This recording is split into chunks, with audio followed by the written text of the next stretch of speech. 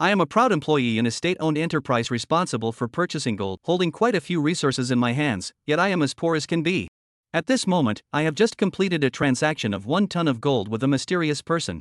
If this gold were liquidated, it would be enough for me to live comfortably for a lifetime. But in reality, I can't even gather the down payment to buy a small apartment in my home country. In this chaotic and impoverished Mali, I hustle every day to meet procurement targets, not daring to miss out on any connections or relationships. Colleagues around me envy my luck in meeting targets, but they don't know my real secret. Chapter 1, 1 ton of gold. Fang Jian, here is the complete set of 2019 stamps you wanted, just brought back from home. Xinyo handed over a thick stamp album and asked curiously, since when did you start liking stamp collecting? Fang Jian smiled and said, there's nothing to do here, so you always have to find some hobbies. Xinyo nodded and said, that's true. By the way, how are you doing with your targets this year?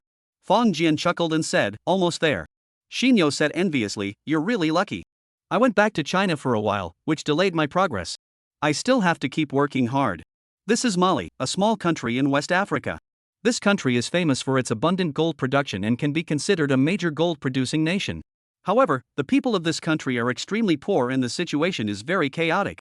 Fang Jian and Xin, you work for a domestic state-owned enterprise, stationed in Mali, specifically to purchase gold from here.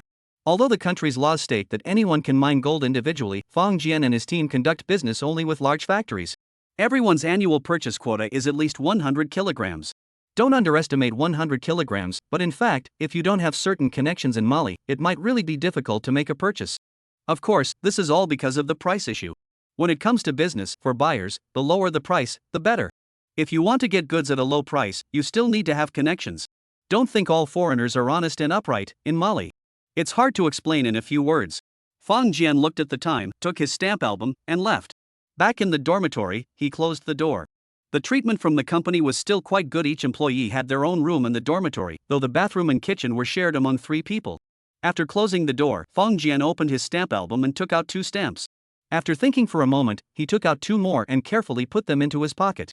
Silently recite in your heart. Enter. Suddenly, Fang Jian's vision changed. He had entered a strange space about 10 meters in length, width, and height. Since graduating from university, he joined a company and then, in a daze, arrived in Mali.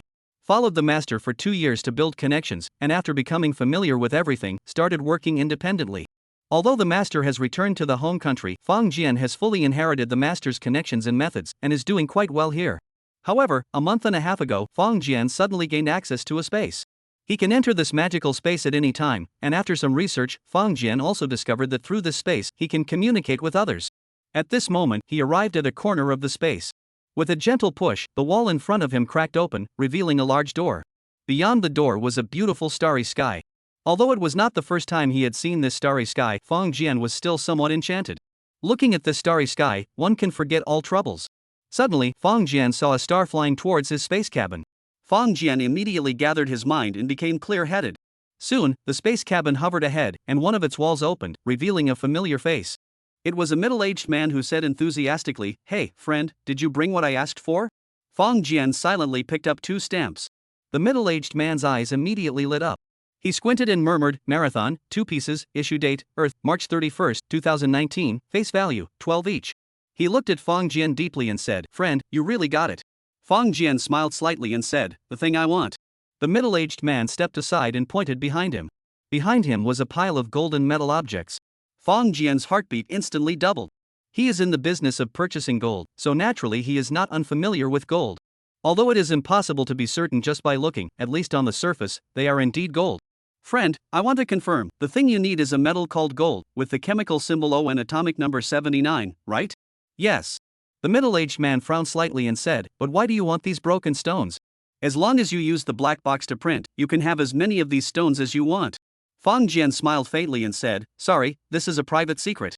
The middle-aged man blinked twice, then suddenly laughed and said, "I see, you don't have a black box over there." Fang Jian pursed his lips and shook the stamp in his hand. The middle-aged man hurriedly said, Sorry, I apologize, I shouldn't have asked." Fang Jian said coldly, "Fine, let's start the transaction." Both parties placed their respective items on the ground. Then, the floor automatically extended, connecting in the starry sky. Immediately, the goods on the floor automatically exchanged with each other, and after all this was completed, the floors each returned to their places. When the floors returned to their respective space houses, both of them picked up the other's goods and began to inspect them. Fang Jian carefully examined them with the knowledge he had gained over the past 2 years and nodded with satisfaction. These were indeed gold bars, and unlike ordinary gold bars, each of these weighed 1 kilogram, which is 2 jin. 1,000 gold bars together weigh a full ton of gold. Hey, friend! Suddenly, the person opposite shouted. Fang Jian looked up, already decided in his heart that since the deal was done, he would never agree if the other party wanted to return the goods. Friend, your stamps are genuine, I am very pleased. The middle-aged man paused and said, do you have more historical artifacts? Can we continue trading?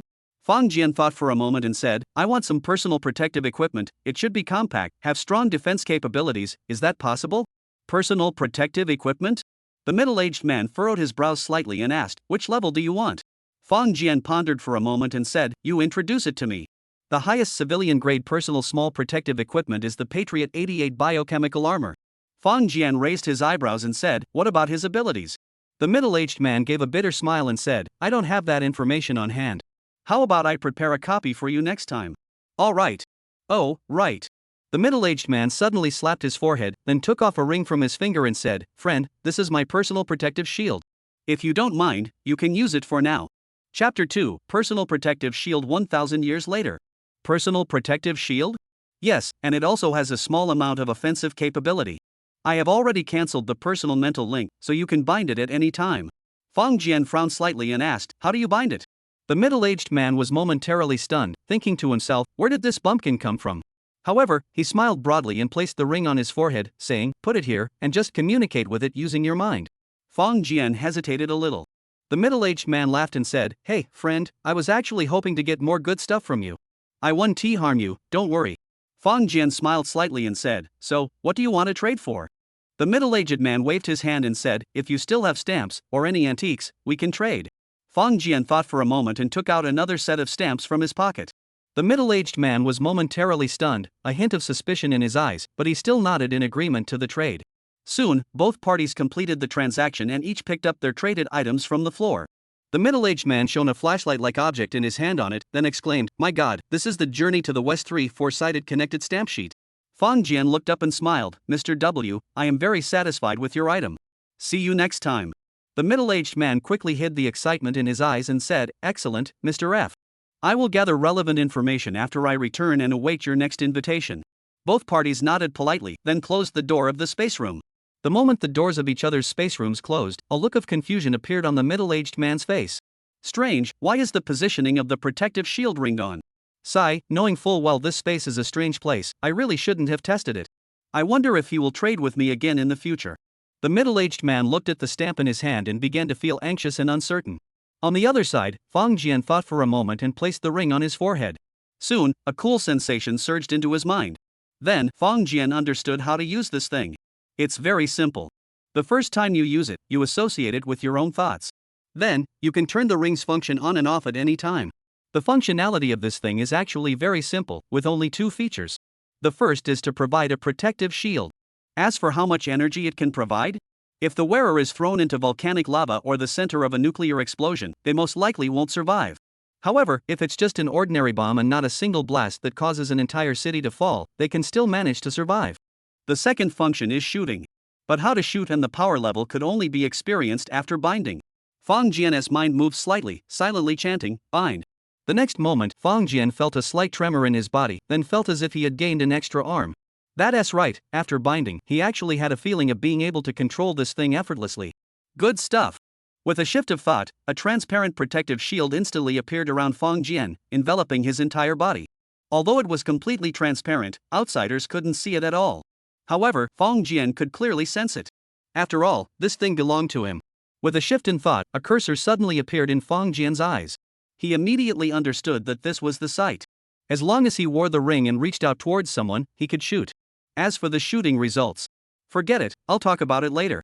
Glancing at the gold at his feet, Fang Jian hesitated for a moment, picked up a piece, and left the space. This Mr. W was the first space trader Fang Jian had encountered. When he encountered the other party, a piece of information surged in Fang Jian's mind. The other party was a human from 1,000 years later. Through conversation, Fang Jian felt that this information should be true. Mr. W said he had a black box that could print out the vast majority of raw materials in the world. Although it is unknown what the cost is, it is estimated to be extremely cheap. On the contrary, Mr. W has a very deep interest in so-called ancient artifacts. He also said that since the Super World War broke out 700 years ago, half of the Earth has been destroyed, so those ancient artifacts are extremely precious. Fang Jian found that this person seemed not to have obtained his basic information and did not know that he was contacting him from 1,000 years ago. So, he tentatively extended an invitation, exchanging an ancient artifact stamp for a ton of gold. Fang Jian felt that he had made an enormous bargain. However, whenever he thought about the way the other person looked at him, Fang Jian felt somewhat indignant. Because he was certain that Mr. W was thinking of only 2 words during the transaction. But then again, if someone used a scarce antique from 1,000 years ago to trade for a ton of cement, how much does cement cost per pound? It's just a few hundred yuan, or maybe 1,000 yuan at most. So, if you encountered such a person yourself, would you also curse them in your heart?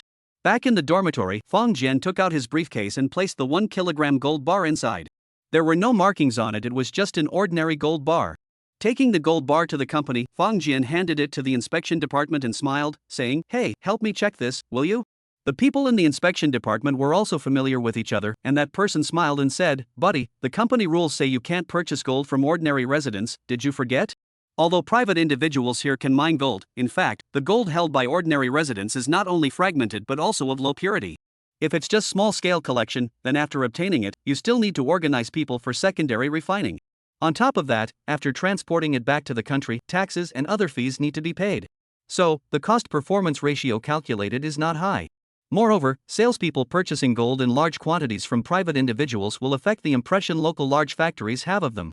Therefore, procurement officers of large companies in various countries basically have similar rules. Of course, rules are rigid, but people are flexible if it is not large-scale collection, but just exchanging a little as a gift for returning home. Most people would also turn a blind eye.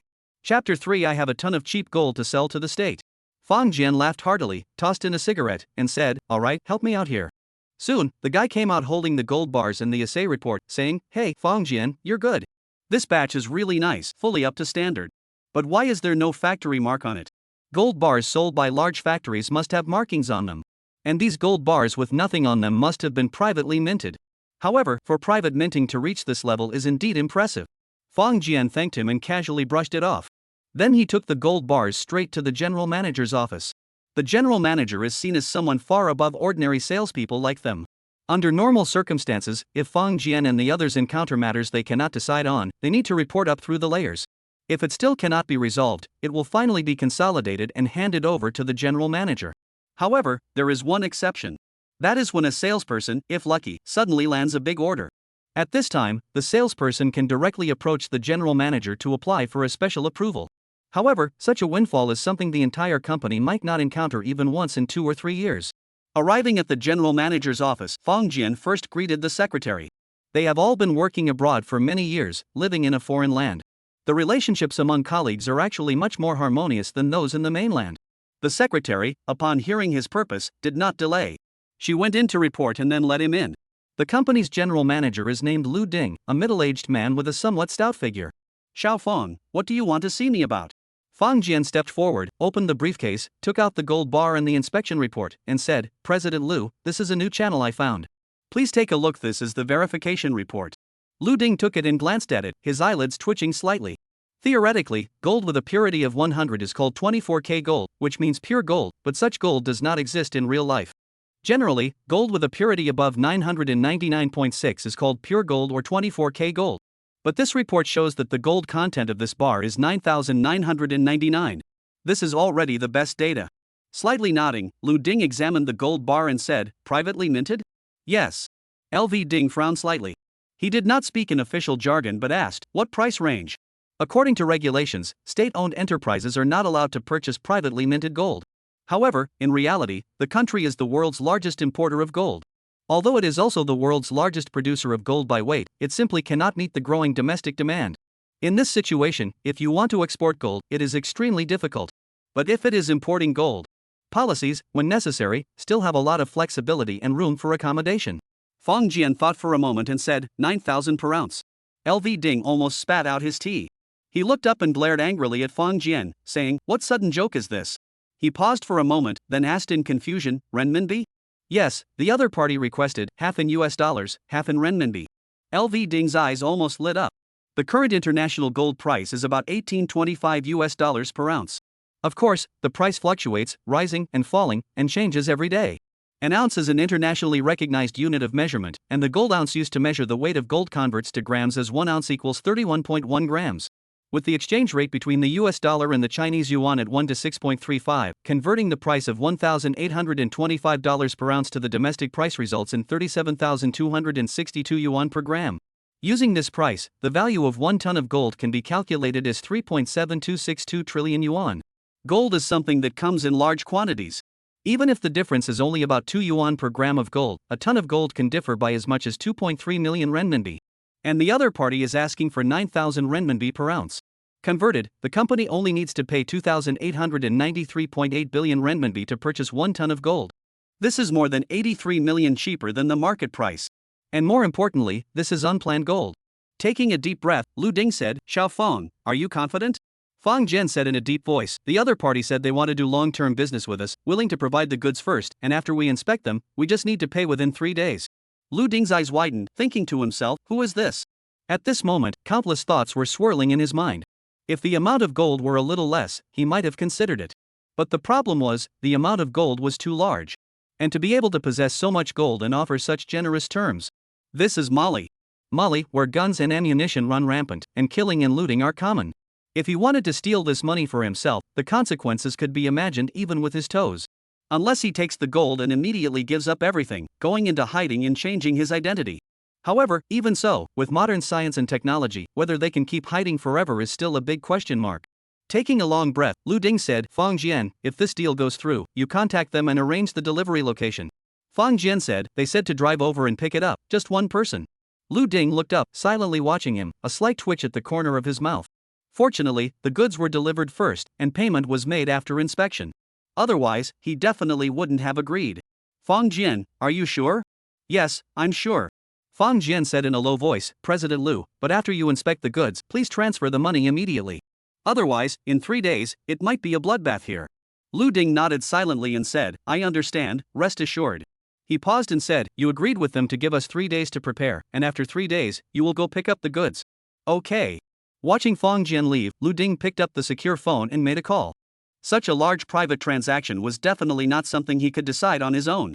However, he also knew that the relevant domestic authorities would never reject this deal.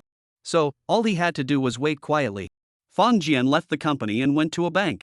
The reason he had to wait for a month and a half was that he needed to set up an offshore company in the Cayman Islands. These past 2 years living abroad, I've also learned quite a bit. Anyway, when doing this kind of business, the money absolutely cannot be directly deposited into your own account. No matter what, you have to route it through an offshore company overseas. Seeing that all the documents were in order, Fang Jian quietly waited. Chapter 4, nearly 300 million in huge funds. Lu Ding's reply came even faster than Fang Jian had expected. Originally, it was said that the reply would come within 3 days, but the next day Fang Jian was already notified that he could go collect the gold, and the required US dollars and RMB had all been prepared. Fang Jian was not surprised by this. This is more than 80 million cheaper than the normal price. Owning a ton of gold privately is very troublesome. However, if the owner is a country, and a major one at that, then it becomes very simple. When Fang Jian arrived at the general manager's office, he saw that there were 4 more people there. Although Fang Jian did not know them, he could sense something from their sharp eyes and strong bodies. Fang Jian frowned slightly and said, President Lu, I told you, only I can go over there. Lu Ding waved his hand and said, Xiao Feng, you're overthinking it. They are right here. Once you get the goods, just hand them over directly. Only then did Fang Jian feel relieved. He took the company car keys and sped off. After circling around the city, he made sure no one was following him. This city was not like those back home. There were no surveillance cameras and not that many cars. Driving around at varying speeds a few times would most likely reveal the truth. Fang Jian drove the car out of the city and then stopped at a deserted foot of a mountain. After waiting for a moment, he opened the trunk and took out several rolling suitcases from the space, stuffing them inside. The volume of 1 ton of gold is not large if combined, it's actually about the same size as a desktop computer case. However, this thing is heavy. If placed inside a rolling suitcase. In short, after some fuss, Fang Jian drove back to the starting point. Sure enough, the 4 people had been waiting for a long time. They took the car keys from Fang Jian and immediately drove off. Fang Jian saw that there were 2 cars escorting this vehicle, one in front and one behind. He glanced at Lu Ding, who shook his head and said, Don't ask, I don't know either. Fang Jian nodded and said, President Lu, if they have made up their minds, you really need to urge them, otherwise. Lu Ding gave him a sharp look and said, Don't worry, I'm not done living yet. 1 ton of gold is truly worth more than 300 million renminbi. For this amount of money, what wouldn't someone do? Lu Ding said again, furthermore, I have already reported it up. This is the first transaction. He paused and said, Xiaofeng, there will be more in the future, right? Feng Jian nodded firmly and said, if nothing unexpected happens, there definitely will be. He thought of that stamp album, which still had many stamps inside. After leaving the general manager's office, he returned to the dormitory. Xinyo was inside, calling out, Feng Jian, what have you been mysteriously up to these past couple of days? Feng Jian smiled and said, it's a secret. Xinyo waved his hand and lowered his voice, Feng Jian, have you gotten hold of some good lead? Feng Jian smiled but said nothing. Xinyo hurriedly said, don't misunderstand, I'm not prying into this. I just want to say, if you manage to get a good source and can meet this year's minimum quota, then please give me some of your previous quota. I'm afraid I won't be able to meet the minimum purchase amount this year. Mali's annual gold production is about 50 tons. However, to purchase at a low price, you need both insight and connections. The buyer's pay is generous, but it's not that easy a job. If the purchase price is too high, it definitely won't last long. Feng Jian thought for a moment and said, alright, this year, all the shares I've traded will be yours. Thank you, brother Feng. Xinyo was overjoyed. Feng Jian smiled slightly. He was no longer interested in those petty little things. The next morning, Feng Jian's other phone suddenly rang. It was a text message. 150 million RMB and more than 22 million US dollars were deposited into 2 offshore company accounts, respectively. Yeah. Feng Jian jumped out of bed and swung his arms vigorously. Although he knew that the possibility of something going wrong with this matter was very small. After all, for the country, being able to secure a continuous gold procurement channel was far better than making a one-time profit from illicit goods. However, before the money was in hand, Feng Jian still felt somewhat anxious and uneasy. Of course, what he worried about most was not the country, but Lu Ding himself. But looking at it now, President Lu still values his life very much. Soon, Lu Ding's call came, and Feng Jian quickly arrived at the general manager's office.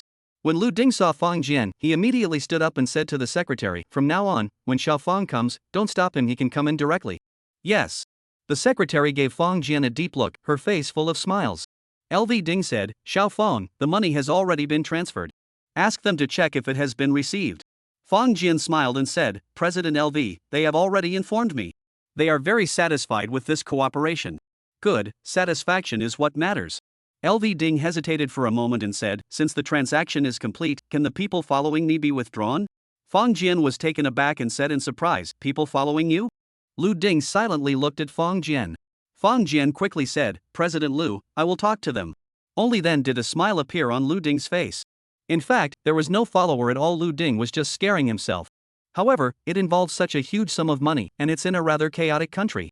It's quite normal to scare oneself a little. Feng Jian thought for a moment and said, President Lu, I have completed my tasks for this year and want to go back home to visit, so I would like to request a long leave. Lu Ding was taken aback for a moment, then smiled and said, sure, you haven't been back for 2 years, it's about time you went back to see your family. He said, you don't need to take leave then, I'll send you back on a business trip. Will 2 months be enough? Feng Jian blinked twice. Is it really okay to abuse public resources for personal gain like this? But, I like it. 2 days later, Feng Jian received a first-class ticket home from Lu Ding. LV Ding held his hand and said sincerely and comfortably, Xiaofeng, have fun when you return to the country, but don't neglect your work too much. If the other party still wants to make a deal, you can notify me anytime. Feng Jian nodded firmly and agreed wholeheartedly. As the plane left the ground, Feng Jian's heart surged with emotion. 2 years, finally back. Chapter 5, Blind Date. The plane slowly and safely landed. There were no unexpected incidents along the way, which made Feng Jian breathe a sigh of relief.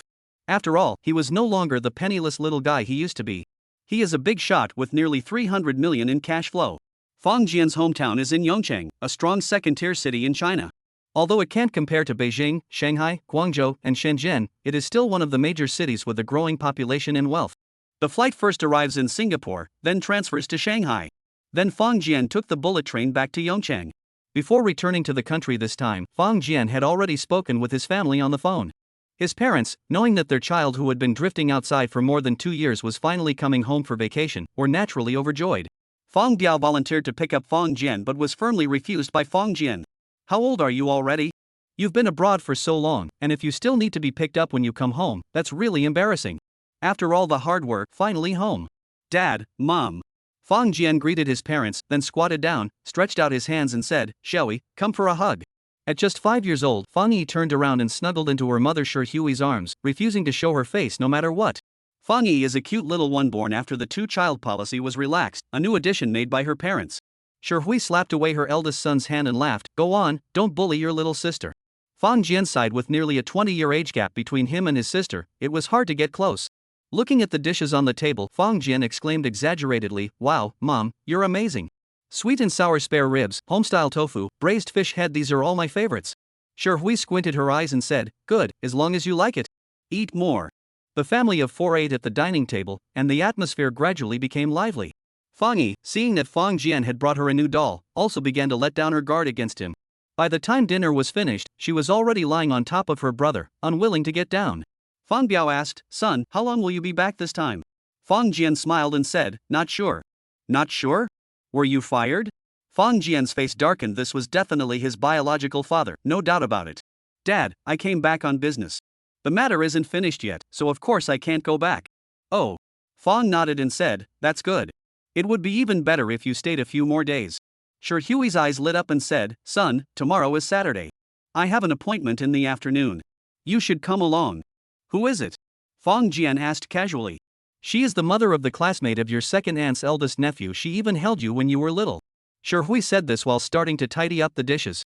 Fang Jian originally wanted to lend a hand, but his sister clung to him like an octopus, making it impossible to break free. Blinking a few times, Fang Jian simply couldn't recall who this person was. The next day, Fang Jian spent the whole morning playing wildly with his sister. Although there was quite an age gap between the two of them, they were after all connected by blood. When Fang Jian held his little sister's small body, he couldn't help but feel pity and affection. No matter what his sister wanted, he had only one word: bye, bye, bye. He couldn't let his sister suffer even the slightest grievance. Mr. Fang and his wife looked quite envious. After all, is she a younger sister or a daughter? They originally wanted to say, "Don't be so extravagant." However, seeing how harmonious the brother and sister were, they ultimately kept their mouths shut. Their son rarely comes home, and the siblings rarely reunite, so there is no need to spoil the mood. Had lunch outside at noon, and little Fang Yi was already nodding off while eating. Hurriedly went home, and the little guy fell asleep as soon as his head hit the pillow. Hui pulled Fang Jian and quietly tiptoed out of the small room at home. "Let's go." "Where are you going?" "I arranged to have afternoon tea with someone, come along." Fang Jian looked worriedly at the master bedroom, and Hui said, "Your dad is there, it's nothing to worry about." "My dad?" Fang Jian looked at his mom in disbelief, almost doubting his own ears. Hui gave him a sharp look and said, "Your dad takes great care of your sister." Sigh, "I've finally seen it clearly. Raising a little darling girl and raising a bratty boy are completely different attitudes." Fang Jian touched his nose. "Is this brat talking about me?" Following his mom downstairs, they arrived at a cafe across the street. Then, his mom quickly stepped forward and greeted an elderly lady sitting at a table. Next to this old aunt was a girl wearing glasses, looking utterly bored. Fang Jian's mouth twitched. At this point, he obviously understood what afternoon tea? This was clearly a blind date. Chapter 6, Amicable Breakup. Hui chatted with the older lady for a while, then began the introduction. The introduction of Fang Jian was very simple. After graduating from university, he joined a state-owned enterprise in Yongcheng, was then assigned abroad, and had just returned home for a visit. Mom also took every opportunity to arrange a blind date. If by chance a blind cat catches a dead mouse or a turtle takes a liking to a green bean, wouldn't that solve the big issue of marriage? As for the person opposite, the conditions in Fang Jian are about the same. Her name is Lin Hanlei, but she is a year older than Fang Jian. It is said that she opened a cafe in the city, but the turnover is unknown. However, the elderly lady specifically mentioned that she is an only child and the family owns 3 houses. Fang Jian keenly noticed that when the elderly lady mentioned this, the girl's mouth twitched slightly, as if she was somewhat displeased. After the introduction, Hui and the old aunt found an excuse to leave. They left behind 2 young people who understood the situation in the cafe. Fang Jian lightly cleared his throat and said, "Miss Lin, you finished your coffee. Let me get you a refill." Lin Hanlei smiled slightly, showing a bit of charm, and said, "Thank you, but no need. I have something to do soon and will be leaving shortly." Fang Jian shrugged his shoulders and said, "Miss Lin, actually everyone knows each other's intentions." "I don't mean that, and it seems you don't either. But at least let's give some face to the 2 elders and wait until they walk a bit farther before dispersing." Lin Hanlei was momentarily stunned, then fixed her gaze on Fang Jian, the smile on her face becoming a bit more sincere. "Mr. Fang is right." She thought for a moment and said, "I just heard Aunt Sure say that you were in Mali, West Africa?" "Yes. But I heard that Mali is quite chaotic." "Yes, the security inside the city is okay, but once you leave the city, where there are fewer people or no firearms, there can be some danger." The 2 people talked for a long time, but it was really just casual chit-chat about various topics. Looking at the time, it's been about half an hour. So, the two of them stopped simultaneously without prior agreement. Then, they exchanged a glance and both couldn't help but laugh. At this moment, they were surprisingly in such perfect sync on this point. Lin Hanlei smiled and said, Mr. Fong, although the blind date didn't work out, let's still add each other on WeChat. Fong Jian also smiled as he took out his phone. The two of them added each other on WeChat, and then they parted on friendly terms. When Fong Jian went to pay the bill, he realized that the Ant and Lin Hanlei's coffees had already been purchased in advance. Although a cup of coffee is nothing much, this gesture was quite admirable. Fong Jian used to watch those matchmaking shows, where they always said the man would be rejected outright, or the woman would keep asking about the house and car. It seems each has their own person. Talking with Lin Hanlei was also quite enjoyable. Back at home, Hui had already arrived. As soon as she saw Fong Jian, she immediately came over and said, "How did it go?" The door opened, and Dad Fong Biao also perked up his ears. Fong Jian chuckled and said, "Added on WeChat." "Good, adding on WeChat is a good start." Hui smiled broadly and said, "Work hard from now on, let's see if there's hope." "Oh, Mom, we broke up." "Ha ha ha? What cough?" Hui's laughter stopped abruptly, almost choking. Fong Jian quickly stepped forward, patted her back, and then said, "We felt no chemistry, so we had a cup of coffee and parted ways amicably." "Pfft, no relationship at all, what parting?" Hui frowned and said, "Are you dissatisfied with her, or is she dissatisfied with you?" Fong Jian laughed and said, "Mom, I'm only 24, still young, let's talk about it in a few years." "Is 24 still young?" Fong Bao's expression darkened slightly and said, "Son, you need to settle down." Fong Jian rolled his eyes, "I'm not even fickle yet, why should I settle down?" Hui also nodded repeatedly, saying, "Son, since you're living abroad, don't bring back a foreign daughter-in-law for me." Fong Biao hesitated for a moment and said, "Son, this time you came back is also an opportunity." He paused and said, "In the next few days, run around the city more and pick a house. Your mother and I will help you pay the down payment.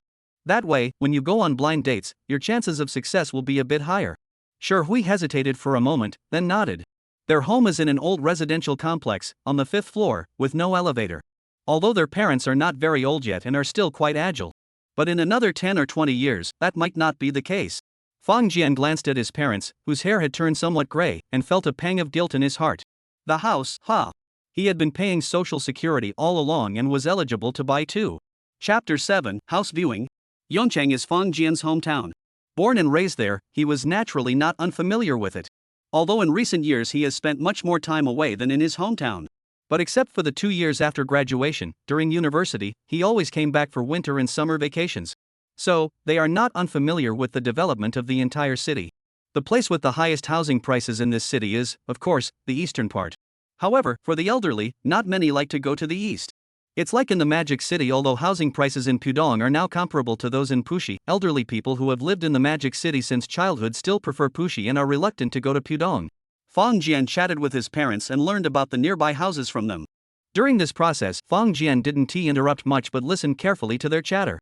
Hui's idea was that it would be best to buy an apartment in a community closer to here.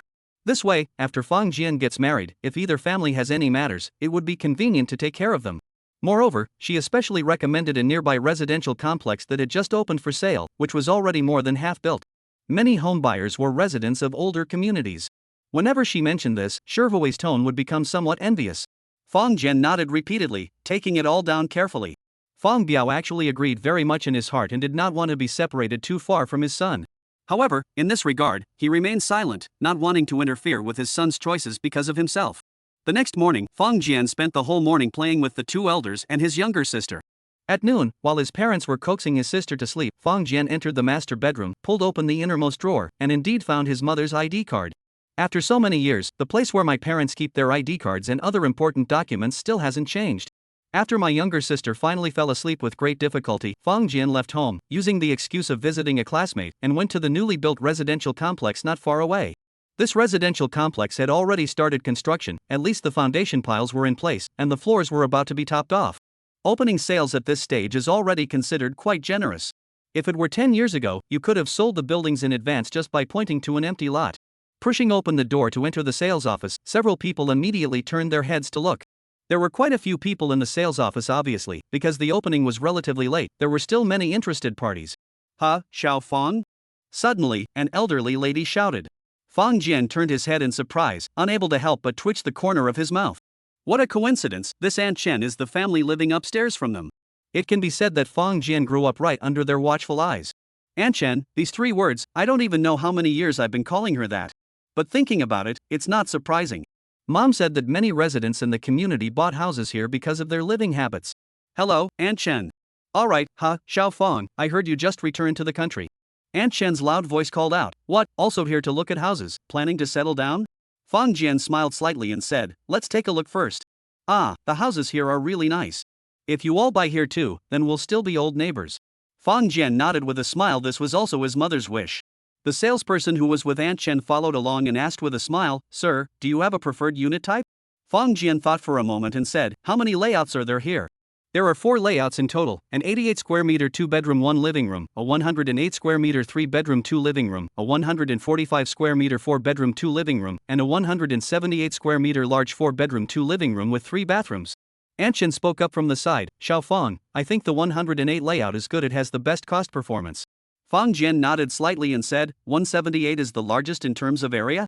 The salesman was slightly taken aback, glanced at Fong Jian, and then said, actually, there are a few units of 256 square meters, with 6 bedrooms, 2 living rooms, 2 large walk-in closets, and 4 bathrooms. However, the price is a bit high. Having been a salesman for so many years, he had his own way of reading people. He knew very clearly the consumption level of the community where Aunt Chen lived. Although Aunt Chen said that this person had just returned to the country, overseas returnees are no longer as valuable nowadays. Moreover, since Fong Jian's clothes for working out were quite ordinary, he didn't take it too seriously. However, since the other person asked, he certainly didn't mind saying a few more words. Fong Jian silently glanced at him and said, show me the template. The salesperson's eyelids twitched slightly, and the smile on his face instantly became more sincere, even his waist bent down a little. Alright, sir, please have a seat here, I'll go get it right away. Watching the salesperson leave in a hurry, Aunt Chen opened her mouth and said, Xiao Fong, are you really planning to buy a 256 square meter place? Fong Jian smiled and said, just taking a look first. Chapter 8. The aunties caused a sensation. Aunt Chen curled her lips and said, Xiao Fong, this is the central area of the old city district, with an average price of 39,000 per square meter, and it's still a bare shell. Fong Jian did a quick mental calculation. If it's the average price, it would be less than 10 million. If it were before, even if he worked hard his whole life, he could only look at it and enjoy it from afar. But now, well. Before coming back this time, he had already transferred 50 million RMB into his bank card. Not to mention buying one property, even buying 5 would be possible. Although large transactions are subject to regulation. But when Fong Jian transferred the money, it wasn't from a public to a private account. He first transferred the money from the Cayman offshore company to his private account at Citibank, and then from private to private. With a clear conscience, Fong Jian was not afraid of anyone investigating. Quickly, the salesman brought over the large apartment floor plan. Fong Jian looked at it for a moment and immediately liked it. This 256 square meter design is a large flat layout, with 5 main rooms and a maid's room. Of course, Fong Jian knew that given his parents' temperament, it was simply impossible for them to hire a maid. Moreover, such a large place is more than enough for my little sister to run wild. Just thinking about the stairwell apartment they currently live in, a 3-bedroom, 1 living room old house of just over 80 square meters, makes Fong Jian a bit heartbroken. When will the house be handed over? Fong Jian asked. The salesperson replied respectfully, the main structure is already completed, only the final few steps remain. The house can be handed over in at most half a year. Is it written in the contract? Yes, everything is included. Give me the contract template. Okay. Although this was Fong Jian's first time buying a house, he had seen this kind of contract many times before. Although buying gold is different from buying a house, and the pitfalls are not the same. However, with experience from the former, the latter is actually not much different. Moreover, before coming here, Fong Jian had also looked up some information online. At the very least, he couldn't see any traps. It did specify the handover date, and if there was a delay, there would be compensation. As for quality issues, that was really hard to say, and Fong Jian couldn't tell anything from the appearance either. Which floors above the 10th floor still have the 256 square meter units? There are the top 2 floors, as well as the 13th, 14th, and 18th floors. Fong Jian frowned slightly, thought for a moment, and said, I'll buy the one on the 18th floor. Let's sign the contract. The salesperson took a deep breath and said, Alright, brother, I'll get it done for you right away. Aunt Chen stared at Fong Jian in astonishment, her eyes full of disbelief. Before long, the salesperson brought over the contract. Sir, your ID card? Fong Jian took out his mother's ID card and handed it over, saying, This is my mom's, write her name on it. Ah. The salesman was taken aback for a moment, but immediately began processing the transaction. After a short while, he said, Sir, are you planning to take out a loan? No, full payment. Are there any discounts? Aunt Chen was completely shocked. She blinked her eyes, and it wasn't until Fong Jian finished negotiating the terms with the salesman and swiped his card to pay in full that she truly understood. So it turns out, that kid Fong Jian really bought a house. 10 million, and he paid the full amount in cash. He bought it just like an ordinary person buying fruit.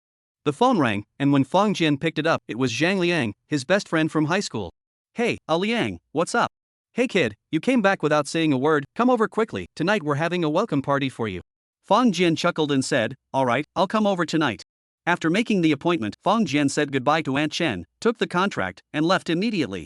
Aunt Chen thought for a moment, then stomped her foot heavily and took 3 steps in 2, leaving as well. Back in the neighborhood, she saw a few older ladies chatting under a tree. She immediately joined them and said, hey, guess what I just saw? Aunt Chen, what did you see? Aunt Zhang, oh, if I hadn't seen it with my own eyes, I wouldn't have believed it. Several aunties grew very curious and stopped chatting, instead pricking up their ears. I just saw Fong Jian, Shi Hui's son. Hey, what is so special about that? He came back the day before yesterday. Yeah, Aunt Chen, your news is outdated. That's not what I meant. Aunt Chen was anxious and said, I just saw him at the sales office of the new residential complex, and he even bought a house. Oh, the Fong family is planning to buy in that complex too. Yes, Fong Jian bought one, but it's the 256 square meter layout, and it's on the 18th floor. Really? That must have cost over 10 million. Yeah, this floor is quite high, exceeding the average price. It seems to be over 10 million, and it's fully paid. The old Fong family has made a fortune. Chapter 9. We need chromium. These 2 days of the weekend, no work, and the kindergarten is also on holiday, so the elderly couple takes care of their daughter. At this moment, Fong Yi woke up, and Shi Hui took her still somewhat drowsy daughter downstairs. Seeing a group of middle-aged women gathered together, pointing fingers at her, Shi Hui was also very confused. What was going on? Then, she saw a crowd gathering around. Oh dear, Shi Hui, you've given birth to a fine son.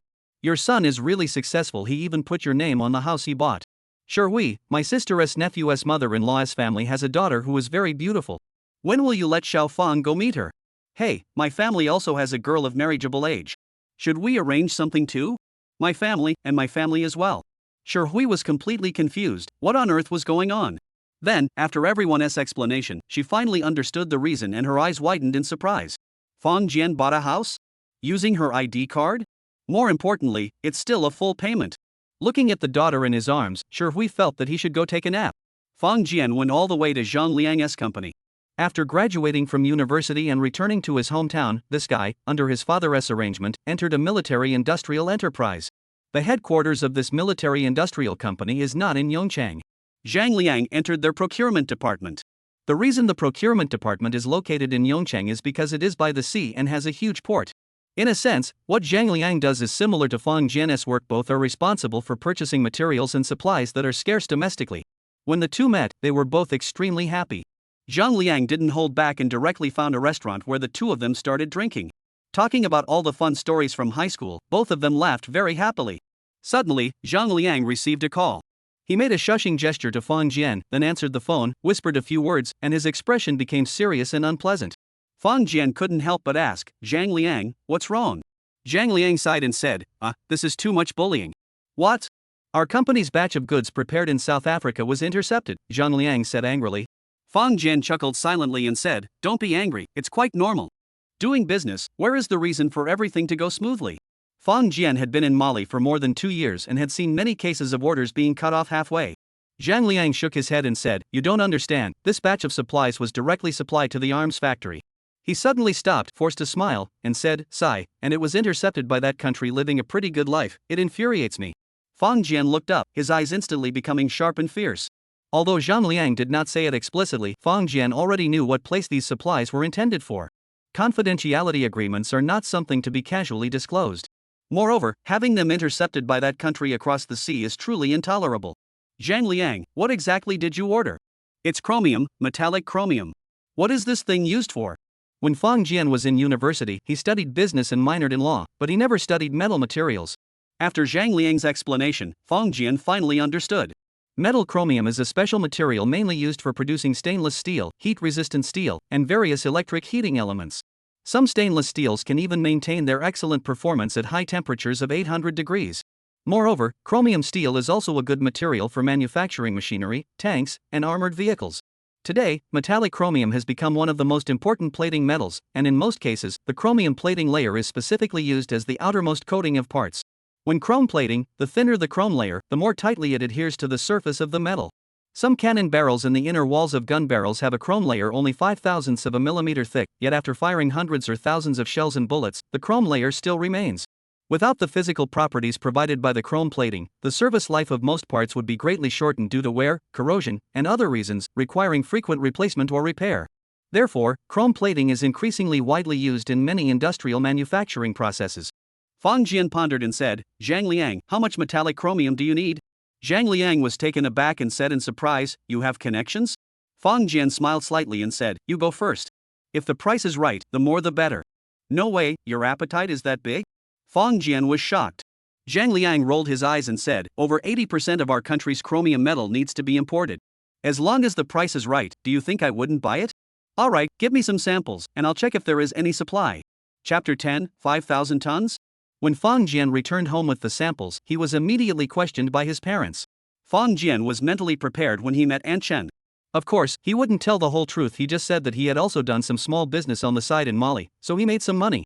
He even patted his chest and declared that all his money was earned legally and legitimately, and he wasn't afraid of any investigation. Fang Biao and his wife looked at each other, feeling uneasy but had no choice but to accept it. After dealing with his parents, Fang Jian entered his bedroom. Although he hadn't been back for a long time, he still had his own room in this house. His eyes scanned the room, and Fang Jian took out another set of stamps from his stamp album, then glanced at the wall clock. Feeling a slight stir in his heart, he took the clock down. Enter. The next moment, Fang Jian entered that mysterious space room. When he entered the space room, he immediately saw a line of message on the wall. Mr. W asked him in a special way whether he still had any ancient artifacts in his hand. Fang Jian chuckled, "If you don't come to me, I'll have to come to you." He reached out and tapped the wall, and the door immediately appeared, revealing the beautiful, boundless starry sky once again. After a moment, Mr. W, having received the information, appeared before him once more. "Hey, Mr. F, hello there." "Hello. Did you bring me anything good this time?" Fang Jian took out stamps and a wall clock, placed them on the ground respectively, and said, "What do you like?" Mr. W's eyes seemed to light up. He hesitated for a moment and said, "Mr. F, may I inspect the goods? How do you want to verify it?" Mr. W took out something that looked like a flashlight and placed it on the floor, then the floor extended forward. "Mr. F, please shine your item." "Okay." Fang Jian picked up the flashlight from the floor, shone it briefly on the stamp and the wall clock, then handed the flashlight over. Mr. W fiddled with it a few times and said, "A 2019 Macau return stamp and an antique wall clock produced in 2017. He sighed and said, "To preserve them so perfectly, Mr. F, you must have paid a great price." Fang Jian's mouth twitched slightly. "It really didn't cost much, I'm not lying to you." Mr. W straightened his chest and said, "Mr. F, what do you want to exchange this time? The same stones, or maybe gold?" Fang Jian chuckled and said, "I have enough gold for now. This time, I want to exchange for some chromium, metallic chromium, preferably high purity 999 granular chromium powder." Mr. W was surprised and really couldn't understand why this person wanted to exchange for these useless stones and sand. However, not taking advantage of a bargain is just being cute. He cleared his throat lightly and said, "Mr. F, please wait a moment, let me check." After a short while, he said, "The chromium powder you mentioned, is it the one with the element symbol ZR and atomic number 40? "Yes." "Alright, how about 2 tons? Mr. W said with a smile, "The price is reasonable, fair to all." Fang Jian's face turned dark. "No way is this fair to everyone, this future person is too shady. How much is a ton of gold worth, and how much is a ton of chromium metal?" One ancient artifact can be exchanged for a ton of gold, but 2 ancient artifacts can only be exchanged for 2 tons of chromium metal. Even the legendary 12,127 isn't as dark as you. He took a deep breath and said, "Mr. W, do you think gold and metallic chromium are equivalent?" Mr. W was taken aback. Looking at Fang Jian's grim expression, he asked in confusion, "Not equivalent?" Fang Jian blinked several times and suddenly understood the reason behind it. For people nowadays, the price of gold far exceeds that of chromium metal. However, their gold and precious metals are not mined but created using advanced technology. The cost of producing gold and chromium metal is probably about the same. The gap caused by the millennial era is still incredibly vast. Fang Jian stared intently at the other party, then slowly said, "Mr. W, what I mean is, I think these ancient artifacts are being sold too cheaply. Should I find a new seller?" Mr. W's expression changed slightly, but he forced a smile and said, "Oh, Mr. F, we are friends. If you are not satisfied, we can discuss it." Fang Jian said coldly, "Alright, for the sake of friendship, I'll give you one chance to make an offer." He held out one palm, 5 fingers extended, and said, "If you can accept this number, we'll make the deal." Mr. W thought for a moment and asked, "Mr. F, how much is that?" Fang Jian sneered, "What do you think yourself? Mr. W smiled wryly and said, if it were 5,000 tons, I could accept it, but 50,000 tons is really too much. Fang Jian's eyelid twitched slightly, and he almost couldn't catch his breath in one go. Chapter 11, Space House Warehouse. He looked deeply at the other party, and Fang Jian said, alright, 5,000 tons of metallic chromium powder. He paused and emphasized, remember, 999 purity. Don't worry, I will definitely guarantee the quality. Mr. W appeared to be deeply distressed on the surface, but in his heart, he breathed a huge sigh of relief. Although this transaction was 2,500 times more expensive than the last one. In fact, he still had a huge profit margin. I just hope they won't raise the price again next time, otherwise, if the price increases 2,500 times each time, even killing him wouldn't be bearable. Fang Jian's eyes flickered slightly, and he suddenly remembered something else. How big is 5,000 tons of high-purity chromium powder? 1 ton of gold is about the size of a computer case, and this room can easily hold it. However, 5,000 tons of chromium powder. Fang Jian glanced at this space room and did not think it could hold that much. The density of chromium is 7,220 kilograms per cubic meter. 1 ton is 1,000 kilograms, so the volume is 1,7,220.1385 cubic meters. 1 ton of chromium is actually not very large, but once the quantity increases, it becomes a completely different matter. A headache. Forget it, I'll figure something out later. Fang Jian returned to the bedroom, continuing to enjoy the happiness of the whole family reunion. However, the next day was Monday, and his parents had to go to work. Fang Jian volunteered to take his little sister to kindergarten. The kindergarten that Fang Yi attended was a nearby private kindergarten with more than 10 years of history, claiming to be a 5-star kindergarten. Of course, the tuition was not cheap. Do you like kindergarten? Fang Jian asked with a smile as he carried Fang Yi toward the kindergarten. Like it. Why? There are teachers and children inside, you can draw, sing, and play. Fang Yi pursed her lips and counted one by one with her fingers. Fang Jian rolled his eyes and said, do you like brother? Like. How much do you like it? Fang Yi thought for a moment, then suddenly wrapped her arms around Fang Jian's neck and gave him a peck on the cheek. Fang Jian laughed heartily and said, do you like brother better, or dad? All good. Who is the best? Fang Yi tilted her head, sinking into distress. You brat, what nonsense are you talking about? A familiar voice came from behind. Fang Jian turned his head to look, and Fang Biao was glaring at him with a puffed-up beard. Fang Jian was shocked and said, Dad, didn't you go to work? Fang Biao snorted heavily and said, isn't it because I'm worried about you, this mischievous kid? What if you break Yi? Dad, brother is not a mischievous kid, Fang Yi said discontentedly. Fang Biao immediately smiled broadly and said, alright, Yi, your brother is not a naughty kid. Fang Jian rolled his eyes and thought to himself. Sure enough, the little one is favored when he was young, he never enjoyed such treatment. The two adults sent the little guy to kindergarten, and only then did Fang Biao stroll off to work. The elderly couple both worked in government offices, spending their whole lives as ordinary junior clerks. Although they never stood out, their income was just barely enough, right on the passing line, not becoming a burden. But with that income alone, they managed to raise both of their children and even saved up a down payment for their son's house. It really wasn't easy. In the next 2 days, Fang Jian began wandering around the city. After more than 2 years away, the city center had changed somewhat, with high-rise buildings continuing to increase. Everything was thriving. 2 days later, Fang Jian suddenly had a feeling. So, he entered the bedroom, closed the door, and directly entered the space room. Sure enough, on that wall, Mr. W had already left him a message.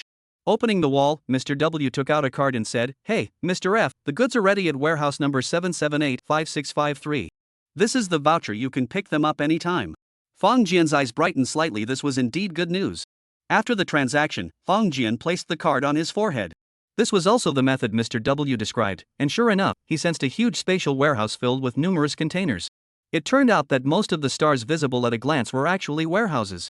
Fang Jian breathed a sigh of relief. This was indeed a good method. Otherwise, for 5,000 tons of goods, he really wouldn't know where to store them. Using the card, you can control this warehouse. Fang Jian took some samples from it and left the place. Liang, Seafood World, it's your treat. What? Damn, you didn't really find the supplier, did you? Let's talk in person. Alright, I'll be there right away. Chapter 12, Using tea instead of wine, everything is unspoken. Seafood World. Just as Fang Jian had finished ordering, Zhang Liang hurried over anxiously. As soon as he sat down, he whispered, Fang Jian, do you really have connections? When they parted that day, Zhang Liang hadn't actually held out much hope. Because he knew about this good friend's experiences over the past 2 years. Although Marlin is rich in gold, its industrial base is weak, and there is basically no chromium ore. The places that import the most chromium ore domestically are South Africa, Turkey, and Zimbabwe. It seemed that Fang Jian could never reach it no matter what. However, he also believed that a good brother would not act without purpose. Fang Jian smiled slightly and handed over a bag, saying, "Take this back for testing. This is a sample, and if it passes, we'll follow this standard." Zhang Liang opened it and said, "You kid, you wouldn't have returned the sample I gave you, would you?" Fang Jian gave him a displeased look. Actually, he had already placed both samples side by side for comparison. But with his poor eyesight and knowledge, he really couldn't see any difference. Zhang Liang smiled and said, "Alright, just kidding, don't be mad." After saying that, he picked up the bag and turned to leave. Fang Jian's eyes widened, and only after the kid had dashed away did he fumble for his phone. "Hey, Liang, what are you doing? You eat first, I'll take the samples to the lab and come right over." Zhang Liang said solemnly, "Time is tight, we can't afford any delay." Fang Jian immediately thought of the purpose of this batch of goods. He obediently put down the phone, then quietly ate. Half an hour later, Zhang Liang hurried back.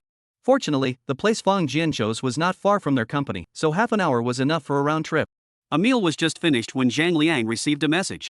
He looked up and said, "Good boy, the quality of your goods is qualified." The inspector said that the purity is extremely high and the quality is excellent. Fang Jian smiled slightly with significance.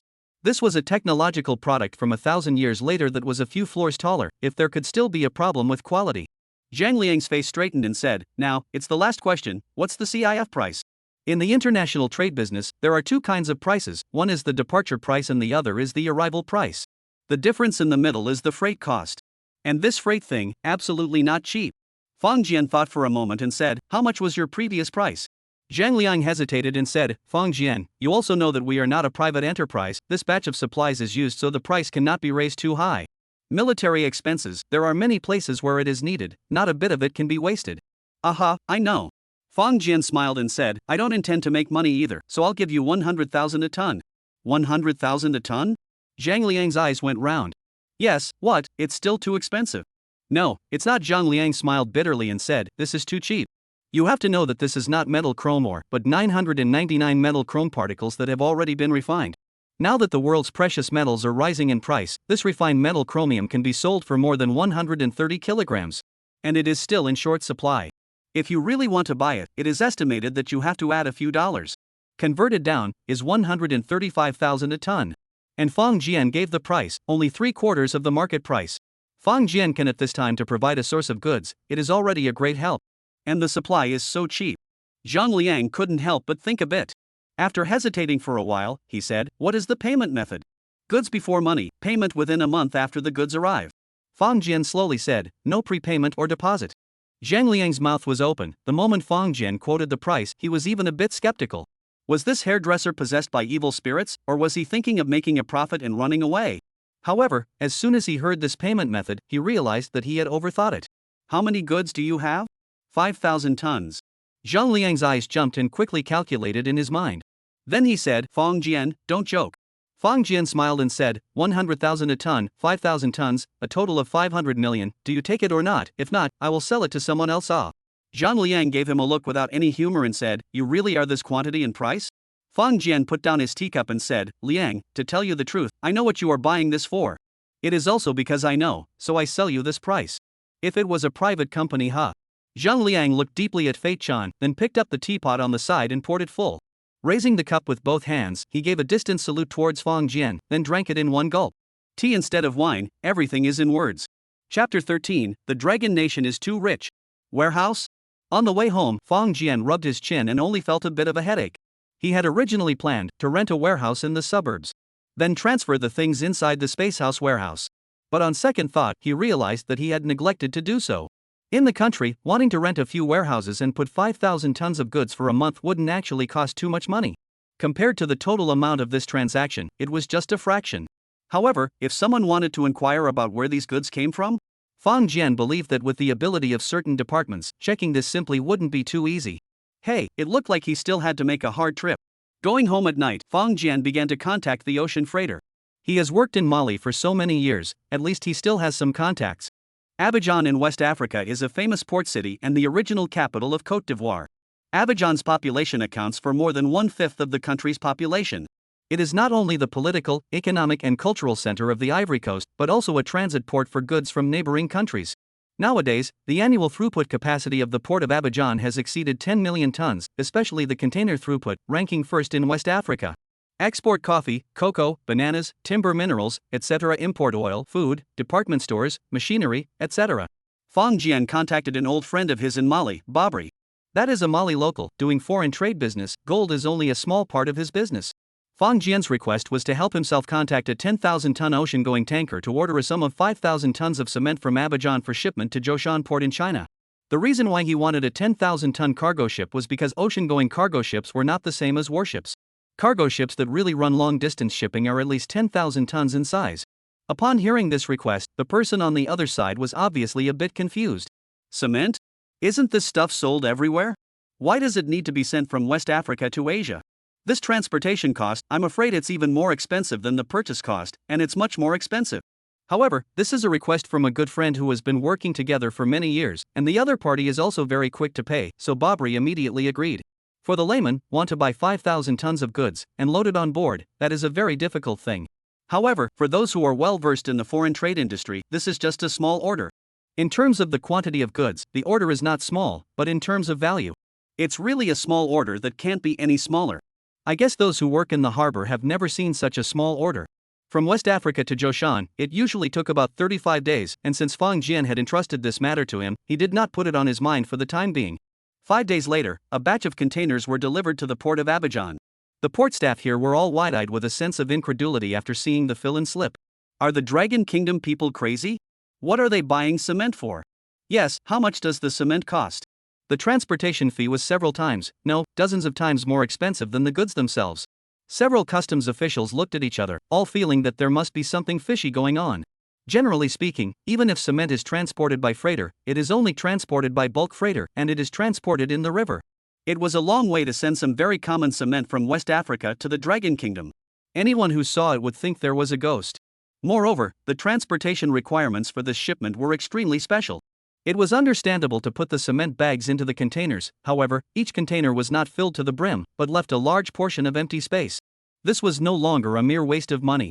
So, the customs officers carried out a thunderous inspection and laboratory tests.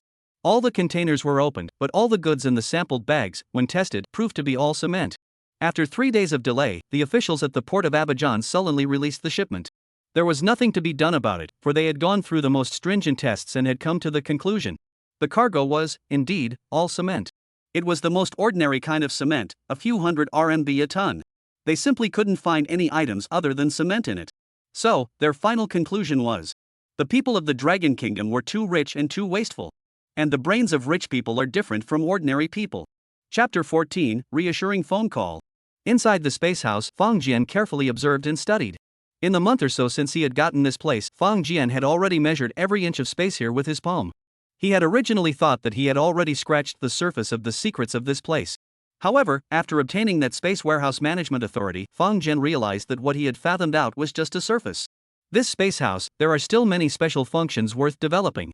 For example, Fong Jian had always thought that only things he touched could be brought into or out of the space.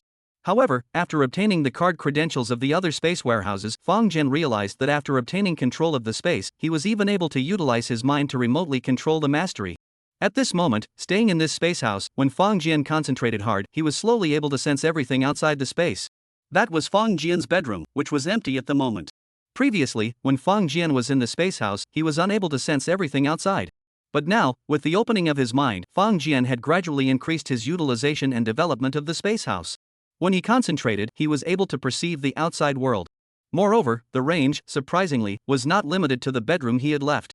When Jian Fong's mental intent gradually spread throughout the entire space house, his perception of the outside world was such a large distance.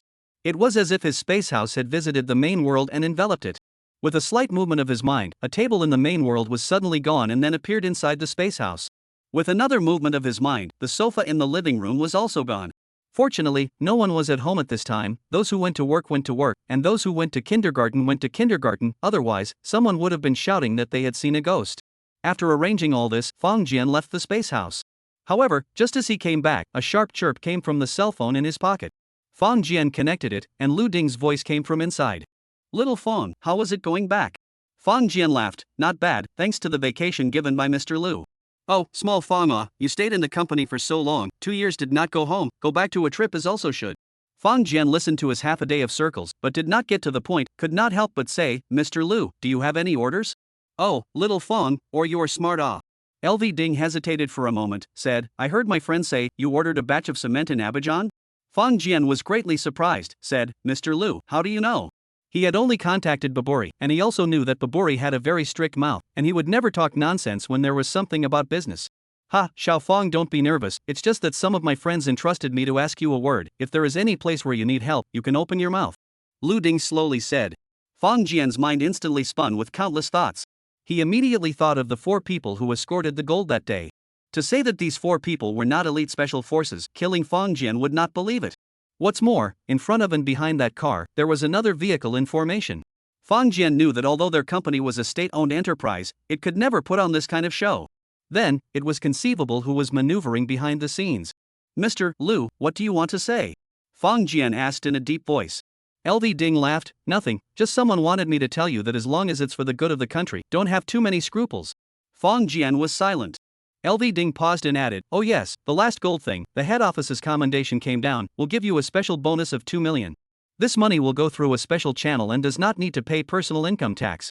Fang Jian's heart moved, suddenly said, Mr. Liu, there is something that I want to confess to you. Oh, you say. Fang Jian slowly said, although that batch of gold was sold at a very cheap price, in fact, I also intercepted a part of it. Because I need to get through to my contacts. Little Fang.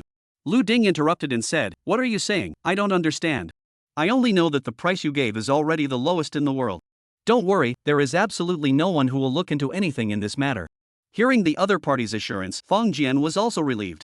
He knew that account hit the Cayman Offshore Company, in fact, could not be hidden from anyone. However, the other party had made it clear that they didn't want to pursue it. Little Fang, you just relax, don't think so much, but then, in the future there is something good, never be forgotten us. Ha, you don't worry, sure.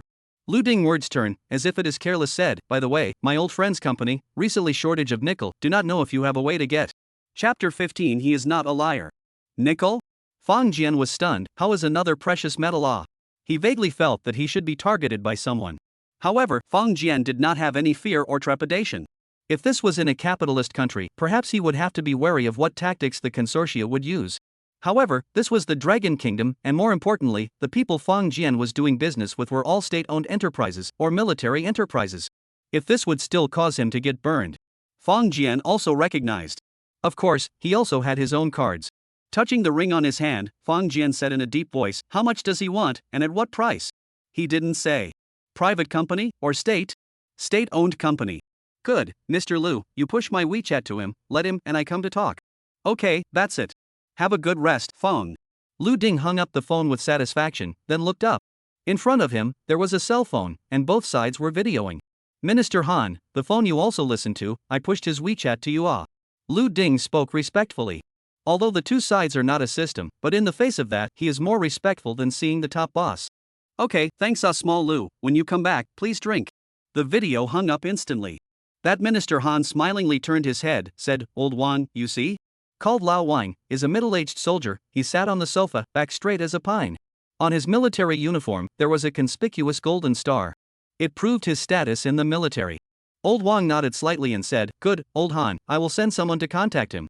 However, you are also a person who came out of our army, if there is a need for your maritime bureau of the Ministry of Transportation, you can give support. Lao Han laughed, okay, for the sake of the troops, a word of matter. He paused and said, is it convenient to introduce this person? Lao Wang hesitated and said, it is not really a secret, as you know, we have a new batch of weapons to be manufactured in the mainland, and we need a large amount of metal chrome and nickel plates. Old Han frowned slightly and said, you guys are looking for him, is it related to this? He glanced at the information in his hand and said, not that I doubt it, but does he have the ability?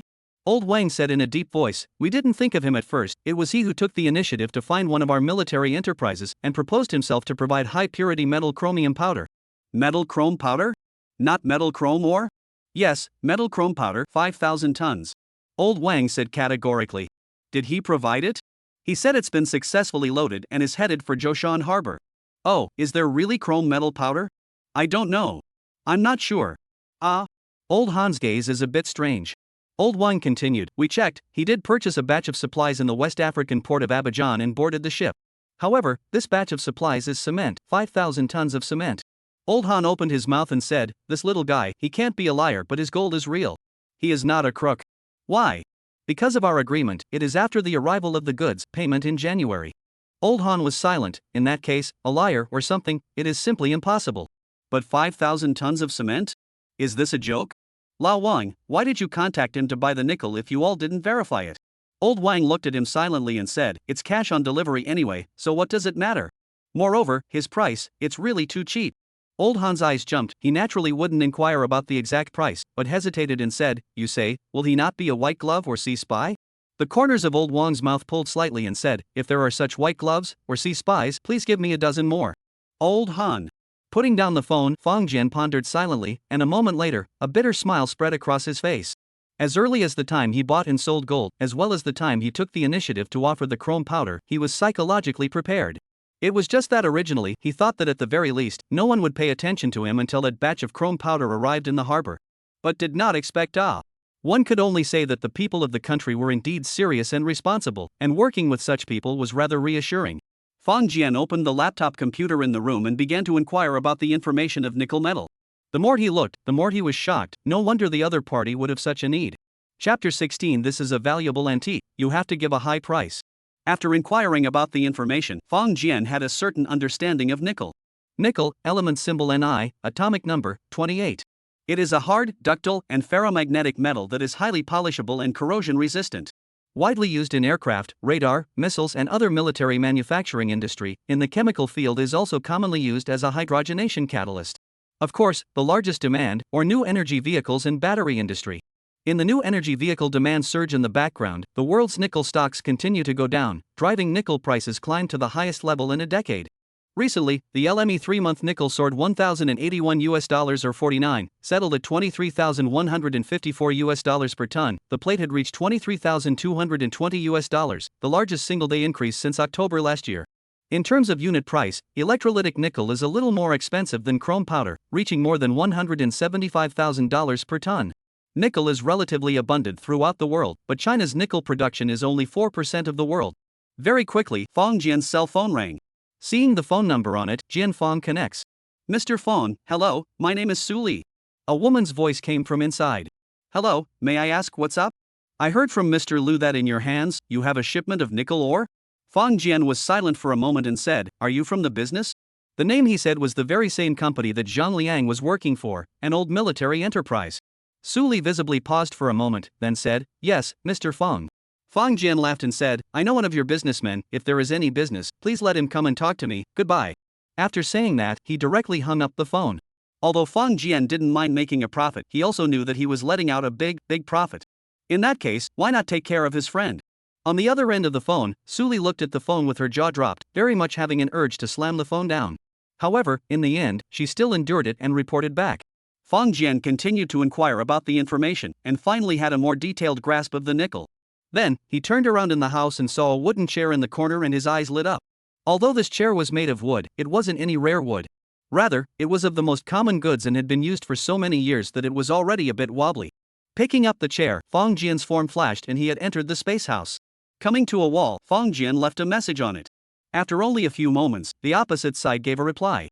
Opening the wall, the space house controlled by Mr. W flew here. Hey, dear F, what goodies did you find? Fang Jian nodded the chair beside him and said, this is a valuable antique that I got for a big price, you have to give a high price this time. Mr. W took out a flashlight and placed it on the floor and transmitted it. Fang Jian shone it and was about to send it back, but he saw Mr. W waved his hand and said, Mr. F, let's put this at your place, you just need to transmit the information over. Transmit the information? A moment later, under Mr. W's guidance, Fang Jian turned on the light and shot it over. He took out a panel, and the chair's information instantly surfaced. Oh my, surprisingly the chair was built in 1998. Although there are some minor flaws, it is already close to perfect to be preserved this well. Mr. W couldn't help but say, where are you from? Sorry, I didn't say anything. Fang Jian smiled slightly and said, I need nickel with element symbol Ni, atomic number, 28. Note that it is not nickel ore, but electrolytic nickel. Mr. W quickly said, I understand, of course it's electrolytic nickel. Who would intentionally make nickel ore? The price of making nickel ore is more expensive than electrolytic nickel. The price of nickel ore is more expensive than electrolytic nickel? Fang Jian knocked his mouth a little, really up. Tell me, how much can you give me? Mr. W gritted his teeth and said, 10,000, no, at most 20,000 tons, okay? Fang Jian did some math in his mind, and his face turned a little white. Although in terms of unit price, these precious metals were far inferior to gold. However, once the quantity goes up, its price is also extremely horrible. Alright, 20,000 tons then, please prepare it as soon as possible. Mr. W nodded repeatedly. He added, Dear F, the small personal protective equipment you asked me to look for, I have already found it for you, the information is all there, take your time to look. Pointing to the flashlight in Fong Jian's hand, Mr. W waved his hand and commanded the space house to leave. Fong Jian's mind moved slightly and returned to the house with this multifunctional flashlight from the future. Chapter 17, 3/4 of the line price. The phone suddenly rang. Fong Jian took a look at the screen and couldn't help but be dumbfounded. This is only half an hour, right? The action is really fast. Answering the phone, Fong Jian said, Liang, what is it? Open the door. Fong Jian was stunned, walked out, opened the door, and really saw Zhang Liang. This guy was standing at the door, looking at himself with an odd face. Zhang Liang's hand was carrying some gifts and said, Where are the uncles and aunts? Went to work. Your sister? Fong Jian glared at him and said, Your sister? I don't have a sister, you have a sister.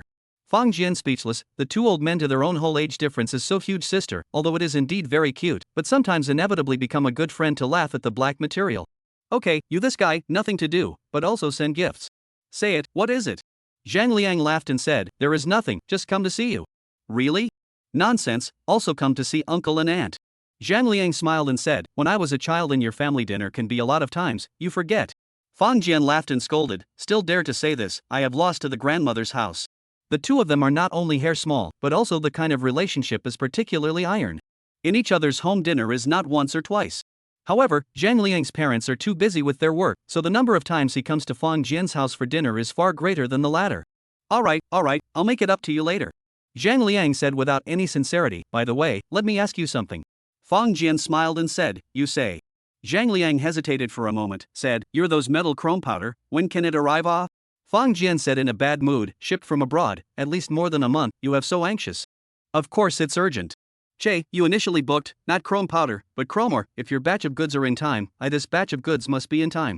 Fong Jian laughed and said, Don't forget, this is directly purified chrome powder.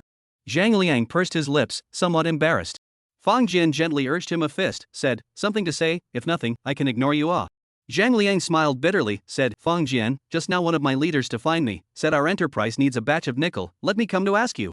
Ask me? Yes, your last promise of metal chrome powder was too quick. I reckon that Zhang Liang's mouth was a little bit skewed, and said, They are addicted to wool gathering, so they want to see if they can still gather a little bit more. The corners of Fong Jian's mouth twitched slightly, somewhat amused. It looks like those people didn't tell the truth to Zhang Liang. But thinking about it, it was right, this kind of thing, surely the fewer people in the know, the better, right? Looking at Fong Jian's meaningful eyes, Zhang Liang was a little embarrassed and said, Sorry, I will reply to them. Don't. Fong Jian quickly waved his hand. If one day, letting Zhang Liang know that he was the one who had named him to come, but was putting on airs and pretending to be inscrutable in front of him. It seemed like it had been a long time since I had seen this kid's irritated look. But after thinking about it, Fong Jian extinguished the thought. Nickel Fong Jian slowly said, What kind of nickel do you need? You have a nickel mine? Fong Jian was also stunned and said in surprise, You want nickel ore? Zhang Liang was also skeptical, saying, What is it if not nickel ore? Fong Jian leisurely said, I thought, you want electrolytic nickel, or number 1 nickel, I didn't expect you to want nickel ore. Of course Zhang Liang couldn't wait, if there is refined nickel, why would I need nickel concentrate ore? His eyes seemed to be glowing, Do you really have electrolytic nickel? Fong Jian smiled and said, How much do you want? Last year, the number of imports of nickel ores and their concentrates by the national team was 390.78 million tons. Of course, an enterprise certainly does not need that much, and, here refers to the raw ore, not the finished product provided by Fong Jian. Zhang Liang hesitated and said, What price? Fong Jian thought for a moment and said, 13,000 per ton. Zhang Liang once again rounded his eyes, said, Fong Jian, don't joke, this is 3/4 of the market price Fong Jian said, The price of chrome powder is also 3/4 of the market price. This. Fong Jian slowly said, I told you, as long as these domestic enterprises need the ore, I am this price. Zhang Liang took a deep breath and said, Fong Jian, since you know the use of this batch of electrolytic nickel, then you understand, you cannot joke. Fong Jian patted his shoulder and said, Within 2 months, or 5,000 tons, cash on delivery. Chapter 18 Stealing the Beam. Under the assurance of Fong Jian's oath once again, Zhang Liang was relieved to leave. Growing up together for so many years, Zhang Liang knows that his good friend is never the kind of person who believes in what he says. It was just that before the goods arrived at the harbor, Zhang Liang was always a bit uneasy. Of course, Jian Fong couldn't care less. He immediately dialed Babuli's number. "Hey, old friend, thank you," Jian Fong said directly. "There is one more thing that I need to trouble you with." Baburi smiled and said, "I should be the one thanking you for having business on your doorstep." "Okay, remember the 5,000 tons of cement from last time?" "Of course I remember, this is the first time I took such a strange order." Baburi smiled broadly and said, "The cement is already on board and is speeding towards your country." "Great, then another 5,000 tons please." "What?" Baburi froze for a moment and said, "Another 5,000 tons?" "Yes, paid in full. Freight is also paid in full, and your commission will not be less as well." Fong Jian smiled and said, "Requirements are the same as last time: containers, split bags. Also, be quick, not more than 2 months." Baburi's shoulders shrugged, then he remembered that Fong Jian could not see at all. He sighed and said, "Alright, as long as it's not less than my commission, I'll arrange it." He put down the phone, also in his mind drumming. However, thinking about it, just cannot figure it out. For the sake of the green dollar, Baburi still picked up the phone and called the last customer. There is business, of course, no matter how idiotic this business seems. But as long as enough money was given, then any problem, too, would turn out to be no problem at all. 3 days later. Just 3 days later, another 10,000 tons freighter departed from the port. Fortunately, it was the off-season for containers. Moreover, Fong Jian had given enough money. The latter was the most crucial, which was why the containers were leaving the port so quickly. Of course, this time, the staff at the Abidjan port were not as serious and careful after seeing this customs declaration. Although it also went through a random inspection, it was only delayed for a day before it was released. It was all cement, check my ass. Just like this, Fong Jian stayed at home with nothing to do for more than a month. During this month, the happiest person was Fong Yi. She was simply closer to this brother than she was to her mom and dad, which also made Fong Biao eat his words. On this day, Fong Jian calculated the time. The first cargo ship carrying 5,000 tons of cement was about to arrive at the port. Fong Jian spoke to his parents, then rented a boat and took the initiative to greet it. Generally speaking, container freighters would not let strangers on board midway. Except, of course, the marine police from all over the world. However, Jian Fong was the owner of this shipment, and it was now only a day's journey from the harbor. When he asked to board the ship, the captain of the container agreed without hesitation. This was a 10,000-ton freighter from Delmas, and the head office wouldn't offend the cargo owner over this small matter. After all, the competition among the major shipping companies was also quite fierce nowadays, and it wasn't easy to maintain a good reputation. With the help of modern equipment, Fong Jian smoothly boarded the ship a day early. He first thanked the captain and the others, and then gave a cash tip that satisfied everyone. Thus, there was no place on the entire liner that he couldn't go to. At night, Fong Jian went up to the deck alone and looked at the countless containers stacked on top. With a thought, his space house came to life and enveloped the containers. Afterward, Fong Jian appeared within the containers. The containers were filled with bags of cement. Babuli was really reliable, and when he said he would give him cement, he meant it. Fong Jian took out the warehouse voucher filled with chrome powder and stuck it on his head. Soon, the generations of cement disappeared, and in its place were bags of chrome powder. Moreover, these bags of chrome powder were just ordinary woven bags without any high-tech additions. This was something that Fong Jian had already instructed before the transaction. Whether it was the ingredients or the style, it was all perfect. Unless it was a modern-day person who also had that black-tech flashlight, it would be impossible to detect it in any way. Early the next morning, the cargo ship finally entered the harbor. Fong Jian took the initiative to take charge of the handover and handed over the customs declaration for imported goods that had been prepared long ago. However, what made Fong Jian feel a little strange was his customs declaration was passed with the fastest speed, and then even the order of unloading was the same. Fong Jian vaguely understood the reason for this. He touched the phone and called Zhang Liang. "Liang, the first batch of goods has arrived at the harbor, send someone to pick them up, the faster the better." Chapter 19, Yi Hu cried out. What does it mean to be at the speed of the Dragon Kingdom? For the first time, Fong Jian had such a profound experience. When he returned home in the evening after a hard hours of sitting in a car from the harbor, he was informed that his goods had been pulled away. The corners of Fong Jian's mouth twitched slightly after hearing this. Of course he wasn't reluctant to part with it, but he felt that such an undisguised approach was a bit eye-catching. Never mind, anyway, the goods had been delivered, he didn't care so much. After 3 days of staying quietly at home, Fong Jian received a message. On the account of his company in Cayman, there were more than 300 million renminbi and more than 30 million, nearly 40 million US dollars. Together, it was worth 500 million RMB. Looking at the money, Fong Jian was also in a bit of a dilemma. Money was indeed a good thing, but the problem was, when the amount of money exceeded 8 zeros. For personal consumption, it was really just a number. Except, of course, for purchasing a super luxurious house.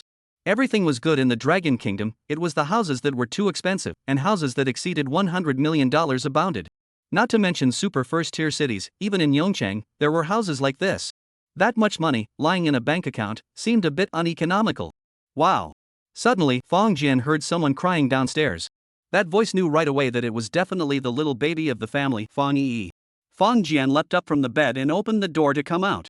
In the past few days, Fong Jian had sent Yi to school, but when she left school, her father brought her home from work. Because the kindergarten is quite close to Dad's workplace. For a long time, whenever Yi came home, it was always the happiest time in the house, and it was the first time he heard Yi crying. He took 3 or 2 steps to the outside and saw that his father was holding Yi, and Yi was sobbing. Fong Jian was immediately emboldened by his evil. He looked at his dad aggressively. Fong Biao was stunned, and his eyes also glared. The brat is awesome, he even gave me a face. Fong Jian immediately lost the battle. Forget it, manly man, respect the old and love the young, don't bother with the old man. He went forward, clapped his hands, and said, Yi, come to me. Brother Yi opened a pair of small hands. Although Fong Biao was a little tasteless, he still let go of the hand holding his daughter. Fong Jian persuaded, Yi, is it that dad is rough-handed? Where did he bump you into pain? Think about it is not right. He quickly changed his words, hit you something okay? Fong Biao coldly grunted, which took back his gaze. What is it? Sure Hui came out from inside the kitchen, she wiped her hands on her apron and said, who bullied my family Yi? Saying that, she glared fiercely at the old man. Fong Jian glanced at his dad with a slight smugness. Let you be horizontal. Some people will rule you. Fong Yi hugged her brother's neck and sobbed, brother, I don't want Yuan to die, I don't want to not see Yuan. Fong Jian blinked twice, a big question mark popped up on his brain. What's all this and what's all this? Fong Biao sighed and said, Lu Yuan was Yi's best playmate in kindergarten, and a while ago, she kept coughing and had repeated fevers, which was originally thought to be caused by a weak body. However, this time, after careful investigation, it was diagnosed as neuroblastoma. Sure Hui was stunned and said, tumor? Well, I don't know what kind of disease it is, I heard that it is a kind of cancer. Fong Biao shook his head and said, when I picked up Yi today, the teachers and parents were talking about this matter, saying that they wanted to donate money to Yuan. Sure Hui shook her head, also quite sighing, and added, those who are able to attend a 5-star kindergarten should not lack this amount of money.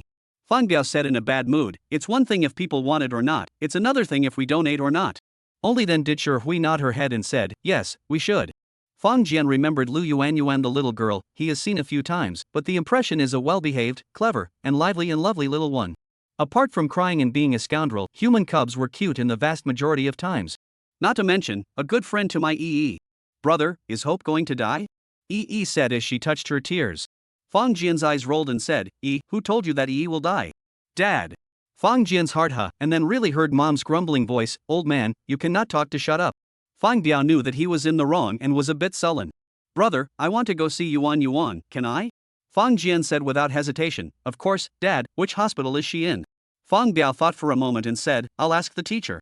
If it was another student who was hospitalized, the most their family could do was to donate a little bit of money to show their appreciation. However, when it was Yi's best friend, it would be different. Chapter 20, Hospital Visit. Fong Biao was still very methodical in doing things. After chatting with the teacher on the phone, he identified Lu Yuan's hospital. After making an appointment with Fong Yi to go see Lu Yuan together after school tomorrow, the little one subsided.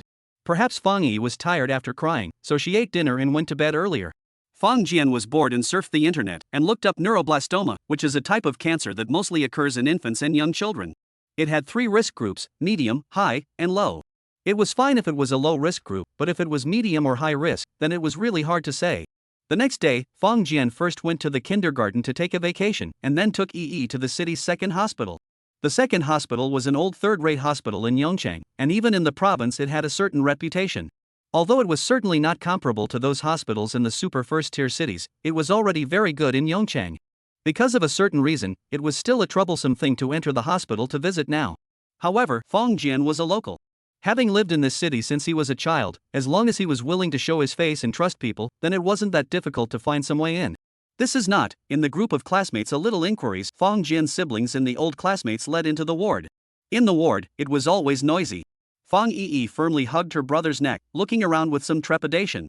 Little children, for hospitals, inherently had a sense of fear. However, Fong Yi still bravely entered the hospital, because here, there is her best friend. After finding the hospital bed, Fong Yi poked her head in. Then, her eyes lit up and her grandmother called out, Yuan. On the hospital bed, a small girl, not too far from her, was lying with a frown on her face. Her face was very unattractive with a hint of pallor. However, after hearing Fang Yi's voice, she immediately raised her head and then called out in surprise, "Yi." In front of the hospital bed, there were two adults. One was Lu Yuan's mother, whom Fang Jian had met once. The other was an old aunt that he did not recognize. "Fang Yi, why are you here?" Mother Lu said in surprise. Then, she looked at Fang Jian with a hint of confusion. Fang Jian knew Mother Lu, that was what Fang Yi had whispered in his ear. But obviously, Mother Lu did not recognize Fang Jian. Fang Jian put Yi down, and Yi Fang immediately ran to Lu Yuan's bed, and the two little girls pulled up their hands and whispered. With a slight glance of his eyes, Fang Jian saw that Lu Yuan's complexion seemed to be somewhat better. Obviously, the familiar children coming over made her happy. "Excuse me, are you Lu's mother?" puzzled. Lu Yuan's mother was not very old, she looked to be around 30 years old, and at this time, although she was forcing a smile, the worry in her eyes and eyebrows could not be hidden. Fang Jian smiled and said, "I am Yi's brother. I heard that Yi's best friend was hospitalized, so I came over to take a look." "Brother?" Mother Lu's gaze swept over the two of them with some surprise. The corner of Fang Jian's mouth turned up, and he said crisply, responding to the two-child policy. Only then did Lu mother realize, saying, "No wonder, I said you are this age, I thought it was cousins or cousins." Only, looking at Fang Jian, she was also a little difficult. At this age, not much younger than herself, the difference was less than 10 years, so she could communicate on an equal footing. However, Yi and Yuan were as good as glue, which was a bit awkward. Fang Jian was also a little embarrassed. Suddenly someone behind him said, "Fang Jian, come out for a moment." Turning his head, he saw the old classmate who brought him in. This old classmate had just graduated from medical school, and was now a graduate student, coming to the hospital to participate in what was said to be an internship program. However, Fang Jian knew that it was all about his family's relationship. In this regard, Fang Jian felt that it was very normal. In a situation where the conditions of each other were so different, of course it was necessary to arrange for an acquaintance. Although there were many people who felt that it was unfair. They had been studying for 10 years, and when they came out, the good jobs were internalized or something, thus complaining. But in fact, the reason why you were replaced, that can only mean that you as a person does not have the value that cannot be replaced. People's family grandchildren for 3 generations, decades of accumulated contacts and heritage. Why is not as good as you 10 years of hard work? Could it be that people's accumulated connections and wealth are not used on their own children and grandchildren, but instead used on you as a talented person? If it is really young and talented, then other people want to pressure cannot be pressed. But the fact is that the vast majority of people who complain about this kind of complaint have mediocre grades and pass their exams by scratching the surface. Since you can't be the top of the heap yourself, don't complain about people being unfair to you. Chapter 21, A Family of Woe. Nodding to the other party, Fang Jian and his old classmate came out into the corridor. The old classmate's name was Min Xiao, and he whispered, "Old Fang, I just went to inquire about this friend of your sister's." Fang Jian rolled his eyes. Unfortunately, this guy didn't have a sister either, otherwise it would have been possible to fight back. "This friend of your sister's is not doing too well." Fang Jian's heart was in awe, so he couldn't care less about complaining, and said, "How is it?" "The little girl is a medium risk group neuroblastoma." "The girl has a neuroblastoma in the medium risk group." Fang Jian frowned slightly, said, "I have checked the information, intermediate risk group surgical resection and supplemented with chemotherapy, the cure rate is between 70–90%. Although the condition of this thing, to the body of the individual, life and death is really hard to say. But this big data statistics should still not be much of a problem." Min Xiao shook his head and said, "What I am talking about is not a surgical problem. Neuroblastoma in the medium risk group is not a rare disease, and we have seen a lot of cases in the medium risk group. However, this disease of hers was discovered late and must be surgically removed." "Then do the surgery." Min Xiao gave him a blank look and said, "You say it well, their family has not yet paid the money." Fang Jian was stunned, surprised. "No way, how much does the surgery cost?" "A single surgery, it is not much, it is about 580,000 yuan. Min Xiao sighed and said, "Pay 100,000, the first cost is almost the same." "The first cost?" "Yes, after the surgery, there will be chemotherapy, and the fine water flow in the future will be a big expense." Min Xiao paused, and then said, "Moreover, I heard that the child's father went in." What do you mean?" "It means that he hit someone with a drunk driver and killed him. I heard that he lost 7 figures and was sentenced to 5 years. "How do you know that?" "One of the nurses here is my schoolmate, she heard from the nanny chatting with someone." Fang Jian shook his head slightly. "This family, it is really a disaster. $100,000, for a real Yongcheng person, is not a big money that hurts. However, if the man of the family had just killed someone in a drunk driving accident and lost over $1 million in damages." Min Xiao said a few more words and then left. He still had his own things to do and couldn't stay here all the time. Fang Jian returned to the ward and saw the two little ones chatting happily. Mother Lu's smile at the side also had a few more moments of delight and happiness in it. It was the joy of seeing her agonizing daughter become happy. Suddenly, her phone rang and she took out her cell phone and answered it before walking into the bathroom. Although Fang Jian wasn't concentrating on eavesdropping, he heard words like house price and too low. Needless to ask, this was definitely an intention to sell the house. A few moments later, Lu Mother walked out. She and Fang Jian apologized, then walked to the bed, said, Yuan, Mother is going to the company, you be good here, okay? Lu Yuan's eyes were full of reluctance, but she didn't cry in the slightest, but nodded her head vigorously and said, Mom, Yuan will be a good girl, you come back early ah. Good, Mom will definitely come back earlier. Mother Lu kissed her daughter and apologized to Fang Jian's siblings, then spoke to her old aunt and left with her bag. Fang Jian could see that her mood was actually very flurried and bad, and she wanted to accompany her daughter with all her heart. But unfortunately, she had to go to work. After her mother left, Lu Yuan's mood was a bit low. Fang Jian walked to the bed and asked, Yuan, what kind of work does your mother do? Lu Yuan was instantly excited. She exclaimed, my mom is a design studio, it's very, very powerful. Fang Yi immediately said, my brother is also. As she looked at Fang Jian, she really couldn't remember what her brother did for a living, but still said, also very powerful and awesome. Then, both little girls started discussing who was more powerful. Fang Jian was dumbfounded, turned his head to look at the 50-something aunt next to him, and went up to talk for a few moments. Only then did he realize that the old aunt was a nanny who had been working as a bellhop for Lu Yuan's family. This time when Lu Yuan had an accident, she came over to work as a caretaker. This old aunt is very good at talking. From her mouth, Fang Jian knew that Lu's mother's name is Meng Yuhai, is a high-end decoration company's designer in Yongchang. Lu Yuan's father was an executive of a foreign company, but unfortunately, because of drunk driving and crashing into someone, not only did he go to jail, but he also lost a lot of money. They are not locals, they both chose to settle down in Yongchang after working abroad. Although they bought a house and paid off the mortgage. But after this incident, it is estimated that the family's wealth has been emptied. Now they were raising money and wanted to operate on yuan as soon as possible. Fang Jian looked at the two smiling children. He thought for a moment and silently went to the hospital payment office and charged this bed with $100,000. Chapter 22, Biological Armor After 1,000 Years. Fang Jian's siblings stayed here for half a day. Although Lu Yuan was very happy, after all, she was sick and gradually became a bit unhinged. Even the nurses rushed over to persuade her for a few moments before the two kids parted ways reluctantly. Fang Yi swore to promise that she would definitely come back to see her when she was not in kindergarten. Before leaving, Fang Jian made a call to Min Chao. The old classmate said that as long as the problem of medical expenses could be solved, the surgery would be arranged as soon as possible. However, the success rate of the surgery. Generally speaking, neuroblastoma in the medium risk group can be cured. However, there were no absolutes in the world, and he didn't dare to pat his chest and pack his bags.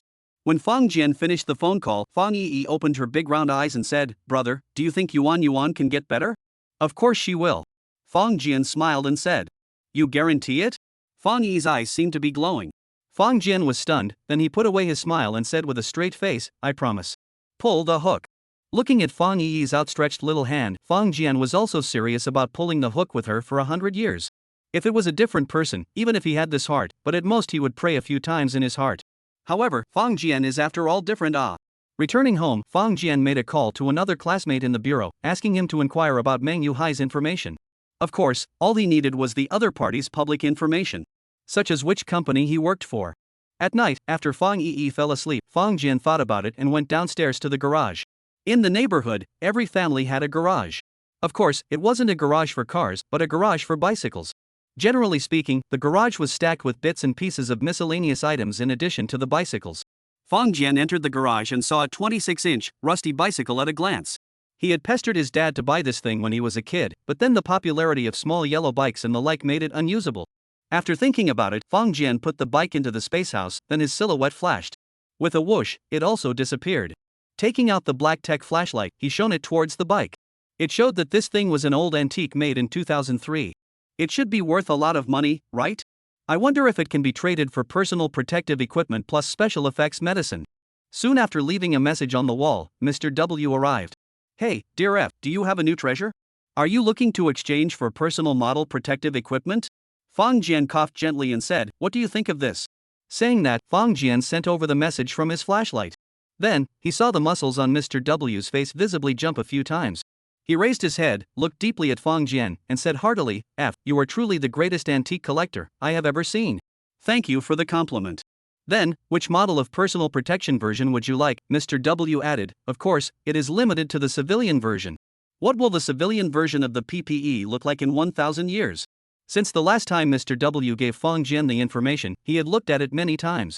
Then, the conclusion was, the civilian version of the personal protection equipment after 1,000 years should be no less powerful than the Iron Man in the Marvel movie. As for why it would have such exaggerated combat power, that's because of historical reasons. The technology of 1,000 years later had long since allowed mankind to break out of the Earth as well as the galaxy. In the process of exploring the boundless universe, mankind discovered many habitable planets. However, those habitable planets are home to a variety of different powerful creatures. They possessed combat power far stronger than lions and tigers. The army siege could only eliminate most of them, but it was impossible to really carry out an exterminating sweep of the planet's surface. Otherwise, habitable planets would become uninhabitable. Therefore, the initial openers had to carry a bioarmor like Iron Man to keep their personal peace. As for the price of the bioarmor, Fong Jian couldn't understand it anyway, but he knew that the price would definitely not be anything super sky high. It was the logistics and supplies that were expected to be snagged in the future. However, Fong Jian had an entire world's worth of expensive antiques, so he didn't care. Big deal, just trade with someone else. It was like a Hummer in the modern world, modified with bulletproof glass, and going to Africa with a little bit of heat weaponry. Although this amount of money is definitely a lot, it pales in comparison to those super antiques that can cost millions and millions of dollars. Mr. W, I would like the bio-armor of Wei Long Type 3 and equipped with 10 combat base energy blocks. Chapter 23, Cancer Effective Medicine. Okay, no problem. A happy smile appeared on Mr. W's face as he patted his chest and said that within 10 days, he would definitely have it ready for him. Fong Jian looked at his attitude and instantly knew that things were promising. He coughed lightly and said, Mr. W, have you ever heard of a condition like neuroblastoma? Mr. W looked confused and said, Mr. F, I'm sorry, I've never heard of it. Surgery has its specialties, so it's only normal that you haven't heard of it. Fong Jian had never heard of it before, and if he hadn't met Lu Yuan this time, he wouldn't have known anything about it either. I have a friend who just had surgery in this area, but lacks the relevant medication for the later stages. Can you help me find some special medication? Mr. W frowned slightly and said, F. Ahem, we've traded several times and are friends. Fong Jian coughed lightly and played the warm card, saying, You can call me Fong Jian. Mr. W instantly smiled and said, My name is Zhuge Irma, please teach Mr. Fong more in the future. Fong Jian nodded repeatedly, but in his heart, he was slandering. Your name is Zhuge Irma, but when you introduced yourself, what Mr. W? This Zhuge Irma 4 words, which is the beginning of W. The guy who is full of is not trustworthy. Mr. Fong, this disease you mentioned, is it one of the legendary cancers? Legendary? Fong Jian smiled and said, It seems to be, I'm not too sure. However, the cancer aspect of the special medicine is not a long time ago, these hundreds of years, not much heard of this disease. Fong Jian silently looked at him and slowly said, We are here, rather remote, and it is difficult to keep up with supplies. Zhuge Irma's face suddenly changed, said, You are. Fong Jian was shocked, did he say something wrong? Split army? Zhuge Liangma asked tentatively. Split army? What does this mean? While Fong Jian was still guessing, Zhuge Liangma immediately said, Cough cough, Mr. Fong Jian, I don't know anything, I'm just an ordinary businessman trading with you, right? Fong Jian nodded slowly, his face expressionless. Okay, what you need, I can prepare it tomorrow, can we trade tomorrow? Fong Jian raised his eyebrows and said, It will be ready tomorrow? Zhuge Irma smiled and said, Yes, the special medicine for cancer, just find a pharmacy and place an order, it will arrive tomorrow. As for the Dragon 3 bio-armor, I have 2 sets in my store, I can share 1 set with you. Fong Jian then released a head. The special medicine for cancer, just find a drugstore and order it? If it wasn't for the word cancer, Fong Jian would have thought that he would have to go to a pharmacy to get it. Fong Jian really thought that what he wanted to buy was cold medicine and antipyretic medicine. However, since the other party said so, Fong Jian naturally had no reason not to agree. The next night, Fong Jian entered the space house once again with anticipation. The deal between the two parties was a happy one for all. Zhuge Irma had not only equipped him with the special effect medicine, but it was also a 10-person portion. According to him, in his time, if one encountered cancer, most of them could be solved with just 1 serving of the special effect medicine. However, if it was found too late. In the modern world, there would also be people who passed away from complications caused by not taking a cold seriously and not taking medication, then it would be just as normal to have such an oddball after the millennium. It's just that the technology after the millennium is too powerful. Even if you only have a breath, you can use all sorts of ways to bring you back. In the face of particularly serious conditions, there is no need for a doctor, only need to inject the special nanosurgical robot into the patient's body, then sleep, ensure adequate nutrition, can be cured. Therefore, after getting this 10-person portion of cancer special medicine, Fong Jian was also relieved. However, what really moved him? It was a watch. It was an ordinary-looking watch, and on the dial, it had the imprint of Wei Long 3.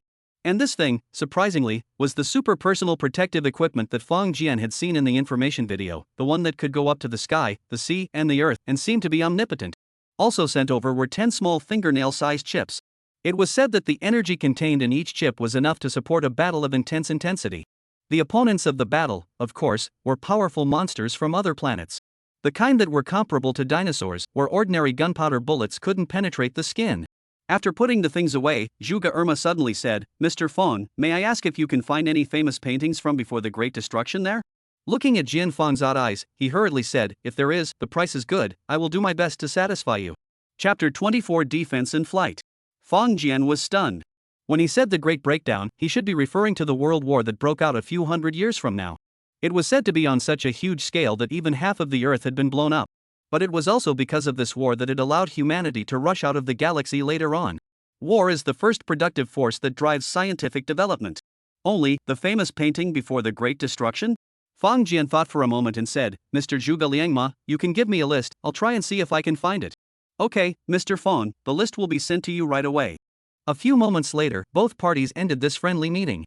Back in his bedroom, Fong Jian roughly skimmed through the list.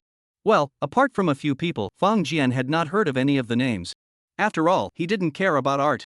Other than those top painters who were famous all over the world, he knew nothing more. However, the list was long, very long, with names from both domestic and foreign countries. Fong Jian estimated that 1,000 people should still be there.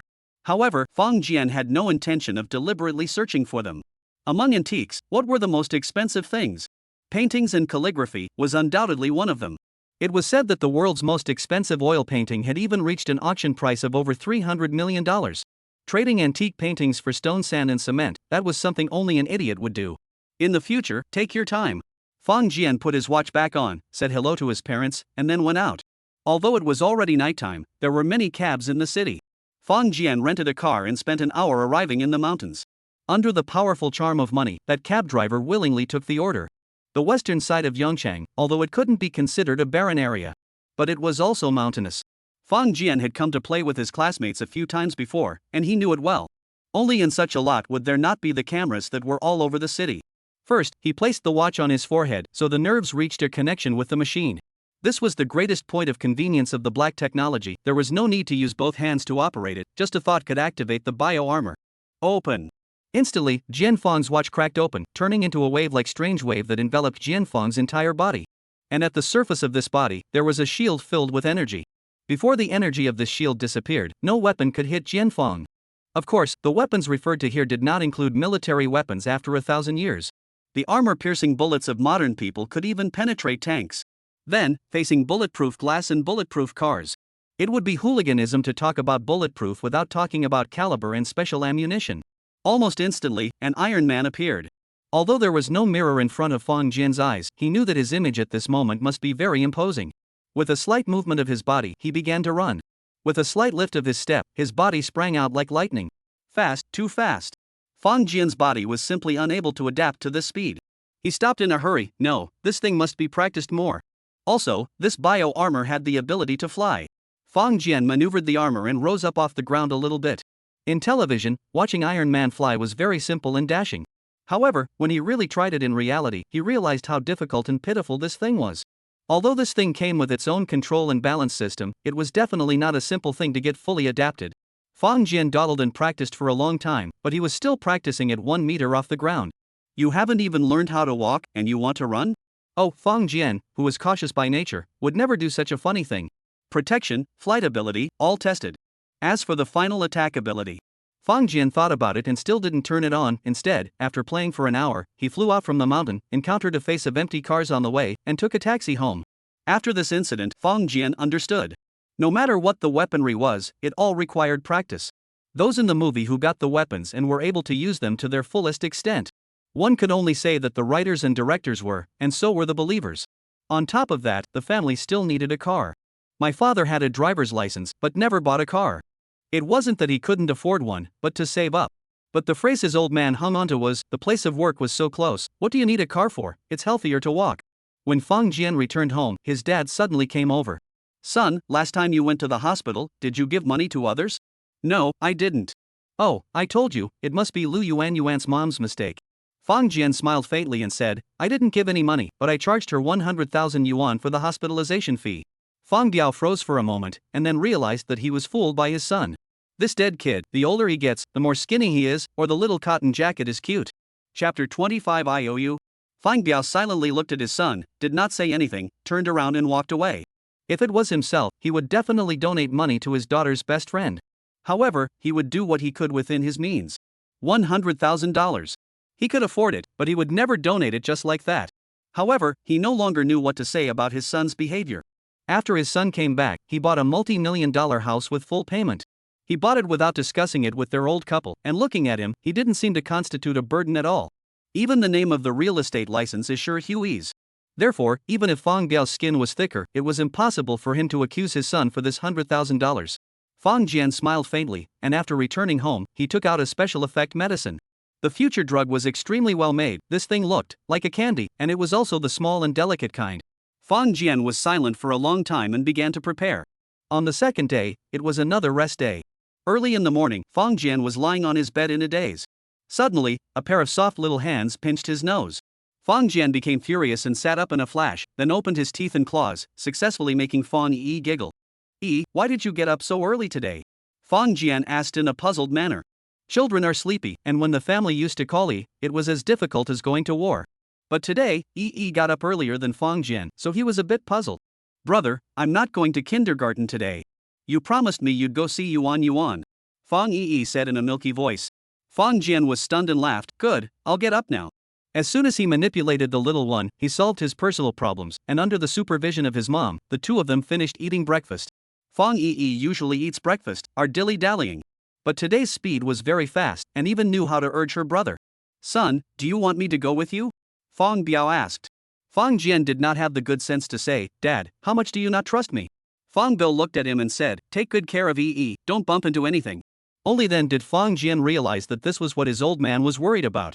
He angrily glanced at his old man, picked up turned around and left. Taking a taxi, they arrived at the hospital. When they arrived at Yuan's hospital bed, Meng Yuhai wasn't there, only Lu Yuan was lying half dead on the bed. However, after seeing Fang Yi, Lu Yuan immediately became energized. The two little girls were lying on the bed together, whispering and playing games that Fang Jian couldn't understand. It was really hard to understand how Fang Yi, who is usually the most afraid of hospitals, was able to stay here for such a long time without complaining. One can only say that the friendship of a child was truly something of another dimension. The old aunt watched them having fun, when suddenly the phone rang. Fang Jian said, Auntie, go answer the phone, I'll take care of them. After the old aunt thanked him, she took the phone and went out of the ward. Then, Fang Jian took out 2 candies from his pocket. He carefully distinguished them and said with a smile, Here, I'm tired of playing, let me give you some candy. Saying that, he thoughtfully peeled off the sugar paper of the 2 candies and stuffed them into the mouths of the small children respectively. When Fang Yi ate the candies, Fang Jian did not care. But with his eyes on Lu Yuan, Fang Jian had an extra mind. Although Zhuge Irma had said to him that these special effect medicines were sweet and could be taken by both men and women. However, he was afraid that the little one would not adapt and spit it out, then it would be a waste. It wasn't that Fang Jian couldn't afford to give up one of the special effect pills, anyway, as long as that mysterious space existed, he could have as many as he wanted. However, Fang Jian was afraid that the little kid wouldn't eat it, and that would be a bit of a headache. However, his worries didn't happen, Lu Yuan ate it without hesitation. But looking at her and Fang Yi's hilarious appearance, Fang Jian was very skeptical that these 2 little ones' minds were not here at all, they were afraid that they didn't even know what they were eating. Fang Jian put away the candy paper and stuffed it into his pocket. Then he looked at them from the side with relief.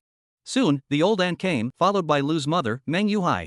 When she saw Fang Jian, she smiled gently and then said, Mr. Fang, let's go out and have a chat. Good. The two walked out. Meng Yuhai took out a piece of paper from her bag and said, Mr. Fang, take a look. Fang Jian was stunned and picked it up and looked at it. This is a loan note, which has a copy of the other party's ID card, as well as a handwritten signature. Meng Yuhai seriously said, Mr. Fang, needs to have an operation as soon as possible, so there is no way I can refuse your 100,000 yuan, thank you. She took a deep breath and said, I am now contacting to sell my house, as long as the house is sold, I will immediately return the money to you. Chapter 26 I'm not tired at all. Fang Jian looked at the loan note and then looked at the other party's determined eyes, and silently put it away. This world was so fickle. For the sake of money, parents and brothers turning against each other abounded. The arrival of the Information Society has caused a huge impact on the 5,000 years of moral heritage of the Dragon Kingdom. Fang Jian usually browsed websites and swiped small videos. There was more than one outrageous thing that he had seen. Moreover, because he was at least considered a businessman, he understood the charm of money even more. Therefore, when he saw someone in such dire straits, even to the point of selling their house, still holding on to the bottom line, his heart couldn't help but feel a little touched.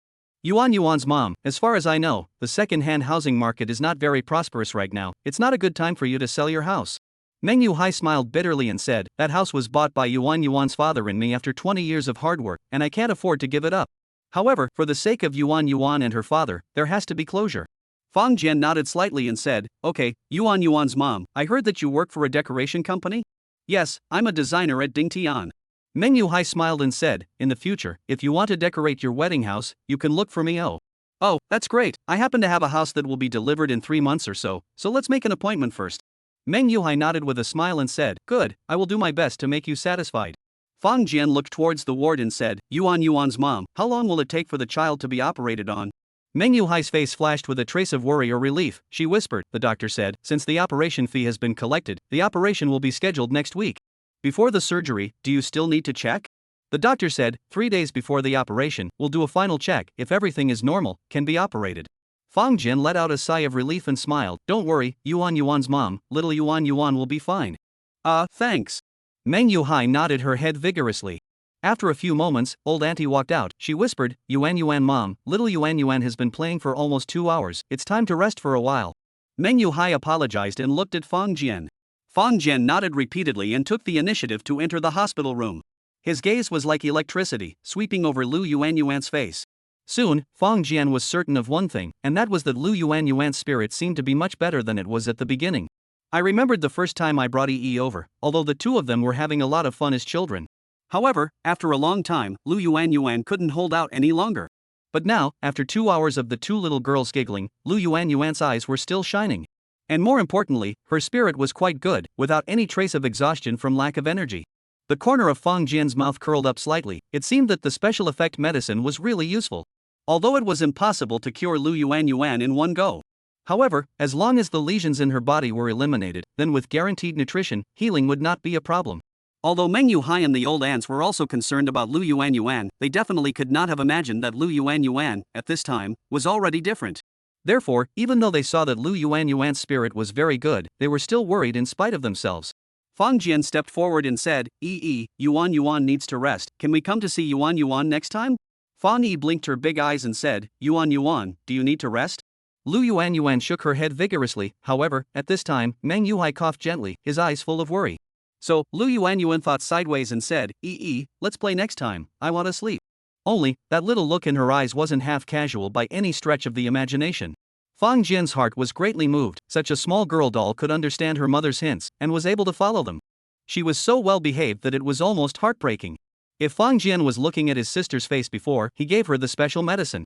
Then at this moment, Fang Jian no longer had the slightest bit of regret. This kind of obedient little baby is simply heaven sent down the little angel. How can he bear to let her die so early? After picking up the two siblings waved to Yuan before leaving. Meng Yuhai cautiously went forward and said, Yuan, tired? Hurry up and rest for a while. However, Yuan shook her head and said, Mom, I'm not tired at all.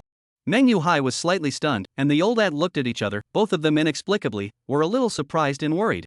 Chapter 27, Buying a Car. Brother. Fang Yi hugged Fang Jian's neck, refusing to let go no matter what. Looking at the little guy's eyes, Fang Jian smiled bitterly and said, you want to eat KFC, right? But Mom won't let me. I don't think so, brother. Fang Yi greatly swallowed a mouthful of saliva. The words are not sincere. I do not want to eat KFC. Oh, then what does my little want to do? Brother, I don't have to go to kindergarten tomorrow, right? Fang Yi's eyes widened as she said, let's go see Yuan tomorrow, okay? Fang Jian was stunned and said, you just saw her yesterday, why do you want to go again today? Because it's not fun for Yuan to be alone in the hospital. Fang Yi slammed her fingers and said, there are no children there, so I'm going to accompany her.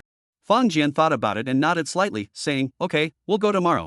In the world of small children, everything was beautiful. However, when they grew up, it was hard to say if they could still maintain such a friendship. Fang Jian sighed and hugged his sister and got into the cab. This time, however, he didn't go back, but directly took a taxi and came to the largest 4S store in Yongchang. Looking all the way over, many brands were everywhere. Fang Jian thought about it and found a Volkswagen. It wasn't that he didn't have the money to buy a good car, but the place he was living in now wasn't right. In the old neighborhood, there were a lot of parking, and there were a lot of cars that were $400,000 or $500,000. However, there weren't many new cars, and cars of this caliber were basically used. If their family moved into a new home in the future, they could have gotten $1 million car. But now. In addition, Fong Jian this time to buy a car, in fact, also hold the intention to give the old man to drive. With the nature of his work now, driving a Volkswagen is very suitable. And if you buy a million level, dad will not drive out to death. Seeing a young man holding a small girl child came in, looking at the showroom, a salesman with a smile on his face welcomed up.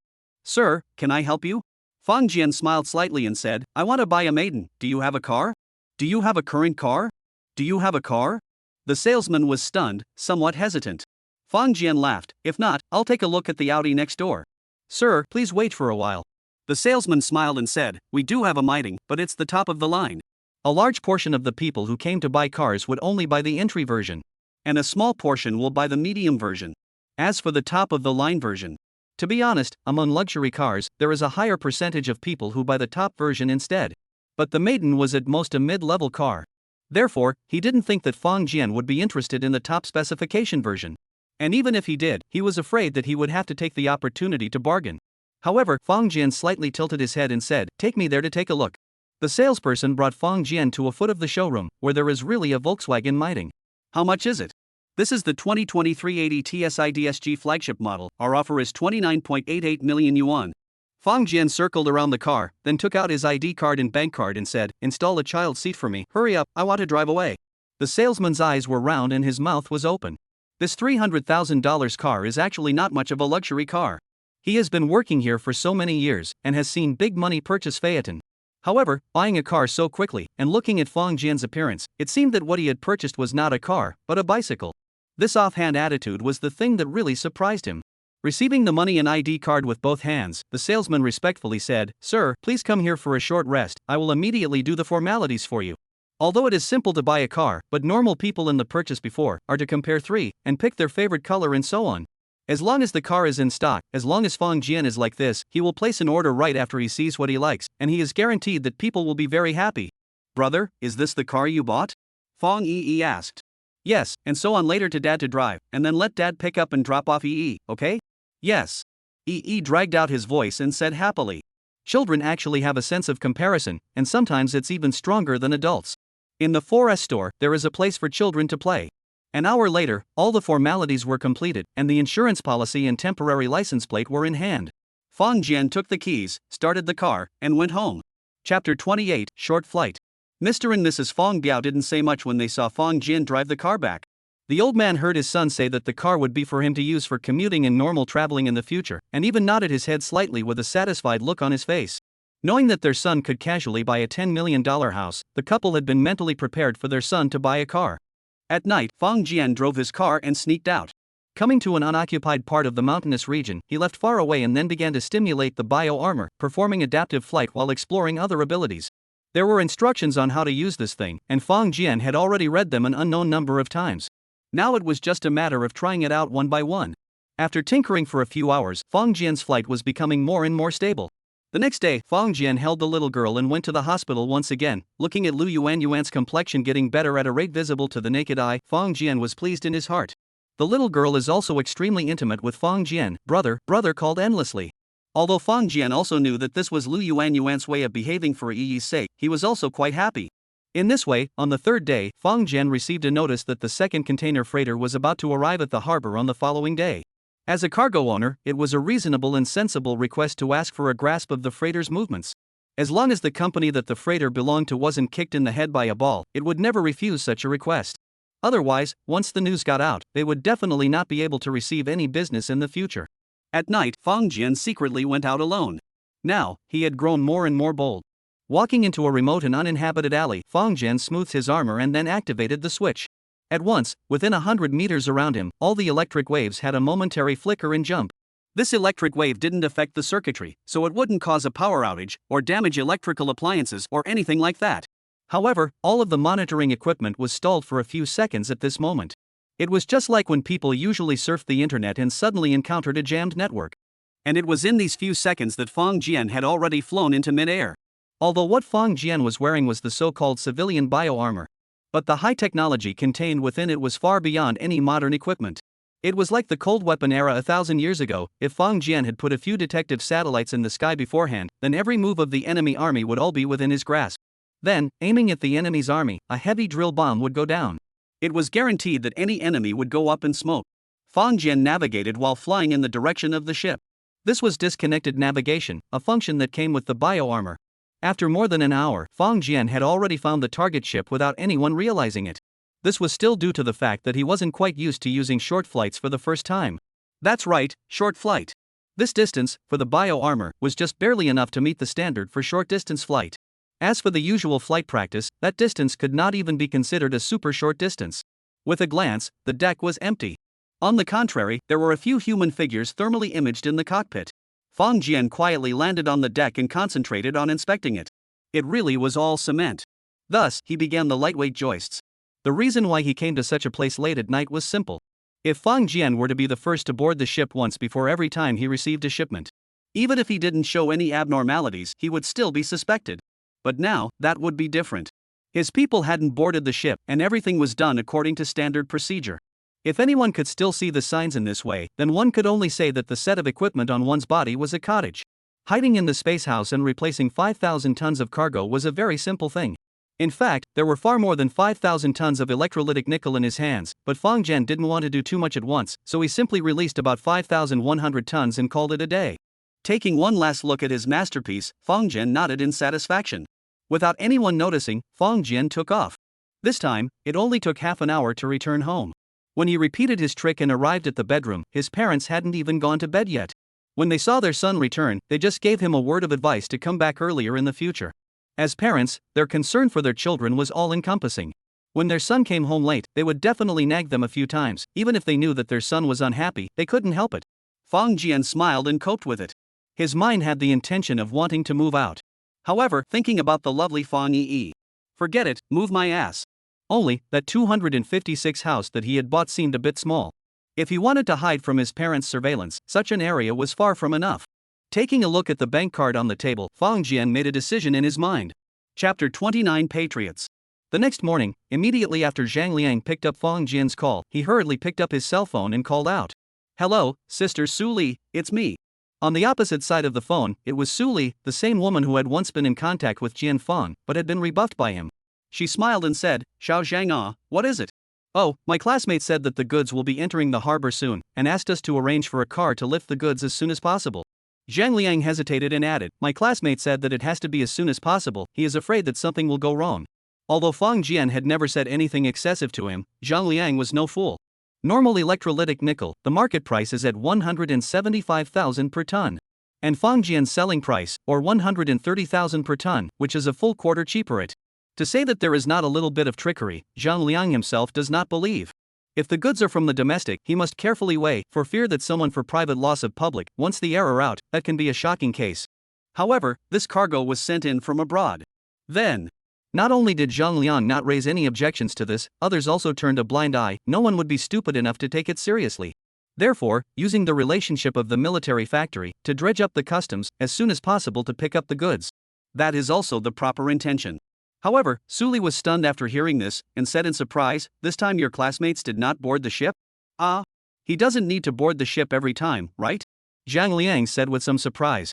Fang Jian first time before the arrival of goods in the harbor, boarding the ship to check, there is no problem. But it's not like he has to do it every time, right? Su Li was dumbfounded and said, yes, I'm confused. Okay, I'll go and arrange it. Hanging up the phone, Su Li hurriedly reported back.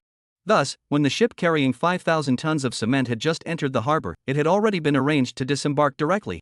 There was no need to wait. This treatment made other cargo ships envious. You have to know that unloading a ship is not a matter of a few minutes. Under normal circumstances, docking for 1 or 2 days before unloading is already considered very fast. If the time is not coincidental, even if it stops for a week, it is also possible. The cargo was unloaded from the ship and sent directly to a special train line in the harbor, and then transported towards the mainland with a rumbling sound. And at the same time, somewhere in the internal conference room of the military factory, Wang Jiangwo looked at a document sent from the front and nodded in satisfaction. A hint of a smile appeared on his face as he said, comrades, I've got the latest news, 5,000 tons of electrolytic nickel has already arrived at the port, and in a few days, it will be able to reach us. In the conference room, there were more than a dozen people, and their faces all showed a look of relief. Most of these people are top technicians. The project they were in charge of was the sharp blade of the nation. Each and every one of them, although not well known, was the backbone of the country. At this moment, an old man suddenly stood up and said, "Little Wang." Wang Jiangwo was already a general, but at the sight of this old man, he immediately was standing up straight and said, "Elder Su, what are your orders?" Su old man's real name is Su Manhwa. He has been working here in obscurity for decades. Having presided over more than a dozen major national defense research projects, he was a first-class old-timer among the researchers here. Wang has worked with them for decades. When he had just entered this place, he had still watched under Su Lao's eyes, growing up step by step. Therefore, Wang Jiangmo had the utmost respect for these old revolutionaries who were dedicated to serving the country and never cared about personal enjoyment. Su Manhwa's old face was covered with wrinkles, and his silver hair was not carefully tended to, but no one dared to underestimate him in the slightest. "Little Wang, this time we got so many high-purity metal chromium powder and electrolytic nickel at once, is there some new channel?" Wang Jiangmo hesitated. Su Manhwa waved his hand and said, "You don't have to tell me the details, I just want to know if it's a connection with some capable organization abroad." Wang Jiangmo said solemnly. "Is it a buyer or a patriot?" Wang Jiangmo thought for a moment and said, "Patriots. The price offered by the other party is a full quarter cheaper than the normal price. Don't underestimate this quarter, that's 100 million units to calculate the profit. Plus the cost of the cover-up. If that's not patriotic, then what is?" If someone chirped about this, Wang Jiangmo guaranteed that he would shoot him. Sumarua's eyes glowed slightly and said, "Little Wang, then discuss with others if you can help us get some high-end CNC machine tools and high-end sensors?" Wang Jiangmo rounded his eyes. Letting a mineral businessman get this stuff? This was too unreliable. However, looking at the old gentleman's eyes that were filled with anticipation, Wang Jiangmo gritted his teeth and said, "Elder Su, I'll have someone go and probe him." Su Manhwa smiled and said, "Good, but you should also pay attention, don't force yourself on people, if it's dangerous, don't force them." "Yes, you can rest assured." Wang Jiangmo smiled and said, "We don't want to break this line either." Chapter 30, Yuan healed herself. Fang Jian drove the car and sent Yi to the hospital. From the last time he went to the hospital, another week had passed, and little Yi was clamoring to see her good friend. Fang Jian naturally wouldn't refuse, so he brought Fang Yi to the hospital. Lu Yuan saw that Fang Yi had arrived and jumped up from the bed happily. The two little girls were very well behaved, knowing that they couldn't affect others, so they lay on the bed talking in low voices, laughing and filling the room with a happy smell. Fang Jian silently looked at Lu Yuan and realized that her complexion was already too much better. This cancer special medicine was not able to instantly cure cancer, but it was able to extinguish the source of the lesion and then slowly condition the body. Therefore, as long as adequate nutrition could be ensured, the patient's body would get better day by day. It wasn't long before Meng Yuhai also arrived at the hospital. At this time, the 30-something-year-old woman's face was already filled with smiles. Unlike the forced smiles of the past, at this time, she was filled with joy from the bottom of her heart. "Mr. Fang, you are here again, thank you for allowing Yi to accompany her." Fang Jian smiled and said in a serious manner, Yuan's mom is polite, has Yuan had the surgery already? Her color is very good." His sentence was a knowing question. Sure enough, Meng Yuhai smiled and said, "Mr. Fang, no surgery has been done." "Ah, no surgery?" Fang Jian had a puzzled look on his face, unable to see the half-break. Meng Yuhai smiled and said, "Yes, a few days ago, the doctor came to do the last checkup for Yuan before the surgery, and suddenly realized that Yuan's physical condition is rapidly improving." Improving? Yes, that's why the doctors called off the operation and are now observing her closely, and even the amount of medication she is taking has been reduced. Fang Jian said with a surprised face, "Really, then there is always a silver lining, congratulations, Yuan's mom." Meng Yuhai nodded her head vigorously, the corners of her eyes were suddenly a little moist, obviously thinking of the hard times. "However, as long as Yuan can be healthy, then everything is worth it." Fang Jian asked in passing, "By the way, what did the doctor say about this?" He seemed to ask casually, but his ears had perked up. Meng Yuhai smiled and said, "The doctor said that this is a very rare self-healing phenomenon." Self-healing phenomenon?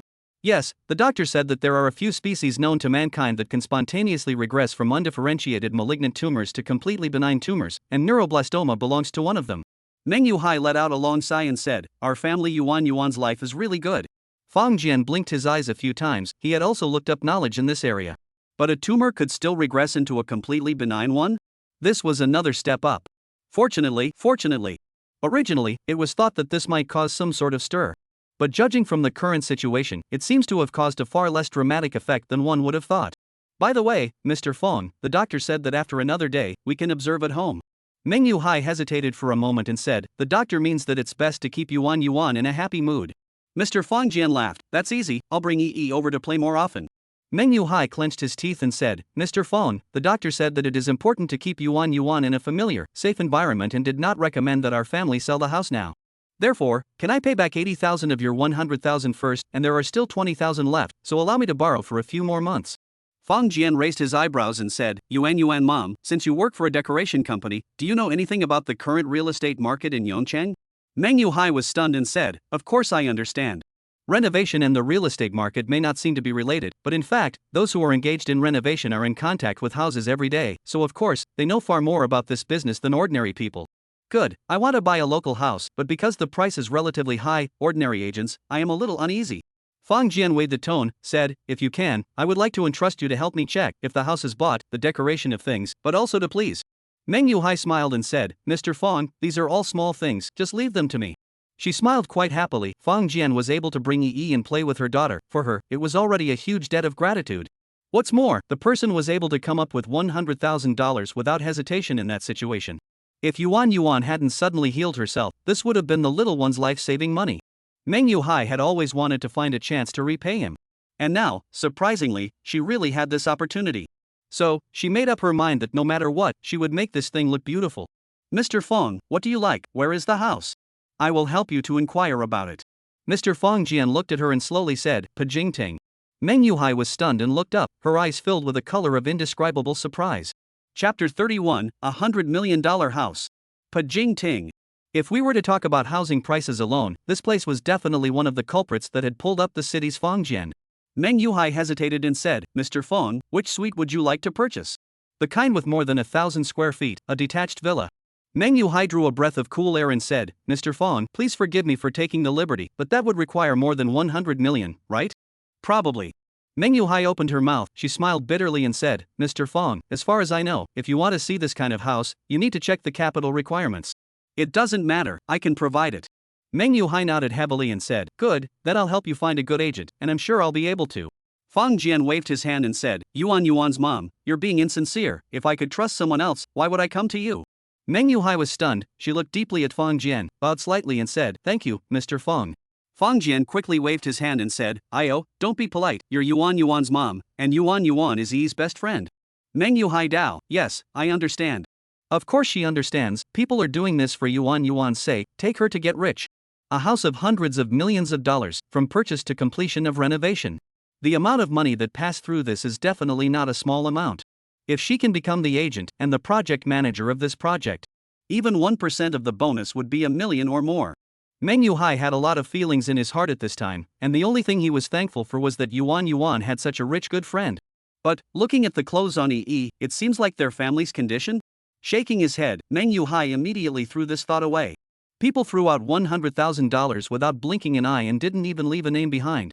If she hadn't strongly requested to see the video, she would have never thought of Fang Jian as a person. Such a person would definitely not joke about such things. After accompanying Yuan Yuan for half a day, Meng Yuhai was really a bit distracted today. After dinner, she returned home, and after considering for a long time, she still took out her phone and called the company's boss. Ding Tian had many branches in Yongchang, and the company she worked for was naturally the head office. The company's boss was called Ma Bixing, and was the legal person of Ding Tian. After hearing about Meng Yuhai, Ma Bixing was also quite surprised. This is a huge amount of money of 100 million not to mention the individual, even for the listed company, it is a lot of money. Yongchang can come up with this amount of money to buy a house, of course, there are. But to say that they are all over the place, that is also a lie. After all, this is not a super first-tier city, there are not that many national-level tycoons settled here. After thinking for half a day, Ma Bixing never thought that there was any mega-rich person surnamed Fang in Ningbo City. However, although he was skeptical in his mind, he still introduced someone to Meng Yuhai.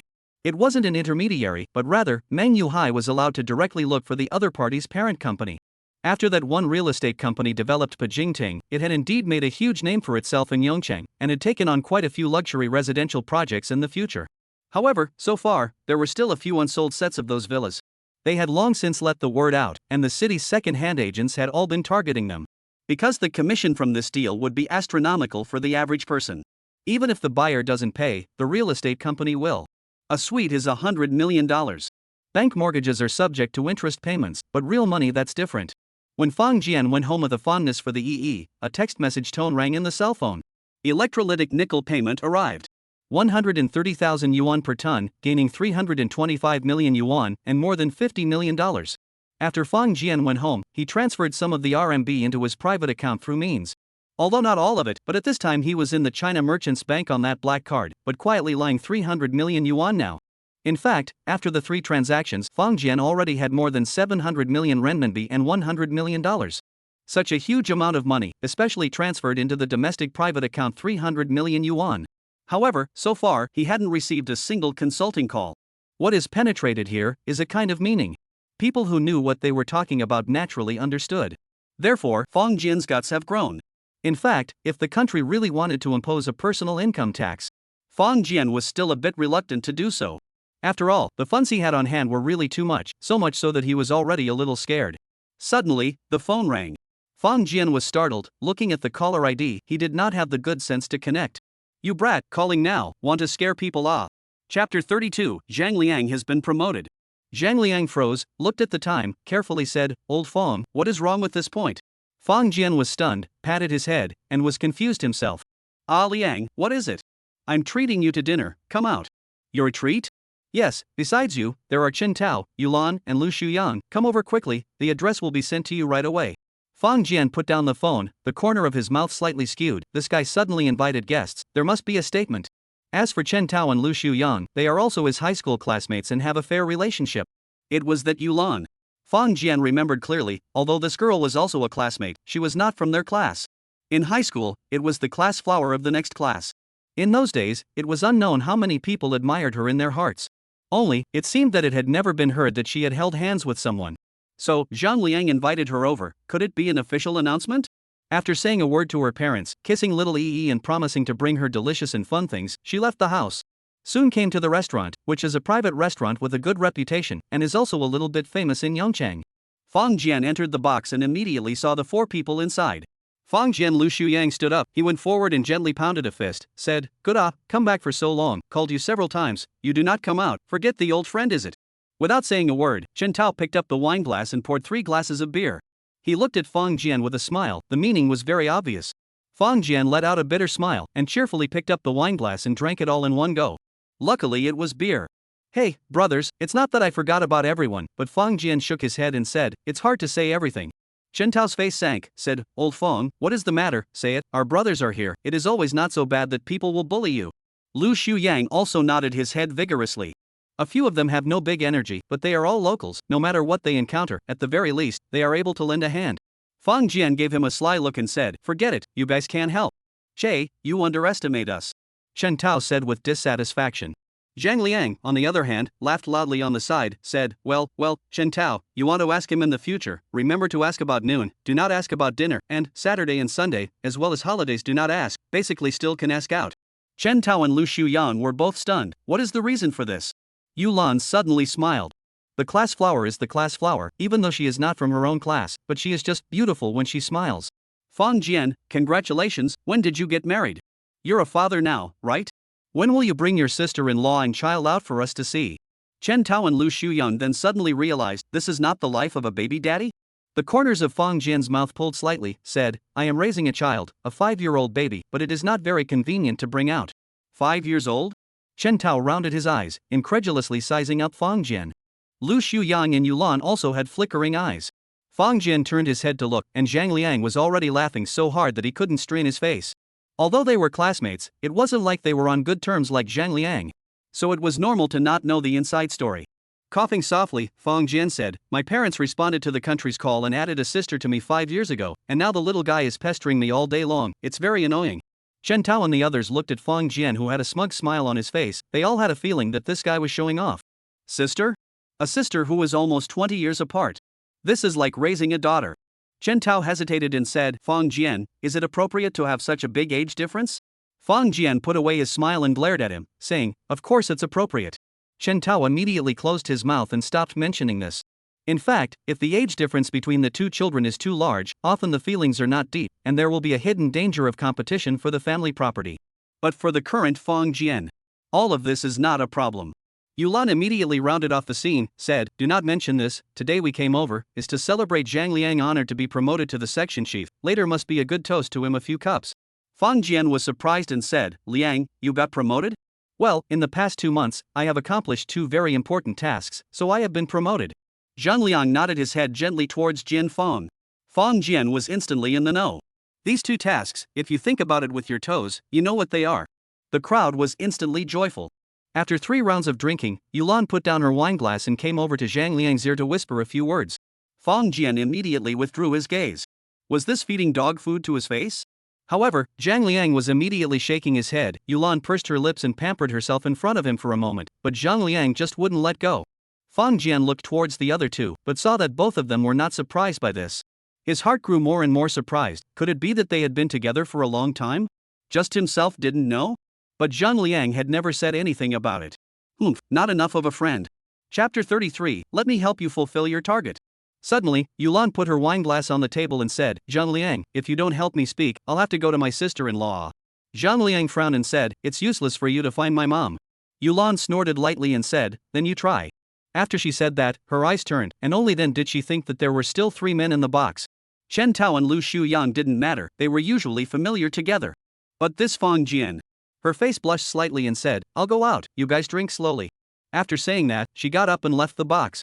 Feng Jian turned his head, his gaze a little strange, said, sister-in-law? Ha, old Feng, you even don't know?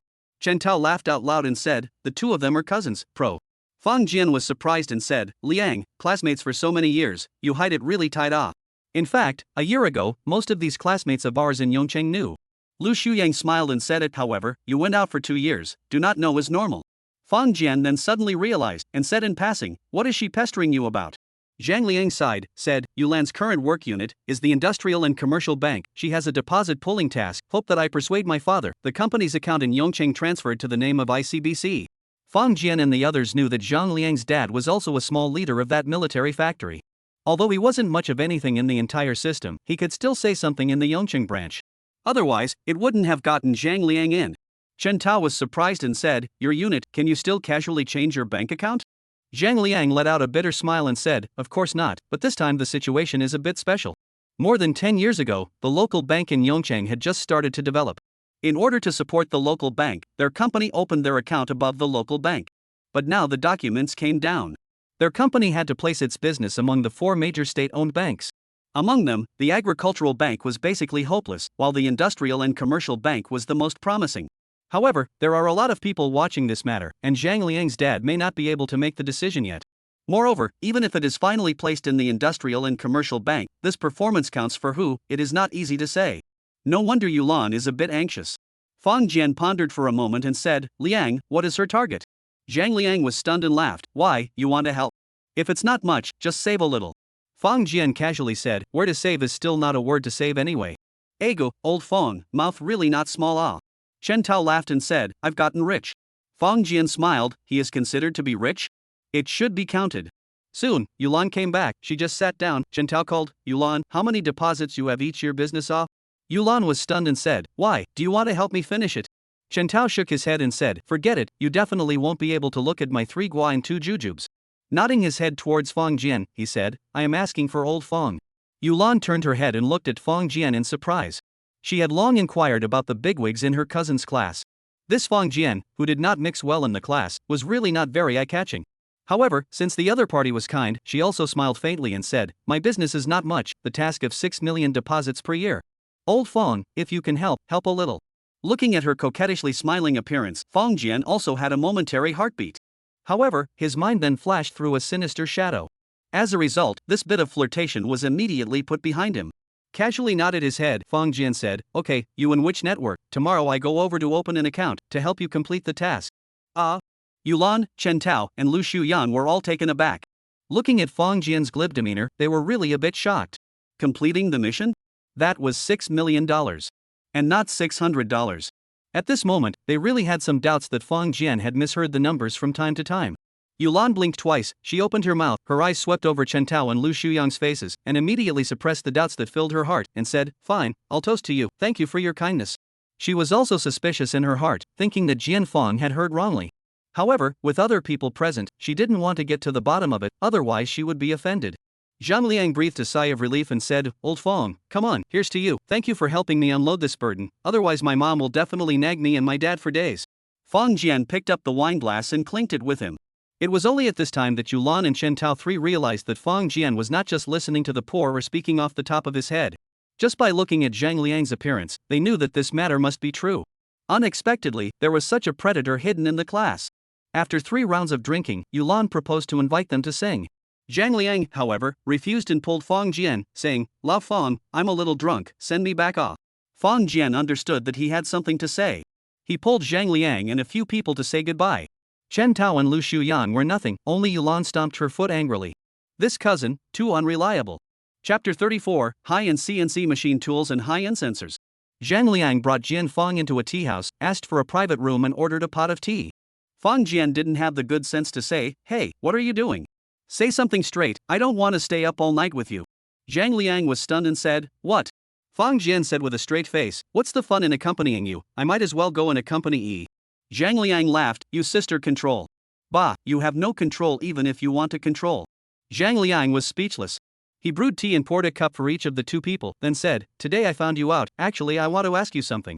Fang Jian laughed, "I already knew that you kid nothing will not invite me to dry rice for nothing, say it." Zhang Liang glared at him, "Listen to what he said, am I that petty?" However, at this time, he did not have that angry mood. "Old Fang, talk about business." Fang Jian's face converged, said, "Good, say business." Zhang Liang took out his cigarette case and handed one over. At the dinner table, everyone did not smoke, that is because there are girls, now it does not matter. However, Fang Jian reached out and pushed, saying, "Come on, I'm not smoking." Zhang Liang was stunned and said in surprise, "Didn't you already know how to do it?"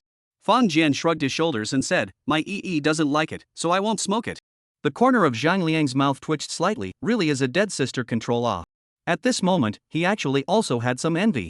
Plugged the cigarette back, Zhang Liang said, "Old Fang, you in foreign countries in addition to be able to contact the minerals, there are any road?" As soon as Fang Jian heard this, he knew that this guy should be inquiring on behalf of the country. He thought about it and said, "What do you need?" Zhang Liang was secretly happy Fang Jian didn't immediately reject it in one breath, so there was hope. Although this hope wasn't big, it was still hope. He squarely said, "Old Fang, this matter originally should not be me to talk to you, my level is not enough. However, our leader said, to give me a burden." Fang Jian smiled without saying anything. "That leader of yours is fooling you. In fact, someone has long been bypassing you to come to me, but it was only toppled back by me. It's just that there would be no need to let him know about this matter." "Ah Liang, say what you have to say, don't hide it." Fang Jian urged. "Good, we now need high-end CNC machine tools and high-end sensors, can you find a way?" Fang Jian thought about it and said, "These 2 things, are they scarce?" Zhang Liang sighed, and the 2 began to chat about things in this area. As the cornerstone of modern industry, the machine tool industry is a key issue that cannot be bypassed in the process of industrial economic development. China's general machine tools, especially low-end machine tools, can basically be localized.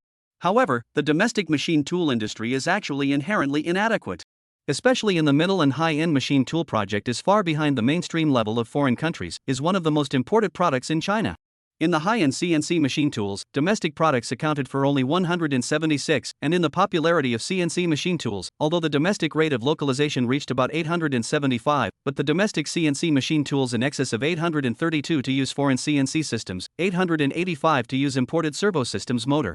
Zhang Liang said with a sigh, "Machine tools, this thing is the foundation of modern manufacturing. No machine tools support, modern manufacturing will be difficult to move." With the development of the times in science and technology, the manufacturing industry is increasingly demanding precision processing. Higher precision products have to rely on high-end CNC machine tools. He compared the fingers, said, "At present, the domestic high-performance machine tools are basically imported from Germany, the United States, Japan, these countries. The self-sufficiency rate of high-end CNC machine tools is less than 10, although our country continues to increase investment in research and development of high-end machine tools, but the precision and service life of domestically produced machine tools is far from the world's similar level." He opened his mouth, wanting to speak, but finally clenched his teeth and said, "In fact, we have a lot of key parts, are made from foreign imports of machine tools." Speaking here, Zhang Liang's face vaguely turned a little red. Fang Jian could feel the kind of humiliation and unwillingness in him. As a Longhua man, he was born with a big and comprehensive mentality. We need things that are not only comprehensive, but also top of the line. People do not have, we have to have, people have, we have to do better. This is the requirements of a great country and temperament. In order to achieve this goal, these decades, I do not know how many people have gone forward and back to work hard. Now use foreign machine tools, that is no way. However, all military workers have a breath in their hearts. In the future, we are bound to one day, can build a real, all localized national blade. Fang Jian did not say anything, and poured tea for the 2 men. Then, he raised the teacup with both hands. The two men looked at each other, heavily clinked their cups, and drank it all in one go. Fang Jian put down the teacup and said, "Okay, let's talk about that high-end sensor." Chapter 35 Open Card. High-end sensors is another indispensable thing in modern industry. In recent years, with the domestic sensor market continues to grow rapidly, the average annual growth rate of more than 20 and gradually expanding. However, sensors exist in the overall low level of technology. High-end products rely heavily on imports and other issues.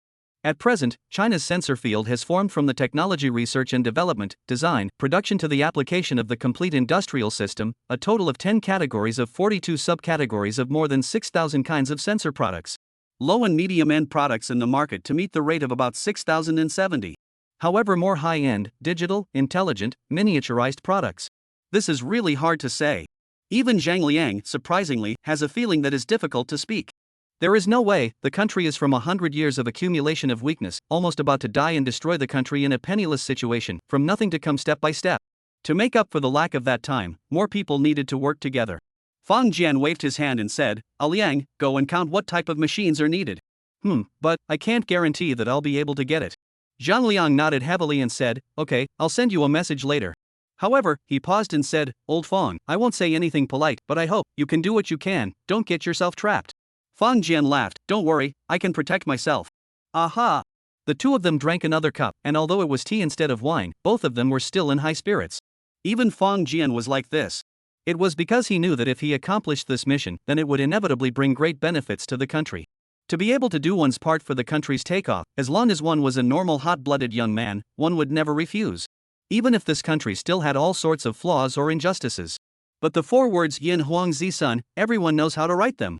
On the following day, Fang Jian woke up early in the morning and first waited for his little baby Yi to get up. Before Yi, Fang Jian was actually a difficult person to get up.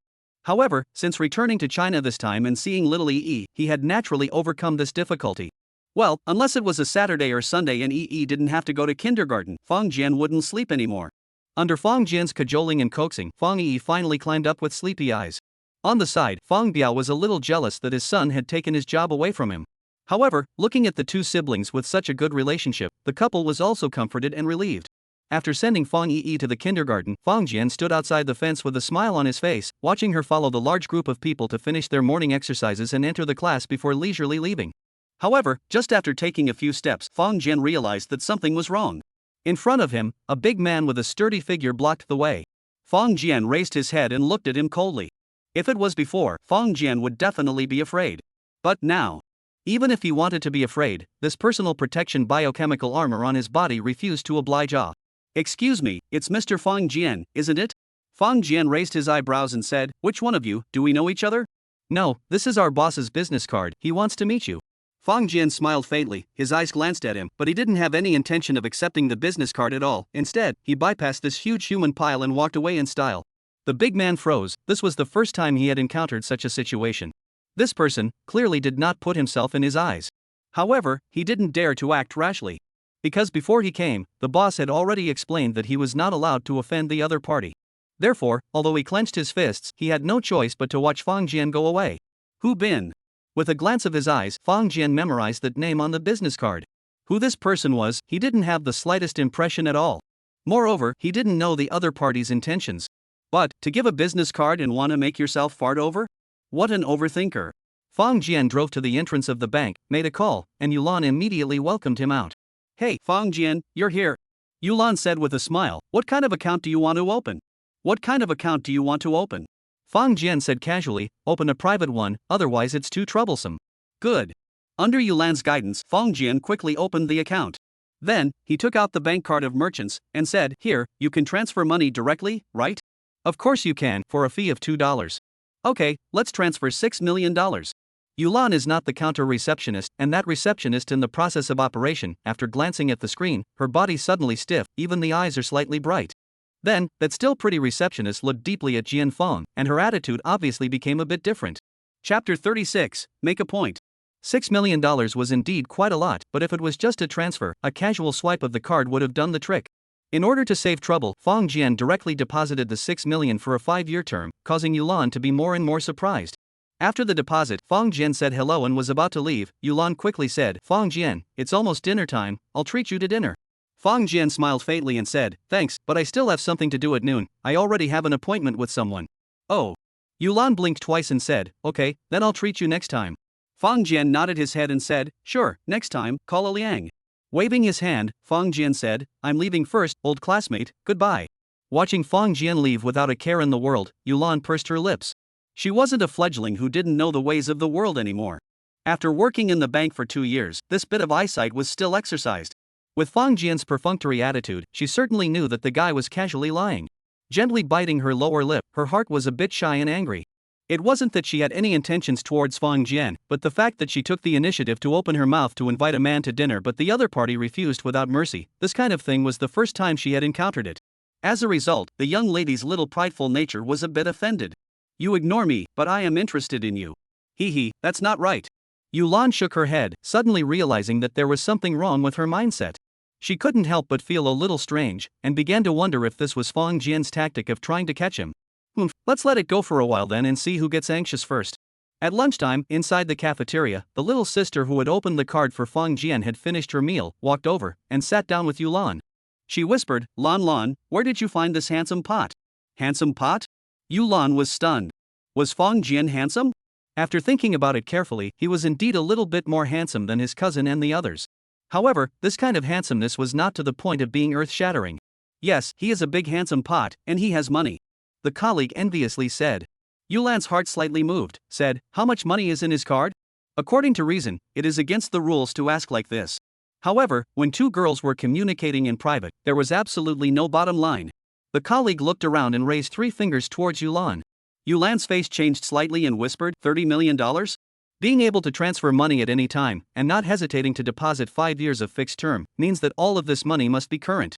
And if a person had $30 million in demand that could be utilized at any time, then how rich would his family be? At this moment, even Yulan couldn't help but be a little tempted. However, that colleague was slightly shaking his head, and his 3 erected fingers wiggled once again. Yulan was stunned, her eyes rounded a little. 300 million? Well, 300 million, live. The 2 girls stared wide-eyed, both speechless for a long time. Fang Jian left the bank and really wanted to find some random place to deal with lunch. The phone rang again, and when he looked at the name, he couldn't help but be dumbfounded. Hello, Liang. Old Fawn, the information has arrived, come here. Zhang Liang said in a deep voice, or I will send it over to you. Fang Jian smiled and said, so urgent.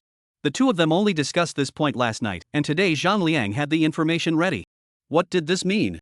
It could only mean that these machines were extremely important, and the other party's eagerness to seek out talent had reached the point of impatience. Zhang Liang solemnly said, yes, if possible, it is indeed urgent. He paused, and then said, moreover, this information is best not to have any image pictures to pass out. Fang Jian stopped joking and said, okay, I will come to your company. He originally wanted to find a restaurant outside, but since Zhang Liang was so cautious, he would simply go over there. Very quickly, Fang Jian arrived at Zhang Liang's company. This company was in a building in the southern business district, occupying a small half of a floor. When Jian Fang entered, he was surprisingly stopped by the security guards. The strength of the protection here was far from being comparable to an ordinary building. Zhang Liang came down and picked him up before handing over a document. Fang Jian flipped through it, and his face was a little strange. This was because the models and types of machine tools and sensors mentioned in the information were just too many. Zhang Liang gently coughed and said, Old Fang, the machine tools and sensors in the information, our country needs them all, not limited to the model and price, as long as you have the ability to get them, to ensure that all the way to the green light. Fang Jian laughed bitterly, said, you want too much, there is no focus. Focus? Yes, I can't get them all at once, so give me a key point. Zhang Liang. This kid, is he that capable? Chapter 37, Retro Mechanical Group. Fang Jian did not realize that in this conference room, there were actually cameras. At this moment, the conversation between him and Zhang Liang was completely channeled somewhere. The ones watching this scene were General Wang Jiangwo and old Mr. Su Manhwa. After hearing Fang Jian's words, old Mr. Su Manhwa even then immediately stood up, his eyes flashing with surprise. The original inquiry was only held as a precautionary measure. You would have to say that a businessman who made raw materials, if even these embargoed equipment could be shipped in, then this means, it would truly be a handful. So, they sent over the names of all the equipment the country needed. More than 80% of them are within the scope of the Batumi embargo. These included military weaponry, cutting-edge technological products, and other goods and technologies of strategic significance. The rest were goods that were not under embargo, but were still extremely difficult to purchase. What they meant was that they wanted Fang Jian to take a look inside, even if it was only to help find one or two pieces, it would still be a good thing. Although all of these things were related to machine tools and sensors, they all added up to 800 types, if not 1,000. Therefore, Fang Jian just glanced at them and lost interest in watching them. However, Fang Jian's words surprised these two. Could it be that this kid actually had the ability to get his hands on all the machines? If it was really possible. The two of them glanced at each other, both a little excited. Elder Su, what do you think? Which machines are more important? Wang Jiangmo asked in a deep voice. Su Manhwa glanced at the list in his hand. He felt that every single machine was important. Because each machine against the standard is a different industry, and for the development of modern society, is concerned with an overall advance. Any aspect of the limp will cause immeasurable consequences. So, which machines are more important? This was really a headache. After pondering for a long time, Su Mua picked up a pen and heavily scratched black lines on 5 machines, but after thinking about it, he scratched 3 more machines. Tell him that these 8 machines, let him focus on figuring out how to do it. Su Manhwa solemnly said, if he can do it, even if it is only one of them, it is also a credit to the country. Wang Jiangwo nodded heavily and said, good, I will definitely convey it. A few moments later, after Zhang Liang had fed back Fang Jian's request, a new list fell back into Fang Jian's hands after only 5 minutes. Looking at the 8 instruments highlighted on it, Fang Jian's mouth twitched slightly. 3 from Little Ben, 3 from Germany, and 2 from pretty countries. Well, these 3 countries, they were all countries with super advanced levels of technology. Fang Jian nodded slightly and put the booklets away, then said, hungry, treat me to dinner. Okay. Zhang Liang did not hesitate and said, as long as you can get the equipment over, I would be willing to treat you to a lifetime of meals. A lifetime of meals? Fang Jian looked at the other party, and his heart was full of slander. Following Zhang Liang for dinner was surprisingly the cafeteria treatment. What surprised Fang Jian was that this company not only had its own cafeteria, but the taste was quite good. After the meal, Jian Fang went home for a nap. However, after entering the bedroom, he immediately flashed into the space house. This time, Fang Jian did not continue to look for Zhuge Irma. He silently looked at that wall of the space house and utilized the search function to find a place called the retromechanical cluster. Through this period of research and observation, Fang Jian already knew that this place was actually a world 1,000 years later. Moreover, this world had developed right out of Earth. All of the historical figures, all of them matched. Only, when Fang Jian tried to research the history of this world, all he got was a murmur. In other words, he could only exchange materials with the people here, but if he wanted to explore other things, he just couldn't do anything about it. On the wall of the space house was a huge screen. There was countless information displayed on it. Zhuge Irma was what Fang Jian had found from above and started contacting. If Fang Jian wanted any more minerals, finding this person with the black box printer would undoubtedly be the best choice. However, this time, his goal was no longer minerals. Fang Jian browsed through this vintage machinery group for a moment. Then, he chose one of the people who popped up online from time to time and had done business with others many times. This person's name was Sima Xingjie, and it was unknown if it was a screen name or his real name. The space house came with an outreach function, and when Fang Jian sent out a request to invite a call, very quickly, the other party connected. A man appeared on the wall screen. It was a middle-aged man with a thin figure, his forehead had a layer of visible wrinkles, and his eyes were glowing. Hello. Fang Jian smiled slightly and said, hello, I was in the retro machinery group and saw your chat. I have some interest in retro machinery and want to customize a batch. I don't know if there are any channels. Chapter 38, Ancient Machinery to be played to the max. Sima Xingjie laughed, of course you can, but the price won't be too cheap. Oh, what if I exchange this for something? Fang Jian took out an exquisite tea set, then with a flashlight, he sent the data over. Sima Xingjie glanced at it, and his entire demeanor underwent a subtle shift. A complete set of Dragon Kingdom Jingdezhen tea set made in 2020.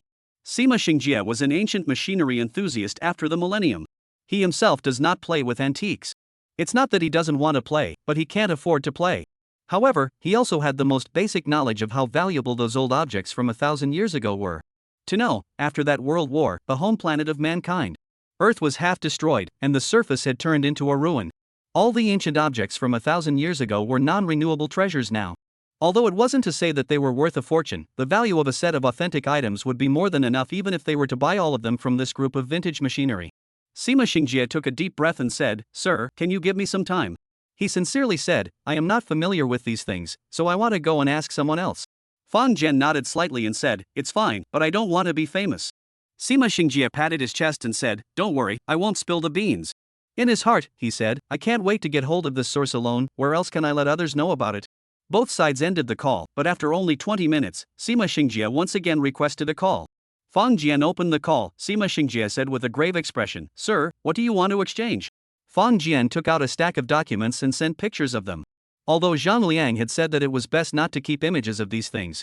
However, if someone was really able to find the trace after 1,000 years, Fang Jian was willing to commit suicide to thank him. Sima Xingjie looked at it for a few moments. He opened up a software and queried it, saying, "Sir, these are some of the most cutting-edge instruments from the ancient Earth era, during the period of 2020-2030. I don't know if I'm right?" Fang Jian smiled faintly and said, "That's right, it's true that you have the right specialty." Sima Xingjie smiled smugly and said, "Sir, besides these, do you have any other needs? We are able to provide all the instruments that were archived before the Great Destruction." Fang Jian's eyes flickered slightly and said, "Can you provide all the instruments on this?" "Of course." Sima Xingjie proudly said, "These are all child's play." Fang Jian laughed and said, "My requirements are rather high, you should understand." "Of course I understand." Sima Xingjie patted his chest and said, "I guarantee that all the instruments will be done flawlessly, and there won't be any difference with that era." He paused and said, "Of course, it's only the appearance and materials used that are the same, but this is only a replica, not an antique." Fang Jian frowned slightly and said, "Just the same appearance, but can it be used?" "The use of?" Sima Xingjie was surprised and said, "Of course it can be used." "The effect of the finished product, how is it compared to the actual machine of that era?" Sima Xingjie said without hesitation, "I guarantee that the finished effect, at least, can reach the set maximum. But such a low-end ancient machine, just for show, won't really use it, right?" Fang Jian silently glanced at him, then said, "Since it is retro, of course it should be retro to the extreme. What's the use of just having a retro instrument? The finished product should also be retro." Sima Xingjie froze for a long time. This logic. The original, he thought, he is retro enthusiasts, but did not expect there are people who pursue even more extreme. He nodded heavily and said, "Okay, may I ask how to address you, sir?" "You call me Mr. Fong." "Okay, Mr. Fong, this list you want, I'll use a week's time to prepare it for you. Can we trade after a week?" Sima Xingjie asked. Fang Jian suddenly smiled and said, "Mr. Sima, do you think that the price of our deal is worth it?" Sima Xingjie's face instantly turned red as he muttered, "Mr. Fong, I can compensate for the price difference." Fang Jian let out a light laugh and said, "Fine, the difference will be credited first. If I need something in the future, I'll come back to you. Hopefully, you won't disown it."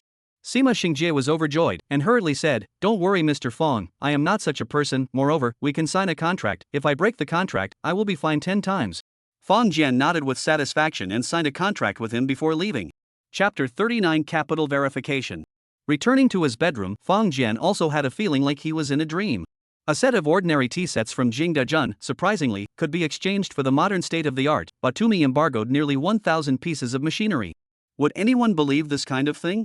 That's right, the list that Fang Jian handed over was not the 8 machines. Instead, it was the first supply list given by Zhang Liang, the one that included all the machinery. Originally, Jian Fang was also harboring a bargaining mentality. As long as the other party indicated that the price was not enough, then he would make a focused line. Fang Jian's bottom line was that those 8 machines had to arrive. But unexpectedly, the Sima Xingjie was so honest that he agreed to all of them in one breath. Moreover, it would only take a week? This speed simply let Fang Jian deep shame. After 1,000 years of technology, just what point had it developed to? Fang Jian felt that there was really no way for him to imagine it. However, the people of 1,000 years ago probably couldn't imagine how advanced modern society was. In modern society, as long as you are willing to work, even if you sell your physical strength, your standard of living is much higher than the landlords of 1,000 years ago. Shaking his head, Fang Jian collected his mind and lay down on the bed to sleep. After waking up in the afternoon and arriving at the time, Fang Jian went to pick up Yi to go home. The little guy chattered about the interesting things in the kindergarten, although they were all childish as could be, but Fang Jian was still listening to it with a big laugh and happiness. In the evening, Fang Jian received a phone call.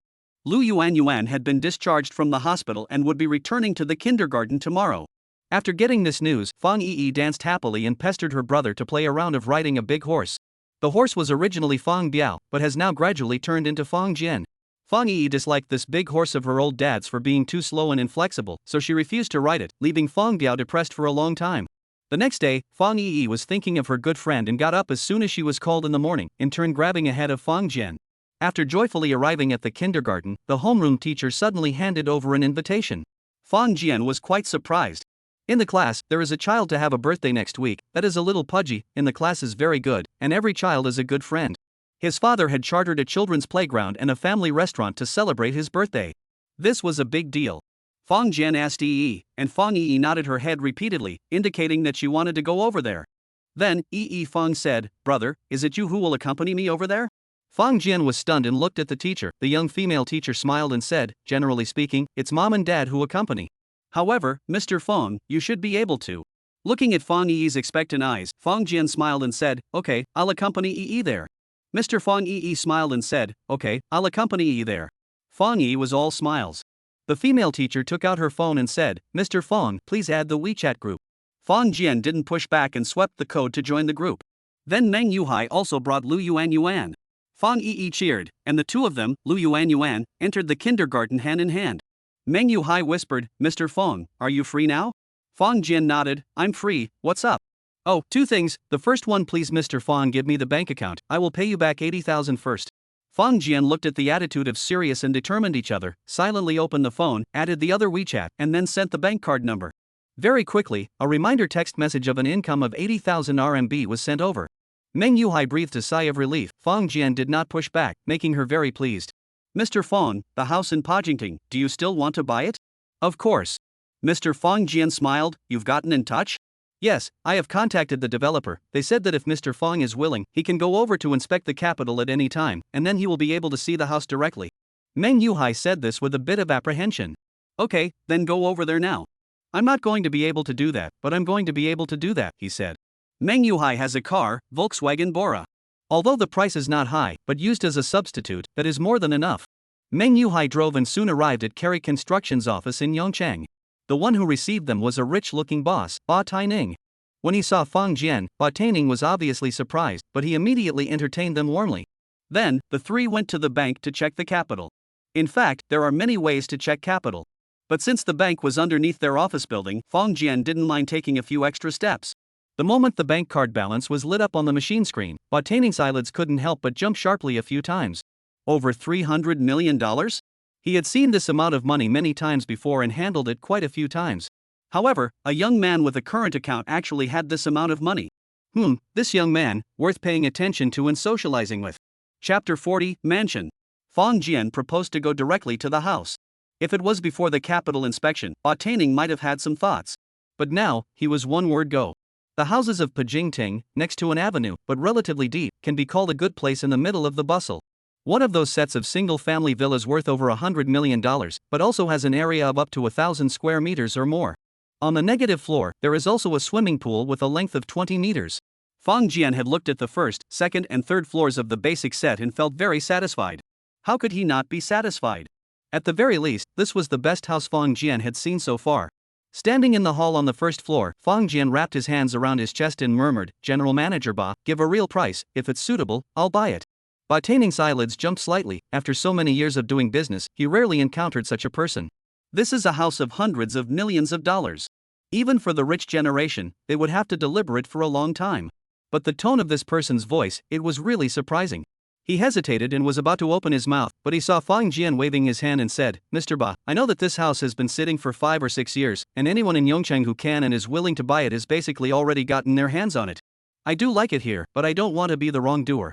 He smiled, said, moreover, now the real estate situation, not too good. So, please give me a real price, and after I hear it, if I feel okay, I can sign the contract with full payment now. But, if I don't feel it's worth it, then just pretend I haven't been here today. Ba Taining's mouth was open, and after a long time, he let out a bitter smile and said, Mr. Fang, you're only giving me one chance to make an offer. Fang Jian smiled faintly and said, because I don't know if I will stay here to develop in the future. He pretended to sigh and said, perhaps, I will be going to Magic City next year. Ba Taining did not doubt this statement, because compared to Magic City, Ningbo City was indeed much worse. After pondering for a long time, Ba Taining said, 110 million, this is the bottom price. Before Fang Jian came here, he had also made preparations. The area of this house is 1,300 square feet, and the price listed on the internet is $126 million. Now that it had been reduced by $16 million in one breath, it was clear that Ba Taining was really sincere about selling it. A 90% discount may not seem like much, but this total price is high. In fact, this price, compared to the opening price in the past, not much more expensive. For so many years, a house was pressed into the hands of the company, and it was already considered a discount. Although the price of the house has risen insanely in the past few years, but in addition to the super first-tier cities, those properties that were worth over $100 million, the rise was actually not much. Fang Jian smiled and nodded, good, since Mr. Ba is so forthcoming, let's sign the contract. Ba Taining smiled broadly and said, good, I'll arrange it right away. Meng Yuhai was listening in a daze. More than $100 million of the house, these two people said settled, ordinary people to buy a set of ordinary house, it is not so simple. Could it be that this was the life lived by the truly rich and powerful? Soon, the two sides signed a contract. Fang Jian will be the first 20 funds into the other company's account, and then he got the key. The next thing to do was a lot more, do the house book and decoration, the same as a big head. Ba Taining said, Mr. Fang, the contract is signed, if you don't mind, I invite you to have a meal, and then invite Ding Tian's general manager Ma to come, so that we can exchange ideas. Ding Tian's Ma Bixing, although in the Yongchang decoration market, is also considered to be a top figure, but compared to Ba Taining, or a lot worse. However, Ba Taining knew that this business was introduced from Ding Tian, so he naturally would not be slow. Fang Jian hesitated for a moment. Meng Yuhai quickly said, Mr. Fang, if you want to decorate this house, our company is willing to provide the best plan, as well as free design. For designers, the design cost is very expensive. However, if Meng Yuhai could take this order, she's willing to do it without the design fee. Only then did Fang Jian nod his head and said, good, let's meet with your company's boss and discuss the renovation. In Ningbo City, there are many decoration companies. However, to be able to receive Pajing Ting's renovation business in the peer group will definitely have a great reputation. When Ma Bixing heard that Fang Jian had already bought the house, he rushed over without saying a word. He had initially just pulled the strings in passing and didn't have any expectations. However, he didn't expect that Meng Yuhai would give him a big surprise. At the wine table, Fang Jian smiled and spelled out his demands. The design should be lofty and should fully take into account the living and playing areas of small children. As for the designer and project manager, Fang Jian appointed Meng Yuhai. He believed that with this person's character, he should not fail to live up to his expectations. Besides, even if he failed, so what? The big deal is to knock down and redecorate. Money is capricious. Chapter 41, IQ Online? 3 days later, Fang Jian felt the throbbing from the space house. He entered the space house, and Sima Xingjie informed him that all the goods had been prepared and placed in a space warehouse. Fang Jian used his flashlight to inspect them. The conclusions he came to made him very satisfied, and then he exchanged the tea set for the maneuvering credentials for that space warehouse. Returning to his bedroom, Fang Jian held his cell phone, somewhat hesitant as to whether to call Zhang Liang right away, or to wait a bit longer. After all, the goods he ordered this time were 8 instruments, and they were all the most precious super instruments. To be able to get these things was bound to be very difficult. If he said that he had fixed it in 3 or 5 days. Thinking about it yourself, I'm afraid I can't believe it. Should I delay it a bit more? Suddenly, the cell phone held in his hand rang, startling Fang Jian. He looked at it and realized that it was a call from his old classmate Chen Tao. Hello, old Fang. Chen Tao's voice is a bit suppressed. Are you free? Yes, what's up? Lao Fang, our boss suddenly came to me, said he wanted to invite you to dinner. Chen Tao hesitantly said, if you are free, can you come over to have dinner with us? Your boss? Who is your boss? I don't know him. Why did he come to me? Fang Jian was full of questions. If it was an invitation from someone he didn't know, Fang Jian guaranteed that he would balk. However, when it came to his own brother, Fang Jian was not that desperate. He thought about it and laughed. Fine, you report the address, but I can only come at noon. Okay. Chen Tao immediately set a place. Fang Jian was no stranger to this place, as it was a very famous private Chinese restaurant in the city. Although Jian Fang himself had never been there, he had heard a lot about it. At lunchtime, Jian Fang arrived here. Sure enough, the place was a bit hard to find. Luckily, Chen Tao was waiting at the door and brought him in. The layout of the courtyard was really nice, it was low-key and luxurious, so I thought the food should be good as well. Hey, Chen Tao, what exactly is it that you're looking for me for? Fang Jian asked in a low voice. Chen Tao smiled bitterly and said, I don't know what the hell, today the old boss called me and asked me if I know you. I have the heart to say do not know, but if the old boss did not check clearly, will suddenly ask me? So, I told the truth. Fang Jian's eyes flickered slightly. He had already inquired. Chen Tao was currently working for a private company. The income was okay, but to say how promising it was, it didn't really matter. However, Yongchang locals do not attach great importance to these. After all, the family has the underlying heritage. As long as you don't eat, drink, whore or gamble, then a generation should not be lost. Seeing that Jian Fang was silent, Chen Tao whispered, Hey, old Fang, although I don't know why the boss is looking for you. But if what he's looking for you for is inconvenient, don't say yes. Fang Jian was stunned and looked up in surprise, saying, What, you're not doing a good job here? Quite pleasant. Chen Tao shrugged his shoulders and said, But, if they make it unpleasant for me, I can only say sayonara to them. Fang Jian was dumbfounded and patted his shoulder. This is the bottom line of the locals. My family has a house and a car, and I work for you just to get a paycheck to mingle. You're good and I'm good and everyone is good. If you make me feel bad, then vote with your feet and leave. Soon, they arrived at the restaurant. When Fang Jian arrived at the entrance of the restaurant, his eyes suddenly condensed. He saw an acquaintance, the big, burly man who had stopped him at the entrance of the kindergarten. When this big man saw Fang Jian, the corner of his mouth twitched, and there was a hint of scorn in his eyes. Fang Jian immediately understood that although today was not a hongmen banquet, it was definitely a feast without a good meeting. Ha, this is Mr. Fang, isn't it? He really is a talented man. In the restaurant, there were two people sitting. One was a man in his 50s with somewhat gray hair. The other was a gentlemanly man in his 30s, wearing glasses. This man sat quietly on the first seat, wearing a smile, silently looking at Jian Fang. Chen Tao stepped forward and said, "Old Fang, this is our company's general manager Ji." Fang Jian took a step forward and said, "Good day, Mr. Ji." "Good, have a seat." When Jian Fang and Chen Tao sat down, General Manager Ji introduced, "Mr. Fang, let me introduce you to a big shot." He pointed at the gentleman and said, "This is Hu Bin, Mr. Hu." Fang Jian said in his heart, "Sure enough, it's this guy." Mr. Hu is the boss of Yongqing Tianhuang Import and Export Company, with an annual turnover of over $100 million.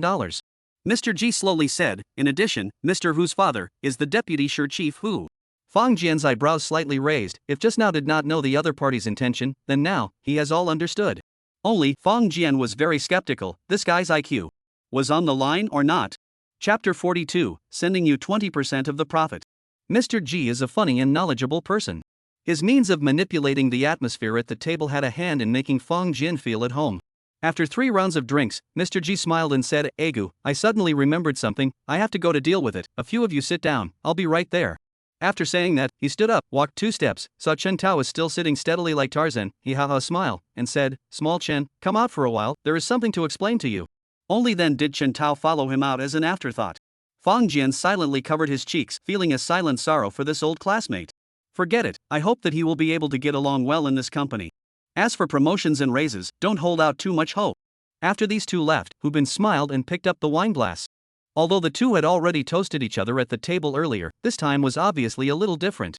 "Mr. Ifang, it is somewhat presumptuous to invite you here today," Hu Bin courteously said. Fang Jian smiled faintly and said, "Well said, I wonder what Mr. Hu has to say." Hu Bin laughed softly and said, "I heard my friend say, in the last period of time in the harbor, arrived 2 batches of goods, respectively, metal chrome powder and electrolytic nickel." Fang Jian nodded his head repeatedly and said, "Yes. I checked, Mr. Fang's 2 shipments, the selling price is a bit low." The corner of Fang Jian's mouth turned away, more than a little low, it was simply a direct cut of a quarter. This money can be hundreds of millions of profits. Hu Bin continued, "Mr. Fang, you are in a foreign country, to be able to find such a cheap source of goods, really remarkable awe." Fang Jian laughed and said, "Good to say, all are friends holding out and mixing their meals." Hu Bin shook his head and said, "But then, Mr. Fang, what you do at home, it's too much of a loss." "Oh." Fang Jian smiled and said, "What is the loss?" "Your domestic selling price, only 3/4 of the market." Hu Bin's eyes flashed with a flash of essence and said, "Mr. Fang, I have a proposal for you to consider." "You tell me." Hu Bin smiled and said, "We join forces, you are responsible for finding sources of goods outside the domestic sales to me, how about it?" His voice was a bit eager. Although he had opened an import and export company in Yongchang and had a turnover of hundreds of millions of dollars. However, he himself understands how it is. The reason why he was able to do business was definitely because someone was selling face. Fang Jian, on the other hand, was an accidental discovery for him. If he was able to get this cheap source of goods in his hands, Hu Bin's emotions immediately became exuberant, and he seemed to be seeing the day when, with his own abilities, he would come out on top, galloping through the shopping malls, comparable to Erma. Fang Jian's face showed a faint smile, said, "Domestic sales, why should I give you?" Hu Bin was stunned, immediately awakened from that beautiful fantasy. He frowned slightly and said, "Mr. Fang, I guarantee that as long as you give me the domestic sales rights, I will give you a price that is never lower than the last time and give you another 1/10 of the profit as a rebate." Mr. Fang blinked twice and said, "1/10? Yes, these 2 transactions, the rebate is at least 10 million or more." Hu Bin slowly said. Fang Jian laughed and said, $10 million rebate, sounds good. But what if I don't agree? Hu Bin frowned slightly and said, "Mr. Fang, your goods, they always have to enter the port before they can be sold. If they are stalled in the harbor for one more day, the loss will be at least several $100,000. Fang Jian smiled without saying anything and said, "I am just responsible for pulling the strings, you and I are talking about this, it's not useful." Hu Bin's face slightly sunken, said, "Mr. Fang, your parents are working in the authorities." Fang Jian laughed coldly, and his face gradually sank.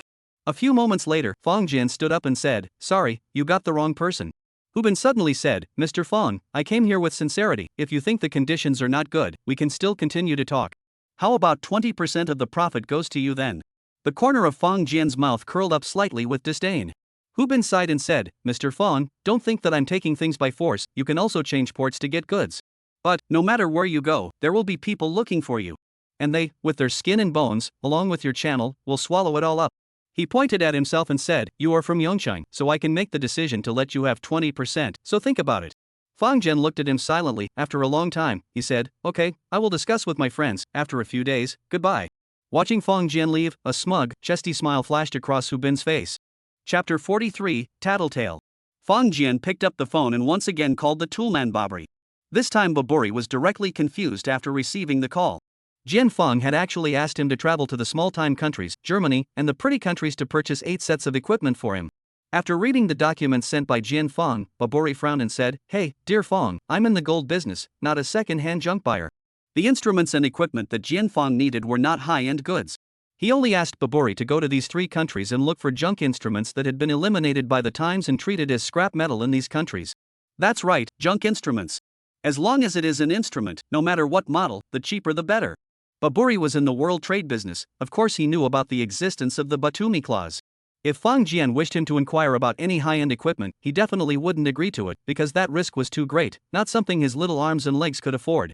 However, when Fang Jian asked him to search for these junk equipment, he was also feeling very unpleasant. 5 million. Fang Jian slowly said. "Ah, what?" Baburi was stunned, his face full of doubt. Fang Jian slowly said, "Help me collect enough information, then I'll choose, probably order 8 to 10 sets." He said word for word, payment, $5 million. Baburi was silent for a moment, then, he suddenly burst out with great enthusiasm. "Oh, dear Fang, such a small thing, please feel free to order. I'll go now and book a ticket to the pretty country first." "No, let's go to Little Ben country first." "Okay." Hearing Baburi's assurances with conviction, Jian Fang smiled and hung up the phone. He had originally wanted to delay for a while, but now that he looked at it, it was no longer necessary. Wanting to transport the top equipment and instruments from abroad into the country was basically an unlikely thing. However, what if what was being transported was some trashy second-hand goods that could only be used as scrap metal? Fang Jian believed that no matter which country, it was impossible to stop it. After arranging for Babuli, Fang Jian straightened his clothes and arrived at Zhang Liang's company. This time, when Fang Jian was going up the stairs, he was surprisingly not stopped in any way. The security guards here seemed to have recognized Fang Jian and let him in directly. Zhang Liang looked at Jian Fang with surprise and asked, "Old Fang, why are you here?" Jian Fang let out a long sigh, his face was aggravated and helpless. Zhang Liang became more and more surprised, first letting Fang Jian sit down, then said, "Old Fang, what's wrong?" Fang Jian shook his head and said, "Something happened." Zhang Liang's face suddenly changed, said, "What is it?" Seeing that Fang Jian looked like he wanted to say something, Zhang Liang's heart moved slightly and said, "Could it be, you contacted the machine?" "Yes, contacted it." "Which instrument has been contacted?" Zhang Liang asked with mixed surprise. CNC heavy-duty crankshaft milling and turning composite processing machine tools, and multi-axis linkage CNC machine tools, one is a small book, one is German. Fang Jian said in a deep voice, "It is the 2 models that you have labeled. These 2 machine tools, one is used for large ship manufacturing, the other is for manufacturing propellers. There are actually similar ones in China, but the precision and efficiency of those 2 models designated by Su Lao are far better than the domestic products. Moreover, it wasn't that much better. It was like firearms, whether it was a fire rope gun or a Gatling, as long as they were able to shoot bullets, they would be able to kill people. However, the effectiveness of these 2 types of firearms, can they be compared?" The Dragon Kingdom had wanted to introduce those 2 types of machines many times. But the final result was predictable. Zhang Liang was almost jumping up and down with joy. "Good, old Fang, you've done a great thing." As Zhang Liang reached out his hand, wanting to urge his old friend. However, this hand reached halfway, suddenly turned a corner and slapped heavily on his thigh. This was because he was afraid that if this slap went down and did something good, he would truly be dead 100 times over. Fang Jian sighed and said, "In fact, I also contacted the other 6 machines, and there are some eyebrows." Zhang Liang's mouth opened wide in surprise. "Old classmate, this is really a handful." However, right at this moment, Fang Jian's words took a sharp turn and said, "But Liang, these 2 machines, I'm afraid this is our last deal. From now on, my cooperation with you will come to an end." Zhang Liang's enthusiasm was like a pot of cold water had been poured over his head, instantly becoming ice cold. He took a deep breath and said, "Old Fang, what happened? Was it detected by someone?" Fang Jian nodded his head silently and said, "Yes, it was detected." "Which organization? Can we help in any way?" "It was a company in China." Zhang Liang's jaw dropped, almost thinking that his ears had gone wrong. Chapter 44, Fueling Jealousy. An hour later, a video was transmitted through a special line to Wang Zhangwo and Su Manhwa in the mainland. In theory, Su Manhwa, as a scientific researcher, was not supposed to meddle in administrative work. However, those instruments he provided were too important to the country. Anything related to this batch of instruments, Su Manhwa wanted to understand. Thus, when this expedited video was transmitted, both of the bigwigs here were startled. The video opened, and it was Jian Fong and Zhang Liang talking. Hu Bin is the boss of an import and export company in our young city, with an annual turnover of hundreds of millions of dollars. He is a successful man. However, he has another identity, which is the male son of our deputy chief Hu. He came to me and told me bluntly, knowing that I had found channels for metal chrome powder and electrolytic nickel abroad, and then sold them to you cheaply. Then, he asked me to hand over all future goods to him to operate. I am responsible for contacting sources abroad, and he handles things at home. As for who to sell to domestically and at what price, I don't have to worry about it. He also said that he was able to give me a 2% kickback. Fang Jian, face of anger, said, initially, just 1%, but after I argued, only promised to give me 2%. If Hu Bin saw this video at this time, surely it will be cursed. I said is 2%? You call 2% 2%? Is your math taught by a physical education teacher? When they heard this, Wang Jiangwo and Su Manhwa were already pitch black. They immediately understood what Hu Bin meant. Fang Jian's sale price was only 3/4 of the line price. It could be said that in either of the two transactions, Fang Jian's selling price and the line price had a difference of hundreds of millions of dollars. This profit is really so exciting that it's hard to refuse. Fang Jian continued, of course I am a mouthful of refusal, I am not a little cute. I don't know the real price, I just want to save the country a little bit of money. Zhang Liang nodded slightly and said, I understand, old Fong, what you are saving is not a little off. Wang Jiangwo and Su Manhwa were both silent. Yes, the saving can be an amount in billions. Fang Jian added, but Hu Bin told me that if I don't agree, then the goods I buy from abroad in the future will not be able to enter the harbor. Zhang Liang was stunned and said, how is that possible? In front of the screen, Wang Jiangwo was so angry that he laughed. Unable to enter the harbor? FCK, do you really think you're a handful? This one called Hu Bin doesn't even know how to threaten people. He himself is also, even if it is, do not take everyone as it. By the way, Hu Bin also said that I do not have to find ways to send goods to other ports. Fang Jian explained, he said, no matter which port I go to, he has friends in it, and all of them have to pay the protection fee, and the geese will not even leave me 2%. Zhang Liang took a deep breath and said, old Feng, don't worry, we won't allow this to happen. Fang Jian waved his hand and sighed, hey, I also don't want this kind of thing to happen, but the development of the situation, not under my control. His tone size said, you know, my parents are both working in the authorities. Then Hu Bin said, if I don't agree, then they will have jail time. What? Fang Jianhans said, my parents, although only a small section of the authorities, but so many years, there are relatives begging to the head, more or less will help a little bit of small help, relatives will also send something. He shook his head, said, to be honest, they do not have much ability to help, or some small things that can be done, that is, to make the procedures a little faster, a little easier and so on. But after all, there are still some violations, not to mention, they also received some things. If you really want to pursue it. Zhang Liang bitterly laughed, old Feng, you're worrying too much, two powerless little section members. If this is also to be pursued, there would be no civil servants left in the world. Fang Jian shook his head and said, I don't dare to take the risk, and more importantly, the first time they approached me, it was a lanky man with an obvious triad nature. Do you know, where did he look for me? Zhang Liang asked in a deep voice, where? In front of the kindergarten that my sister attends. Fang Jian stood up, patted Zhang Liang and said, Liang, those two machines, I have already contacted them, send them back to the country as soon as possible, you guys just prepare 60 million renminbi and $10 million for me. Then later? Later Fang Jian hesitated, said, I am in foreign countries, or some contacts, if the country cannot stay, hey, then say it. Snap. In front of the screen, Wang Jiangluo's hand heavily slapped on the table, making a loud sound. Chapter 45 Stubbornness. The video ended here. However, the two of them, Su Manhwa and Wang Jiangluo, were so angry that they couldn't even speak. Su Manhwa slowly said, Old Wang, give me a copy of the tape, I want to go to the capital and meet the old head. If it was an ordinary person, even a scientific researcher, or even a major general like Wang Jiangluo, wanting to meet the old head would not be that easy. But Su Manhwa's status was different after all. He was a true father figure of the country, the backbone of the national defense cause. For so many years, he had devoted himself to his work and presided over countless scientific researches, and indeed had the qualifications to reach the heavens.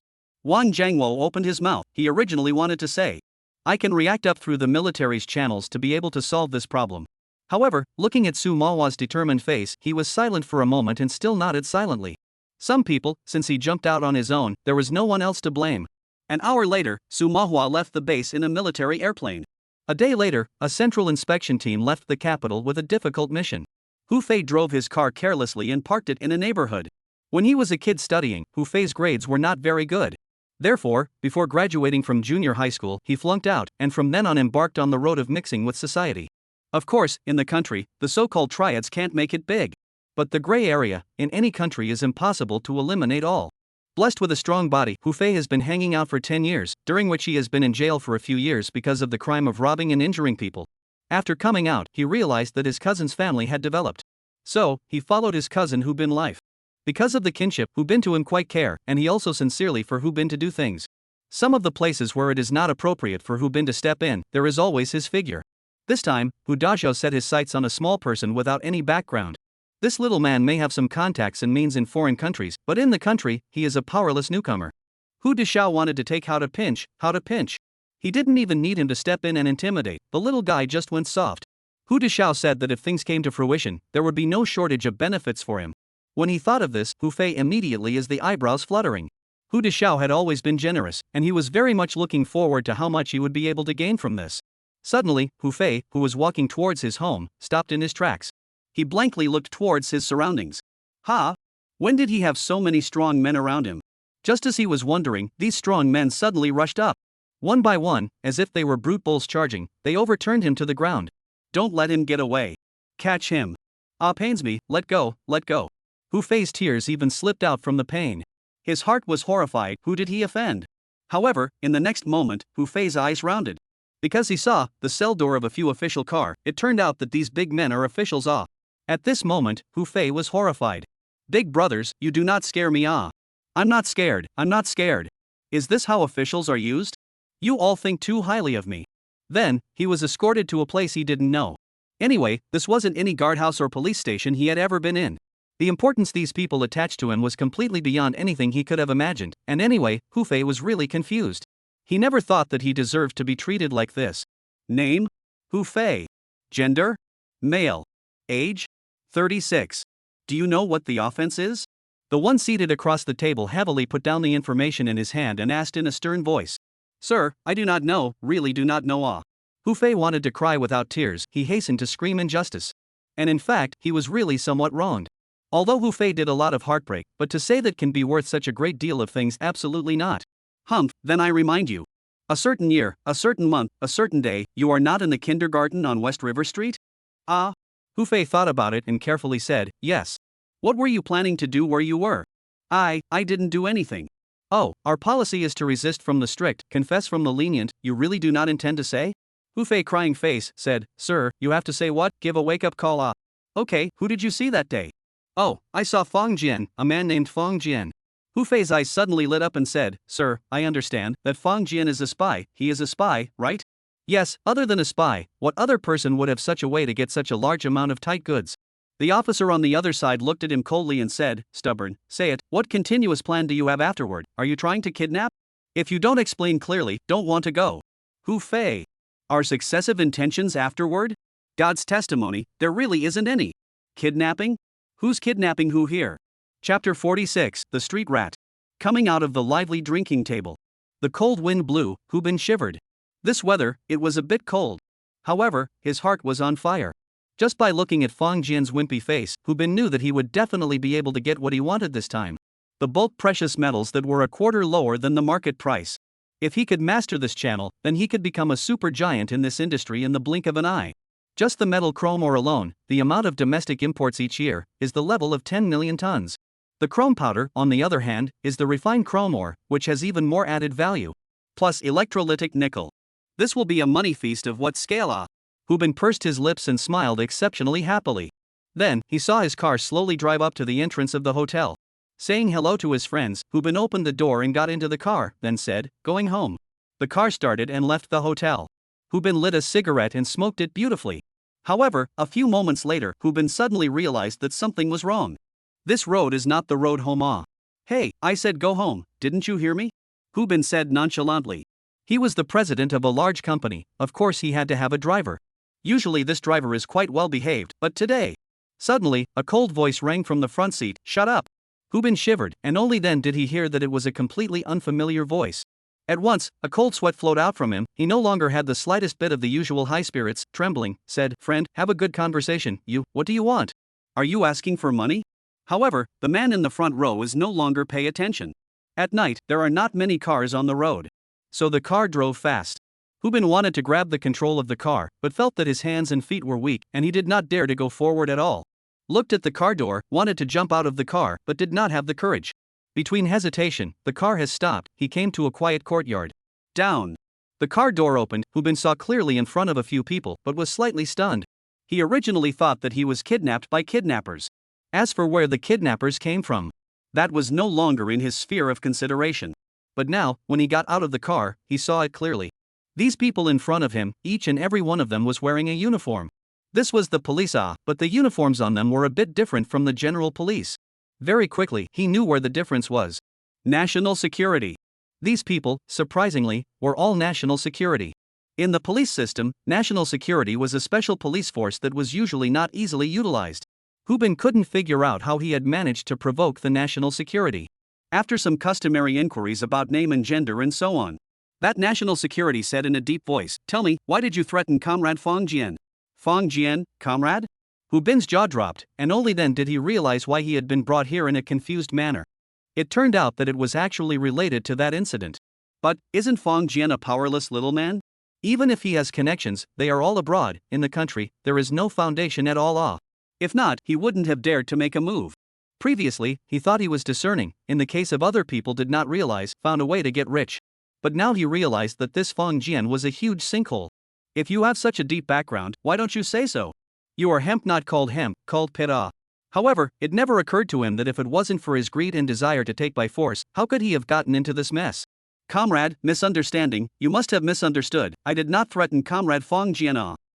You want to monopolize the supply of goods to the country and also promise to give Comrade Fong Jian a 2% kickback, are these all fake? False, absolutely false, I did not say 2%. Hu Bin was furious, I said, 2% of the. Oh, you said. Hu Bin was stunned and cursed in his heart, is this a setup? After a night of surprise interrogation, things were basically mapped out. Hu Bin and the others had only threatened and intimidated, but hadn't really put it into action. However, Wang Jiangwo, who received this reply, sneered and said, if we hadn't intervened, do you think they would not have let up? Thus, 3 days later, Deputy Chief Hu Shi retired to the second line for health reasons. From being hot, the door has become a street rat that everyone avoids. As for Hu Bin and Hu Fei, were imprisoned on different charges. Especially from Hu Bin's company, found out a lot of years of books, these two do not have a decade or 8 years, do not want to come out again. Chapter 47, Promoted. Fong Jian stayed at home and played with Yi. In addition to Yi, there is also Lu Yuan here. The two little girls were having a great time. Meng Yuhai had been busy measuring the villa and designing it in recent days, so Fong Jian volunteered to bring Lu Yuan home to accompany Yi after kindergarten. If it was anyone else, Meng Yuhai wouldn't have agreed in any way. However, when Fong Jian brought it up, she immediately agreed. Suddenly, the sound of the door opening rang out. Fong Biao walked in, his expression somewhat excited. Shi Hui in the kitchen looked openly and said, why are you just back, did you work overtime today? As a small section of the organization, if you want to get ahead, overtime is a common occurrence. However, Fong Biao is this age, but also expect a bull future. He only wants to retire peacefully and securely, and then receive a retirement paycheck for the rest of his life. That's why the two couples took the initiative to give birth to Fong Yi after the opening of the two-child policy, and they were able to pick up and drop off Yi on time every day when she went to school. Fong Biao shook his head slightly, he hesitated for a while, but still couldn't help but say, there is no overtime, but today the director looked for me to talk. The director looked for you? What for? Fong Biao's tone was quite excited, the director said that he wanted me to be the head of the second section. What? Has the director been kicked in the head? Fong Bei was stunned, and looked at his wife with an unfavorable look in his eyes. How much you can't trust me? Fong Jian almost didn't laugh in one breath. However, he also vaguely understood somewhat what was going on. Although Zhang Liang hadn't said anything to him about that incident. However, for a few days in a row, he hadn't received any more calls from Hu Bin, and furthermore, he hadn't even seen that burly man again. If it was a mindless person, perhaps they wouldn't have felt anything. But Fong Jian was always concerned. Especially after seeing the news about Deputy Chief Hu Shi retiring to the second line, he understood. Now, his father was suddenly going to be promoted to section chief. Fong Jian thought for a moment and said, Dad. What for? You're already 50 years old. Fong Jian advised, a section chief, a sesame seed-sized official, if you become one, there will definitely be a lot of things to trouble you, why bother? Fong Biao frowned slightly and said, what do you mean? According to me, I now earn a little money, you, willing to work on the work, do not want to work, then early for the internal retirement, and then take EE to play in the mountains and travel all over the country's great rivers and mountains, not good? After listening to Shi Hui, she was a little moved. However, Fang Biao is a face sunk, said, "What are you talking about? This money is what you earn, but not what I earn. Besides, I'm not old yet, I still have the power to serve the people." Shi Hui looked at her husband, shook her head, and turned around to go into the kitchen. Fang Jian, on the other hand, turned his head and continued to play with the two little girls. Fang Biao looked left and right, but didn't know what he should say. He is not an official fan. It was just that after a lifetime of working in the organization, certain things, which were already deep in his bones, could no longer be avoided. Fortunately, Fang Jian did not tell him about the purchase of the billion-dollar mansion, otherwise it would have been another complaint. At noon on the following day, Fang Jian once again received a call from Chen Tao. "Hey, old Fang, have you promised Mr. G?" Chen Tao asked without being shy. Fang Jian was stunned, surprised. "Promised what?" Chen Tao said suspiciously, "Today, Mr. G approached me and told me that he would promote me to team leader of the company, and then asked me to invite you to a banquet, saying that he wanted to apologize to you in person." Fang Jian blinked his eyes twice and was instantly in the know. If Chen Tao was no longer in that company, Fang Jian would definitely be too lazy to care. However, that Mr. G had promoted Chen Tao. Although Chen Tao did not necessarily care, this was at the very least an obvious signal. After thinking about it, Fang Jian still agreed to meet. So, noon was still at that private Chinese restaurant. When Mr. G saw Fang Jian this time, his respectful attitude was 10 times stronger than that of Hu Bin. Other people don't know the inside story of Hu Bin and his son's downfall. But Mr. G saw the whole thing from the beginning. Hu Bin's intentions, idiots know, but just talk to Fang Jian once, their father and son were eliminated in one fell swoop. This kind of energy scared General Manager G to the point that he was restless. Fang Jian ate this meal, patted Chen Tao's shoulder, said, "G General assured, this brother of mine is still eating under you, what are you worried about?" Mr. G instantly is the understanding, know what to do in the future. No matter what, the company must work hard to keep Chen Tao. Otherwise, this capable person in front of him might have to settle old scores with him. And after Fang Jian had eaten this meal, he also knew himself it was time to work. Chapter 48, Scrap Iron Grade Instrument. Saying goodbye to his parents, N.E. Fang Jian stepped onto the airplane heading to little Benji's country. Yi naturally couldn't bear to see Fang Jian leave, but with business at hand, coupled with Fang Jian's promise to definitely bring her a gift when he returned, it made Yi break into a smile. The Yen country and the little Benzi country were not far apart. Yongchang had a direct airplane to Xijing, but Fang Jian's goal was not in Xijing, but in the next location of this airplane, the New Chitos Airport in Sapporo, North River Road. That's right, Baburi had been wandering around the small book of countries and had already had a more than stellar record. Among them, there were certainly many instruments in Saikyo and Oban, but it was more or less a hassle to purchase and transport them to the country. This was true even for the most common instruments. However, if one were to purchase scrap instruments from the Northern River Road, then the situation would be much better. This was especially true the more so when buying scrap iron-grade instruments. Baburi had even contacted a few merchants in the Northern River Road, just waiting for Jian Fang to go over and make a deal.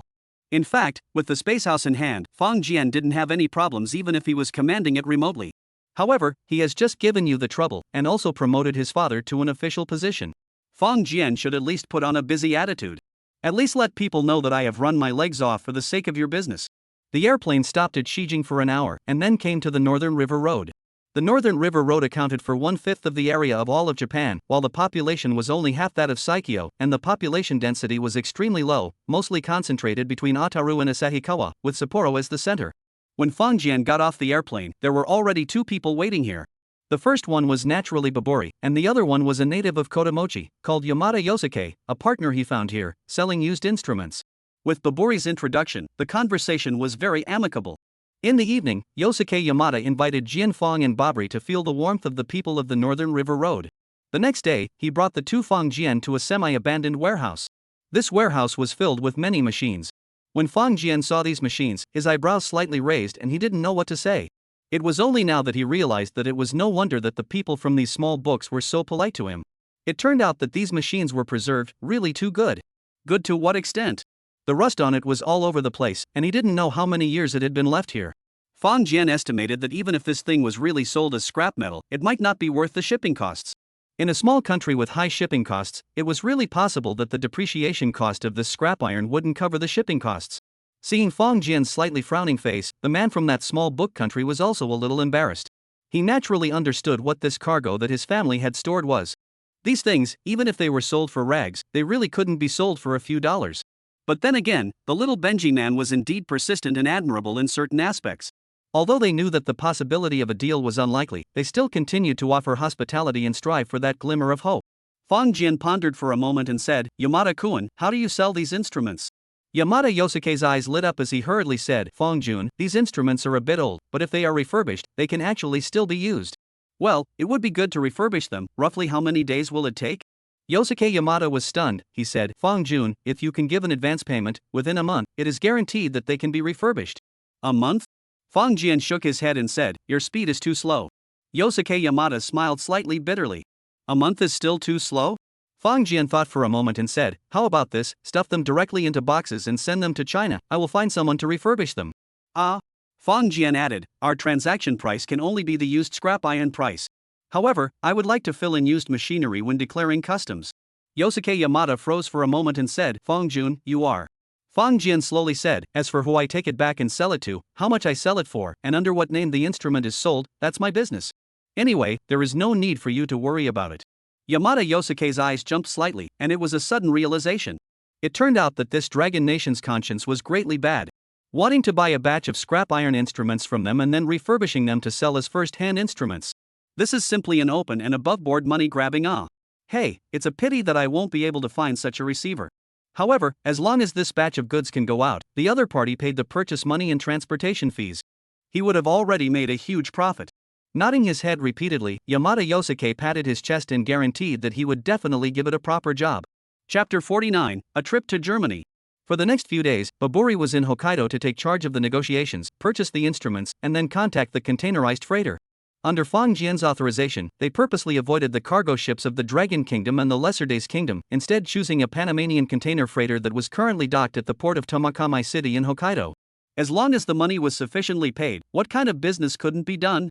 This Panamanian freighter had originally departed to Joshan Harbor in the Dragon Kingdom. The cargo on board was far from reaching its limit, so they easily boarded the ship. Fang Jian gave enough dollars and then cruised around by himself. A week later, the huge containers were put on the freighter and sailed to Joshan port. At this time, Fang Jian had already embarked on a plane to Germany with Baburi. The cargo ship from Tomakamai City to Joshan Harbor usually took about 1,013 days, so Fang Jian had a lot of time. Baburi was in the gold business, and he had many business partners in Europe. Before he came to Germany, he had asked his friends here to help him find sources of goods. Although those friends were puzzled by this, but under years of friendship, they still gave the green light. So, before Fang Jian arrived in Germany, he had already contacted 3 waste collection companies. That's right, they were unabashedly scrap buyers. The next conversation was very simple, and when those people heard that Jianfeng wanted to acquire a portion of scrap iron instruments and send them all the way to the Dragon Kingdom, they were all very surprised. However, it was still the same, in the eyes of these capitalists. As long as Fang Jian was able to provide sufficient remuneration, they would definitely turn a blind eye to this little accident. So, with the help of Baburi's German friends, it only took them 5 days to deliver some of the goods to Bremerhaven. However, this shipment was subjected to an unexpected inventory check. Although on the customs declaration for export, they filled in second-hand used instruments. However, when the containers arrived at the port, several big men in black suits came and under their command, opened all of these containers. One by one, these big men walked in. When they came, one by one, their faces were grave, and there was some agitation in their demeanor. It was because they had, from a certain channel, gotten a piece of news. The Dragon Kingdom people were trying to find ways to smuggle some of the Batumi's embargoed precision high-level instruments. And at this time when the wind is blowing, some people from the Dragon Kingdom are coming to buy second-hand scrapped instruments? This was too unreasonable. Although in the contract, they couldn't find any flaws. However, before leaving the harbor, they possessed the right to conduct random inspections. Thus, these few containers were very unfortunate to be sampled. However, when they swarmed in and opened all the instruments, they were dumbfounded. Anyone could see that these crude instruments were covered with rust and stains. It was unknown how long it had not been maintained. What do you mean by precision instruments? The so-called precision instruments were the most delicate things in this world. The maintenance of these instruments had always been a big problem. If these rusty instruments are really some kind of precision instruments, then, when they were derusted, even the best precision would become imprecise. Therefore, although they didn't know what kind of goods these junk instruments were, they immediately ruled out the possibility of them being embargoed goods. A few of them even wondered. If these were really embargoed goods, then the moment the people of the Dragon Kingdom saw the machines, they really didn't know what kind of thoughts they would have. So, a day later, these containers were packed again and sent on a cargo ship. Fang Jian did not leave Germany, and he also knew this news from Babuli's mouth. Although he was a bit surprised, he laughed coldly. With your little like, also want to catch my heel? Oh, when we Dragon Nation people were playing scheming, your old ancestors were still playing with mud. However, these past few days, Fong Jian had a feeling of being watched. It seemed that wherever he went, someone was secretly following. Especially after returning to the hotel at night, Fong Jian unexpectedly discovered that there was a bug in this world-renowned 5-star hotel room. If it was before, Fong Jian would definitely not have been able to detect it. However, now that he swept around with the future black technology flashlight gifted by Zhuge Irma, no matter what it was, no matter how hidden it was, it could not be hidden from him anymore. Luckily, this was a wiretap, not a pinhead camera for recording small videos. So, Fong Jian called Babuli from his room, and after half a day of talking about things, he honestly went to sleep. The next morning, Fong Jian bought a plane ticket and boarded the plane back to China. Chapter 50. Tomorrow is the day we will enter the harbor. When Fong Jian returned to China again, 15 days had passed. And he got the news that the cargo ship from the small Benzi country was about to enter the harbor tomorrow. Fong Jian put down the phone and returned home. Fong Yi immediately jumped up and hugged him affectionately. After Fong Jian teased his sister for a while, Fong Yi suddenly said, "Brother, when is my birthday?" Slightly stunned, Fong Jian laughed, "Your birthday should be next month, there is still more than a month." "Brother, I also want to go to the Magic Cat playground for my birthday, can I?" Fong Yi said in a milky voice. Fong Jian blinked twice, a little confused. Sure, Hui laughed. In Yi's class, there is a little fat kid who celebrated his birthday and invited the whole class to the Magic Cat playground, organizing a themed activity for the whole class, which was very lively. So Yi is thinking about it. Fong Jian slapped his head. In fact, Fong Jian had received all the invitations for that little fatty's birthday. However, because of these two instrumental things, so he surprisingly missed it. Of course, it was not a pity for Fong Jian to miss someone else's birthday. But for his own sister's birthday, Fong Jian couldn't miss it no matter what. "Okay, it's not just a Magic Cat playground, let's have a chartered theme event." Fong Jian thought for a moment, and then said, "By the way, you are not your favorite children's channel Sister 100 Flowers. Well, then we invite her to join the activities, okay?" Sister 100 Flowers is the host of a famous children's program on the local TV station. Adults may not be familiar with her. However, kindergarten and elementary school students below the 3rd grade are by no means unfamiliar with her. "Wow, really?" Fong Jian nodded his head vigorously and said, "Really? Brother is so nice." Fong Yi excitedly pounced up, drooling all over his face. At night, it was hard to put Fong Yi to sleep. Fong Biao whispered, "Son, you know that, what 100 Flowers sister?" Fong Jian shook his head and said, "I don't know." Fong Standard, a mouthful of old blood almost sprayed out. "You do not know, what boast?" At that time Yi is not happy, see how you do. Fong Jian laughed, "Dad, don't worry, I should be able to trust someone. Although he doesn't know that 100 Flowers sister, he has money. As long as the appearance fee was high enough, there shouldn't be any problem with this small wish." Finally, after everyone had gone to sleep, Fong Jian quietly and without a word left the house. He didn't open the door to leave, but directly entered the space house and then utilized his spatial ability to directly flash away. If Fong Jian utilized this ability to commit a crime, then he could definitely create a perfect murder chamber case. With a movement of his body, he had covered his bio armor. After energizing the image shockwave, he flew into high altitude. Once he was back in the air, he was familiar with it. Now Fong Jian had no idea how many times he had flown, so in his senses, there was actually no difference between this thing and driving a car. The bio armor had stealthy paint on it, and it was basically impossible for modern radar to capture it. Therefore, Fong Jian was relieved to fly boldly, and then smoothly found the location of the freighter on the vast ocean. With the level of technology after 1,000 years, it might be impossible to find an ant on a planet. However, trying to find a freighter sailing on the ocean would be a breeze. Half an hour later, Fong Jian quietly landed on the deck. He scanned with the instruments on his bio armor and instantly locked onto the containers. With a flash of his body, Fong Jian deftly shifted into them. Familiarly, he completed the exchange of 2 different sets of instruments. Inside the containers, the instruments that had originally been discarded suddenly disappeared without a trace. In their place were the retro machines that Fong Jian had brought from 1,000 years later. Anyway, Fong Jian couldn't tell what was broken from the outside. After doing all this, Fong Jian flashed away. Returning home, Fong Jian touched the phone and called Zhang Liang. "Liang, I sent you a message," Fong Jian said in a deep voice. "This is the Weibo number, it will enter the harbor tomorrow." "Ah, entering the harbor tomorrow?" "Yes." Fong Jian added, "Let me tell you 2 things. First, this is entering the harbor as scrap iron." I understand." Zhang Liang took a deep breath and nodded vigorously.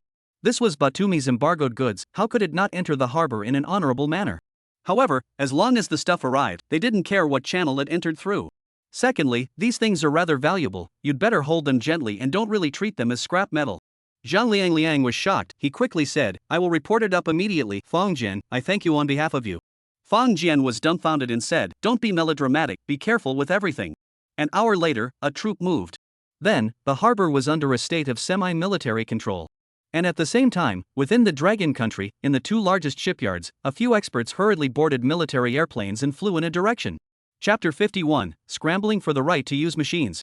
At the harbor, a cargo ship from Panama was given priority to get the right to disembark. The crew on the ship was exceptionally happy. Originally expected to queue up for a day to 2 days, they didn't expect to be able to advance this far. But this wasn't something rare, they had been in this industry for so many years and had encountered this situation many times. Huge cranes stacked the containers onto the pier. The containers were all stacked in different places as they were being discharged. Because this was a bulk container freighter, the containers on it did not come from one company, and the goods inside were different. Therefore, it was only natural that the stacking locations were different. No one noticed that 3 of the containers had already been quietly and unobtrusively transported to a super large warehouse in the harbor. There were a few soldiers, and a few experts wearing military uniforms to conceal their identities. Under their command, martial law had long been completed in the vicinity, and no one was able to approach at all. As for drones and whatnot, in this place, it was a no-fly zone for drones, so there was no need to consider this aspect. Seeing the 3 huge containers slowly approaching, there was a hint of excitement on the faces of several experts. They were all first-line experts in this area in China, coming from Dalian Shipyard or Jiangnan Shipyard respectively. In fact, they didn't know much about this matter. They just received the order and came here after signing the confidentiality agreement. And it wasn't until the ship entered the harbor and the container landed that they learned. In the cargo this time, there was a state-of-the-art CNC heavy-duty crankshaft milling and turning composite processing machine. Not the domestic model, but the most advanced one from that small country. But the problem came. That type of machine tool, small countries, they do not have a few units, and how can they sell them? If it was not for Su Lao's assurance, they would have thought that it was someone who was joking. Thud. Watching the container fall to the ground, a few experts' face changed slightly, at the same time shouted, "Gently, gently, rough hands, even unloading will not?" A few of the best unloaders cursed in their hearts, "I can't do it, you guys try?" However, they also know the importance. See what happened in the harbor today, know that the matter is important, do not dare to talk back. A container slowly opened. Ha! A few experts looked at each other with an expression of having seen a ghost. Inside this container, there were indeed several instruments, and there were quite a few of them, weighing quite a bit. However, they could tell at a glance that these instruments were all garbage scraps. Taking it to the present, it was just the equivalent of scrap iron. The officer in charge was also slightly stunned, although he didn't know anything about this area, he still had this bit of vision. Open the next one. The second container was opened, and then, those experts coincidentally let out a sigh that came from the bottom of their lungs. They all took the initiative to walk up and began to inspect it. Inside this container, it was no longer those garbage scraps of iron, but a gigantic machine that had already been disassembled. A moment later, the third container was also opened. Another part of the giant bomb was on it. The officer looked at the experts who were stroking the machine and said with some anxiety, "Everyone, how did you check it? Isn't it ow?" An expert immediately said, "Based on my initial inspection, there's roughly nothing wrong. However, I need to test it further." How to test? Send them to Jiangnan Shipyard, find a place to place assembly, and then open the knife to try. Is a mule as a horse, pull out to slip on the line. The officer stared round eyes, "Have you so test? You have too much of your own personal goods mixed in." Another expert immediately came over, said, "No, this machine should be sent to our Dalian shipyard. We have a heavy task, this machine comes just right." "Bah, our Jiangnan shipyard needs it even more, moreover, we are much closer by road." The previous expert said with great difficulty, "Give us this one first, and then give you the next one later." "No way." The latter said categorically, "Give it to us first, and you can use the next one."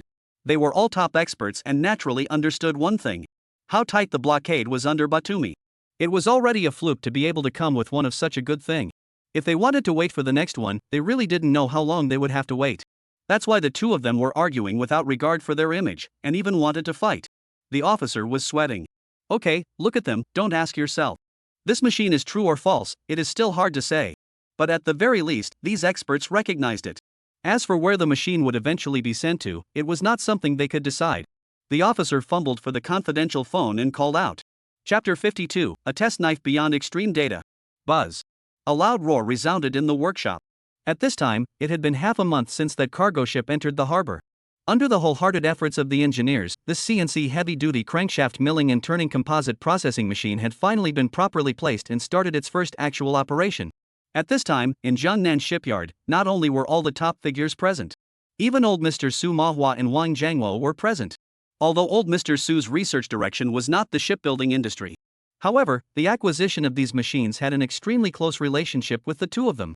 And the focus on obtaining this machine was also recommended by him. Therefore, they were both personally present when the machine was tested for the first time. Finally, an exclamation of surprise rang out. Elder Su tried it out and processed it. Was this one expert came to Su Mawa's face and gave a thumbs up. He sighed and said, "Hey, the strength of other people's machine tools is strong. We want to catch up, but also continue to work hard." Su Mahua was silent for a moment, slowly nodded his head and said, "Don't worry, we will be able to see that day." Aha! By the way, how is the effect of the finished product? It's great. The expert said heartily. Every test has reached the limit of the theoretical value, and even slightly exceeded it, which is really strange.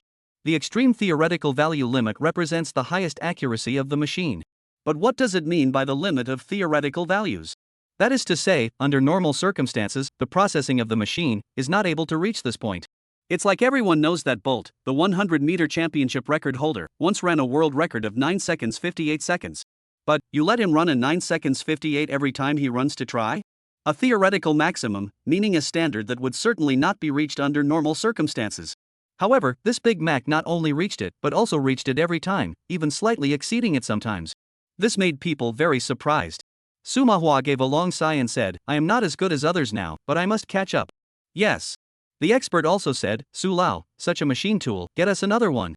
Su Mahua was stunned and looked at the other party with a somewhat bizarre look, as if he was looking at an idiot.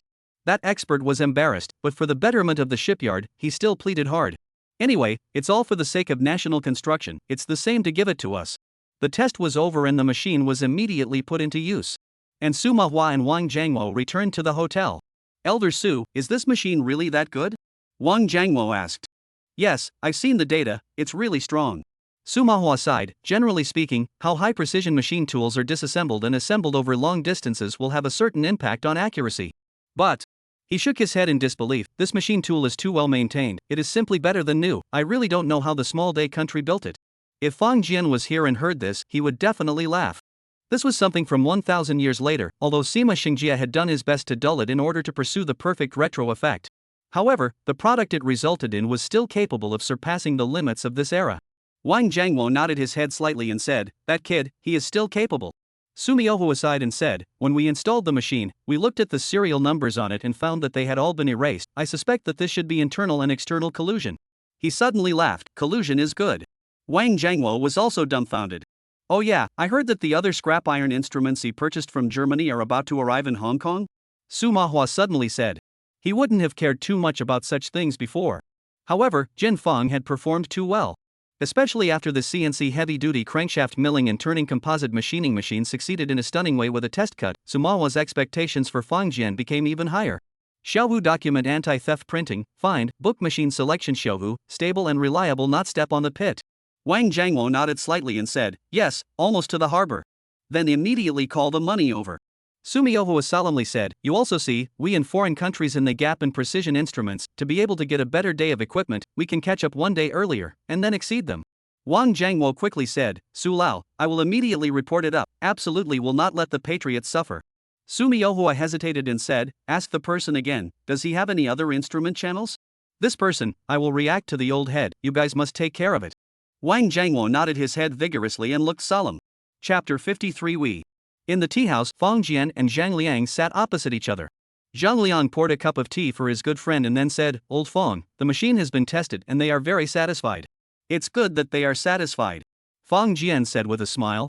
This was a well-built machine from 1,000 years later. Although it was as retro as possible, the quality of the finished product was definitely slightly higher than modern times. Plus, with the machine, there was also a thick book of detailed instructions. It would be strange if they weren't satisfied. "The money, it has already been paid to you," Zhang Liang said in a deep voice. 60 million renminbi and $10 million have been paid into the two accounts you specified. Jian Fang smiled faintly and said, "Liang, my offer is the money for 2 machines, why did you both call?" Zhang Liang laughed and said, "Our old boss asked me to pass on a message to you." "What?" "The country will not treat the meritorious people poorly, cannot let you sweat and risk after, but also their own money." Zhang Liang solemnly said, "Tell me honestly, for these machines, how much did you spend?" "The country will subsidize you." The corner of Fang Jian's mouth twitched slightly. "How much did it cost?" "If I say that this thing is worth a set of more than 800 yuan Jingdejun tea set, do you believe me?" "Oh, no. It should be that this tea set was exchanged for nearly 1,000 instruments. On average, that's $1 apiece." Hey, I'm really ashamed of myself for charging so much money. Fang Jian finished the tea in his cup, then slowly said, Liang, it is our common will to be able to make the motherland strong. Now that the country is rich, but the development of science and technology requires more money, don't waste it. Zhang Liang's eyebrows slightly raised, he heard a very crucial message. Us. However, Zhang Liang did not know that the we that he understood, and the we that Fang Jian spoke of, that was very different. Fang Jian's we meant both him and Zhang Liang. However, Zhang Liang thought that Fang Jian was referring to something else. However, thinking about it, if Fang Jian was alone, he wouldn't have been able to make such a big commotion even if he was killed. It must be overseas, with a group of like-minded people to join forces, in order to make this kind of thing. Fang Jian also said, so how much is my offer, is how much? If you guys have difficulties, you can counter-offer, but you don't need to raise the price, or else it will be very difficult for me as well. Good, thanks. Zhang Liang nodded slightly, then said, right, the other instrument you mentioned last time? There will be news soon, I'll notify you when it arrives. Zhang Liang hesitated for a moment, then said, so, the other machines, are there still channels? Yes, the 8 machines you have planned, I will find a way to get my hands on them, but not that fast. Although Fang Jian could solve the problem in one day, he understood that having a time buffer was actually quite an important thing. Good. Zhang Liang nodded heavily, his expression joyful. Fang Jian drank another cup of tea and said, by the way, Liang, do you know anyone from the TV station? Television station? What for? The most famous children's program host of our Yongqing TV station, Sister 100 Flowers, can anyone get in touch with her? Zhang Liang's look was a little weird, he whispered, you kid, like this one? Acme Poo. Fang Jian glanced at him angrily and said, Yi's birthday is coming up in 3 days, I've chartered a magic cat playground for her. These kids love Sister 100 Flowers, I want to ask her to be the host for a day and take the kids for a day of fun. Zhang Liang then suddenly realized and smiled, this is simple, I remember a friend's father is a TV station, so I'll pull a string for you. Okay, please. After the two separated, Zhang Liang immediately told the distant Wang Jiangwo about the conversation. The two of them, Wang Jiangwo and Su Manhwa, were also overwhelmed with emotions. They had no doubt about Zhang Liang's deduction. The we in Jian Fang's mouth was inevitably an overseas Dragon Man organization that possessed great influence and connections. However, what struck them as strange was this organization, why had they never heard of it before? However, with so many good comrades, what was there to worry about the country not prospering? Zhang Liang hung up the phone, thought about it, and indeed found a friend from a TV station, and then put in a request. Inviting Sister 100 Flowers to be a guest for a day, and also a paid invitation, the other party naturally had no reason not to agree. This small matter, Zhang Liang could do it himself, there was no need to inform those bigwigs at all. After only one day, Sister 100 Flowers' invitation was finalized. As for the cost, it was negotiated at $6,000 a day. This amount of money, Zhang Liang directly paid out himself. After doing 3 business before and after, he had also gained a lot. Chapter 54, Parent-Child Activities. The Magic Cat Playground was a somewhat famous place in Ningbo City for people to build groups and play. There were many amusement programs inside, suitable for people of different age groups to play together. The so-called packaged playground, in fact, refers to a certain period of time, pack a few playground programs. After all, there are too many programs for young children to play. The children all looked exceptionally happy when they realized that they would be able to go to the Magic Cat to play together today. This is not an activity organized by the school, but a private agreement between parents. Even if the parent-child ticket has a group discount, it adds up to several $1,000s. It's not that ordinary families can't afford it, but they don't want to. Sister 100 Flowers did arrive as promised, and when she appeared, she immediately caused a cheer from the children. 2 of the parents even went so far as to take out their notebooks and asked her to sign them as a souvenir. Accompanying Yi this time was Fang Jian himself. Although the parents were generally a few years older than Fang Jian, in reality, both parties could barely be called the same age. So there wasn't much of a generation gap. Soon enough, Fang Jian became friendly with the parents. The parent who had pioneered the Magic Cat tour was a big fat man who weighed 250 pounds. While his son, Little Tubby, was playing games with his classmates on the trampoline, he walked over to Jian Fang. Mr. Fang, you are the one who accompanied me here this time. He had wanted to call brother, but the words spun around his mouth a few times and froze, unable to spit them out. Mr. Fang smiled faintly and said, yes, Mom and Dad had something to do, so I accompanied them over. Oh, in fact, you come over also good, last time Dad accompanied, always some out-of-place feeling. Fang Jian couldn't help but be dumbfounded. He knew that the other party wasn't scolding, but was telling the truth. Most of the parents here are around 30, the younger ones are even less than 30, and even the oldest is less than 40. However, the old man, Fang Biao, was already 50 years old. Whether it was his energy or his speech, mixing in with these people, it was definitely out of tune. It was estimated that Pops was also feeling hard done by, so this time, without saying a word, he gave the opportunity to Fang Jian. The big fat man stretched out his hand and said, "Mr. Fong, my humble self Li Hong, how do you call me?" Fong Jian. Reaching out to shake his hand, Fong Jian said with a smile. The reason why Li Hang came up to strike up a conversation with Jian Fong was because there were only 2 people in the class who had invited all of their classmates to participate on their child's birthday.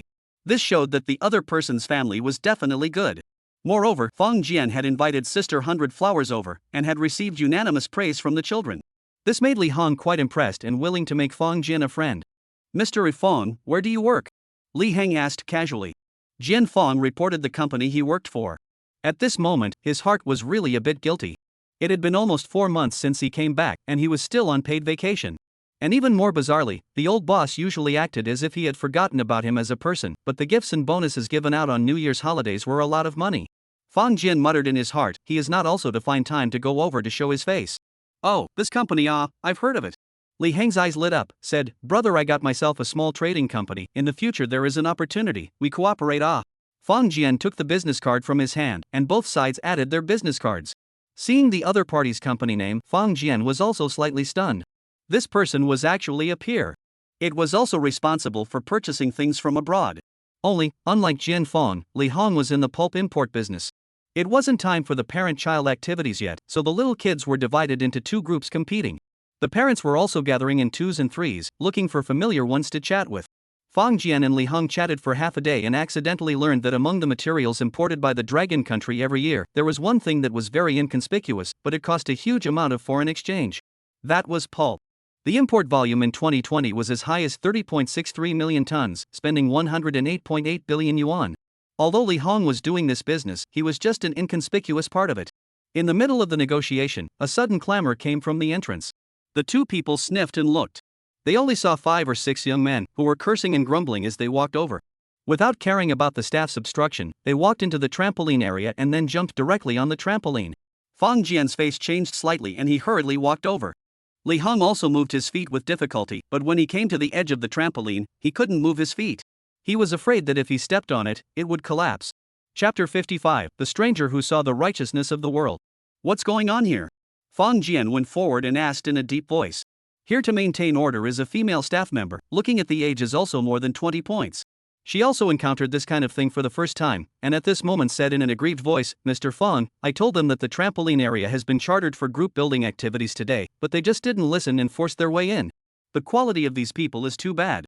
That's right, I really don't know how their parents educate them." The parents were all filled with righteous indignation and blamed them. However, those 6 people ignored this, and instead, they were jumping more and more happily in the trampoline area. Fong Jian gazed at them. These 6 people weren't very old, they were around 18, 19, 20. Their clothes were extremely luxurious, and they were obviously from wealthy families. Fong Jian had seen many people, both poor and rich. However, this was the first time that he had seen such a person who had obviously been told by the staff, but still refused to listen to advice and insisted on stealing the kindergarten children's turf.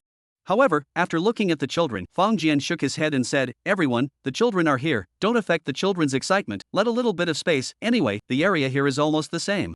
Most of the parents nodded their heads in agreement, but there were also some parents who had a look of disbelief on their faces. Li Hong nodded his head slightly. Businessmen emphasized on peace and harmony, and in this situation, arguing with those youngsters who were not in the mood for anything would definitely affect the mood of the children. Therefore, taking a step back would also be a great deal of peace. It's just that people such as Fong Jian's age, who are generally very heavy-faced, did not hesitate to make the decision to give in and not let that waiter get into trouble. Such a person could indeed be made deep friends with. Thus, the venue was divided into 2 parts. 24 kindergarten children, led by Sister 100 Flowers and the 2 assistants, occupied roughly 3/4 of the place for activities. The rest of the adults were gathered around. The places given to those 6 young people to bounce around, on the other hand, were only 2. At the beginning, they were bouncing on those 2 trampolines. But after just a few moments, someone wasn't satisfied anymore. One left the trampoline and headed inside. The trampoline area was a rather large square area with a strip of vertical and horizontal hardwood boards, in the middle of which were placed trampolines of various shapes. It was a big hit with the kids. Since the trampolines were of different colors and sizes, it was inevitable that someone would want to jump on one all over again. Looking at him, that seemed to be the case. However, just as he was about to walk over, Fong Jian blocked him. "Friend, the front is full of little kids playing, there are only 6 of you, 2 trampolines, that should be enough to play on." The 18 or 19-year-old boy's eyes glared, cursing, "Nima, what are you, blocking my way?" Fong Jian smiled faintly, but his body stood right on the hardwood board, not giving an inch. That big boy was burning with rage, suddenly raised his leg, and directly tipped his foot over. He had fought a lot since he was young, and after getting into trouble, his family would wipe his ass, so when he struck, he would never show any mercy. Li Hong had long been paying attention here, and immediately walked over with quick steps. Fang Jian also reached out, wanting to grab the older boy's feet. However, it was too late. A hand suddenly jumped ahead and grabbed this big boy's shoulder before yanking hard. Ah! The big boy let out a miserable scream, and his entire body was yanked backwards by this force. A burly man who was not tall, only of medium stature, but was extremely burly did not know when, came behind this big boy, and then did not hesitate to grab him and fling him away. This was really flying out. That big boy's body somersaulted in mid-air, then fell heavily onto the wooden planks of the aisle. Not on the trampoline, but on the planks. This fall killed all the screams that came out of the older boy's mouth. He was shivering in pain and couldn't even speak. The remaining 5 people who were about his grade first froze, then burst into a rage and rushed over together. Want to die ah? Begging for a beating. Then, this strong man was not the least bit afraid, he directly rushed up. Boom! After a few punches, those 5 big boys were also put down at the same time. Then, the crowd saw, this strong man waved his hand. 3 people came in from outside, and they carried one in each hand, carrying these 6 people away. The entire process was as smooth as a cloud, and they didn't even communicate with anyone. Fang Jian, Li Hong and the parents watched with jaws agape, all of them having a feeling like they were watching a movie. The staff even stared with rounded eyes, mouth agape, not knowing what to say. This is considered kidnapping? Or is it a matter of bravery? Chapter 56 Pit Child. What's going on here? Who are those guys? So powerful, one punch at a time. A few parents were talking on the side, a few of their faces were filled with excitement. There are also a few holding cell phones, a face of remorse, such a good opportunity, but did not have time to video post online, it is really too bad. Li Hong finally came over at this time, but was no longer able to help in any way. His puzzled gaze swept over the backs of those few people, muttering under his breath, Mr. Fang, do you know them? Don't recognize them. Fang Jian shrugged his shoulders and turned his head, hello, is this your staff? That little girl opened her mouth, seemingly wanting to explain something, but realized that there was no way to do so. Because this was also the first time she had encountered such a situation. Therefore, she was at a loss for words. The parents beside her, however, came forward, they were full of praise, the magic cat did a good job this time, like this kind of guy who doesn't know the sky, you can't come soft with them. Fang Jian blinked his eyes a few times, his heart vaguely had some guesses. However, the more his heart was surprised, but he was also a little worried. In the future, he would have to be more careful when it came to his actions, As the activities continued down, Fang Jian collected his mind and joined in wholeheartedly. This small conflict was just an insignificant hiccup for everyone, and their attention was still focused on the children. Even Li Hong, after being slightly surprised, put it behind him. However, no one knew that when these 6 people were taken away, they were still yelling non-stop. It wasn't until they were brought into the station that they became honest. Only, they still refused to cooperate, and although they weren't arrogant, in their bones, they didn't put the official police officers in their eyes much either. It was also true that the official police in the country had always maintained a pro-people image. For the deterrent power of the wicked, it was still a bit inferior. If it was in pretty country, seeing the official police officer put his hand to his waist, it was guaranteed that all criminals would become obedient. Otherwise, the official police in the pretty country would definitely grab the first shot. Half a day later, 6 parents came over one after another, and they initially thought that it was their son getting into trouble again. But it didn't hurt anyone and didn't cause any sensation, so they didn't think anything of it, the big deal was just to pay out a little bit of money. However, no one ever expected that in the following days. All 18 generations of their ancestors were subjected to the harshest interrogation. As a result, 3 of the 6 families went straight in for misappropriation of public funds, receiving bribes, and other offenses. And the other 3, their businesses were also dealt a huge, unimaginable blow. A set of combinations came down, and they finally understood. It turned out that after having pitiful children, what kind of terrible consequences would actually result. It's just a pity that they no longer have the chance to repent. A day of fun always flies by. Although the children were reluctant to let go of Sister 100 Flowers, when the day was over, the TV host waved goodbye to everyone. Fang Jian asked Meng Yuhai to take care of EE and personally sent the 3 out. Then, he handed over a red envelope and said, Ms. 100 Flowers, thank you for your hard work. For private work like this, the price was usually negotiated before the next, and all the money was paid in advance. However, if the performance satisfied the host family, then the host family would often pack a red envelope as well. But the size of the red packet, that made a big difference. The 300 Flower Sisters received 3 red envelopes each. They were all a bit surprised after they thankfully left. Although 3 people had come, the fact was that the protagonist was only Sister 100 Flowers, the other was her assistant, and there was another one who was an assistant who also served as a photographer. When Fang Jian gave out the red envelopes, they were given to their hands separately. So, although they didn't know how much the others' red packets were, they could also deduce a rough estimate by glancing at them. 100 Flower Sisters' 2 assistants had each received a red packet of $5,000. This was already a heavenly surprise. One should know that the 3 of them had been busy for most of the day, but together they only had $6,000. Don't underestimate this $6,000, there weren't many opportunities for extra money like this. Although Sister 100 Flowers will definitely take the lead, the remaining 2 can at least share 1,000. One of the assistants said, Manhwa, this family is so generous. Yes, they are. The photographer said, to us are 5,000 to start, to you, let's see? Sister 100 Flowers hesitated, but opened another red envelope. In this red envelope, there is only a check worth $20,000, as well as a letter. At the time of seeing this letter, the 300 Flower Sisters had some misunderstandings. But after reading the contents, they realized that Mr. Fawn wanted to make a good karma. Because the little guy likes Sister 100 Flowers very much, so in the future, if there is still an opportunity to cooperate, I hope that they'll gladly go to the appointment. Sister 100 Flowers immediately told the introducer that she would definitely take Mr. Fawn's order if there was one in the future. Chapter 57 What happened? In the dead of night, Jin Fong slowly climbed up from his bed. Then, with a slight movement of his mind, he covered the bio-armor. When this armor was successfully covered, Fong Jian's gut suddenly grew much larger. Then, he turned on the scanning function. In the middle of the day, Fong Jian silently turned it off. It wasn't that the scanning function wasn't good, but it was too good. When this function was turned on, too many red dots suddenly emerged densely all around. The sheer amount of this number had reached a point that was unimaginable. Fong Jian was certain that amongst these red dots, other than humans, other creatures in the city were also included. If it was some stray cats, stray dogs, or something, it would be fine. But if it is rats, perhaps the rats were also included, otherwise, where would there be so many dots of light? Therefore, for Fong Jian at this moment, this scanning ability was slightly equal to nothing. Nevertheless, he sank his thoughts into the space house and instantly flashed out of the house, flying up from a dark and quiet alleyway after 3 successive times. Receiving the news that the cargo ship from Bremerhaven, Germany, was about to arrive in the harbor, Fong Jian had to make a trip over there personally to complete the handover of the stuff. Otherwise, when the ship arrived at the harbor and opened it up, it was a pile of scrap that would really be too funny. It was not easy for Fong Jian to send out a shipment, he didn't want it to go to waste like that. So, half an hour later, Fong Jian quietly and unobtrusively arrived on top of the freighter. After some effort, he smoothly replaced what he wanted. However, this time, the multi-axis linked CNC machine tool was much smaller than the one from last time, both in terms of size and weight.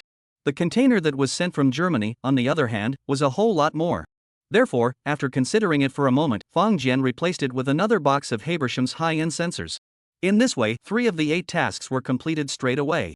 After some hard work, Fong Jian returned home smoothly, the entire process not being discovered or noticed by anyone.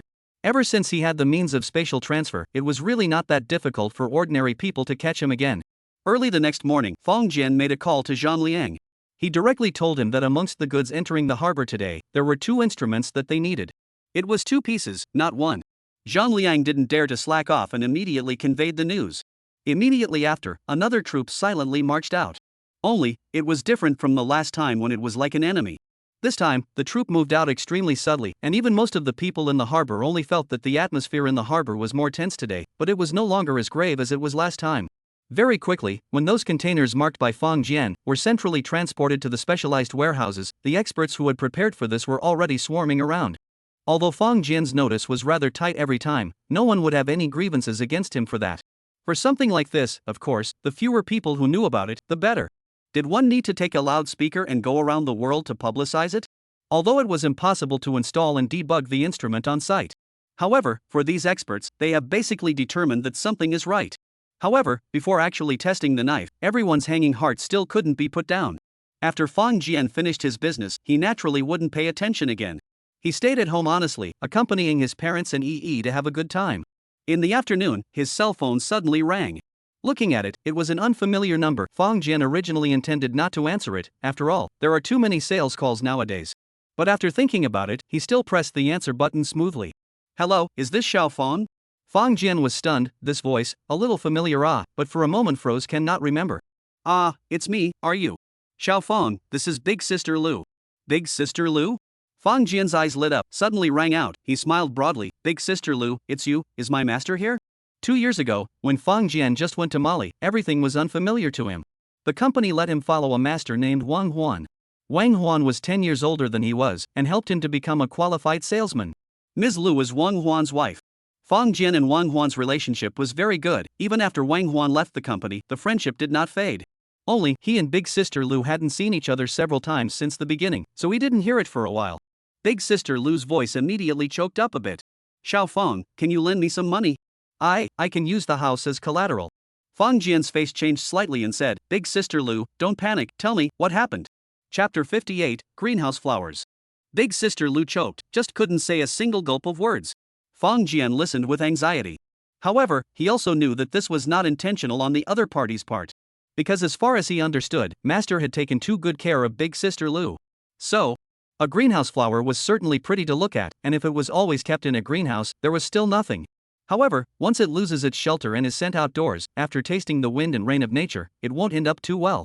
Nowadays, there are many parents who are overprotective of their children. In fact, this is not good for the children. Because sooner or later, they will have their own day when they are in charge. At that time, once they encounter setbacks, the consequences are often devastating. Perhaps, for the rest of their lives, they would be devastated by it.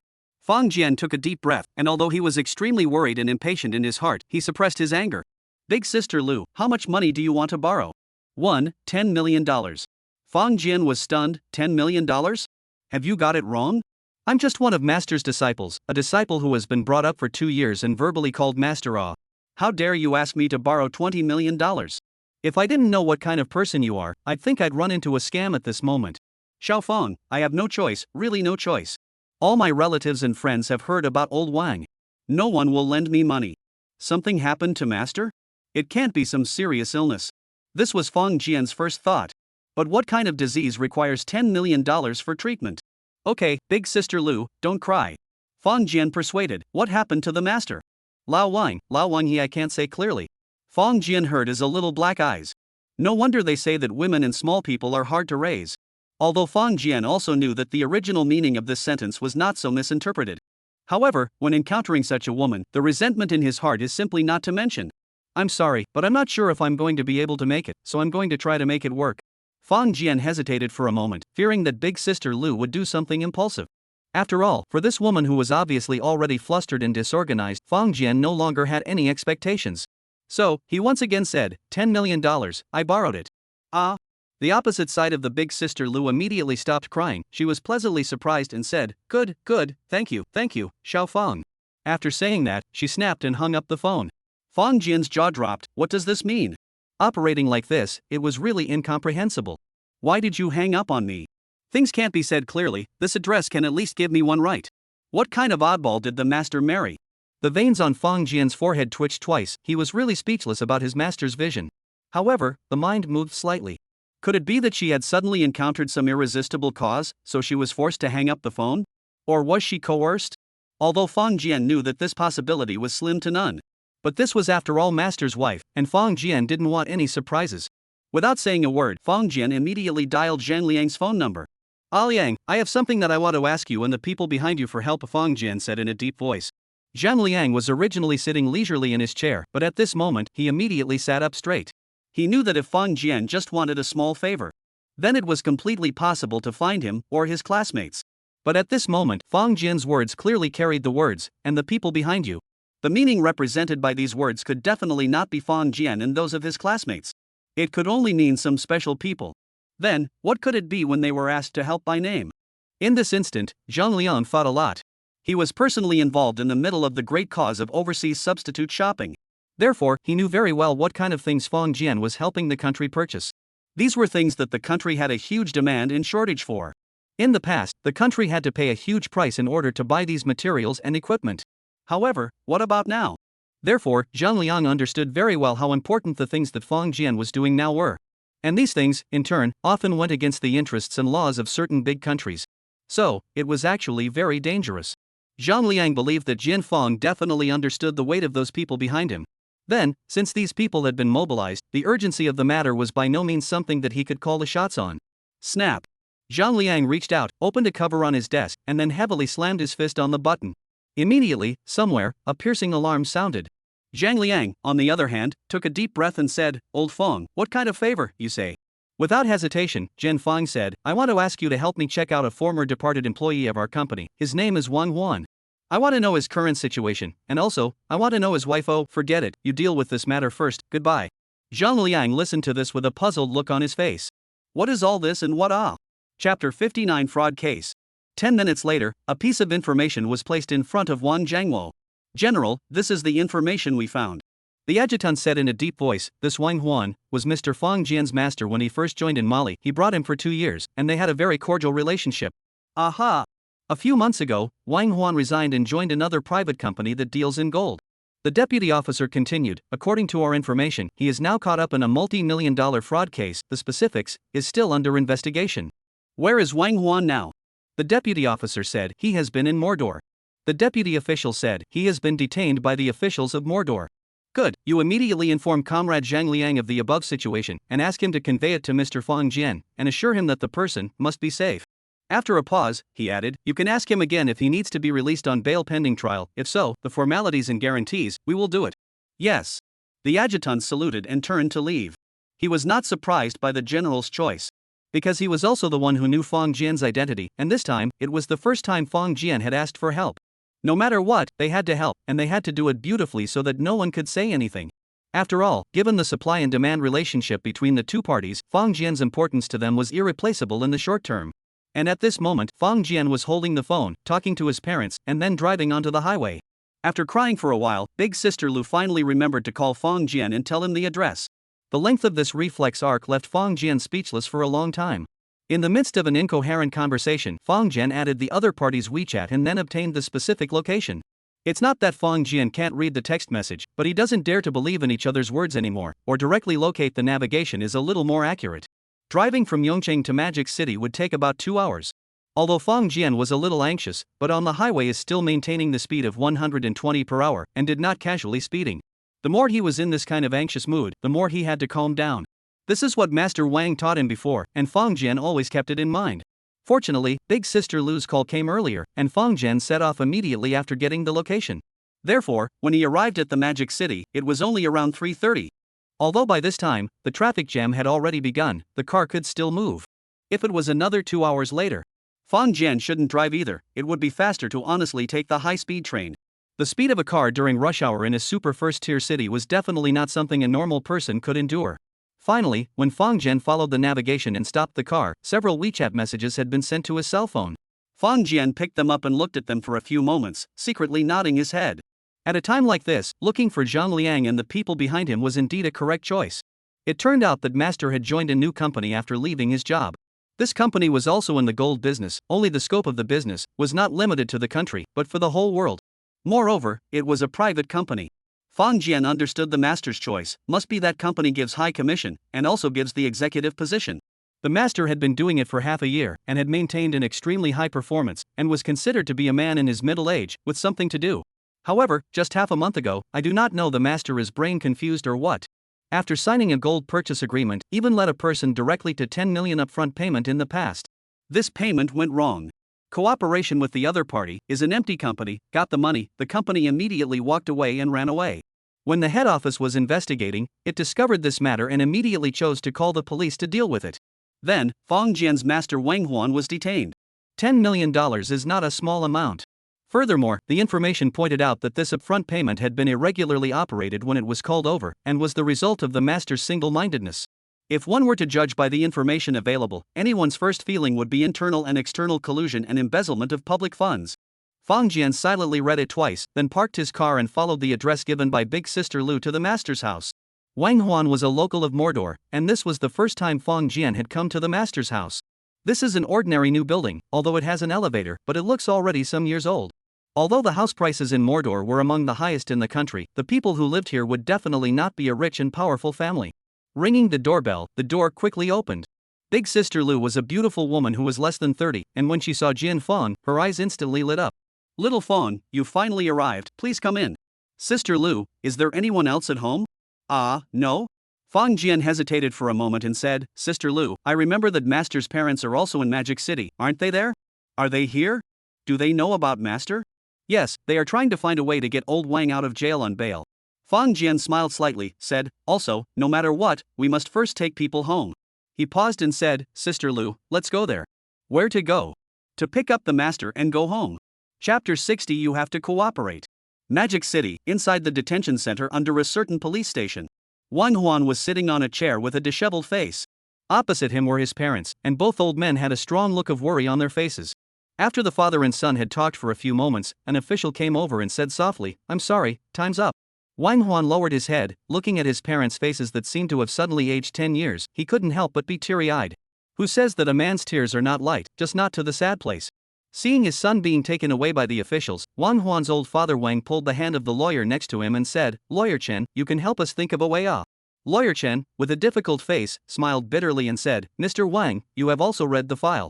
Wang Huan's procedure of withdrawing the $10 million in cash is a complete violation of the law. He looked around and said in a low voice, if put in court, the possibility of being convicted of embezzlement or fraud is high. Wang De was stunned and said, how is it possible? I have inquired, this is a work error.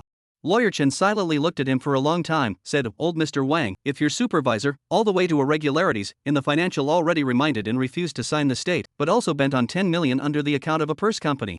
He paused and said, if you are the boss, or a judge, then you will believe that this is a work error? Or was it a premeditated embezzlement or fraud?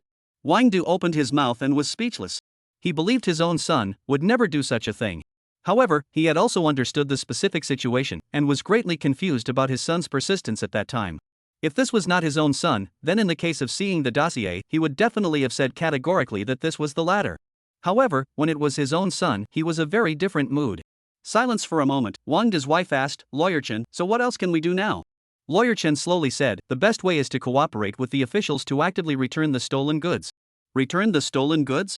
Yes, I have talked to Mrs. Wang. If you can make up for the company's losses, then the company cannot pursue legal responsibility and sign a letter of understanding with you and both sides voluntarily terminate the contract. Mr. and Mrs. Wang De looked at each other. They were not surprised that their son was about to lose his job. In fact, after this incident, it was the biggest impossibility for their son to keep his job. However, the so-called return of stolen goods, that was the $10 million that the company had lost, passed onto their heads. For an ordinary family, this is a huge sum of money that is enough to crush the whole family. Even if they were all Magic City locals, it was impossible for them to have this much money in addition to real estate. Wang De stomped his foot heavily and said, fine, we'll back off. Lawyer Chen glanced at him and nodded slightly, saying, this is the best and most decent way. The couple looked at each other. They both decided that even if they sold their house, they would have to come up with the $10 million. However, just then, two people walked in. One was daughter-in-law Lu Ruoshi, while the other was a strange young man. Seeing these two people walking together, the old couple didn't think much of it. Because they all knew that Wang Huan and Lu Ruoshi were actually quite in love, and even if they were separated for something in the future, it would never be now. Dad, Mom Lu Ruoshi went up, pulling the two old men. Her eyes began to redden again. When Fang Jian saw this, his heart screamed that it was not good. If this watery Lu Ruoshi started to cry again, it would really be endless. He hurriedly took the first step to introduce, hello two old people, my name is Fang Jian, I am Master's former disciple, I don't know if you have heard of me. Oh, you are the one in Mali, the eloquent disciple in the mouth of Xiao Huan. Wang De thought about it and finally had some impression. Fang Jian nodded slightly. Wang De was puzzled and said, then you came here today and are. Lu Ruoshi finally stood firm for a second and said, Dad, I was the one who called Xiao Feng, and Lawyer Chen said that as long as he made up the company's money, he would be acquitted. So, I borrowed $10 million from Xiao Feng. Lawyer Chen and Mr. and Mrs. Wang De's faces all jumped slightly. $10 million? You asked someone to borrow it, and they borrowed it? This kid, can he really come up with $10 million? Fang Jian looked at the trio's skeptical gazes and smiled. Everyone, I would like to meet my master first. Then, he made a request to the guardhouse to meet someone. However, this request was immediately rejected by the other party. In the guardhouse, family members did have the right to visit the prison. However, if you have just been visited once, then immediately apply for a visit again. You're not a lawyer, why should they let you? Lawyer Chen frowned slightly. Even this reasoning does not understand, but also a breath willing to borrow $10 million? It can't be that he's not a good worker, right? Fang Jian pondered for a moment, took out his cell phone and called Zhang Liang. Chapter 61. What kind of a god is this? In the interrogation room, a middle-aged man with a Chinese character face locked onto Wang Huan with his eyes gleaming. He poured a cup of water for Wang Huan and then said, Wang Huan, you've met the family members and lawyers, so is there anything else you want to say to us? Wang Huan smiled bitterly and said, Captain Zhang, I was really tricked. He stretched out his hands and inserted them into his hair, and painfully said, I didn't expect that after so many years of being a friend, this was a trap. The official went forward, patted his shoulder, and was also a bit at a loss as to what to say. If you just look at the preliminary information, the vast majority of people will determine that this guy is a collusion between inside and outside the inner thief. However, after an in-depth conversation, this man with a country face had his own opinion. But the problem is, his opinion does not represent the law. Suddenly, a man walked in and whispered a few words in his ear. The man was stunned and turned his head to look in surprise. The man slowly nodded his head, and there seemed to be a hint of puzzlement in his eyes as well. The man was silent for a long time and said, "Wang Huan, someone wants to see you, come with us." Ah? Wang Huan looked up blankly, not knowing what to do. In the parlor, Lawyer Chen whispered to the crowd, "Everyone, the time for today's visitation has passed, we should leave. Otherwise, it won't necessarily be a good thing for Mr. Wang." Wang Di and the others were stunned and turned their heads towards Jin Feng. They had long had the idea of leaving under Lawyer Chen's advice. However, Jin Feng had persuaded them to stay for a few more moments, as he still had some matters that he wanted to consult with his master. Lawyer Chen was extremely impatient in his heart. "You're a little rascal from out of town. Do you think that just because you made a phone call, you can set this all right? You have to know, this is the judiciary here. Only, the client's family is here, and as a lawyer, he is cautious, so he did not sneer." However, as time passed, he was already gradually losing his patience. However, just at this time, the door was once again pushed open. A man with a country face walked over and said, "Excuse me, is this Wang Huan's family?" Yes, yes. Wang Mang hurriedly stepped forward and said, "Wang Huan has already arrived at the conference room. If you want to see him, come over." Wang Mang and other family members were naturally overjoyed and went over with Fang Jian. Behind them, that Lawyer Chen was staring with rounded eyes, and his eyes were somewhat flickering, his mind filled with wonder. Fang Jian's accent was clearly that of an outsider. Moreover, just now, Lu Ruoshi had also said that he had just arrived from out of town. However, with a single phone call, he had actually made the strong managers soften. This kind of energy. It looked like he had underestimated this one. He hurriedly followed him in. At this time, Wang Huan looked up, suddenly saw Fang Jian, could not help but rub his eyes, incredulous. Fang Jian, is it you?" "Yes, master, are you okay?" Fang Jian asked. Wang Huan sighed and said, "Fang Jian, it's hard for you to remember me and still come to see me for a bit." Fang Jian smiled and said, "Master, you said this." He paused and said, "What exactly happened, can you tell me?" Fang Jian said with a straight face, "Master, I know you as a person, you would never be greedy for ill-gotten gains." Wang Huan's eyes were a little agitated. It was unthinkable that this young disciple would still trust himself so much when he was already in such a state of despair. Nodding his head vigorously, Wang Huan said, "Fang Jian, I used to teach you often, don't be greedy, and when doing business with people, keep a heart." But he shook his head and smiled bitterly. "I actually committed all of them. Originally, that day, an old friend with whom he had cooperated for many years suddenly came to his door, saying that there was a sum of gold to be sold. The quantity was large, worth about 50 million RMB. If it was a different person, Wang Huan would definitely not be moved by it. However, this person was not only his client, but also his hometown and a brother with decades of friendship. And more importantly, this kind of transaction had been done a few times before. Of course, the object of the transaction at that time was the old owner, not the current private enterprise. Although Wang Huan had grown a heart and was only willing to pay 1/5 of the advance. However, he still hadn't expected that after the advance payment was made, the old township had disappeared. The rest of the matter was known without being said. Fang Jian slowly nodded his head and said, "This is Captain Zhang, right? I want to bail out my master. I don't know what formalities I need to go through." Lawyer Chen skimmed his lips on the side and said in his heart, "How many times have I said it? This case is not simple. If you want to successfully bail out, you have to come up with $10 million to do so. Otherwise, people won't agree." However, in the very next moment, Captain Zhang said something that made Lawyer Chen unable to believe. "You want to post bail?" "Yes." "Well, this is the bail document, you sign it, then you can take him away." Lawyer Chen's eyes, a little bit of round. What kind of god is he meeting? Chapter 62 Recruitment. Fang Jian picked up the document and looked at it for a moment. He could not help but frown slightly. He knew that it was definitely the people behind Zhang Liang who had used force, but this force was not too big. Although Fang Jian was not a law student, he knew that bail was required. With this case that master was carrying, the bail would definitely not be small. However, on this document, there was no mention of the word bail at all. That is to say, this was some unit that was endorsing Fang Jian with its reputation. Moreover, this unit's origin was so great that even this place did not dare to disown it. However, although Fang Jian knew that the person had good intentions, he couldn't be insensitive. Putting down the guarantee, Fang Jian smiled and said, "Captain Zhang, in this document, how come there is no mention of bail money?" Captain Zhang said expressionlessly, "Mr. Fang, we believe you, so we don't need bail money." Doing so was obviously not in line with the rules, but when Captain Zhang spoke, he seemed to carry a convincing power. Lawyer Chen on the side had his lips trembling slightly. The sheer amount of information coming out of these words made him palpitate a little. However, Fang Jian smiled slightly and said, "This is not very good. Why don't I just put up a little bit of bail?" He turned his head and said, "Master, how much did you call over?" $1,400,000. Wang Huan said with some embarrassment. "Good, then I'll post a bond of $10.25 million. Fang Jian stood up and said, "Captain Zhang, please lead the way." Wow! At that moment, everyone in the conference hall couldn't help but look at Jian Fang. Those eyes were all flashing with a strange light. How could Wang Hui not have imagined that this little disciple of his, when did he become a mega rich man capable of throwing away $1,000 without changing his face? As for Wang Mang and the others, they were even more excited and almost lost control of their emotions. Although Lu Ruoshi said that Fang Jian is willing to lend money. But really, there weren't many people who were willing to believe it. But at this moment, they finally believed it. They had met a nobleman. Only Lawyer Chen, at this time, took a slight half step back. He finally determined that the person in front of him was not only a big god, but also a super god with power and money. His heart repented, his attitude towards Fang Jian at the beginning was just too unfriendly. Captain Zhang silently looked at Fang Jian, and after a long time, he stood up and gave a thumbs up towards Fang Jian before leading him out. Although Captain Zhang did not know where Fang Jian came from, he was extremely knowledgeable about the unit that spoke for Fang Jian. Originally, Fang Jian could have taken the person away without spending a dime. However, he would rather take out more than $10 million as bail than take advantage of this. Other than that, this heart alone is enough to make people respect him. Very quickly, the deposit was handed over and the formalities were completed. Fang Jian took Wang Huan and the others to his car and returned to Wang Huan's home. When he was about to arrive home, Wang Huan suddenly said, "Fang Jian, are you driving a foreign license plate over here?" Fang Jian nodded his head and said, "Yeah, I'll be damned."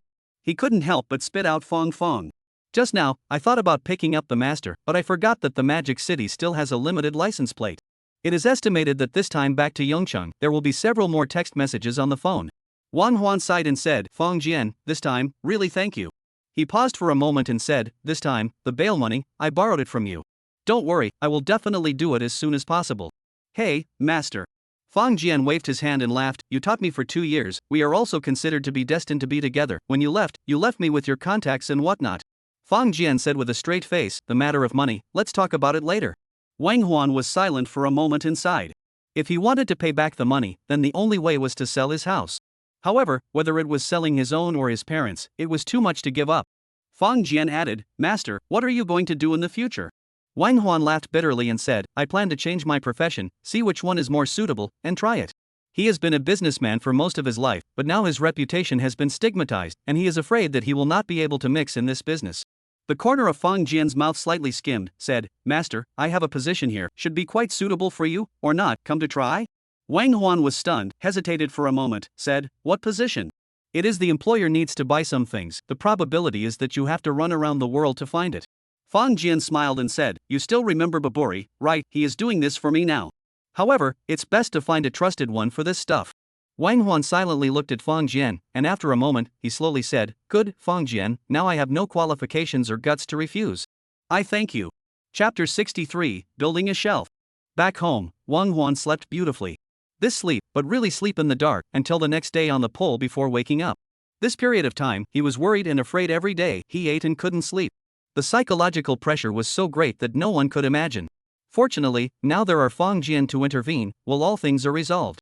Although it owes a huge sum of money and a never-ending favor, but Wang Huan's mentality is already very different. Fang Jian had only casually asked about it yesterday, and it was only after seeing his master's mood turn better today that the two had formally talked about it.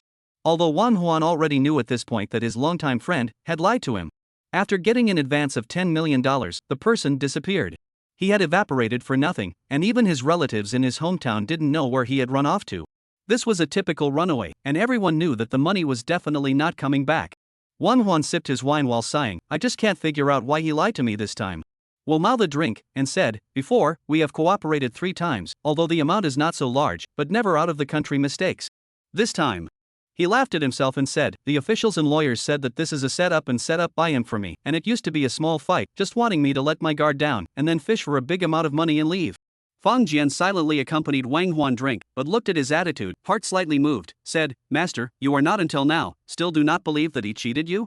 Wang Huan was stunned, woodenly shook his head, drank another glass of wine, said, "The facts speak louder than words, I will not be naive, you can rest assured." Fang Jian gently nodded his head, he knew that his master was showing his determination. Only, looking at the color of pain hidden in his master's eyes, Fang Jian was just a little bit unwilling. Of course, he wouldn't ask Master for this person's name. He only hoped that this person would completely disappear from now on. However, Wang Huan had already explained this many times before, so he easily obtained this person's name. Wang Huan and his original company had reached an understanding, and the company would no longer sue, while both parties voluntarily terminated their labor contracts. Of course, the bail money was also paid out. After all this, Fang Jian asked Wang Huan to take some time off. However, Wang Huan refused to do so. In desperation, Fang Jian asked Wang Huan to start collecting information on minerals, second-hand equipment and devices from various countries.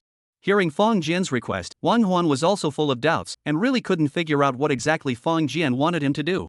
Didn't he say that he wished to run around the world for him to become a world buyer? This was his old profession. However, looking at all this information that Fang Jian wanted to collect, Wang Huan was a bit dazzled. He pondered for a while and said, "Mr. Fang, a company, always have to assist projects, what should I focus on?" Since he was willing to join Fang Jian's team, he strongly requested that the two people change their name. In a formal company, there are no rules. After considering it for a while, Fang Jian agreed. At this moment, touching his nose, Fang Jian was somewhat unable to answer. Of course, he understood this. A company that wanted to continue to grow should at least have a stable project to obtain continuous funding. But the problem was, even he himself didn't know what to focus on. Or rather, what the country lacks, what is missing, what one should focus on. But the problem was, in the case of a global one village, the Dragon Nation, who wanted to be number one in the world in everything, lacked too many things. Sighing, Fang Jian said, "Mr. Wang, you first put up the shelves, recruit a few people, just as a big data." The corner of Wang Huan's mouth twitched slightly, and he nodded silently. This was really the first time he had encountered such a command. If he hadn't received a great favor from Fang Jian, he really had the urge to quit and leave. The next day, Fang Jian left Magic City, a city he had been to a few times, but hadn't left any favorable impressions. After leaving Mordor, Fang Jian dialed Babuli's number. "Hey, dear Fang, is there anything else you need from me?" Fang Jian smiled slightly and said, "Those pictures you sent me last time were good. I'm willing to acquire them, so send the shipment over." "Okay, Fang, I'll get it done for you tomorrow." Fang Jian responded, and said, "By the way, there is a person who is also doing gold business in Africa, called Hang Wenshur, do you know him?" "Ah, that guy, no, good people, before also did business once." Fang Jian's heart slightly moved, said, "Good, he should still be in Africa, help me ask, see if I can find him.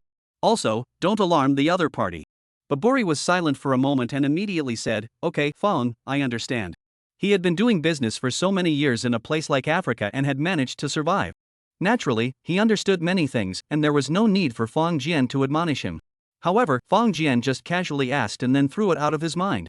The car rumbled as he returned to Yongchang. Chapter 64 Aero Engines. Returning to Yongchang, Fang Jian didn't go home directly, but came to Pajingting.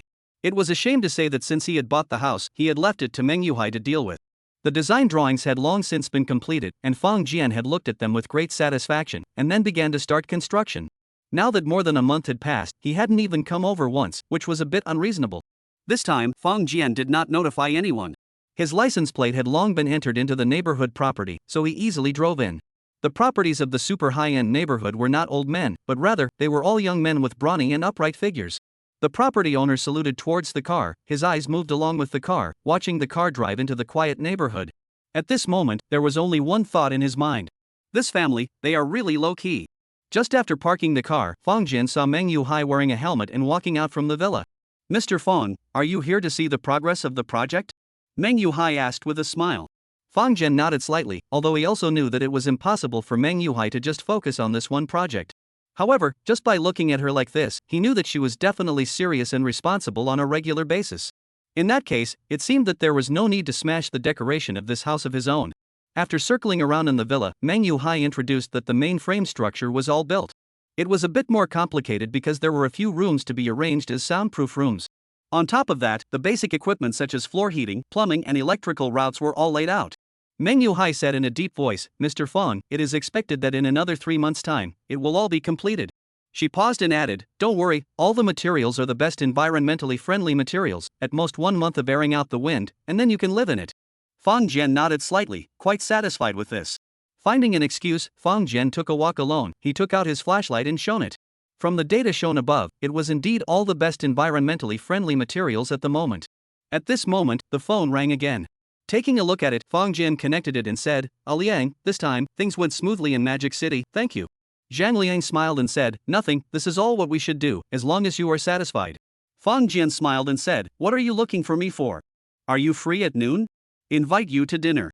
Fang Jian smiled. He knew that whenever Zhang Liang said this, it meant he had a mission. After speaking with Meng Yuhai, Fang Jian drove directly to Zhang Liang's company. Entering his office, Fang Jian smiled and said, Liang, what are you guys missing? Tell us. Zhang Liang smiled awkwardly and said, Old Fang, have you ever heard of an aero engine? Fang Jian was stunned and looked up in surprise. Aero engine, known as the jewel in the crown of modern industry. That's because to make a high-performance aero engine relies not only on breakthroughs in certain manufacturing areas, but also requires the overall industrial manufacturing to step up to a high level. Simple in principle, difficult to manufacture. These 8 words are the best way to summarize the characteristics of an aero engine. Fang Jian hesitated and said, Of course I've heard of it, are you guys trying to import this? Zhang Liang nodded slightly and said, Yes, we want to import one or more of the specified type of engine. Fang Jian frowned slightly and said, Liang, we Longwa people have an old saying that it's better to have a father and a mother than to have your own. If you want to import raw materials and equipment, I can support you. However, this kind of key thing, its manufacturing process, should be in your own hands off. Looking at Zhang Liang, Fang Jian bitterly said, We are subject to a lot of clampdown, cannot be anything, all rely on imports. Zhang Liang was stunned, he was dumbfounded, said, Old Fang, what are you talking about? After a pause, he said, I just said, import or a few you think it is a large-scale import? Fang Jian stared at him for a long time, finally shook his head, laughing and cursing, Good boy, so you are taking me for a ride. Zhang Liang helplessly said, Obviously you yourself do not listen carefully, up as a lesson. He waved his hand and said, Well, in all seriousness, do you have a way? Fang Jian hesitated and said, I'm not sure, I can try. Zhang Liang nodded his head vigorously and said, Old Fang, our leaders asked me to convey their meaning to you, this matter, I hope that you can go and try, but there is no need to force it. Oh? Fang Jian's eyes were a bit skeptical. Zhang Liang smiled bitterly and said, We have some key technologies that we can't solve, so we want to find physical objects to draw on. However, what we value more is your ability to cooperate for a long time. Fang Jian's heart warmed and smiled, I understand, if it's too dangerous, don't risk it, right? Yes, our leader said, safety first. Fang Jian reached out and patted his shoulder, saying, I understand, say, which type of engine do you want? Chapter 65 Trading Again. In the bedroom, Fang Jian flipped open a piece of information. This was the basic information about aero engines that Zhang Liang had given before he left. It wasn't a secret, but something that was well known. The working principle of a jet engine was exceptionally simple, it was to suck in air, compress it for combustion, and expel the air at high speed. Aero engines have a very high energy conversion rate, which can reach 70 or even 90, compared to an ordinary car, which has an energy conversion of only 20-30. Now high-quality military engines can have a thrust-to-weight ratio of 110, there is no theoretical breakthrough in the field of aero engine, more of a breakthrough in the process. And process breakthroughs are precisely the current shortcomings in the field of China's aero engine manufacturing, because it takes a long time to accumulate.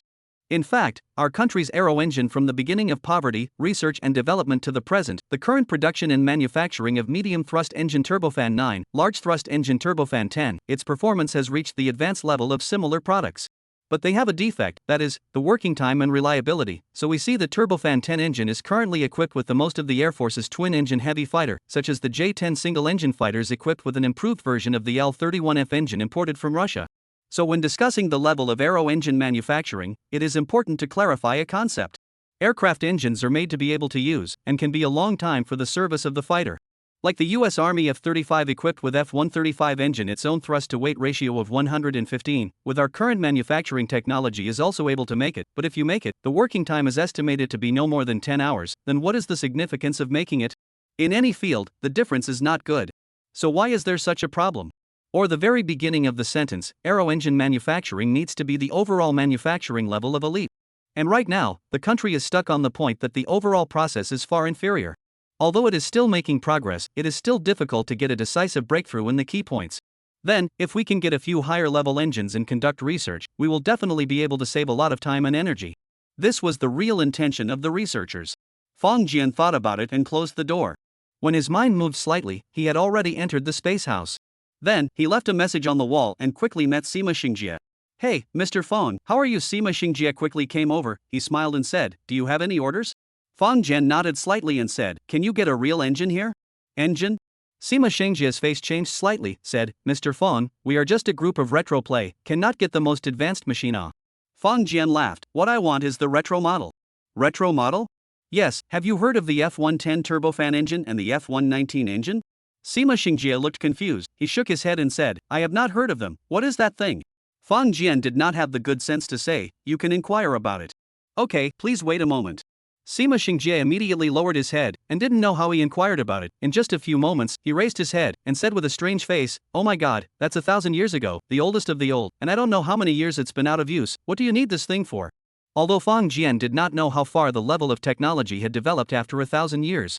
However, from the other party's look and performance, it was estimated that it should be much greater than what he had imagined. Thus, he spread his hands and said, "What do I need this for? Then why do you guys want to play with vintage machinery? Interest, get it, for the sake of interest, I can disregard the investment." After a pause, he added, "Aren't you guys like that too?" Sima Shengjie's face slightly reddened as he hurriedly said, "Sorry, it was my fault. It's just that very few people would be interested in something that's 1,000 years old." Fang Jian hummed lightly and said, "Well, can you do it? If not, I'll go find someone else." Sima Xingjie patted his chest and said, "Fang, there is no need to find someone else, such a simple thing, just leave it to me. How many units do you need?" "2 each, remember, I want to be completely retro, do not make any mistakes." Fang Jian's heart slightly moved, pretending to be indifferent, said, "By the way, give me a copy of the production process, I'm too lazy to check. I'm too lazy to look it up." Looking at Sima Xingjie, Fang Jian's eyes were extremely bright. Although the domestic engine manufacturing process was definitely different from that of foreign countries. However, the stone of the mountain can attack the jade if one obtains the other party's manufacturing process, coupled with one's ability to provide the most advanced and top-of-the-line instruments. Then, Fang Jian believed that the domestic engineers would definitely be able to bend the curve. Chapter 66, Manufacturing Process in Hand. In a key scientific research center. Su Manhwa held a piece of information in his hands and shook his head slightly. He sighed and looked up at Wang Jiangwo in front of him, saying, "Little Wang, you guys are too impatient, how can you make such a request to him?" Wang Jiangwo's expression was a bit embarrassed, saying, "Su Lao, you also know that the timing is critical now, we need to catch up with them as early as possible, or even surpass them, so that we don't fall behind and get beaten off." Su Manhwa sighed and said, "But, have you ever thought about what if they are in danger? Don't worry, we have already instructed that safety comes first." Hey, how easy it is to talk about.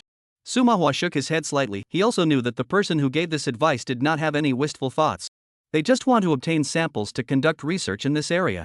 By taking advantage of their strengths and making up for their weaknesses, the country's research technology would be able to truly develop and eventually realize the possibility of overtaking them. After lagging behind for so many years, everyone was anxious, they wanted to see with their own eyes the day when the Dragon Country became the #1 country. However, that team of Fang Jian's, the greatest significance was not here.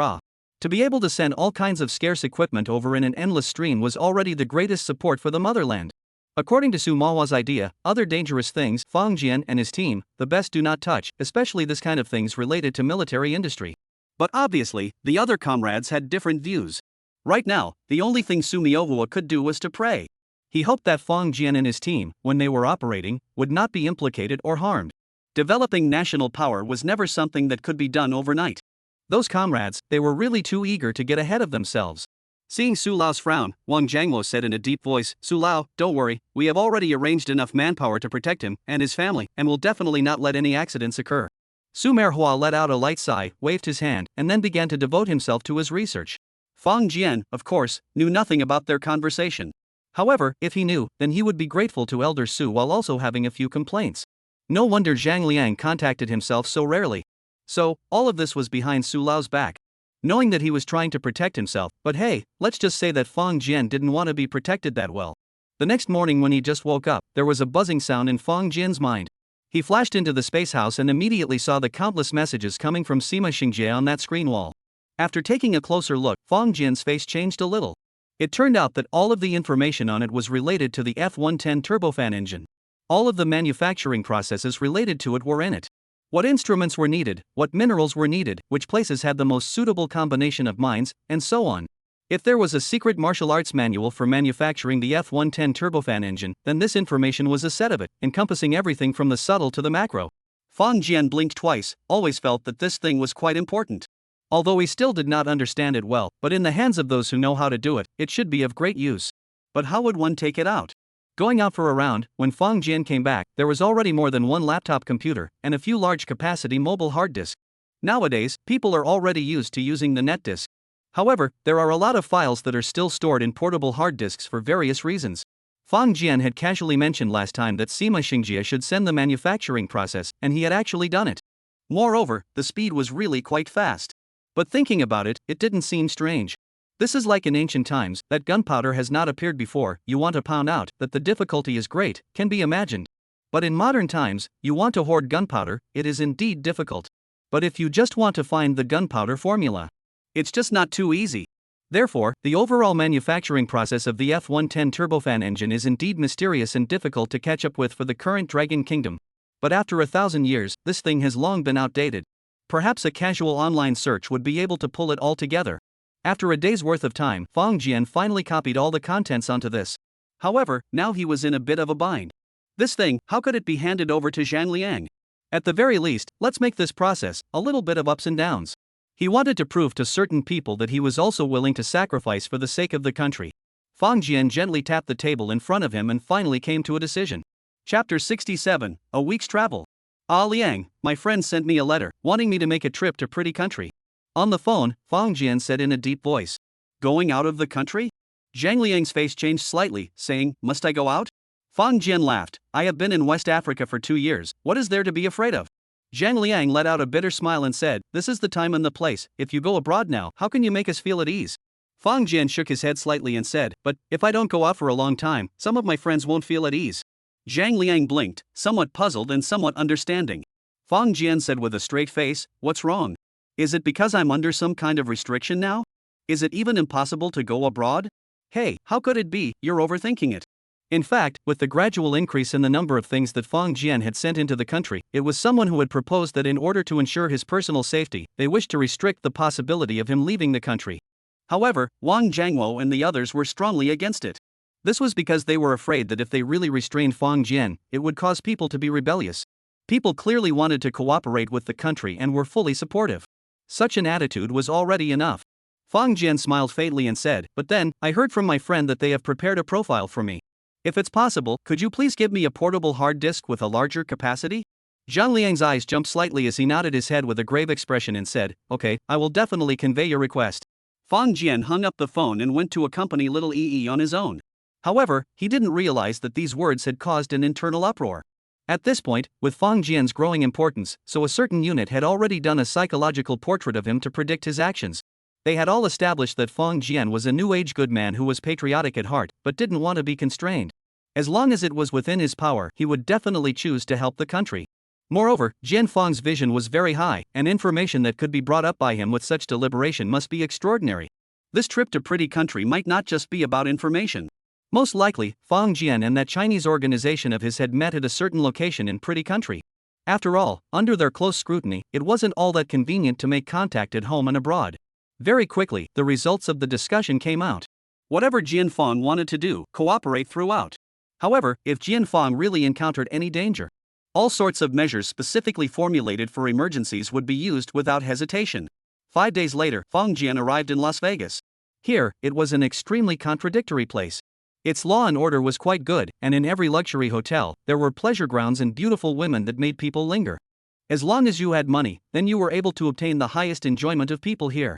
However, this is also one of the most evil places in the world. People who have lost everything here, even to the point of embezzlement, the same abound.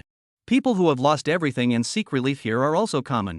However, what people remembered were always those very few lucky ones who returned home fully loaded, but they could not see those desperate gamblers who lost their eyes red. It was also Fang Jian's first time here. The reason why he chose this place was purely a bad taste. Taking advantage of the opportunity to go abroad, he came to see this famous Huan city. Anyway, he had enough money now, and anything related to money would be hard for him to beat.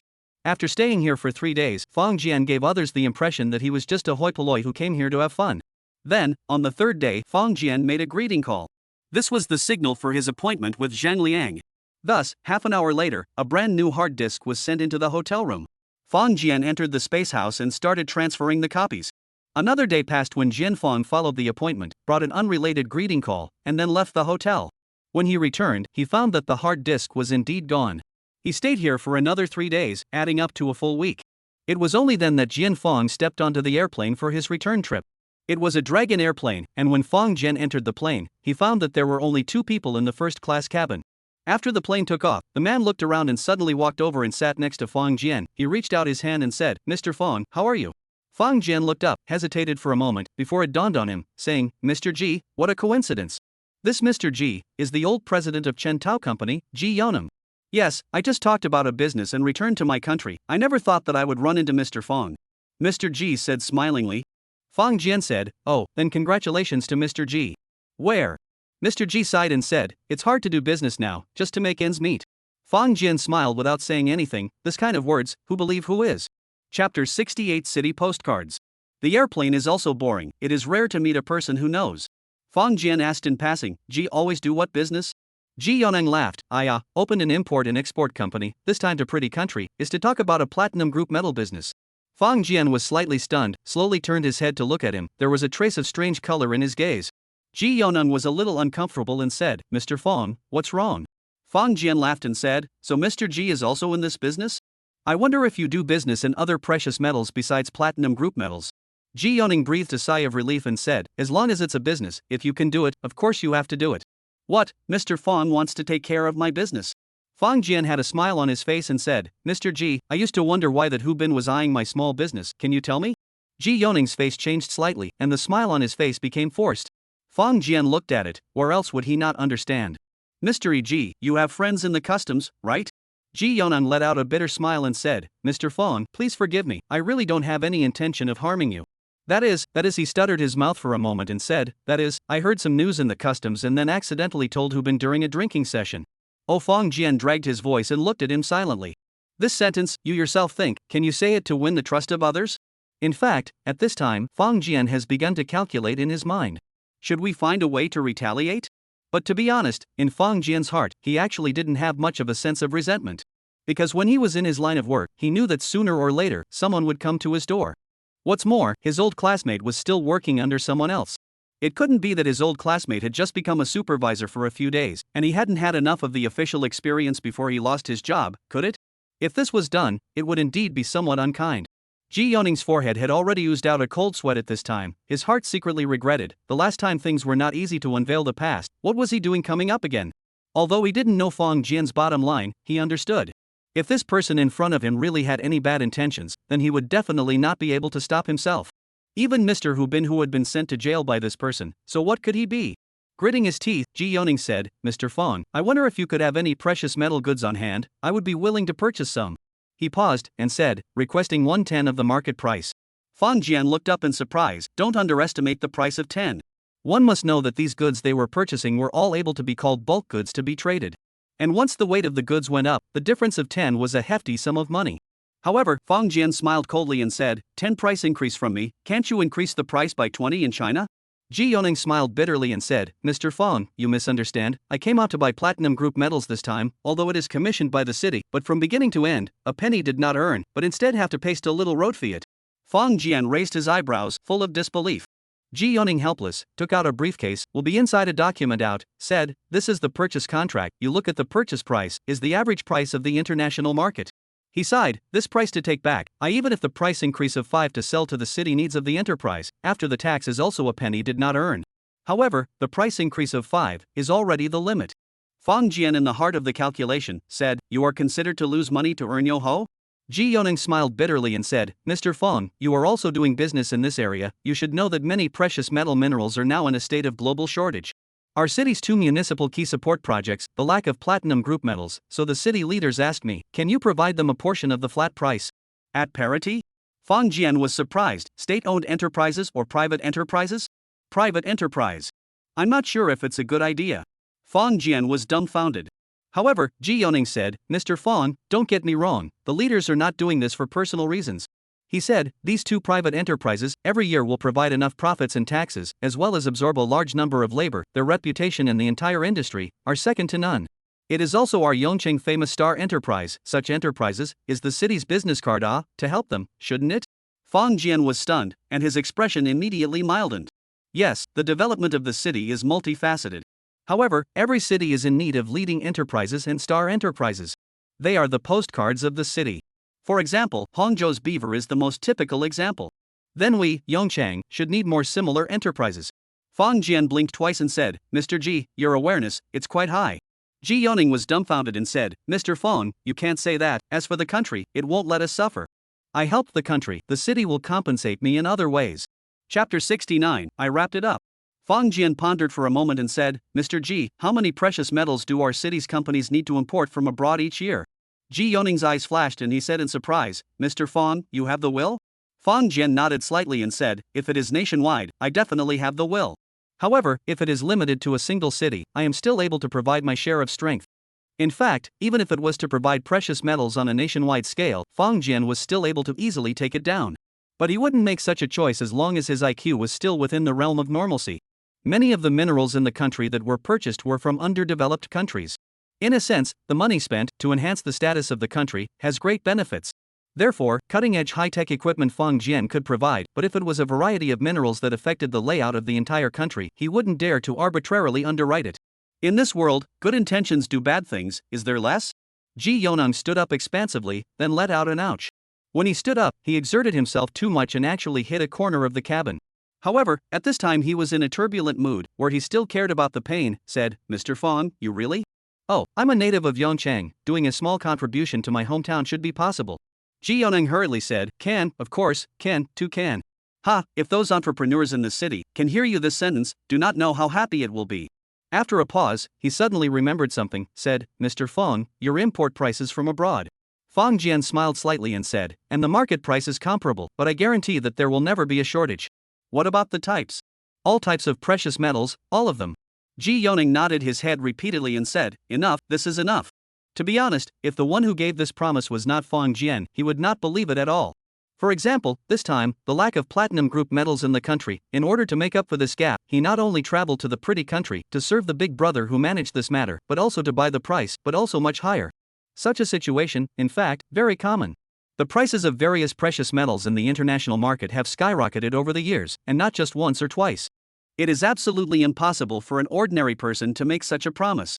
However, Fang Jian had previously sold a large amount of precious metals at a low price on 2 occasions. This difference in price was so large that Ji Yonang felt palpitations just thinking about it. That was why he was willing to trust Jian Fang. Mr. Fang, I must report this good news to the leadership. Ji Yonang smiled exceptionally happily and said, in this way, those few enterprises in our Yongchang will be able to develop better without restrictions. Fang Jian nodded slightly, although he didn't know how much of this elation of Ji Yonang was sincere. But even if it was superficial, as long as he was able to do something, Fang Jian would be satisfied. Ji Yonang took out his cell phone and waved it towards Fang Jian, saying, Mr. Fang, is it okay? Fang Jian was stunned and said, Mr. Ji, you are also too eager, right? Ji Yonang sighed, I'm in a hurry. Fang Jian smiled and said, feel free. Ji Yonang nodded heavily, got up and sat in his original position, and began to make a phone call. The airplane that Fang Jian had chosen had the function of a satellite phone, and although the cost of the call was extremely high, it was indeed possible to make a phone call. Fang Jian had no interest in listening to Ji Yonang's call, he yawned and fell asleep in a daze. The airplane didn't go straight to Yongchang, but landed in Magic City.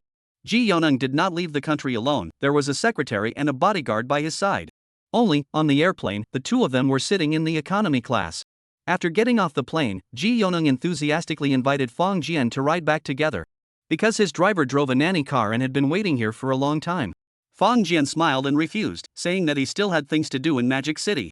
As a matter of fact, he would rather take the high-speed train than to make a fuss. After leaving the airport, Fang Jian purchased a high-speed train ticket and saw that the time was still early, so he found a cafe and ordered a steak. Before the steak came up, a person suddenly walked over and sat down in front of him. Fang Jian looked up in surprise, it was an old gentleman. His face was covered in the color of frost and his hair was somewhat white. Fang Jian was certain that he had never seen this person before. The man extended his hand and said, Mr. Fang Jian, hello, my name is Lu Xinghua. Fang Jian's eyes raised and he couldn't help but be a little surprised. After Zhang Liang had mentioned the matter of the space engine to him, Fang Jian had inquired about a lot of information in this regard. That was why he knew the name Lu Xinghua. This was an honorable old man, a name that couldn't be bypassed in any way in the history of domestic space engine research. Although this name was far less famous than any 18-line starlet. However, in some people's hearts, this one is one of the real heroes. Chapter 70, The Pillars of the Nation. Chief Engineer Lu, how are you? Fang Jian stood up and said sincerely. Although both Lu Xinghua and Ji Yonang carried the word general in their address. However, when Fang Jian called Ji Yonang, that look was really a bit playful. There were a lot of such generals out there, and he was just being polite on the surface, without any ripples in his heart. However, when he saw this general engineer in front of him, he was sincerely admiring him. Although the vast majority of people did not know, but Fang Jian, who had inquired about the history of the development of domestic aero engines, had heard this name like thunder. For these old men who were willing to devote their entire lives to the cause of national defense, no amount of respect was too much. Chief Engineer Lu, please take a seat. Thank you. Lu Xingguo's attitude was very amicable, and his eyes were full of appreciation as he looked at Jian Feng. Mr. Feng, first of all, I want to apologize to you. Apologize? Feng Jian blinked twice, his heart filled with wonder. Because he really couldn't think of where exactly the other party had done something to apologize for. Lu Xingguo sat down and said, Mr. Feng, do you know why we suddenly proposed to you, asking for the purchase of the aero engine? Feng Jian shook his head and said, I don't know. Lu Xingguo pursed his lips for a moment and said, this is what I brought up. Originally old brother Su didn't agree to it, but under my insistence, General Wang still agreed to it. He paused and said, I know that this is a risky endeavor, and there is a good chance that it will just not pay off. But we just can't wait. He picked up the cup of water in front of him, took a sip, and said, Mr. Feng, what do you think? How many years is the gap between us and pretty countries' aero engines right now? Feng Jian was stunned, thought for a moment, and said, it shouldn't be small. Lu Xingguo laughed, said, in fact, these decades we have not wasted. The country has overcome a lot of key technologies in the manufacture of aero engines. It is non-stop to overcome the key technologies. Our country can make the current turbofan 10, as well as the future may appear turbofan 15. However, our aero engine industry started late, the relevant experience is insufficient, and many countries have blocked our technology. So much so that our aero engine has always relied on imports from abroad, which means that the lifeline of our aero engine has always been in the hands of others. Feng Jian's eyebrows raised, said, but, as far as I know, now many fighter aircraft aviation engine are already localized. According to Feng Jian's understanding, fighters equipped with domestically produced Taihang engines are J-16, J-11, J-10, J-15, and other models, and even J-20 fighters have begun to change, which shows that our country has completely detached from the Russian-made engines. One of the mass production type for the turbofan 10B engine, the engine thrust has been raised to 145 tons, the thrust-to-weight ratio reached 8 or so, the service life has been increased from the original more than 1,500 hours to 3,000 hours. This achievement was already quite remarkable. That was why Feng Jian had such respect for the old man in front of him. However, Lu Xingguo shook his head slightly and sighed, saying, Mr. Feng, our engine is still not as good as other people's Other people's F110 engine, and our turbofan 10 engine at the same level, thrust is basically equivalent.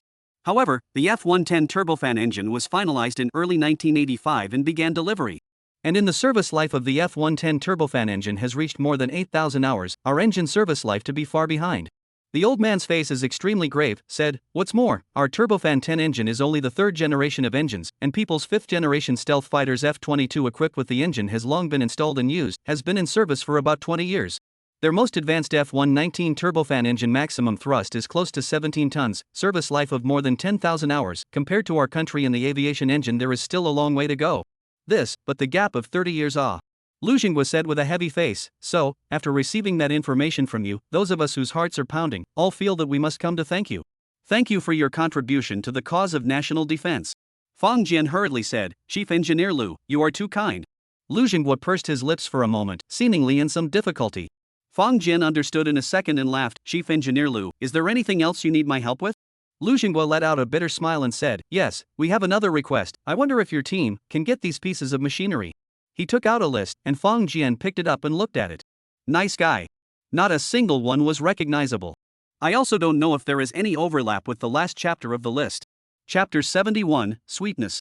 Seeing the puzzled look on Jian Feng's face, Lu Xingguo explained, Mr. Feng, I know that these machines are a bit much, but they are all needed. After a pause, he added, this machine can forge the best aero engine blades. In the engine, the blade has to endure high speed and high temperature, so it must have high strength and at the same time be able to withstand high temperature, and a single metal does not have this characteristic, so it is necessary to use alloys, which involves material science. At the same time, because the engine blade only around a direction of rotation, long-term by the same direction of force, and in order to extend its life, it will need a single crystal blade, through a special technology to control the metal into the particle molding direction, which involves not only material science, but also involves the magnetism. And if you want to forge the blade in that information, you must have the right machine. Feng Jian nodded slightly, this sentence made sense. The old ancestors of the Dragon Kingdom had said this a long time ago. In the field of aero engine manufacturing there is no such thing as lagging behind a little bit. As long as a certain key technology is not penetrated, you can't build a high-quality aero engine that can operate for a long period of time. That's the overall backwardness. Lu Xingguo said with great emotion, single crystal blades, turbine forging, turbine disc powder metallurgy, titanium alloy hollow parts molding, etc., we are much worse. Especially after seeing that information of yours, this feeling is even stronger. Feng Jian coughed gently and said, Chief Engineer Su, I can understand your feelings. However, wanting to catch up with them is not something that can be done overnight. Yes, I understand, not only do we want to catch up with them, but we also want to surpass them. Lu Xingguo swore, even if I can't see it, I believe that my students will be able to fulfill this wish. Fang Jian nodded his head vigorously, if not for the wrong occasion, he even wanted to applaud. This kind of conviction of certain victory could only be clearly felt in this kind of older generation figure. However, Lu Xingguo turned his words around and said, but, now that the international situation is gradually becoming tense, if we have more trump cards in our hands, we will be able to occupy better preconditions, so. Fang Jian sighed and said, alright, Chief Engineer Lu, I will discuss with my friends and help you get these devices first as much as possible. Lu Xingguo's lips trembled a few times, slowly stood up, then bent deeply and bowed to Fang Jian. Fang Jian jumped in fright, hastily dodged, and pressed him down. He grumbled, Generalissimo Lu, what are you doing? Want to make me lose my life? Lu Xingguo shook his head and said sincerely, Mr. Fang, I am representing all of us in aviation to thank you. Fang Jian waved his hand and said, I appreciate your kindness, but I hope that this thanks will not turn into a shock. Lu Xingguo was stunned, he couldn't help but to be dumbfounded as well. He suddenly realized that this Fang Jian was actually quite cute. Took out his cell phone, he said, convenient to add a WeChat and phone? Of course. After the two people added their friends, Lu Xingguo said, Mr. Fang. Lu Xingguo said, Mr. Fang, you call me Xiao Fang, this Mr. Fang sounds a bit oozing ah. Lu Xingguo laughed, it's okay, Mr. Fang, in the future, our aviation people will be your strongest backing. If there is anything you want us to help, just ask, we will try our best to do it. Fang Jian laughed and said, if you want to thank me, then hurry up and get the Turbofan 16 out, let them know that our aero engine is the world's #1. Lu Xingguo froze for a long time and said, Turbofan 16, do we have this project? Fang Jian laughed, now there should be no, but sooner or later there will be. Only then did Lu Xingguo realize that he couldn't help but point his hand at Fang Jian.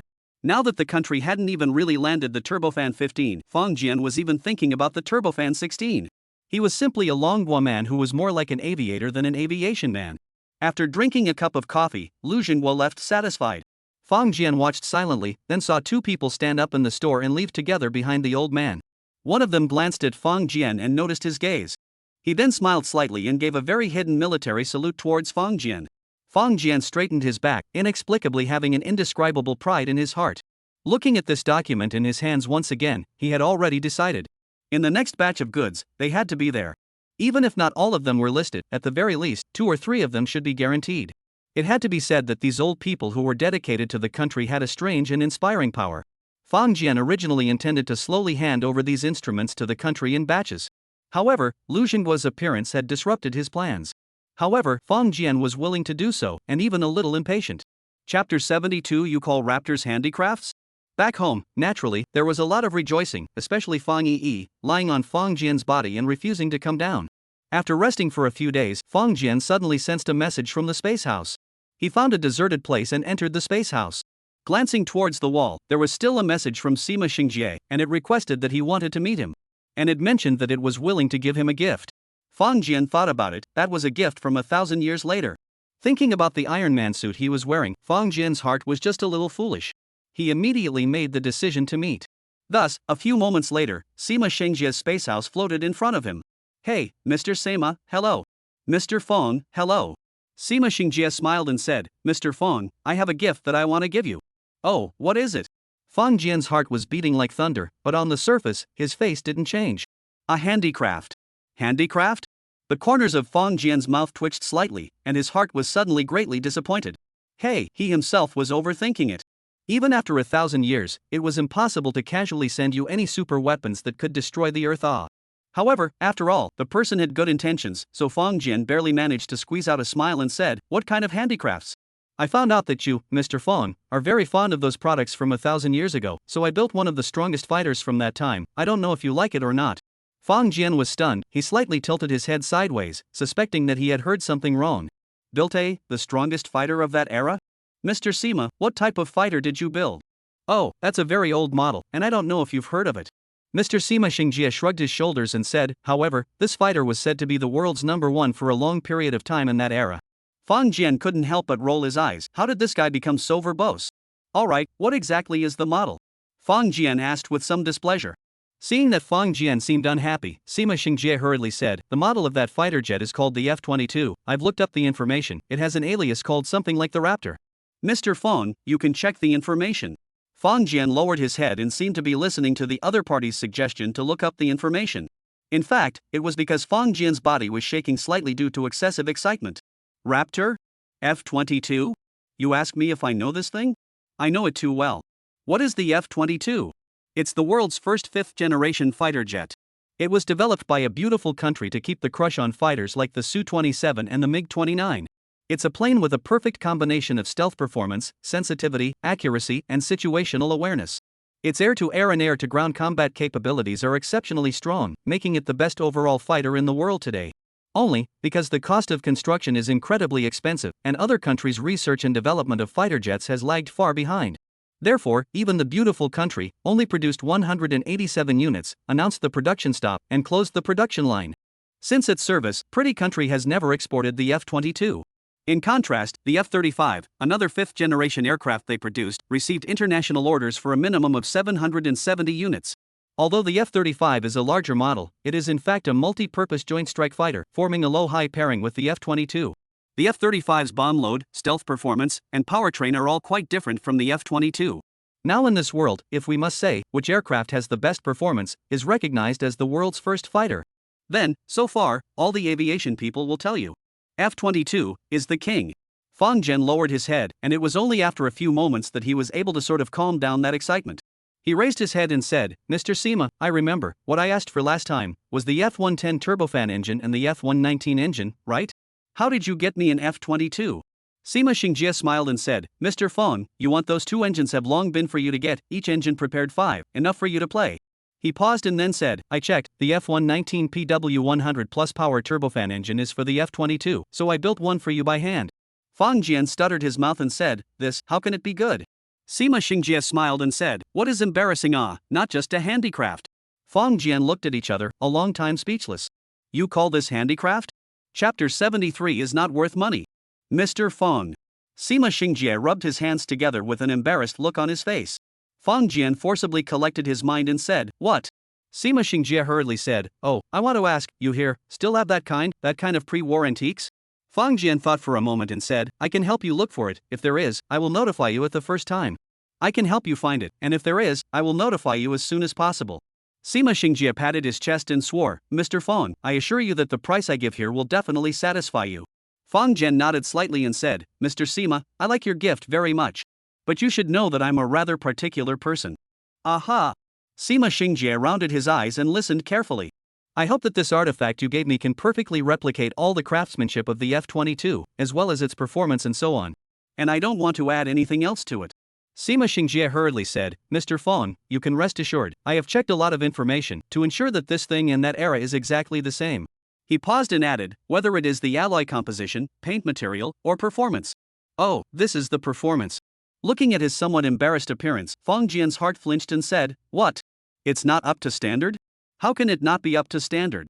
Sima Xingjie shook his head and said, this is one of the simplest handicrafts, even if I'm stupid, it's impossible for me not to meet the standard.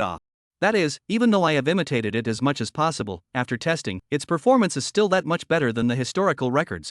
He disturbed his scalp and laughed bitterly, I would only manufacture it according to the chart, and I don't understand why the performance is a little higher. How much higher? Compared to the theory, it is about 7 higher in all aspects combined. Fong Jian's eyes slightly jumped, a combined higher by 7? This was already a very unimpressive leap. But fortunately, it didn't exceed Fong Jian's mental defenses.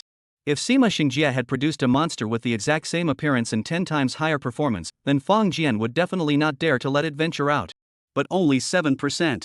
Oh, the finger outstretched and the length of it. What does it have to do with me? It's not like I built it. Fong Jian immediately is calm and peaceful. Only, the thought that this is the other side of the personal manufacturing handicrafts, Fong Jian some do not know what to say to the good.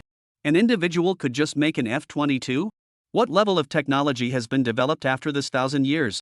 By the way, I'm also enclosing a set of simulated cockpits for you, so you can learn how to drive it inside before you go up and drive it for fun. Sima Xingjie smiled and said, however, when driving the Real plane, it's best to wear bio-armor that has the ability to fly, so that you can easily get out in case of a crash. Crash? You crow's mouth. Fong Jian coldly said, such a good toy, in case of a crash, then what will I play in the future? What's wrong with that? I'll build you as many as you need. It's cheap and worthless anyway. It's not worth it? Fong Jian and Sima Xingjie talked for a moment. The two people expressed their respective desire to deepen cooperation in the future, and then both happy to leave. Fong Jian took the card given by Sima Xingjie and placed it on his forehead and touched it. Sure enough, he sensed a new spatial warehouse. In that huge warehouse, there was an airplane parked. F-22. Raptor. If possible, Fong Jian really wanted to fly it. With a thought, Fong Jian reached out and molded his hand on the card. In this space house, a nutritional pod appeared all of a sudden. After pondering for a moment, Fong Jian laid down in it, and after his eyes closed, he entered a game-like interface. Then began to choose. Sure enough, there was the F-22 option. After clicking on it, the driving manual and tutorial immediately appeared. Fong Jian was filled with joy as he tapped in. Boom! A few moments later, Fong Jian opened his eyes with an earthy gray face. This pilot, it's really not good to be a pilot. Suddenly, Fong Jian's heart moved slightly as he remembered something. Thus, a thought was conveyed, and the watch on Fong Jian's bowl emitted a hint of mutation. A layer of energy waves covered his body. Only, at this time, the bio-armor was merely covered with a thin layer, which was extremely different from before. Then, Fong Jian once again began to learn to drive. Chapter 74, General Engineer Liu, I want to give you a gift. When Fong Jian returned from the space house, he still felt a little dizzy. He had long known that pilots were the group of people in this world that required the highest physical quality. It was definitely not inferior to athletes. However, when he actually tried to pilot an airplane, that feeling. It was better not to mention it. Fong Jian boasted that his physical quality should be good. After all, it had only been just over 2 years since he graduated, and the first 2 years abroad, he had also paid more attention to exercise. However, it wasn't until he got on the plane and managed to take off with great difficulty that he realized what kind of pressure supersonic speed would bring. However, if it was a matter of physical fitness alone, it was still relatively easy to solve. Because when Fong Jian was covered with the biological armor from 1,000 years later, all the physical discomfort was solved. Moreover, this biological armor was still able to be adjusted. Adjustment meant that it could turn into a hard armor like Iron Man. Or it could turn into a thin, soft leather armor. Only, even if it was soft leather armor, it also had an extremely powerful protective power, and it could allow an individual's ability to be raised to a level comparable to that of a captain. In short, this kind of biological armor can be hard or soft, as you wish, but the actual role, but are far beyond the imagination of modern people.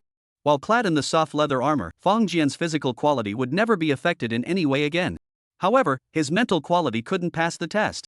Under the teachings of the simulation training, it was not easy to successfully take off.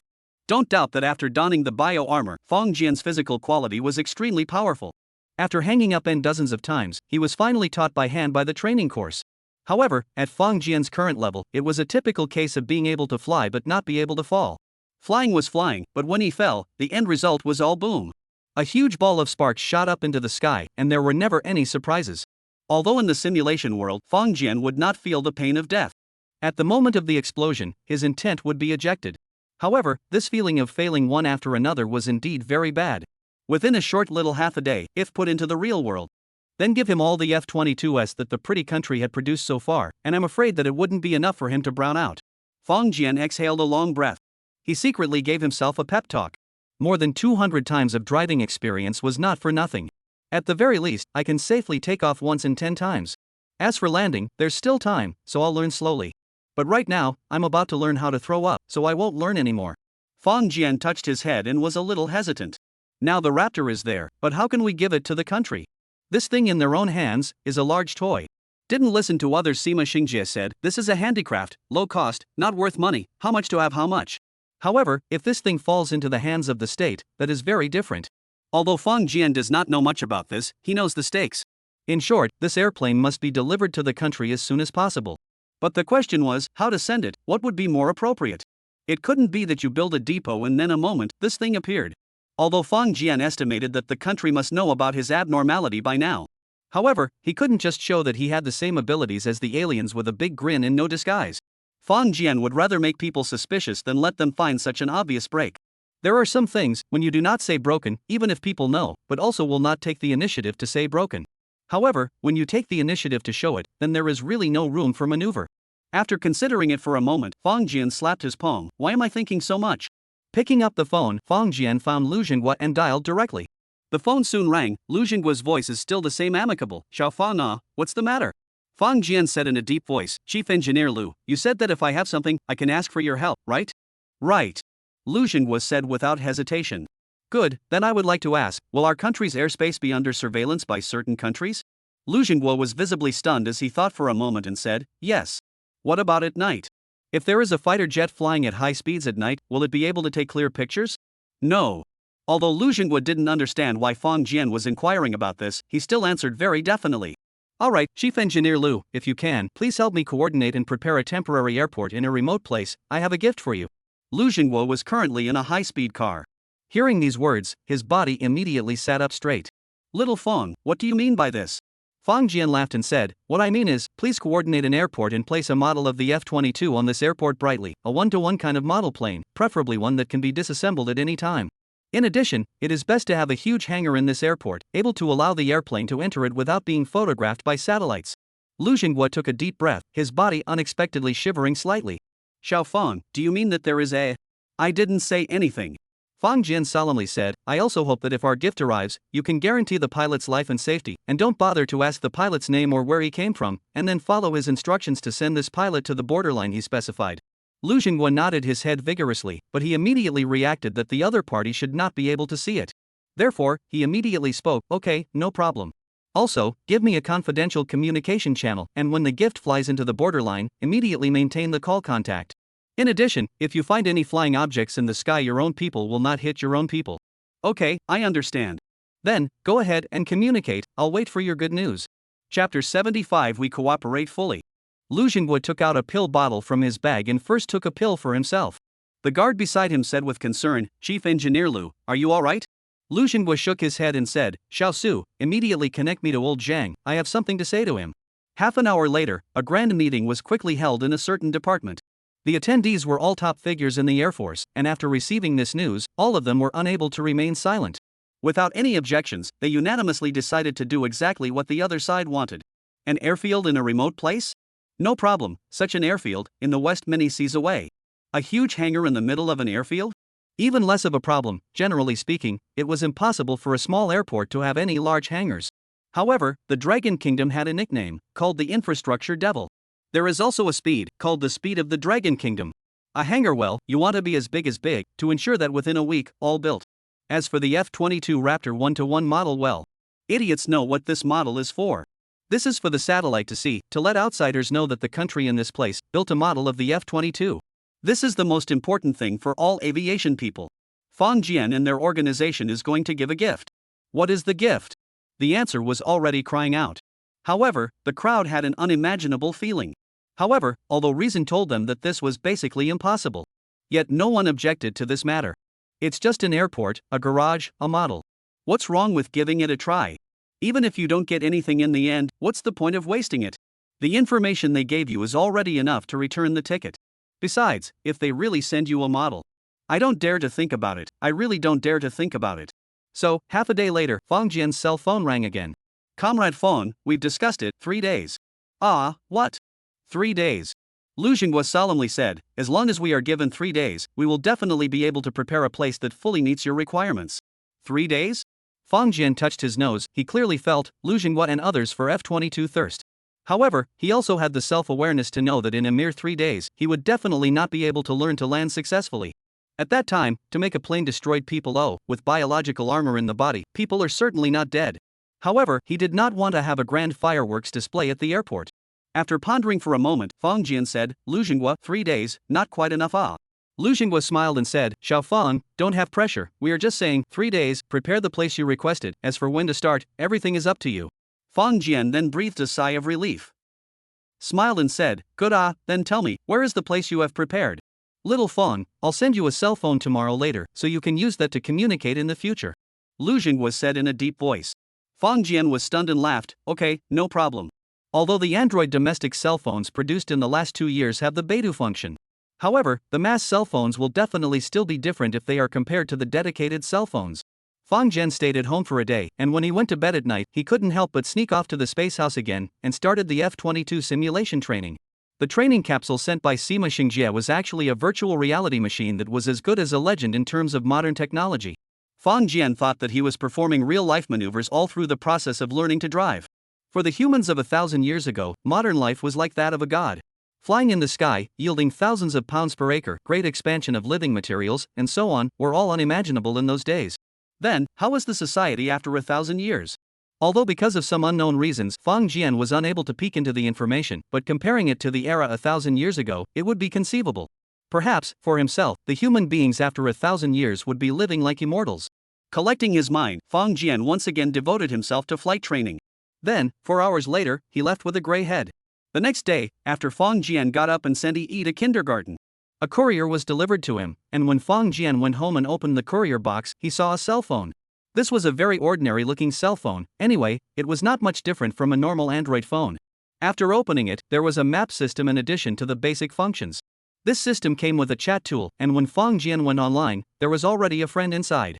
It was none other than Lu Jinghua, who had sent 3 addresses. Fong Jian looked at them, and all 3 addresses were in the northwestern part of the country. He was slightly stunned and sent a message to Lu Jinghua. Chief Engineer Lu, why are there 3 addresses? Oh, this is what we chose, the most remote and hidden place. If you find anything inconvenient, you can bring it up. We can change the address at any time. Fong Jian hurriedly said, no need, this is fine. He paused, a little uneasy, and said, Chief Engineer Lu, did you talk to them? The matter of the driver needs to be kept secret. Lu Jinghua, don't worry, everything is subject to you. Fong Jian remembered these 3 places and put them into the bio-armor's records. That's right, the bio-armor also came with its own navigation, and this navigation could also easily network the global system. In the case of disconnecting the internet, it could also guarantee 100% accuracy. At night, Fong Jian quietly left the house without a word.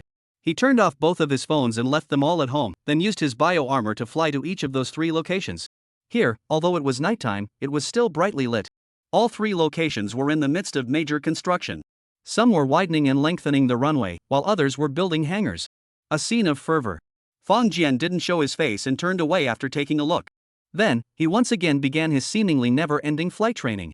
After a full week, Fong Jian was finally able to successfully complete a landing under normal circumstances. To be able to reach this point in just a week's time, this record, I'm afraid, would surpass all pilots in the world.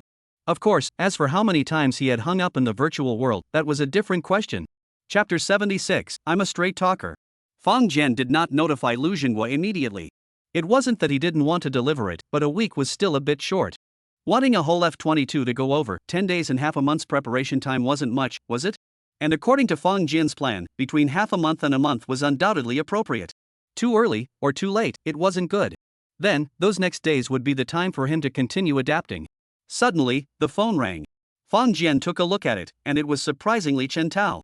Hey, old Fong, our old boss wants me to treat you to dinner again. Chen Tao lowered his voice and said, according to your orders, it's already done. What does this mean? Fong Jian was dumbfounded and said, nothing, it is just that I have something to do, and asked him to do a statistic. You relax, do not think so much. Chen Tao then breathed a sigh of relief and said, well, when are you free? He lowered his voice and said, the sooner the better off. Fong Jian stuttered his mouth a little, he almost just can't leave the house these days. In addition to accompanying Yi, he put all his energy into driving training. Now that he was relaxed, he really wanted to go out and meet popularity for a few moments. Tomorrow at noon. Okay, I'll go and reply to the boss now. At noon the following day, Fong Jian followed the address on WeChat and arrived at a hotel. When he entered the private room, he was slightly stunned. He originally thought that even if it was for dinner, at most there would only be 2 people, Ji Yoning and Chen Tao. However, here, there were a full 18 people. Moreover, other than Chen Tao, the auras on the rest of them were all of the larger variety. In other words, it looked like successful people. Of course, it was difficult to distinguish between many people when they were pretending.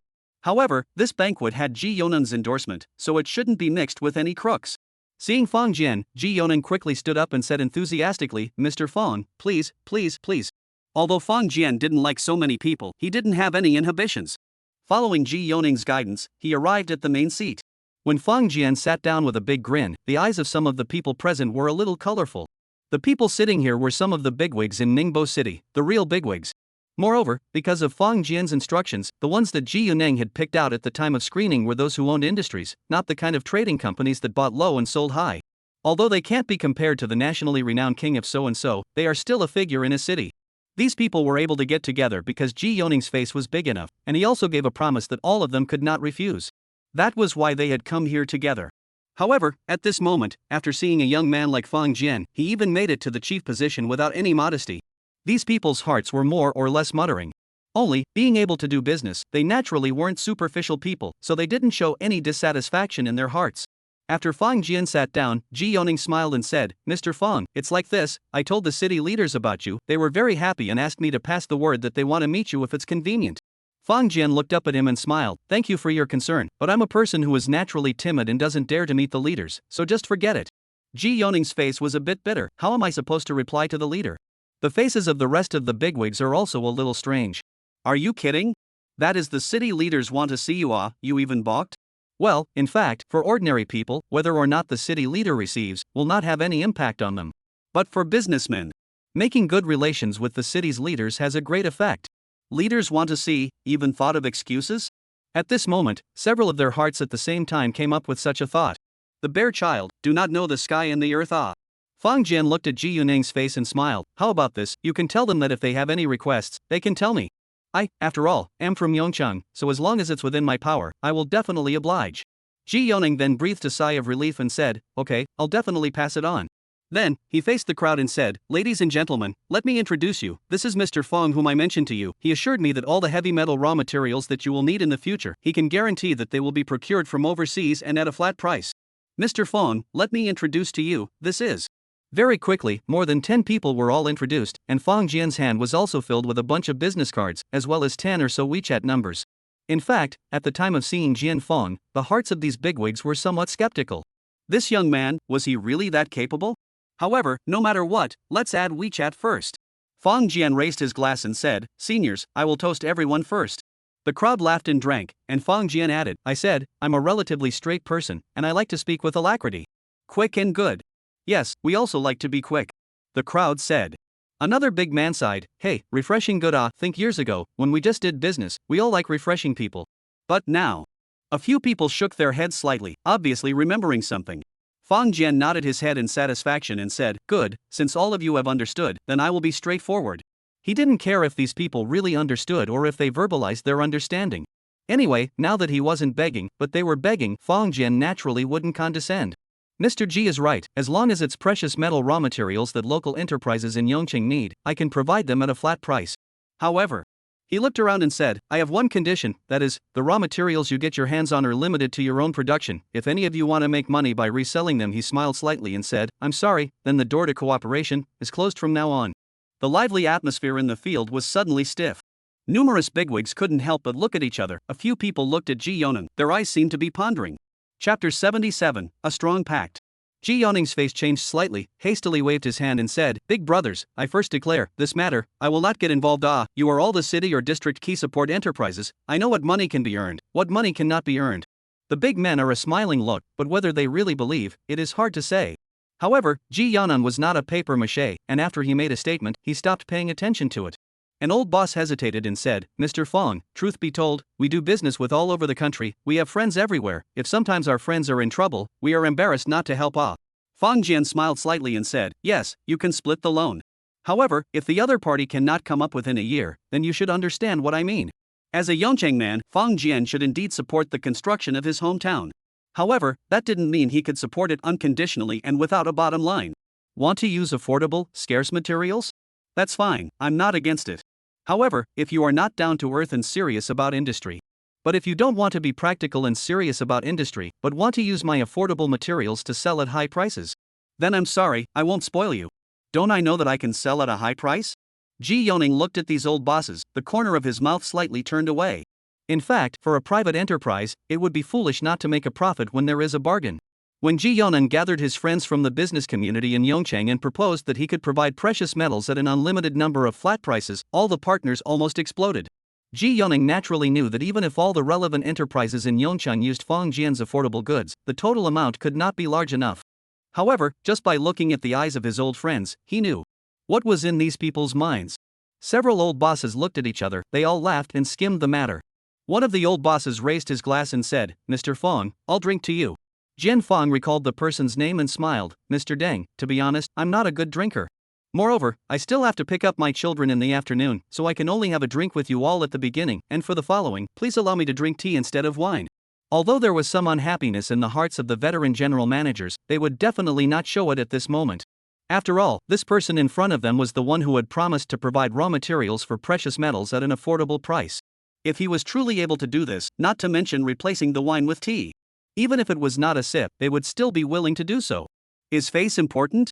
Of course it is important, but compared to the profits that can be seen with the naked eye, the vast majority of private enterprise bosses will have the right choice. Another boss laughed, Mr. Fong is so young and already married with children. Mr. Fong laughed, no, I'm not married, I'm a single dog.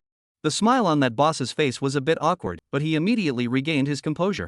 Looking at the puzzled eyes of the crowd, Fang Jian said without any concern, "I'm going to pick up my sister, my father's second child, who likes to stick to me the most now." The crowd was dumbfounded. Boss Deng tilted his head and finished the wine in his glass in one go, saying, "Mr. Fang, I would like to ask about the payment for this." The ears of the crowd instantly perked up. In fact, they all had doubts in their hearts if Fang Jian asked for the full payment in advance. These people were afraid that it would be hard to believe. Fang Jian smiled and said, "I can provide the goods first, and after you inspect the goods, you will pay the full amount to my account within half a month." "Goods first, then payment?" An old boss asked in surprise. "Don't you need an advance payment?" Fang Jian smiled and said, "If you insist on giving it, I have no objection." That old boss smiled awkwardly. The rest of the people were somewhat understanding, because such a condition was just too favorable. All the doubts in the hearts of the crowd had been dispelled at this point. Goods before payment, no payment without the arrival of goods. If this will still be cheated, these people do not have to live. Although half a month to return to the full payment is indeed a little difficult. However, compared to other payment methods, they would rather choose this one. One of the old bosses smiled and said, "Mr. Fang is really good-minded. Aren't you afraid that we will default on the payment?" Mr. Fang said proudly, "Why should I be afraid? Unless you guys only want to do a one-shot deal, what do I have to be afraid of?" The crowd was stunned, then nodded their heads. Yes, with such a good offer, of course they would have to provide for it as if it was a grandpa. Anyone who deliberately defaulted would be true. After the crowd finalized the matter, the atmosphere at the wine table was lively. During this time, many of the old bosses poked and prodded at Fang Jian, making Fang Jian quite impatient. He put down his tea and said, "General Manager Ji, I have something I want to ask you for." "Mr. Fang, please speak. You help me count how many things you all need, then I will arrange for someone to ship them." Fang Jian said in a deep voice, "As for how to distribute the goods after they arrive, I'll ask you all to approach Mr. Ji." Ji Yoning's eyes lit up slightly, but still said, "Mr. Fang, I just promised not to interfere." Fang Jian smiled and said, "All the old bosses, what do you think?" The people looked at each other and could all see Fang Jian's determination. Although they all felt a little unimpressed, they still persuaded one another. After a long time, Ji Yoning said, "Alright, I am willing to serve Mr. Fang. Although it's impossible for him to sell it with a fair and square price increase, there will definitely be benefits once it arrives." Fang Jian looked at him and said, "Mr. Ji, I said that I would sell them at a flat price, so I hope you can do it. As for your profit, don't worry, I will leave you enough." Ji Yoning's eyes flashed. This time he was in for a real surprise. Originally, he had planned that even if he didn't make half a profit, he would still do this. Because, even if he didn't make any money, after doing so, he would be able to gather a large number of contacts, allowing his status in the business circle to be boosted tremendously. And Fang Jian's last words simply made him overjoyed. Then, Ji Yoning saw Fang Jian taking the initiative to drink tea and chat with Chen Tao. He instantly understood what Fang Jian meant. This matter, from now on, was going to be left to Chen Tao. Thus, within the next 10 days, Fang Jian continued to practice driving while starting to deal with these matters. During this time, he replaced 2 more instruments and some high-end sensors before the container Baburi had arranged last time arrived at the harbor. It wasn't until 10 days later that Fang Jian finally picked up that phone and called Lu Xinghua. Chapter 78, Tonight, Location 3. Lu Xinghua was attending a meeting of aviation bigwigs at the moment, in which answering a phone call was a very impolite thing to do. Therefore, at the time of entry, everyone put their cell phones on mute and set them to vibrate. At this moment, Lu Xinghua felt it, the vibration feeling from the cell phone in his pocket. If it was a normal phone call, Lu Xinghua must have immediately pressed it off. However, at this time, he merely glanced at it and stood up with an open mind. The ones around him coincidentally looked towards him, and Lu Xinghua apologetically smiled towards the crowd before taking the phone and walking out of the door of the conference room at the fastest pace possible. The crowd all looked at each other in disbelief, although it was not yet Lu Xinghua speaking. However, the one who spoke was a big leader of the bureau. In front of the face of the big leader, Lu Xinghua actually had no qualms about answering the phone. This phone, is it so important? However, they did not see. Just as Lu Xinghua hurriedly left, the speech of the big leader to see him leave also was gleaming eyes, and in the subsequent speech, obviously some distracted. There were some things that most people were not qualified to know. However, this big leader is the leader of this system, naturally understand, and also have some guesses. Out of the conference room, Lu Xinghua took 3 steps and walked to the corner, where he immediately pressed the answer button. "Chief Engineer Lu, hello." Fang Jian said in a deep voice. "Little Fang, hello." There was a sense of urgency in Lu Xinghua's voice. In fact, he also knew that he shouldn't be so anxious, he shouldn't let the other party feel his emotions, because it didn't have half the effect except for adding a psychological burden to the other party. However, he couldn't control himself off. If Jian Fang hadn't mentioned that F-22 model, everyone wouldn't have been so attached and anxious. However, since that thing was mentioned, what else could be said? Fang Jian naturally heard the other party's voice, and he suddenly had an empathetic experience. Thus, he couldn't help but regret a little. Perhaps he should have handed over the thing a week ago, so as to save them from worrying. Shaking his head, Fang Jian suppressed this thought. Then he said, "Chief Engineer Lu, we checked in today's night. It's not raining near address number 3. The weather is very clear." Tonight night? Lu Xingguo's voice was that much higher at this moment. Yes, today's night. Fang Jian said in a deep voice, "From now on, don't contact me, and don't let anyone come into contact with me, can you?" Lu Xingguo paused and said, "I promise." He had guessed what Fang Jian was thinking. Perhaps this was him trying to avoid suspicion. Not to mention such a small matter, even if Fang Jian's request was more, they would still agree to it. They had been waiting for this moment for far too long. Fang Jian silently hung up the phone and turned it off. Not only this phone, but even his other normally used cell phone, it was also turned off at the same time. Lu Xingguo put down the phone. He immediately turned around and practically rushed into the conference room. At this moment, the leader was still speaking, but his gaze was constantly focused on the door. Suddenly, the door was pushed open and Lu Xingguo walked in. He took a deep breath and gave a strong nod towards the big leader. The big leader's eyes slightly jumped, suddenly stopped, said, "Comrades, now I have some urgent matters to deal with. This meeting, temporarily postponed." The crowd murmured, but looking at the backs of the great leader and Lu Xingguo as they hurriedly left, there was nothing they could do. "Old Lu, how is it?" The other party said, "Tonight, location number 3. Tonight, location number 3? Yes. Good. Very quickly, an order was given. The number 3 address, naturally, is the top priority.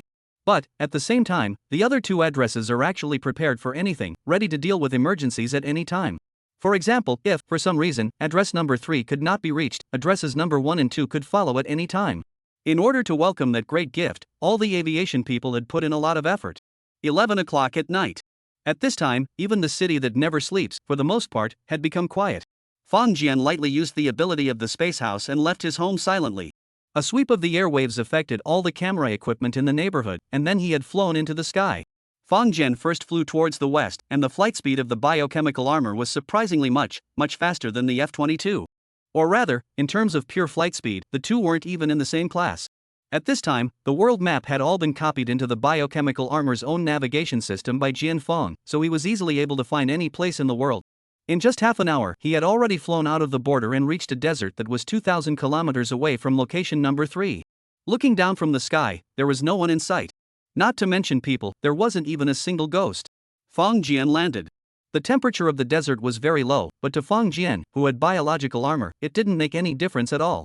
When Fang Jian landed, he gently waved his hand. A future runway that had long been prepared in the space house had been laid on top of the desert. The things Sima Xingjie had prepared for him to please him were quite complete. For the F-22 to take off, it still needed a runway. This future runway could not only be paved on the desert, but it could even be paved on water, so it could be called a super black technology. After paving the runway, Fang Jian released the F-22's airplane again. In this half a month or so, Fang Jian had been flying every day, and was already puking from flying. However, all the preparation was worth it. And this moment was the highest light of Fang Jian's life. There was a strange writhing on his body, and the armor suddenly turned into a soft leather armor that covered his body tightly. He then opened the cabin and entered it, putting on an oxygen mask. The F-22 was all ready, right down to the aviation gasoline. And for today, there were no weapons hanging from the F-22, just 2 additional external fuel tanks. Its maximum range will be 1,600 miles, 1,840 nautical miles, 2,960 kilometers. With the roar of the engines, this Raptor roared up into the sky. Chapter 79, What Do I See? The Raptor fighter's maximum flight speed was Mach 225, equivalent to more than 2,000 kilometers per hour. Its conventional range is 4,000 kilometers, and the combat radius that is 1/2 of it divided into the front part of the attack radius and the rear part of the return radius, that is, 2,000 kilometers. But after all, the combat is not the same as ordinary uniform speed level flight, but contains a variety of maneuvering work, inevitably related to its fuel consumption and speed, but also affects its combat radius. The Raptor's actual combat radius of about 1,300–1,500 kilometers between. However, after adding 2 fuel tanks, flying to the number 3 address in the country was an absolute breeze. An hour later, the airplane had already flown into the national border. At this moment, Fang Jian immediately adjusted the channel to the band that Lu Xingguo had given him. Cave 3, I'm gift, please answer if you receive it. In address number 3, a big shot senior figure had arrived long ago. And in one of the command stations in this area, there was also a big brother level figure sitting personally. At this moment, this long-awaited voice suddenly came from that communication, instantly causing everyone to throb. The operator, a lady who had been trained for a long time, said in a smooth and calm voice, Cave 3 received, gift, I am Cave 3, I am Cave 3, I am Cave 3, please answer when received. Air-ground docking, in addition to being able to hear, it is also necessary for the other party to also receive the signal to be able to do so. Gift received. Oh. In the command room, there was a cheer. The big man stepped forward, took the microphone, and said in a deep voice, Gift, hello, this is Cave 3, what kind of help do you need? Fang Jian couldn't help but slightly skim the corners of his mouth as he heard the voice on the opposite side of the microphone change. However, he also knew that the identity of this one who grabbed the microphone at this time should not be simple. Hello Cave 3, this is Gift, I have now entered the national border, coordinates, current flight speed, on my way to Cave 3, please send a wingman to escort me. Cave 3 received, wingman escort will be dispatched immediately. Thanks. Fang Jian suddenly thought of something and spoke again, Dong-san, please tell your wingman not to fire, I'm not carrying any weapons.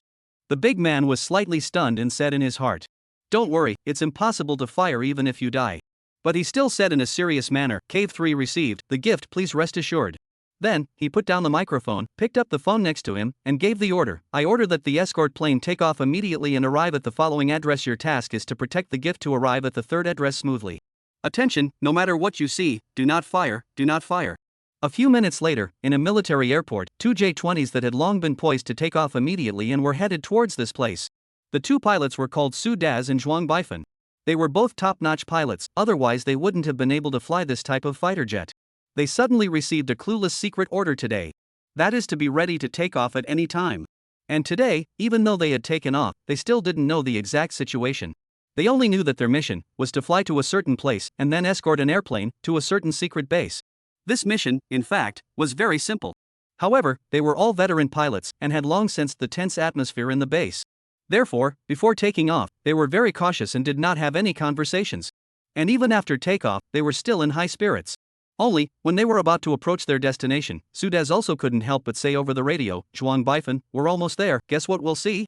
The coordinate point they were traveling to at this point was of course not the one given by Fang Jian. Rather, it had been calculated that both sides would be able to arrive at the same time.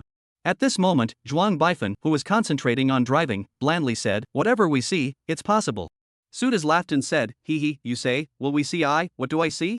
The speed of the fighter jet was extremely fast, and in an instant it had pierced through the clouds. Although it was now in the middle of the night, when an airplane flew at night, there would be lights flashing on the fuselage. The two pilots only needed to look at the layout of the lights to be able to roughly outline in their minds what the other party's airplane looked like and its model. Then, they were truly astonished. Could this be a Raptor? But, how could this be possible? If it wasn't for the fact that before taking off, the headquarters had repeatedly explained that they were not allowed to fire no matter what, the two of them were afraid that they would really have the urge to shoot it down. After Zhuang Baifan was stunned for a moment, he immediately adjusted the channel and opened his mouth to say, Gift, I'm escort wingman number 1, please answer when you receive it. Sudaz also shook his head and said, Gift, this is escort wingman number 2, please reply if you receive. Escort wingman 1, escort wingman 2, copy, hello. Both pilots were relieved. They couldn't exchange glances, but at this moment, their hearts were thrilled. The Raptor had always been their greatest imaginary enemy. Although in this situation now, there was no way for everyone to fight. However, the two of them had already understood what exactly this airplane's appearance meant. Sure enough, this was a gift, and it was a heavenly, irresistible gift at that. They immediately raised their guard and truly raised their spirits by 120,000 points. Although everyone knew that here, it was basically unlikely that they would encounter any enemy attacks. However, in the face of this gift, no matter how grave it was never too much. The airplane continued to fly, and Fang Jian had slowed down. However, after half an hour, they had still successfully reached the airspace over address number 3. Hole 3, the gift has arrived, requesting to descend. The runway lights have been turned on, permission to descend is granted, gift, good luck.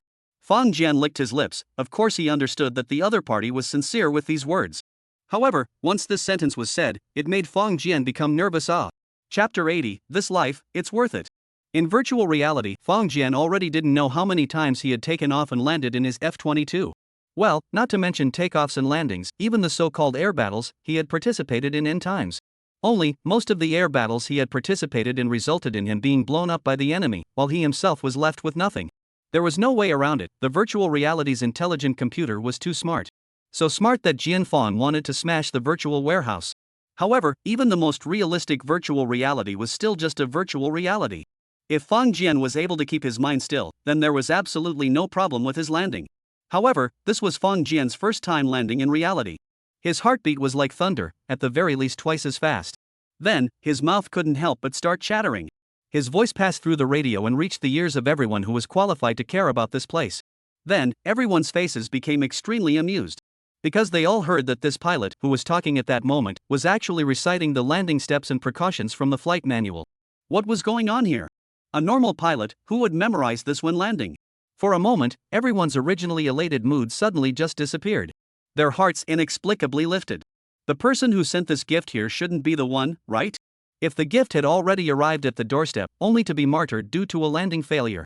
They didn't know what kind of mood they should be in. The big man sitting at address number 3 hesitated and said, gift, I'm.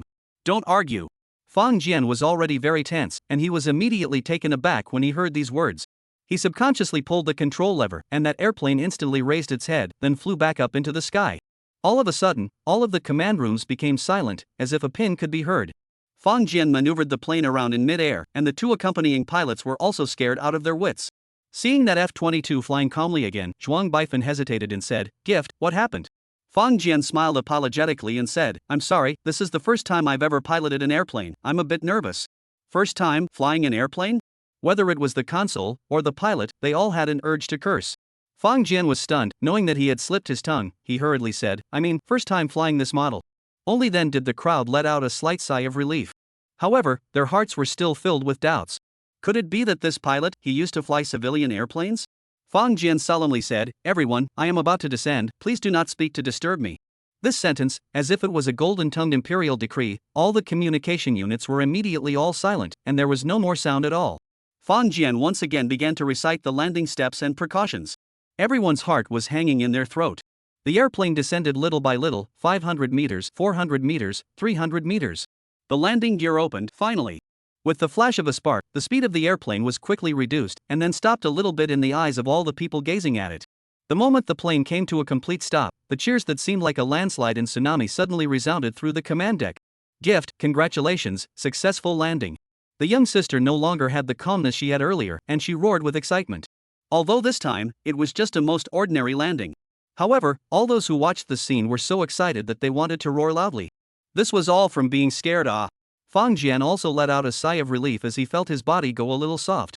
It seemed that even if one played it many times in virtual reality, in the real world, the first time, one's heart would still be scared. He took a deep breath and then said, Cave 3, please ask where the hangar is, it's best to drive into the hangar. Cave 3 received, the pilot car has driven to you, please follow the pilot car into the hangar. Gift received. Sure enough, a car with flashing lights drove in front of the F-22 and then navigated all the way towards the hangar. The F-22 didn't take off, but it could just as well have skidded across the road like a car. Soon, the entire airplane was inside the hangar. In this way, even in the daytime, the satellites in the sky would not be able to capture anything different. The airplane came to a stop once again. Fang Jian exhaled a long breath and said, Hole 3, mission accomplished. Congratulations gift, thank you. A solemn voice rang out from his ears. Fang Jian's body sat upright and said, it should be. The boarding ladder was delivered, and Fang Jian smoothly climbed down from the airplane.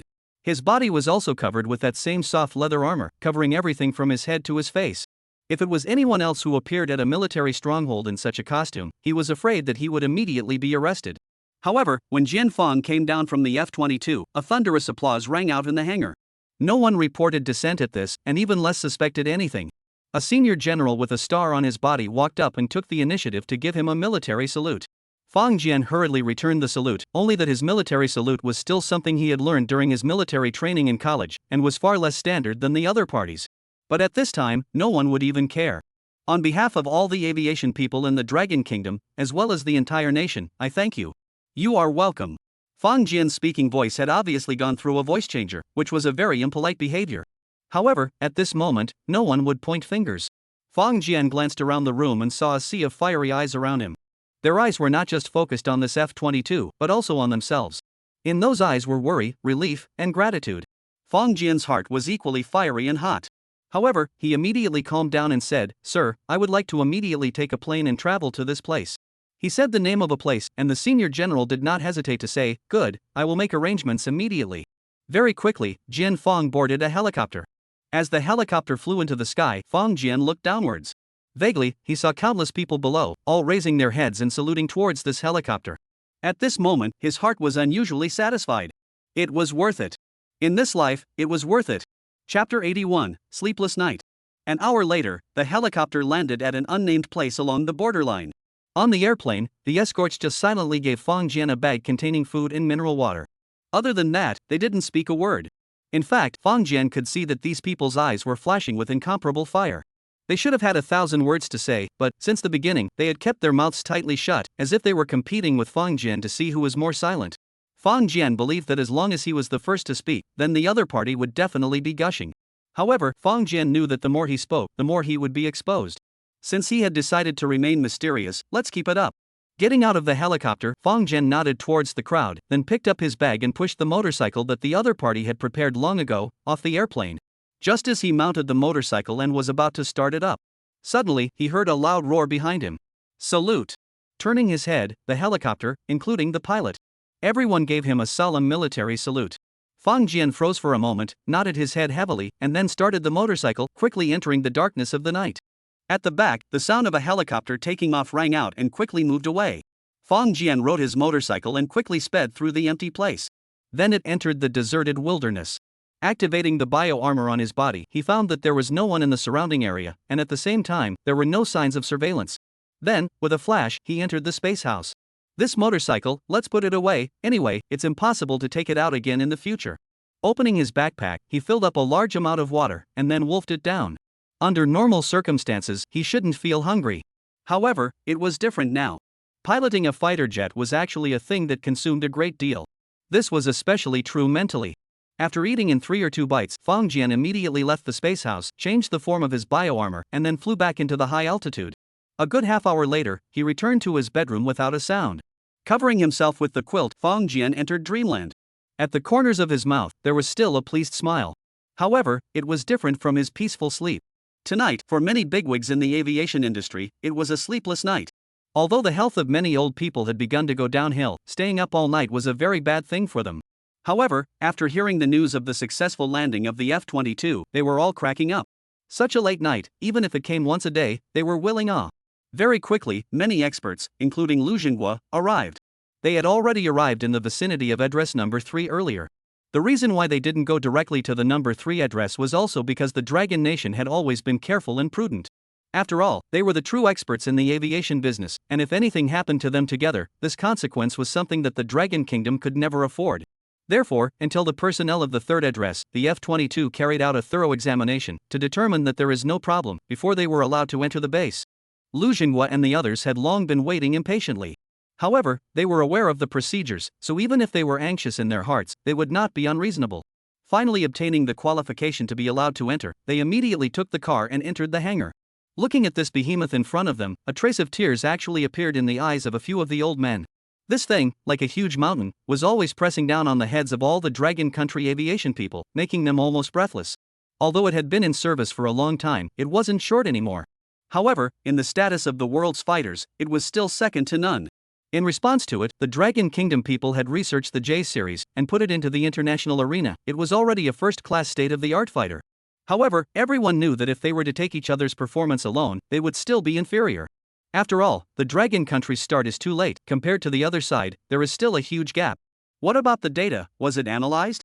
A technical officer brought a table and said, according to the statistical records after our call, this is indeed an F-22 without a doubt. Everyone nodded slightly. This wasn't a nonsense sentence, it was an affirmation. Right now for its static data, it is being measured. As for the flight data, it will have to wait for later. Although Lu Jinghua and the others felt some regret, they understood that this was the safest way. An old man said in a deep voice, pay attention to safety and confidentiality. Yes, you can rest assured. The crowd looked inside for a long time, and some even went as far as opening the cabin and taking a few glances inside. Seeing that they looked as if they were itching to dismantle the airplane straight away, that senior general with the star also laughed bitterly. Everyone, let's all calm down for a while, we'll arrange a time for you to study it. Under his appeal, the many experts finally stopped, but when they looked at the airplane, their eyes were still burning, as if they wanted to pack the entire airplane away. In fact, if it was possible, everyone present would have done so.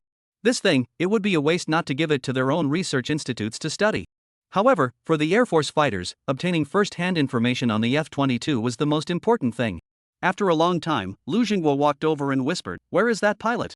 The general and his old friend, and he also knew that this matter was led by Lu Jinghua. So, he didn't hide it anymore. That driver, after getting off the plane, immediately requested that he be escorted to the border area, which we have complied with. That pilot, was it possible to find out information about him? It was difficult. He was wearing a special outfit and used a voice changer. The general hesitated and said, he said that he was a novice, but we saw his movements, but he was very skillful. I don't know if he was in disguise.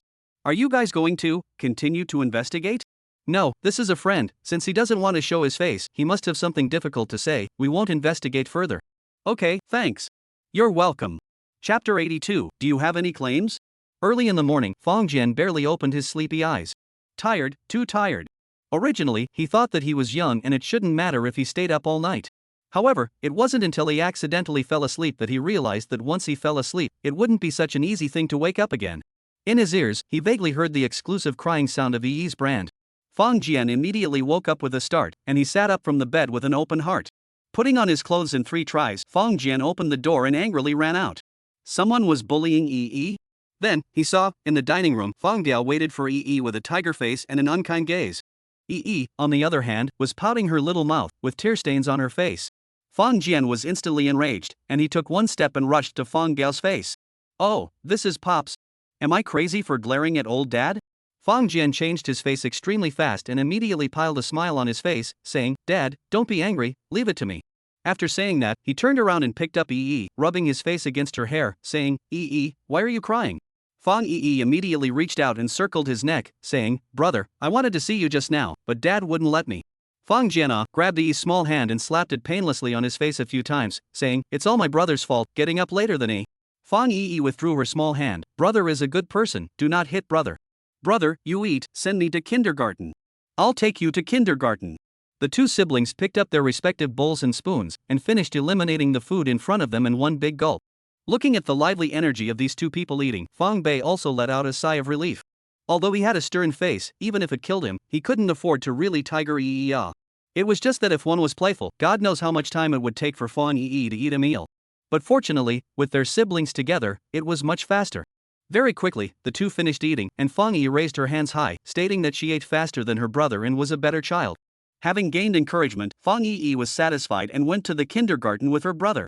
When Fong Jian's siblings arrived at the kindergarten, they happened to meet Lu Yuan's mother and daughter. The two children cheerfully went in hand. As for his brother and mother, what was that? Can't remember. Meng Yuhai smiled as she watched the child happily enter the kindergarten, and she was extremely grateful to the young man beside her. If it wasn't for him, even if Yuan's condition had cured itself, they would have had a very difficult time. Yuan's mom, Yuan's body, is it better? Fong Jian asked with a smile. Ah, thank you, Mr. Fong, Yuan's body has been cured. Really cured? Yes, completely cured. Meng Yuhai said with slight excitement, we've been going for a review every other month, and it's getting better and better every time. Last time, the doctor informed me that it was completely cured, and that it would be fine to have a review once every 6 months in the future. Fong Jian also revealed a happy smile. Although he and Lu Yuan were strangers, since she was Yi's best friend, Fong Jian would not begrudge a special medicine. By the way, Mr. Fong, your Pajingting will be ready for renovation in another month at most. Meng Yuhai solemnly said, you have time recently, you can go to take a look. If you are not satisfied with any place, you can put forward modifications. Fong Jian waved his hand and smiled, no need, I think the design is very good, no change. Anyway, they are a family of 4 living, and according to the nature of the father and mother, may not be willing to live there every day. Therefore, Fong Jian is not so worried. The two people chatted for a while. Meng Yuhai said goodbye and left. Fong Jian stretched his back, intending to go home to catch up on his sleep. However, just at this time, the cell phone rang. Opening his backpack and taking a look, it turned out to be the cell phone that Lu Jinghua had given him. In it, he only had one person's phone number. Then there was no need to ask who was calling. As for why they were calling, would anyone know better than Fong Jian? However, he still connected it. Then, he heard Lu Jinghua's voice full of excitement coming from the phone. Xiaofeng, thank you. 2 short words, from last night until now. Fong Jian had already heard it many times. However, he did not feel the slightest bit of impatience. Because he was able to feel the heavy weight contained in these 2 words. Fong Jian's heart had a feeling of being ashamed of it. Coughing lightly, Fong Jian said, Chief Engineer Lu, this is something that we Longhua people should do, so don't come and go politely. Lu Jinghua released and smiled, yes, these old generation of people do not seek fame and fortune all their lives in the aviation industry. Why? It is not because in their hearts there is a dream. Since they can have a dream, other people naturally also have. We all share the same dream and work together in our respective fields. There is no need to thank them for their efforts, and there is no need to thank them repeatedly. Good, Xiao Feng, then I will not be polite with you. Lu Jinghua slowly said, just now the big leader asked me, how much money you have spent this time. How much? What do you mean? The big leader said, can't let you be scared and have to spend your own money. Lu Jinghua said solemnly, how much did you spend, and what are the demands? Just put forward, we will try our best to solve. A weakened version of the F-35, although the international price has been reduced to the point of $80 million. However, idiots know the tricky part of it. Because for $80 million, only the military of a pretty country can buy it. And the pricing is never soft when exporting to allies, selling to Israel for 100 million customized lower version, to Japan for 10.5 billion, and to Norway for 1.9 billion. These are the cheapest A types, the monkey versions for export. As for the more advanced short takeoff and landing B type, oh well, take your time and wait. As for the export price of the more advanced F-22 Raptor, this thing can export? Really think too much. This is not just a matter of money. That's why Lu Jinghua said, if there are other claims, they will definitely go all out to help the aviation people. Chapter 83, I'm just doing my part. Feng Jian thought for a moment and said, Chief Engineer Lu. We are from the Dragon Kingdom. In matters that concern the safety and security of the country, we are just doing our duty as a Dragon Nation person. Feng Jian solemnly said, there is money that we can accept, but there is money that we cannot accept. Lu Jinghua was silent. Feng Jian added, this is not me alone. He added in his mind, this is the meaning of billions and billions of Dragon Kingdom people.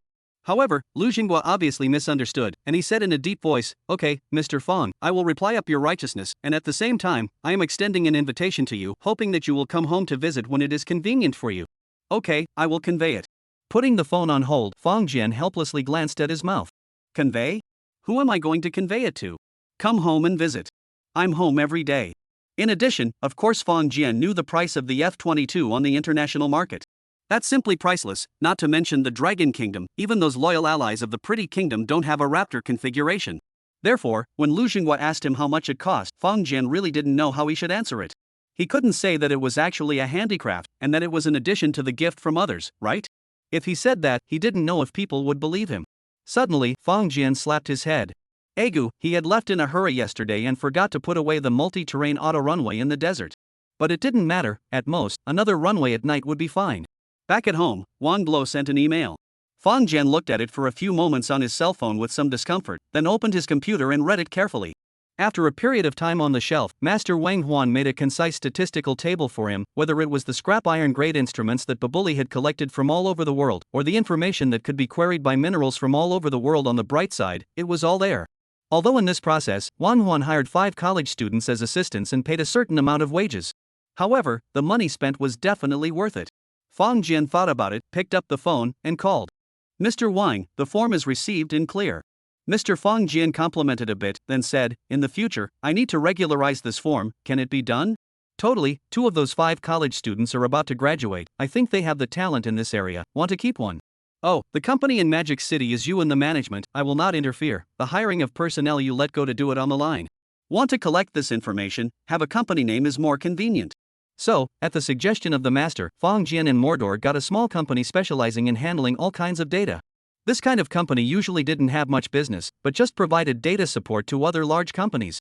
Although there was a bit of expense every month, but with Feng Jian's current trading volume, that's just a hair's breadth away. Mr. Wang, I'm more interested in some of the things on it, and ticked a box. Feng Jian said in a deep voice, look, when it is convenient, help me buy it, ship it to Zhoushan Harbor. Okay, I understand. Wang Huan breathed a sigh of relief. If Feng Jian just needed a statistic, then after a few years of work, he might really quit. Although Feng Jian had never asked for the $10 million, Wang Huan had his own pride, and he would never renege on his debt. However, now that Feng Jian had begun to fulfill his promise, allowing himself to preside over the purchase of various supplies, then, Wang Huan would not have to leave his job. Because here, he could still utilize his specialties and roles. Only, after Wang Huan put down the phone and received the document that Feng Jian had checked off from his computer, his face became rather strange. It was just as well that Baburi was looking for all sorts of junk instruments all over the world. Wang Huan had treated it as a practice item when it came to statistics. However, he didn't expect that Feng Jian was actually planning to purchase them. But what was the use of purchasing these worn-out, scrap metal that could almost be sold as trash? Melting it down to make steel? Don't kid yourself. Wang Huan was silent for a long time, then silently took out his phone and began to call the number left on it. although he couldn't guess what Fong Jian wanted to do. However, he did not intend to dig into the root of the matter and ask questions. He remembered very clearly that more than 2 years ago, when Fong Jian first came to Mali, he was just a college student who had just left the campus and didn't know anything. From his body, he couldn't see any shadow of the second generation at all. He was just an honest kid from an ordinary family. However, when he was imprisoned this time, all of his old colleagues, old friends, and relatives were all avoiding him. But only Fong Jian, but from other cities, came a long way and did not blink an eye to pay out more than 10 million to help him settle the lawsuit. This ability, this financial strength, this vigor. Something must have happened to Fong Jian to make him change so drastically. Wang Huan didn't want to know what it was. However, he knew that if he wanted to repay this favor, then the best way to do so was to fulfill his mandate without any compromise. So, call after call was made. When the other party learned what Wang Huan wanted to purchase, they all unanimously agreed in one breath. After all, if these things were placed at their place, they would be nothing more than useless scraps. Even if they wanted to smelt it, they would have to pay a transportation and handling fee first. Now that there were fools who offered money to buy them, they were of course willing from the bottom of their hearts. After Wang Huan was sure, he said goodbye to his wife and flew towards those countries. This was because Fong Jian had urged him 1,000 times to make sure that he didn't get into any trouble in the middle of the trip.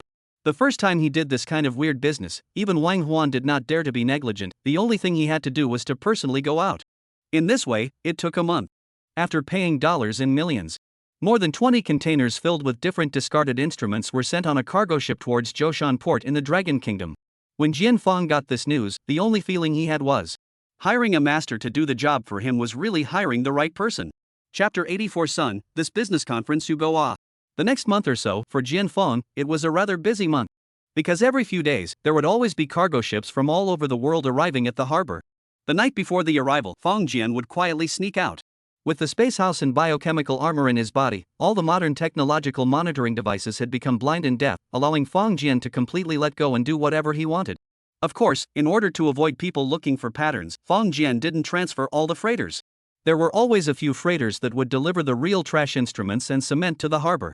However, this practice of his, on the contrary, made Wang Jiangwo and Su Lao and the others marvel in admiration.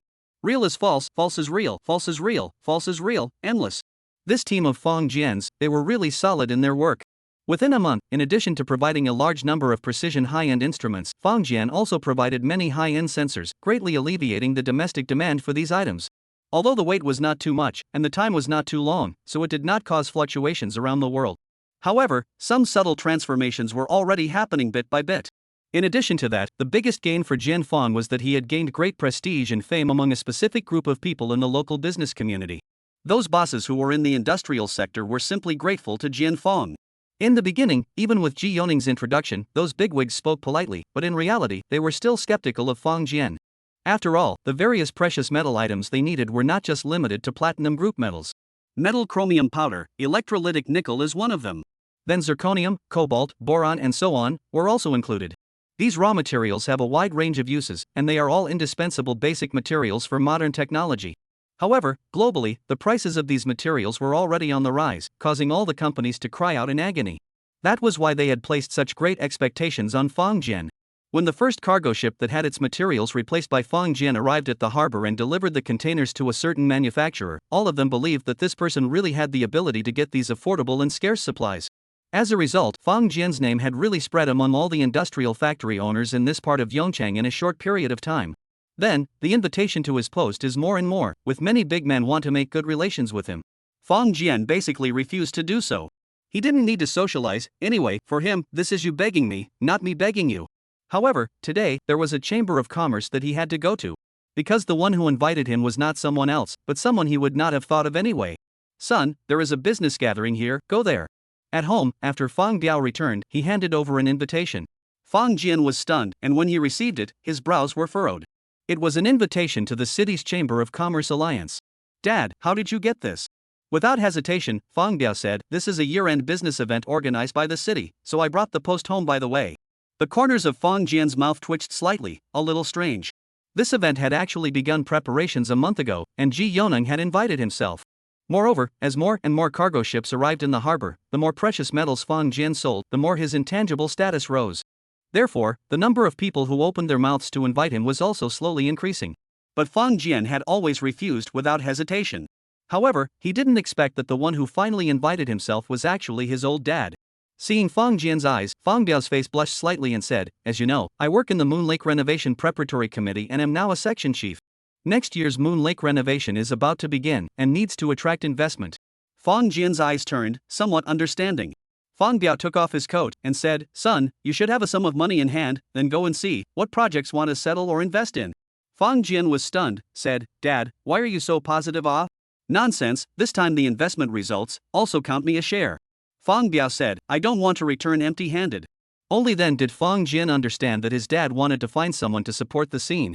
Generally speaking, if it is a normal way to rise up the civil servants, with the accumulation of time, there will be around with the status of the equivalent resources. They want to find investment, certainly also have their own channels. However, Fang Biao was different. To be honest, he knew nothing about how he was promoted. Therefore, the only resource in his hands was his son. Fang Jian smiled and said, "Dad, I understand, when the time comes, you help me see what projects are more reliable, I will invest a little."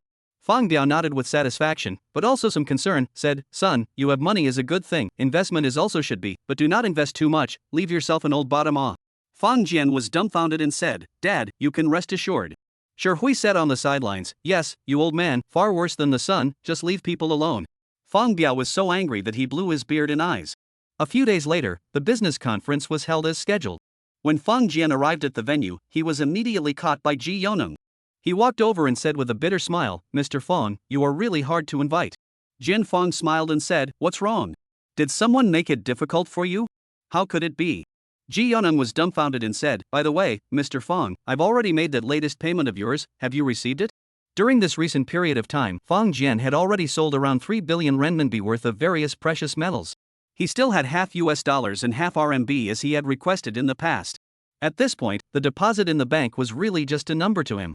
Nodding slightly, Fang Jian said, "All received, I am very satisfied." Only then did Ji Yoneng breathe a sigh of relief, now Fang Jian, but his thigh of course he did not dare to neglect. Looking around, Ji Yoneng suddenly lowered his voice and said, "Mr. Fang, are you interested in airplanes?" Fang Jian was stunned and turned his head in surprise. "Airplane? What do you mean? He knew about it? How could he?" Ji Yoneng added, "There is a rich man in China, because of business reasons, so he is planning to sell his private airplane. If you are interested, I can introduce it." Chapter 85 Private Jet. Fang Jian quietly let out a sigh of relief. Yeah, he himself was being paranoid. This kind of thing, as an ordinary businessman, how could one possibly know? So, this was a complete misunderstanding. However, then again, Fang Jian was really a bit interested in private airplanes. After driving a fighter jet and enjoying the joy of extreme speed, once he heard the word airplane, Fang Jian had some itchy hands, itchy feet, and itchy body. It seemed that if he didn't hold some joystick in his hand or something, he wouldn't feel comfortable. If I tell him now that I've driven a Raptor, I wonder if Ji Yoneng will think that he's gone crazy? Fang Jian collected his mind and smiled. "What kind of private airplane? Tell me about it." "Good." Ji Yoneng took out his cell phone and directly sent Fang Jian a message. Fang Jian opened it and immediately saw a set of illustrated words that had been typeset. The airplane for sale was a Gulfstream G550. The market price of a brand new Gulfstream G550 was around 3.2 billion renminbi, and it was the car of many famous entrepreneurs in China. The G550 has a long range and can easily fly from Washington to Dubai directly, from London to New Jia Slopes directly, or from Tokyo to Paris directly. It can be said that it meets the vast majority of the needs of long-distance travel. This used airplane, which has flown 1,200 hours, is now for sale to the public for 2.1 billion renminbi. The cabin had been privately remodeled, and the picture on it was very clear. After Fang Jian looked at it, he was really a bit moved. Only, what moved him the most was not the various luxurious facilities on the airplane, but the picture of that cockpit. If the opposite party's Ji could know what Fang Jian was thinking at this moment, he would definitely be shocked. On top of that, there were many precautions written on there, and the purchaser was clearly informed. The approximate annual cost of maintaining an airplane. The biggest expense of purchasing a private airplane was actually not the purchase price, but the annual operating costs. Typically, a private jet costs as much as 15 of the price of the airplane to fly in a year. These flight costs include a $5 million annual escrow fee. This is because although the purchaser buys the airplane, he does not have the right to operate and manage it, and he needs to entrust a professional company to host the airplane. This, in fact, is rather pitiful. However, considering the flight control issue, Fang Jian felt that it should be accepted. After all, there were only a few people inside a private airplane? And how many people were in a normal traveling passenger plane? Of course, a private person would have to yield to public transportation, just like the reasoning that a private car would have to actively avoid a bus. In addition to the hosting costs, it costs about $20 million a year to operate. And that's based on flying 300 hours a year. If one wants to fly more, then there is no cap. In addition, the maintenance and repair costs for the Gulfstream G550 for 1 year is roughly $33 million a year, which is about 10 of the selling price of a brand new airplane. Also, the cost of that crew and downtime is a lot of money. A captain's salary is in the range of 25 million 3,000 yuan hours, a co-pilot 15 million 2,000 yuan hours, and the downtime fee is, for example, 120,000 nights at Xiamen Airport and 20,000 nights for international routes. As for flight attendants and whatnot, that's another story. In short, private airplanes are generally entrepreneurs with annual incomes of hundreds of millions of dollars who are qualified to buy them. Looking at Fang Jian in some deep thought, Ji Yunong hurriedly said, "Mr. Fang, what do you think?" Fang Jian thought for a moment and said, "I'm quite satisfied, but unfortunately, it's a second-hand airplane." Ji Yonung hurriedly said, "Mr. Fang, if you want to buy a first-hand Gulfstream, I'm afraid you need to wait for more than 2 years. 2 years? Yes, unless you buy other small airplanes, 2 years is already a very smooth situation." Mr. Fang lost interest. Ji Yonung added, "Mr. Fang, no one in Yongcheng owns a Gulfstream private jet." Fang Jian gave him a faint look and said, "Do you think that the seller is reliable?" Ji Yonung hurriedly said, "Surely reliable, the seller is." He said the name of a tycoon, although Fang Jian did not know this person well, he had heard of his great name. After a moment of silence, he said, "All right, I'll send a team to take a look, and if it's suitable, buy it." Ji Yonung nodded his head repeatedly, smiling as the corners of his eyes lit up. Although this was not a brand new Gulfstream airplane, the selling price was still extraordinary. If Fang Jian really bought it, then he would certainly be able to obtain a sizable payout as well. At this moment, Ji Yonung's gaze towards Fang Jian became more and more respectful. When he had learned that Hu Bin had been detained, his heart had been filled with fear, but only now did he realize that Fang Jian was the greatest benefactor in his life. Soon after, the organizers made their appearance, and the bigwigs from all parties in Ningbo City began to line up to make their appearance. Ningbo City was not an internet city, and the biggest businesses here were still mainly industrial and real estate. Only, the city leaders also know that industry is the real foundation of a city's future development. So, generally speaking, their attitude towards industrialists is much better than towards real estate bosses. Fang Jian sat silently at the back, not wanting to be in the limelight at all. However, what he didn't expect was that just as the many bigwigs were pushing and shoving, a middle-aged man suddenly saw Jian Fang. He hurriedly walked over and said, "Mr. Fang, you're here too? Didn't you say that you weren't available?" Fang Jian naturally recognized that this was one of the guests invited by Ji Yonung last time. His enterprise was missing a batch of boron, or Fang Jian used the means to transfer the package to solve it. According to Ji Yonung, this old boss was very grateful to him. Fang Jian laughed softly and said, "Originally, I was not available, but it is difficult to refuse the hospitality." The middle-aged man laughed and said, "Mr. Fang, since you are here today, you must get together at night." Mr. Fang also came, haha. "Mr. Fang, that day goodbye, long time no see, give a chance, let me host ah." A group of people surrounded up without saying a word, and immediately formed a small circle in the venue that was impossible to ignore. Fang Jian smiled and responded, but in his heart, he had already called MMP countless times. He came here today with no intention of making a splash. However, you say that these industrialists, were not to have fun, prefer to surround themselves, it really gives one a headache ah. Chapter 86, The Focus of the Crowd. At the venue, more and more people turned their attention to this place. However, other than these bigwigs in industry, others really didn't know what Fang Jian was. However, those who were able to come here were all people with some discernment. Although they couldn't figure out where Fang Jian came from, they all recognized the people around him. Every single one of them could be called a big shot in Yongcheng. Well, they were industrial bigwigs, not real estate or financial bigwigs. Such bigwigs tend to be more respected and have greater energy. The seats on the stage today, these people were all qualified to go up and rank up. However, they were uncharacteristically, instead of going up, they swarmed down and surrounded an unfamiliar young man. To say that there wasn't something fishy in this, even an idiot wouldn't believe it. Nonetheless, these bigwigs of theirs were like a group of burning fires, becoming more and more attractive. There were constantly new entrepreneurs joining them, and most of these newcomers were also industrial entrepreneurs. As the saying goes, things are grouped together and people are grouped together, and this is actually true in all walks of life. The most communication with lawyers, absolutely still lawyers. Only peers will know their peers best. And all do industry, and used to get the boss of the precious metal, even if it is not introduced by Ji Yukan, this month more or less will hear a little wind. Then at this time, there is no need to be introduced, they will come up on their own. In the crowd, Fang Biao stood in an inconspicuous corner. He is now a small section chief of a second-line department under the jurisdiction of the Moon Lake Renovation Preparatory Committee. This time, the overall transformation program of Moon Lake was introduced, taking advantage of the platform of the High-End Entrepreneurs Association at the end of the year, wanting to attract investment. As the new section chief, he also wants to have a turn as well. But unfortunately, after so many years of working in an ordinary position, although he has always been conscientious, he does not have many contacts. Once it came to this, he was a bit at a loss. This time, hard to call his son. To put it in his heart, it was the hope that his son would give him some support. However, before he could find his son to speak, he saw that brat being swamped by a group of people. Fang Bia hesitated for a moment and froze, not daring to go forward. That's right, he didn't have the guts. Because he recognized the identities of those bigwigs. To be able to communicate with these bigwigs on an equal footing, generally speaking, at least the director of the organizing committee would have to be the director of the organizing committee. This little section chief with no real power, he really couldn't get on the stage.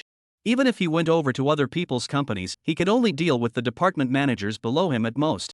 Therefore, at this moment, when he watched Fang Jian talking and laughing with the bigwigs in the crowd, he was indeed a bit confused.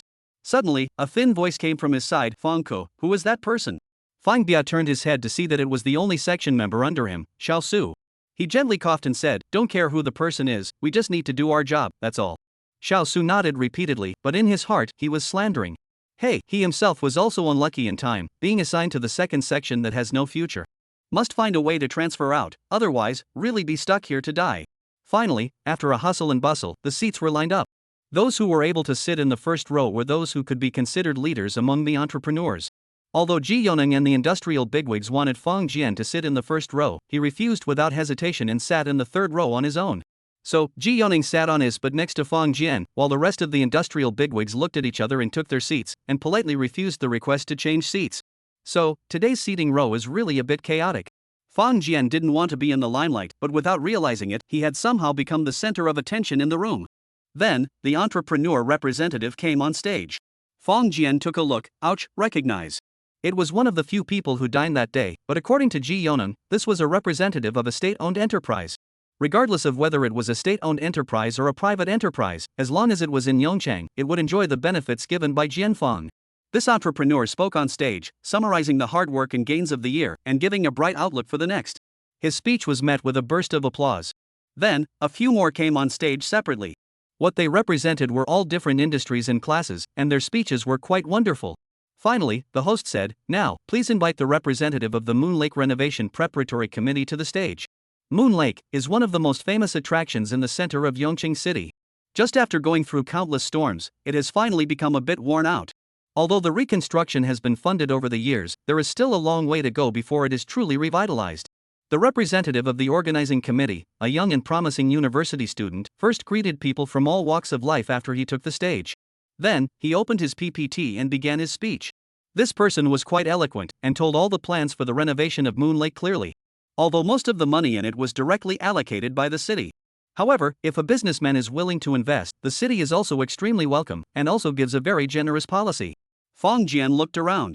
Those who do finance, or those who do art, or those who do the internet, are all a bit foolish. Even those who were doing real estate were also a bit cross-eyed. However, these bigwigs around him who were doing industry were all indifferent. Yes, although the Moon Lake is all the old Yongchang people in the heart of the beautiful memory. But here is the most suitable for the birth of the humanities and culture, rather than factories and enterprises. Short videos and other internet, artists, and even real estate and restaurants and other service industries can be a foot in the door here and gain. But want to build a factory in Moon Lake? Try building a factory in the Summer Palace? The young man on the stage finally finished his speech, and he said with deep emotion, "I hope that the old Moon Lake will be able to create a new glory with all the people of Yongchang working together. If any of the entrepreneurs are interested, they can move to the left, where there are our staff members, so that we can negotiate and cooperate for a win-win situation." Chapter 87. Dad, I'll introduce you to a friend. When this person went down, the overall conference was considered finished. Next, it was everyone's free time. Jianfang turned his head to look. On that side, under the Moon Lake Renovation Preparatory Committee's sign, there were indeed some people, and Dad was also sitting behind a table. Behind that row of tables, there were 5 people. They should be the people in charge of attracting investment here. Although they are a whole, but Fang Jian also understands, a person can introduce the amount of money, in the internal will certainly have a statement. Since Pops had pulled himself over, what was the meaning of this? Is there any need to say? He stood up and walked straight over. As soon as Jianfang moved, Ji Yoneng and the group of industrial bigwigs around him also cast their gazes over. They were all wondering, what was Mr. Fang planning to do? Could it be that he was interested in the Moon Lake renovation? But, isn't he in the trading business? Even if he wants to advertise, he doesn't have to do it there, right? At this moment, there were several people sitting in front of this row of tables. All of them, including Fang Biao, were negotiating with the people in front of the table in a pleasant manner. Fang Jian stood at the side, picked up an investment brochure, and read it silently. The Moon Lake renovation was a huge project. The city required that its original flavor be maintained as much as possible. That is to say, even if the remodeling of this place is completed, the enterprises attracted to it also have special requirements. And according to their planning, it was true that the main focus was on humanities, supplemented by some high-end luxury brands and a few restaurants. At this time, a person finally left. Fang Jian smiled faintly and grabbed the first step to sit opposite his old dad. When Fang Biao saw his son, his old face couldn't help but redden slightly. He had already received 3 entrepreneurs who were interested in this today, but sadly, he hadn't even gotten his hands on a single letter of intent. On the contrary, those 4 colleagues of his had all opened their hooch. Among the 5 of them, Fang Biao was the oldest. If a whole day came down and not a single project could be negotiated, then this old face really didn't know how to put it. Fang Jian put the booklet down and directly said, "Dad." Put. Fang Biao's mouthful of tea directly sprayed out. He stared round eyes, ruthlessly looked at this unfilial rebellious son. "I called you over because I was counting on you to help me accomplish even one task. However, what do you mean by calling out directly?" As expected, the several people around Fang Bei heard these words, and then one by one, they turned their heads to look at him, and after smiling, they twisted their heads away and continued to talk to the ones in front of them. Fang Biao's old face turned red. He knew that although these people wouldn't say anything now. However, by tomorrow, the matter that he had called his son to come to support the scene would definitely be spreading. This old face of his own, he was afraid that he would lose it all. If it was possible, Fang Biao must be cursing at this time. Only, the occasion here was not right. He did not dare to make a scene. Fang Biao lowered his voice and said, "Brat, I'll clean you up when I get home." Fang Jian blinked twice and suddenly laughed. "Dad, I'll introduce you to a few friends." He waved his hand back, and Ji Yonam, who had long been paying attention to this place, immediately came up. "Dad, this is a friend of mine. He is very interested in the transformation of the Moon Lake. Want to invest? You have any good projects? Introduce." "I'm not sure if you've got any good projects to introduce." Ji Yoning's eyes slightly raised, his heart set off shock waves. Although Hu Bin is difficult for Fang Jian, it can be said that he provoked. However, he was a smart person, so from the beginning to the end, he had never inquired about any information about Jian Fang. As for his employee Chen Tao's acquaintance with Fang Jian, it was also Hu Bin who told him. He originally thought that Jian Fang was just an ordinary person. However, Hu Bin's painful lesson had told him that this person was a deep-seated person who definitely had a great deal to offer. Therefore, he was even more afraid to inquire.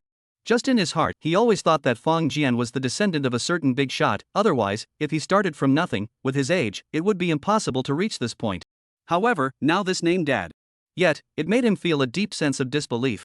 This ordinary clerk sitting at the back of the organizing committee. Well, at most a small section chief, was actually Mr. Fang's father? Could such a family lineage even possess that much power? "Mr. G." Mr. Fang said smilingly, "Didn't you just say that you want to invest?" Ji Yu can immediately react, standing in his angle, can clearly see that a touch of coldness contained in the eyes of Fang Jian.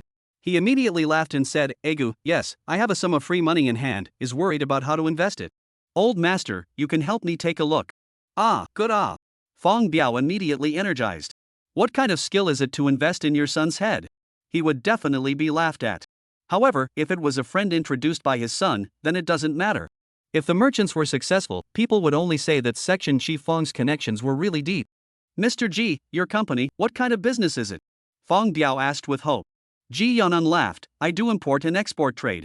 Fang Biao froze. Import and export trade? This project, and their remodeling does not match. This kind of company should be opened in the commercial building piled high office building is right. Ji Yoning is an old businessman. One looked to know what Fang Biao means. He quickly said, "But then, our company now intends to expand its business." He patted his thighs, smiled and said, "Walk on 2 legs, in order to walk more stable, you say is not it?" Only then did Fang Biao suddenly realize, and smiled, Mr. Ji's high opinion. He lowered his head and once again introduced the planning of the preparatory committee. Ji Yoning simply did not let Fang Biao bother with more words, just skimmed through it, and immediately said, "Fang Section Chief, I've seen it, this facade is very suitable for our next step of development. In the planning, this is a place to sell all kinds of handicrafts." Ji Yoning said, "My company has many business contacts with overseas, they are very curious about our country. I plan to open a traditional handicraft store. When friends from overseas come over, bring them here to browse, it will definitely help business." Fang Biao's eyes lit up slightly. What a good idea. However, right at this moment, he heard someone say, "Section Chief Fang, what other projects are there? Introduce them again." Fang Biao was stunned and looked up in surprise. He suddenly realized that this table of his had been surrounded by a group of people. Moreover, they were not just ordinary people, they were all industrial bigwigs in Yongcheng who could call out their names. Chapter 88 Fang Biao, you're hiding really deep. Just as Fang Jian called Ji Yoning over, these bigwigs also walked over one by one silently. They seemed to be walking around casually, but in fact, their gazes had long since locked onto Fang Bei.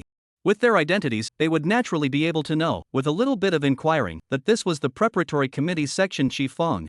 However, how could they not expect? This section chief Fang was actually the father of the handy Fang Jian. In fact, when Ji Yoning introduced Fang Jian to them, they were secretly inquiring about Fang Jian. They were secretly inquiring about Fang Jian's information. However, the results of their inquiries had left them all in a state of shock. What was the most convenient way to inquire about a person? Naturally, it was the official messenger. Officials held all the information about the population. This information, naturally, could not be disclosed to the public, and it would be difficult for the general public to know. But with the status and position of the bigwigs, it's just a matter of words. However, what they waited for was not Jian Fang's information, but a heavy warning. A serious warning from a unit that they simply couldn't afford to mess with. From then on, even if they ate their bears' hearts out, they would never dare to inquire about anything again. And because of this, when they received the goods, even the most treacherous of them immediately and obediently handed over the money, not daring to have the slightest delay, not to mention defaulting on payment. At that time, they all thought that Jian Fang was the son of some big shot. That was why he was able to have such heavenly means, able to get so many goods of affordable precious metals from overseas. But now, they realized that Jian Fang's father was actually a section chief. An ordinary section chief working for the organizing committee. This is not a real power position, is an ordinary, almost no power section chief position. So why is Fang Jian's identity so mysterious? At this moment, instead of being underestimated because of this, these bigwigs were even more curious and in awe. However, for the others, they were honoring their son because of his father. However, for these two in front of them, they were honoring the father because of the factor.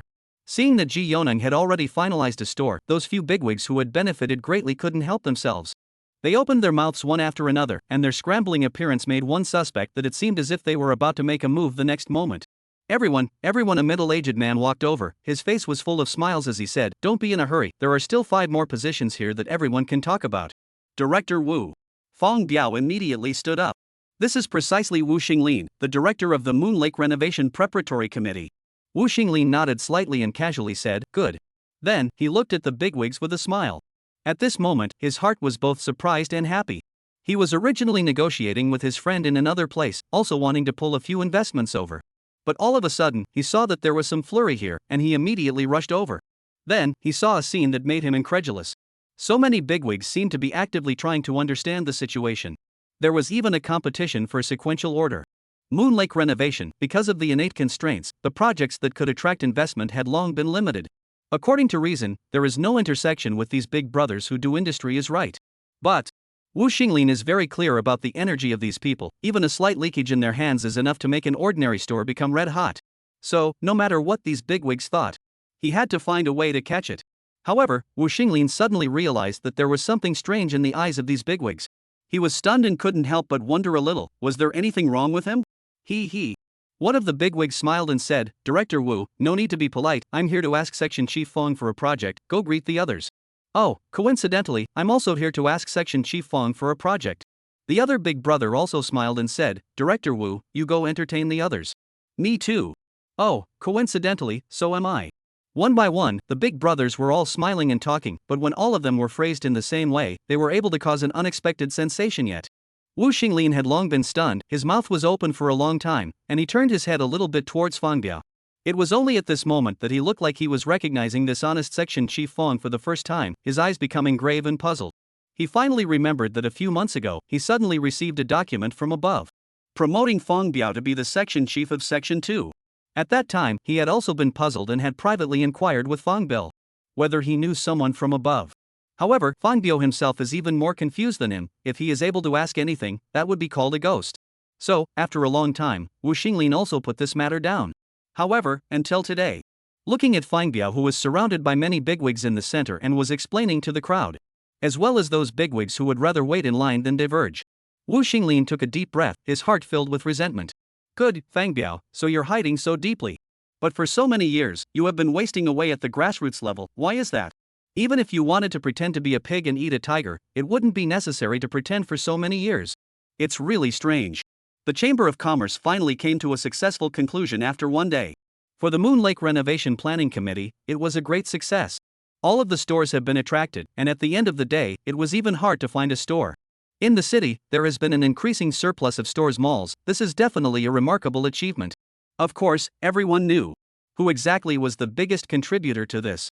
For a time, everyone was looking towards someone intentionally or unintentionally. Fang Biao touched the hot sweat on his head. Today was a busy day. Those friends of his son were just too enthusiastic. It was not enough to order the store, but also to add his WeChat, but also to invite him to dinner. Not to agree is to look down on people. Have to say, although it is very tired. But Fang Biao really enjoyed this process. Finally finished, Fang Biao looked up and immediately saw his own director, Wu Xinglin. At this moment, Wu Xinglin's face was piled with smiles, and he cordially embraced Fang Bei, just like an old friend that he hadn't seen for many years. Old Fang, today's big win, we two brothers, we must have a drink. Fang Bei nodded his head blankly, and then saw the eyes of his colleagues that were very different from the usual. Hiddenly, he knew that from today onwards, everything would be different. Chapter 89 Sun really made a difference. At 3:30 in the afternoon, Fang Jian had declined the invitation of the bigwigs to go home. His words were very simple: I'm going home to pick up my baby sister. This reason was exceptionally strong, and the bigwigs were too embarrassed to force them to stay. However, they ended up inviting Fang Biao, as well as everyone in the preparatory meeting. If you can't pull Fang Jian, can't you still pull your old man? So, that night, when Bill Fang returned home, he was carrying a strong odor of alcohol. Little Yi had already taken a bath and smelled good. Originally, when she saw her father coming home, she opened her hands and wanted to jump over. However, after running halfway, she made a steep turn and still returned to her brother's side. The mother and son, Shi Hui and Fang Jian, laughed so hard that they couldn't breathe. Fang Biao was also a little embarrassed and hurriedly changed clothes and took a shower. In the evening, coaxed Fang Yi to sleep. Fang Jian just came to the living room and saw his parents sitting here together, silently waiting for him. In the past, although Mr. and Mrs. Fang Biao knew that their son had made a fortune. However, it was still a bit unbelievable that he had gotten so far. Therefore, after hearing what her husband had seen and heard at the Chamber of Commerce today, Shi Hui also decided that it was time to have an open and honest talk with her son. Fang Jian silently sat across from them and said, Dad, Mom, I know what you want to ask. However, I can only tell me that I didn't break the law, and what I did was beneficial to the country and the people. Fang Biao's brows slightly frowned, said, You did not break the law. Where did you earn all the money? Did it fall from the sky? Fang Jian rolled his eyes. Encountering such a father, he also had a bit of a headache. Shi Hui was also worried and said, Son, I heard people say, the most profitable business are written in the law. You will not be doing these businesses, right? Fang Jian, open-mouthed and tongue-tied, could not imagine that he went to Coxie to sleep this file of work. Mom was even dad to bring the crooked. Looking at these two so serious, seems to want to break the sand pot to ask to the end of the posture. Fang Jian also really some helpless. However, he also knew that this was due to his parents being overly concerned. If it was someone else's child, they would not even bother to look at you. Shaking his head slightly, Fang Jian said with a straight face, Dad, Mom, you guys don't trust your son that much? Fang Biao shook his head and said, Of course I trust you. Tell me, what kind of business are you in? The corner of Fang Jian's mouth was slightly skewed. You believe my ass? His eyes moved slightly and said, Dad, it's not that I don't tell you, but I really don't dare to say without permission. What? Whose permission do you need to get? Fang Biao stood up. The parental air is very full. I am in foreign-related business. Fang Jian said in a deep voice, Military, national security. If you can get their permission, I will tell you. At this moment, Fang Jian could only pull the tiger's skin. However, he understands his dad and mom. These two will definitely lay down. What's more, even if they really lost their heads and went to inquire about it, Fang Jian believed that there would definitely be someone who would give him the benefit of the doubt. Fang Biao's mouth widened a little. Fang Jian slowly said, Dad, Mom, today's matter, you can just listen to it, don't talk to anyone. Mr. and Mrs. Fang looked at each other. Their hearts were extremely shocked, but they already had a few points of belief. A few moments later, Fang Biao said, Well, son, no matter what you are doing, we do not ask. However, you also have to promise me one thing. You said. Our Fang family, although since ancient times is not a big rich family. But we are not traitors, do you understand? Fang Jian looked incredulous and said, Dad, you are confused. How could I possibly do such a thing as forgetting my ancestors? Fang Standard embarrassed smile, said, I'm not just advise you, don't be that colorful money blind, or I can't spare you. Fang Jian raised his eyebrows and said, Dad, if it's money, it's impossible to lose my eyes. Why? Fang Jian laughed and said, Tomorrow is Saturday, I will take you to a place, after seeing it, you will know. Mr. and Mrs. Fang Biao looked at each other, not understanding what their son was up to. The next morning, because it was a rest day, Fang Jian's siblings all got up a little late. After having their meal, the family got into the car. Fang Jian had already gotten through to Meng Yuhai, so when they arrived at Pajingting, she was already here waiting. Sure Hui looked familiar with her and said in surprise, Yuan mom, why are you here? Meng Yuhai smiled and said, Ease dad, ease mom, I decorated your house, so I'll introduce it to you now. Our house? Meng Yuhai led them into the large detached villa of 1,300 square meters. The entire villa could no longer be described with the word luxury. After visiting this villa, Mr. and Mrs. Fangbiao's eyes changed a bit. Son, did you buy this? Yes, I was planning to tell you guys after it was decorated and air dried to give you a surprise. The corners of Fangbiao's mouth moved slightly, and after looking at Meng Yuhai on the side, he finally held back and didn't do anything. When there are outsiders, he will always give his son a little face. How much money to buy? However, a small target, more points. What? 100 million more points. Fangbiao opened his mouth, is this a surprise? Are you sure that this is not a surprise? However, the couple also sort of understand why the son said he will not be confused by money. Now the son already has hundreds of millions of real estate, then, want to use money to buy him, then how much to invest? This is an account that anyone would do the math on. At this point, the two of them finally decided that they would no longer ask their son about anything in the future. Because, their son had already grown to a level far beyond their imagination. If they still wanted to ask, it would be constraining. Fang Jian hugged Yi and circled around the big room. The little guy was having an exceptionally happy time. Fang Jian said smilingly, Yi, we will live here in the future, okay? Good. Listening to Yi's milky voice, Fang Jian let out a loud laugh, only feeling exceptionally satisfied. Chapter 90, Bad Embryo Old Classmates. After a few days, Chen Tao suddenly called. Old Fang, are you free tomorrow at noon? I'm not sure if I'm going to be able to get out of here. As soon as Fang Jian heard this tone, he knew that this is a private party of the kind, and his boss Ji Yoning has nothing to do. Why did you think of inviting me to dinner? Fang Jian said with a smile. If it was a gathering between bosses, Fang Jian was definitely not interested. However, if it was a gathering between old classmates, he was interested. Hey, remember Chen Bo? He's back. Chen Bo. When I was a student, there were always a few exceptional students in every class. These people are the so-called other people's children in their parents' mouths. But there will always be a few guys at the bottom of the list. These are the ones that tend to impress people. As for the rest, most of them were just mediocre ordinary people. Chen Bo was Jian Fang's classmate after his high school split. He was one of the bad guys who belonged to that group of people with bottom grades. Only, it was different from the usual bad guys who liked to bully people. Chen Bo was a more righteous person, and because he developed earlier, he was just as tall as a horse in high school. However, he rarely relied on his strength to bully his classmates. As for other classes, in short, in addition to their class, in the mouth of other classmates, Chen Bo's reputation is not good. Chen Tao continued, guess what Chen Bo is doing now? Fang Jian was stunned, said, I do not know, do not sell secrets, straight. Hey, really no fun. Chen Tao helplessly said, Chen Bo is now a firefighter. Firefighter? Fang Jian also can't help but be a little surprised how he can't associate a fireman with Chen Boa. Yes, this kid graduated from high school, did not go to college, went directly to Wincheng, I heard with relatives to do business. I don't know what happened, I became a firefighter. Chen Tao smiled and said, tomorrow morning he came back, I asked Zhang Liang, Min Chao, and Lu Shuyang, you come or not? Fang Jian thought about it, they are all old friends and have a good relationship. More importantly, he still owes Min Chao a favor. I'll come, but it's my treat. Why? Min Chiu did me a favor, I still owe him a favor. No, this time I started it, so it's my treat. Next time it's your turn. Chen Tao hung up the phone after saying that, and a few moments later, sent an address. Fang Jian was also dumbfounded when he saw it. However, Chen Bo being able to become a firefighter was indeed something he had not expected. It could be seen that everyone would have their own encounters. The following day at noon, Fang Jian drove to the hotel, which wasn't the most upscale place in Yongchang, but it wasn't a fly shop either. It was quite a good place to use for a reunion of old classmates. When Fang Jian entered the private room and looked up, he could not help but be stunned. He said, Chen Tao, this liar. Didn't he say that he had only invited Zhang Liang and a few of them? Then, what the hell are these two dainty girls in front of him?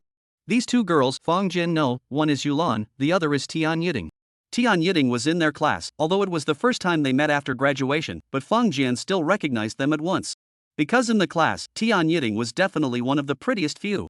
In fact, if you want to say pretty, this thing is also a green vegetable and carrot, each to their own. However, those who could be recognized as beautiful by most people would definitely not be too ugly. Hey, Fang Jian, you're the first to arrive. Yulan smiled and greeted, can you drink today? Fang Jian stuttered a bit and said, Yulan, how did you get into our class again? Yulan glared at him and said, can't you talk, what do you mean by mixing? Tian Yiting puffed and laughed, said, Fang Jian, people are happy to eat with a beautiful woman, how come you're the only one who's not happy? Fang Jian waved his hand, said, misunderstanding, misunderstanding, I cannot speak, self-punishment 3 cups.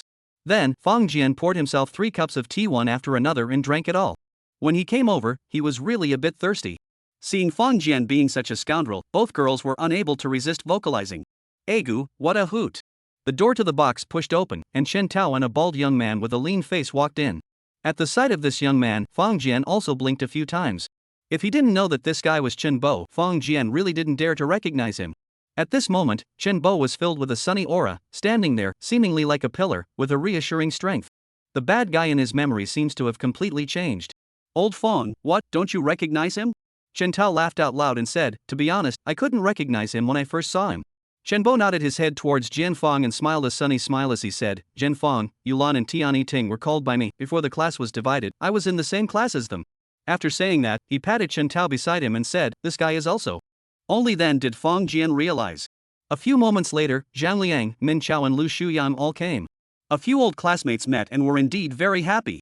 Fang Jian also stopped being reserved and directly drank beer. Although Yi didn't like the smell of alcohol, as long as she kept this amount under control, it was still no problem to go home and take a shower.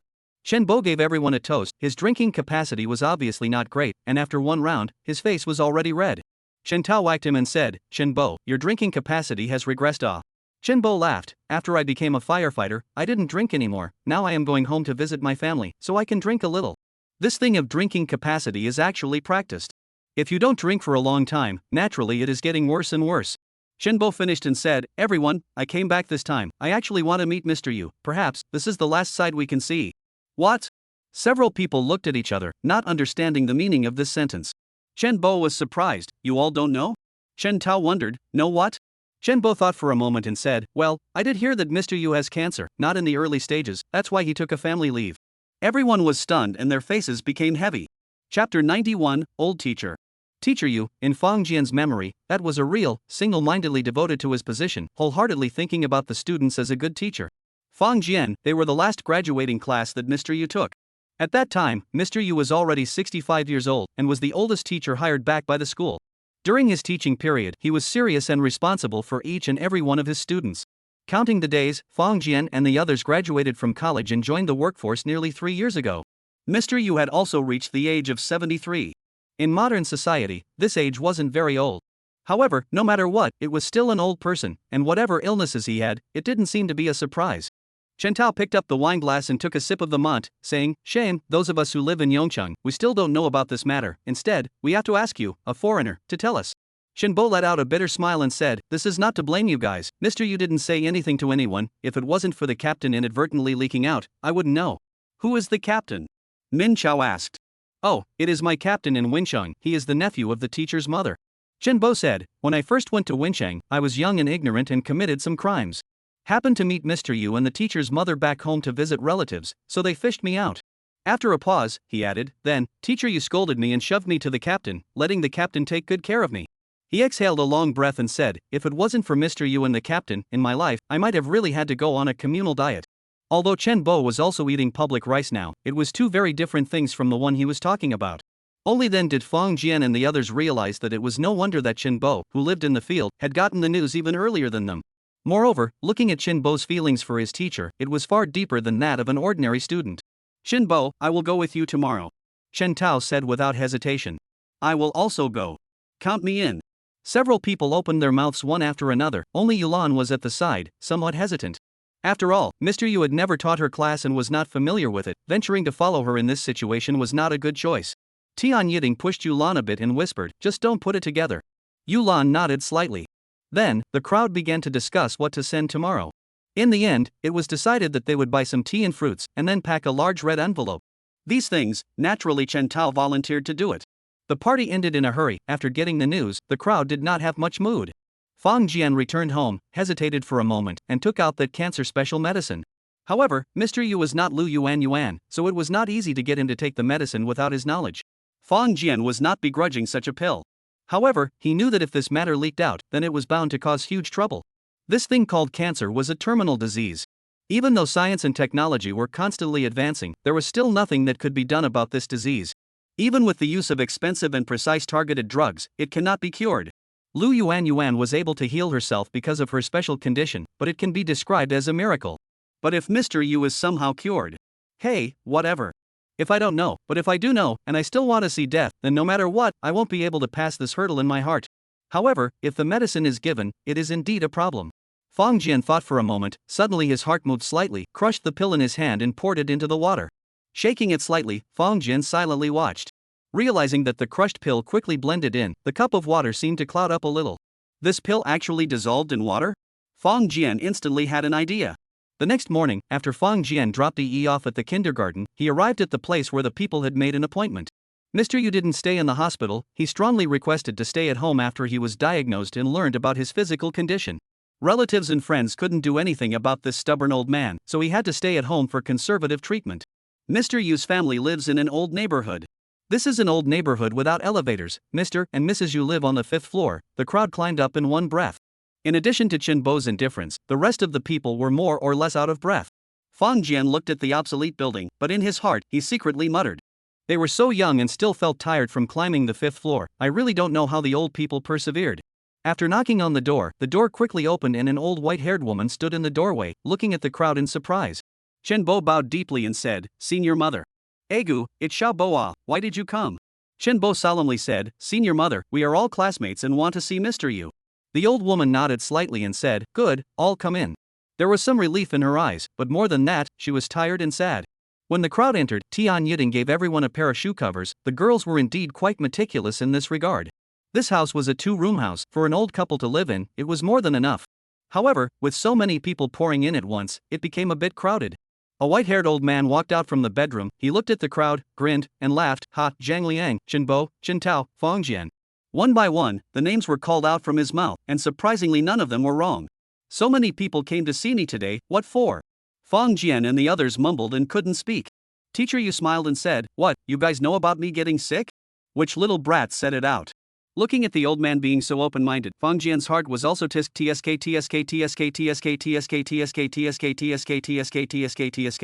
His and the others' moods were different. Chen Bo and the others were heartbroken and heavy, whereas Fang Jian knew that his teacher would inevitably be able to heal, so naturally, he could not sulk. Zhang Liang stepped forward, putting down the tea and taking out the red packet. However, before he could say anything, Mr. Yu was the one who waved his hand and said, "What for?" "Take it back." His face slumped and said, "I, Yu Chengjian, have been a teacher since I was 18 years old, and now I am 73 years old, and I have been a people's teacher for more than 50 years, and I have never confiscated a penny of gifts." What, could it be that on the verge of death, you can still take this opportunity to enrich yourself? Chapter 92, What Does He Want? "Mr. Yu, you have misunderstood, I don't have this meaning," Zhang Liang quickly said. Yu Chengjian waved his hand and said, "No is best, you guys also came coincidentally, if it is a few days later may not see me." The faces of the crowd were changed. What does this mean? Could it be that Mr. Yu is already terminally ill, so he was forced to go to the hospital? Yu Chengjian looked at them and laughed. "Don't curse me to death, I'm not going to hang up that soon." Everyone looked at each other in disbelief. Zhang Liang said, "Mr. Yu, you are?" Busy most of my life, to the end, but realized that has been nestled here, has not been able to see the motherland's great mountains and rivers with their own eyes.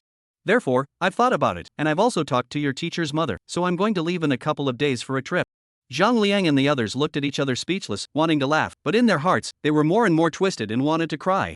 Yu Chengjian reached out and nudged them, saying, "Nah, look at you guys, I'm just afraid that you little guys will hear the news and come to see me one by one, which is upsetting. You guys, you were born in a good era and haven't suffered too much, so it's all the more important to study and work hard, do your part, and make the country stronger while improving your own living conditions." "Mr. Yu, we will definitely do it." Chen Bo straightened his chest and exclaimed. Teacher Yu patted him and laughed, "You kid, I'm relieved now." Fang Jian saw Zhang Liang, a few of their eyes are a little slightly red. Tian Yiding is even more tightly closed mouth, frequently raised his hand to wipe the corners of his eyes. Mr. Yu's life does not have any highlights. In addition to the title of a municipal excellent teacher, there is not much to get out of the way. However, the vast majority of the older teachers of that generation adhered to a sincere belief in teaching and educating people. "If you put your children in my hands, I will teach them well." Over the years, Mr. Yu has done just that. And only sincerity can be exchanged for sincerity. At this moment, Fang Jian no longer hesitated. He suddenly stepped forward, snatched the tea gift bag in Zhang Liang's hand, and tore it open. This sudden move of Fang Jian's made everyone confused, not knowing what he wanted to do. Even Mr. Yu did not react for a moment. Fang Jian opened the can of tea, he swept his eyes, there was a teapot on the table. Then, he said, "Teacher mother, let me borrow your hot water." After saying that, he took the teapot and 2 cups and entered the kitchen. Soon, the sound of the faucet washing the cups came from inside the kitchen. Teacher Yu blinked her eyes and said suspiciously, "Fong Jian, what does he want?" Zhang Liang opened his mouth and secretly said, "I don't know." In his heart, he cursed Fong Jian, "You guy, you don't look at what time it is, you still want to make trouble?" Forcing a smile, Zhang Liang said, "Teacher Yu, I'll go take a look."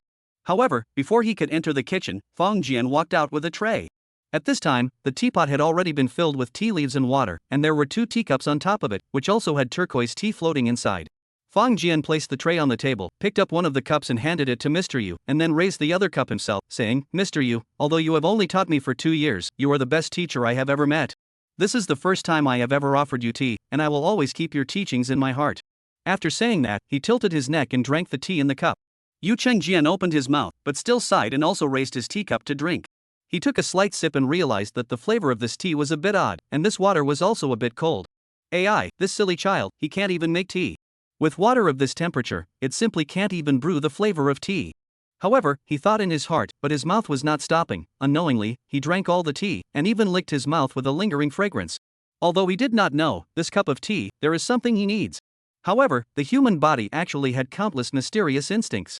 The more it lacked something, the more it thirsted for something. After putting down the cup of tea, the unaware Yu Chengjian smiled and said, "Fong Jian, you will make tea in the future, to learn a little." Zhang Liang went up and looked at it, and couldn't help but cover his face and be speechless. He hurriedly took on the task himself and brewed a new pot of tea, and then all of them toasted Mr. Yu and Mrs. Yu together. After drinking this bowl of tea, Teacher Yu waved his hand and said, "Well, since you guys have come and seen my old man, then go back. I don't want to tire my wife and have to fix you guys dinner." He pointed at the open gift box and said, "How much does this cost?" Zhang Liang blinked twice and said, $200. Mr. Yu was dissatisfied and said, "Zhang Liang, you were quite honest when you were studying, why are you so skinny now? Can you buy this tea for $200? Yes. Zhang Liang justified, "Do not believe, you give me 200, I will give you to buy." Although the crowd is still sad, but listening to this sentence, or cannot help but some funny. Zhang Liang, this kid, has also learned to mess around. Teacher Yu shook his head and took out $300 from his pocket, saying, "Well, I don't care how much you bought it, take the red envelope back, and leave the tea and fruits behind." He paused and said, "I am a little tired, first sleep for a while." Zhang Liang had no choice but to take the money, and a few people excused themselves and left. Except for Jian Fong, the rest of them knew that this would be their last meeting with Mr. Yu. Therefore, when they left, they were all reluctant to part. "Old man, they're all gone." The old woman cleaned up the house and complained, seeing them come, not very happy, why still have to chuck them?" Yu Chengjian shook his head, said, "We are old, can rest every day, nothing to do. But they are still young, it is the time to make progress, let them waste time to accompany me, this old man, why bother?" The old woman shook her head, but after so many years, she had long gotten used to it. An hour later, a simple Chinese meal was brought up. Yu Chengjian ate in small bites and soon had finished the small bowl of rice that belonged to him. Touching his stomach, he went to add another bowl with an unfulfilled appetite. Thinking about the refreshing mood of those children after visiting him, he was even able to eat an extra bowl of rice.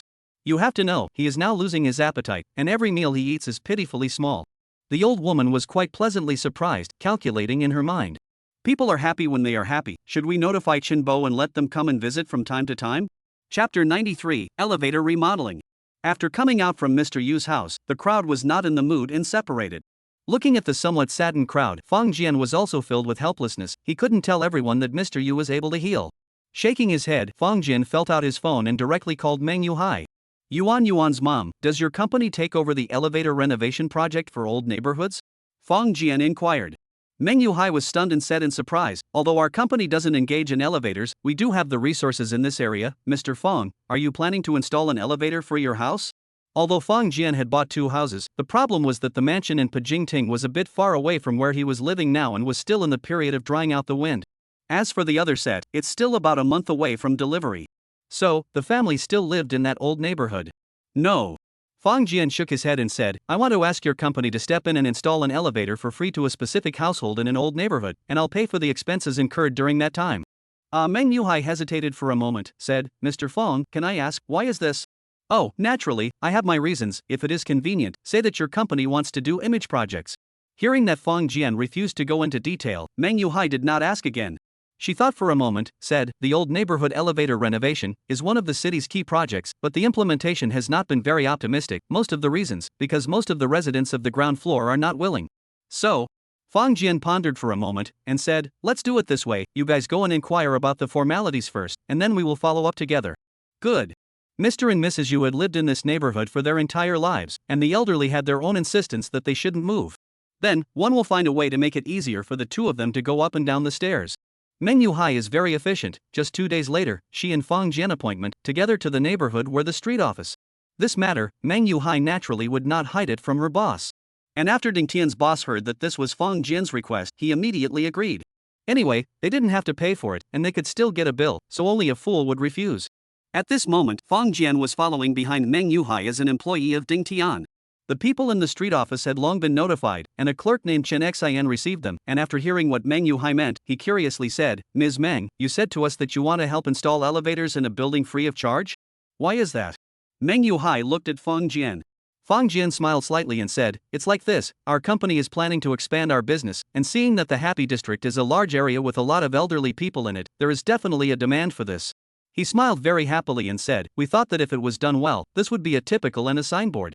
You think about it, do not suffer from the lack of fairness. If the community others see this building people in and out of the elevator, then will not be moved? Chen Xian thought for a moment and said, it should be moved. That's right, definitely will be moved. Fang Jian swore, once other people feel envious, then our opportunity will come. So, our input now is a demonstration, and then let more people join in. Chen Xian opened his mouth. Honestly, he was not optimistic about this matter. However, if it was possible to get an elevator for free in the district, that would be a good thing. As the street office, he had no reason to push it out. Okay, so do you have a target? After our survey, we feel that Unit 8 in the Happiness neighborhood is great. They are in the inner corner of the neighborhood, and remodeling them will have less of an impact on others. Also, people go over to watch and it doesn't cause congestion. So, we want to renovate the elevator for this unit. Chen Xian thought about it and said, okay, then I'll take you guys to the neighborhood and ask for their opinion. The 3 people came to the neighborhood and contacted the owners' committee. A lady from the owners' committee shook her head and said, installing an elevator is not feasible in our area. Fang Jian smiled and said, why? Hey, it's not about money. The aunt said, originally, the city has a document willing to accept the transformation of the district. Each building can get 200,000 yuan of subsidies. She waved her hand and said, an elevator more than 400,000. The total cost of the forest adds up to about 500,000 yuan. The city gave 200,000 yuan. Each building as long as to come up with 300,000 yuan can be. But then, the upstairs is willing to take the money, but the downstairs is not. Why? You think, our old neighborhood, under normal circumstances, the first floor, the second floor of the highest price, the higher the floor the lower the price. Auntie sighed, but once the elevator is installed, the situation is reversed. Do you think the first floor, the second floor willing? Fang Jian thought for a moment and said, no. He is definitely not willing to live in a different place. Yes, according to the standard, the first floor, the second floor should not take the money, all the money, are above the third floor to come together. But then, the people on the first and second floors feel that their interests have been affected, so they want the people on the third floor and above to subsidize them with a sum of money. Fang Jian nodded slightly and said, this claim, it's normal. Hey, but think about it, we are an old neighborhood, what kind of people live here? Auntie shook her head and said, 300,000 remodeling fee, it is already a big number, and then take the money to the first floor, the second floor, they are not willing to So, the two sides were at a standstill. Fang Jian and Meng Yuhai looked at each other.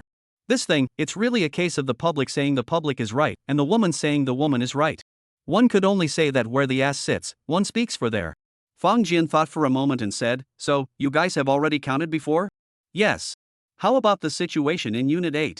Above the third floor, willing to pay, but the first and second floors asked to compensate them 50,000 per family, which is simply not negotiable. Fang Jian smiled and said, can you let me try? Chapter 94 Greedy and Greedy. Big Mom naturally wouldn't refuse or obstruct. The building that Teacher Yu lived in had 7 floors, and each floor was occupied by 2 households from the east and west. There was no need to mention the third floor and above, but on the first and second floors, there were 2 households each.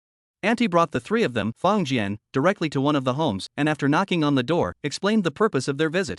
The one they came to was 101, the one at the east end of the first floor. The head of the family was an old man of 50 or 60 years old. After hearing this, he shook his head and said, I've already said that the installation of an elevator will affect the lighting of our house. Moreover, our family lives on the first floor, we don't need an elevator. Meng Yuhai couldn't help but say, old man, you don't need an elevator, but there are so many people upstairs, and there are many older ones, how inconvenient it is for them to go up and down the stairs every day. Auntie also said, yes, Lao Su, we have been neighbors for so many years, you also have to think about them. What do I think about? Have they thought about me? The old man dissatisfied. Now our district, my first floor prices are the highest, and once the elevator is built, my prices are the lowest. Why don't you let them subsidize me a bit on the 7th floor? Fang Jian immediately said, Old man, how much do you wish to subsidize? The old man thought for a moment and said, It was agreed before, 50,000 for a family. He paused and said, Our request is not high, it is the money subsidized by the government to us so that they can pay out of their own pockets to install the elevator. This money itself should be subsidized to us. Fang Jian nodded slightly and said, Good, if the 4 of you are willing to sign, then, I agree to this money. Chen Xin and Big Mom were both stunned and looked at Jian Feng in surprise. They had originally thought that it was already quite good for this company to be able to come up with $300,000. However, they did not expect them to be so generous. The old man froze for a moment and opened his mouth, clearly being somewhat moved. Fang Jian struck the iron while it was hot, said, Officer Chen, Big Mom, why don't we ask these 4 out, sign on the spot, and give the money on the spot, how about it? How about that? Auntie is also a person of thunder and lightning, and she has lived here for more than 20 years, most of the families are familiar with. Soon, the 4 families were called to the neighborhood property office. Fang Jian took a look at the 4 families and realized why Big Mother was able to call all of them at this point in time. Because, the representatives of these 4 families were all elderly people. In the old neighborhoods of Yongcheng, those who lived there were either old people, or they had turned into rental houses, or they had been sold to new Yongcheng people who had come to Yongcheng to work for many years. The younger locals, those who could afford it, had basically moved out. As Auntie recounted the matter in a gushing manner, Fang Jian took the stage, coughed heavily, and said, Ladies and gentlemen, our company wants to create a model, and has picked this building of yours. Not only are we willing to cover all the remodeling costs, but we are also willing to give each of the 4 of you 50,000 yuan in compensation. If you are willing, sign it, and you can get the money right away. The 4 families discussed the matter, and 3 of them agreed almost immediately. The only one who did was the occupant of the 102 who made a phone call and then said he had to wait for his son. Half an hour later, his son came over. It was a man in his 30s with a fat body, and as soon as he entered, he said, 50,000 is not enough, at least 100,000 is needed. The crowd was stunned. Meng Yuhai frowned slightly, this is not a lion's mouth. Auntie said angrily, How do you talk? Why can people ask for 50,000? Your family wants 100,000. The man's eyes glared, said, Their 2 families are the 2nd floor, after building the elevator, more or less can still use a little, charge of 50,000 almost. And us? Is the 1st floor, we want the elevator has no use, in addition to let the price of housing fall a little, half of the use is not, why should we and they take the same amount?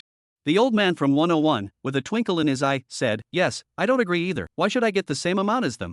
The 2 2nd floor tenants were not willing to do so, and they also accused each other, and then they made a mess of noise again. Fang Jian thought, he and Meng Yuhai said, and then went out, in front of the door of a bank, withdrew 200,000 cash. Although he didn't have a card from this bank, as long as he had an ID card, getting a card was a very easy thing to do. Once the card was set up, the money could be transferred and the money could be withdrawn directly. When Fang Jian carried the money and came to the property office, the 4 families were still arguing. Fang Jian put the plastic bag on the table. Snap! The crowd stopped, and then they saw 20 stacks of big red bills. $200,000, it wasn't really much in this society. If it was placed in a bank, it wouldn't even be enough for the down payment of a house. However, if all 200,000 was taken out and put together in cash form, it was still quite a bluff. Fang Jian reached out, brushed over the banknotes, and said, Everyone, as for our company, we only choose one building as a model house, and you guys are the first one we picked. If you are able to negotiate a solution, the money is here, sign it and take it away. If you can't negotiate, then Auntie, you see, there are other residents in the neighborhood are willing to earn this money? Auntie's eyes lit up, and she patted her chest and said, Egu, this is easy, we'll take ours, it's such a good deal, I promise. No, we'll negotiate. The 4 families talked hurriedly. Fang Jian frowned slightly, said, The 1st floor 60,000 a household, the 2nd floor 40,000 a household, I only give you 10 minutes, 10 minutes do not sign, the money I will take away. Looking at such a thunderous Fang Jian, those 4 families looked at each other for a moment, finally all agreed. So, in the street office Chen Xin and the witness of the aunt, the people signed the contract on the spot, as well as the consent form. Then, the 4 families took the money and went away happily. These tens of thousands of dollars, in the eyes of the national husband level, might be one night's entertainment consumption. However, for most ordinary people, it was not easy to earn tens of thousands of dollars. And in the eyes of these families, this money was pie in the sky, so it was a waste not to take it. Especially when Jian Fang said that if they didn't agree, then they would switch to another family. These people couldn't care less about the lion's share of the money. Meng Yuhai glanced at Fang Jian and secretly gave him a thumbs up. Among those present, she was the only one who knew that Fang Jian's goal from start to finish was actually just this one. Other than this one, he would never choose any other. Chapter 95 Talking to Sima Xingjie about reality TV. Installation of elevators in old neighborhoods. The most difficult thing is how to smooth out the low-rise tenants. And once the low-rise tenants are resolved, then it's just a matter of getting things done. Fang Jian finished the matter, handed the rest over to Meng Yuhai, and then left. He didn't want to remain here in case he was seen by Teacher Yu or Teacher's mother, then it wouldn't be good. Doing this matter, he didn't want anyone to know. Just as he was walking out of the neighborhood, the phone on his body suddenly rang. Fang Jian picked it up and couldn't help but be slightly stunned. Surprisingly, it was Baburi calling. During this period of time, Baburi had handed over all of his old business to his assistant and then ran all over the world to help Fang Jian find new sources of goods. Although Baburi himself was making a lot of money, he rarely took the initiative to call Jin Feng. After scratching on his cell phone, Baburi's familiar voice rang out. "Hey Feng, there's news about what you asked me to inquire about." Fang Jian was silent for a moment. The things he had asked Baburi to inquire about were many and varied. Which one was this black uncle talking about? However, the good thing is that the black uncle is very nagging. It does not matter whether Fang Jian listened to understand. He said to himself, "That Hangwensher, you let me inquire about that person." Fang Jian's heart slightly moved, immediately said, "That's right, where is he?" Fang Jian's master, Wang Huan, was because he believed Hangwensher, so he violated the company's $10 million to the other party's designated account. But unexpectedly, this so-called old friend of many years had gone missing. After taking the money, there was no news. Although Fang Jian paid the money and let Wang Huan get away. However, neither Fang Jian nor Wang Huan could swallow this breath. Baburi said with a big grin, "This guy, he's probably dead." Dead? Fang Jian was stunned. How could he not think that it would be this answer? As you know, our country is under a military government, and more than a month ago, a rebel army appeared in Bali. That Hangwensher was so bold that he went to Bali, and then there was no news. Fang Jian pondered for a moment and said, "I was at the bar and met a fellow traveler. He told me about it, and said that Hangwensher had a drink with him before he left on his trip." Baburi yelled, "That peer of mine advised him, but he didn't listen, and now he has disappeared, the kind that can't be seen alive and can't be seen dead." Baburi's voice has a feeling of gloating. "We are all in business, in a sense, competitors." Seeing a peer in bad luck, Baburi, who was of average character, would instead feel happy. "When did this happen?" Fang Jian asked in a deep voice. Baburi was silent for a moment and said, "That friend of mine told me that it was probably around the time when the rebels first got up." After Fang Jian thanked him, he silently put down the phone. He had originally thought that Hangwensher had fled with a donation, but after hearing this news, it was a bit touch and go. Ba'ari. That was a region in Mali. The territory wasn't very large and was actually equivalent to an 18th tier town in the country. Fang Jian had lived in Mali for 2 years and had never been there. However, if Hangwensher had really lost his way somewhere, no matter what, he was a Dragon Nation man. It would be fine if he was really dead, but if he was alive, as long as he had the ability, Fang Jian would never stand by and do nothing. Silently returning home, Fang Jian entered the space house with a flash. After thinking about it, he contacted that retro-mechanical group Sima Xingjie. This short man came over very quickly, and after the two sides met, Fang Jian took out his flashlight and shone it on the motorcycle before sending the message over. This motorcycle was prepared for Fang Jian by the military when he got off the helicopter. To be honest, if one were to speak in terms of actual value, this thing would probably be disliked even by children after 1,000 years. However, Fang Jian clearly saw it. Sima Xingjie's eyes lit up. "Oh my god, Mr. Feng, where did you find such a perfect treasure?" Sima Xingjie's eyes seemed to be glowing. He himself was a lover of vintage machinery. The most enviable thing for people in this circle was to be able to own real ancient machinery. Not that kind of vintage, but real ancient machinery. Therefore, after seeing this item, his entire body had a light and airy feeling now. Fang Jian smiled faintly and said, "Either?" "Of course." Sima Xingjie took a deep breath and tried his best to calm down, saying, "What are your requirements?" Fang Jian shrugged his shoulders and said, "I have recently opened a retro-type real-life large-scale playground, in which the retro scene is a town from 1,000 years ago." He said in a fatalistic manner, "The town is full of thugs with weapons from 1,000 years ago, and they have taken hostages. And all the player has to do is figure out how to get the hostages out." Ah. Sima Xingjie was flabbergasted and said, "Isn't there a lot of games like this, in virtual games?" "Oh, virtual game, how can it be as exciting as a reality show?" Fang Jian rightfully said, "If you let you choose, which one will you play?" Sima Xingjie thought for a moment and said, "Reality show." "Right, but then, although I built the scene, and I've got all the weapons from 1,000 years ago. However, I lack modern equipment." Modern equipment? That's right, our main theme is decompression, that is, crushing. Fang Jian explained, "So I need to crush the hostages and get them out safely. If there is any trouble during this period, it will be considered a loss, understand?"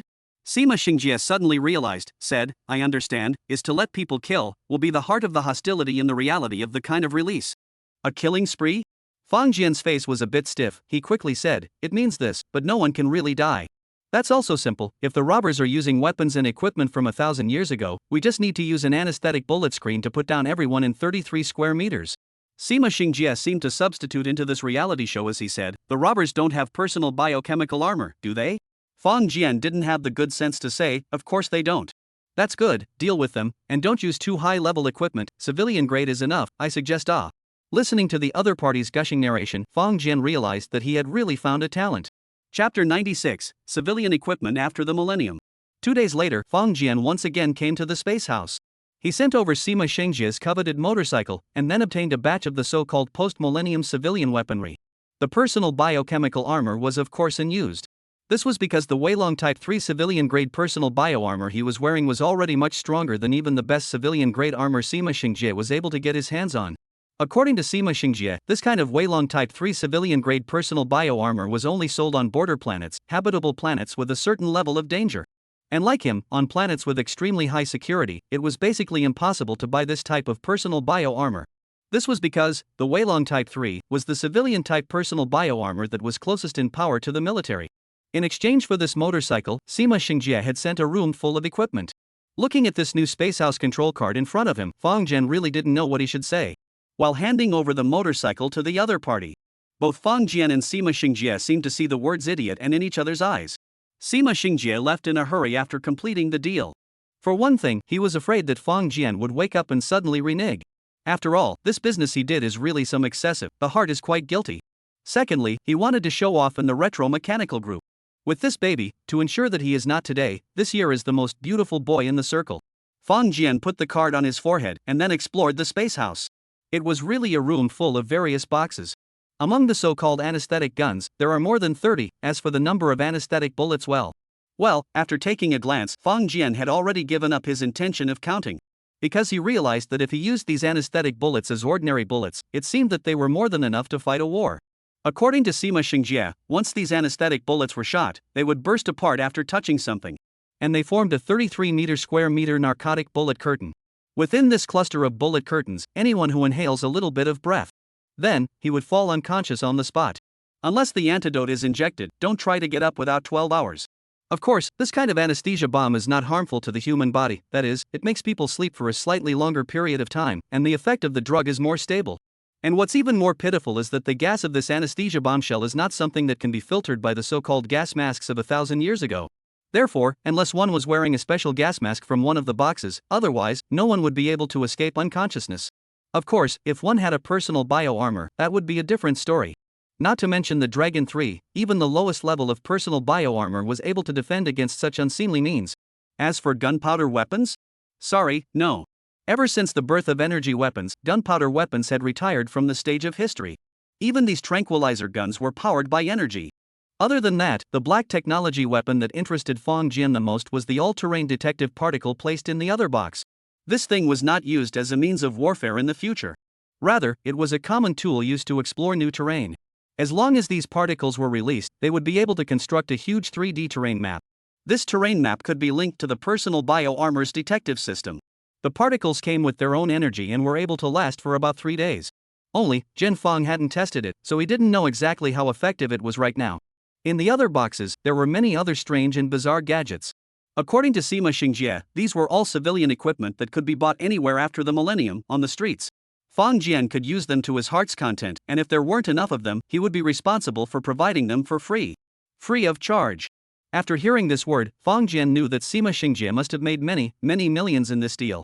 However, for him, he had also made just as much.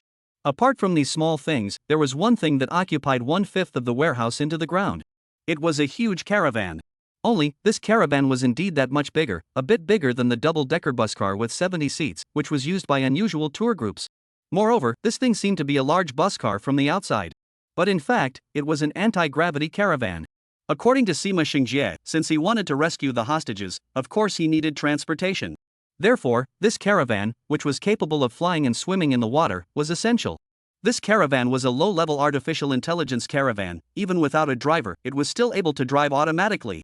Of course, the right to control it was in the hands of the person who was bound to it, and without the order of the person who was bound to it, then the driver would not be able to start it even if he smashed the car. At the same time, this caravan also had a certain level of protection and attack capability. However, Sima Xingjie had also explained that although this thing had been modified, it was still civilian grade. Don't compare it with military weapons, or else it will end up in a car crash.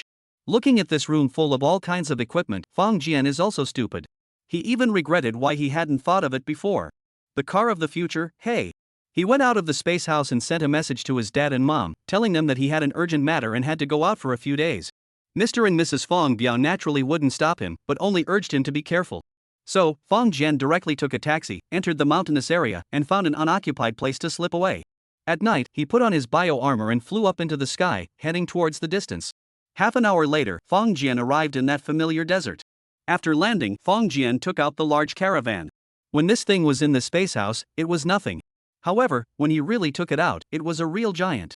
Fang Jian had already locked his mental intent and easily got into the vehicle. The space in the caravan was a bit larger than Fang Jian had imagined.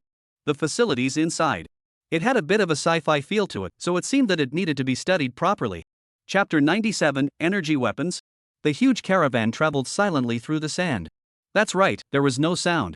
Or rather, the sound of the car traveling was drowned out in the sand. The car wasn't started by diesel or gasoline, but by a force that Fang Jian didn't know what kind of energy it was. It was like this biological armor on him. God knows what its energy source was. Anyway, to Fang Jian, as long as this thing could move, it was fine. According to the RV's operating instructions, the real way to drive this thing was to hover and fly. However, because the one who modified this thing was a member of the retro-mechanical faction, and the goal was to use it as an escape vehicle for a reality show. So, it had to conform to millennia-old driving habits. That's why there are 4 cartwheels. However, the black technology of the post-millennium period is also really puzzling. The wheel marks left behind by this cart while crushing in the sand were actually almost as deep as the marks left behind by Fang Jian walking alone. Even if he saw it with his own eyes, Fang Jian could not believe it. The weight of this car, at least, should be calculated in tons. However, the traces it left behind were actually the same as his own? A retro-mechanical cluster? Fang Jian dared to pat his chest and say that guy Sima Xingjie was definitely not completely retro. This thing was a black technology caravan with a retro skin. Fang Jian would never believe that the vehicle did not use some anti-gravity measures when traveling. At this moment, Fang Jian was letting the vehicle travel freely in the desert, while constantly experimenting with the various unintelligible facilities in the vehicle. Right now, he was just like Lu Laowai entering the Grand View Garden. Even though he had the manual in his hand, it was never that easy to try them out one by one. Inside this caravan, there are 3 bedrooms. No mistake, it's 3 bedrooms. On the second level of the bus, there are 2 bedrooms, a bathroom and a washroom. The third bedroom is the driver's side, and in the driver's side, there is also a small bathroom. The first level of the bus, on the other hand, is the multifunctional living room. The reason why it was multifunctional was because the design here was extremely ingenious. In addition to being used as a living room, it can also be turned into a game room, a study, a movie viewing room, a gym, and all kinds of places you can think of, as well as places you can't think of. As for the kitchen, there is no open fire kitchen here, because at the very back of the caravan, there is an automatic kitchen and laundry cabinet. Just be prepared with enough ingredients. What ingredients? All kinds of nutritional creams. Things that Fang Jian had never seen before.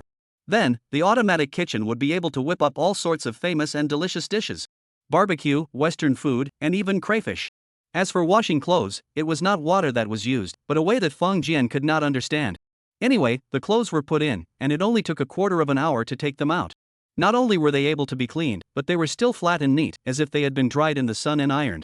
It must be said that the society after the millennium has reached an incredible point in terms of convenience. In the present society, people in big cities could place orders for endless delicious food without leaving their homes.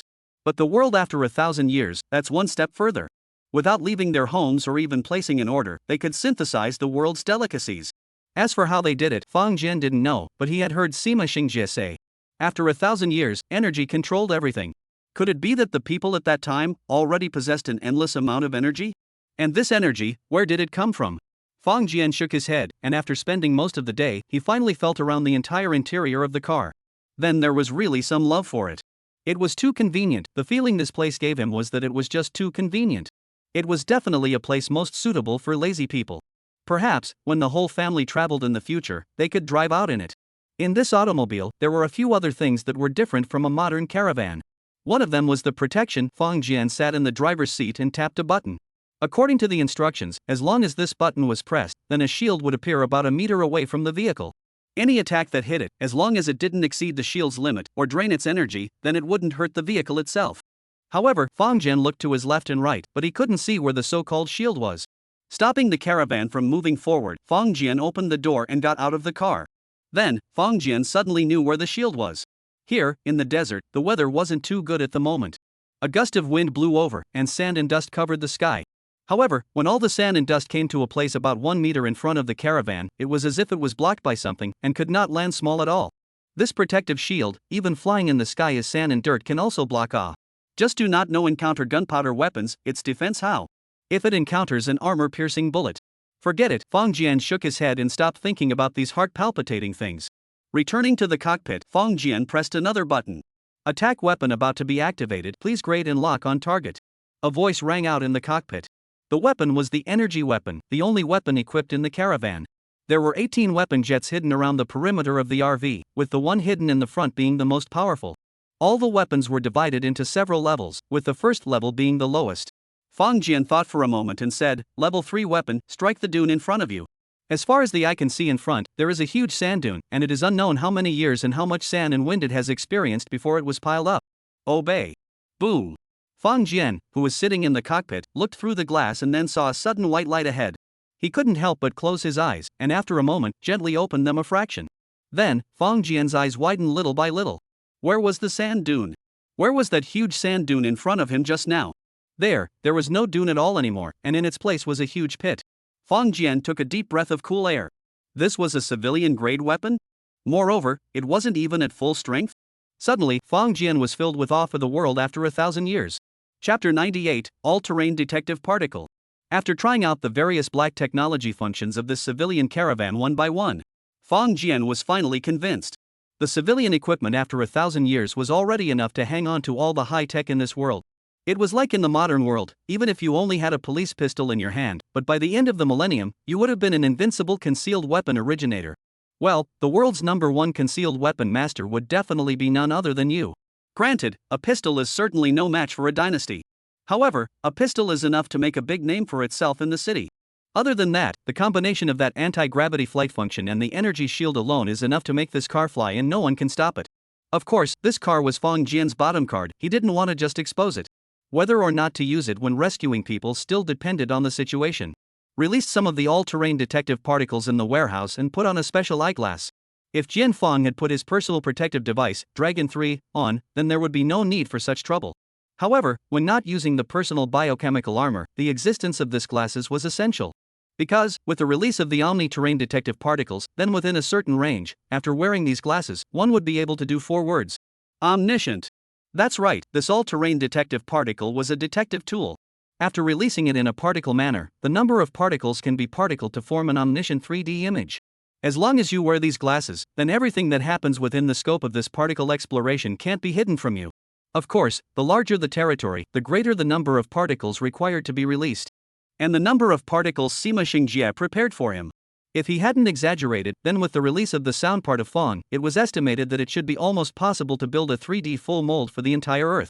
Of course, because of the energy flow, it was estimated that this 3D full mold would only be able to last for about 3 days. Any more than that, it would be impossible. However, if it was just a small area, then it could last as long as it wanted to. After experimenting with the civilian equipment, Fang Jian put the caravan into the space house. Then he donned his armor and took off, heading towards West Africa. A few hours later, Fang Jian finally arrived at Bari. Although he had lived in Mali for more than 2 years, he hadn't been to Baharli. However, there was no way that the navigation could be wrong. This raggedy place below, which was practically a match for the Brazilian slums, was definitely the same Baharli that Baburi had spoken of. The time difference between Mali, West Africa and the country was 8 hours. After Fang Jian's delay in the desert, when he flew here, it was around 11 p.m. At this time, Baharli was already completely quiet. The richer the place, the brighter the lights were at night. The so-called city that never sleeps was a description of such a place. However, it was different in poor places, where the nightlife was lackluster and basically dispensable. And this place was a typical example of that. Fang Jian found a random place to land, and he didn't even bother to activate the special instrument that could affect the camera. Because after looking around the place, there was no such thing as a camera. After landing, Fang Jian took a deep breath. Although he knew that the equipment he was wearing was 1,000 years removed from the so-called rebels here.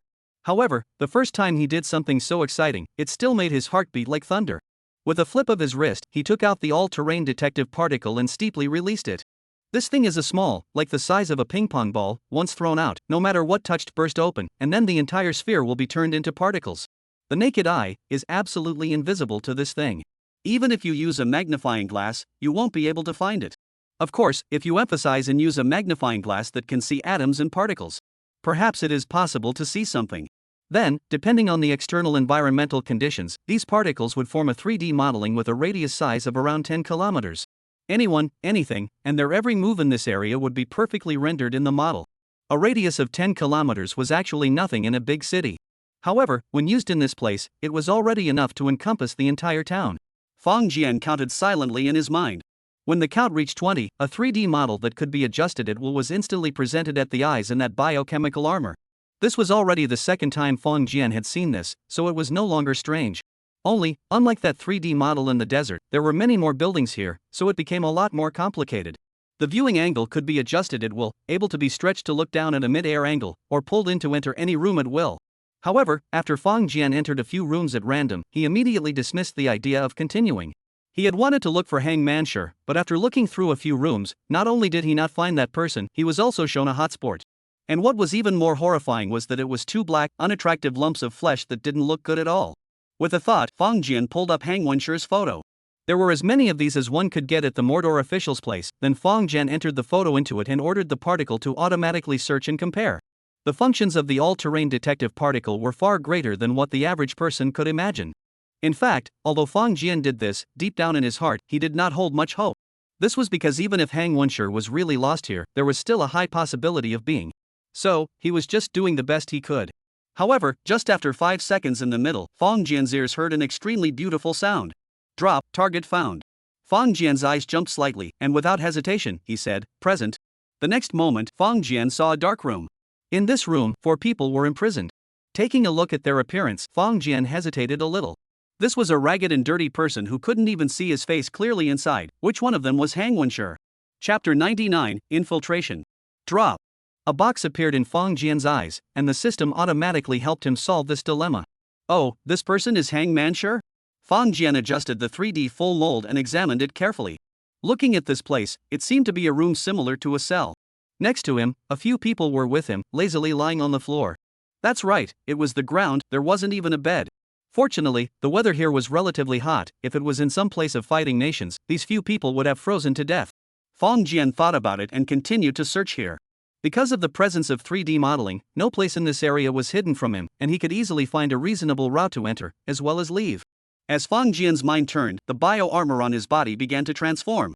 Very quickly, that armor had turned into a thin soft leather armor that covered his body. If you looked at it from the outside, it looked like a soldier wearing oddly shaped clothes, even his head was covered. His appearance at this moment was like someone who was heavily armed and then wore a gas mask. Only, no one knew that this person was actually able to see and hear everything with his eyes and ears, knowing everything. Fang Jian took big steps towards that place. With the 3D modeling in his body, anyone who approached would be warned and alerted, so Fang Jian easily bypassed a few alleys, passed through a few aisles, and arrived at the place that looked like a prison. To his surprise, there was no one guarding the place. It was just a lock outside the big door of the room. His heart was a little contemptuous. What was locked up inside? But 4 big living people. For men, no one dares to think of escaping? A bunch of cowards. If it were me. Fang Jian thought for a moment, then cast away the idea. Since he was in the middle of a cave of thieves, and people didn't kill him, then staying was fine. It was better than taking the risk of escaping and ending up getting shot. Hang Wenshur was able to stay and was considered a bit smart. With a slight movement of Fang Jian's mind, the armor on his head suddenly faded away, revealing a head. After all, if he went in with that previous appearance, it was hard to say what misunderstandings might be caused. Then, he took out a mask and put it on his head. With his fingers outstretched, a laser shot out from the fingertips of that biochemical armor, cutting off the door lock. It was like a boiling hot knife cutting through butter. Surprisingly, there was no half sound. A laser knife, it was also too sharp. Fang Jian carefully removed the door lock and opened the door as he took a step inside. Then, he retreated at a faster speed than he went in. A raging feeling of nausea stirred in his belly, almost about to make him lose his mind on the spot. What is all this smell? Fang Jian swore that he would never want to smell the same flavor again in his life. At this moment, where did he care about revealing his whereabouts? His mind turned again, and his biochemical armor rewrapped his head. He would rather be recognized by someone than be smoked to death by the smell. Inside the house, there were indeed people. Four people were lying on the floor, and although they weren't dying, they were four sickly people, not much better. Hangman sure heard the commotion and barely opened his eyes. In these days, he had been worn down of all his patience and hope, and was just waiting to die here. However, this time when he opened his eyes, he was slightly stunned. Because, this time, the one who came in from outside was not the who usually brought them food, but a special forces soldier? Hangman sure had never seen someone dressed so oddly before. However, being able to see such an odd person on such an occasion, the first term that popped into his mind was special forces. The remaining three also opened their eyes, they too had seen this scene, then all of them slowly sat up. Fang Jian looked at the four of them, and with a flick of his wrist, he had already taken out the anesthetic gun. You, what's your name? The fluent English after using the voice changer spat out from his mouth. After staying in Mali for 2 years, he didn't find a black girlfriend, but he had practiced his spoken English to perfection. The muzzle of the gun pointed to a white man, who was startled and hurriedly said, "My name is Senji Bari Gustav." "Which country?" "Belarus." Fang Jian turned the muzzle of the gun and said, "What about you?" "My name is Hang Wenshi, a native of the Dragon Kingdom." "And you?" "My name is Smith." This person was the weakest of all, and spoke with a gasp. However, if he didn't bring a gasp, he probably wouldn't be able to speak. Fang Jian's eyes lit up slightly. "Very well, it's you." His voice had a few more points of urgency. "Full name?" "Kipsun, Smith Kipsun." "Which country?" "Pretty country." Smith had just finished speaking, and the last person was about to open his mouth when Fang Jian waved his hand and said, "Shut up." That last person aggrievedly closed his mouth, but looking at the muzzle of the gun, but did not dare to speak. "You guys, who are you and why are you here?" Fang Jian quickly asked. Senji Bari Gustav immediately said, "We are doing business, but we did not expect that just after coming here, the people here started a rebellion and detained us. Why didn't they kill you guys? They are waiting for the situation to stabilize and perhaps still want to do business with us." As Fang Jian looked at the few of them, he always felt that there was a familiar feeling about them. At this moment, it finally dawned on him. "Good fellow, these few are actually in the black market gold business." Fang Jian turned his head and said, "Smith Kipsun, I was ordered to save you back." The crowd immediately tensed up, including Hangman Sure. Because they all knew that if Smith said no, perhaps this person was about to go on a killing spree. Luckily, Smith merely hesitated for a moment and said, "Sir, thank you, but we are all fellow inmates, so if it is possible, please help me save them all." He said it clearly, if it's possible. However, he didn't realize that if only one person could be saved, then he would surely be the one left behind. Chapter 100, The First Shot. Fang Jian nodded slightly and said, "Wait, I'll be right back." After saying that, he immediately walked out. There was no way around it. In the 3D modeling it was hinted that there were two people walking towards here. Fang Jian exited as fast as he could and closed the door. Then picked up the broken lock on the ground. His body leaned towards the hiding place, and just the moment his body leaned against the wall, the color of the armor on his body had changed. It became as if it was one with the surroundings. If one didn't look closely, no one would be able to tell that there was actually a large living person standing here. The civilian version comes with the chameleon system. According to Mr. Zhuge Liangma, the military version of the biochemical armor also has a stealth function. However, the civilian version is not allowed to install this function. However, dealing with these people, the chameleon system, was already more than enough.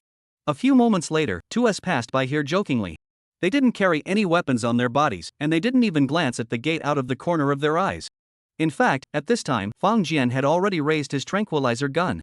If they really found something, then they would be greeted with the first shot of a 1,000-year-old weapon in this world.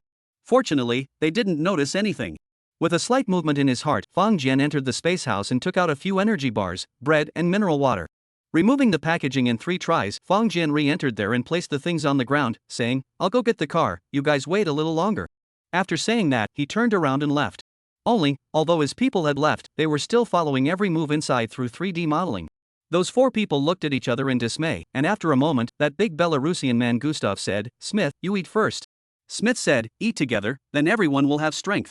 Several people picked up their food and wolfed it down. Fang Jian just looked at them, then ran towards a military truck not far away. Although he had a future caravan inside his space house. Moreover, as long as he sent these 4 people into the caravan, then he would be able to fly and leave in the twinkling of an eye. However, after smelling the smell inside that house, Fang Jian swore that he would never let them enter the car. He would rather slaughter everyone outside of Hangman Sure at the critical moment. He would also not let these 4 people enter that car. In this town, there were quite a few people, but the cars were few and far between, and they didn't add up to much. Therefore, there weren't many options that Fang Jian was able to have at his disposal. Very quickly, he arrived next to the truck. The truck looked rather old, and there was no key. Fang Jian's heart moved slightly, and he began to automatically search for the truck key within the range of the all-terrain detective particles. This thing, with Fang Jian's own ability, it was 100% impossible to find. However, using high-tech crushing to find the fixed items, it was simply as easy as picking up a bag. Sure enough, in a few moments. Drop, target found. Fang Jian gazed at it. The key was hanging inside a room not far away. Inside this room, there were three people who were drinking and chatting, speaking a language that Fang Jian couldn't understand, and, on all three of them, they were carrying firearms. Fang Jian's form flickered, and he approached quietly and without a sound. Arriving outside the door of the room, he raised his tranquilizer gun and fired a shot. Without any sound, a single anesthetic bullet shot out at once. It wasn't aimed at anyone, but randomly shot into the room. Snap! A slight crashing, blasting sound rang out. These three people inside were very alert, and although they had been drinking, it wasn't really much. They immediately were copying their weapons and looking in the direction the sound came from. However, they didn't take the risk of opening fire. After all, this was their base camp, and without discovering the enemy, they wouldn't casually open fire. However, the moment they had just stood up, for some reason, their bodies just slightly swayed, and then all three of them neatly fell down. Fang Jian was secretly staggered as he watched from the side. The effect of this anesthesia was so good that it was far above his imagination. The speed of its outbreak was incredibly fast, and more importantly, after this anesthesia bomb exploded, it turned out to be colorless and tasteless, and wanting to defend against it was also impossible. After entering, Fang Jian took the key. Although he hadn't tried it, since it was the answer given by the all-terrain detective particle, it would never be wrong. Then, Fang Jian turned around and took a moment to return to the cell. After opening the door, he called out to them to come out. The spirits of the four Hangwensher were all highly tense. Fang Jian's appearance had allowed them to hold on to a ray of hope, so they cherished this opportunity far more than Fang Jian did. In this short period of time, they were incomparably afraid that if anything happened to Fang Jian, they might be lifeless as well. Luckily, this mysterious Special Forces soldier was finally back again. Fang Jian looked at them and reached out a little, saying, You, hold Smith, and you, follow at the end and pay attention, always watch the rear. Yes. The four people nodded their heads. Smith originally wanted to say that he had eaten something and already had the strength to walk. However, seeing the muzzle of the gun on Fang Jian, he immediately obediently closed his mouth. Several people came out, and Hangman Sher, who followed at the end, closed the door to the room. In such a dark night, unless they walked closer, they could not see any difference at all. They hadn't escaped in all the time they had been here. The people here had gotten used to it, and basically no one would come to check the latch. Now that it was already night, most of them were asleep. There were very few people who came out and basically couldn't be touched. And even if there were occasional people walking around, they were all avoided by Fang Jian's foresight. Hang Wensher's four men followed Fang Jian, and they quickly realized the abnormality. Not only was Jian Fang exceptionally familiar with the roads here, but also, he seemed to know every move of the rebels like the back of his hand. When traveling, he was sometimes quick and sometimes hidden. He froze without being discovered along the way. A few people looked at each other. They were all vaguely guessing. The person who infiltrated this time should be more than just the one in front of them. Perhaps, there was someone else who was giving him directions through the means of radio. Chapter 101, Chasing Troops. The eye was about to approach the truck. Fang Jian's brows suddenly frowned. Because, in the 3D modeling, Fang Jian saw it. There were three people who were laughing and joking towards the room where he had once fired a shot. The effects of the anesthetic gun were very good, and with one shot, everyone within a 33 square meter area would instantly fall unconscious. However, the sustained effect of this kind of anesthetic bullet was not so satisfying. The all-terrain detective particles could last for about 3 days, but the effect of this anesthetic bullet could only last for a minute. Then, all of the effects would automatically evaporate and become invisible. At this moment, the anesthesia effect was long gone from that room, and there were only 3 black ghosts lying there huffing and puffing. Anyone who was a little more alert would immediately realize it. It's too late. Quickly go. Fang Jian said, immediately speeding up his steps, his movements becoming a little hasty. In fact, at this point, they were already close to the truck, and it was completely too late. But the problem was, after all, Fang Jian was not a real soldier, and for the first time performing such a mission, despite having the high-tech crush of the post-millennium, his heart was still quite flustered. The 4 Hangwensher people were even more scared out of their wits. Although they didn't know what was happening, they also knew that the person in front of them, who had saved them, had suddenly sped up, and it was definitely not good. Sure enough, just as they had just climbed into the truck, Fang Jian launched successfully. A sharp cry had sounded not far away, and then there was a barrage of bullets towards the sky. The entire town was like hot water being boiled, instantly becoming boiling. However, at this time, Fang Jian's truck had already been successfully started.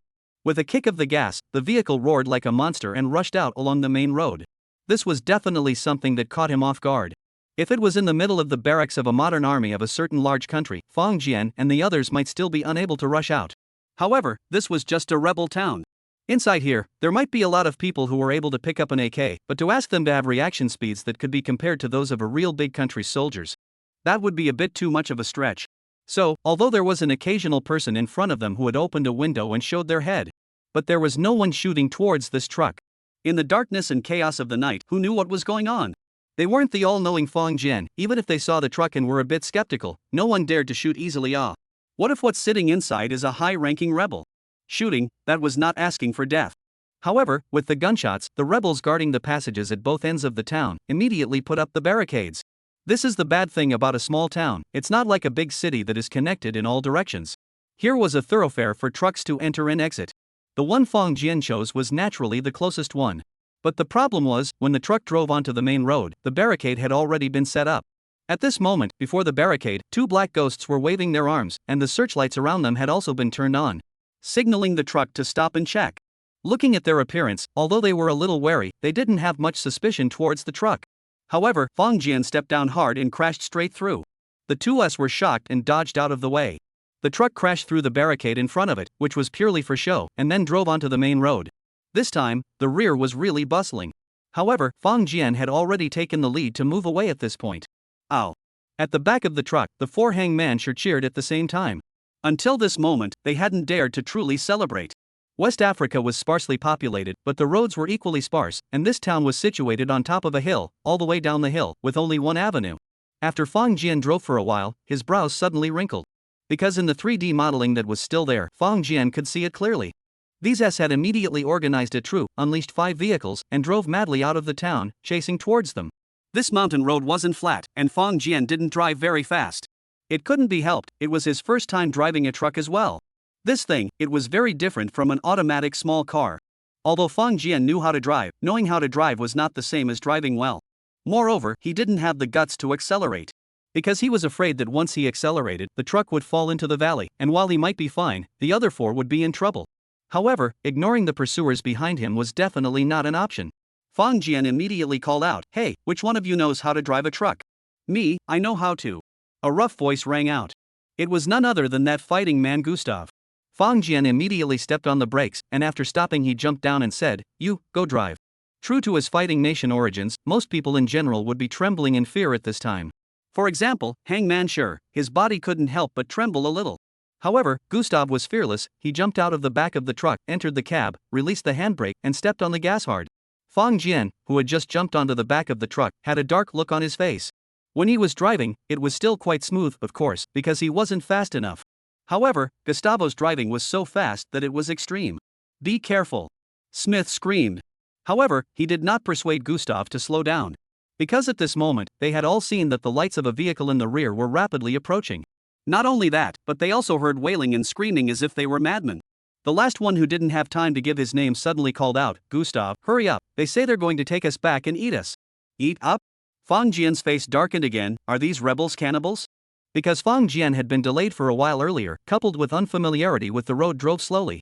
So, on the mountain road, they could already see the vehicles of their pursuers. Ta-da! The sound of firearms rang out from the distance. Fong Jian, on the other hand, stepped forward and came to the very back of the truck. "Get down, keep your head down, don't look back." Hangman Sure and the others immediately got down on their stomachs and held the back of their heads with their hands, never daring to venture out again. This action was very skillful. It seemed that under the S tutelage, they were already used to it. Chapter 102, Weapons Bullying After 1,000 Years. Fong Jian looked at the 3 people lying at the back, and he immediately turned on the defensive shield function that came with the bio armor. Only, the range of this defense was all just in the front. A few moments later, whooshing sounds resounded around them. However, Fong Jian was able to clearly see that about a meter in front of him, the void of space was suddenly flooded with movement. It was as if there were constantly small stones thrown into the water, causing a ripple. Although most of those bullets flew out of sight, some still hit the back of the truck's ass. Of course, it was unlikely that these bullets could penetrate the truck and kill the people inside. After all, there was a distance between them, and the back of the truck had steel plates. Unless they were unlucky and hit a ricochet, it would be hard to kill someone at this distance. Now, they couldn't even touch the truck. However, the other party was shooting without fear. It was clear that they wanted to kill them. Fong Jian gripped the anesthetic gun, somewhat hesitant. Then, right at this moment, the rear suddenly lit up, and a rocket unexpectedly shot out from the S vehicle. Holy! What is the meaning of this?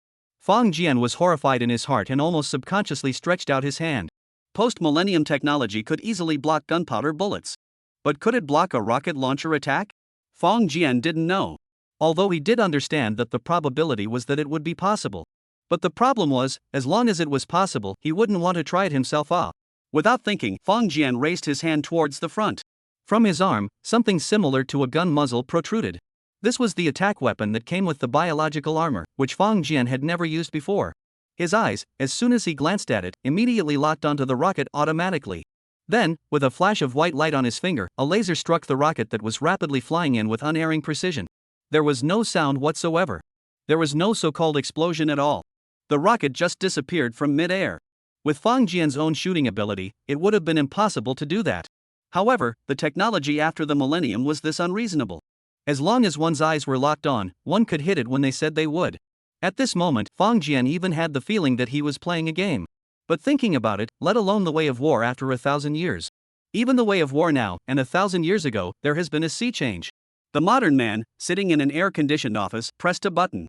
Then, a missile rises into the air and travels thousands of miles to destroy the target. 1,000 years ago in the Song dynasty, those doctors can think of it? This is exactly what happens when you are sitting at home, but trouble comes from the sky. The comparison of the two, in fact, and playing the game is not far from it. Then, 1,000 years later, the development of the fighting style into playing games seems to be not surprising. However, after knocking out this rocket, Fong Jian no longer hesitated.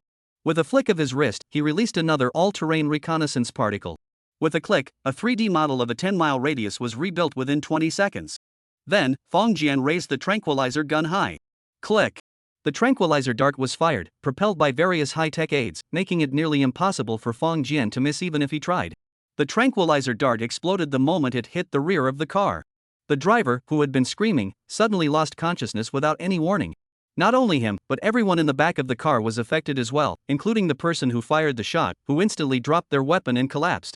If this were flat ground, the car would have come to a stop quickly. But this was a mountain pass. Although the driver had fainted, his feet had slipped off the accelerator. However, without brakes, the car continued to slide down the slope due to inertia. Boom! In the blink of an eye, the car had plunged down the mountain road, spun around on the cliff edge, and then plummeted into the abyss. The first, second, and fifth vehicles. The vehicles chasing from behind totaled 5 in all. And these were all the armed vehicles the rebels had. Their vehicles were moving at high speed, all passing through this section of the mountain road within just 1 minute. The 33 square meter area wasn't actually that large. In an open road, such an effect would be impossible. However, this was a mountain road, and the result was that they fell into a trap. Within just 1 minute, all 5 vehicles, front and rear, plunged off the cliff, with not a single one escaping. Boom! As one fireball after another erupted below the mountain road, Hangwonsher and the others grew increasingly anxious. They clutched their heads and huddled inside the cars like quails, as if that would save them. After a long time, they realized that they hadn't heard the sound of pursuing troops for quite some time. Half an hour later, they finally reached the flat area below. At that moment, Gustav also noticed the unusual activity behind them. The pursuing soldiers, who had been screaming wildly, were no longer there.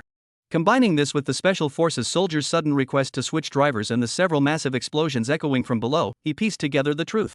However, the more he thought about it, the more frightened he became. He couldn't fathom what kind of weapon the Special Forces soldier had used to eliminate the pursuers so easily. After driving for a while longer, Gustav stopped the car and shouted from the driver's seat, "Sir, which direction should I go?" Fong Jian glanced ahead. Though it was night, he could see clearly. Up ahead, there was a fork in the road. Fong Jian gave an order, then walked over to the passenger seat. The driver's seat had been occupied by Gustav and was already dirty. Unless there was no other option, Fong Jian would never sit there again. Under Fong Jian's navigation, the car continued on its way. By the time dawn was approaching, they had arrived at the outskirts of a large city. Fong Jian told Gustav to stop the car and said, "I have remembered your names. Now, make sure you return Smith safely. Otherwise, I will definitely come looking for you." After speaking, he turned and ran into the darkness, disappearing without a trace. Chapter 103, Diverting the Trouble Eastward. 2 days later, Hangwonsher and the other 3, after enduring countless hardships, finally returned to the capital of Mali, Bamako. The 4 citizens from different countries, who had escaped from the rebels, instantly became a sensational news story. As for who had saved them? The 4 of them all insisted in unison that it was a Special Forces soldier from the United States. According to their accounts, the Special Forces soldier was dressed in custom-made attire, moved with lightning speed, and had marksmanship that seemed divine. Even the support personnel hiding in the shadows were as if they were gods. They expressed deep gratitude toward the United States. The spokesperson from the United States was also completely baffled by this. However, they did not reject this unexpected credit, but instead gave a highly ambiguous response. It seemed that those who had saved Smith and the others were members of a special unit whose name could not be mentioned. For a time, the reputation of the United States Special Forces spread far and wide across the international stage. However, a week later, the beautiful country's embassy was suddenly targeted by a bomb thrown by terrorists.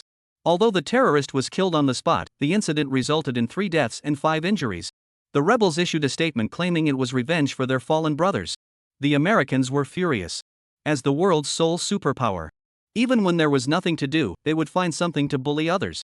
Now, even though they had done nothing wrong, they were being attacked, so how could they just let it go? Thus, they began actively seeking cooperation with the local military government to strike against the rebels. However, the rebels are holding many innocent local civilians hostage.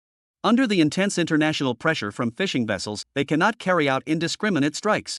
They had no choice but to intensify their cooperation with the local military government and proceed cautiously. When Fang Jian heard this news, he couldn't stop laughing for 3 days straight. It seemed that using the pretext of rescuing Smith on orders was the absolutely correct choice. After leaving, Fang Jian found a secluded spot to take off and head home. He had gone to Mali, saved a person, and it had only taken him a day and a night. However, upon returning home, he simply slept soundly. On the 3rd day, Fang Jian suddenly received a call from his master, Wang Huan. "Mr. Fang, Hang Wenshi is back," Wang Huan said excitedly. Fang Jian feigned confusion and asked, "Who?" "Hang Wenshi.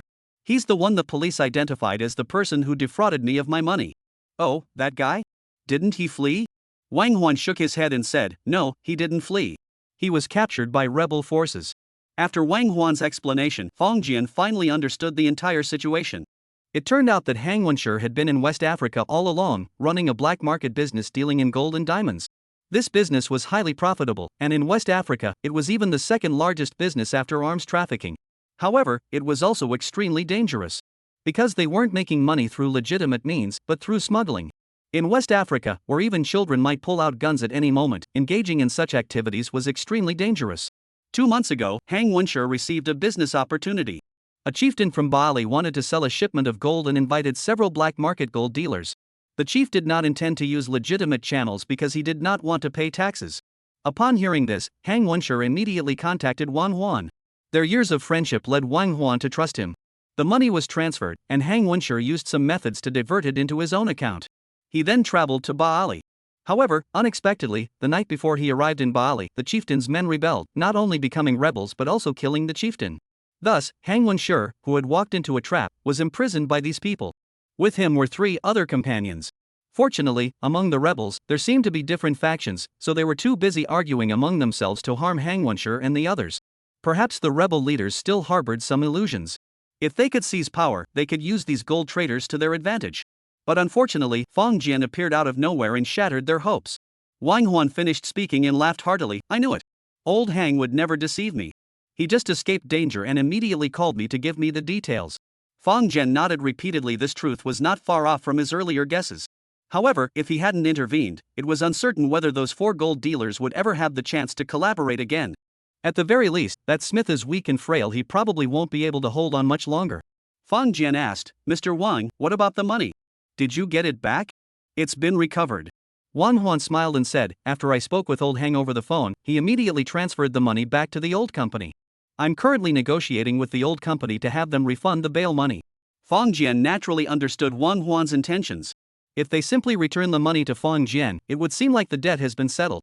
But in reality, this would not clear Wang Huan of the wrongdoing. Now, after going through this process, everyone will understand that this time it wasn't Wang Huan's mistake or that he trusted the wrong person. It was truly due to unavoidable circumstances. Thus, all accusations against Wang Huan could disappear. However, Fang Jian will have to wait a little longer to get his money back. Fang Jian, of course, had no objections and smiled as he offered his congratulations. After Wang Huan hung up, Babu's call came in. As soon as he answered, he exclaimed in a dramatic tone, "Fang, have you heard? Hang Wenshi was captured by the rebels but managed to escape back." Fang Jian replied slowly, "My master just called me and mentioned it." Baburi hesitated and asked, "Fang, does this have anything to do with you?" Fang Jian was startled and laughed, "What does it have to do with me?" "Baburi, you're overthinking it."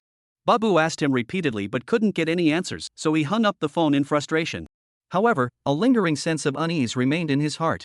He had just told Fang Jian about Hang Wenshi's whereabouts, and now this guy had escaped. Everyone said it was the special forces of the United States who had intervened. And the details were so vivid, as if someone had seen it with their own eyes. But he just couldn't shake the feeling. It was just too convenient. Chapter 104, A New Mission, a Submarine? A few days later, some good news arrived. The new residential area near them had started handing over the keys to the apartments. Unlike the neighbors who were overjoyed to collect their keys, Fang Biao and his wife were only slightly pleased, showing no signs of excitement. After all, after witnessing the opulence of Bo Jingting's residence, who would still give this place a second glance? Fang Jian contacted Meng Yuhai and asked her to come over to measure the place, intending to use it as a temporary residence for Yi when she started kindergarten. However, at the same time, another piece of very bad news arrived. Wang Huan called again. This time, however, he was filled with apology. Although Hang Wenshi had already transferred over 10 million yuan in advance payment back to the previous company. However, the company did not immediately refund Fang Jian's bail money but began to make excuses to delay the process. In the business world, finding an excuse to withhold funds is as easy as pie. A minor dispute could drag on for ages. Even money deposited in a bank can disappear for various reasons, let alone other funds. Of course, the so-called disappearance of bank funds actually has a real reason that neither the depositor nor the bank dares to reveal. After graduating, Fang Jian joined a state-owned enterprise and worked in the gold trading business. However, he also had classmates in the financial system. Therefore, he was aware of some insider information. Many depositors encounter certain bank employees when depositing money. These employees, having become familiar with the depositors, recommend them to purchase high-interest products. Moreover, the high-interest products they recommended were essentially so-called local banks. Depositors are tempted, so they allow bank employees to take their money to other banks to purchase certain products. If you want high interest rates, there will inevitably be risks. Otherwise, you might want to take a look. The banks involved in such issues are mostly small, obscure institutions. As for the 4 major state-owned banks, such cases are extremely rare. However, after the money disappears, depositors can insist that they never made such transactions or disclosed their passwords. But how did their money get transferred without a password? If bank passwords are really that easy to leak? In any case, this is just one example. As long as the bank wants to drag its feet, ordinary people have little recourse to recover the money in the short term. Wang Huan declared confidently, "Mr. Feng, rest assured. I'll go find a lawyer right away and definitely get that money back." Fang Jian detected the anger in his voice and laughed. "Mr. Wang, let's do this. I'll go over there tomorrow and see what their stance is." Wang Huan hesitated for a moment. Although he didn't want Fang Jian to get involved, he thought about it and realized that the money was Fang Jian's after all. It wouldn't make sense not to let him come. "Alright, then I'll wait for you tomorrow and go together." Fang Jian hung up the phone.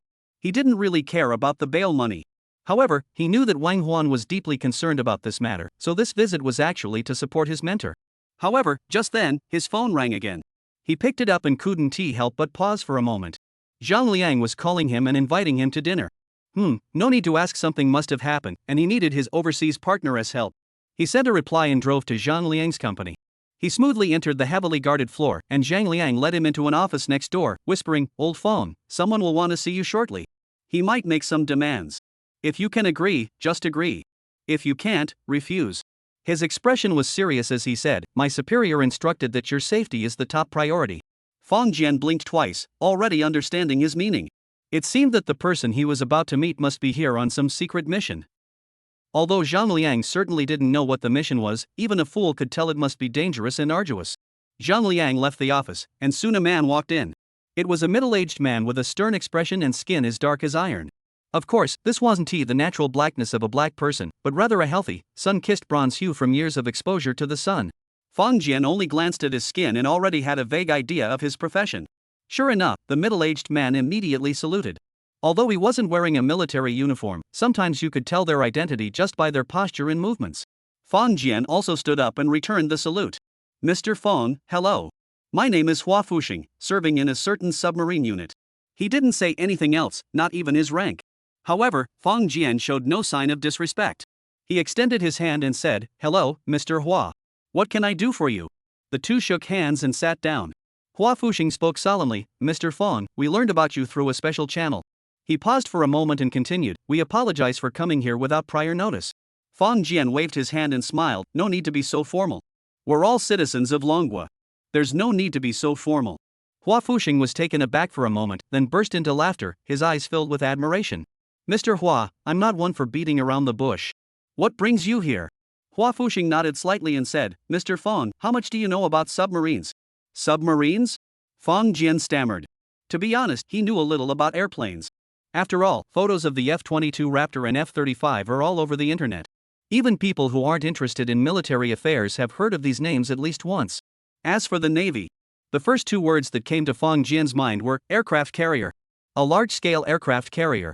As for submarines, Fong Jian certainly knows about them. But expecting him to know much about them would be asking too much. Hua Fuxing looked at Fong Jian, whose face was a bit awkward, and said seriously, Mr. Fong, please allow me to introduce you. Chapter 105, we will do our best to send a submarine over. Submarines. Especially nuclear submarines, which are considered the deadliest weapons in the ocean. In today's world, where advanced reconnaissance methods are constantly emerging, land-based intercontinental missile silos are easily detected by enemies. Ballistic missile nuclear submarines, however, with their high stealth and mobility, have become elusive underwater missile launch platforms. Once operational, nuclear-powered submarines rarely require nuclear fuel replacement. Additionally, they possess an extremely high cruising speed, a capability crucial for underwater operations.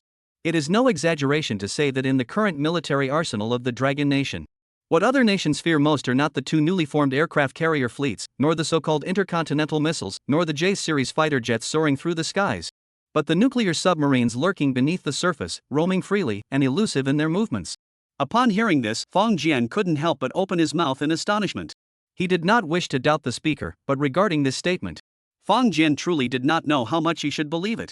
In truth, although they were all citizens of the Dragon Nation and members of the Dragon Nation's military, however, since they were part of the military, while they were united, they also had their own sense of pride. Whether it was the Navy, Air Force, or Army, each believed they were the best in the world. Of course, this is a good thing after all, soldiers need that kind of spirit. However, as an ordinary person, one must remain clear-headed about this. The three branches of the military Navy, Army, and Air Force are all indispensable. Moreover, in addition to the traditional branches, the initial forms of information forces and space forces have already emerged. It is foreseeable that their importance will continue to grow in the future. However, although Fong Jian didn't agree in his heart, he remained expressionless on the surface and nodded repeatedly. Hua Fuxing continued, currently, all major world powers have their own flagship submarines, but the top-ranked one remains the Ohio-class strategic nuclear submarine of the United States. Although it was developed during the Cold War in the 1980s, this strategic nuclear submarine is equipped with 24 vertical missile launch tubes, capable of carrying 24 Trident II-D5 submarine-launched intercontinental ballistic missiles. The Trident II-D5 missile has a maximum range exceeding 12,000 kilometers, with a strike accuracy of 90 meters, making it highly accurate and possessing significant deterrent power. It remains the top-ranked submarine to this day. Fong Jian's eyelids twitched slightly as he said, Mr. Hua, it's already after the year 2000. Science is an ever-evolving field. And before reaching a bottleneck, the pace of this development accelerates continuously. To say that something from the 1980s could be more advanced than what we have now? Fong Jian's toes curled slightly, almost as if he were trying to curl up into a ball. Hua Fuxing sighed and said, Mr. Fong, when did humanity first enter space and land on the moon? Fong Jian paused, feeling embarrassed, and said, I know that the first to enter space were the warrior nation, and the first to land on the moon were the beautiful country people, but I've forgotten the exact dates. Hua Fuxing said solemnly, in 1961, the first human entered space. In 1969, Apollo 11 carried humans to the moon. How much has human space technology advanced since then? Fong Jian opened his mouth, beginning to understand. Hua Fuxing continued, such advanced technology requires the collective effort of an entire nation to develop and advance. After the Cold War ended, both of those countries abandoned their plans to continue developing such technology. Submarines are no exception. Fong Jian nodded slightly and said, I understand. Please continue. Hua Fuxing said solemnly, as far as we know, the Ohio-class strategic nuclear submarines have begun upgrading to the latest sonar systems in recent years. Oh.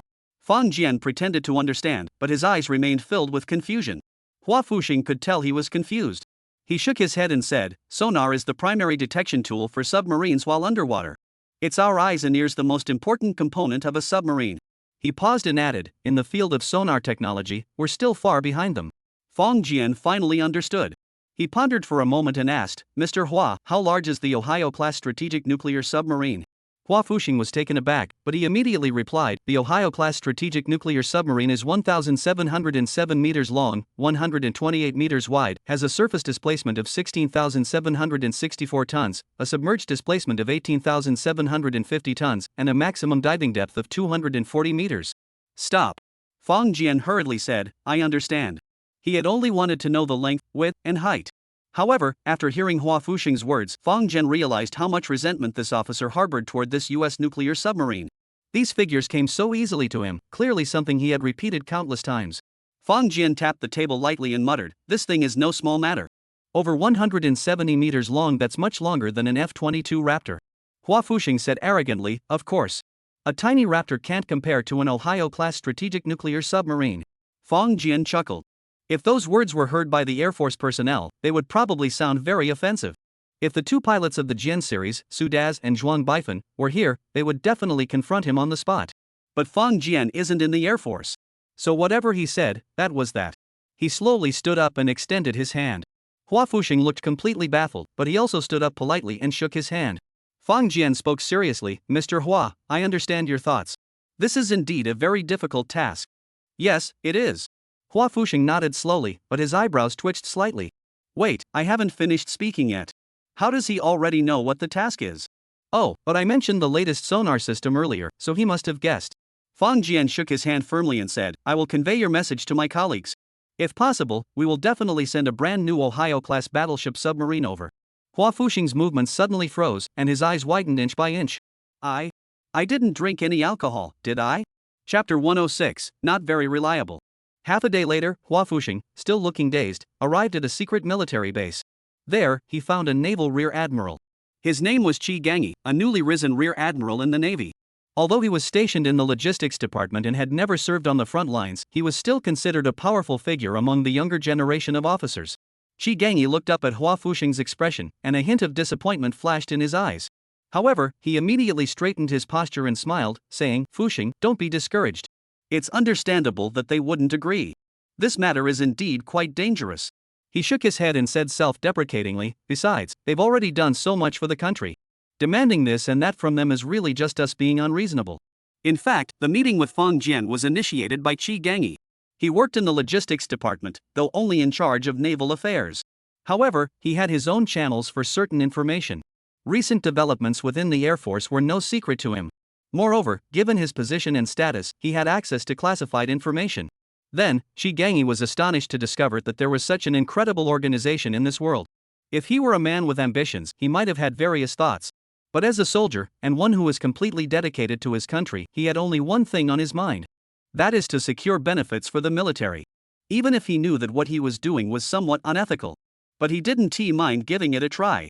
However, he also understands that his current position is quite sensitive, which is why he sent a close friend and subordinate to feel out the situation. He doesn't expect to get anything for sure, but what if?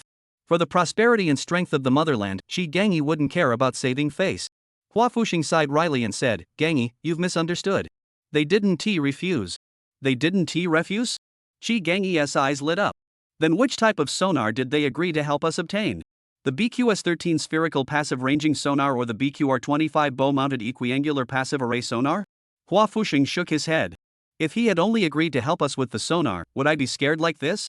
Seeing Hua Fuxing's expression, Qi Gangyi furrowed his brows and asked, "None of those? Could it be the TB-16 passive towed array sonar? Or the ANBQR-19 navigation sonar?" He was well versed in the sonar systems of the Ohio-class strategic nuclear submarines. These two had been coveting the advanced technology of others for quite some time. Sighing, Qi Gangyi said, "If it's either of those sonar systems, that's fine. If we can get our hands on them, we could study them and it would definitely be helpful."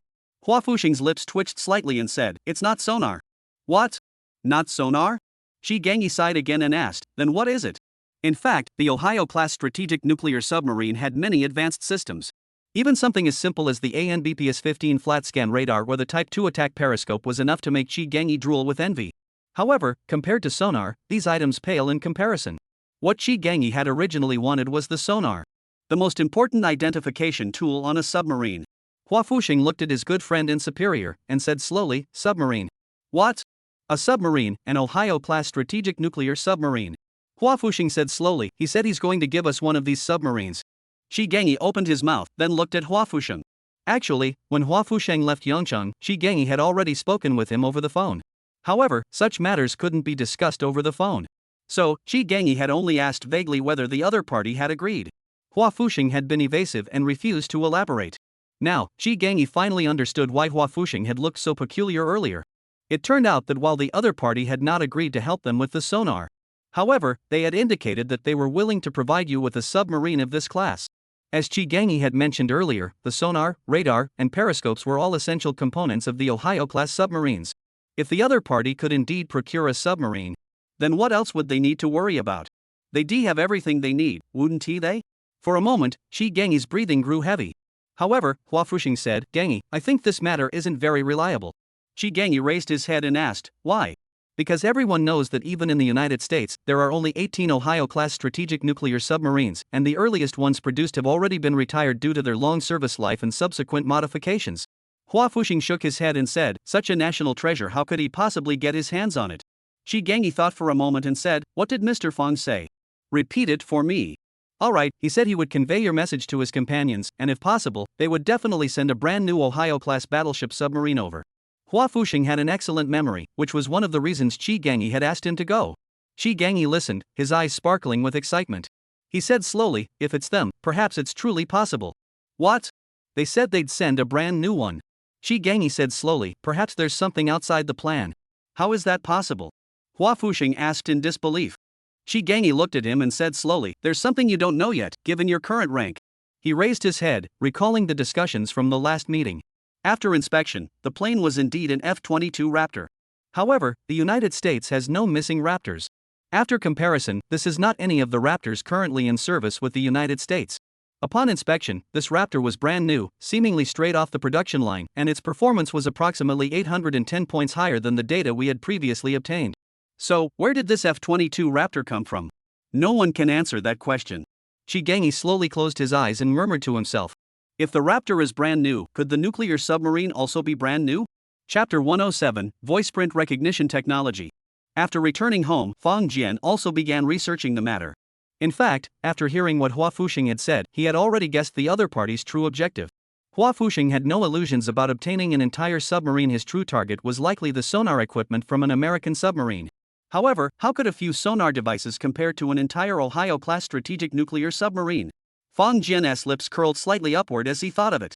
When he had said he would give him an entire Ohio-class strategic nuclear submarine, Hua Fuxing's wide-open mouth and bulging eyes. At that moment, Fang Jian almost couldn't help but laugh out loud. To be honest, Fang Jian knew that what he was doing could easily tip off the country. But he just couldn't help himself. If he were powerless to do so, that would have been that. But who gave him this ability? If he had truly been concerned about such things, Fang Jian wouldn't have handed over the entire Raptor aircraft in the first place. Now that the entire fleet of Raptors has been handed over, what is one more nuclear submarine? Fang Jian thought to himself as he flipped through the various documents he had found online. In a submarine, aside from weapons, the sonar system is indeed the most critical component. This sonar system consists of noise sonar and echo sonar. Noise sonar can passively identify, track, determine the direction, and measure the distance of ships. Echo sonar can actively determine the position, distance, and movement parameters of targets. Additionally, there are mine detection sonar, ice detection sonar, target identification sonar, and sonar line tracking devices, among others. Submarines can use periscopes and radar to monitor their surroundings while surfaced, but once submerged, they can no longer use optical or radar equipment. Light waves and electromagnetic waves are ineffective here. Even in the clearest seawater, light can only penetrate a few dozen meters, while ultra-long waves can penetrate 100 or so meters, but beyond that, they are powerless. Sound waves remain the only effective medium for transmission to date, capable of traveling thousands of kilometers through the acoustic channel. Early submarines were equipped with simple step-type or searchlight-type active sonars, which emitted single pulse beams with a bang sound. Modern active sonar systems are far more complex, with beams now using multiple frequencies and modes, and the ability to transmit and receive signals simultaneously across multiple angles. Sonar operators no longer rely solely on their ears and experience to detect enemies. Instead, they analyze targets by analyzing the sonar waterfall diagrams generated by computer-processed signals, with ear monitoring serving as an auxiliary function. It is precisely due to the rapid development of modern technology that Fang Jian discovered an extremely important matter during his inquiry. That is submarine acoustic fingerprint recognition technology. Every submarine, even if it is the same model, produces unique sounds due to differences in its engines and various equipment. These sounds can be detected underwater, even when the submarine is stationary. That's right, even when stationary and only using passive sonar reception systems. However, this does not guarantee absolute safety. Submarines navigating underwater cause changes in the surrounding hydrographic environment. For example, a submarine's underwater movement affects the water pressure in the navigation area, and the larger the submarine and the faster its speed, the greater the impact on the underwater hydrographic environment. This is particularly true for nuclear-powered aircraft carriers of 10,000 tons or more, which have an even greater impact on the surrounding hydroacoustic environment when submerged. Even if the active sonar is turned off and the submarine remains silent, if the opposing side activates its active sonar and possesses a sufficiently large database, there is still a certain probability of detection. Therefore, among the major powers in the world, each possesses its own submarine acoustic signature database. Any submarine data stored in such a database can be easily identified through computer comparison. However, the country with the largest database of sonar signatures is not the Dragon Nation. It is the United States and Russia. Decades of lead are not something that can be easily caught up with.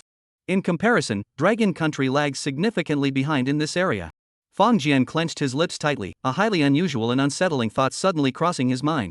If he could obtain the acoustic fingerprint data of all submarines in the world and hand it over to the military, wouldn't that mean that submarines from other countries entering Dragon Nation's waters would be as exposed as if they were naked, detected the moment they entered? In fact, at any given moment, submarines from other countries are entering Dragon Country's waters.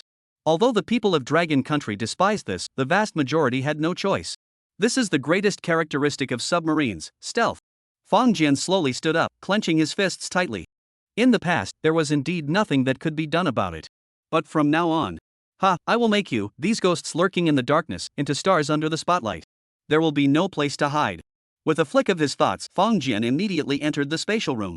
He contacted Sima Xingjie without hesitation, and in moments, the man had already appeared. It seemed that the previous transaction had given Sima Xingjie a significant advantage, so this time, his attitude was exceptionally cordial. "Hey, Mr. Fang, what's up?" Fang Jian smiled slightly and said, "Mr. Sima, have you heard of the Ohio-class strategic nuclear submarine?" Although Sima Xingjie was a vintage mechanical enthusiast and knew a lot about ancient machinery. However, the problem was that there were simply too many famous ancient mechanical devices. Even Fang Jian, a modern person, didn't know much about nuclear submarines. How could he possibly expect someone from 1,000 years later to immediately recognize the name upon hearing it? Sima Xingjie muttered to himself, "That name sounds familiar." He lowered his head and began to look it up. However, he couldn't help but mutter to himself. He had, of course, heard of nuclear submarines, but what class they were? Who could possibly memorize that? However, moments later, he had already found the information on it. "Haha, Mr. Fang, so that's what you were talking about, this obsolete model?" "Obsolete model?" Yes, after energy weapons appeared and became widely used, this was the first type of gunpowder weapon to be phased out, so we call them obsolete junk. Fang Jian's heart stirred slightly, but his expression remained unchanged as he said, "Yes, in the face of energy weapons, nuclear power isn't much to speak of." Chapter 108, Pre-order a large model toy. Fang Jian had interacted with Sima Xingjie a few times and knew the guy was a chatterbox. As long as you start the conversation, he'll keep talking non-stop. Sure enough, after thinking for a moment, Sima Xingjie said, "Actually, it's not quite that simple. The development of energy is still based on nuclear fusion. Without first mastering nuclear fusion, it would be unlikely for energy weapons to emerge later on." Fang Jian nodded repeatedly, but he was still a bit skeptical.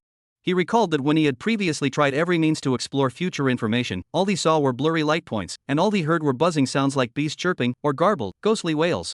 Even when he obtained relevant documents and files, they appeared as gibberish when input into the computer. But now, he heard something unusual. Could it be that this restriction no longer exists? Fang Jian cautiously inquired about something farther away. Then, the chaos reappeared once more. Gradually, Fang Jian began to form some speculations in his mind. Perhaps the things he could see and hear were technologies from a time closer to his own? That's right, these are technological documents. That's why there were no restrictions. However, if he dared to explore other aspects of the future, he would be interfered with by some unknown force. Sima Xingjie spoke at length, but noticed that Fang Jian seemed distracted. He quickly stopped, smiled awkwardly, and said, "Mr. Fang, I've talked too much." Fang Jian waved his hand and said, "It's okay, Mr. Sima. I have something I'd like to ask you for help with." "Ah, go ahead."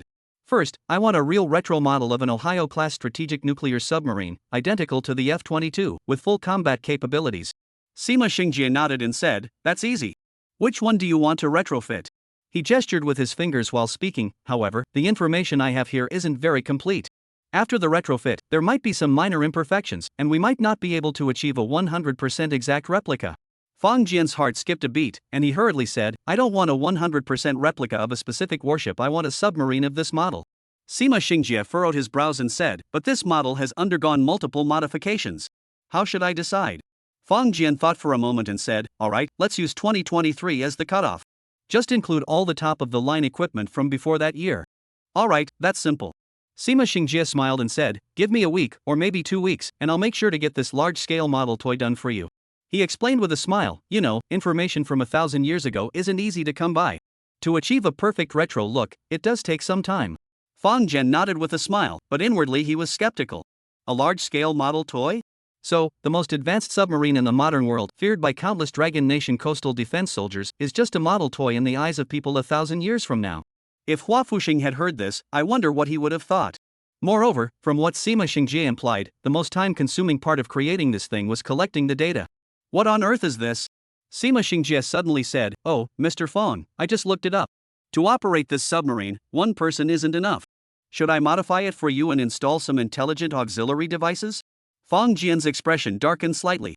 Yes, he had forgotten something very important. A submarine isn't an F-22. The feat of piloting an F-22 to fly 2,000 kilometers is impossible here. But where was he going to find so many people? As for Sam Xingjie's suggestion to install an artificial intelligence system in the submarine, Fang Jian immediately rejected it. He didn't want to leave any potential risks. After some thought, Fang Jian said, "Mr. Sima, if it's just controlling the submarine's buoyancy, would one person be enough? Just responsible for that operation?" Sima Xingjie was taken aback. "Of course it's enough, but are you getting this big toy just to play with its buoyancy?" At that moment, he too felt utterly astonished. The mindset of the wealthy is truly unique. Though this big toy isn't worth much, with the right knowledge and a 3D printer, it could be easily made. However, finding the relevant knowledge is also a rather tedious task. So, the wealthy individual in front of him was too lazy to do it himself, and Sima Xingjie could understand that. But once it's made, it's just for playing with? Alright, Sima Xingjie decided he would never try to guess this person's thoughts again. He was afraid that he might be led astray by this guy. Fang Jian smiled and changed the subject, saying, "By the way, Mr. Sima, do you still have any of those all-terrain detective particles you prepared for me last time? I need more." "Of course I have some. How much do you need?" "Also, I want to develop a set of instruments that can work with the all-terrain detective particles to quickly collect sonar signatures of all submarines worldwide." "Can you recommend one?" Fang Jian said nonchalantly. "An instrument that works with the all-terrain detective particles to collect submarine sonar signatures worldwide?" A pair of circles seemed to appear in Sima Xingjie's eyes. He opened his mouth and said, "But I've never heard of such an instrument before." Fang Jian was startled and said, "That's impossible. There must be some kind of data collection instrument compatible with all-terrain detective particles." Are people from 1,000 years in the future really that naive? They've even developed all-terrain detective particles. How could they lack data collection instruments? Who are you trying to fool? Even I, a military novice, can think of that. How could they overlook it? Sima Xingjie laughed and said, "Oh, you're talking about that. There are plenty of those instruments out there." He shook his head and said, "Exactly, there's no such thing as the specific instrument you're talking about, the one designed to target submarine sonar signatures." As he spoke, he shrugged his shoulders and said, "What era are we in? Who still plays with submarines?" Fang Jian's lips twitched slightly, and he coldly said, "Retro." Sima Xingjie immediately waved his hands and said, all right. I'll get it done for you within 3 days. Chapter 109, Heading to the Magic City. After receiving the other party's promise, Fang Jian paused for a moment and said, "Alright, I look forward to your good news." "Is there anything you'd like?" Sima Xingjie smiled and said, "Last time I took advantage of you so much, I didn't even dare to ask for anything in return. This time, I'll give you everything for free as compensation for last time." "What do you think?" Fang Jian smiled slightly, truly unsure of what to say. This man is truly honest. However, to make a horse run at full speed, you have to feed it first. "I understand what you mean, but if there's anything you want, just let me know, and I'll see if I can help you find it." "Alright, then I want." Sima Xingjie thought for a moment and said, "Trash." Upon hearing this word, Fang Jian knew immediately that it was something he had never encountered in his current time. He replied expressionlessly, "No." "Alright, do you have any trash?" Fang Jian shook his head again and said, "No." Sima Xingjie didn't get discouraged. In fact, not having it was normal, having it was abnormal. "Then, do you know about the Dongfeng Hong tractor?" "The Dongfeng Hong tractor?" Fang Jian paused. Though he hadn't heard of it, anyone with half a brain knew what it was just by the name. "Yeah, you know it? Are there any still in production today?" Sima Xingjie's eyes widened. Fang Jian hesitated for a moment and said, "It's hard to say. I'll have to go take a look." "Ah, okay. If there are any left, please make sure to save one for me." Sima Xingjie almost begged. Although Fang Jian couldn't understand why this guy was so obsessed with a tractor, it was a good thing for him. After they parted ways, Fang Jian went online to look it up. Sure enough, the Dongfeng Hong tractor was one of Longwa's signature products from the 1950s and 1960s. It was a tractor entirely produced in Manhwa, a true giant in rural areas back then. Not only back then, but even now, it remains the top tractor brand in Manhwa. Fong Jian pondered for a moment. He had only agreed to get the other party a Dongfeng Hong tractor. But he hadn't specified which era. Finding the earliest model of the Dongfeng Hong tractor would certainly be no easy task. However, ordering a modern version of the Dongfeng Hong was a piece of cake. Anyway, for Sima Xingjie, as long as it's in Dongfeng Hong tractor, it's all the same, it's like something from 1,000 years ago. But that's not right. If he bought a brand new one, even if no one said anything, they might still be suspicious, right? So, if you're going to buy one, buy a used one. Call Wang Huan and tell him what you need, and have him find a warehouse to store it. Wang Huan found it odd, but he agreed without hesitation. The next day, Fong Jian headed to the metropolis. He followed Wang Huan to his previous company. This was a private import-export trading company engaged in various businesses, including gold trading. Of course, their gold-related trade was conducted under the name of a state-owned enterprise. Upon arriving at the company, they were greeted by a staff member at the front desk. The staff member was quite friendly and seemed to know Wang Huan well. He served them tea and snacks but looked hesitant and said, "Mr. Wang, you know that Mr. Li has been very busy lately, so it might be difficult for him to meet with you." Wang Huan smiled and said, "Ms. Su, I don't want to put you in a difficult position, but you also know that having over 10 million held by old Li isn't appropriate, is it?" I understand," she replied, but Ms. Li's expression was rather awkward. Wang Huan sighed and said, "I've called Mr. Li and sent him messages, but he's ignored them. Now that my new boss has arrived, I need to give him an explanation." "Don't you think so?" Ms. Li reluctantly nodded and gave Fong Jian a slight nod. Fong Jian waved his hand and said, "All right, Ms. Li, why don't you go talk to Mr. Li again? Tell him that if he's still too busy, we've already visited him, so we won't bother him anymore."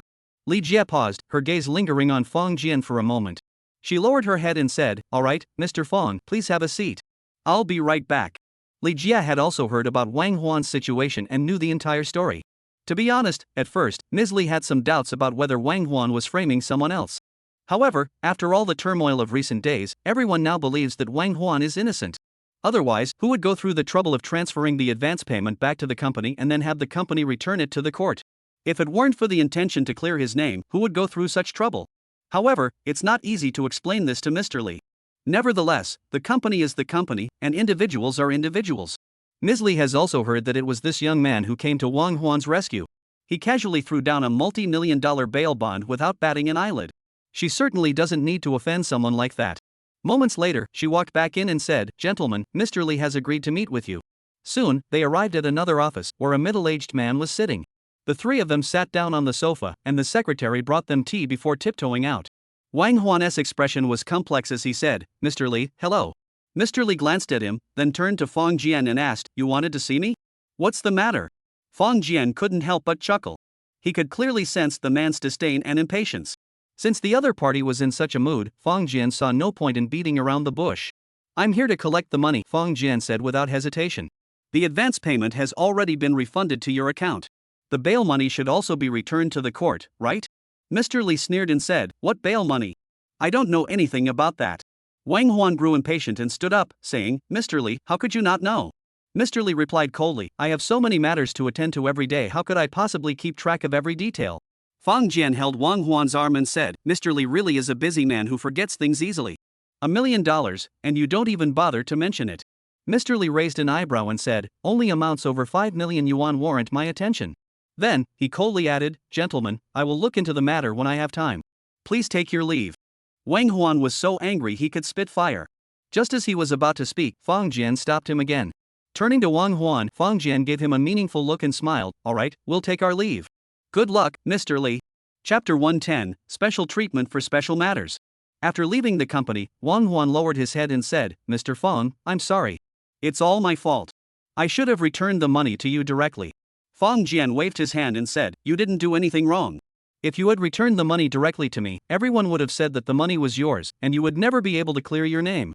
Wang Huan looked at Fong Jian gratefully and said, "Mr. Fong, I know a director from the parent company. I'll go find him right now and ask him to intervene so that Mr. Li can release the funds as soon as possible." In reality, everyone knows that since this payment is related to the court, unless the company suddenly goes bankrupt, there's no way they can avoid paying it. But withholding it like this is clearly done with the intent to cause trouble. Fong Jian waved his hand slightly and said, "There's no need to go to such trouble." He paused for a moment and asked, "This Mr. Li, do you have a personal grudge against him?" Wang Huan hesitated and said, yes, I was poached from another company by the other CEO, and I also took one of his deals. So? Fang Jian smiled and said, alright, I understand.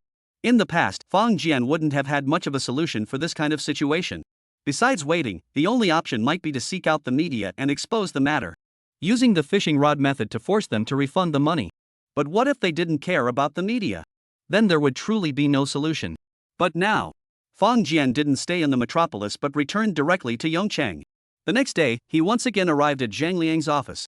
In the office Zhang Liang referred to as the safest, Fang Jian smiled and said, Zhang Liang, we don't need to talk about our personal relationship.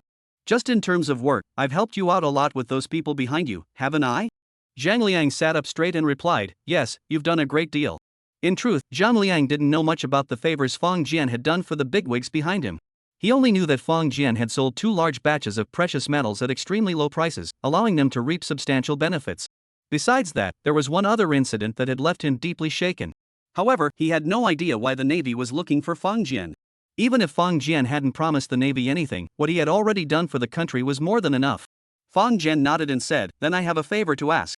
I hope the people behind you can help out. Zhang Liang's expression grew solemn and he asked, what favor? Is it about rescuing a comrade? Fang Jian was startled and looked at Zhang Liang in astonishment. Rescue someone? Forget it. If it's about saving someone, I could handle it better myself. However, from Zhang Liang's attitude, Fang Jian also sensed a genuine sincerity. This filled his heart with warmth.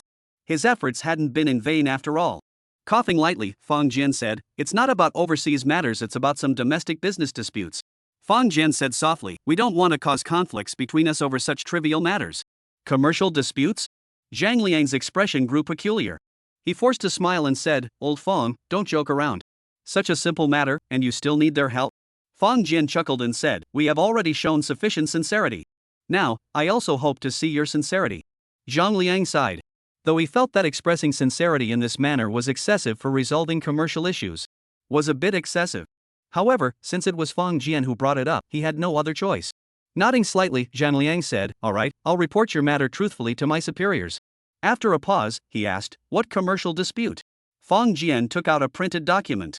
He thought for a moment and said, oh, give this document to Mr. Hua Fusheng. Tell him that if he can help me resolve this, I will also give him an extra gift. Additionally, the speed at which this matter is resolved will affect the delivery time of the item I promised him. Zhang Liang furrowed his brows slightly. To be honest, he didn't understand what he meant. But he nodded slightly and agreed wholeheartedly. Fang Jian took his leave and then called Wang Huan. Mr. Wang, if that Li Zong comes to apologize and offer compensation, remember to tell him. You're busy and don't have time to deal with such a minor matter. Wang Huan was taken aback and exclaimed, he wants to apologize? Just wait and see. It's probably just a temporary thing. Wang Huan sighed wryly, nodded, but deep down, he was half believing, half doubting. He knew that Fang Jian had indeed made a fortune and, through his dealings with the courts and detention centers in Shanghai, seemed to know a few people with some influence. But to say that Li Zong would come personally to apologize? Never mind. Whatever the boss says, we'll do as he says. The current Fang Jian was no longer the young man who had followed him around like a puppy 2 years ago in Mali, calling him master. Zhang Liang didn't slack off. After getting the documents, he scanned a copy and sent it to General Wang Jiangwo. General Wang had made it clear that any matter related to Fang Jian, no matter how minor, must be reported. He then forwarded the document to Hua Fusheng at the Navy Department and relayed Fang Jian's words verbatim. The method of relaying the message was a recording. Fang Jian, of course, knew that this special room was equipped not only with recording devices but also with cameras. However, he didn't care. Upon hearing this, Hua Fusheng's eyes lit up. He grabbed the faxed documents, glanced at them for a moment, then turned and headed toward the General Assembly Department. In theory, the military would never get involved in economic disputes. However, in Manhwa, there was a saying, special cases require special treatment. And this matter had indeed reached a level that had caught the attention of certain individuals. Soon, an order was issued. A meeting was convened at a certain location. Among the attendees were Qi Gangi, Wang Jiangwo, Su Manhwa, and Lu Jinghua, a prominent figure in the aviation industry who had previously met and sincerely thanked Fang Jian. Some of them were already aware of the matter, while others were still in the dark. However, at that moment, they were all gathered together. Chapter 111, True Friends Should Give and Take. An hour later, several true heavyweights walked in. These individuals were not strangers to one another. Upon seeing the document in their hands, they immediately understood the purpose of this gathering. The host said, everyone has seen the document. Please share your thoughts freely. No need to be formal. Qi Gangyi, holding the document, stood up first and spoke passionately, "Gentlemen, I don't know why he proposed such a condition. However, I believe that regardless of the reason, we should fulfill it unconditionally. Think about the raw materials priced so low they're practically free. Think about the high-precision machine tools our country desperately needs. Think about the F-22 Raptor, and think about the new submarine he promised. Even if the Air Force and the Academy of Sciences don't care, I can't stand by and do nothing. Even if it means peeling the skin off my own body, I'll break the rules this once." What he said was absolutely sincere. The Air Force has already received the greatest benefits. The Raptors are already in our hands, and what about the people at the Academy of Sciences? The machines they've sent over are much better now, and their enthusiasm to help probably isn't as high as it was at first. But the Navy hasn't even gotten a taste of the meat, let alone the skin. We've only just caught a whiff of the meat, and we won't give up no matter what. General Qi, what are you saying? Lu Xinhua stood up angrily, fuming and glaring. How could we not care? That's right, General Qi, you can't condemn everyone with one stroke. Manhwa said discontentedly, we can't just sit idly by and do nothing about this matter. Wang Jiangwo silently glanced at Qi Gangyi, but in his heart he cursed. Pretending to be something you're not. Ha, young Qi, don't get so worked up. An old man smiled and said, but you're right. Our Dragon Nation's tradition is that we never let our friends suffer a loss. Yes. Qi Gangyi saluted and sat down. The old man thought for a moment and said, we will definitely help, but I'm curious, why would you ask us for help over such a small matter? Is there another meaning behind this, or are you trying to send us a signal? Everyone was taken aback and fell silent. If Fang Jian were here now, he would definitely say, "You're overthinking it. You're really overthinking it." He just wants to vent his frustration. A moment later, Wang Jiangua said, perhaps it's because he wants to maintain a relationship with us. The old man nodded slightly, a smile on his face. In fact, the elderly gentleman had already discussed this matter among themselves earlier and also believed that this was the other party extending an olive branch. The way of friendship isn't just about one-sided giving. The more such a friendship is like this, the less likely it is to last. However, if two friends can support each other and offer assistance from different places, the situation would be entirely different. Trouble, it's only by causing trouble for others that one has a reason to grow closer. All true friends have actually come through troubles together. Even if it's just a small favor, it's a great starting point. Everyone nodded in agreement, acknowledging Wang Jiangwo's speculation. Thus, orders were issued one after another from the capital region. The orders were to be executed immediately. Li Xuanyi was in his office reading reports submitted by his subordinates. As for Fang Jian and Wang Huan, who had been scolded and sent away yesterday, he had already forgotten about them. As the general manager, he had numerous matters to attend to each day. How could he possibly remember such trivial matters? However, the next moment, the door to his office was suddenly pushed open. Li Xuanyi looked up in annoyance but immediately stood up. Chairman? President? He rubbed his eyes, unable to believe what he was seeing. But upon closer inspection, he recognized them correctly. But how could these two be here? After all, although he was in charge of the Magic City branch, but the headquarters was in the capital. Moreover, these two always notified them in advance when they were coming, but today they had suddenly arrived without any warning. For some reason, an uneasy premonition suddenly arose in my heart. The chairman is a tall, heavy-set man with a face lined with deep wrinkles. He must be quite elderly. The president, on the other hand, is a man 20 years his junior, in the prime of his life. The headquarters is very busy, so the chairman has largely stepped back from day-to-day operations. However, the president is so busy that he rarely has time to rest. Yet at that moment, the two of them arrived together. They arrived in a hurry, their faces looking extremely embarrassed. Upon seeing Li Xuanyi, the chairman gave a slight wave of his hand. The two people who had followed the chairman immediately ushered everyone else out. If anyone else had done this, the company's security guards would have dared not resist, but at least someone would have called the police. However, seeing the group chairman and president suddenly arrive from the capital, everyone felt a sense of impending storm, and one by one, they shrunk their necks like quails and hid away. Even Li Xuanyi's secretary dared not approach. Chairman, what's going on? Li Xuanyi's face turned pale. The chairman spoke in a stern voice, speak up. Did you withhold $1 million payment from someone? Li Xuanyi's heart sank, but he still clung to a sliver of hope and said, Chairman, are you referring to the court bail? The president suddenly interjected, I don't care about the court. The owner of this fund is surnamed Fong. Is it there? Li Xuanyi dared not argue further and bowed his head, saying, yes. The president pointed at him with his finger, looking furious, but eventually restrained himself and said, call them immediately and apologize. I'm telling you, if you can't obtain his forgiveness, then before this company is dissolved, I will make you regret it. When he uttered the word regret, it seemed to be forced out between his teeth. Li Xuanyi was terrified out of his wits. He knew exactly what those two words meant. Without hesitation, he reached for his phone, but who should he call? The guy surnamed Fong? He didn't have their contact information. Gritting his teeth, he dialed Wang Huan's number. Chapter 112, such a small matter, I don't have time for it. Mr. Wang, it's me. Li Xuanyi's face was twisted into a smile that looked worse than crying. Under the piercing gaze of the chairman and the president, he dared not harbor even the slightest thought. Wang Huan held the phone in his hand, but his mind was already in turmoil. When Fang Jian called him, he couldn't believe it. After all, Mr. Li was a true busy executive with a conglomerate backing him, though he wasn't exactly a powerhouse in Shanghai. But he was still far superior to him, the CEO of a small, insignificant company. If the two CEOs were compared, his company's performance wouldn't even be worthy of being the other's shoe shiner. Therefore, although Wang Huan didn't argue with Fang Jian, he simply listened to the calculations. He had already decided to find an opportunity in a couple of days to pay a visit to the former CEO who had once recommended him, who was also a director of the group. He hoped the other party would consider their past connection and give him a helping hand. Of course, at the root of the matter, it was all because he had failed to follow the rules and regulations, making a mistake out of experience, which had led to the loss of millions of dollars in advance payments. Therefore, he felt he had no face to show anyone. However, to recover that money, he had no choice but to face the music. But just then, Li Xuanyi actually called him out of the blue? At that moment, Wang Huan didn't know what to feel. Could it be Fang Jian was right after all? But Fang Jian had clearly said it would be within a few days.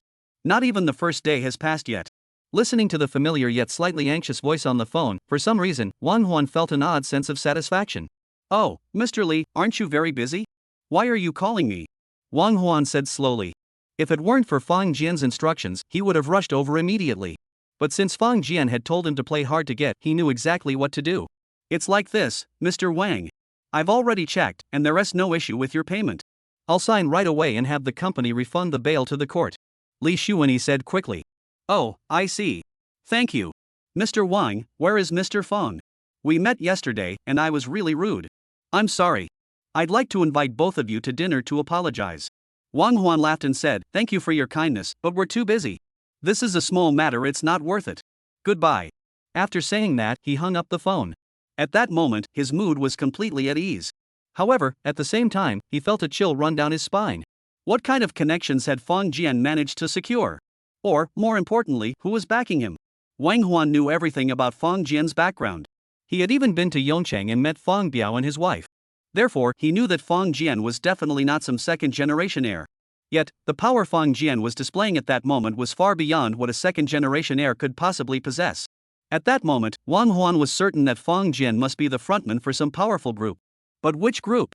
Wang Huan suppressed his thoughts, flipped through his phone book, and began contacting some of his friends. Yesterday, he had already asked around, looking for a Dongfeng tractor that was over 10 years old. Unfortunately, his friends hadn't responded. Now, he decided to mobilize more connections and get this done as soon as possible. You just said you offended someone yesterday? In the office, the group president's face was dark, and he spoke coldly. Yes, that's right. Li Xuanyi looked bitter. He cursed inwardly, Mr. Fong, with such a powerful backer, why didn't you show it earlier? That's not just a flaw, it's a trap. The president turned his head and exchanged a glance with the chairman. Both their eyes were filled with shock. One day? Li Xuanyi had offended someone the day before, and just one day later, the two of them were forced to put everything aside and fly all the way from the capital to handle this matter. Although they were at the very top of the corporate hierarchy, however, they understood that in the presence of certain people, they were nothing. If today's matter was not handled properly, the consequences would not be limited to Li Xuanyi alone. As for Li Xuanyi, in their hearts, he had already been sentenced to death. At the very least, there would be no place for him in the company anymore. The president spoke coldly, go there immediately. Even if you have to beg on your knees, you must ask for forgiveness. His voice was colder than ice. Don't think that resigning will solve anything. If you don't believe me, try it and see. The chairman sat in his chair, his gaze just as icy. At this point, whoever made the mistake must take responsibility. Li Xuanyi trembled and pulled out his phone again. An hour later, he finally found Wang Huan and actually knelt down to beg for forgiveness. Wang Huan remained silent for a long time before finally calling Fang Jian. Fang Jian smiled and said, Mr. Wang, go to their company and accept his apology in front of all their employees. Wang Huan paused for a moment before realizing what was being asked of him. When he left the company, he was in a state of utter disarray. Even if he returned to the company to demand money, he lacked the confidence to do so. The former employees who looked at him now bore expressions of contempt. But if he returned to the company now and caused such a scene, that would truly be a moment of vindication. Taking a deep breath, Wang Huan said, all right, thank you. So, what about this person? If you feel like you've vented your anger, then tell him I accept his apology. Alright, I understand. An hour later, an unexpected company meeting was called. After Li Shuani made a sincere apology, he was immediately taken away by the police. That's right, the president reported him personally. During his tenure as general manager, there were signs of irregularities in the accounts. Until the matter is fully clarified, he won't be released. Then, in front of everyone in the company, the chairman forcibly appointed Wang Huan as the company's special advisor. It was the kind of appointment that couldn't be refused, no matter how much one tried. After being persuaded by the chairman, the president, and another senior executive who had originally introduced Wang Huan to the company, Wang Huan finally relented. At that moment, his gratitude toward Fang Jian had reached its peak. However, they did not know. At that very moment, Fang Jian had entered a place in this world where he could never be found. Chapter 113, Global Voiceprint Collection Device. Inside the spatial room, Fang Jian gently tapped the wall. The wall suddenly burst open, and moments later, Sima Xingjie rushed over. Fang Jian looked at him rushing over and asked in surprise, "What did you call me for?" Sima Xingjie waved his hand, and a card appeared in his hand. Fang Jian was no stranger to such cards. This was the control key for a certain spatial chamber. By placing it on one's forehead, one could gain control over that spatial chamber.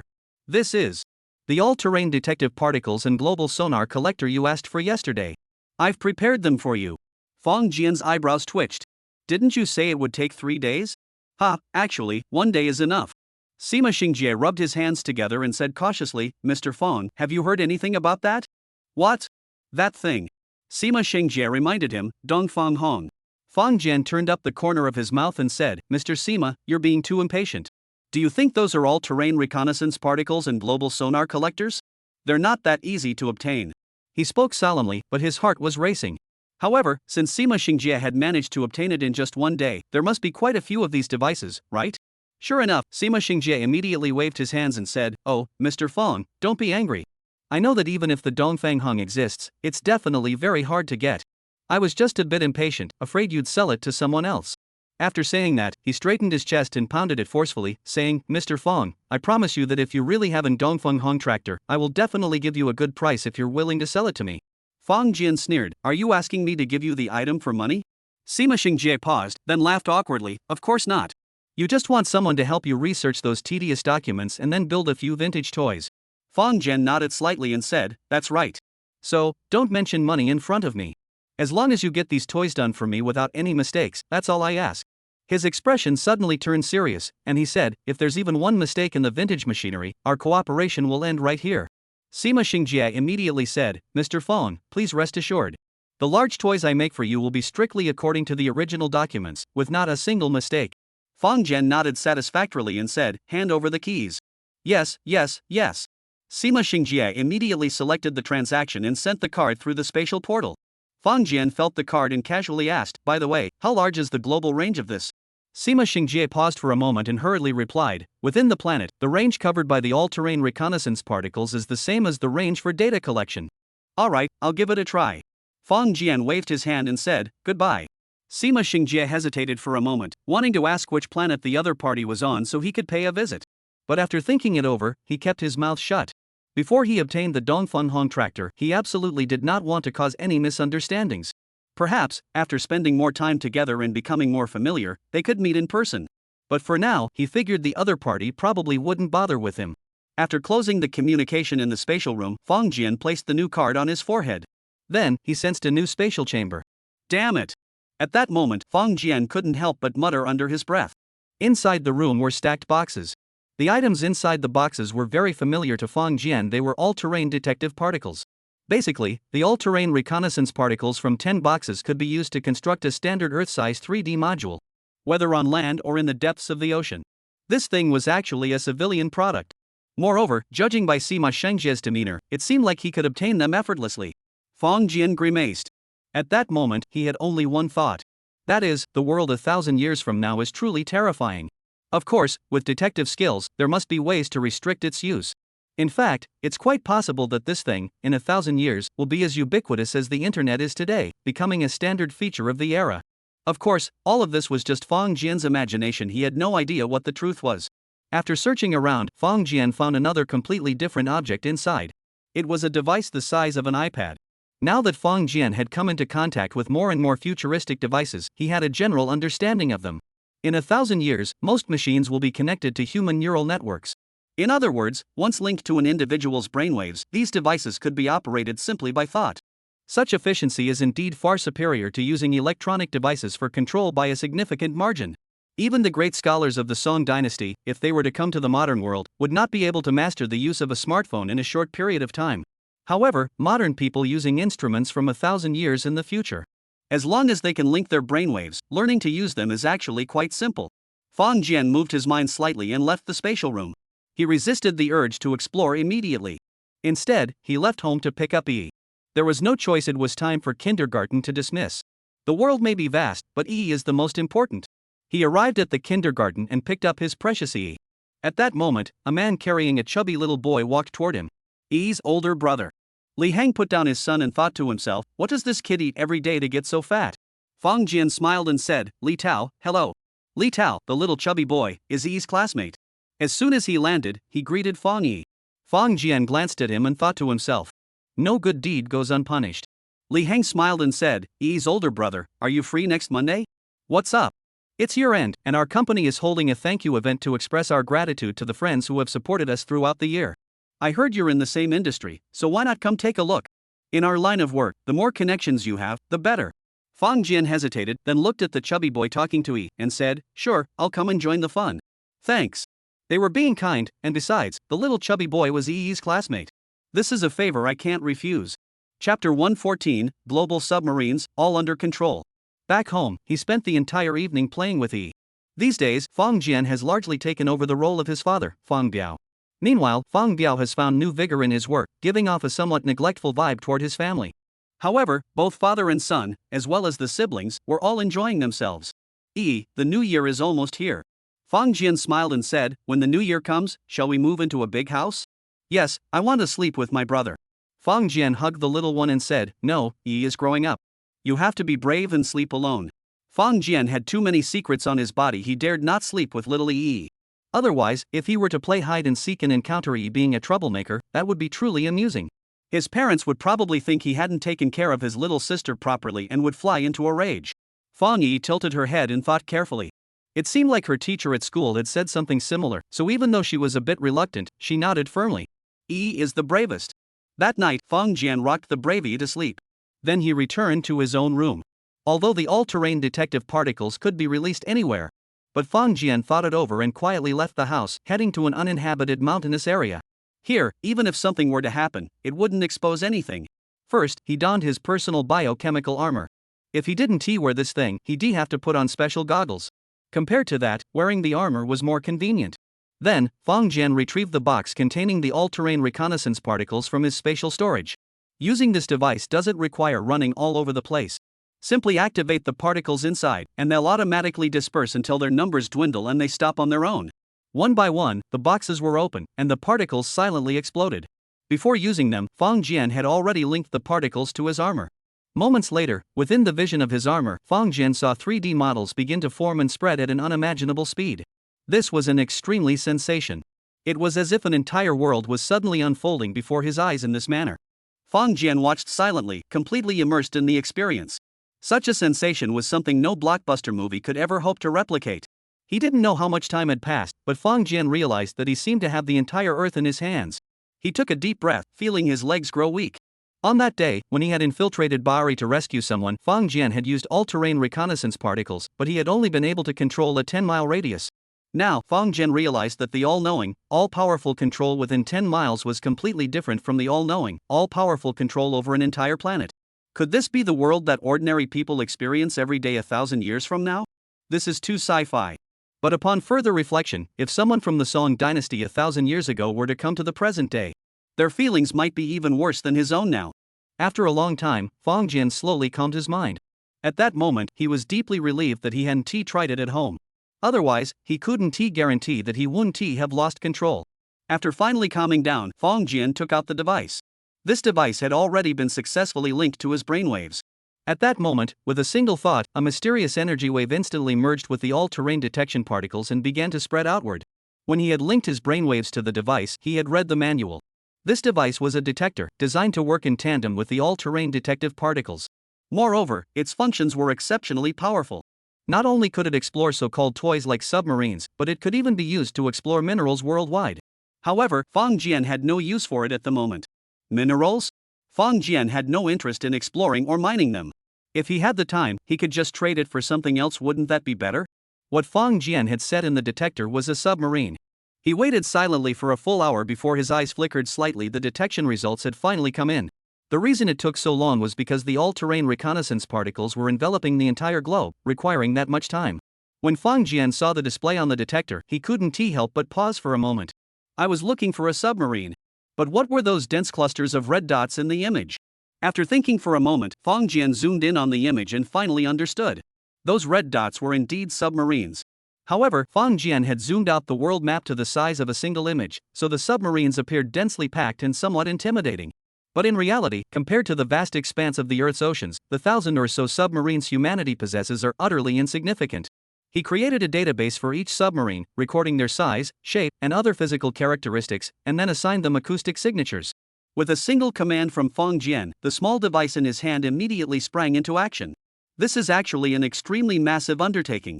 Even with all-terrain detection particles, if Fang Jian were to attempt to compile the data, it would likely take until the particle's energy was completely depleted before he could finish the task. However, when using the built-in computer of this detector for statistics, 5 minutes later, Fang Jian's personal bio-armor received a file. He opened it and was completely speechless. Under this file were over 1,000 subfiles. Each subfile contained all the information about a submarine. The most critical information was the acoustic fingerprint data. Facing such a wealth of information, Fang Jian was also at a loss for words. Though he had anticipated this outcome, when it was all revealed, he couldn't help but feel a chill run down his spine. This truly meant that all submarines worldwide were now within his grasp. Fang Jian suddenly felt that the device in his hands was as heavy as a mountain, pressing down on him so heavily that he could barely breathe. Chapter 115: Foreign Vessels in National Waters. 3 more days passed. The data in Fang Jian's possession had become even more comprehensive. This was because not all submarines scattered across the globe were constantly on the move. Some of them remained silent, with their engines shut off, quietly resting on the seabed. Others were docked onshore for maintenance or other reasons. In such cases, even the all-terrain reconnaissance particles could only record their external features and were unable to collect their acoustic signatures. Over the course of 3 days, Fang Jian, with nothing else to do, took a map of the Dragon country's maritime terrain and began comparing it with the terrain data detected by the all-terrain reconnaissance particles. It turned out that the maritime area of Manhwa was so vast. Manhwa's land area is approximately 9.6 million square kilometers, with a coastline exceeding 18,000 kilometers along the eastern and southern continents. The inland and coastal waters cover approximately 4.7 million square kilometers. The maritime area includes over 7,600 small islands, covering approximately 3.5 million square kilometers, roughly 3 times the combined area of the Bohai Sea, Yellow Sea, and East China Sea. In this vast expanse of sea, there are countless marvelous sights. With the all-terrain reconnaissance particles, Fang Jian could easily see everything, even on the main roads. Over the past 3 days, aside from spending time with he had remained in his bedroom, using this method to observe the marvels of the sea, and had become somewhat addicted to it. By the 3rd day, as the particles began to dissipate, Fang Jian sneaked out again at night to replenish his supply in the Dragon Nation's waters. However, he only replenished the particles in this particular area. As for other areas, Fang Jian had no particular interest in them. At that moment, he was lying on the bed, wearing those special glasses, following some mackerel as they swam through the sea. Suddenly, Fang Jian spotted a massive creature. This was... Oh, he immediately realized. It was a submarine. In the past 3 days, he had spent so much time observing the marvels of the ocean, yet this was the first time he had ever encountered a submarine. But that wasn't surprising. After all, there are roughly 1,000 submarines worldwide.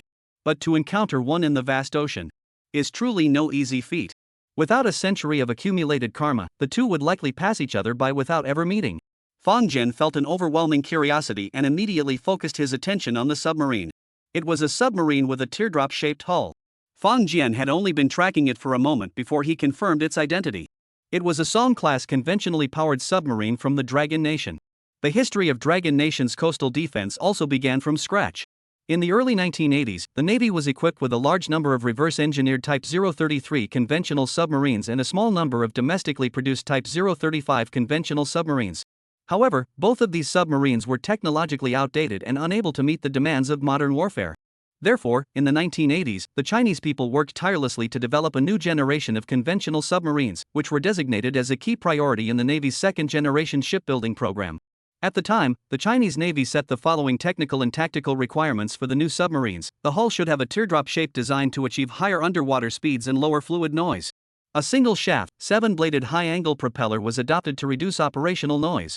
Digital sonar and display equipment were employed to enhance intelligence processing capabilities and achieve automated command and control.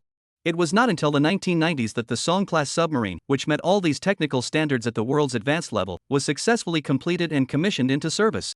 Fang Jian's gaze followed the submarine as it moved through the sea. Though it lacked the agility and flexibility of fish. However, the broadness and stability emanating from its dark steel hull were truly captivating. This is our maritime defender. Suddenly, Fang Jian's heart stirred, recalling something. Could there be submarines from other countries in our waters? Once this thought crossed his mind, Fang Jian could no longer contain himself. He took out the detector and gave it a quick scan, his face turning pale. He didn't know until he looked, but when he did, he was startled. There were so many submarines in our nation's waters. Are they all defenders of our homeland? Fang Jian began to operate the detector, checking each one in turn. Then he was at a loss. While the detector could locate the submarines and mark their positions. However, the problem was that Fang Jian was a complete novice in this field. He had previously been able to identify a Song-class conventionally powered submarine, but that was only because he had seen its image during his previous research and had a strong impression of it. If it were another model of submarine, Fang Jian might not have been able to recognize it at all. He opened the previous database. The text was all in Chinese, but looking at the images, Fang Jian couldn't identify their models. Was he really supposed to try to identify each one individually? Fang Jian's mind stirred, and he came up with a good idea. At his command, a new folder was quickly created. In this folder were several different types of submarines. These submarines were all operating in the waters of Manhwa, either sailing or submerged. Of course, the total number of submarines was certainly much greater than this. However, Fang Jian had removed all submarines of the same model, so the submarines in this folder were sufficient to represent all the submarines in the area. Then, Fang Jian copied them to his computer and a USB drive. Holding the laptop and USB drive, Fang Jian went straight to Zhang Liang's office. "Liang, find someone to help me take a look." Fang Jian tossed the USB drive over and said, "Help me label the names of the items in the photos." Zhang Liang took the USB drive without understanding, went out for a moment, and returned shortly after. He opened the computer in front of him. Then he pointed to an image and began explaining. Gradually, Fang Jian sighed in relief. Sure enough, the most numerous submarines were the nation's maritime guardians. They soared through the vast seas of our motherland, safeguarding its territory.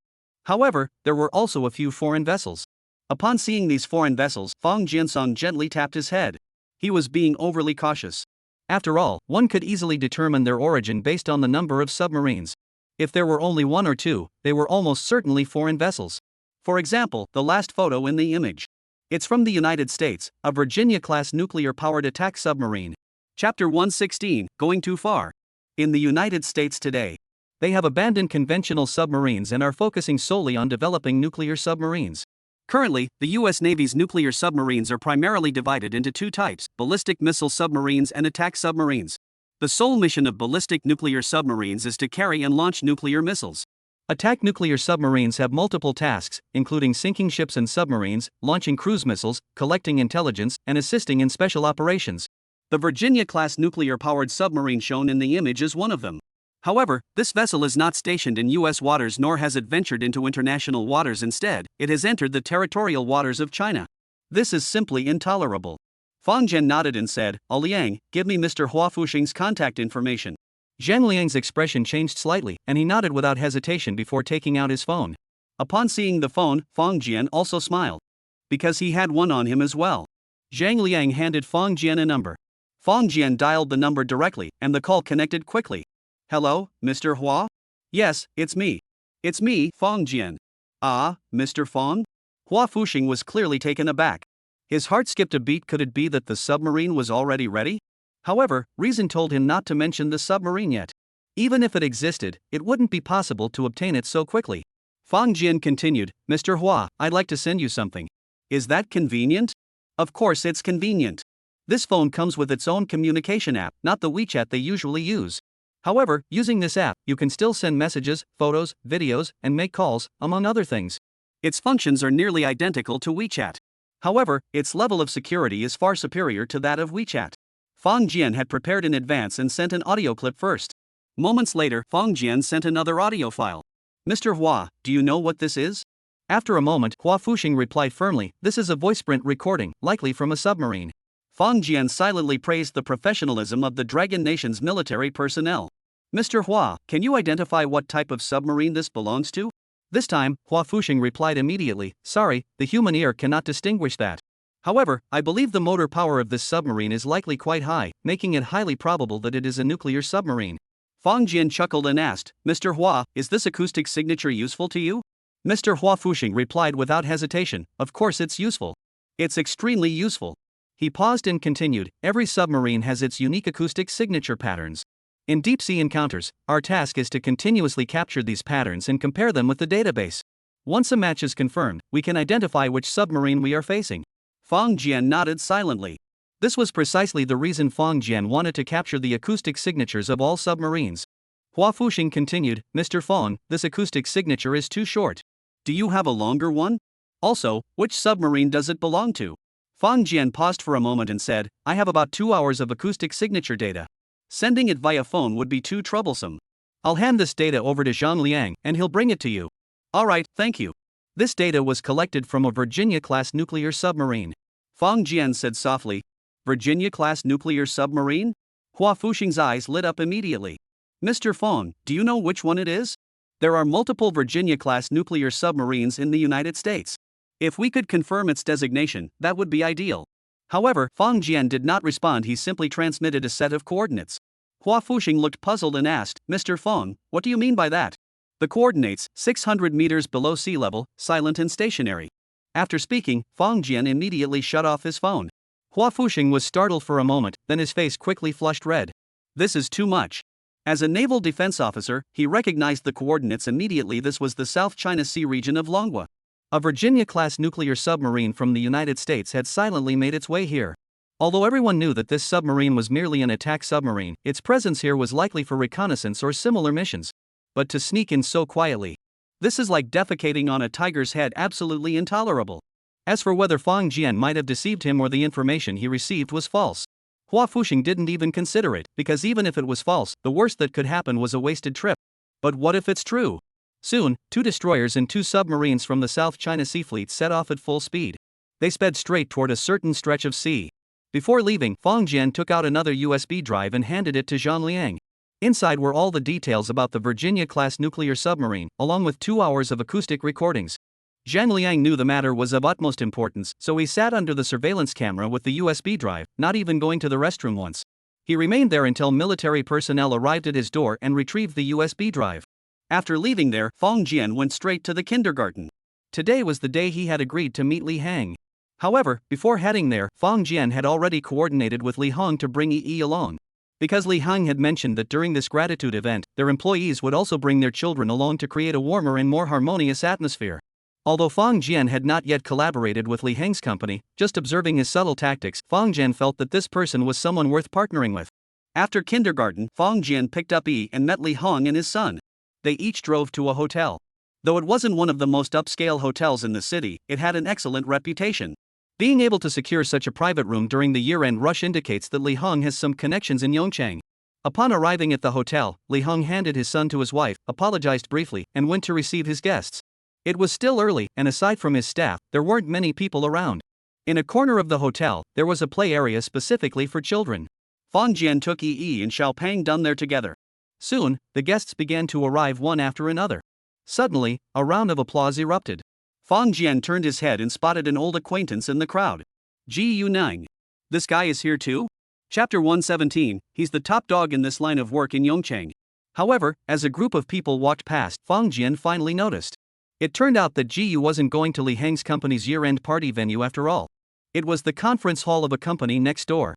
Following Ji Yunang's figure with his gaze, a person emerged from the conference hall. Oh, another acquaintance they had eaten together before. But Fang Jian only remembered that at the time, Ji Yunang had introduced him as surnamed Xie, apparently involved in some kind of processing work, and he couldn't recall anything else. There were just too many people like that, and he didn't have the energy to pay attention to them. Fang Jian continued to crouch there, watching Yi and a few children playing happily. After a moment, Li Hang walked over. He first smiled at his son, waved his hand, and then said excitedly, "Yi, did you see that just now?" Fang Jian froze and asked, "What?" "Mr. Ji, the boss." Li Hong lowered his voice and said, he's now in charge of the import and export business in Yongchang. As he spoke, he gave a thumbs up. Fong Jian chuckled and said, the boss? Yes, this Mr. G has some connections. He can source affordable precious metal ores from abroad, and no matter how much local companies need, he can provide it. That's quite impressive. Li Hong shook his head, his eyes gleaming with envy. Fong Jian smiled slightly and said, Mr. Li, since you know him, why didn't you go say hello just now? Li Heng sighed and said, don't mention it. I recognize him, but he might not recognize me. My business volume is too small compared to his. He extended his little finger, but because he was so overweight, even his little finger looked like a radish.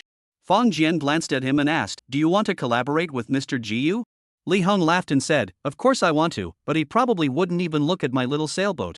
Never mind that. Our celebration is about to begin. I've invited some business partners over. Everyone should get to know each other. Saying this, he led the way, hugging the little chubby boy. Fong Jian smiled and called out to Yi. Little Yi was extremely well behaved. Seeing that the little chubby child and the few newly acquainted playmates had all left, she actively ran over on her own, not needing Fong Jian to carry her. Li Hong had gone to great lengths for this year-end meeting. There were 4 tables in total, with nearly 50 people including the children. Besides eating, there was also a mid-event raffle and performances. Fong Jian sat next to Yi. Since there were children present, he drank alcohol openly. During the performance segment, Fong Yi mustered up the courage to sing a children's song. Though she didn't sing very well, she still won a round of applause from everyone. Fong Jian clapped enthusiastically, surprised by how brave the little girl was. Suddenly, someone said, Oldly, when I went out earlier, I saw that the private room next door was where Mr. Xie's company was holding their year-end conference. Besides Mr. Xie, Mr. Ji was also there. Xie Zone must have a lot of influence, even Ji Zone was invited. Everyone suggested, why don't we go over and toast them? Great idea. Li Heng's few business partners urged him for a moment, and a few men picked up their glasses and stood up. Glancing at Fong Jian, Li Heng said, Yi brother, you're also in international trade. Why don't we go over and have a drink together? Fong Jian smiled and patted Yi, saying, thanks, but I need to take care of the kids, so I'll pass. Li Heng tried to persuade him further, but the people around him grew impatient and pulled him away. Fong Jian didn't mind at all. He picked up the lobster on the table, peeled off the shell, and placed the shrimp meat into Yi's bowl. Yi was actually quite picky about food at home. However, when she was out in public, the more people there were, the more excited she became, and she stopped being picky. Her 2 little hands were busy eating while waving them around, interacting with the other children at the table. Seeing their expressions, Fong Jian knew what they were planning. They weren't really in the mood to eat and just wanted to go play later. Fong Jian sighed helplessly and whispered, Yi, finish eating first. Eat until you're full before going to play, okay? Fong Yi nodded repeatedly, but Fong Jian knew she hadn't listened at all. A few minutes later, Li Hong and the others returned. They were all flushed and red-faced, clearly having had quite a bit to drink. However, their expressions were extremely excited, and they were talking animatedly, even raising their voices. Although Fong Jian wasn't there, he could guess what had happened. That Mr. Xie and Ji Yunang must have given them some face, otherwise they wouldn't be this happy. One of them sat down next to Fong Jian, smiled, and patted his shoulder, saying, young man, it's a pity you didn't go. Ah, Mr. Ji and the others were too polite. They really knew how to drink. Fong Jian smiled and nodded, then looked over at Li Heng. Li Hong, with his chubby face, also smiled and said, Mr. Ji and Mr. Xie clinked glasses with us. He even drank a glass of beer. Fong Jian was startled and exclaimed, with so many of you, he only had 1 glass? Li Heng laughed and said, well, he's a man of his stature. He was kind enough to drink a glass with us. That's already quite generous. Fong Jian's lips twitched slightly, and he chuckled without saying anything. Who would have thought that Ji Yu could be so arrogant? A moment later, the door to the private room was pushed open. 2 people entered, holding bottles of wine and glasses. Li Heng and the others saw them and hurriedly stood up, greeting them in a chaotic mess. Fong Jian glanced over but didn't recognize them. The person beside him hurriedly said, young man, please stand up. These 2 are the secretaries of Mr. Ji and Mr. Xie. Fong Jian hesitated, not wanting to deal with them, but seeing that everyone else had stood up, he had no choice. The 2 men raised their wine glasses. One of them smiled and said, Mr. Li, everyone, Mr. Ji and Mr. Xie sent us over to toast you all on their behalf. We wish you all prosperous business next year and continued success. Mr. Fong? The man speaking with a smile was in his 30s. As he spoke halfway through, he finally noticed Fong Jian. His eyes widened instantly, and the words on the tip of his tongue twisted. Fong Jian looked at him again and confirmed once more that he didn't recognize him. The man hurriedly said, Mr. Fong, I'm Xiao Su, Mr. Ji's secretary. We met once at the business conference last time.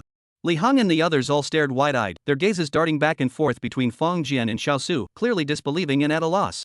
Chapter 118, Tea Instead of Wine. The man who had been sitting beside Fong Jian, acting so casually and acting like the boss, lowered his head, his face flushed red. It was unclear whether he was drunk or ashamed. Fong Jian hummed in acknowledgement, then picked up the communal chopsticks and peeled a shrimp free. Fong Yi didn't care about the adult's expression, she only knew that she was enjoying her meal. Xiao Su didn't feel awkward either. He hurriedly said, Mr. Fong, I'll go tell the boss right away. After speaking, he didn't even bother to toast the wine. He turned around and left in a hurry, taking 3 steps at a time. Fong Jian furrowed his brows slightly. He wanted to stop him, but seeing so many people around, he felt too embarrassed to speak up. Never mind, never mind. Let him come if he wants to. After all, I don't drink anyway. Li Heng sucked in a sharp breath, staring blankly at Fong Jian. After hesitating for a moment, he leaned over and whispered, Yi's older brother, what is going on? Fong Jian laughed, Li Tao's father, I'm just Yi's older brother. Don't overthink it. Li Heng nodded repeatedly, saying, yes, yes, yes. But what he was really thinking inside, no one could know. Soon, a large crowd poured into the entrance. At the front were indeed Ji Yunang and Xiezong. Although there were more guests on their side, these two clearly hadn't drunk much. As soon as they entered, they spotted Fong Jian, and their eyes lit up simultaneously. Ji Yunang strode over to Fong Jian, bent slightly at the waist, and said respectfully, Mr. Fong. Xiezong also walked over. His attitude was slightly better, but the old man also slightly bowed his head and said, Mr. Fong, it's been a long time. Fong Jian stood up reluctantly, smiled, and said, Mr. Ji, Mr. Xia, it's too much trouble for you to come over. No trouble at all, no trouble at all. The two executives' faces were filled with smiles. To be honest, both of them were also extremely surprised at that moment. Who was Fong Jian? Over the past 2 months, he had monopolized the precious metals market in Yongchang. For the physical enterprises in need of such materials, calling him the god of wealth was no exaggeration. As for Jiyu, there was no need to say more. Without Fong Jian's supply chain backing him, his status wouldn't have risen so rapidly in just 2 months. Moreover, they all knew that Fong Jian's background was shrouded in mystery. They've all been warned by the authorities. Do they really need someone to tell them what to do? Almost everyone wants to cultivate a deeper relationship with Fong Jian, but he rarely socializes, leaving them helpless. But unexpectedly, they encountered him today. While they spoke cautiously, their eyes couldn't help but glance toward Li Heng. This man had actually invited Fong Jian. What kind of connection does he have? Fong Jian smiled and nodded at Li Heng, saying, I'm here to attend Mr. Li Heng's company's annual meeting. You 3 should know him, right? We know him, of course we know him. Ji Yunang laughed heartily, we're all in the same industry. Mr. Li is a leading figure in our field. Xiezong also nodded repeatedly, rubbing his bald spot and said, I've been friends with Mr. Li for years.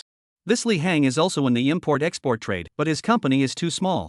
He has some business ties with Mr. Xie and is one of his smallest suppliers. Under normal circumstances, Mr. Xie and Mr. Ji would only nod and smile, but now, they both unconsciously remembered this person. And he had even risen to become a standout in the industry and a longtime friend. Li Heng felt a bit awkward, but he knew this was Fong Jian giving him an opportunity, so he hurriedly said, Mr. Ji, Mr. Xie, you're too kind. I'll toast you both. He picked up the white wine on the table. Today, he had gone all out. Though it wasn't Maotai, it was still Wulianye. He poured himself a glass slowly, then poured a little into Mr. Ji's glass. Ji Yunang muttered to himself, Li Heng, are you trying to get me into trouble? He understood that the other party was acting out of goodwill. However, if he accepted this kindness, he would truly be ungrateful. After all, Fong Jian was still watching them closely from the side. He quickly grabbed the wine pourer and filled his own cup to the brim. Xiezong also poured himself a full glass without hesitation. Li Heng's heart raced. He raised his glass above his head and said, Mr. Ji, Mr. Xie, I have nothing more to say. Everything is in the wine. Let's drink first. After speaking, he downed the small cup of Wulianye in one gulp. Ji Yu and Xiezong laughed heartily and drank it down just as quickly. The others watched, their eyes filled with envy. After all, earlier, when a group of them had gone over, each person had drunk a glass of white wine. But Mr. Xie and Mr. Ji, combined, had only drunk 1 glass of beer. But now look at them. Li Heng had only drunk 1 glass, and these two had each compensated him with 1. This treatment was like heaven and earth, a world of difference. Brother, this. Fong Jian turned around, quickly picked up the communal chopsticks, and picked another shrimp, peeling it free. Ji Yu could smile and say, Mr. Fong, this is your sister, isn't she adorable? Fong Jian smiled broadly and said, yes, Yi is the cutest. Then he said, you're also having your annual meeting, aren't you? Come, let's toast to you, and then I won't keep you any longer. Everyone present felt a strange sense of unease upon hearing this. Everyone was eager to build connections with these two, yet you're actually trying to send them away? Aren't you afraid of offending people? However, they immediately saw. Ji Yunang and Xiezong immediately filled their glasses to the brim. Ji Yunang's secretary acted quickly, grabbing a bottle of wine to pour for Fang Jian. However, Ji Yunang immediately called out, "Xiao Su, Mr. Fang needs to take care of his sister, he can't drink." After saying that, he actually picked up the teapot on the table and poured some tea for Fang Jian, then said, "Mr. Fang, may I substitute tea for wine?" Fang Jian nodded in satisfaction, picked up the teacup, clinked it with theirs, and the three drank it all in one go. Including Li Hong, everyone was left speechless. We all went over, and the two of them had beer. By the time they got here, the two of them downed the white wine in one gulp, but at least Li Heng accompanied them with a cup. But when it came to Fang Jian, those two executives drank baijiu, yet this young man could substitute tea for alcohol? Wow. Thinking about it, it's pretty scary. For a moment, everyone looked at Fang Jian with a mix of admiration and awe. Chapter 119, This is Dragon Nation Waters. Please leave immediately. While Fang Jian and the others were still attending the annual meeting, 2 destroyers and 2 submarines representing the nation had already set off toward a certain stretch of sea. With precise targets in mind, they joined forces and arrived at the area in a fan-shaped formation. On the destroyer, Hua Fuxing, with a sun-darkened face, sat silently. He had originally served on a submarine. However, due to his current role representing the Navy and his connection to Fang Jian, therefore, he was reassigned by Qi Gangyi to focus exclusively on this mission. Though he felt some reluctance, as a soldier, obedience to orders was his sole duty. However, when he received news from Fang Jian, he was in the South China Sea, handling official duties with a fleet, so upon receiving the order, he immediately boarded the destroyer. "Old Hua, is this information accurate?" A colonel stood beside him and asked in a low voice. Hua Fuxing turned his head and said, "Old Chen, don't ask so many questions. Just follow orders." Chen Taichu was the captain of this destroyer and the overall commander of this operation. He shot his old friend a disapproving glance and said, "It's easy for you to say. This burden is on my shoulders." Sighing, his voice sounded helpless. "Even if we really discover it, we can only drive it away. We can't actually sink it. What if we discover submarines from other countries in the waters? Fire a single shot to sink it? Ha, that's just wishful thinking. Under normal circumstances, we'd notify the other side that they'd been detected and then expel them. As for silently taking them out? Well, that's just something you can fantasize about in your dreams. In fact, mutual penetration and stealth operations between submarines are quite common. Other countries may enter Dragon Nation's waters, but conversely, Dragon Nation's submarines aren't pushovers. How do you know there aren't Dragon Nation submarines lurking in other countries' waters? However, detecting submarines is extremely difficult, and it's mostly a matter of luck. But now, to precisely pinpoint the location of a foreign submarine and even obtain its acoustic signature. Chen Taichu pursed his lips. After working on the ship for so many years, this was the first time he had encountered such a situation. Finally, they arrived in this stretch of water. Chen Taichu ordered, "All hands, listen up. Activate active sonar and begin search." Yes. The sonar systems on both destroyers activated immediately, scanning in a fixed direction. Submarines, as the most elusive of naval weapons, were regarded by people as ghostly entities. The captain of this Virginia-class submarine was named Stephen Paul. He was a seasoned captain with decades of experience. At this moment, he had arrived in the Dragon Nation's waters with no special mission, merely carrying out a routine task. His mission was to remain submerged in the Dragon Nation's waters, observing passing ships and other vessels. Therefore, maintaining secrecy was the top priority. However, he had carried out this mission numerous times before, so everything was second nature to him. Upon arriving at the designated area, he ordered the engines to be shut down, and the vessel remained silent underwater, using only passive sonar for surveillance. Although passive sonar is not as effective as active sonar for surveillance, he had to minimize the risk of exposure. Typically, submarine sonar operators use passive sonar to detect sounds in the surrounding area, analyze them, and determine if there are any warships nearby. During the process, they also actively mimic the sounds of marine animals to mask the submarine's own noise, with the aim of concealing its position and avoiding detection. However, at that moment, the communications officer suddenly relayed some very bad news. "Captain, we've detected 2 destroyers heading toward us." "Destroyers? 2 of them?" Stephen furrowed his brow and asked, "Has this ever happened before?" "Never. At this time of day, destroyers usually don't come through here." Stephen felt a sense of foreboding. Usually there isn't even one, and now there are 2 coming at once. It can't be good. Maintain radio silence. Do not move. Yes. Stephen prayed silently, hoping that the 2 destroyers weren't here for him. In reality, submarines have few natural enemies. Under normal circumstances, it is highly unlikely to be detected by underwater detection devices. After all, the ocean is simply too vast. Even a country like the United States, let alone Dragon Nation, would be powerless against such an endless expanse of water. Therefore, Stephen's rational mind told him that at such a great distance, he should not have been detected. However, as the two destroyers gradually approached, Steven's expression grew increasingly grim. "Captain, the enemy destroyers have activated their sonar and are searching this area." Steven's face turned ashen. He finally realized that they had been detected. But he couldn't figure out how they had been exposed. Along the way, they hadn't encountered any other submarines or anti-submarine vessels. At that moment, the sonar operator's voice grew increasingly sharp as the sound of the destroyer's engines grew louder in the passive sonar. This situation could only mean one thing. You've been exposed. A qualified sonar operator can generally distinguish basic noises in the sea, including the sound of seagulls landing in the water, dolphin calls, or the splashing of a warship's propellers on the surface. Therefore, during stealth operations, sonar plays a decisive role, not only in determining the enemy's position but also in identifying the type and tonnage of their warships. This is why submarines hold such a significant advantage in naval battles. The sonar operator on board is a seasoned veteran. Steven would never doubt his words. Suddenly, the sonar operator's expression changed, and he shouted, "Captain, the enemy has transmitted a sonar signal. It's a standard sound code." Steven froze and coldly asked, "What did they say?" "They said, 'This is our territorial waters. You have entered our territorial waters. Please leave immediately.'" All crew members fell silent. Steven clenched his fists tightly, feeling unwilling. But he finally said, "Release the camouflage and leave immediately." "Yes." Chapter 120, We Have a Traitor. Generally speaking, if a submarine is detected, it will usually surface voluntarily. This is because once a submarine is detected by an anti-submarine helicopter, it will face a devastating attack. If it chooses not to surface and continues to navigate underwater, it becomes an easy target, with little to no ability to defend itself. Air attacks are also fatal for submarines, which are extremely expensive military assets. It's not just the cost of the submarine itself. The most important factor is the personnel inside the submarine.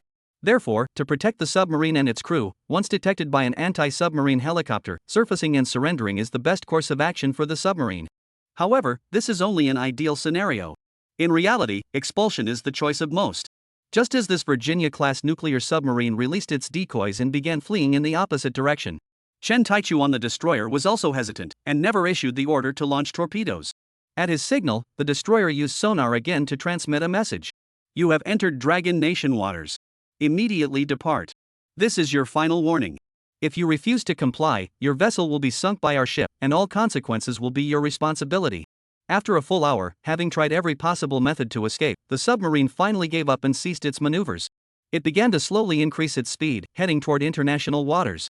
Hua Fuxing and Shi Gangyi on the destroyer secretly sighed in relief. They were not cowards, they simply could not open fire. In peacetime, this was the standard procedure. If they had recklessly sunk the enemy submarine today, what would the consequences be if their own submarine were discovered while on a mission in enemy waters? In any case, unless it was wartime, the likelihood of both sides opening fire immediately upon encountering each other was extremely low. Thus, the two destroyers followed the Virginia-class nuclear submarine like escorting prisoners until it entered international waters, then returned triumphantly. However, even as the Virginia-class nuclear submarine slinked out of Dragon Nation's territorial waters, it remained unaware that, beyond the two destroyers, two more Dragon Nation submarines had been trailing it all along. That evening, an exciting news report appeared on Dragon Nation's online platforms. A submarine from a certain country entered the South China Sea waters of Dragon Nation and was detected by our Navy's destroyers, which then escorted it out of the country. That's right, escorted out of the country. In the images, two destroyers were sailing majestically on the sea. Additionally, someone had created a virtual rendering of a submarine underwater, which looked incredibly satisfying. Although the vast majority of people were just bystanders, the news still caused quite a stir. Online, there are mostly cheers and praise. Many people even commented that if such a situation were to arise again, they would simply blow up the enemy submarine to eliminate any future threats. Upon seeing these comments, Fong Jian couldn't help but smile wryly. However, most people understood that as long as it could be driven away, it was already a highly morale-boosting achievement. It wasn't until they entered international waters that the Virginia-class nuclear submarine slowly began to slow down. Steven's face turned ashen, and he was in a state of furious rage. The other soldiers on board could all feel this intense hatred, as if it were reaching the heavens. Therefore, no one dared to approach this gentleman. Steven sat silently in the captain's cabin. He was fully aware. His routine mission had already failed, and it was a complete failure. However, even if it had failed, he had to find out why. First, he had to figure out how the submarine had been detected. If it was an accident, he would likely not face any consequences. After all, accidents are all too common in the vast ocean. However, if the submarine's position was exposed due to a negligence during navigation, then the captain's career would effectively be over. Upon returning to port, Steven ordered a self-inspection. The footage from the previous few days, starting from departure until the point of discovery, must be reviewed repeatedly to find any clues. Unfortunately, by the time the submarine returned, they had still not found anything useful. After a round of discussions, Stephen met with the commander of the U.S. overseas base. Explain this. How the hell was our submarine detected? Sir, we have reviewed the navigation records, and there were no errors. Oh, so the problem isn't with you. The commander's face bore a faint smile. He hated it when his subordinates shifted blame. Sir, while we were in silent stealth mode, 2 destroyers from the Dragon Nation directly headed toward our submarine. After several days of reflection, Stephen had come to some conclusions. At that moment, he spoke calmly. I am certain that the Dragon Nation's destroyers had already locked onto our position before departing the port. The commander's expression finally grew serious. If the exposure was due to a mistake by the Virginia nuclear submarine itself or an unexpected incident during its journey, the commander wouldn't consider it a major issue. At most, they would replace the captain. The vast ocean is filled with mysteries and unforeseen events. Accidents are inevitable. However, according to Stephen's account, there was no possibility of a leak. And if the Dragon Nation's destroyer had already locked onto them before departing port, the commander felt a chill run down his spine. Stephen, you must take responsibility for your words. The commander said solemnly, do you know what your words imply? Stephen replied without hesitation, Sir, I am willing to take responsibility for my words. Moreover, all the crew members on board and the black box can serve as evidence. He gritted his teeth and said, Sir, there must be a mole among us. Looking at Stephen's unyielding, angry gaze, the commander hesitated for a moment before finally waving his hand. However, from that moment onward, a rumor began to spread throughout the base, spreading from the mouths of the crew members. For a time, the base was filled with anxiety and uncertainty. Chapter 121, More Voiceprint Records. 2 days later, when Fang Jian returned to Zhang Liang's office, Hua Fuxing had been waiting for him for some time. Upon seeing Fang Jian, he immediately stood up and saluted him, saying, Mr. Fang, thank you. Fang Jian waved his hand and smiled, Mr. Hua, no need to be so formal. Since Hua Fuxing wasn't wearing a military uniform, Fang Jian didn't address him by his military rank. This was something both parties understood implicitly. Hua Fuxing said with a hint of regret, it's a pity that you're not a soldier, Mr. Fang. Otherwise, given your contributions to the nation, you would at least have been awarded the first-class merit medal. Fang Jian's heart stirred slightly. That was a medal, and a first-class merit medal at that. Glancing at the other man, Fang Jian noticed the fleeting look of anticipation in Hua Fuxing's eyes. After some thought, Fang Jian sighed wryly, spread his hands, and said, actually, as a citizen of Manhwa, I don't oppose serving in the military. However, if I had that status, it would make many things inconvenient. Hua Fuxing was taken aback and hurriedly said, Mr. Fang is right. I didn't consider it thoroughly. Indeed, there are so many heroes and warriors in Manhwa we certainly don't need another soldier. But can a soldier alone turn the tide of international affairs? Someone who can bring immense wealth to the nation, provide F-22 Raptors, and supply submarine sonar records to other countries, their value is immeasurably greater than that of a soldier. Even the most foolish person would know how to choose. Fang Jian cleared his throat and said, actually, although I've never served in the military, I've always been fascinated by military life. If I ever get the chance, I'd like to visit a military camp for an experience. Please arrange it for me, Mr. Hua. Mr. Fang, rest assured. You're welcome to come anytime. Hua Fuxing paused and said, the Army, Navy, and Air Force all welcome you. Fang Jian nodded repeatedly, his heart racing with excitement. If I could really experience all 3 branches of the military, that would be a rare and unforgettable experience. Just thinking about it makes one's heart race. Hua Fuxing hesitated for a moment and said, Mr. Fang, may I ask a question? Of course, please go ahead. The submarine acoustic signature recording you handed us last time. Fang Jian was startled and asked in surprise, what? Is there a problem with the record? Although the location where Fang Jian recorded it was somewhat distant from the submarine's position, but it was recorded under full terrain reconnaissance particles. Regardless of the distance, in such an environment, it's practically the same as being face to face. Fang Jian didn't believe that even with 1,000 years of technological advancement, there could still be such a minor flaw in this area. Hua Fuxing shook his head with a smile and said, Mr. Fang, you've misunderstood. The voiceprint record you provided is entirely accurate. It was precisely based on this record that we were able to pinpoint the enemy's location. He clenched his fist tightly and declared, from now on, that Virginia-class nuclear submarine won't dare to approach our national waters again. Otherwise, the likelihood of it being detected would be too high. As long as a submarine is moving, especially when its engines are running, it will inevitably produce sound. Of course, in the ocean, such sounds are drowned out by countless other noises. However, if its fixed sonar signature is captured and recorded by others, then when it reappears, the likelihood of being detected will increase significantly. Fang Jian was briefly relieved, but then furrowed his brow and said, "This nuclear submarine won't come, but what about the others?" Hua Fuxing sighed wryly, "The others will definitely come, but we will also dispatch submarines to intercept them." He sighed again and said, "The underwater world is a realm of mutual concealment, discovery, and pursuit." Fang Jian nodded repeatedly. The underwater world is dark, and compared to aircraft carriers and other ships that operate in the open, it certainly doesn't hold a candle to them. However, it is an indispensable component of a nation's maritime defense. Moreover, the power and potential threat of submarines, in a certain sense, are what truly keep people awake at night. Hua Fuxing suddenly spoke up, "Mr. Fang, we would like to ask if you have any other sonar data on submarines in your possession?" Fang Jian's eyes flickered slightly, then he nodded gently. "Really?" Hua Fuxing was overjoyed. The Dragon Nation's sonar signature database had already been established. However, the work of collecting submarine sonar signatures is actually a long and arduous process. All countries treat their own submarine acoustic signature databases as the highest level of state secret. Obtaining useful information from such databases is virtually impossible. Generally speaking, only in cases like this, where a destroyer clearly identified the target and followed it closely for an extended period, sufficient acoustic signature data can be collected. However, such circumstances are almost as rare as finding a needle in a haystack. His primary purpose for coming this time was to express his gratitude to Fang Jian. Second, he harbored a sliver of hope that if he could obtain more acoustic signature data from submarines of other countries, that would be a pleasant surprise. At that moment, seeing Fang Jian's attitude, he immediately knew there was a chance.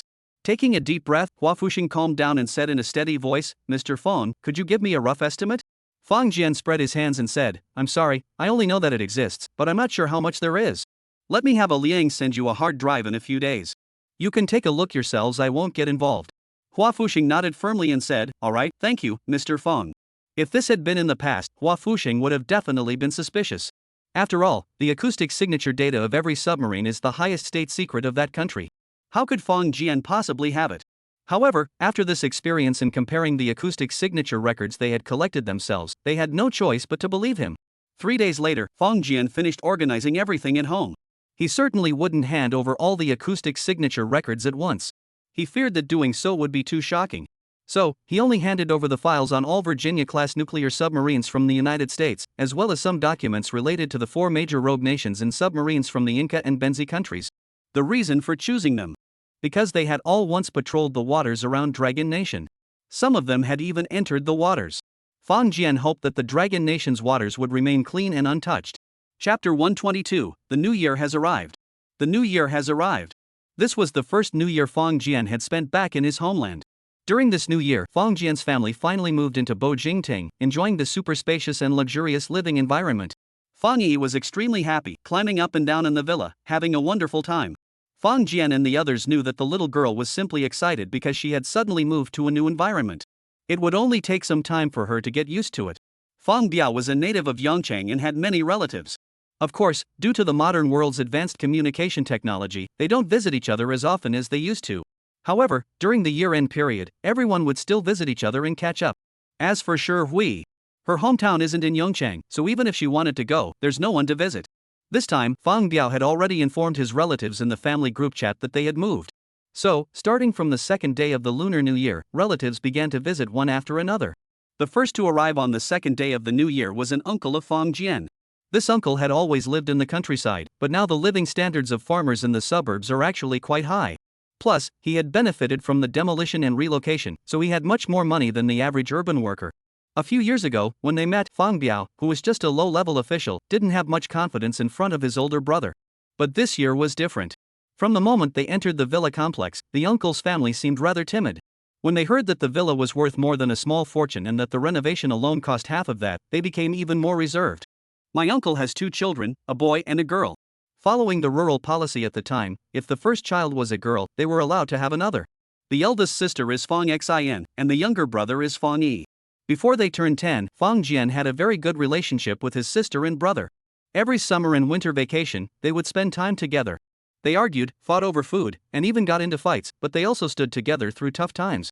It can only be said that blood ties, under normal circumstances, are indeed much closer than those with ordinary playmates. However, after entering middle school, their relationship gradually grew apart. This is an inevitable development in the information age. Not to mention the younger generation, even the older generation has less and less contact with each other. In Manhwa, the largest clan-based power that had existed for thousands of years was quietly eradicated by the progress of society. Where can the ancestors of those families go to seek justice? However, when Fong Xin and Fong Yi met Fong Jian this time, they were both extremely respectful. One called him brother, and the other called him older brother, showing great affection. Even when they saw the 6-year-old Fong Yi, they were extremely affectionate. Fong Jian naturally understood what they valued. But seeing his father's satisfied expression, Fong Jian let it go. After all, what could be more important than making his father and sister happy? For this, making a small sacrifice was only natural. He casually asked, "Big sister, what are you doing now?" "I work as an accountant at a kindergarten." Fong Xian glanced at Fong Yi running around the room and opened her mouth, intending to suggest that Yi come work with her for easier care. But upon second thought, she immediately dismissed the idea. With Fong Jian's current financial situation, what school could Yi not afford? Does she really need her help? It would only be humiliating. Fang Biao overheard his sister and brother talking and said, "Son, your sister is getting married on May 1st. We'll all go to the wedding." Fang Jian paused, guessing his father's intentions, and smiled, "Sure, we'll all go." Then he asked, "Big sister, what kind of car do you drive now?" Fang Xing shook her head and said, "My workplace is close to home, so I don't drive." "Big sister, since you're getting married, why don't I buy you a car?" Fang Jian asked. "What kind of car do you like?" No. Fang Xini shook her head repeatedly, her face turning slightly red. Fang Biao turned around with a satisfied smile, waved his hand, and said, "Come on, Xiao Xian, don't refuse." When Fang Jian was a child, you took him out to play, took care of him, and even beat him until he cried. Him buying you a car is only right.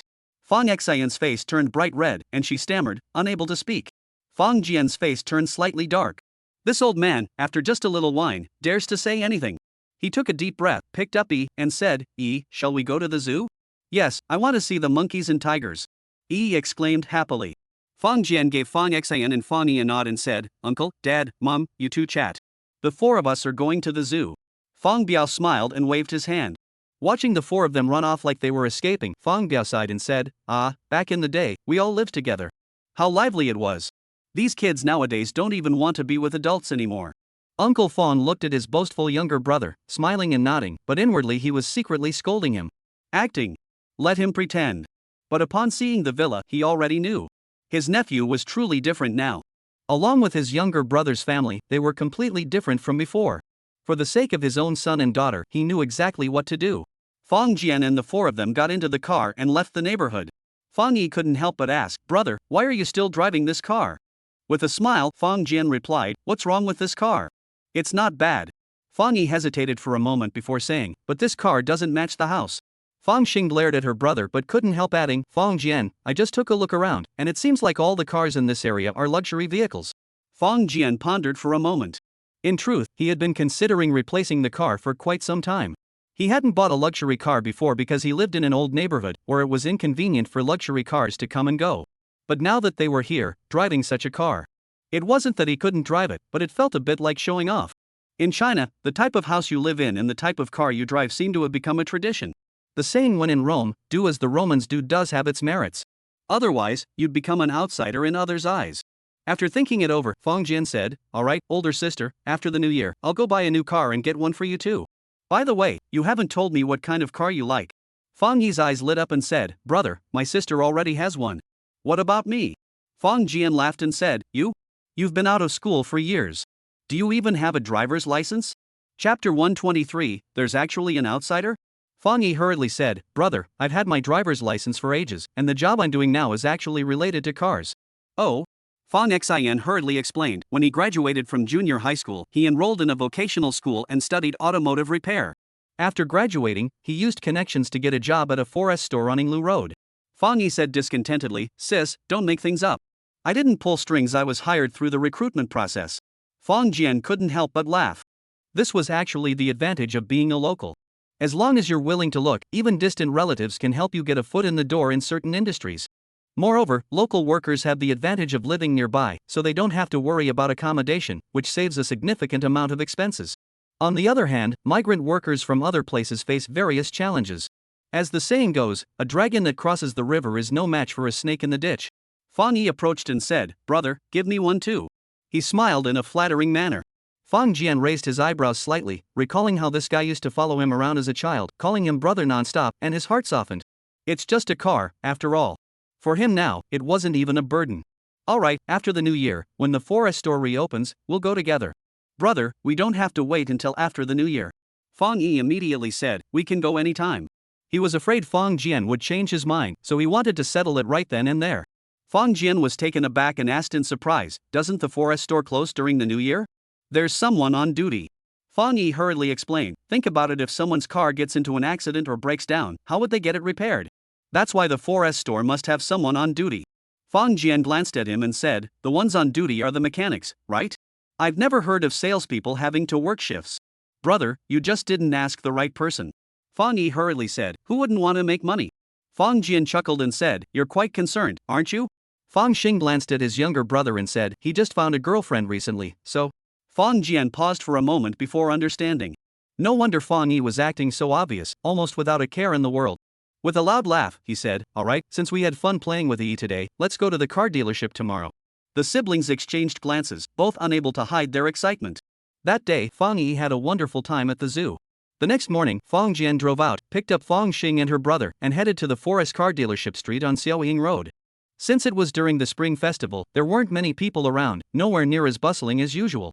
To be honest, if it weren't for Fang Yi leading the way, they would never have chosen this time to buy a car. Fang Xin stated that she only needed a car for commuting. However, Fang Jian and Fang Yi had already discussed it beforehand.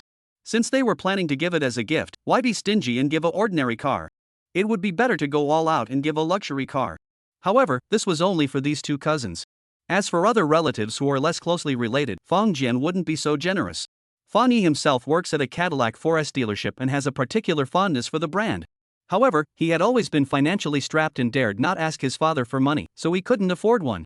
Now that his older brother is being so generous, he's over the moon. Since he works at the forest store, he is very familiar with the place and had already set his sights on a Cadillac XT5. By using the employee to purchase the car, he managed to get it for 10,000 yuan cheaper than the market price, and could take it home immediately. Fang Jian could tell that once he got the car, his mind was no longer on them.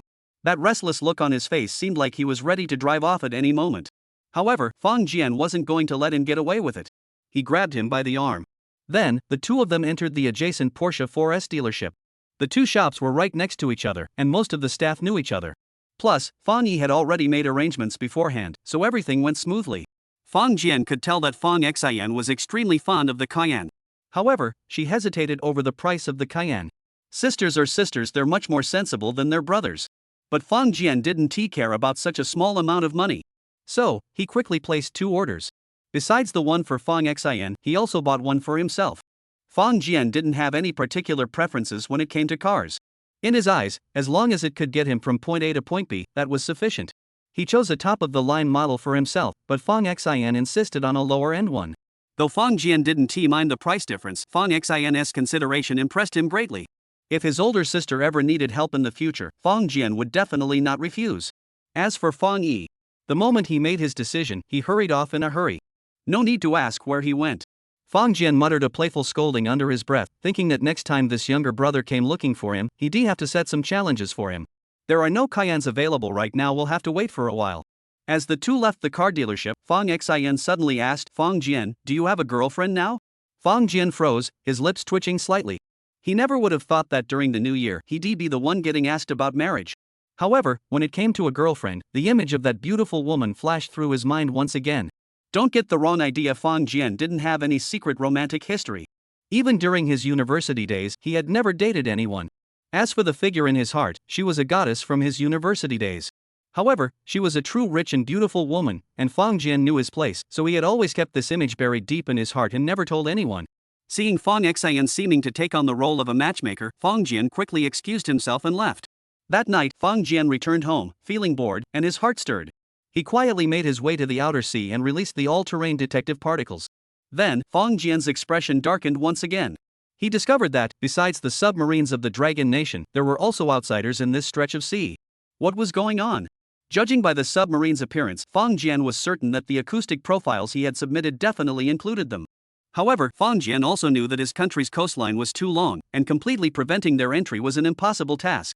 But these things were simply annoying to look at. Chapter 124, New Engine, Test Flight Invitation. Fang Jian pondered for a long time before finally deciding to call Hua Fushan. Mr. Fang, Happy New Year. Fang Jian chuckled and said, Mr. Hua, Happy New Year. He paused for a moment before speaking directly. Mr. Hua, did the materials we sent you last time prove useful? Yes, it was very useful. Fang Jian fell silent for a moment and said, however, as far as I know, there are still some foreign vessels operating in our waters. Mr. Hua fell silent for a moment before suddenly asking, Mr. Fang, have you received any information? Yes, I have 2 coordinates to send you. Take a look. Fang Jian hung up the phone and sent the 2 coordinates. However, what he didn't expect was that half an hour later, the secure phone rang. Hua Fuxing's voice came through the phone. Mr. Fang, thank you for the information. However, this time we don't plan to expel them. What? Fang Jian's eyes widened in shock. After the last expulsion, a major crackdown swept across the country. We were concerned it might affect certain comrades. Hua Fuxing said solemnly, however, we are now reassured. What? We've discussed it. We can't risk endangering comrades with ulterior motives over something trivial. Fang Jian stammered, unsure of how to explain himself at that moment. Hua Fuxing added, moreover, the 2 coordinates you provided this time are already under surveillance. What? Their voice prints have already been recorded in our database, so once they entered the South China Sea, they were already under our surveillance. Fang Jian widened his eyes and asked, if you knew that, why didn't you expel them? Mr. Fang, actually, some of these waters are areas we VE specifically opened up. Why? Some areas require their presence. As long as they remain under our surveillance, allowing some foreign cargo to pass through isn't necessarily a bad thing. Fang Jian blinked a few times, surprised by this answer. However, upon further reflection, he already understood the situation. He had to admit that he had only considered the first layer.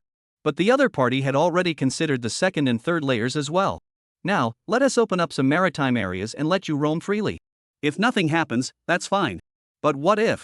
Then there will be plenty of material to write about. In fact, we could even use them to convey some information we want them to know. After thinking it over, Fang Jian said, Mr. Hua, since that's the case, what about last time? Hua Fuxing replied solemnly, we only welcome targets under surveillance. However, for those not under surveillance, we must carry out the most severe measures. Fang Jian finally understood. So, should he provide all the information about the incoming goods to the other side? Fang Jian thought about it and finally held back. He simply couldn't explain how he had obtained that information. Hua Fuxing continued, Mr. Fang, we hope that even if you provide information, you do so while ensuring your own safety. Each of your comrades is more valuable than a set of coordinates or a single expulsion operation. Fang Jian hummed in agreement, his face turning slightly red. Fortunately, he was alone in his bedroom. After hanging up the phone, Fang Jian felt both speechless and grateful. It turned out that the national security agents weren't neglecting their duties, they had deeper considerations. But upon reflection, it made sense. Submarines were hidden deep in the ocean. No one knew what had actually happened. This wasn't like an aircraft carrier or other warships, whose massive size made them impossible to hide. So, when it comes to covert operations like this, it seems submarines are the only option left. Never mind, it's best to stay out of this. Otherwise, if we disrupt their plans, we'll only be causing trouble. Lying in bed, Fang Jian started scrolling through the news out of boredom. He had no idea what was going on. Recently, there's been a sudden surge in water conservation efforts. Whether it's Weibo, Douyin, or Kuaishou, there are people sharing information and short videos about how precious water resources are and urging everyone to conserve water as much as possible. Fang Jian scrolled through for a moment and saw several such posts. He furrowed his brows slightly. If these were all spontaneous actions, Fang Jian wouldn't believe it for a second. But who would have the time and energy to organize such a thankless task? The phone rang again suddenly. Fang Jian paused, picked up the secure phone, glanced at it, and couldn't help but freeze. It was Mr. Lu Jinghua. What could he possibly want? Hello, Mr. Lu, Happy New Year. Fang Jian said with a smile. Little Fang, Happy New Year. Mr. Lu Jingguo's voice was filled with joy. Little Fang, do you have any free time lately? What? If you're free, come to the northwest. Lu Jingguo's voice was loud and strong. Our first new engine has been completed and is about to undergo its first test flight. After a vote by everyone, we'd like to invite you to attend the ceremony. Fang Jian's eyes lit up. Mr. Lu, it's already finished so quickly? The engine's design was already largely complete, but the manufacturing process was extremely challenging. Lu Xingui replied without hesitation. However, over the past few months, you've provided us with a significant amount of equipment, and what else?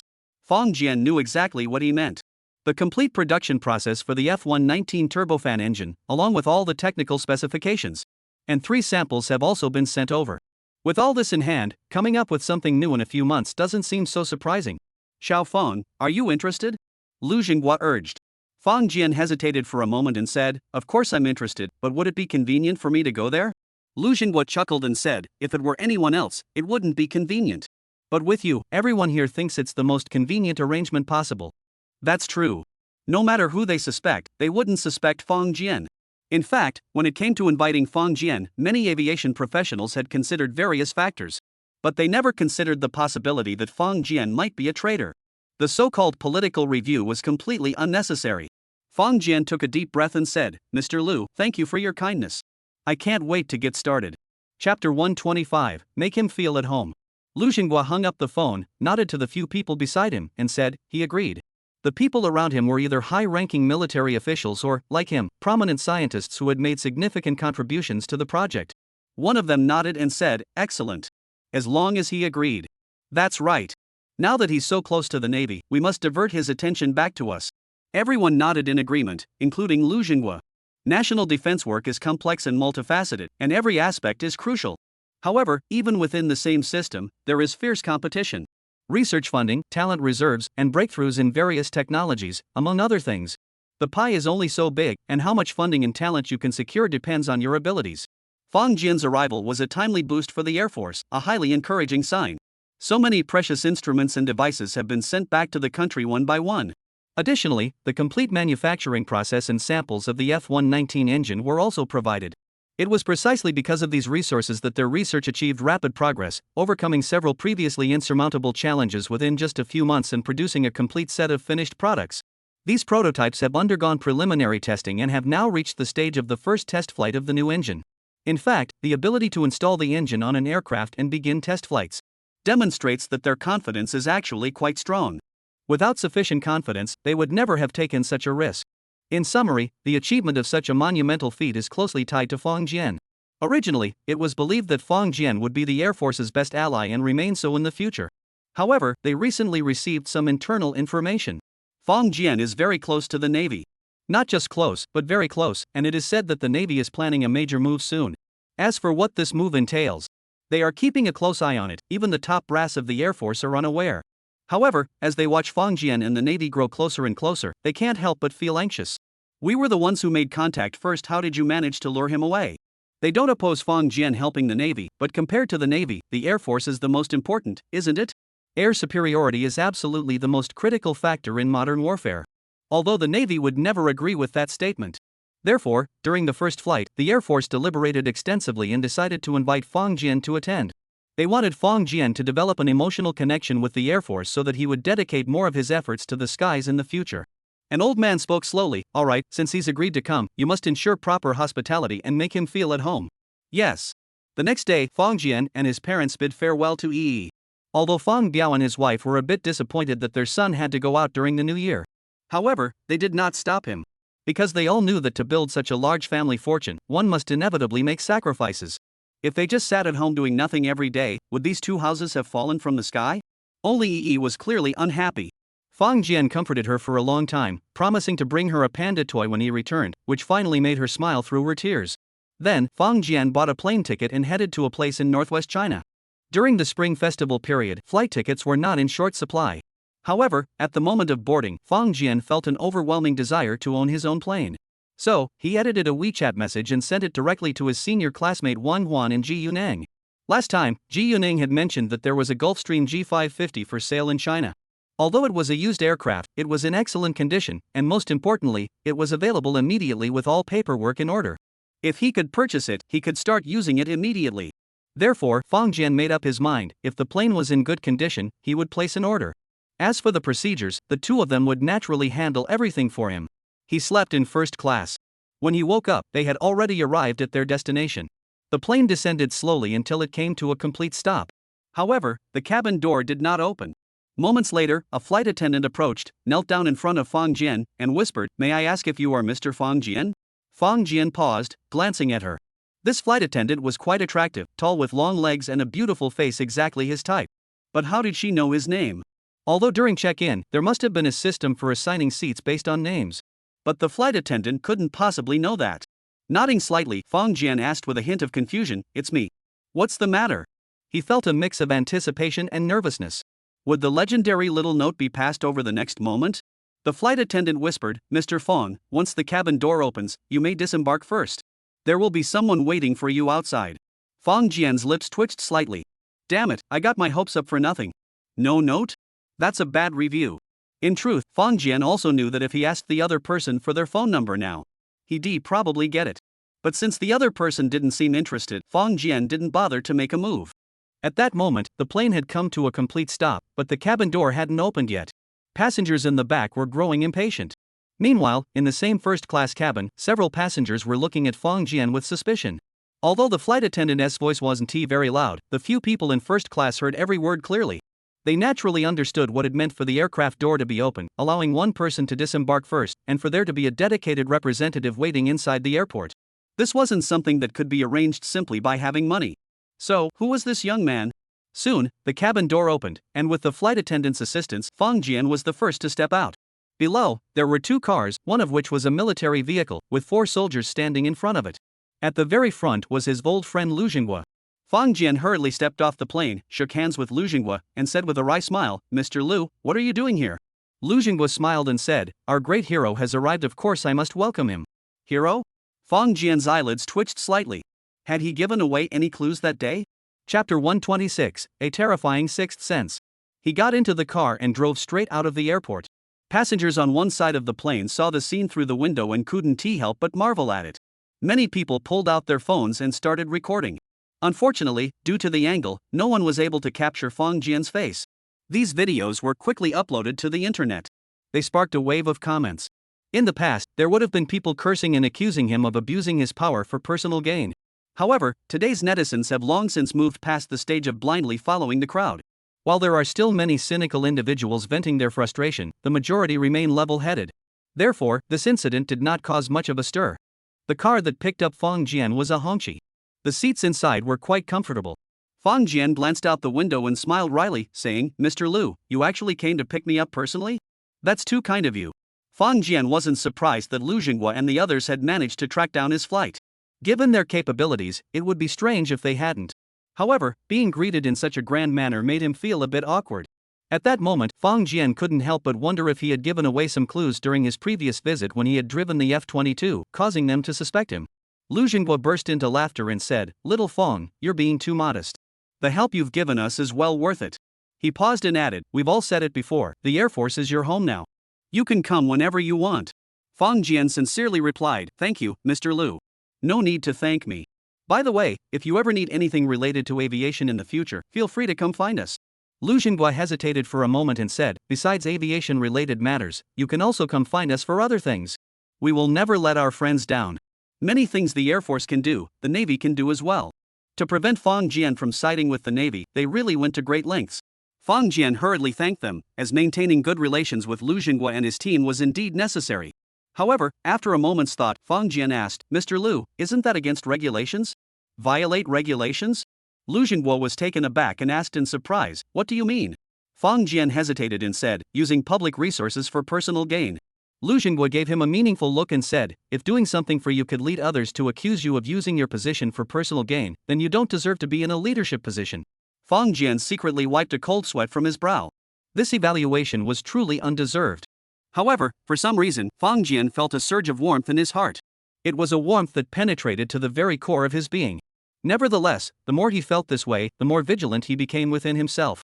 He must not let success go to his head, nor do anything that would bring dishonor to the nation. Otherwise, he wouldn't even be able to face himself. Unbeknownst to him, his mood had already undergone a significant change. The car left the airport and drove for 2 hours before arriving at another airport. Lu Jinghua said, "Get out. We're transferring flights." "Transfer?"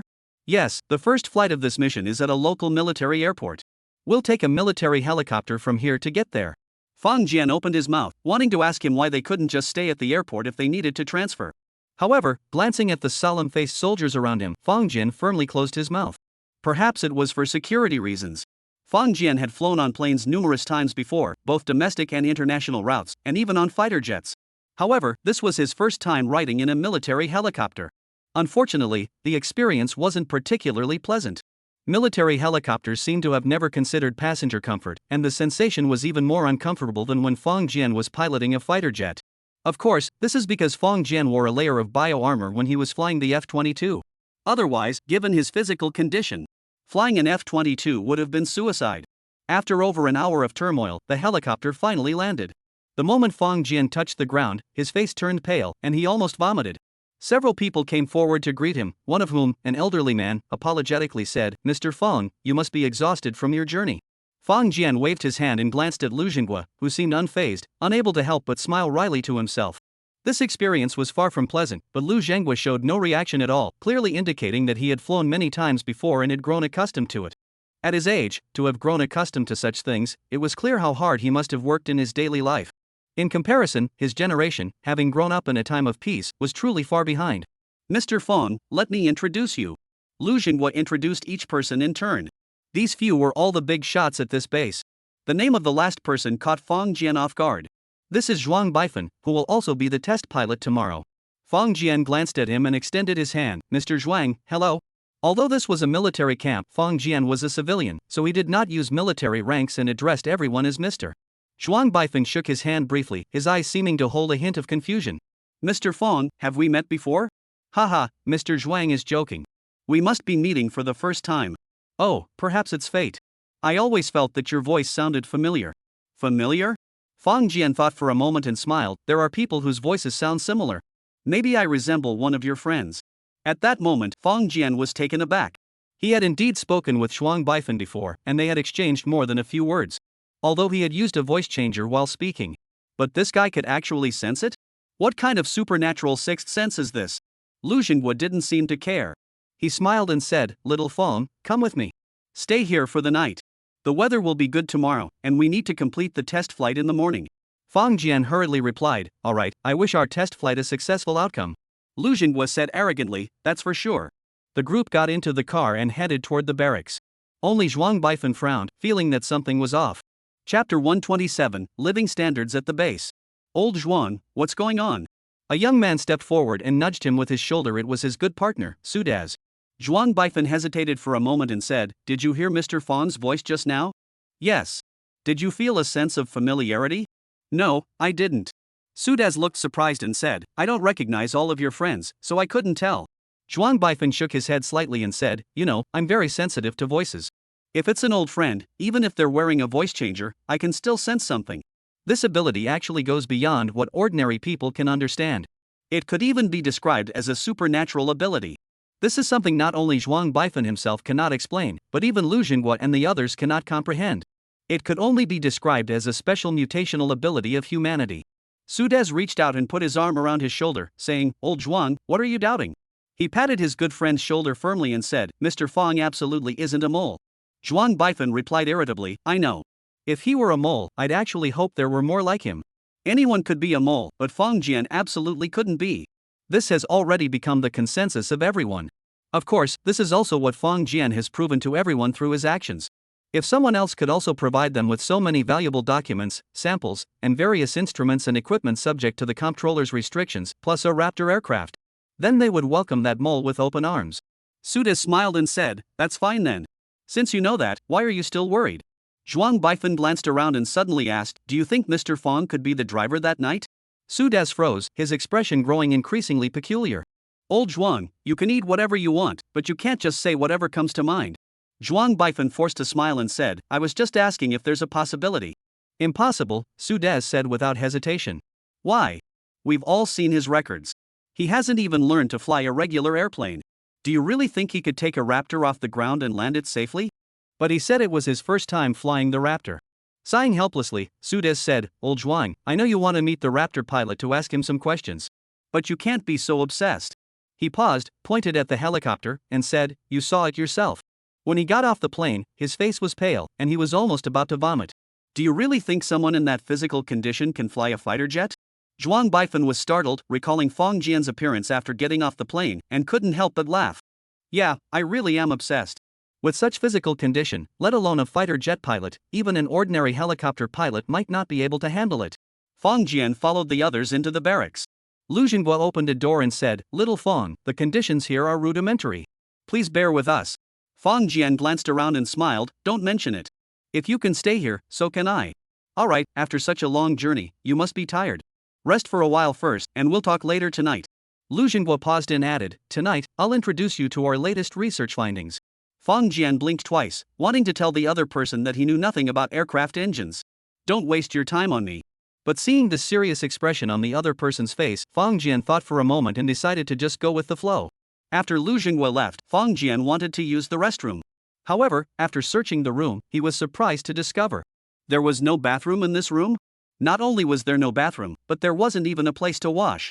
Staring blankly for a moment, Fang Jian walked around the sparse room several times but couldn't find a faucet. He hesitated for a moment and opened the door. Just 3 steps away from the door, a soldier stood at attention. Upon seeing Fang Jian open the door, he immediately turned around, saluted, and shouted, "Mr. Fang, is there anything you need?" Fang Jian smiled and said, "Nothing, I just wanted to ask where that is." The soldier was several years younger than Fang Jian, but his face was a mix of black and red, making him look older than his age. Upon hearing Fang Jian's words, the soldier also froze. "What do you mean, that?" Fang Jian cleared his throat and said, "I mean, where is the restroom? Mr. Fang, please follow me." Soon, they arrived at a public restroom.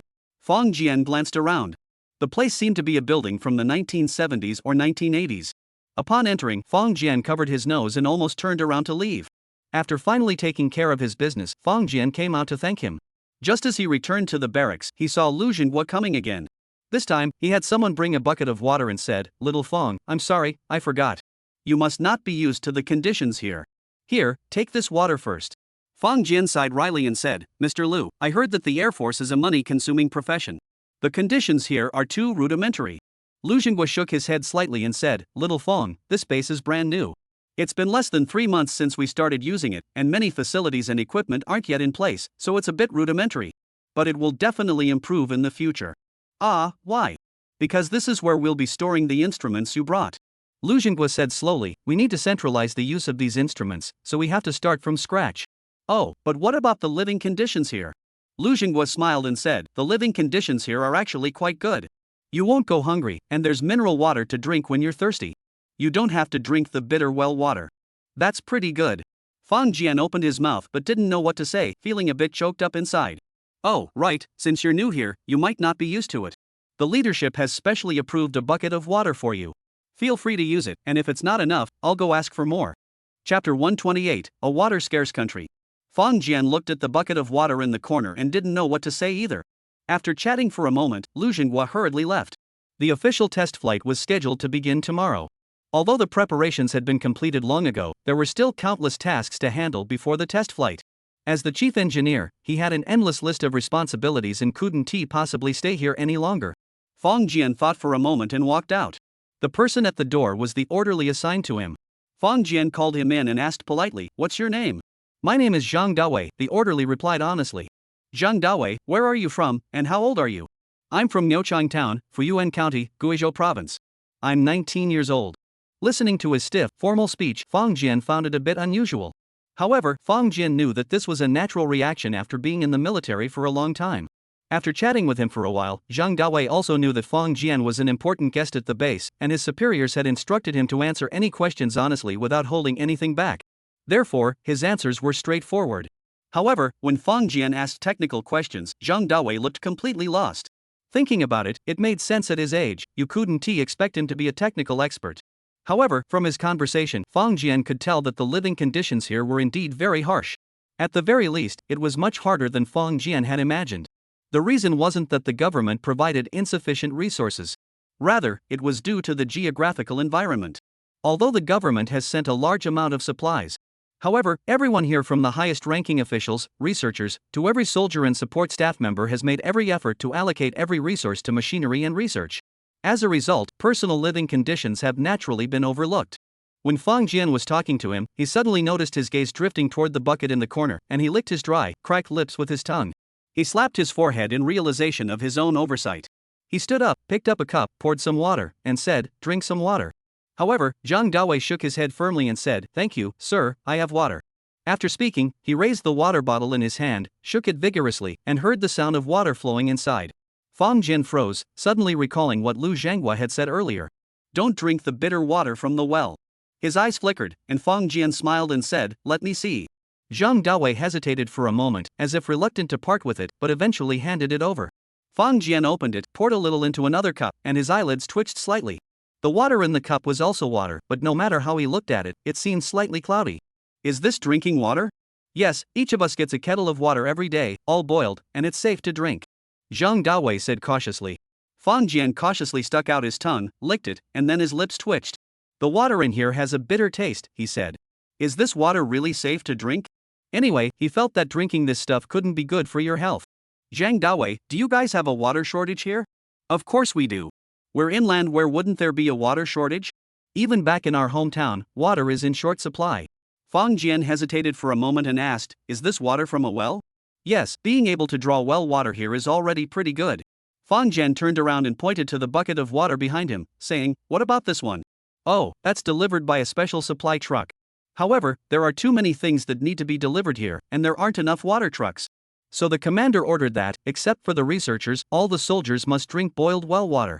Zhang Dawei paused and said, this water is rationed. We have to prioritize the machines first. Some machines require a lot of water and have specific quality requirements, so we can't use well water. Fang Jian opened his mouth but said, don't you find it unpleasant to drink? What's the big deal? Zhang Dawei tilted his head back and said, if it makes you sick, you'll get used to it after a few times. He seemed to recall something and added, actually, at first, the chief engineer and his team wanted to share the hardships with us and refused special treatment. However, some researchers got diarrhea and couldn't work, so the commander ordered that all researchers must drink bottled water, with a quota of 2 small bottles per day. Oh. Fang Jian nodded and said, I understand. Thank you, Dawei. Ah. Zhang Dawei smiled broadly. Fang Jian thought for a moment and asked, do you have a place to shower here? Yes, the water for bathing is drawn from a well. Zhang Dawei checked the time and said, however, it's not yet bathing time, so you can't bathe now. There's still time for a shower? Yes, water is very scarce here, so we have to use the well water sparingly. Fang Jian nodded slightly and fell silent. Zhang Dawei saluted, picked up the water jug, and went back to his post. Fang Jian thought for a moment, pulled out his phone, and began searching. What is the current state of water resources in Manhwa? In fact, despite having numerous rivers, Manhwa is actually a water-scarce country with severe spatial and temporal disparities in water distribution. In recent years, Manhwa has suffered severe droughts repeatedly, with the frequency and scope of droughts increasing, as well as the duration and losses incurred. Currently, out of over 600 cities nationwide, over 400 are water scarce, with over 100 facing severe water shortages. This is particularly evident in inland regions. Major cities like the capital and Tianjin are currently facing the most critical water supply situation. Meanwhile, due to population growth, by 2030, per capita water resources in China will decrease from the current 2,200 cubic meters to 1,700 to 1,800 cubic meters, with water demand approaching the amount of water resources available for development and utilization, making the water shortage problem even more severe. Fang Jian thought about the recent news reports and short videos he had seen about water shortages and suddenly realized who was behind it all. In the age of news and short videos, few people pay attention to text-based, rigid information anymore. Using short videos for publicity must be acknowledged as a truly innovative idea. Even Fang Jian, who had previously shown no interest in such matters, was moved after watching it. Especially the scenes of extreme water scarcity and parched land in western cities depicted in the short videos were vividly portrayed, leaving a shocking and unsettling impression. Chapter 129, Zhuge Irma, long time no see. After a long time, Fang Jian raised his head. It's truly something you don't realize until you look into it, and then it's shocking. I never would have imagined that our country is such a water-scarce nation. If it were an ordinary person, even if they knew about this, they would be powerless to do anything. At most, they'd try to conserve water as much as possible. But Fang Jian was different. He thought for a moment and continued searching online. There are many countries in the world that suffer from water scarcity, not just Manhwa. In fact, many countries are water scarce. Due to the growing global population, water resources are becoming increasingly scarce. Especially in inland provinces, urban water resources have become an increasingly prominent and significant challenge. Generally speaking, urban water resources refer to the portion of water available for urban industrial use, urban residents' daily needs, and suburban agricultural requirements under current technological conditions. This typically refers to the annual replenishment and recovery of freshwater from surface water bodies and groundwater bodies that can be utilized for urban water supply. With the advancement of wastewater treatment technology, treated industrial and domestic wastewater from cities is also considered a component of urban water resources when reused for industrial, agricultural, and domestic purposes. Urban water resources generally require good water quality, sufficient quantity, and the ability to meet the current and future development needs of the city. For any city, urban water resources are a critical factor constraining urban development. However, many cities today cannot meet their water demands solely through surface water and recycled treated wastewater. As a result, they are overexploiting groundwater. However, as groundwater levels decline, numerous significant risks emerge. The sudden, unexplained sinkholes appearing in many cities are not isolated incidents. Therefore, for humanity as a whole, the only viable solution to this problem is to utilize seawater. Only desalination offers a true, permanent solution. Seawater desalination, seawater desalination. Fang Jian muttered to himself before continuing his research. Seawater desalination is a method of separating freshwater from seawater using freshwater. There are generally two feasible methods. The first is to separate freshwater from seawater, such as distillation, reverse osmosis, hydrate formation, freezing, solvent extraction, and so on. The second involves removing salt from seawater, such as electrodialysis and pressure dialysis. However, the two methods currently in widespread use are distillation and reverse osmosis. Practical large-scale distillation equipment includes multi-stage flash distillation and multi-effect multi-stage flash distillation. These methods utilize the latent heat released by seawater during cooling to supply the heat required for water evaporation. However, compared to distillation, reverse osmosis appears to be the future trend. Reverse osmosis involves separating a concentrated solution from a dilute solution using a semi-permeable membrane, followed by relevant operations. The semi-permeable membrane materials used for seawater desalination are typically cellulose triacetate. To achieve a larger water production rate, the membrane area filled in the desalination unit per unit volume must be as large as possible. In practical applications, two types are used, one where the membrane is made into hollow fibers, and the other where a long membrane strip is rolled into a cylindrical shape. The former is called the hollow fiber type, and the latter is called the spiral wound type. However, regardless of the method used, seawater desalination inevitably produces a significant amount of concentrated brine. Additionally, this waste brine significantly impacts marine ecosystems. Numerous idle environmental organizations are deeply opposed to this and frequently protest. However, Fang Jian dismisses these organizations' actions with contempt. If these so-called environmentalists were stranded in the desert for 3 days and nights without access to water, they would stop their nonsense. As human beings, when basic access to water is not yet guaranteed for humanity, instead of researching how to obtain more and better freshwater, they simply use environmental protection as an excuse to shut down these industries. After all, those who propose these environmental concepts certainly won't be the ones going thirsty. No matter how loud their slogans may be, they cannot hide the reality. That is, humanity is facing a water crisis. What should we do? If we don't seek it from the oceans, can we just conjure it out of thin air? If all of this is attributed to overpopulation, then why don't these environmentalists take their own lives to ease the burden on Mother Earth? In reality, what they should be doing is not just making noise, but working hard to develop more efficient and better methods for obtaining freshwater. That is the correct way to solve the problem.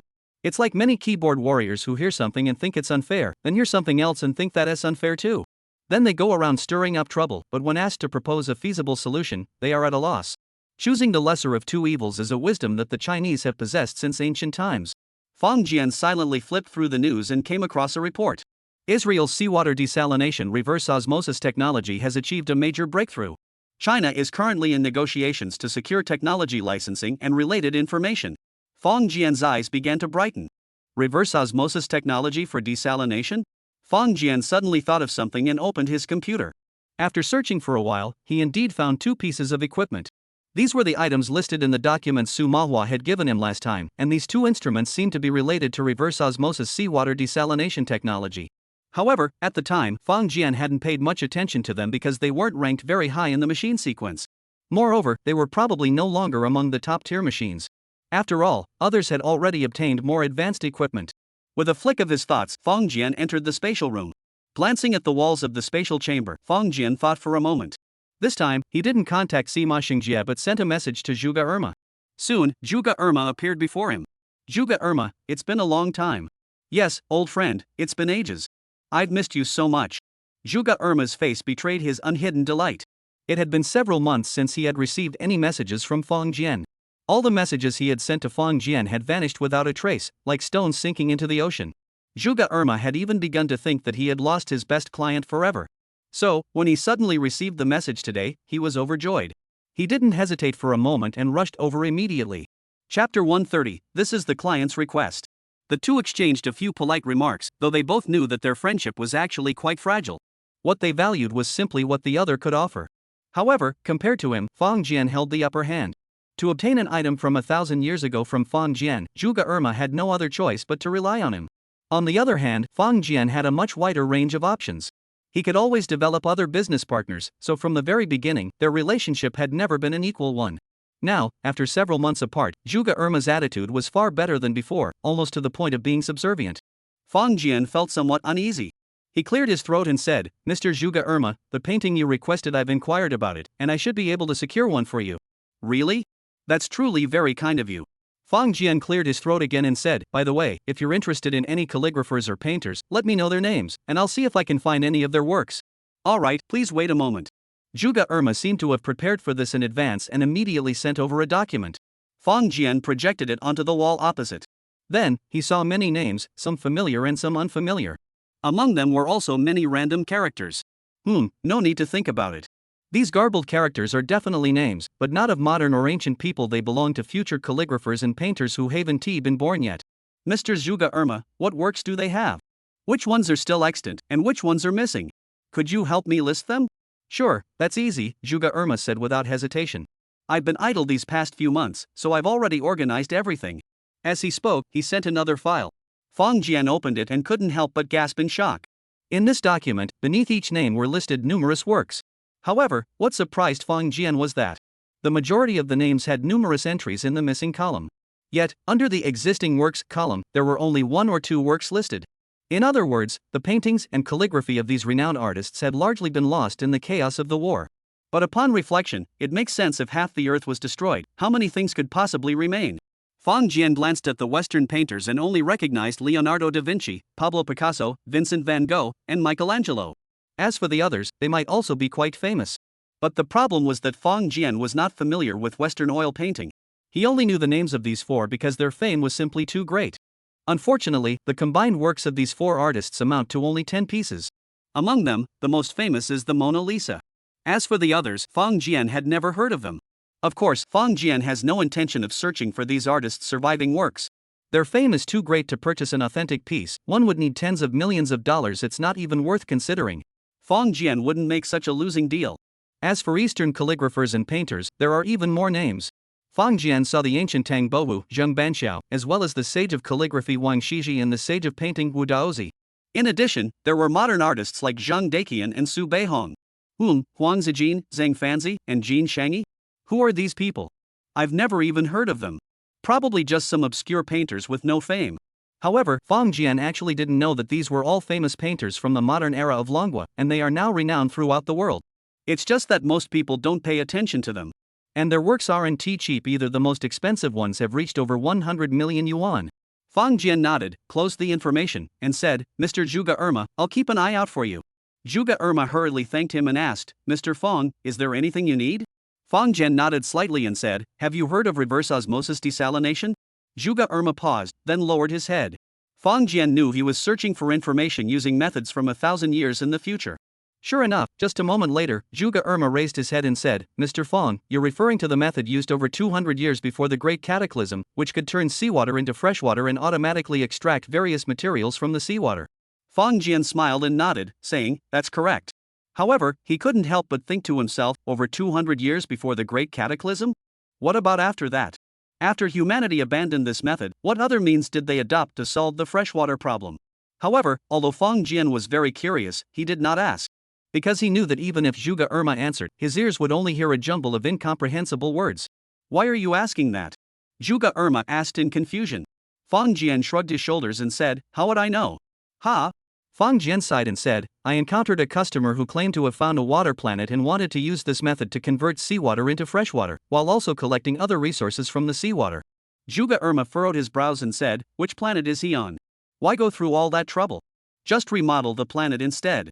Fang Jian's lips twitched slightly. He really wanted to ask what that meant.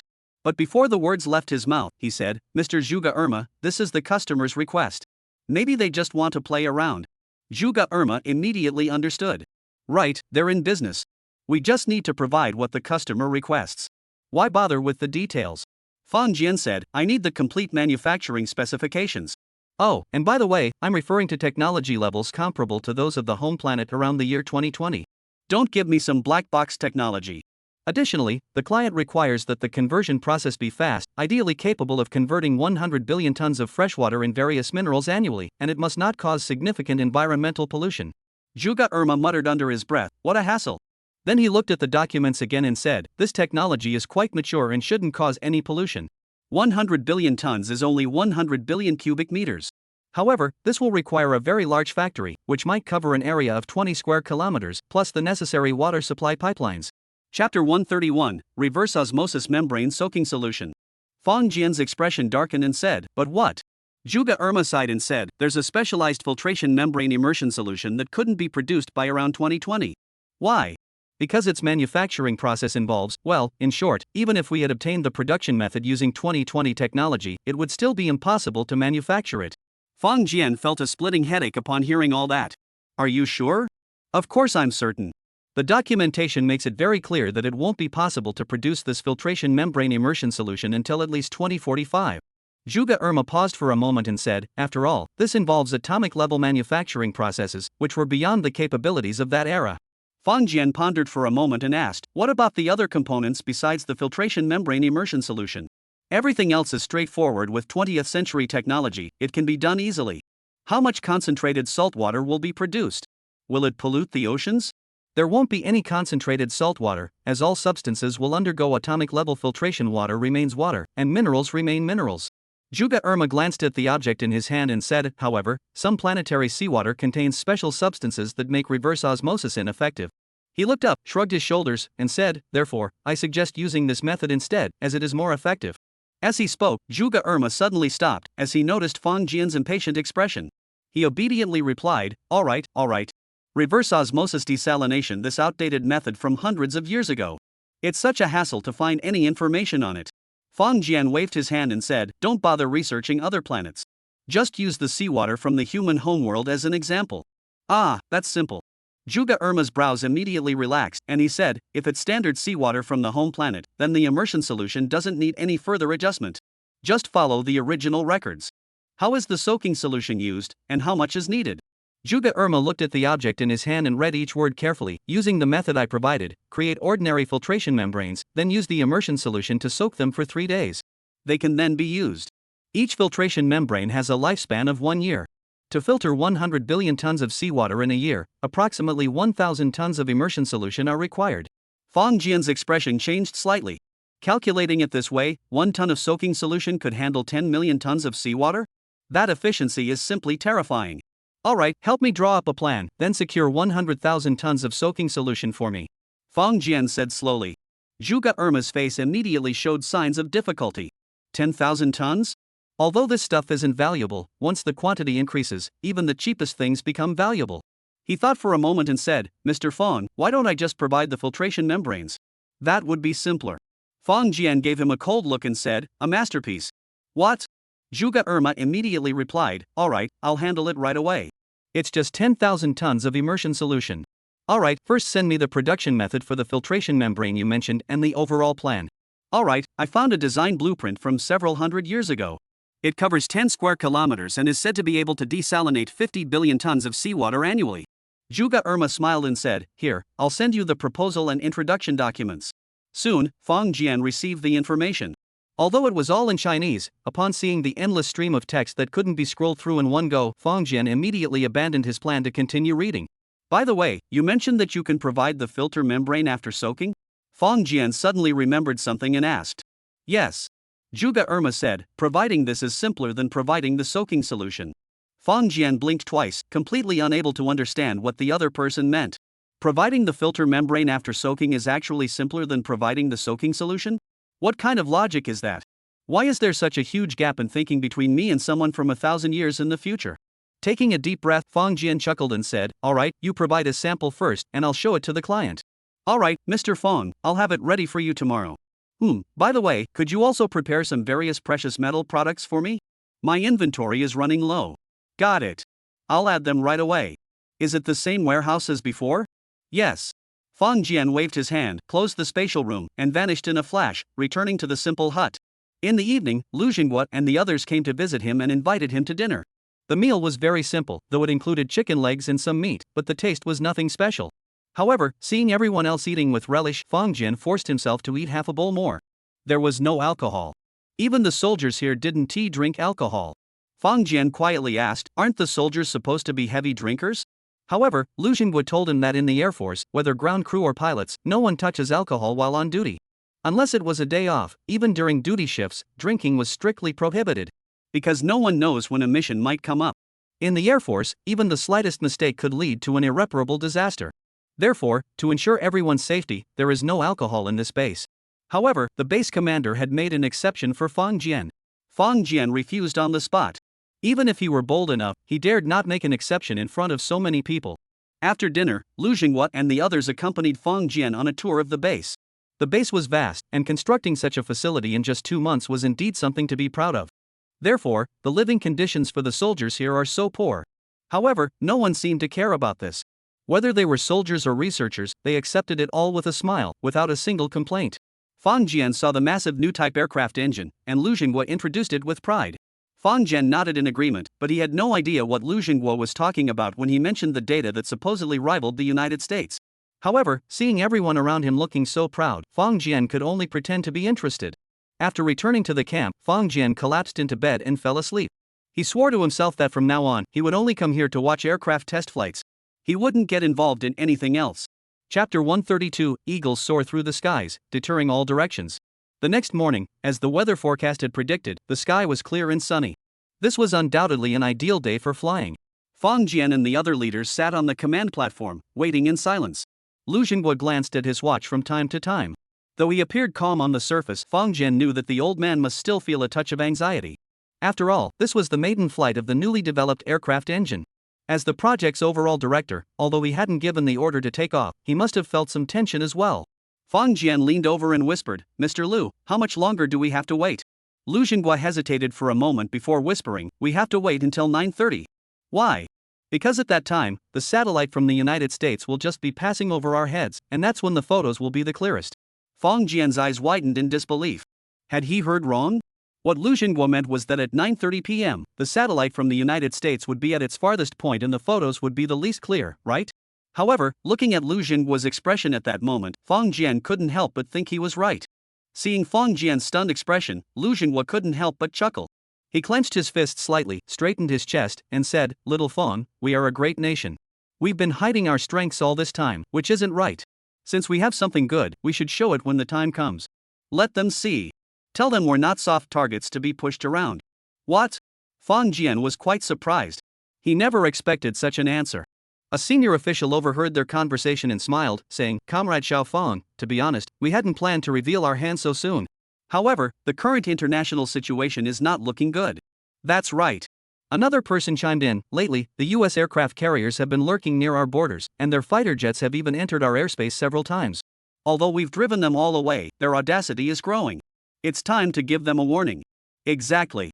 An elderly man turned his head, his eyes gleaming with determination, and said, "We must make it clear to them that the days of being weak and allowing ourselves to be bullied are over. They will never return." Fang Jian opened his mouth, nodded vigorously, and uttered a heavy HM.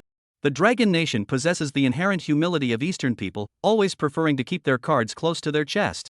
This approach is akin to constantly releasing smokescreens on the international stage. It tells others that our strength isn't that great, so there's no need to target us as the top priority.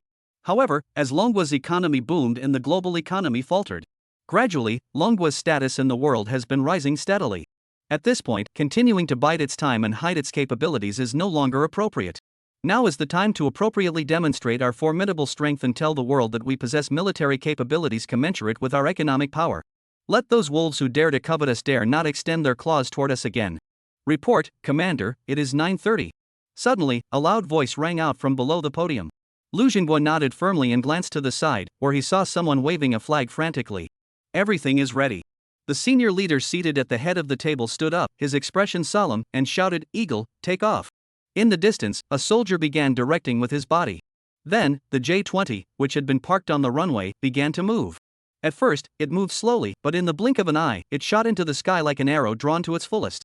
A deafening roar erupted as the aircraft soared into the blue sky, leaving a beautiful yellow trail of exhaust in its wake. At that moment, everyone had stood up, all looking up at the sky.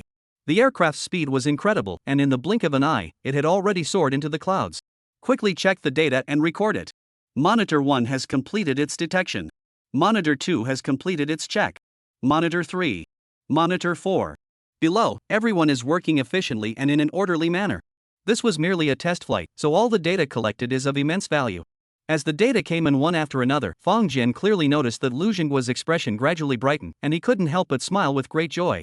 Fong Jian turned to a researcher beside him and asked, "Was the test flight successful?" The researcher, a middle-aged man in his 50s wearing glasses, couldn't hide his smile. He nodded vigorously and said, "It was successful, and the data is excellent. It has exceeded our expectations. Whether it's maximum thrust, acceleration, or other metrics, we've reached the theoretical limits." He took a deep breath and said, "Now, the only thing we need to wait for is the fatigue test on the engine after the plane lands. If the engine's lifespan can be extended, that would be ideal." Although he didn't specify the number, Fong Jian didn't blame him. This sense of confidentiality was what truly inspired confidence. The plane appeared and disappeared among the clouds, performing various high-difficulty maneuvers as required by the control tower. Fong Jian watched, itching to take the controls and give it a try himself. For a full hour, the plane performed nearly every possible test except for actual live fire exercises. Fong Jian couldn't help but admire the pilot. He was truly a formidable pilot. Finally, the aircraft landed safely on the ground. Everyone on the field clapped wildly, their applause thunderous. The senior official at the center turned around, stood straight, and said, "Mr. Lu, Mr. Fong, thank you for your tireless efforts day and night over the past days. It is because of your hard work that we now have such a powerful aerial guardian. On behalf of the entire nation, I extend our deepest gratitude to you." He saluted solemnly. Behind him, all the soldiers did the same, saluting the numerous researchers and Fong Jian. Fong Jian felt a bit flustered, but Lu Jingguo and the others stood tall, returning the salute with the same solemnity. Fong Jian took a deep breath and raised his hand, mimicking Lu Jingguo and the others. However, when he looked up, he saw the majestic fighter jet. A surge of intense pride welled up within him. Eagles soar through the sky, striking fear into all directions. From that day forward, let no other nation's fighter jets dare to enter the Dragon Nation's airspace and flex their muscles. Chapter 133, This honor belongs to you. What? They conducted the maiden flight of a new aircraft engine, and deliberately chose to do so right under the nose of our satellites? In a base of a certain beautiful country, an old man picked up a folder and slammed it hard on the table. His face was filled with anger. Everyone could tell he was extremely angry. Although that country also had fighter jets, compared to the world-leading beautiful country, it could only lag behind. This was a fact acknowledged by the entire world. Admitting that one is inferior is not shameful. As long as one strives to improve after acknowledging one's shortcomings, that is enough. Therefore, the aviation industry of that country has always been quietly making progress. Even though it has developed aircraft engines that are technically on par with the world's best, it remains extremely low-key during both test flights and official deployment. The purpose is to prevent other countries from uncovering the true capabilities of their fighter jets. While the capabilities of a fighter jet are determined by many factors. However, the aircraft engine is the heart of the fighter jet, making it the most critical component. Yet now, they have unexpectedly announced their plans and chosen this moment to conduct test flights openly. Their sole purpose is to draw the world's attention to this event. To show the world the true capabilities of our newly developed aircraft engine. Typically, such actions are the domain of the United States. They use their overwhelming military might to intimidate the world, forcing their allies and potential enemies to cower in fear and refrain from challenging them. However, this time, another country has made the same choice. Naturally, this has enraged the old man from the United States, making him feel that he has been insulted. Has the other side's data been released yet? It's currently being compiled and analyzed. Results should be available shortly. Hurry up and get it to me. I need to know immediately what level their damn plane can reach. Yes. Back home, a group of people had gathered at a certain location, also discussing the matter. People from a certain country made an unusual announcement, claiming they had developed the latest type of aircraft engine and had chosen an extremely unusual time to begin test flights. Such an event had never occurred before. Therefore, it wasn't just the people of the United States who were surprised. Even Xiao Benzi and other prominent figures from other countries were utterly baffled. At this moment, everyone paying attention to the matter was discussing it among themselves, feeling deeply puzzled. However, most people had actually guessed the purpose behind their actions. That purpose was deterrence. They wanted to use this opportunity to declare to other countries. They now possess the capability to independently research and manufacture the most advanced aircraft engines. The ability to manufacture, and to manufacture the most advanced equipment. These are two entirely different concepts. With this latest powerful engine, their fighter jets will no longer fear any challenges. Many observers from other countries remain skeptical, with a significant degree of disbelief. After all, the United States' lead in aviation engine technology is not just a step or two ahead, but many steps ahead.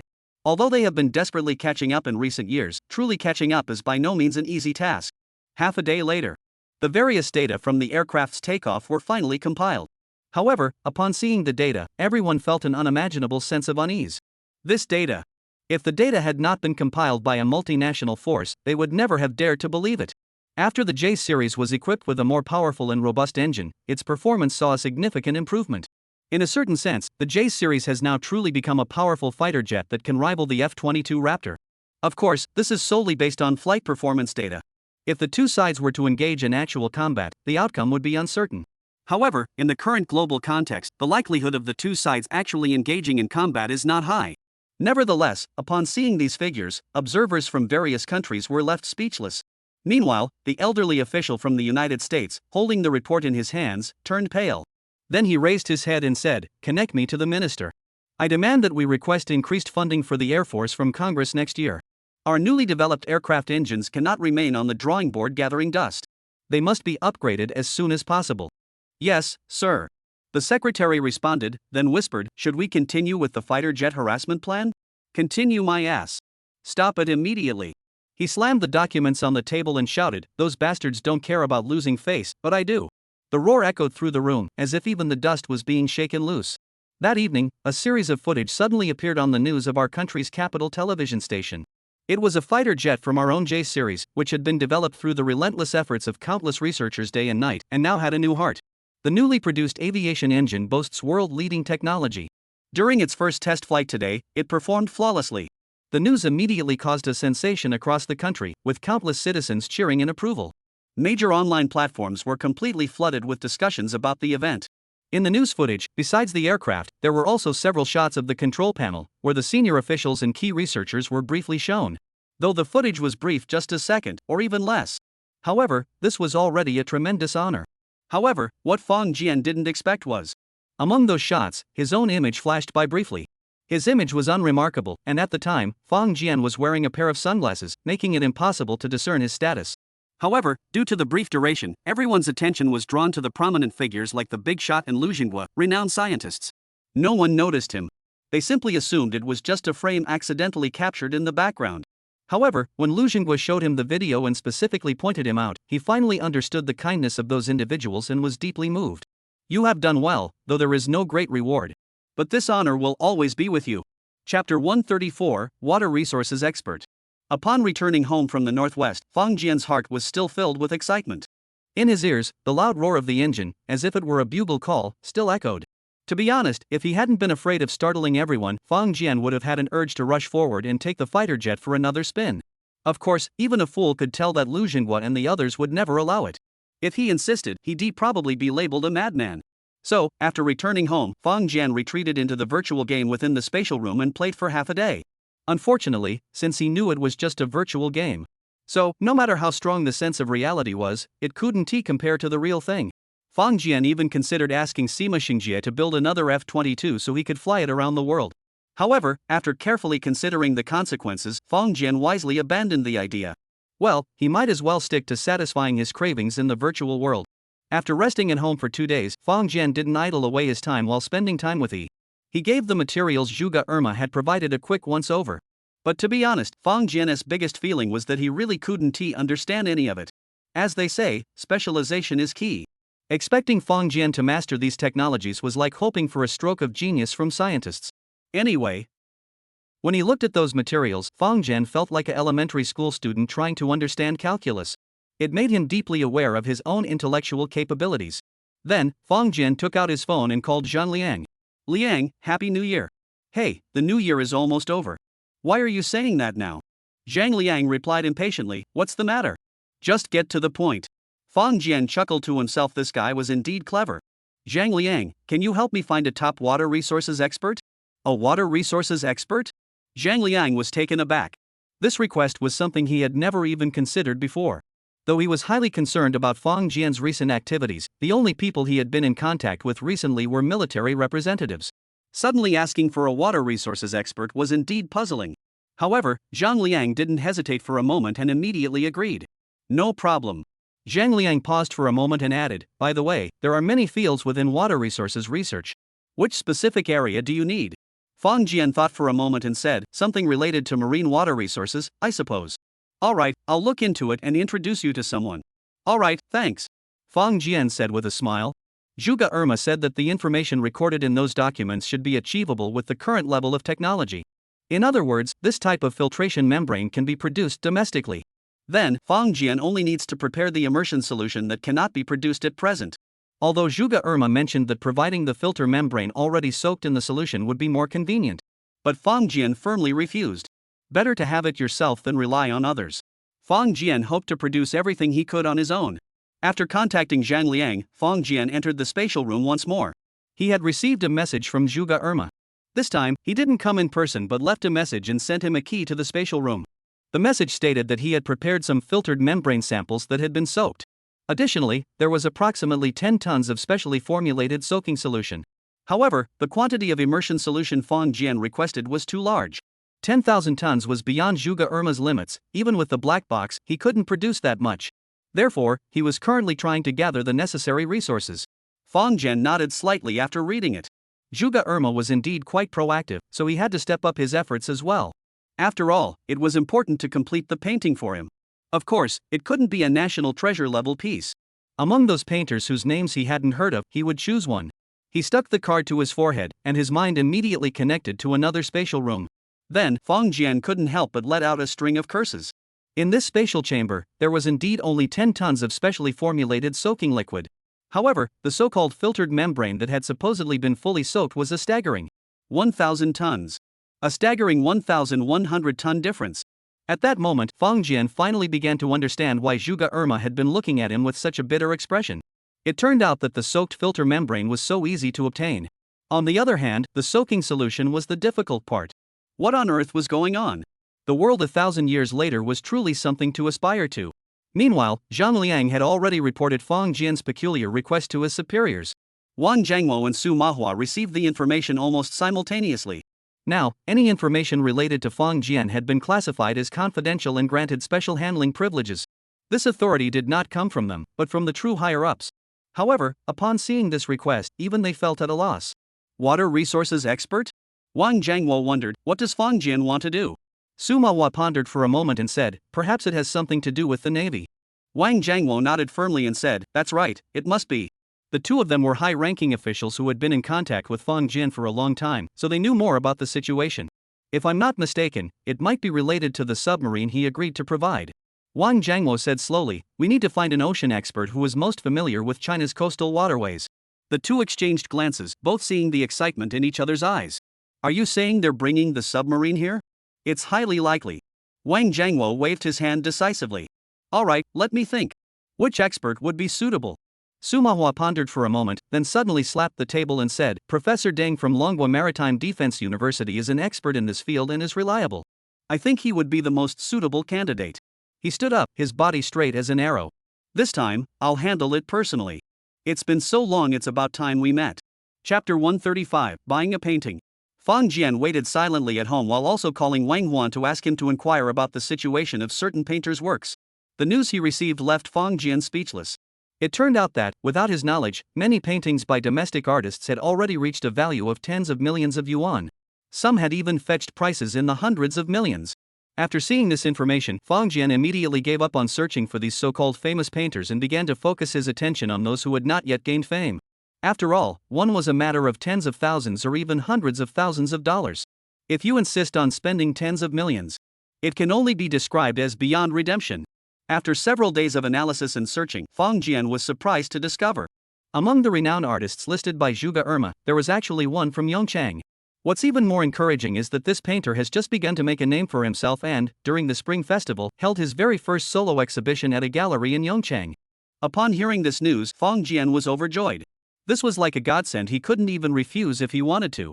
There are actually quite a few galleries in Yongchang, but most of them are just ordinary studios. Only two places have some reputation and history. One was in Gulu, and the other was in the Old Bund. And this up-and-coming painter, Xin Xian, had chosen the Drum Tower for his solo exhibition. This place used to be one of the liveliest spots in Yongchang.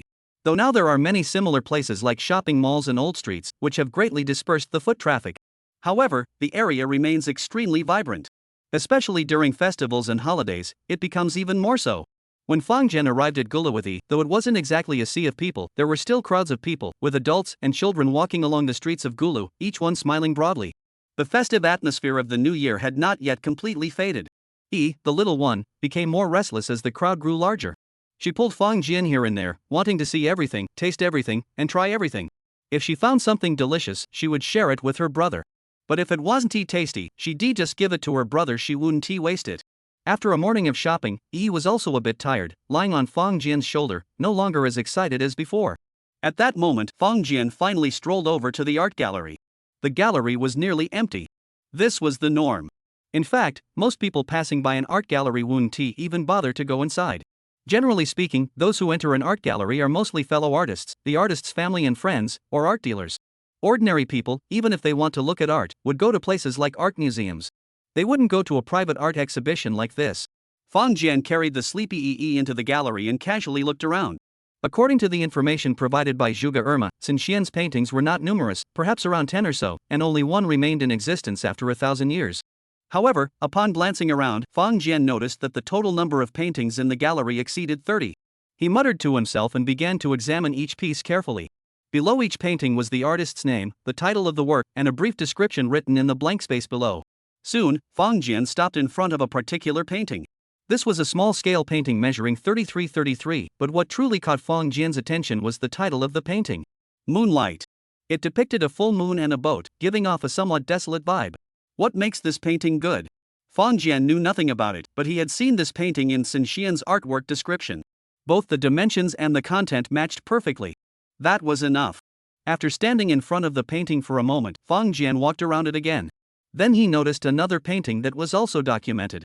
At this point, Fang Jian had a general understanding. Perhaps not every painting by an artist is valuable. Some works either had flaws or were already damaged. Therefore, although Sun Xian had many paintings, few were selected.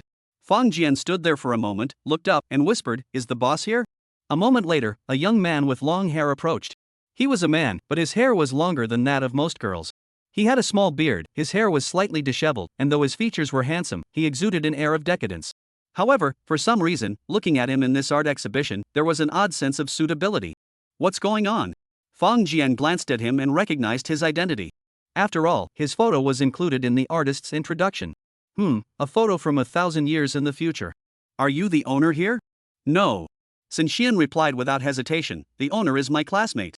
He lent me this gallery for half a month so I could hold my personal art exhibition. Oh, may I ask your name? Sun Xian. Alright, Mr. Sun, I was wondering if the paintings here are for sale? Sun Xian's eyes lit up and he said, since we're holding an exhibition, of course they're for sale. A renowned top painter can sell a single painting for the price of a house. However, an unknown painter is often synonymous with poverty and hardship. Therefore, upon hearing that someone wanted to purchase his artwork, Sun Xian immediately agreed. Fang Jian pointed to the two paintings he wanted and said, these two, name your price. Sun Xian hesitated for a moment and said, 10,000. How about that? Painting requires costs, and he felt that 10,000 for two paintings was already a fair price. Fang Jian smiled and said, alright, let's add each other on WeChat. After adding WeChat, Fang Jian transferred 2,000 directly. This price made Sun Xian's eyes light up. Fang Jian smiled and said, Mr. Sun, if you have any outstanding works in the future, please remember to contact me first. He smiled broadly, I will definitely pay a high price. Alright, thank you, Mr. Fang. Both of their smiles were mysteriously joyful. Chapter 136, 1 year, 100 billion cubic meters. Back home, Zhang Liang made a serious phone call. He said there were two experts who wanted to meet him. Two? Fang Jian was taken aback for a moment but didn't think much of it. Two is fine too, the more, the merrier. After settling Lily, Fang Jian drove to Zhang Liang's office. Even during the New Year holiday, the place was still open, with security guards patrolling around the clock. It was the same familiar office, and Fang Jian saw the two elderly gentlemen. Old Fang, let me introduce you. This is Mr. Su Manhwa, and this is Mr. Deng Xinghua. Gentlemen, this is Fang Jian. Zhang Liang finished speaking, bowed slightly to the two elderly men, and said, please continue your conversation. I'll step out first. Although he didn't know what they were discussing, he dared not eavesdrop. The principle of avoiding conflicts of interest must be strictly adhered to. Su Manhwa smiled and stepped forward, extending his hand and saying, Comrade Fang, we finally met. Fang Jian paused, shook his hand, and looked at him with a hint of suspicion. Who is this man? Su Manhwa spoke slowly, Comrade Fang, you may not know my name, but I have heard of yours many times. He suddenly stood up straight, bowed slightly toward Fang Jian, and said, first, I must express my gratitude and apologize to you. Fang Jian jumped back in surprise and exclaimed, Mr. Su, what are you doing? Facing such an elderly gentleman, Fang Jian didn't want to risk offending him. Deng Xinghua, standing nearby, was also startled. Although his research field was different from Su Mu's, he was well aware of the elderly man's status in the domestic academic community. He never imagined that Su Manhwa would act in such a manner. As a result, he became deeply curious about the young man before him. Yesterday, he had suddenly received notice to come to Yongqing to discuss a matter. Moreover, the notice had been issued by someone he couldn't refuse. After all, it wasn't even the Lantern Festival yet. Why would such a task be assigned so suddenly? This matter left him feeling quite displeased. However, upon seeing Su Manhwa and the elderly man's peculiar demeanor, Deng Xinghua's initial grievances vanished without a trace. All that remained in his mind was curiosity, caution, and a touch of wariness. Su Manhwa stood straight and smiled. "Comrade Xiaofang, I'll say one thing, and you'll know who I am." Fang Jian tilted his head slightly, listening attentively. "Do you remember that list? The equipment list with 8 priority levels." Fang Jian raised his eyebrows in surprise and asked, "Was it you who drew up this list?" "Yes." Su Manhwa sighed deeply and said, "I made this list. For the items on it, you must have spent a great deal of manpower and resources, and even made sacrifices. Tell me, should I thank you and say I'm sorry?" Fang Jian's lips twitched slightly. "I spent a huge amount of manpower and resources? Sacrifices? Who told you that? By the way, what did I use to obtain these machines? I remember now. That was his first deal with Sima Xingjie. He traded a set of exquisite Jingdezhen tea sets worth over 800 yuan for them. On average, each machine cost about 1 yuan. Fang Jian had always been in business, so he had a thick skin. And the experiences of this period had made his face even thicker. But even so, hearing the old man speak like that still made him blush a little. He hurriedly said, "Mr. Su, please don't say that. We're all here to serve the people." After a pause, he added, "Besides, you've already paid for them." Although Fang Jian had set the price for the machines very low, almost as cheap as cabbage. However, Zhang Liang and the others paid promptly, and the amount they gave was definitely more than what Fang Jian had quoted. On average, each machine was priced at around 30 million. Such a generous return on investment made Fang Jian tremble slightly as he received the money. However, in the eyes of Su Manhwa and the others, these machines, let alone being subject to the UN embargo and thus unavailable for purchase, even if they were made available domestically, the price per machine would not be less than 100 million yuan. Some machines were even priced in US dollars. Therefore, an average price of 30 million yuan per machine. It was practically a steal. This was also why Su Manhwa and his group were increasingly valuing and appreciating Fang Jian. Su Manhwa nodded slightly and said, "All right, I won't say more. In any case, if there's ever anything you need my old self to assist with, just let me know." Fang Jian waved his hands repeatedly, saying, "No need to be so formal." Su Manhwa turned to Fang Jian and said, "Comrade Fang, you need an expert in marine water resources. Professor Deng is a full professor at the University of Coastal Defense, specializing in the study of China's coastal waters. He is highly knowledgeable about the surrounding waters. Feel free to ask him anything." Deng Xinghua immediately sat up straight, ready for action. Fang Jian's eyes lit up and he asked, "Professor Deng, where do you think would be the best location to build a seawater desalination plant?" Su Manhwa was taken aback. He opened his mouth but closed it again, his expression odd. "A seawater desalination plant? What the hell is that?" Shouldn't Fang Jian be asking where would be the best location to send the submarine to? How did it suddenly turn into a seawater desalination plant? The corners of his mouth twitched slightly, and his face flushed slightly as he realized he had misunderstood. Deng Xinghua glanced at Fang Jian, puzzled.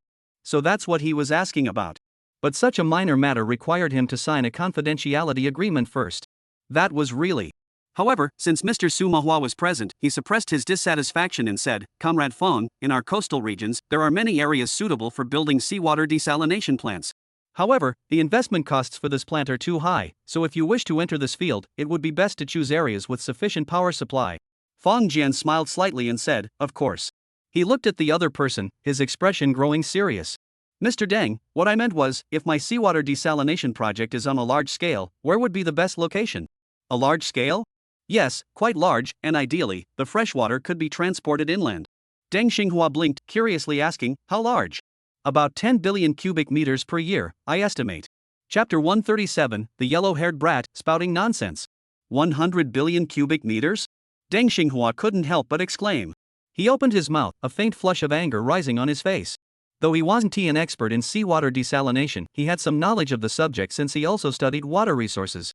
100 billion cubic meters of seawater desalination? This isn't something you can just talk about and make happen. At that moment, he had no interest in speaking. Deng Xinghua gave Fang Jian a meaningful look, then suddenly turned his head and smiled, saying, "Mr. Su, I'm afraid I can't discuss this matter further. Perhaps I should take my leave first?" Su Mahua furrowed his brows slightly, sighed helplessly, and said, "Alright, Professor Deng, I'll trouble you then." Deng Xinghua glanced at Fang Jian. He had originally intended to storm out, but upon considering Su Mahua's attitude toward Fang Jian, he reluctantly nodded at Fang Jian before turning and leaving without looking back. Fang Jian was completely baffled. He could clearly sense the displeasure and the deep contempt in Deng Xinghua's eyes. But why? What did I ever do to you? He turned his head and looked at Su Mahua. Su Mahua sighed wryly and said, "Comrade Fang, it's like this. Professor Deng specializes in marine ecology and geology. The seawater desalination project you mentioned is not his area of expertise. However, I have an old friend who works in Shanghai. I'll contact him immediately and arrange a video conference." Fang Jian nodded slightly, though he knew deep down that things wouldn't be that simple. But since the old gentleman had made his stance clear, he didn't feel comfortable arguing back. Su Mahua pulled out his phone, found WeChat, and made the call. Despite his advanced age, he was quick to adapt to new things, and he was quite skilled with WeChat. Soon, the call connected, and on the other end was an old man as well, though he seemed much younger than Su Mahua. "Mr. Su, Happy New Year," the man on the video call greeted him first. "Ha, little Li, Happy New Year." Su Mahua stabilized his phone and said, "I have something I'd like to consult with you about. Do you have time? If others are busy, you should come ask. Even if I'm busy, I'll make time for you." Su Mahua smiled and nodded, then said, "Xiao Feng, this is our seawater desalination expert, Professor Li Jiaxi. If you have any questions, feel free to ask him directly." Fang Jian nodded and walked to the camera, saying, "Professor Li, hello." Li Jiaxi was slightly taken aback, but despite his confusion, he remained composed and said, "Alright, you are. My name is Fang Jian, a junior colleague of Mr. Su." Fang Jian introduced himself. "Oh, Xiao Feng, what do you want to ask me?" Li Jiaxi's mind raced. "Fang? Which family is this child from? He must be quite capable to have Mr. Su vouch for him during the new year. We can't afford to offend him lightly. I would like to consult you. If I plan to invest in a seawater desalination project, where would be the best location to build the factory?" Li Jiaxi was startled and exclaimed, "You're investing personally?" "Yes." Li Jiaxi's expression grew peculiar. Although it was a video conference, the camera could see both people at the same time. Li Jiaxi looked toward Su Mahua. Su Mahua cleared his throat and said, "He has the financial resources and capability. You can speak freely." "All right." Li Jiaxi thought for a moment and said, "Comrade Xiaofang, let me clarify first, no matter which method you plan to use for desalination, the investment cost will not be small. At the very least, it will be measured in the billions." Fang Jian nodded and said, "I understand. This kind of project is typically funded by the government. Do you have confidence in obtaining the necessary permits?" Before Fang Jian could respond, Su Mahua interjected from behind, "He can." Li Jiaxi's eyelids twitched slightly, and he grew even more puzzled. Who is this young man? However, he quickly composed himself and asked, "Alright, then may I ask, Mr. Feng, what is your estimated daily freshwater production?" Fang Jian calculated with his fingers. "If it's 100 billion cubic meters per year, then divide by 365, which means the daily production is nearly 30 million cubic meters. It doesn't seem like much, does it?" Su Mahua lowered his head slowly and rested his hand on his forehead. He knew that this young man was about to give a number that would leave everyone speechless. Sure enough, Fang Jian finished his calculations and said solemnly, "Professor Li, the estimated figure is 30 million cubic meters." "What?" Li Jiaxi was startled, doubting his own ears. However, seeing Fang Jian looking so serious on his phone, he couldn't help but smile wryly. "If it weren't for the face of Mr. Su behind you, I'd have hung up right away." However, since he didn't know Fang Jian's identity, he assumed he was just some kid from somewhere, so he really didn't want to offend him. With a slight smile, Li Jiaxi said, "Comrade Feng, are you talking about the annual production? But that's a bit high, isn't it?" He paused for a moment and continued, "We currently have over 20 seawater desalination plants, but even the one with the highest production capacity only has an average daily output of 12,500 cubic meters, which amounts to just 5 million cubic meters per year." Fang Jian blinked twice and said, "Professor Li, you heard correctly. I'm talking about daily production. With a daily output of over 27 million cubic meters of freshwater, the annual production would be around 10 billion cubic meters. The annual water consumption of Longwei is definitely much higher than that. However, according to Fang Jian's investigation, the total water shortage for the year is currently around 60 billion tons. That's 60 billion cubic meters. Therefore, 100 billion cubic meters should be sufficient to address this issue initially." Li Jiaxi's eyes widened slightly, and he also felt an urge to storm out. "You insolent brat, spouting nonsense." However, fortunately, his personal conduct was relatively proper. Or rather, as an academic with close ties to the government, it was best not to offend the top-tier family scions if possible. Therefore, he suppressed his anger and said, "Comrade Xiaofang, that's impossible. Although he had done his best to control himself, a hint of impatience still slipped through his words. There was nothing he could do. After all, it was the Lunar New Year, and someone had come to waste his time. Who would give them a good attitude? Chapter 138, Zhang Taigong fishing. Those who wish to bite the hook will do so. Ah, why? Fang Jian asked honestly. If you don't understand, just ask. It's not embarrassing. Because there isn't enough space for you to invest. Li Jiaxi paused for a moment before continuing. Moreover, you simply can't afford the costs of such an endeavor, even with local government subsidies. Is that so? Of course, the cost of desalination has decreased significantly compared to before. Li Jiaxi said seriously, but even if we're talking about desalination, the cost of desalinating brackish water is still 24 yuan per cubic meter. No wonder you're an expert in seawater desalination. You know these figures off the top of your head. If it's seawater desalination, the cost is roughly 47 yuan per cubic meter. But do you know how much water is sold in our major cities? Fang Jian was taken aback and felt a bit embarrassed. To be honest, he really didn't know. Let me tell you, in most places, ordinary residential water use in the first tier is less than 3 yuan per cubic meter. Even in drought-prone areas, it doesn't exceed 5 yuan. Ah, doesn't that mean operating at a loss? Li Jiaxi smiled slightly and said, it's not quite that simple. After all, besides residential water use, there's also administrative water use, industrial and commercial water use, and water use for hotels, restaurants, and bathhouses, among others. The prices for these uses are higher, but not by much. He looked at Fang Jian with a faint smile in his eyes. We are a people-oriented country that always prioritizes the well-being of our citizens. Therefore, we will not arbitrarily raise water or electricity rates. Private investment in desalination plants isn't off the table. However, in our area, there's not much profit to be made. You might want to look elsewhere. If you can monopolize the freshwater resources in a certain area, then you can raise prices at will and make a fortune. Li Jiaxi couldn't help but add a subtle jab at the end. Fang Jian nodded, thought for a moment, and suddenly asked, Professor Li, what if I could find a way to keep the cost at 1 yuan per ton? Li Jiaxi paused, his brows furrowing slightly, then he said decisively, that's impossible. Fang Jian smiled, let's assume it's possible. Would it be feasible? This time, Li Jiaxi hesitated. But after a moment, he said, first tell me, what method do you plan to use? Although he still felt apprehensive about Fang Jian's identity, as a top scholar, he also had his own pride. Fang Jian sighed helplessly, reverse osmosis. Reverse osmosis isn't some groundbreaking method, the costs couldn't possibly be that low. Fang Jian shrugged his shoulders and said, assume, and my reverse osmosis method can also extract various minerals from seawater and separate them into their respective categories. That should be a fortune as well. Li Jiaxi couldn't help but laugh. He patiently said, actually, this concept and attempt have already been explored in Israel and Saudi Arabia. However, it's not that simple. Moreover, desalinating such a large volume of seawater would produce a significant amount of concentrated brine. How would you dispose of this waste brine? Re-inject it into the ocean? That's not permitted here. Fang Jian scratched his head and said, Professor Li, I can't explain it clearly here. How about this, I'll ask Su Lao to bring you some samples, and you can test them for me. Let's let the results speak for themselves, okay? Li Jiaxi's eyes narrowed, and after a moment, he said, all right, I'm in Shanghai. I'll be waiting. After the call ended, Fang Jian exhaled deeply. Talking to these professionals is really exhausting. Turning around, Fang Jian noticed the somewhat peculiar expression on Su Lao's face. Mr. Su. It's over. Yes. Fang Jian said solemnly, Mr. Su, you heard that too. I'll go home later and bring you some filter membranes and the user manual. You can give them to Professor Li for testing. Su Manhwa looked at him for a moment before nodding slowly. If anyone else had asked him like that, Su Manhwa would have excused himself and left immediately. He had seen people boast before, but never someone so blatantly deceitful. However, when faced with Fang Jian, Su Manhwa simply couldn't refuse. Seeing Su Manhwa's expression, Fang Jian couldn't help but say, Mr. Su, this filter membrane is the latest research achievement from our laboratory. He paused for a moment, giving Su Manhwa some time to react, before continuing, we've collaborated many times before. Do you really think we'd deliberately play games with you? Su Manhwa was taken aback, and his expression finally turned serious. Yes, although what Fang Jian had just said did sound a bit far-fetched. However, the things this organization usually did were always highly reliable. Could this time be the real deal?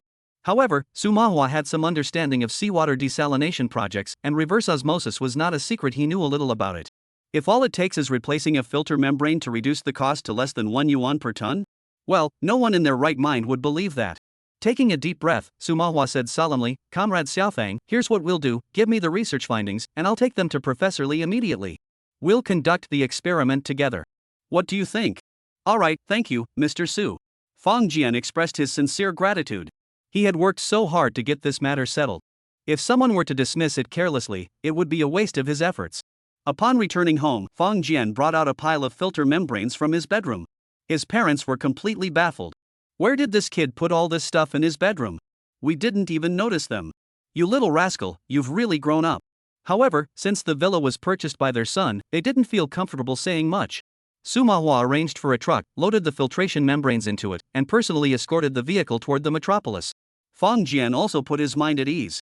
He was absolutely certain that once these two had undergone the experiments and seen the actual results, they would definitely change their attitude toward him. Now, he was like Jiang Taigong fishing waiting for the willing to take the bait. Chapter 139, Where is he? I must see him. In a large laboratory in the Magic City. Li Jiaxi greeted Su Manhwa with a beaming smile. Regardless of the purpose of Su Lao's visit this time. Given his esteemed academic status within the country, such a warm welcome was well deserved. It wasn't just Li Jiaxi. Upon hearing that Su Lao had arrived, the institute's director rushed over eagerly, fawning over him. There was no way around it. This director had actually transitioned from being a researcher to an administrator. In the past, his status was that of Su Manhwa's great-grandson. Even now, upon seeing him, he must first address him as master. Therefore, Su Manhwa's status here is truly unmatched by ordinary people. Su Manhwa smiled and said, "Little Li, I brought the filter membrane. This time, I'll be troubling you." Li Jiaxi felt a bit annoyed. To be honest, he really didn't want to waste his time. He was an expert in this field. All the methods for desalinating seawater were second nature to him. Moreover, he kept a close eye on the latest advancements in global technology. Therefore, he knew that although countries had invested heavily in this field, the results achieved were scarce. Although the cost of seawater desalination has been decreasing year by year, the issue of how to handle the waste brine remains a major global challenge. Without solving this problem, any talk of reducing costs is just a gimmick. Rather than wasting resources on a test doomed to fail, it would be better to conduct a few more experiments. However, Li Jiaxi dared not voice these thoughts in front of Su Lao. Under the urging of the institute's director, everyone decided to proceed with the experiments as soon as possible.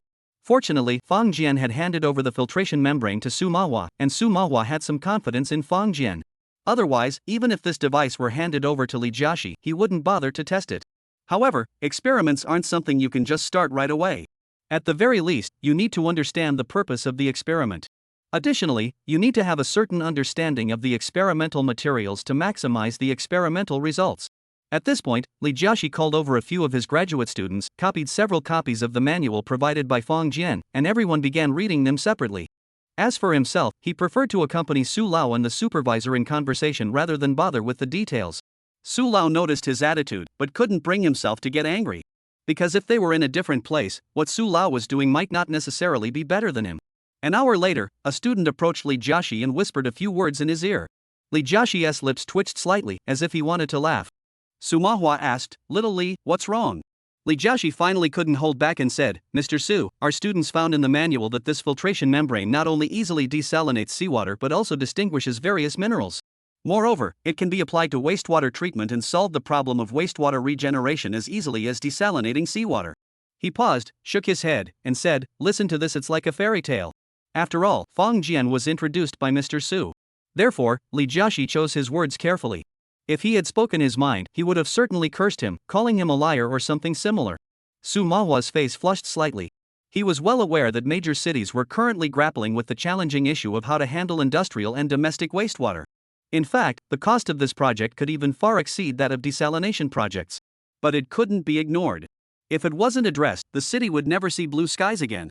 Unfortunately, the current approach is to relocate polluting industries from economically developed regions to less developed areas.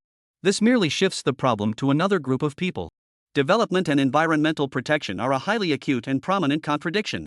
If Fang Jian's filtration membrane could solve this problem as well. Su Manhwa shook his head and thought to himself, "What am I thinking?" Reason told him it was absolutely impossible. Finally, Li Jiaxi's students finished reading the manual and all believed it was just a fantasy manual. This experiment had no value whatsoever. However, in front of Su Manhwa and the supervisor, let alone these graduate students, even Li Jiaxi himself wouldn't dare refuse. Thus, after several days of preparation, the experiment finally began. "Teacher, Gate 1 is ready." "Professor, the filter membrane has been laid out." "Professor, all experimental preparations are complete. We can begin."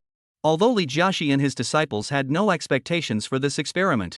However, once the decision was made to conduct the experiment and preparations began, their attitude became extremely serious, with no room for criticism. This is the instinct of a researcher. If we hadn't decided to conduct this experiment, that would have been fine. But once we decided to do it, we had to do it perfectly. No mistakes can be made in any aspect. 10 minutes later, following the instructions in the manual, the seawater was sprayed onto the filter membrane. Then, something that left everyone speechless happened. The seawater quickly penetrated the filter membrane, with little resistance, passing through effortlessly. In the water tank behind the filter membrane, water could be seen accumulating rapidly with the naked eye. Ha! Li Jiaxi, looking helpless, suddenly let out a surprised exclamation. He hurried over to the pool. Looking at the crystal clear pool, his face betrayed disbelief. Reaching out, he carelessly scooped up some water from the pool and put it into his mouth. Then, his eyes widened in shock. An hour later. Quick, collect the data immediately. Teacher, the data is in. Conduct the second experiment, this time using wastewater. Yes. 2 days. Over the next 2 days, Li Jiaxi and his students stayed confined to the research institute. 2 days later, looking at the data and documents in his hands, Li Jiaxi was so excited he couldn't contain himself. Mr. Su, where is that young comrade Fong? I must see him. And I must report this to the mayor. This is a matter of national importance, a solution to the bottleneck in the development of major cities. Chapter 140, Someone is trying to steal it. Fong Jian had been enjoying himself greatly in recent days, spending each day in good spirits. However, with the arrival of his master, Wang Huan, Fong Jian felt a bit down and speechless. Wang Huan came to Yongqing not only to pay New Year's respects to Fong Biao's family and the boss but also to share 2 pieces of news with Fong Jian. 1 piece of good news and 1 piece of bad news. The good news was that the used Dongfeng Hong tractor Fong Jian had been looking for had been found and delivered to the warehouse he had specified. In fact, purchasing a Dongfeng Hong tractor is a fairly straightforward matter. However, finding one that met Fong Jian's specific requirements was no easy task. Nevertheless, thanks to Wang Huan's efforts, it was eventually found. However, there is another matter that is more complicated. Wang Huan had come to pay New Year's greetings with Ji Yuneng. They both praised the villa where Fong Jian lived highly. After the 3 of them entered the study, they began discussing the matter at hand. Ji Yuneng lowered his head first and said, Mr. Fong, I apologize. This time, I failed to investigate thoroughly, and I am truly embarrassed. Fong Jian furrowed his brows and asked, What do you mean? Ji Yuneng smiled wryly and said, Mr. Fong, do you remember the private jet from last time? Yes, the Gulfstream G550. Fong Jian exclaimed in surprise, Is there a problem? Ji Yuneng lowered his head, looking helpless, and said, Yes, someone has set their sights on it. Fong Jian thought for a moment and asked, How much did they offer? Ji Yuneng and Wang Huan exchanged glances, their expressions both rather peculiar. Then, Wang Huan said in a solemn voice, 150 million. Ha? What? Fong Jian looked up at the 2 of them. Are you kidding me? Wang Gu, Jizone, I thought the quoted price for this plane was 210 million, right? Although it's a used plane with 1,300 hours of flight time, compared to its original selling price, this price is already quite reasonable. And even if someone else were interested in this plane and wanted to compete for it, the asking price should still be higher, right? Suddenly dropping it by 60 million, what's the logic behind that? Seeing Fong Jian's puzzled expression, Wang Huan sighed and said, Mr. Fong, the person who has set his sights on this plane is Mr. Chao from a certain group in Shanghai. Fong Jian blinked twice, struggling to recall who this Chao Zong was. This wasn't surprising, as Fong Jian's business had already grown quite large. Whether it was importing various instruments and equipment or the precious metals that arrived at the port every few days, all of these brought him unimaginable profits. This was the source of his confidence. Otherwise, what would give him the nerve to covet that private jet worth over 100 million? However, no matter how much money Fong Jian had, he had never made any other wealthy friends outside of this circle. Generally speaking, once an individual reaches a certain level of wealth, the people they associate with also rise accordingly. Birds of a feather flock together, that's the way it is. But Fong Jian is an exception. Despite his staggering wealth, he remains a reclusive otaku obsessed with women, and it's likely he couldn't find another person like himself. If anyone else did that, their business wouldn't be as successful. But Fong Jian is different. Whether he goes out to socialize or not has nothing to do with the scale of his business. Therefore, it's no surprise that he doesn't know other wealthy individuals at his level. Ji Yu looked at Fong Jian and explained in a low voice, Mr. Fong, it's like this. The group controlled by Mr. Chao is quite large. But his father is even more powerful. Oh, who is he? Fong Jian asked curiously. However, after hearing this, he had already guessed the general idea.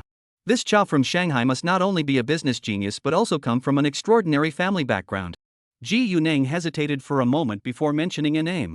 Fong Jian's brows also furrowed. The person Ji Yu could mention was indeed a major figure. He was a super tycoon who had monopolized an entire industry. No wonder no one wanted to cross him. However, when it comes to liquidity, Mr. Fong, maybe we should just forget about it. Wang Huan said with a wry smile. Actually, with your financial resources, buying a new one wouldn't be a problem. Why bother with this used one? Fong Jian nodded slightly and asked, what does the seller intend to do? If the seller is trying to curry favor with someone, Fong Jian wouldn't force the issue. Ji Yu shook his head and said, if the seller wasn't facing cash flow issues, he wouldn't be selling the plane. In this situation, he naturally wants the highest price possible. Ha, this is 60 million yuan. Why should I sell it to you just because you asked? In fact, the seller didn't want to offend that Chao Zong either. But the problem is, he's been cornered into a desperate situation. To secure more life-saving funds, he can't afford to care about saving face anymore. Before Fong Jian could speak, Wang Huan interjected, Mr. Fong, the seller naturally wants to get as much money as possible, but if we insist on buying, there might be a lot of trouble in the future. Fong Jian looked up at him in surprise and asked, did he say that? Wang Huan shook his head and said, he wouldn't say it outright, but it's obvious. Unless what? Unless we are more powerful than him, so he dares not provoke us. Wang Huan said with a bitter smile, but how is that possible? He sighed and said, originally, there were other parties interested in this plane, but now, besides us, everyone else has expressed no interest. Fong Jian looked at Wang Huan, who was frowning, and couldn't help but laugh. It's just a small matter, brother Wang. Mr. Ji, please tell the buyer that I'll take the plane for 200 million. If he's willing to sell, we can have it inspected. It was originally 210 million, but since this incident has occurred, reducing the price by 10 million shouldn't be too much of a stretch, right? Ji Yunong's eyes lit up, while Wang Huan grew increasingly anxious. Mr. Fong, think it over carefully. Fong Jian reached out, patted Wang Huan on the shoulder, and smiled, Wang Gu, just relax. I'll say it again, if they don't provoke us, we won't provoke them. But if they do, well. Seeing Fong Jian's confident smile, Wang Huan's expression grew even more bitter. He knew that Fong Jian was undoubtedly the frontman for some group. But he was also a big shot in the group, and even the boss's own relative. How could the two be compared? For a moment, Wang Huan couldn't help but feel increasingly anxious and uncertain. Chapter 141, If I can't have it, no one else will either. In the heart of the metropolis, at the top of a skyscraper in the financial district, Xiaoying stood before the massive glass curtain wall, his hands behind his back, gazing down at the world below. The entire skyscraper lay at his feet. This was his favorite pastime during his free time. From this vantage point, he felt a sense of superiority, as if he could control his own destiny, a feeling so intoxicating and captivating. Moments later, Chao Yingzong slowly withdrew his gaze. As he sat down in his executive chair, his thoughts returned to normal. Then he began flipping through the documents on his desk. In truth, although Chao Yingzong's business had grown significantly over the past few years, there was a lingering sense of unease in his heart. After all, within the group, it was still the old man who held the reins of power. Although he currently held a high position, as long as the old man did not transfer his shares to him, he could never become the true head of the headquarters. Moreover, within the Chao family, he wasn't the only heir. What if something unexpected happened along the way? Chao Yingzong shook his head, his expression growing resolute. The more dire the situation, the more ruthless his methods must be. He must make everyone aware that he is the best heir to the group. Otherwise, if he showed any signs of weakness, the consequences might be something he couldn't bear. Suddenly, the secretary walked in and handed him a document. Chao Yingzong paused, knowing that his secretary would not have done so unless it was urgent. He picked up the document, glanced at it, and his expression immediately turned grim. It was a purchase contract for a used Gulfstream G550 private jet. If he remembered correctly, he had already reserved this aircraft. However, someone had dared to snatch the order at the last minute, which was utterly infuriating. Of course, he wasn't thinking about the fact that the other party was offering a fair price of 210 million, while he was only willing to pay 150 million. That was because, in his eyes, the other company was facing significant difficulties and needed a large amount of capital to keep operations running. Therefore, selling the aircraft is the best option for them. But if you only need 150 million to cover your expenses, why sell the plane for 200 million? He wasn't approaching the negotiation with the mindset of getting a bargain, but rather with the attitude of offering assistance. I bought your plane to help you through this crisis, you should be grateful to me. As for the price of the plane, of course, I get to decide. But then, out of nowhere, someone offered 200 million, actually 200 million, not 201 million? Chao Yingzong clenched his fists tightly, immediately realizing that the other party had taken advantage of him to get a better deal. Without him, the seller would never have agreed to give up that 10 million. Mr. Chao.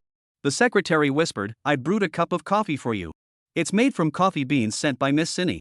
Chao Yingzong took a deep breath and calmed the anger in his heart. Then, he said slowly, investigate who that buyer is. Yes, Mr. Chao. There's no need to investigate the seller, Chao Yingzong already knew. Although the plane ultimately wasn't sold to him, which was a blow to his pride. However, Chowing-zong didn't intend to confront the seller immediately, because the seller is also a very influential person. Although there are some current difficulties, with a cash flow of 200 million, it should be sufficient to weather this crisis. Therefore, even if he wants to deal with him, he will have to wait for the right opportunity to strike when the buyer is down. However, that buyer. A sharp gleam flashed in Chowing-zong's eyes. Soon, the secretary walked in, holding a document. Chowing-zong nodded slightly, satisfied with the secretary's efficiency. In fact, he knew that before presenting the sales contract to him, the secretary had already instructed someone to investigate the buyer's background. Otherwise, it wouldn't have been possible to get results so quickly. This was precisely what Chowing-zong valued most about him. Flipping through the documents in his hands, Chowing-zong furrowed his brows. It wasn't that the buyer was particularly impressive, rather, Chowing-zong couldn't discern anything of substance from the documents. The documents were extremely simple, almost to the point of being overly simplistic. The buyer's company was registered in Shanghai, but it was a shell company with a registered capital of only 1 million yuan. Having been in business for so many years, Chowing-zong knew exactly what such a company was worth. However, after some investigation, they discovered that the actual owner of the company was a native of Yongchang. Furthermore, through phone calls with some business owners in Yongchang, they discreetly learned that this individual was involved in import-export trade, mainly importing various precious metals, and the prices were extremely reasonable. Fang Jian's reputation, even in Yongchang, was not particularly prominent. However, when it came to the industrial circle, the situation was entirely different. Subsequently, an investigation into Fang Jian's background was conducted. However, upon reviewing the background materials, Chowing-zong felt an urge to erupt in anger. Nonsense. Fang Jian's father was just a lowly, powerless section chief? A family like that could produce a tycoon in the import-export industry? A tycoon who can afford a private jet and doesn't even give himself any face? Do you really think anyone can start from scratch and become successful? Chowing-zong's expression grew increasingly somber. In this background information, he couldn't discern Fang Jian's true background. However, Chowing-zong believed that this young man must have someone backing him. When will the handover of their plane be completed? The secretary bowed slightly and said, "The plane is currently undergoing inspection. If everything goes smoothly, it will be completed tomorrow, and then the ownership will be transferred." Chowing-zong sneered and said, "Change ownership?" He waved his hand, and the secretary immediately bowed and left. Then, Chowing-zong opened his phone and began scrolling down the contact list. Soon, his finger landed on a name. "Shaolin, are you free? Let me treat you to dinner." Chowing-zong spoke politely, but his face showed no trace of a smile. "At the usual place. No mistakes. Tonight, we won't leave until we're drunk." After hanging up the phone, a faint cold smile appeared on his face. Since he couldn't get his hands on it, no one else would either. Haha, an outsider? Don't you know the saying, a strong dragon can't overpower a local snake? Chapter 142, Super Filter Membrane must be obtained. Deputy City Lord Lu, this is Mr. Su Manhwa. Ha, Mr. Su, I've heard a lot about you. Lu Min smiled and said, "We are deeply grateful that you have come to Magic City to offer your wisdom and strategies for our city's development." Su Manhwa waved his hand and said, "No need to be so formal. I just happened to be here at the right time." Lu Min smiled and invited Su Manhwa and Li Jiaxi to sit down. "Professor Li, you were in such a hurry to see me and said you had good news. What is it?" This Lu Min is the Deputy City Lord of Magic City, in charge of environmental protection and other matters. Therefore, once Li Jiaxi confirmed the effects of the filter membrane, he immediately sought him out. "Here you go, this is the test report from our research institute on a new filtration membrane." Li Jiaxi handed over his report and said, "Please allow me to give you a brief introduction." Lu Min glanced at the report. To be honest, he wasn't an expert in this field. Even if the report was written in flowery language, he wouldn't understand it if he didn't know the subject. However, he didn't need to understand it as long as Li Jiaxi could explain it clearly, that would suffice. Recently, Mr. Su brought some special filtration membranes, and after our tests, we found that these membranes have excellent filtration effects. Li Jiaxi said solemnly, "When seawater passes through the filtration membrane, it easily becomes the clearest pure water." He took a deep breath and continued, "Not only that, but this filter membrane can also simultaneously filter out various elements and minerals.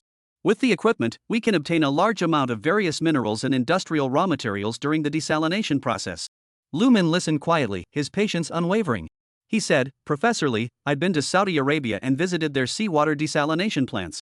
They seem to do something similar, right?" "Yes, but ours is much more efficient, not just a little bit more." "Oh." Lu Min finally perked up a bit. As one of the leading cities in the region, the issues they need to consider are multifaceted. It's not just about economic benefits, social benefits are equally important and deserve equal attention. That's why, even though they know seawater desalination isn't very profitable, the government continues to invest in it. However, if there were new technological breakthroughs, and a project that was previously unprofitable suddenly becomes profitable, that would be a welcome development. Professor Lee, how efficient are we? Very high. Lee Jiaxi pursed his lips, seeming to think it wasn't enough, and added emphatically, extremely high. Lu Min was taken aback and laughed. What's the matter, Professor Lee? Don't you have any specific numbers? Li Jiaxi sighed wryly and said, I have very few of these filtration membranes, and I don't know their cost yet. Therefore, I cannot provide a specific answer. However, the owner of this filtration membrane once told me that he is confident he can control the cost of desalinating seawater to less than 1 yuan. Less than 1 yuan? Lu Min's eyes lit up slightly. He wasn't just a paper tiger, he had real expertise and was well versed in the projects under his purview. Normally, being able to control the cost of desalinated water to around 3 yuan per ton is already an impressive achievement. 1 yuan per ton? Don't underestimate the $2 difference. Considering the enormous water consumption, the price difference was absolutely staggering. Li Jiaxi nodded solemnly and said, moreover, according to that person's statement, it seems that the value of the other minerals separated out isn't even included. Lu Min spoke slowly, if that's the case. If that's true, then the value of the minerals could completely cover the cost of desalination, effectively allowing us to obtain an endless supply of freshwater for free. Lu Min's eyelids twitched slightly. Even with his experience and cunning, he couldn't help but feel a slight tremor at that moment. He knew all too well the immense significance this represented. The immense benefits need no further explanation. What was even more crucial was that such freshwater, if it could be supplied nationwide, especially to inland cities suffering from water shortages, the political achievement would be beyond imagination. Li Jiaxi added, moreover, after our tests, we discovered an even more favorable piece of news. What news? This filtration membrane has an unexpected magical effect on wastewater treatment. No matter what kind of wastewater it is, it can be easily filtered into pure water. Moreover, various industrial elements can also be easily reclaimed from various waste materials. They are truly magical tools that turn waste into treasure. Lu Min sucked in a breath of cold air, looking at Li Jiaxi, whose expression was somewhat excited, and found it hard to believe. Urban wastewater treatment is a global challenge. It is even more challenging than the global water shortage. In fact, a major cause of the global water shortage is the excessive amount of untreated wastewater being directly discharged into rivers, lakes, and reservoirs. The 5 Water Co-Governance Initiative being promoted across Longwei is a desperate measure. If this problem could be solved, it would be an act of immense goodness. Its significance would be no less than that of desalination. Professor Lee, what is the principle behind this filtration membrane? Li Jiaxi's expression stiffened, and he forced a smile. I'm sorry, although we have tested it and confirmed its functionality and effectiveness, we truly do not understand the underlying principle or the manufacturing process. In fact, the so-called principle is very simple, it's just osmosis. However, this level of permeation has reached the atomic level, which is beyond Li Jiaxi's understanding. Therefore, at this point, he could only remain ignorant. Lu Min turned his head and immediately seized the opportunity. Mr. Su, you brought this item. If you have any requirements, please feel free to state them. I represent the Magic City government and am willing to offer our utmost sincerity to collaborate with you. At that moment, he had made up his mind. Such a valuable thing, now that he had encountered it, he absolutely couldn't let it slip away. No matter what, it must remain in Magic City. Su Manhwa stammered slightly, unable to suppress a wry smile. That young man had always known he wouldn't deceive him. But to pull off such a grand scheme, it was truly unbelievable. Chapter 143, The Prodigal Son. Fang Jian was playing with Yi at home when he accidentally annoyed her, and she turned away and ignored him. So, Fang Jian humbled himself and tried every trick in his book, but this time he really pushed Yi over the edge. No matter how hard he tried, the little girl remained unmoved. Finally, Shi Hui appeared, pretending to scold Fang Jian, and the little girl came running over, crying, wanting her brother to hold her and not letting her mother touch her. The little one's behavior warmed Fang Jian's heart. It was truly worth all the love he had given her. Fang Jian held little Yi in his arms and smiled, saying, Yi, in a few days, Big Brother will take you on a plane, okay? Little Yi blinked her eyes, and the faint sobbing she had been making disappeared instantly. A big airplane? Yes, a big airplane. Yes, I want to ride a big airplane. Yi exclaimed happily, then suddenly turned her head and said, Brother, I want to bring Yuan with me on the airplane. Sure, our little Yi can bring whoever she wants. Fang Jian smiled and said, but you have to ask Yuan's mom first and get her permission. Okay, I will. Fang Biao was surprised and said, Son, you want to take Yi on a trip? Why didn't you say so earlier? The spring festival is almost over, and Yi is about to start school. Shi Hui rolled her eyes at him and said, You have the nerve to say that? If it weren't for your senility, we would have already finished our trip and come home. Fang Biao rolled his eyes at her and pretended not to hear. This year's spring festival was uneventful, except for a few family visits. They had only gone for a short drive in the suburbs. The reason they didn't go on a long trip was because Fong Biao had been promoted to section chief this year. He volunteered to work during the spring festival. Fong Jian had inquired and found out that no one was intentionally targeting his father. It was the old man himself who had insisted on taking the job. Although Fong Jian didn't agree with it in his heart, he praised and encouraged him on the surface. He suspected that if he had objected, his father might have resorted to his old tricks again. However, the consequence was that the entire family was stuck in Yongchang and couldn't go anywhere else. At that moment, hearing his mother's complaints, Fong Jian quickly said, "Mom, Dad is prioritizing his work. We should support him." Fong Bao's expression brightened. Indeed, his son had foresight. Sure, Hui snorted. She spoiled this son of hers quite a bit. Fong Jian thought for a moment and decided to be honest. "Dad, Mom, I bought a private jet. From now on, we won't need to buy tickets when we go traveling." Fong Biao and Sure Hui both froze, turning their heads in unison. Though they had some idea of Fong Jian's financial capabilities after moving into this villa. But a private jet? This was still beyond their comprehension. "Son, you bought a plane?" "Yes." "How much did it cost?"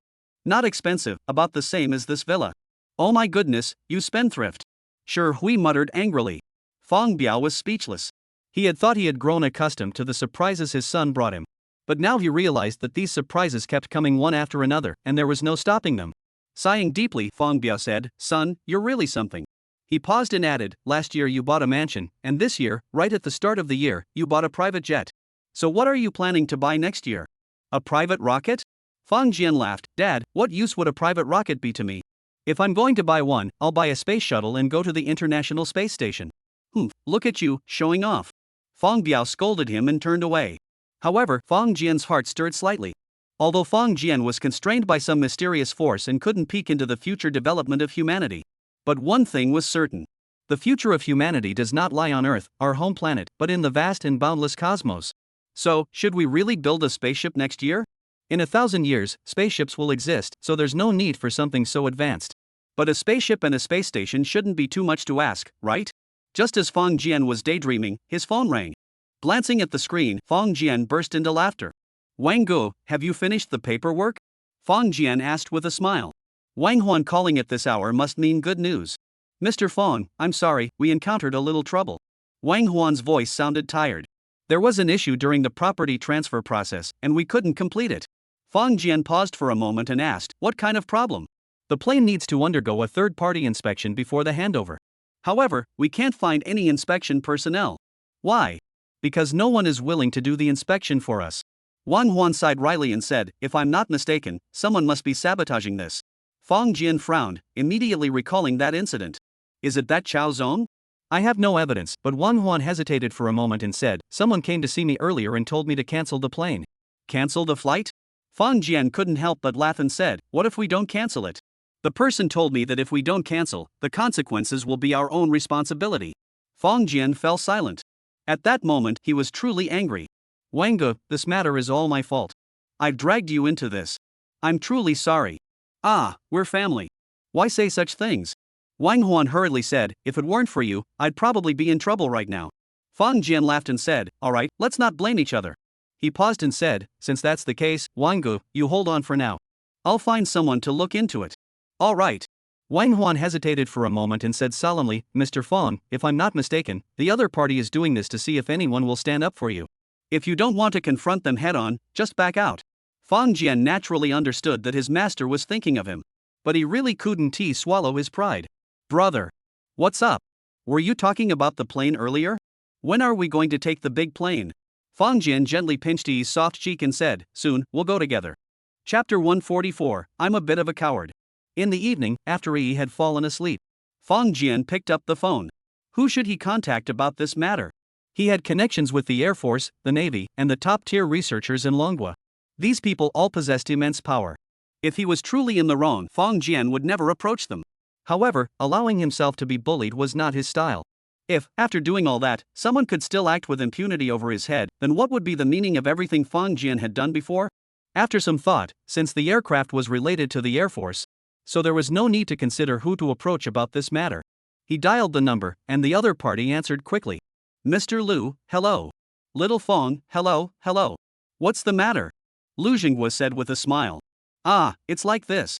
Fang Jian smiled and said, Mr. Liu, my work requires me to travel frequently, so I'm considering purchasing a private plane for convenience. That's great. Mr. Liu Jingguo laughed heartily. With your own private jet, it'll be much easier for you to visit us. Fang Jian couldn't help but chuckle to himself. He knew, of course, that Mr. Liu was just joking. That place is heavily guarded. Not only is a private jet impossible to land there, but even a commercial aircraft wouldn't be allowed to land there. Not to mention landing, even flying over that area would likely be prohibited. Mr. Liu, I'm a bit timid, so I'd like to ask you for a favor. You're timid? Haha, Liu Jingguo laughed as if he had heard the funniest thing in the world. He shook his head and said, Little Fang, you're the boldest person I've ever met. Just look at what Fang Jian has been up to lately. If he's still timid, then there's probably no one in the entire world who's as bold as him. Mr. Liu, you're too kind. Fang Jian said modestly. Liu Jingguo waved his hand dismissively and said, Enough joking around. What's the matter? Just tell me. Alright, I bought a used airplane, which is currently parked at the second airport in Shanghai. Due to certain reasons, no one dares to conduct a performance test on this airplane. Fang Jian spoke slowly. I wonder if you, Mr. Liu, have the courage to do it. Liu Jingguo was taken aback. He laughed and scolded, You little rascal, what's going on? Tell me the details. Fang Jian sighed and recounted the entire story of how he had wanted to buy the plane but had encountered a scoundrel. Then he said, I just can't believe this person is so powerful and lawless. So I want to give it a try. Alright, I understand. Liu Jingguo said solemnly, Comrade Fang, rest assured. We will never let our own people be at a disadvantage. After hanging up the phone, Fang Jian put the matter out of his mind. He believed that Mr. Liu and his team would make the other party realize their mistake. Half a day later, a group of people arrived at Magic City Airport. Upon arrival, they began a small-scale cleanup operation without disrupting flight operations. Then, one of the private jets parked there began its routine inspection procedures. Soon, Xiaoingzong, who was reviewing documents on the top floor of the building, suddenly received a phone call. Xiao Ge, something's wrong. Xiaoingzong furrowed his brows and said, What's going on? Don't panic, speak slowly. Brother Qiao, do you remember the matter where we were instructed not to conduct inspections on that aircraft? A man on the other end of the call spoke with a distressed tone. Of course I remember. Xiaoingzong put down his pen, feeling a sense of foreboding. Did someone come to plead for it? No, it's not about pleading. The man's voice was filled with panic. Xiao Ge, the plane has already started the inspection process. What? Xiaoingzong sat up straight and shouted, What's going on? Inspecting the plane's condition isn't your responsibility, is it? Why did you give that order? Xiao Ge, I didn't give that order. It was some outsiders who came with credentials and took over the task. Xiaoingzong was stunned. After all these years, he had never heard of such an outrageous thing happening. He secretly sabotaged the inspection process, causing the transaction to be indefinitely postponed. He had assumed that even if the young man was an agent for some group, at most, they would send a mediator to negotiate a resolution. If the other party was too powerful, he could step back and consider it making a new connection. If they had no real power, he would just laugh it off. However, he never imagined that the other party would bring in some people to conduct the inspection. Who are those people? How dare they conduct an inspection here? Xiaoing asked in a low voice. The man across from him sighed wryly, Xiao Ge, they have the qualifications. Not just here, but anywhere in the country, they have the qualifications. Upon hearing the name the other party mentioned, Xiaoingzong couldn't help but gasp in shock. How is that possible? That kid is just the son of an ordinary family. At most, he's just an agent for some corporation. But why would that group go to such lengths to support this agent? No, which group could possibly be behind that? Xiaoingzong felt a cold sweat trickling down his forehead. Xiao Ge, they're investigating right now. Why don't we check it out? What should I do? Trouble, they're here. The phone call abruptly ended. Xiaoingzong remained silent for a moment. He finally realized that this matter was beyond his control. At that moment, his mind was in chaos. Gritting his teeth, he reached out with a trembling hand and touched another phone. Then, a voice filled with authority came through the phone. What's going on? Dad, I might have gotten into trouble. What happened? Don't panic, tell me slowly. A month later, the CEO of a certain group suddenly announced his successor. However, the name of the heir was completely unexpected to everyone else. Meanwhile, Qiao, the CEO of a certain group who was known for his ruthless tactics in Shanghai, stepped down from the business world and became an ordinary wealthy gentleman. Chapter 145, The First Private Jet in Yongcheng. Yongcheng Airport suddenly received a notice. A private jet was set to arrive in Yongcheng and would be renting the airport's parking lot and warehouse for long-term storage. Upon hearing this news, many people were taken aback. In recent years, wealthy individuals purchasing private jets had ceased to be a sensational news story. Even in Yongcheng, there are people who own aircraft.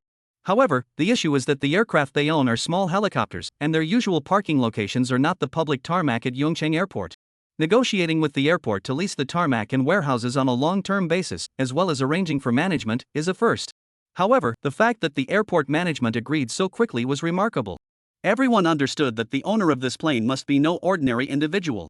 While it is theoretically possible to afford such arrangements, long-term rental of airport parking spaces requires meeting a prerequisite.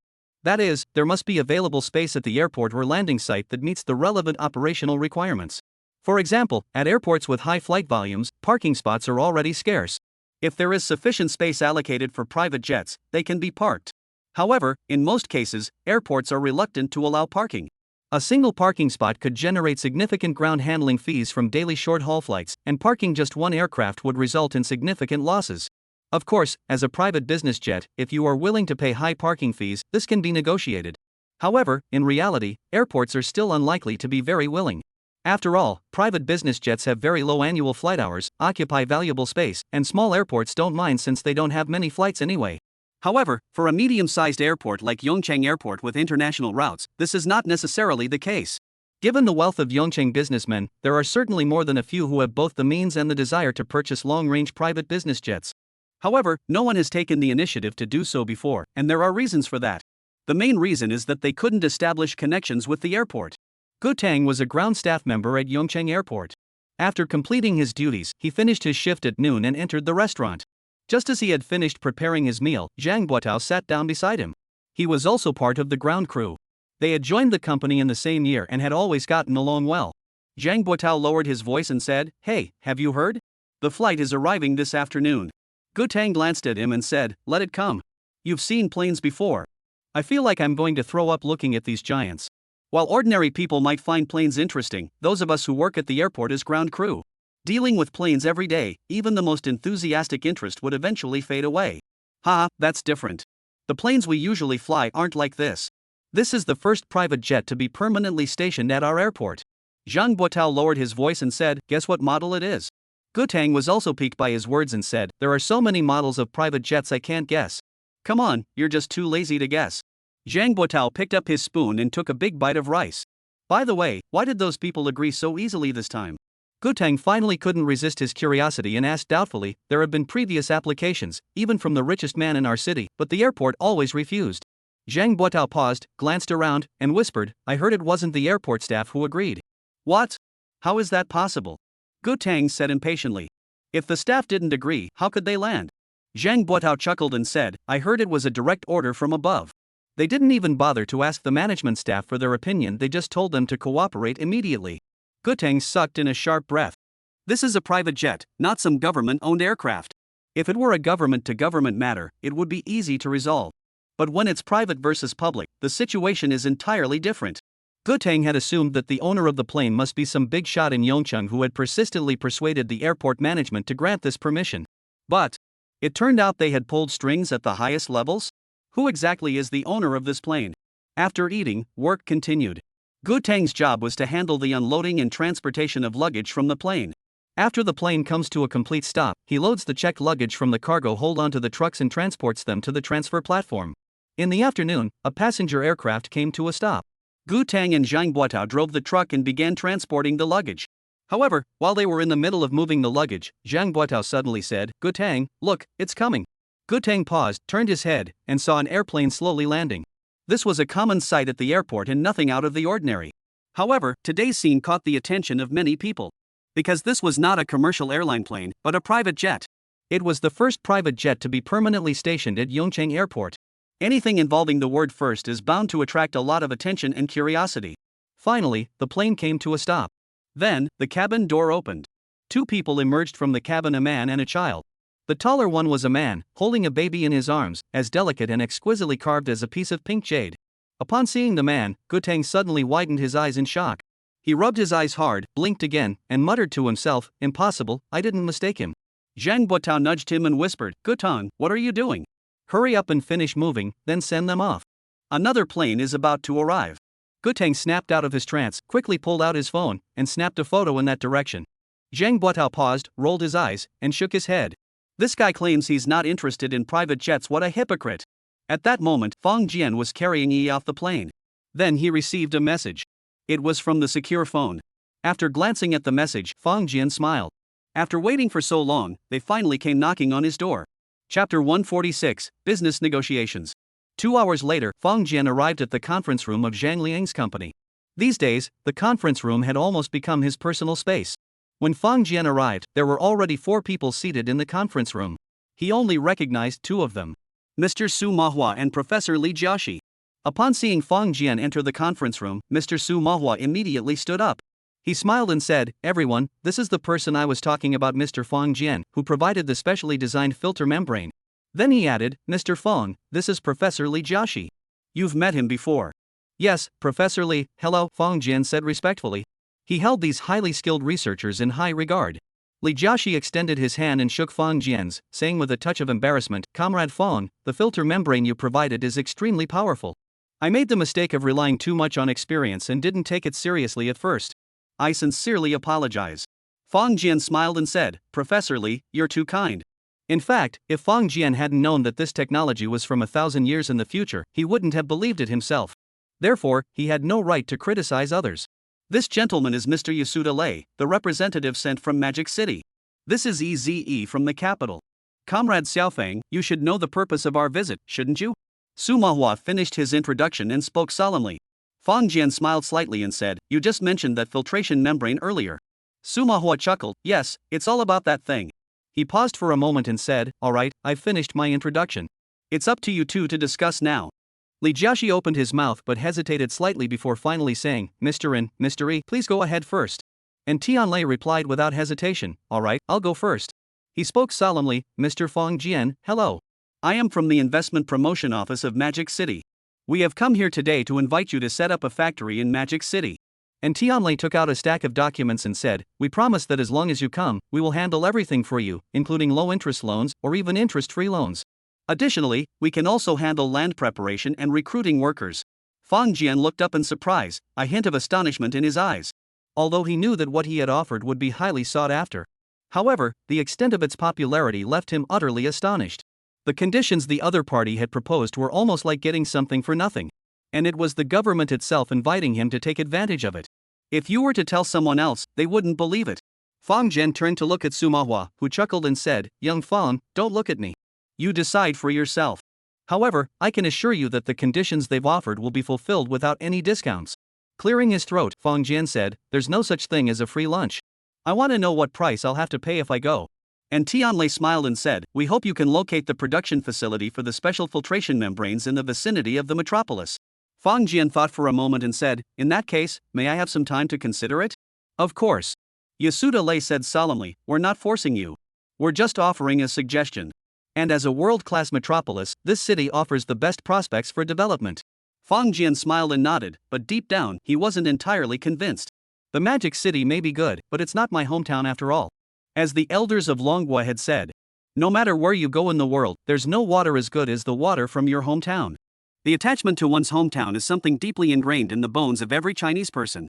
With the wealth Fang Jian now possessed, settling in any city he desired would be a breeze. But he would rather stay at home. Eze nodded slightly toward Fang Jian and said, "Mr. Fang Jian, I am a staff member from a certain organization. I have come here today on behalf of our organization to discuss a business deal with Mr. Fang."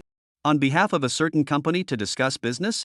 Fang Jian blinked twice and said, "Please proceed." "All right, I have 2 matters to discuss.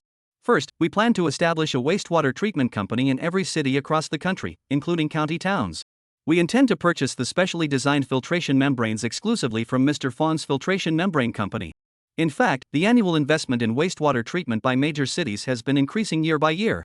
This is a major headache for all cities. The so-called 5 Water Co-Governance Initiative originated from this issue. If there were a perfect solution, cities would have no need to consider any alternatives. Of course, this approach would inevitably spark dissatisfaction among certain local interest groups and potentially lead to complications. However, Fang Jian believes that such matters are not his concern. Fang Jian smiled and said, "This is a good thing, I fully support it." Eze smiled and said, "Second, we do indeed need a large amount of desalinated water, with an annual shortage estimated between 4 billion and 5 billion cubic meters. Therefore, if Mr. Fang plans to build a plant, we are willing to provide assistance and some investment." Fang Jian was taken aback and asked in surprise, "Isn't our water shortage supposed to be 6 billion cubic meters?" Easy nodded and said, the total shortage is indeed that much.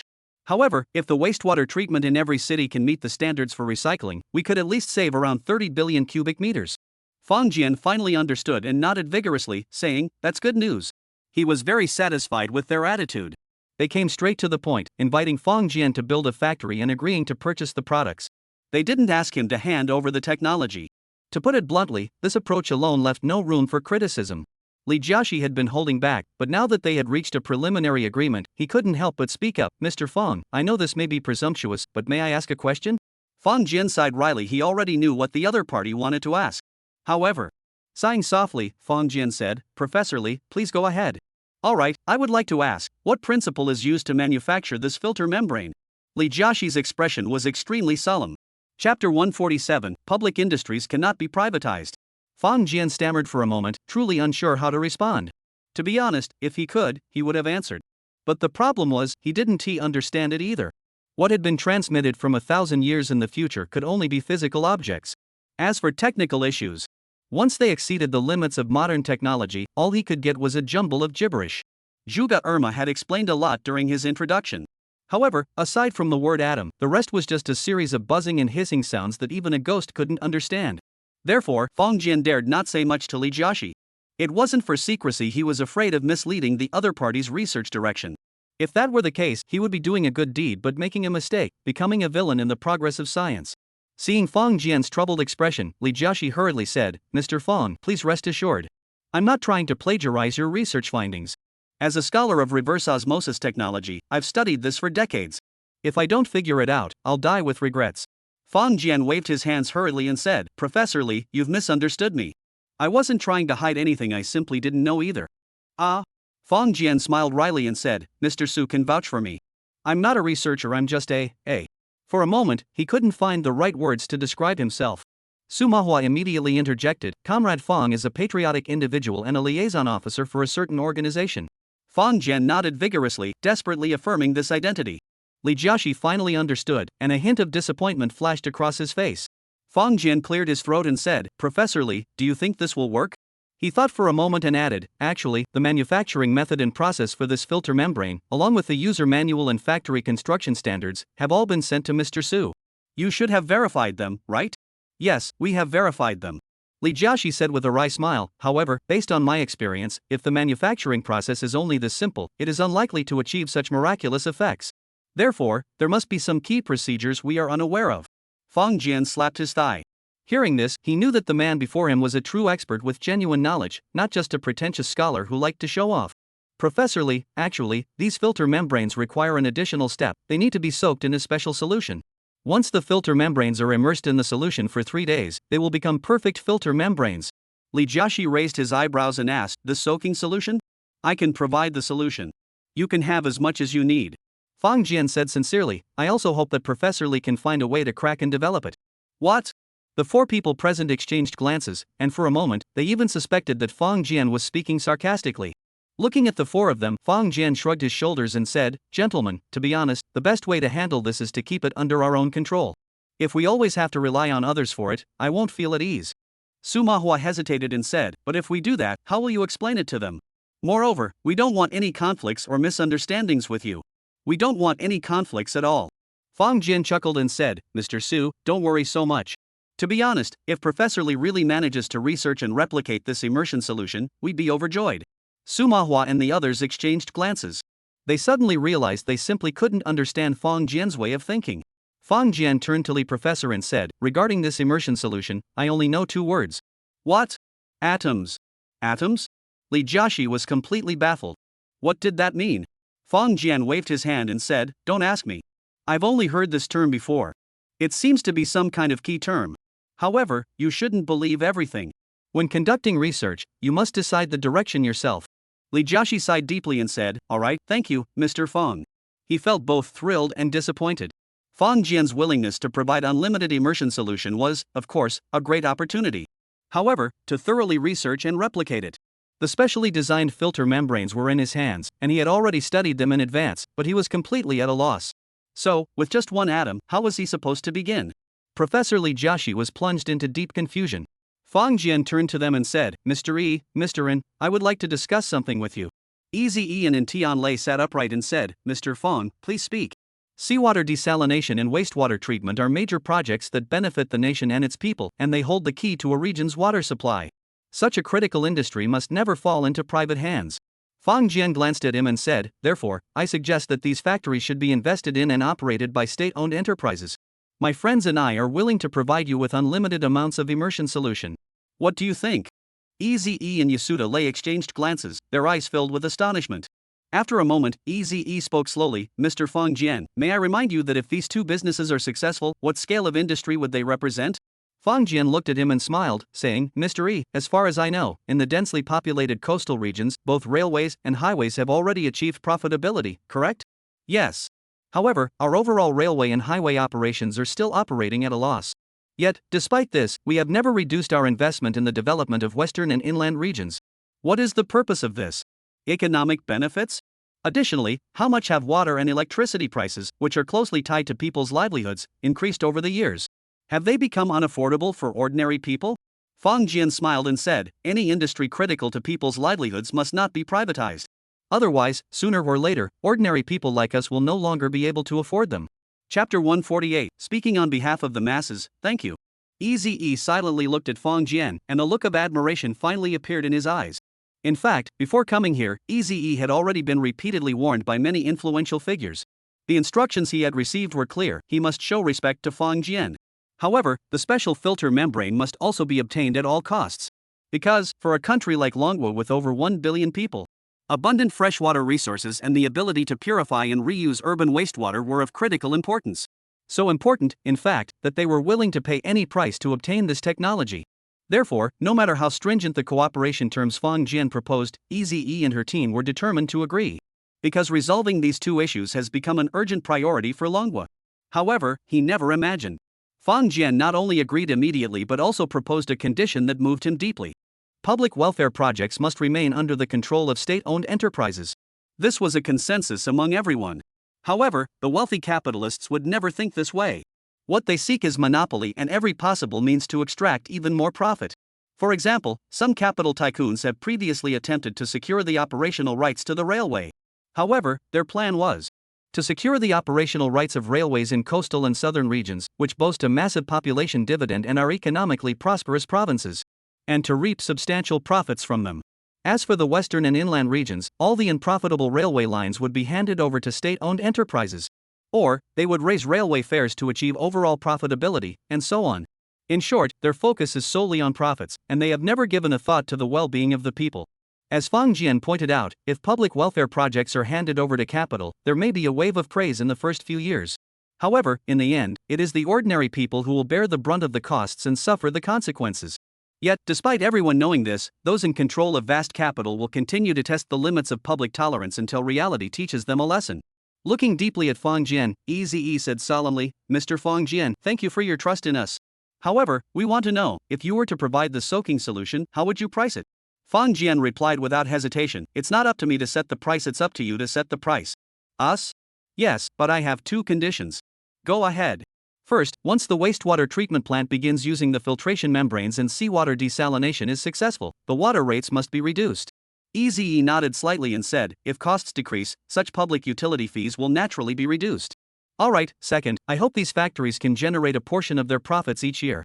Eazy-E looked at Fang Jian intently, waiting for his next words. Because he was certain that Fang Jian would not act for personal gain. Sure enough, Fang Jian continued, I hope that at least more than half of this profit will be invested in the research and development of solutions for the immersion liquid. Eazy-E raised her eyebrows slightly and asked, that's it? Yes, our cooperation will automatically terminate once the immersion solution is successfully decoded and can be produced stably on our own. The meeting room fell silent. Even Su Manhwa, who had come here expecting anything but this, had never imagined such an outcome. Eazy-E took a deep breath, nodded firmly, and said, alright, Mr. Fong, we will definitely fulfill your proposal. Fang Jian smiled, glanced at the time, and said, alright, that's settled. My daughter E is waiting for me to go home and play with her, so I'll take my leave first. Oh, and Professor Lee, if you have the time, feel free to drop by my place for a visit. You can also take some of the immersion solution back for research. After speaking, he stood up, waved to everyone, and walked toward the door. However, just as he was about to open the door, Fang Jian suddenly heard someone say from behind him, thank you. Fang Jian stopped in his tracks and turned around. There stood Eze and Tianlei, both of them bowing deeply. Fang Jian's lips twitched, and he then saw Su Mahua and Li Jiaxi also standing up, with the same intention.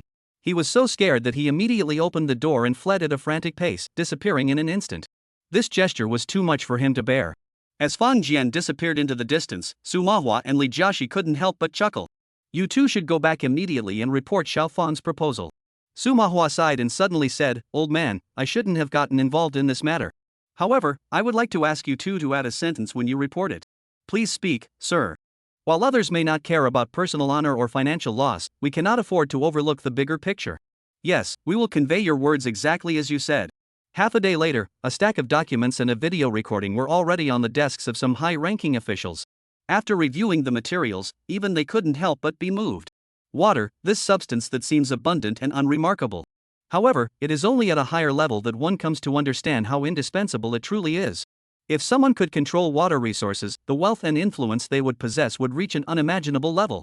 However, faced with such temptation, Fang Jian let it go without hesitation. And from his proposal, it was clear that Fang Jian wasn't being selfish. He genuinely wanted Li Jiaxi to develop that special soaking solution. Where else could one find such a talented individual? What do you all think? I think he's absolutely right. Minxing industry must not fall into the hands of private capital.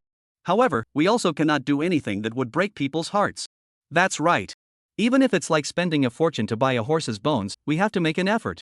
We can't let someone who is so patriotic be at a disadvantage. After some negotiation, everyone reached a consensus. A statement was issued. After Eze and Su Mahua read it, they also put their minds at ease. We will uphold our principles while ensuring that those who are truly patriotic are not treated unfairly. Chapter 149, The Envy-Inducing Value. 3 days later, Eze found Fang Jian again. He handed Fang Jian a document. It was a contract outlining their plans to invest a massive amount of capital to select a location along the coast and construct a desalination plant. Additionally, they would collaborate with major cities to renovate or rebuild wastewater treatment plants. This was a 5-year plan. In this plan, state-owned enterprises, local cities, and the investment banks they control would all hold a portion of the shares. However, in this project, a 5% private share subscription right was reserved. Eze said solemnly, Mr. Fang, although 5% is not a large amount, we guarantee that you will be the sole private owner. Fang Jian blinked twice and smiled wryly. Will this be too conspicuous? Eze smiled and said, Mr. Fang, this is what you deserve. Besides, having you hold a certain stake gives us peace of mind. Fang Jian paused, thinking to himself, is there such a thing? By the way, regarding the investment funds, you don't need to worry. The bank will provide low-interest loans. Eze said solemnly, however, while our company will certainly be profitable, the expected profits won't be too high. Therefore, you'll likely need 3 to 10 years of profits to fully repay the bank loan. Fang Jian looked up, puzzled. 3 to 10 years? That's a huge time frame. Eze nodded slightly and said, yes, our freshwater project won't be limited to coastal areas. If we can expand into overseas markets, we might be able to repay the loans within 3 years, and after that, it'll all be pure profit. Fang Jian finally understood. Yes, when it comes to the livelihood of our families, we have to keep going even if it means taking a loss. But when it comes to external matters, if we don't make a killing, we'd be letting ourselves down. Eze continued, however, even if the international situation changes, with our domestic consumption capacity, we will definitely achieve this goal within 10 years. Fang Jian looked at him, sighed deeply, and said, all right, I'll sign. Tell them I said thank you. Eze took the signed document and whispered, Mr. Fang, it's us who should be thanking you. Watching Eze leave, Fang Jian didn't know how he felt. He had set the goal of seawater desalination with the intention of helping to solve problems. But he never imagined that, in the end, after going full circle, he would end up reaping enormous benefits for himself. Though it was only 5%. However, Fang Jian could sense that the true value of this stake was likely to be staggering. To be honest, Fang Jian understood. This was the indirect compensation they were offering. It wasn't just because of the immersion solution he provided, but also the precious metal raw materials, various advanced machines, submarine sonar records, and the F-22 Raptor, among other things. Because he had provided them with so much, they had rewarded him with this reward as heavy as a mountain. However, Fang Jian couldn't help but feel that holding it in his hands was a bit too much to handle. Well, never mind. Things will work out eventually. A message suddenly popped up on his phone. Fang Jian glanced at it and found it was an old classmate group that had been dormant for quite some time. This was a middle school group, and not all of his middle school classmates had joined. Roughly estimating, maybe 7 or 8 out of 10 had joined. For a child growing up in a city, if they attended school normally, by the time they graduate from university, they would have joined countless groups. Kindergarten groups are obviously out of the question, but many people still have elementary school groups. Then come the middle school groups, high school groups, and university or college groups. However, generally speaking, depending on where they work, university groups and high school groups might stay in closer contact. However, communication in middle school groups becomes less frequent.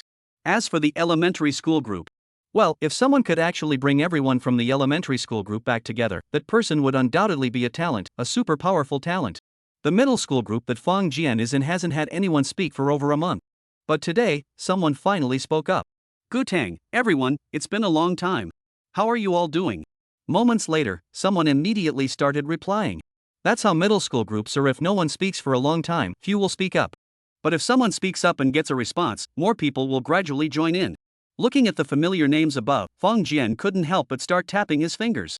Gutang, hey, do any of you know where I'm working now? Zhang Tianqi, where? What's it like? Gutang, at the airport, as ground staff. Su Bin, wow, working at an airport must pay well. Gutang, no, I'm just an ordinary ground staff member. The pay isn't great. But there's one advantage: I get to see a lot of famous people. Everyone started chatting excitedly, urging him to share more. Gutang, speaking of celebrities, let me tell you something.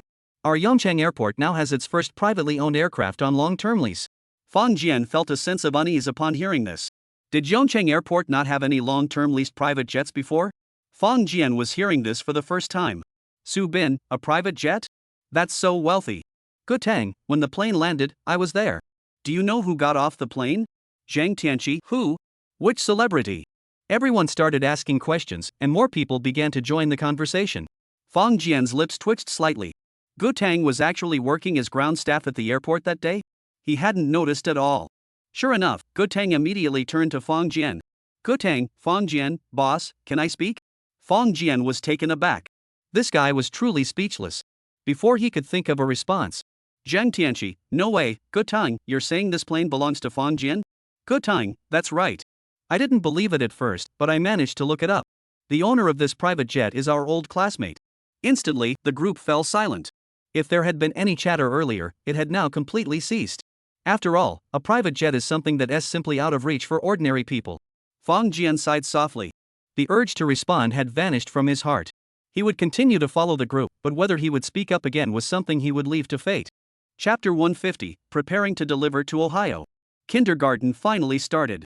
Fong Jian sent his little monster to school. Upon returning home, he felt a bit out of place. Both his parents had gone to work, and he wasn't there either. The large villa felt eerily empty. In such a household, it was customary to hire a live-in nanny. However, since they had only recently entered the ranks of the wealthy, they weren't used to having a stranger in the house. Therefore, they only hired a part-time cleaner for housekeeping. As for cooking, Sure Hui handled it herself. Lying in the bedroom, Fong Jian suddenly felt a pang of nostalgia for the old house he had lived in for over a decade. Shaking his head, he sighed inwardly, thinking to himself, I really am a hard-working soul. I don't even know how to enjoy the good things in life. With a flick of his thoughts, Fong Jian entered the spatial room. At that moment, the table in the spatial room was already covered with numerous cards. Each card was a key to unlocking a different spatial room. Within those spatial houses lay piles of various supplies, which were the very reason Fong Jian now possessed such confidence. After a moment of contemplation, he finally picked up a card he had prepared earlier. The spatial chamber corresponding to this card contained a colossal figure. Fong Jian pressed the card against his forehead. Immediately, he sensed a colossal object over 170 meters long lying quietly within that special spatial chamber. The Ohio-class strategic nuclear submarine.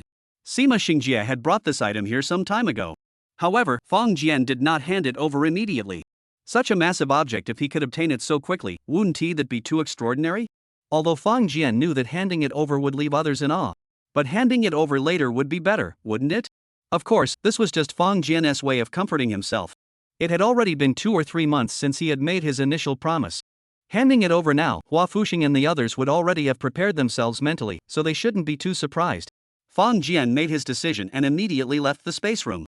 Then, he took out his secure phone and called Hua Fuxing directly. The phone rang only twice before the other party answered. Mr. Hua, it's me. Mr. Fong, hello. Mr. Hua, is this a good time? Yes, I'm available. Please go ahead. Alright, we've prepared a large item and would like to hand it over to you. Fong Jian said slowly, please prepare to receive it. Upon hearing these words, Hua Fuxing's breathing seemed to stop for a moment. A big item? Something that Fong Jian referred to as a big item and asked them to receive? immediately made Hua Fusheng think of one thing. It was the massive nuclear submarine that Feng Jian had once promised them. He took a deep breath and asked, "Mr. Feng, is it the Ohio?" Feng Jian chuckled and said, "What do you think?" Hua Fusheng immediately understood and exclaimed, "Thank you, Mr. Feng, thank you very much." "Don't mention it. I haven't finished speaking yet." Feng Jian smiled and said, "Before delivery, I have a few small requests. Whatever you say, we will fulfill them." Hua Fusheng replied without hesitation. He had already made up his mind no matter what demands Feng Jian and his team made, he would find a way to fulfill them. Feng Jian glanced at the phone and thought to himself, "What a bold statement." However, he still followed the original plan and said honestly, "Mr. Hua, first of all, we don't want to reveal the identities of our personnel. Therefore, it would be best if our two sides did not meet face to face." Hua Fusheng was taken aback by this request. Was actually quite reasonable for Feng Jian and his team. But the problem was, if the two sides didn't meet, how would the handover be carried out? Hua Fusheng didn't think it would just drive over on its own. However, Feng Jian had already considered this.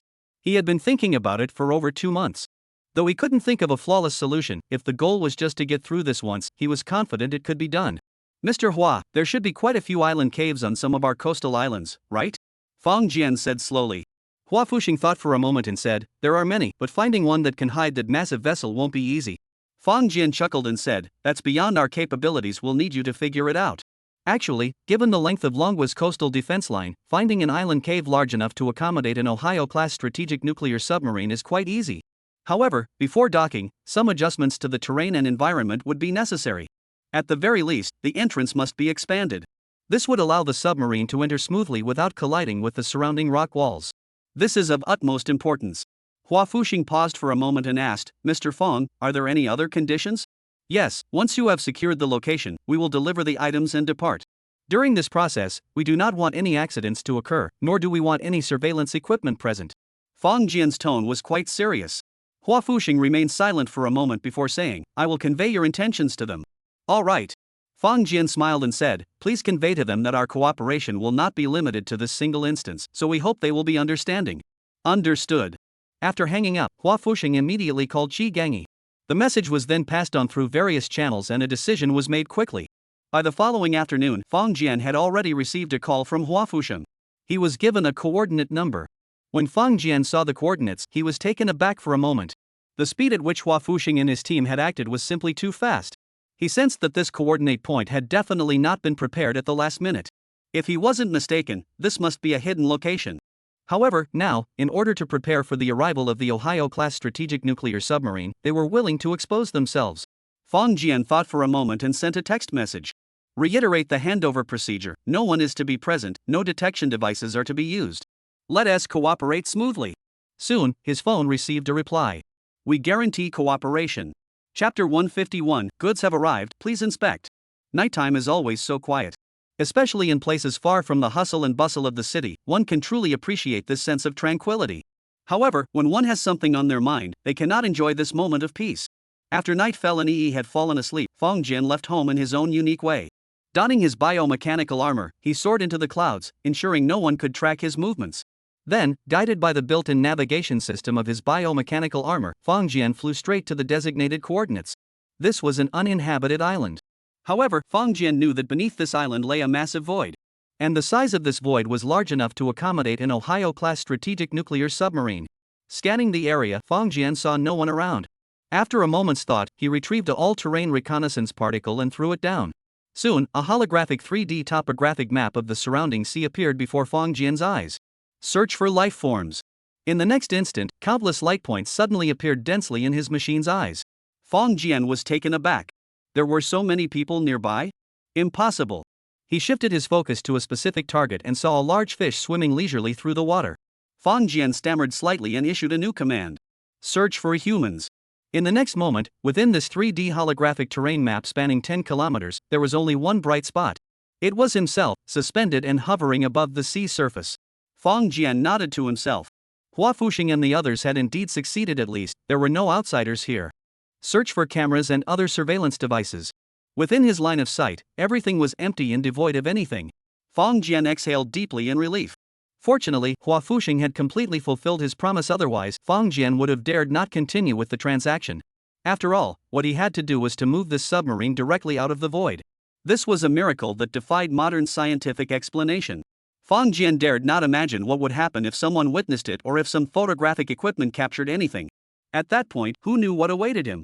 Though cooperation was still the most likely outcome, Fang Jian didn't want to take any chances, not even a sliver. After confirming there were no hidden dangers, Fang Jian's figure flickered and he entered the vast ocean. Although the biomechanical armor he wore possessed the ability to soar through the skies and traverse the earth, he had never ventured into the water before. This was his first time diving into the ocean while wearing the biomechanical armor. The ocean was indeed breathtakingly beautiful. Though it was night, Fang Jian could see everything clearly through his biomechanical armor. The nearby fish were curious yet wary of this sudden large presence and dared not approach too closely. Fang Jian waved his hand toward the school of fish, and they seemed to sense his movement, shaking their tails and swimming away one by one. They showed no intention of swimming alongside him. Shaking his head, Fang Jian activated the armor's propulsion system and headed toward the destination indicated on the navigation system. Here, Fang Jian didn't need to worry about breathing, he could swim naturally like a fish. However, that was too inefficient, so Fang Jian decided to use the armor's built-in energy. Soon, he located the massive opening. Looking at the opening, which was at least dozens of meters in radius, Fang Jian knew this place hadn't been built recently. There were no protruding rock walls nearby, as they had all been smoothed away by human hands. The submarine could navigate this environment without any obstruction. Fang Jian's body was much smaller than the submarine, so he swam inside with ease. After entering the opening and swimming for a while, he suddenly found himself in a vast, otherworldly cavern. This cavern was a natural wonder formed within the island's interior and also served as an excellent natural shelter from the wind. However, to enter, one cannot come from the water's surface but must instead approach from below the water. Fang Jian glanced at the cavern, which was half water and half land. The land had a hard surface, with various instruments and equipment placed on top. Fang Jian recognized few of them, but the gantry crane looked somewhat familiar. However, after scanning the area, Fang Jian had a good idea of what it was. This must be a midway supply point for submarines, as there were not only repair tools but also large quantities of food and fresh water. Fang Jian knew that along the vast coastline of Manhwa, there were certainly more than just this one supply point. But what did this have to do with him? Fang Jian's figure flickered as he entered the spatial house, picked up a card, and stuck it to his forehead. Soon, the external space appeared in Fang Jian's mind. At that moment, Fang Jian felt as though he was possessed by all-terrain reconnaissance particles. Transfer the submarine. As Fang Jian's thoughts flashed, the empty water surface outside suddenly erupted into massive waves. A colossal vessel over 100 meters in length materialized in this world in an utterly unimaginable manner. If anyone had been nearby and witnessed this scene, they would have been utterly speechless. Because this absolutely defied human understanding of physics. Creating something out of nothing was that and defied all logic. After a long time, the turbulent sea finally calmed down. Fang Jian's figure flickered, completing everything, and he emerged from the spatial chamber. However, when he emerged and saw the colossal vessel with his own eyes, he too was momentarily speechless. This thing, when placed inside the spatial chamber, felt completely different from standing before it. Anyone standing before this metallic creation would feel a sense of their own insignificance. Fang Jian looked up at it, and after a long time, his emotions gradually calmed down. He had also learned how to operate this contraption in the virtual space, so he approached the entrance, checked it, and confirmed that it could be opened and closed, allowing free entry and exit. Then, he turned around and jumped into the ocean. Over the next day, Fang Jian continued his observations using the all-terrain reconnaissance particles. He discovered that within a 10-mile radius of this location, no humans or vessels had passed through the entire day. It wasn't because the area was under lockdown, rather, it was simply a remote and desolate region. On the third day, Fang Jian picked up his secure phone and silently sent a message. The cargo has arrived. Please inspect it. Chapter 152, The Steadfast Pool Gangi. At a certain base, Shi Gangi silently studied the documents in his hands. However, his mind was elsewhere. This time, the operation initiated by Fang Jian was being taken very seriously. And for some reason, he had been appointed as the overall commander of this operation. This position granted him extensive authority, including the power to deploy fleets without prior approval. To obtain that massive entity, they were willing to pay any price. In short, this operation must succeed at all costs, no matter what happens. So, don't let his calm demeanor fool you, he's as anxious as anyone, if not more so. In just 2 days, he has already developed mouth ulcers, causing him excruciating pain. Even if he drinks chrysanthemum and goji berry tea like water, 3 large buckets a day, it can't quell this internal heat. Though he knows that his anxiety is useless. But knowing is one thing, actually being able to remain calm as water is another matter entirely. This submarine is of critical importance to the maritime defense of the Dragon Nation. Huff! The office door suddenly swung open. Hua Fuxing strode in, sat down in front of him, picked up a cup without hesitation, poured himself a glass of water, and drank it all in one gulp. Shi Gangi didn't get angry, he smiled and asked, "What's wrong?" Hua Fuxing looked up and said, "2 days." Shi Gangi laughed heartily and said, "What? Only 2 days, and you can't sit still anymore?" Earlier, when Hua Fuxing hadn't arrived yet, Shi Gangi himself had also felt restless, like a monkey unable to sit still. His mood was all over the place, filled with anxiety and unease. However, when Hua Fuxing arrived, he immediately put on a confident, composed demeanor, showing no signs of weakness. There was nothing he could do about it. It was like leading troops into battle even if you were surrounded and in a desperate situation. But the leader himself must remain calm, not even a bit. Otherwise, before the enemy even charges, the troops will already be in disarray.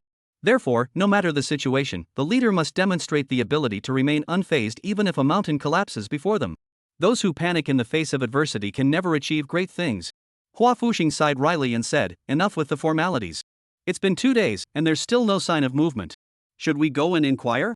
"Don't act rashly," Shi Gangi replied without hesitation. "They trust us so much. If you can't even wait this long and end up annoying them, that would be bad." However, while his words sounded noble, his heart was already restless. Go ask them. This matter doesn't require my orders." Unfortunately, Hua Fuxing across from him couldn't read minds, so he remained silent. A moment later, Hua Fuxing said again, "By doing this, we not only leave a supply gap but also deliberately relax the defenses in that area." "I'm afraid that." Shi Gangi raised his eyebrows and said, "What are you afraid of?" "I'm afraid that what should come one tea come, but what shouldn't tea come will." Shi Gangi shook his head slightly and said, "It shouldn't be that coincidental, right? Better safe than sorry." Hua Fuxing suddenly looked up and said, "Or should I have someone increase patrols in the surrounding area?" "Pfft, what a bad idea." Shi Gangi glared at him and scolded, "You fool, have you been brainwashed by this submarine? If we increase patrols around the area, how will they get their supplies in? What if they accidentally encounter them in that sea area? What then?" Hua Fuxing froze, then smiled awkwardly. Under normal circumstances, he would have thought of that. But in this state of anxiety and uncertainty, any reckless move was possible. However, just then, Hua Fuxing's phone suddenly rang. That ringtone was the distinctive ringtone of a confidential phone. Instantly, Shi Gangi and Hua Fuxing's gazes converged on a single point. Hua Fuxing quickly pulled out the confidential phone. He glanced at the screen and stood up abruptly. Then, he sprinted toward the exit. But a strong hand grabbed him by the arm. "What message?" Hua Fuxing finally stopped, his face brimming with uncontrollable joy. "Success." "What?" He sent a message saying the goods had arrived and to inspect them. "Really?" "Yes." Hua Fuxing nodded firmly and said, "I'll notify everyone immediately to rush over and take charge. Also, I'm flying there directly right now." After speaking, Hua Fuxing suddenly remembered something. The overall commander of this operation was standing right in front of him. Was he overstepping his bounds by doing this? However, he wasn't worried about the other party giving him a hard time. They had all served together on the same submarine and knew each other well. So he just smiled awkwardly and said, "Are you going? Should we go together?" Shi Gangi exhaled deeply and said, "First, check if their people have evacuated safely and if they need our help or assistance." Hua Fuxing paused, opened his mouth, then suddenly raised his thumb and nodded toward his superior and good friend. No wonder this guy was promoted so quickly, like he was on a rocket. Even in such a small matter, it was clear that he was indeed better than him. He lowered his head and quickly sent the message. Soon, Fang Jian's message came back. Hua Fuxing glanced at it and said, "Fang Jian said their personnel have all left, with no casualties. Please head to the void as quickly as possible to take over the submarine." He also said. Hua Fuxing's expression suddenly turned peculiar as he said, "He left sufficient manuals and documents inside the submarine." Wow, this after-sales service is too considerate. Shi Gangi couldn't help but chuckle, though he hadn't yet seen the massive submarine. However, his mood was already vastly different from before. He picked up the phone and dialed the number directly. "I order the Haiyan to depart immediately and reach the destination as quickly as possible to monitor everything in the surrounding area." After speaking, he hung up the phone and said, "Let's go check out that big thing that belongs to us." Got it. Chapter 153, The Light of Unwavering Determination. 2 destroyers were speeding across the sea, their engines running at full throttle, arriving in this stretch of water. On board the 2 destroyers, aside from the 2 captains, no one else understood why they had been assigned this extremely peculiar and top-secret mission over the past 2 days. Above them, in addition to the regular crew, there was an extra group of people. There weren't many of them, just a few dozen. Over the past 2 days, the destroyers had been drifting aimlessly in a certain area of the sea with them on board. According to the observations of the experienced crew members, they had not actually left that area but were quietly waiting for something. Over the past 2 days, all crew members had been ordered not to ask questions or communicate with the guests on board. Everyone was extremely curious, but no one dared to disobey the orders. However, today, they suddenly received another order. The two destroyers began racing toward the same area. Upon reaching a certain location, the destroyers came to a halt and began patrol and surveillance operations in the area. Although they had carried out similar missions before, anyone could sense the tense atmosphere at that moment. The tense atmosphere persisted until nightfall. Suddenly, a loud roar echoed from the distant sky. It was the sound of helicopters. The crew looked up and, under the spotlight, saw a helicopter approaching rapidly. Then, the captain personally escorted an elderly man and brought the leadership team to the deck. Upon seeing him, some crew members who recognized him stared in disbelief. They gripped their weapons tightly and stood at attention. Soon, the helicopter landed smoothly, and several people stepped out. A few sharp-eyed individuals, as well as those familiar with military officials, immediately recognized their identities. They were all startled and puzzled, wondering why such high-ranking officials would come in person. However, this was only the beginning. What happened next was something these guards would never forget for the rest of their lives. Between the two destroyers, a submarine slowly surfaced. It was an ordinary Song-class submarine, surfacing to take aboard these high-ranking officials and the excess personnel on board. Everything happened at night. Whether it was the helicopter flight or the submarine surfacing to pick up people, such operations carried inherent risks at night. However, everyone present chose to proceed at night. Everyone understood the reason behind this decision. That is because, above our heads, there are surveillance cameras watching. And only at night can we avoid it to some extent. After sending off these people, the two destroyers quickly departed and returned to port. However, they were unaware that, as they returned, other vessels had already taken over their patrol duties. Everything was being carried out strictly according to the pre-arranged plan, with meticulous precision. Though only a few truly knew the reason, they were all silently doing their part for this moment. The submarine navigated through the water and successfully entered the void. This hollow was one of the designated supply points for Dragon Nation submarines. This Song-class submarine was well acquainted with the area. Soon, the submarine entered the void. Before entering the cavity, the instruments had already detected a massive object inside a true colossus, far larger than the submarines themselves. The submarine slowly surfaced. When the hatch opened, the scholars and soldiers who had already signed confidentiality agreements were stunned by the scene before them. A submarine. A massive submarine was quietly docked within the cavern. Ordinary people know little about submarines.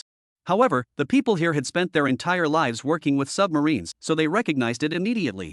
An Ohio-class strategic nuclear submarine from the United States.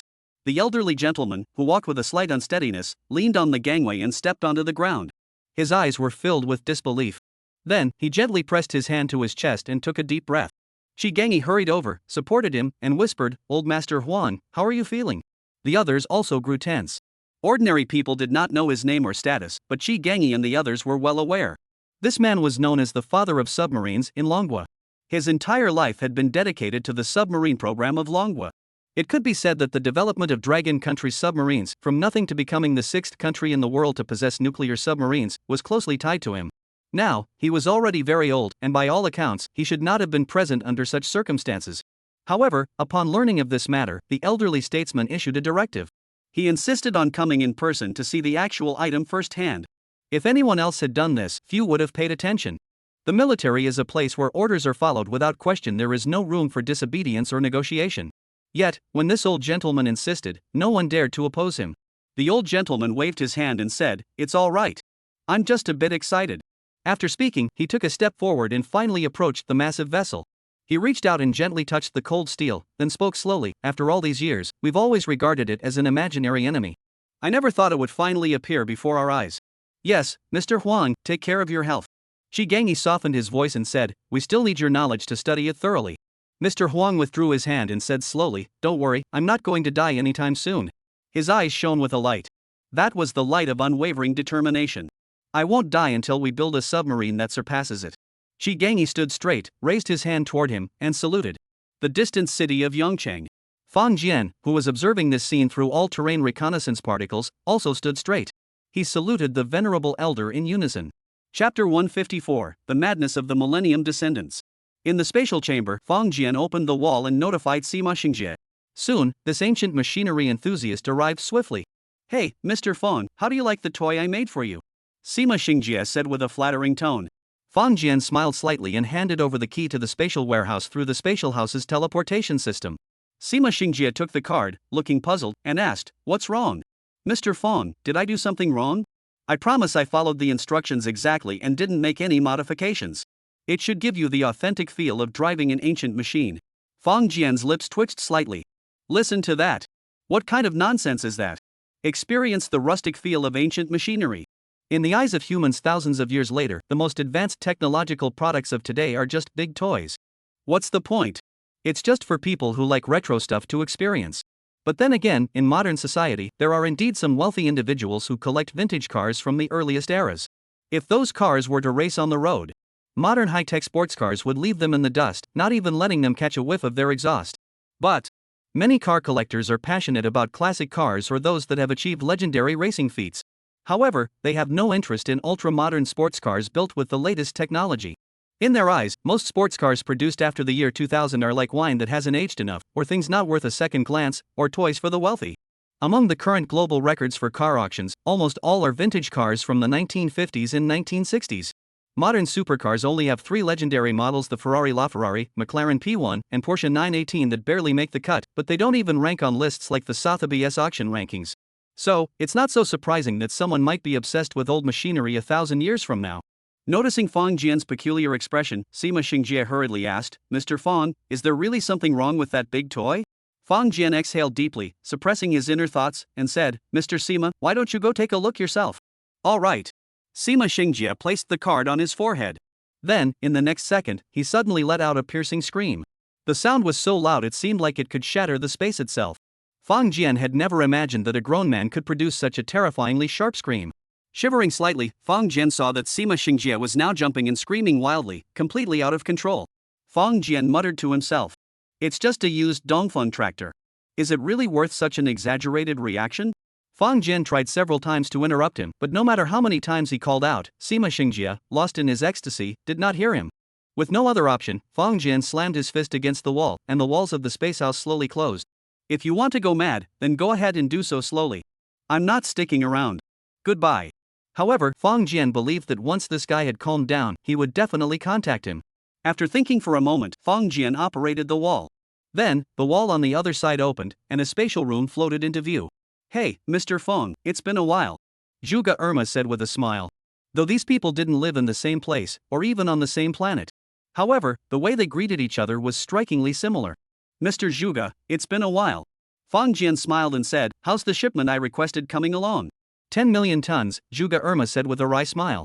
"I've already prepared 6 million tons, and the rest can be gathered quickly.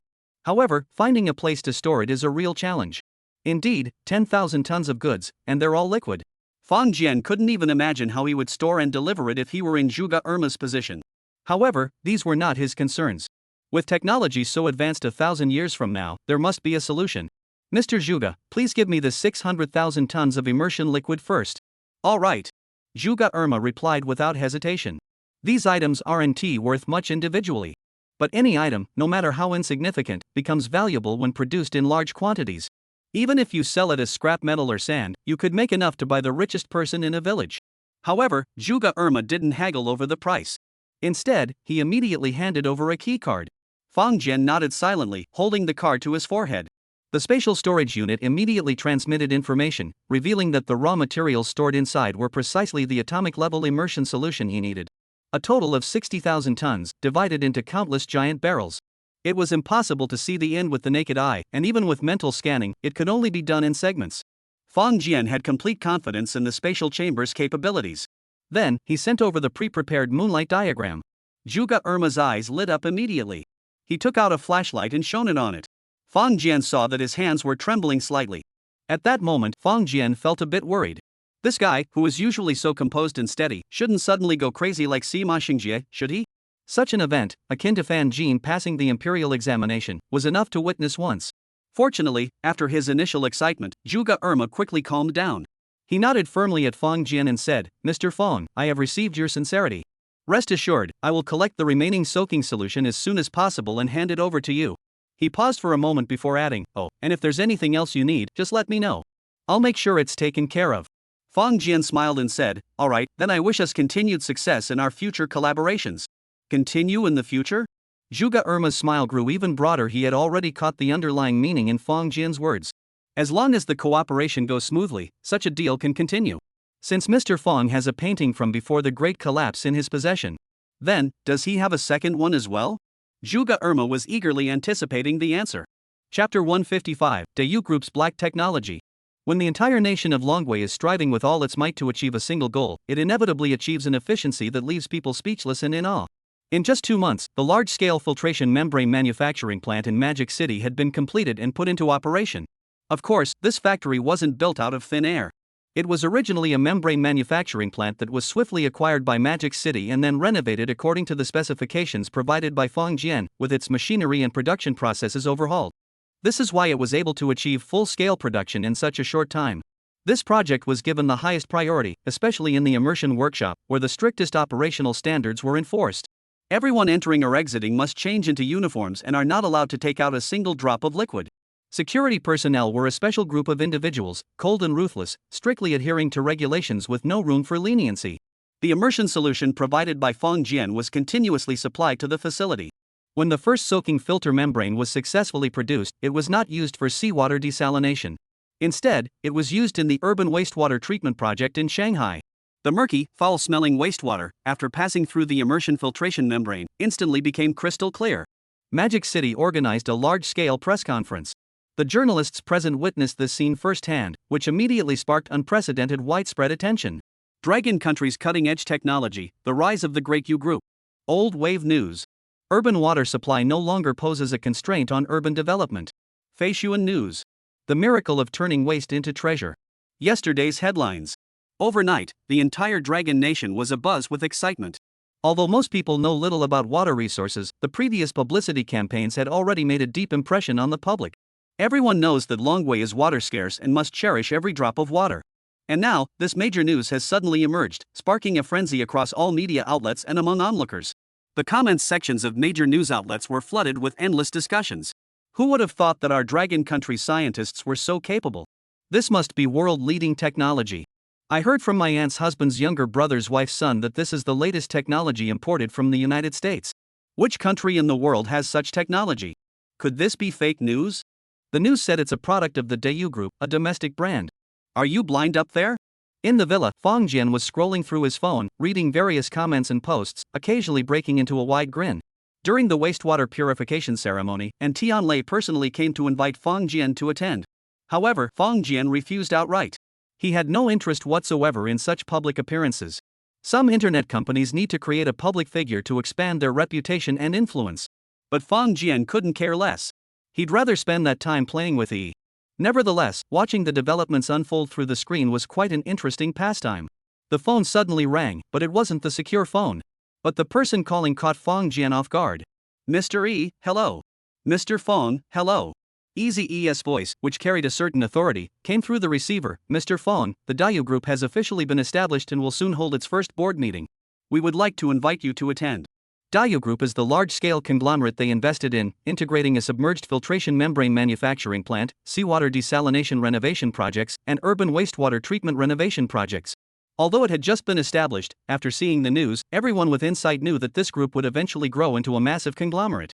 Fengjian thought for a moment and said, Mr. E, my share is only a small one. It's okay if I don't come. Easy E couldn't help but roll her eyes inwardly. In such a situation, if it were anyone else, they would have already rushed over eagerly. But Fengjian was just the type to wash his hands of everything, which was quite a headache for him. Mr. Feng, as the sole individual independent director, you must attend in person or designate a representative to attend. Is that absolutely necessary? It is. EZ said firmly, because at the board meeting, we will discuss the next steps for development and whether to export. Therefore, we need your input. Export for foreign exchange? Yes. EZE paused for a moment and explained, it's not just about export earnings. There are also some areas that require special attention and support. Fengjian suddenly understood. To be honest, Fengjian had never fully understood certain practices before. Despite the fact that our own people are still so poor, we are spending huge amounts of money and resources to support others. However, as information became more transparent and he learned about Longwa's true situation in the international community, Fengjian began to understand. It's better to have more friends and fewer enemies. Sometimes, certain things may seem unreasonable, but they must be done. After some thought, Fengjian said, Mr. E, I will have someone represent me. As for the export matter, I will abstain and fully comply with the group's arrangements. EZE hesitated and said, Mr. Feng, if we export, will it affect your plans? This product, you should be planning to promote it globally, right? Fengjian burst into laughter, finally understanding what the other party was concerned about. Mr. E, I assure you that these immersion solutions will only be available here and will never be leaked outside. However, as always, we hope you will invest more effort and resources to achieve a breakthrough as soon as possible. Eze exhaled deeply and said sincerely, "Thank you, Mr. Fong." With this assurance, Dayu Group now had countless opportunities for action. Desalination is one thing, but such an effective wastewater purification system is desperately needed by all cities worldwide. The more developed the region, the more urgent the need. This is a true game changer. As for how to use it, that will depend on their strategy. At that moment, Fong Jian also called his mentor. Wanggu, there's a meeting in the capital, and I've been invited to attend. Could you go in my place? Fong Jian instructed, keep your eyes and ears open, and agree to any decisions made. Chapter 156, Selling to Foreigners for a High Price.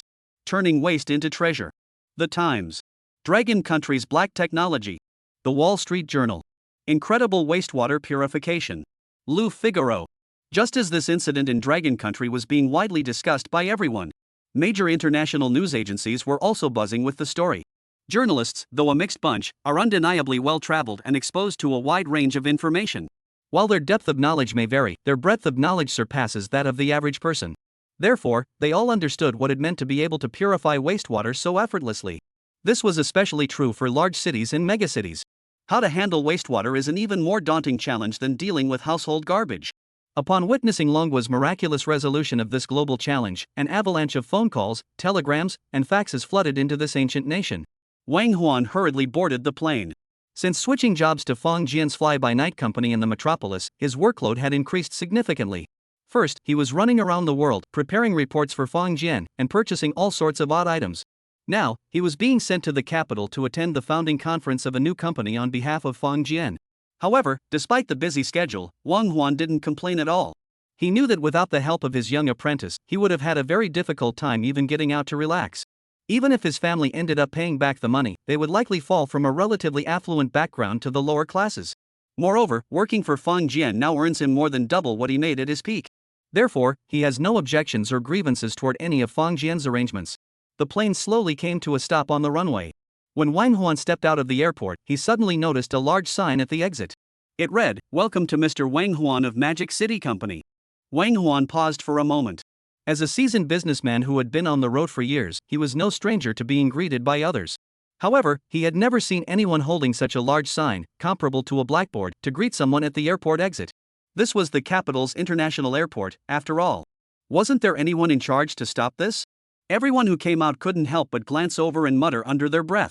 Wang Huan's face flushed slightly as he walked over. As soon as he reached the sign, a person with a smile on his face approached him and asked, "Are you Mr. Wang Huan?" "Yes, you are. My name is Eze. Mr. Fong sent me to pick you up." "Oh, that's good." Wang Huan smiled and said, "Mr. Fong only told me to come for a meeting, but he didn't tell me what kind of meeting it was. I was worried about how to contact you." Eze paused, looking suspicious. "Mr. Fong didn't tell you what the meeting was about?" "No, he didn't." Wang Huan nodded and asked, "By the way, what kind of meeting is it?" Eze remained silent for a moment, then sighed wryly and said, "Mr. Wang, please come with me." "You'll find out soon enough." Wang Huan followed the other man into the car with a look of suspicion on his face. It was a red flag sedan, very comfortable. However, no matter how much Wang Huan asked, Eze only smiled and changed the subject, seeming to know nothing about the upcoming meeting. This puzzled Wang Huan greatly. If this trip hadn't been arranged by Fong Jian, he might have already found a way to escape. The Hongqi sedan finally came to a stop.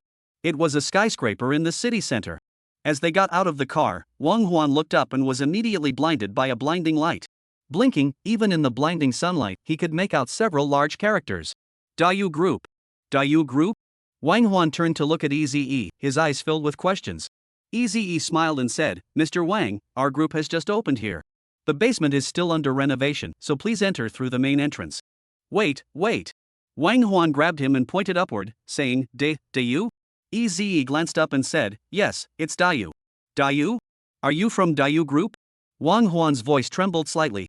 "Yes, we've just been established for a short while and this is our first board meeting."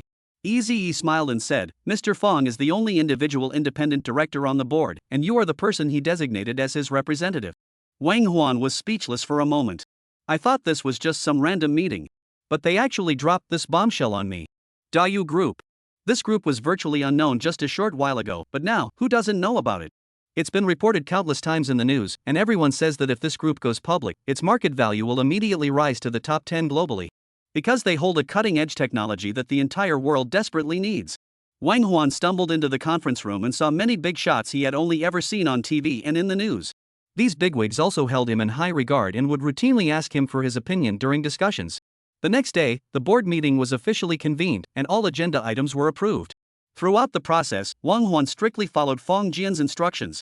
He kept his eyes and ears open and raised his hand when necessary. Otherwise, he remained completely silent. However, today, a controversy finally arose during the meeting. Expanding overseas operations for Dayu Group was inevitable. However, when it came to pricing, a disagreement arose. One wanted to sell at the highest possible price to exploit foreign customers. Another wanted to sell at a lower profit margin but in larger quantities to quickly capture a larger market share. This was because they feared the sudden emergence of similar products at any time. Both sides held firm to their positions, unable to reach a consensus. Finally, the chairman smiled at Wang Huan and said, "Mr. Wang, why don't you share your thoughts?" Wang Huan silently glanced at the others, then pulled out his phone in full view of everyone and made a call. Soon, the voice of Fang Jian came through the phone. "What's there to consider? Foreigners are people too? Of course we should charge a high price, the higher, the better." Everyone looked at each other in disbelief. Are foreigners even human? Are they human? Are they human? Chapter 157, E is smarter than a dog. E, how did you solve this problem? In the study, Mom's thunderous shout echoed like a thunderclap. Fang Biao and Fang Jian exchanged glances, signaling to each other with their eyes. "You go." E's soft voice rang out, "Mom, I didn't do anything wrong." "You didn't make a mistake? I asked you, what's 1 plus 1? 2. What's 1 plus 2? 3. Good. What about 21? 2. Pfti Fang Jian spit out a mouthful of water. Sure Hui flew into a rage and said, 12 equals 3, so why does 21 equal 2? Sure Hui shouted, "Are you trying to drive me crazy?" Fang Jian saw the situation was getting out of hand and rushed in, saying, "Mom, calm down, I'll handle it." Sure Hui glared at her son and scolded, "You good-for-nothing brat. I thought you were the dumbest person in the world, but it turns out your sister is even dumber than you." Fang Jian's face turned slightly pale. If anyone else had dared to speak to him like that, Fang Jian would have made them understand why the flowers were so red. But since it was his own mother, he could only endure it silently, with no other options. With a bitter smile, Fang Jian said, "Mom, E is still so young, only 5 years old." 5 years old? Even a 5-year-old dog knows that 1 plus 1 equals 2. Sure Hui waved her hand forcefully and said, "Forget it, I can't teach her anymore. You two go teach her yourselves." With that, she flung her hands and stormed off angrily. Fang Jian turned around and saw Yi pouting her little lips, tears welling up in her eyes but not falling. A sudden pang of guilt washed over Fang Jian. He hurried forward, picked up Yi, and said, "Little Yi, don't be sad. Mom just got carried away. You're definitely smarter than a dog. You little brat, how dare you speak like that?" Fang Biao couldn't help but scold from behind. Fang Jian paused, gently patted his own cheek, and said, "Yi, I'm sorry. Big brother was wrong." Fang Yi lifted her head, and tears finally streamed down her face. "Brother, you think the dog is smarter than me too?" Fang Jian was speechless. How could he explain this? After a while, Fang Yi finally stopped crying under the comfort of her father and brother. She wiped away her tears and followed Fang Jian to continue learning how to add 1 plus 2 and 2 plus 1. Fang Jian taught for a moment, but his head was spinning. He finally concluded that Yi was probably not cut out for academics. That evening, after putting Yi to sleep, Fang Jian pulled his father aside and whispered, "Dad, did you teach me this way when I was a child?" Fang Biao looked at him deeply and said, "That's right, we taught you the same way." "Oh." Fang Biao hesitated for a moment and said, "But your mother was a bit too harsh today. What she said was wrong." "Yeah." Fang Jian nodded repeatedly and said, "No matter what, we shouldn't have called Yi stupid like that." Fang Biao shook his head and said, "I'm not saying your mother was wrong to scold her. I'm just saying that when you were little, you were much more clumsy than Yi." "Ha?" Fang Jian looked up and saw his father walking away with his hands behind his back. 1,000 thoughts raced through his mind. Am I just embarrassing myself? I was dumber than Yi when I was a kid? You're kidding me. Fang Jian shook his sleeves and decided not to argue with his father over such trivial matters. Back in his bedroom, Fang Jian took a shower and planned to go to sleep. But when he glanced at his phone, he noticed an unanswered call and over a dozen messages on WeChat. Earlier, while teaching Yi math, Fang Jian had put his phone upstairs to stay focused. When he opened it, it was from his university classmate Wei Rong. This guy wasn't just in the same class as him, they were also roommates and had a pretty close relationship. Although after graduation, everyone went their separate ways, some even went abroad to make a living. However, those who remained close stayed in touch. Wei Rong was one of them. To put it simply, during festivals, everyone sends messages, exchanges New Year's greetings, and sends red envelopes. That's a given. Glancing at Wei Rong's WeChat message, there was only one sentence: "Call me back as soon as you're free." Fong Jian checked the time. It was past 10 p.m. No problem, this was the perfect time. The phone rang only twice before it was answered. "David, what's up? Hey, what were you doing just now? You didn't answer so many calls." Wei Rong started with a string of complaints. Fong Jian's face turned dark, and he snapped, "David, if you say that word again, I'll hang up." "Ah, okay, Fong Jian, your older brother is about to go to the grave. Are you coming?" Wei Rong's voice suddenly turned mournful. Fong Jian's heart sank. "Going to the grave?" He hurriedly asked, "David, what's wrong? Did you get sick? I know some people who are very capable. Tell me first, what's wrong? Spit it out, you're just cursing me on purpose." Wei Rong flew into a rage, disregarding Fong Jian's taboos, and started cursing him directly. Fong Jian was startled, but despite the other man's tirade, he felt a strange sense of relief. Such a confident tone, it probably wasn't a terminal illness, was it? "David, what's going on?" Wei Rong said without curiosity, "I'm getting married." Fong Jian's mouth trembled, but he couldn't say a word. Wei Rong continued, "They say marriage is the grave of love. I'm about to enter it."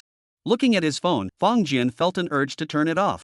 But then he thought back to their university days. After all, they had been close friends who had shared a bed for 4 years. He decided to give him some face. "Fong Jian, taking this opportunity, I want to invite our university classmates to get together. Are you free?" Hearing that familiar tone, Fong Jian couldn't help but laugh. "Sure, just call me, I'll definitely come. Where do you plan to hold the banquet?" "I plan to have one in my hometown and one in Shanghai. Since your family is closer to Shanghai, you should come here." "Sure, who has the bride? Need I ask?" "Of course, it's your sister-in-law." Fong Jian paused for a moment, then laughed, "You little rascal, you've finally tied the knot. Congratulations." Wei Rong's wedding was scheduled for May Day, a month later, leaving plenty of time for preparations.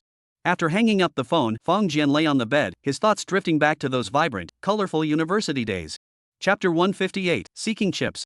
Fong Jian spent his university years in the metropolis. One of his best friends during that time, Wei Rong, was quite a prominent figure on campus. Though his influence was limited to his class and didn't reach the university level, he was still quite outstanding. During his university years, Wei Rong successfully won the affection of a local girl. Coincidentally, the girl also shared the same surname, Wei Jia. At graduation, many couples broke up due to the distance between them. However, Wei Rong chose to stay in Shanghai for his girlfriend, giving up the opportunity to return to his hometown to become a civil servant. Although Fong Jian was skeptical, wondering whether this young man was truly reluctant to leave the bustling metropolis or genuinely devoted to his girlfriend. However, 3 years had passed. Wei Rong not only established himself in Shanghai but was also getting married, and the bride was none other than Wei Jia, which couldn't help but make Fong Jian feel both happy and envious. However, Wei Rong should be one of the first among his classmates to get married. When he received the invitation, Wei Rong mentioned that he wanted to gather his university classmates for a reunion. "So, will she be coming too?" Fong Jian clearly remembered that she had been quite close to Wei Jia back in school. Zhang Miayan. She was the class goddess, and even if you put her in the entire school, she would definitely be among the top 5. And more importantly, she was exactly the type Fong Jian liked. However, after graduating from university, Zhang Miayan didn't stay in the country. She reportedly went to Hong Kong. I wonder if there will be a chance to meet her this time. Although Fong Jian is now wealthy, that doesn't mean he can do whatever he wants. In his heart, Zhang Miayan is a beautiful memory. However, asking him to deliberately create opportunities for a chance encounter or invest significant effort into pursuing her. The current him isn't that eager to do so. The next day, when Fong Jian dropped Yi off at kindergarten, he received a call from Wang Huan. When the call connected, Wang Huan's tone sounded a bit off. "Mr. Fong, the board meeting has concluded." "Oh, okay, Wang go, then stay in the capital for a few days and bring your wife along. This has been a hassle for you lately." Wang Huan smiled wryly and said, "Forget it, there's nothing much to do here. If we want to have fun, we'll go to the beach." He paused for a moment, lowered his voice, and said, "Mr. Fong, you're the independent director of Dayu Group and hold a 5% stake. Why didn't you mention this earlier?" Fong Jian laughed and said, "What's the point of saying that? I don't manage anything, I'm just waiting to collect my share." Wang Huan was speechless at this remark. This was Dayu, after all. Although the group had just been established, it was already on the verge of becoming a commercial giant. Moreover, it would be an unparalleled superpower. Any modern city would be desperate to obtain Dayu Group's products, especially foreign cities. After attending that meeting, Wang Huan didn't know how to describe his feelings. He had originally thought that Fong Jian was an agent for some group, but now he finally understood that Fong Jian himself was the dangerous and massive crocodile. Taking a deep breath, Wang Huan suddenly said, Mr. Fong, everyone now knows that I'm your representative. Fang Jian smiled and said, Wang Gu, do you find this troublesome? Trouble? How could that be? Wang Huan sighed and said, you have no idea what kind of high-level meetings I've attended these past 2 days. The people I've met are beyond my wildest imagination. I never thought I'd have the chance to sit at the same table as them. Listening to Wang Huan's excited, almost unrecognizable voice, Fang Jian couldn't help but smile. In fact, before obtaining this board seat, Fang Jian had already accumulated a significant fortune. However, his social status couldn't compare to his wealth. In other words, he was a wealthy tycoon who kept a low profile. However, in various social settings, when it came to ranking and seating arrangements, he had to take a back seat. But now things were different. Not only him, but even his designated representative, Wang Huan, has already received special treatment. Fang Jian doesn't particularly enjoy such social engagements. He'd rather stay home with Yi, of course, as long as he doesn't have to teach her math. But Wang Huan clearly enjoys it, so let him handle it. Wang Huan spoke excitedly for a while, then suddenly lowered his voice and said, Mr. Fong, several CEOs from smartphone companies have approached me, asking if I have any connections to secure chip orders. Chips? Yes, not low-end chips, but high-end chips. Wang Huan whispered, preferably 7 nanometers level chips. Fang Jian remained silent for a moment and asked, which smartphone executives? The 4 major companies in the market. Fang Jian naturally knew which 4 companies he was referring to. Apart from that fruit-shaped company that was bitten into, the Android system market in mainland China is basically dominated by those 4 companies. The fact that those 4 companies were involved in chip development was no longer news. However, the fact that they had come to Wang Huan was quite puzzling to Fang Jian. Wang Guo, we're in the water resources business. Why are you getting involved with them? Wang Huan sighed helplessly, well, I just met them at a conference and exchanged business cards.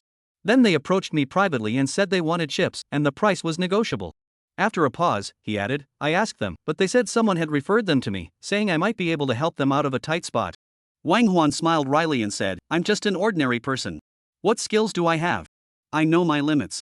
So, they must be after you.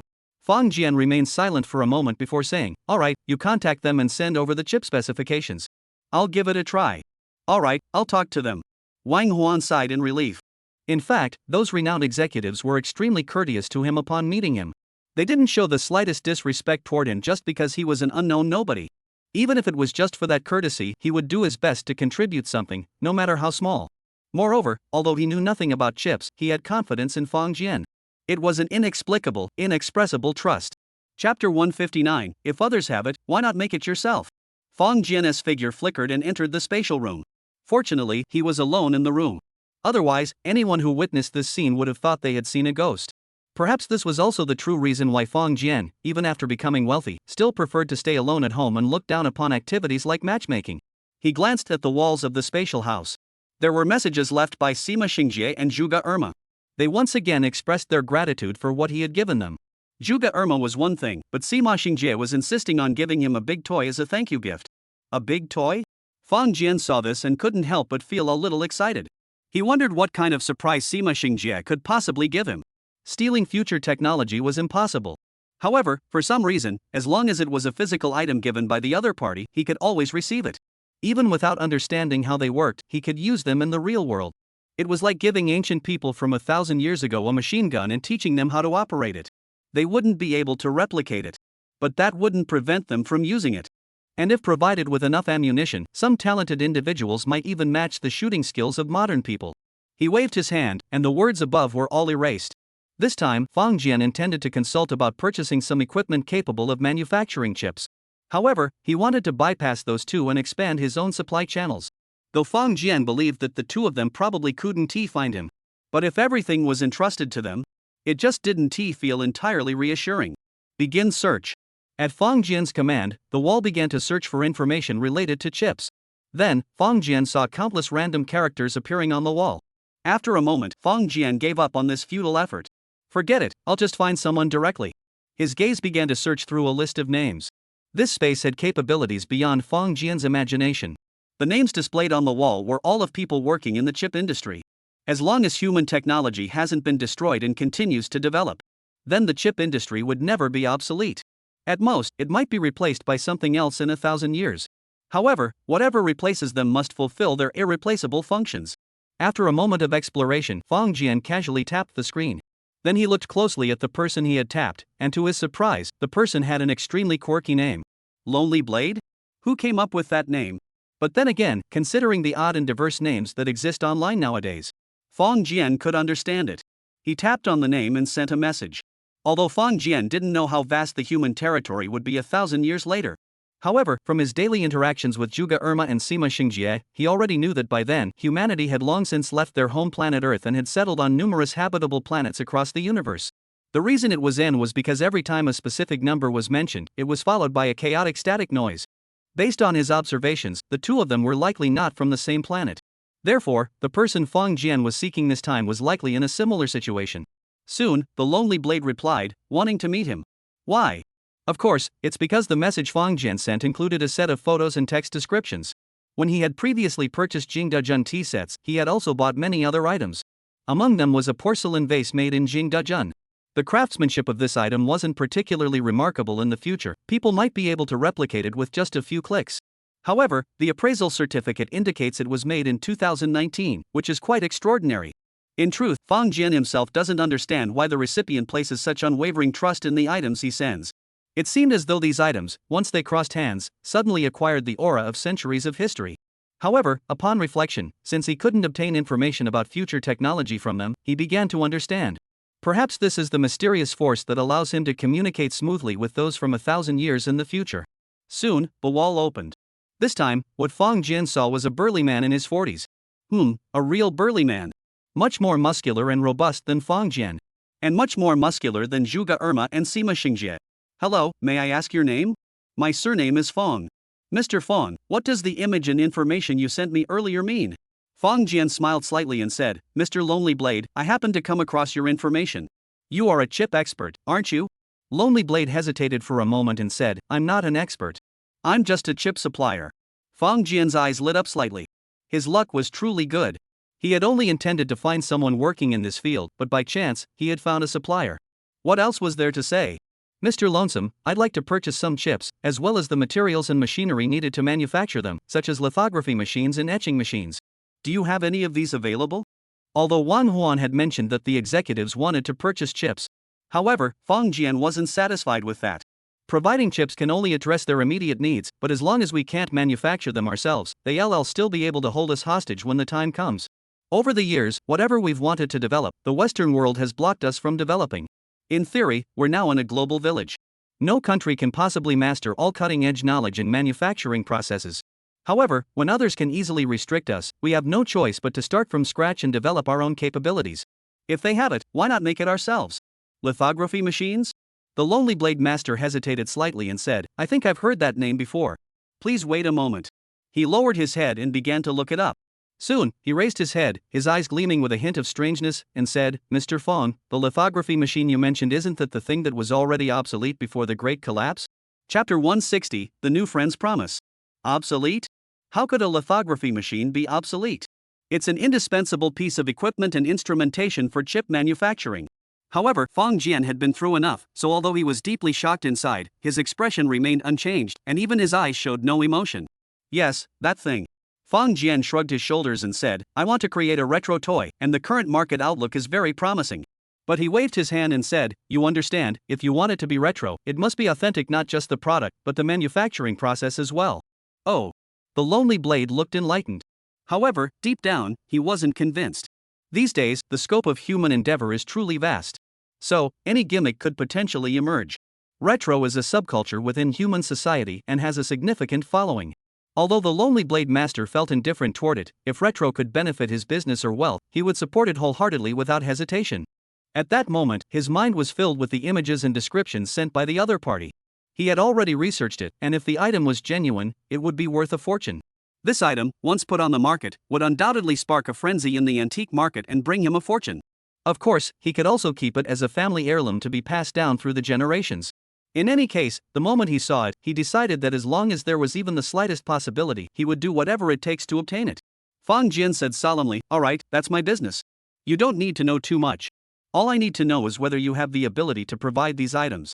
The Lonely Blade replied without hesitation, of course, no problem. Are you sure? If you want the latest model of the machine or the top of the line chips, I definitely can't help you. But when it comes to this old relic, the Lone Blade smiled confidently and said, trust me, my own factory can handle it.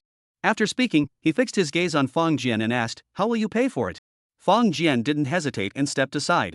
Behind him stood a wooden box, inside which was a vase standing 50 centimeters tall. Upon seeing it, the lonesome swordsman's eyes lit up. Fang Jian spoke slowly, "Give it a price. Don't try to cheat me. If I can accept it, we'll do business. If not, let's pretend we never met." The lone blade's facial muscles twitched slightly. His eyes flickered for a moment before he clenched his teeth and uttered a number. Then, Fang Jian heard the familiar sound of static in his ears. What did that guy say? Does that mean I don't even know the name of the currency in the future world? Fang Jian muttered to himself for a moment, then said to the other man, who was looking at him nervously, "All right, I accept your offer. But I want to trade goods. I'll give you a list." "All right." The lonely blade was overjoyed. His previous offer was already the maximum he could afford, but he wasn't sure if the other party would be satisfied. However, he never expected the other party not only to agree but also to request a barter. If what the other party requested were those vintage chips and instruments. The Lone Blade Master's face lit up with a happy smile. According to industry standards, he could at least save half the money. Fang Jian emerged from the spatial room, turned on his computer, and began searching for information about chips. The development of our chips has been a path filled with thorns. Especially with the escalation of chip export restrictions over the past 2 years, everyone has come to realize that if we want to continue developing, we must resolve the issue of domestic chip production. However, what we need to address is not merely the chip itself, but the entire industrial chain. From materials to equipment to software, everything must be addressed to avoid being held back. Today, the most critical challenge in developing the chip industry chain is overcoming 2 major obstacles. If these 2 challenges can be overcome, most of the issues will be resolved. The first major challenge is raw materials. Take silicon, for example, which is used to produce chips. It requires silicon with a purity of 99.999999999999999999999999999999999999999999999999999999999999999999999999999999999. Moreover, these imports come from a few major suppliers, with their market share reaching as high as 75%. Furthermore, photoresist, a critical material for chip production, is also primarily imported from the United States. In fact, it's not just silicon and photoresist in the entire semiconductor material sector. The United States holds a dominant position. Out of the 19 core materials in the semiconductor industry, the US holds over 50% of the market share for 14 of them. Although Fang Jian doesn't like them, he must admit that they indeed possess extremely powerful capabilities in this regard. Don't underestimate the fact that they aren't currently restricting our supply. They have done so in the past. No one can guarantee that they won't do something like this again in the future. Therefore, it is better to keep these technologies under our own control. The second major challenge is equipment, software, and related technologies. Software, such as EDA and other industrial software, is where the United States holds a dominant position. As for equipment, while high-tech is the strongest in the Netherlands, they still have to follow the lead of the United States. Additionally, among the top 10 global semiconductor equipment manufacturers, the United States accounts for 4, holding approximately 50% of the global market share, particularly in fields such as deposition, etching, ion implantation, CMP, and photolithography. Fang Jian sighed deeply after reading this. It turns out that chip manufacturing is so complicated. It's far from something that can be solved by mere high-tech alone. However, no matter how complicated this thing becomes, when it needs to be solved, it must be solved. As the old saying goes, if you have the conditions, go for it. If you don't, create the conditions and go for it. In the past, despite our poverty and backwardness, we managed to gradually build a prosperous and strong nation. Now, with Fang Jian and the tangible support of future generations, if he can't handle his opponents, then there's no point in living. At this moment, he was full of confidence and determination. He took out his confidential phone and dialed the number directly. Chapter 161, I want to build a semiconductor fab. Mr. Su, I'm bothering you again. Fang Jian said with a smile. Su Manhwa chuckled and said, What are you saying? If you're here to disturb me, this old man would be overjoyed. Indeed, whenever Fang Jian took the initiative to contact them, something good always happened. Although Su Manhwa was very busy, he couldn't help but hope for more such matters. Fang Jian smiled and said, Old master, I would like to ask you, if I want to invest in a wafer manufacturing plant, what procedures do I need to go through? A wafer manufacturing plant? Su Manhwa paused, his expression growing rather peculiar. Comrade Fang, do you know what a wafer manufacturing plant is? Of course I do. A wafer is a single crystal silicon disc made by refining ordinary silicon sand, and it's the most commonly used semiconductor material, as well as the raw material for chips. Fang Jian had already done his research. Wafer manufacturing is categorized by diameter into specifications such as 4 inches, 5 inches, 6 inches, and 8 inches. Recently, larger sizes like 12 inches and even bigger have been developed. The larger the wafer, the more ICs can be produced on a single wafer, reducing costs. However, this also increases the requirements for material technology and production technology.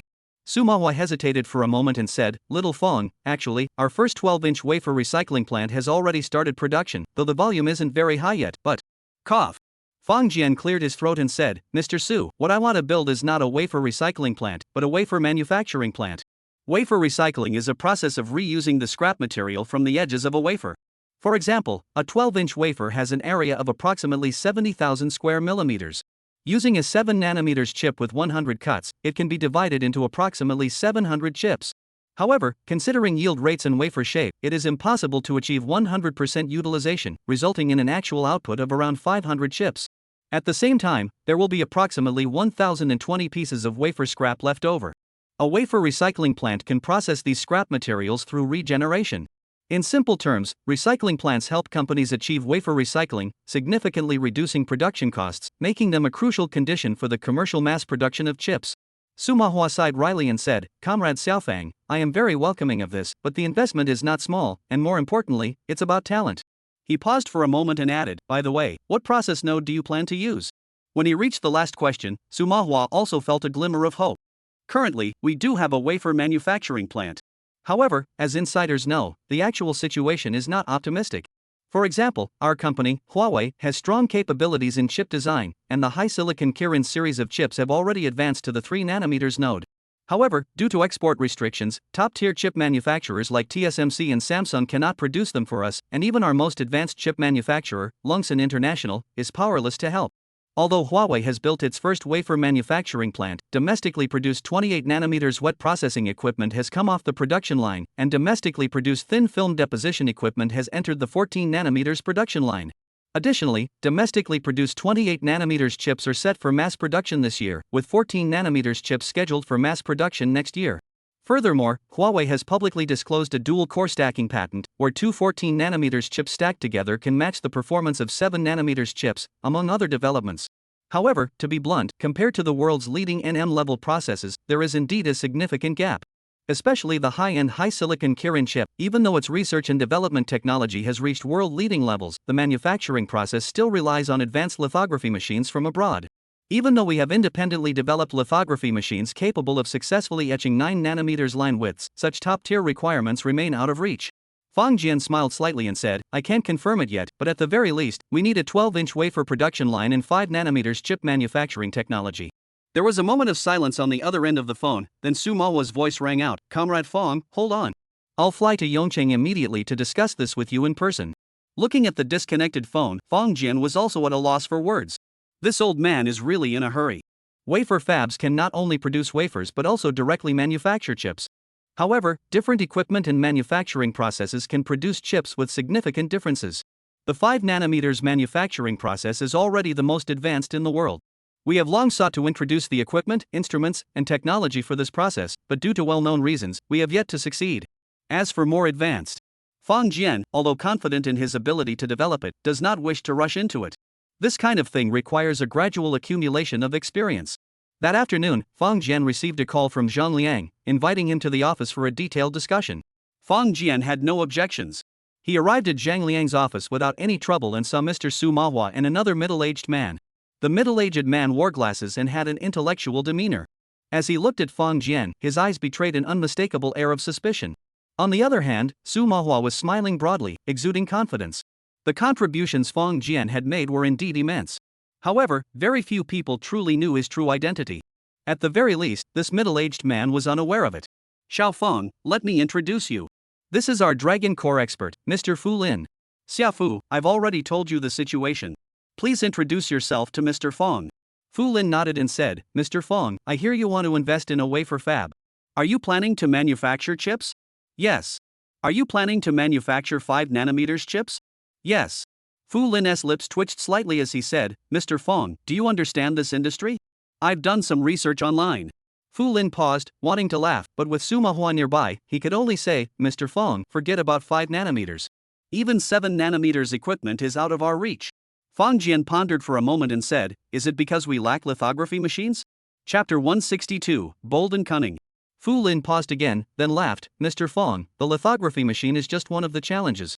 However, our research on the 28 nanometers lithography machine is nearly complete, and I believe that with continued effort, we will eventually be able to develop even more powerful EUV lithography machines. His words carried a confident swagger. Fang Jian raised his eyebrows slightly, momentarily unsure of what to think. Fu Lin was right. Although the development of Manhwa semiconductor was currently facing obstacles. However, as long as we maintain this relentless determination, never giving up until we hit a wall, and even then refusing to retreat, we will eventually develop the world's most advanced high-tech innovations. But what if we were to bring the lithography machine back from the future now? Would it be a blessing or a curse for this industry? Haven't we already learned the hard way that making something ourselves is often inferior to buying it? Seeing Fang Jian fall silent, Manhwa quickly stepped in to smooth things over, saying, "Little Fu, if little Fang can solve the 5 nanometers lithography machine issue, what other challenges could there be?" Fu Lin thought for a moment and said, "High-purity single-crystal silicon wafers. Our wafer fab can't produce them. Although we've started production, there's still a significant gap compared to world-leading technology." Manhwa said solemnly, "Xiao Feng, what do you think?" Fang Jian glanced at Fu Lin and said, "High-purity single-crystal silicon wafers? I can solve that too." "What?" Fu Lin's eyes widened slightly, but it wasn't out of surprise, it was more like anger. It wasn't that he looked down on people, but the more one knew about this field, the more one respected it. At that moment, Fu Lin even began to doubt whether this young man was just making empty promises to raise funds. Fang Jian waved his hand and said, "Let me put it this way, I can obtain the equipment and even bring the production process with me. However, what I'm afraid of is that if I bring the equipment back, it might lead to us no longer conducting our own research." His eyes gleamed as he said, "If that's the case, it would be like going backward. It's better not to bring them at all." Fu Lin opened his mouth, his brows furrowed, and said, "Mr. Fang, are you saying that you can really get your hands on those instruments?" "Yes." Fang Jian replied decisively. Manhwa said solemnly, "Xiao Fu, don't doubt him. He can do it." Fu Lin was truly shocked this time. He looked up and down at Fang Jian, his expression completely different from before. "Mr. Fang, please forgive me, but if you can obtain the machines, what about the patent issues? Can they be resolved?" Patent. When it came to the patent, Fang Jian was completely at a loss and helpless. He could indeed obtain the machine, but once he had it, how to produce it and resolve all the patent issues involved were problems he simply couldn't solve. Don't underestimate those 2 little words. The so-called patent barriers are the most terrifying thing in the world. Fu Lin looked at Fang Jian's expression and immediately understood. The machines required by a wafer fab aren't just about having the machines themselves. Some production processes are patented, and there's no way around them. Fang Jian furrowed his brows and said, "So, there's nothing we can do?" Fu Lin suddenly laughed and said, "Mr. Fang, you mentioned earlier that you were afraid of falling into the trap of making is not as good as buying, right?" "Yes.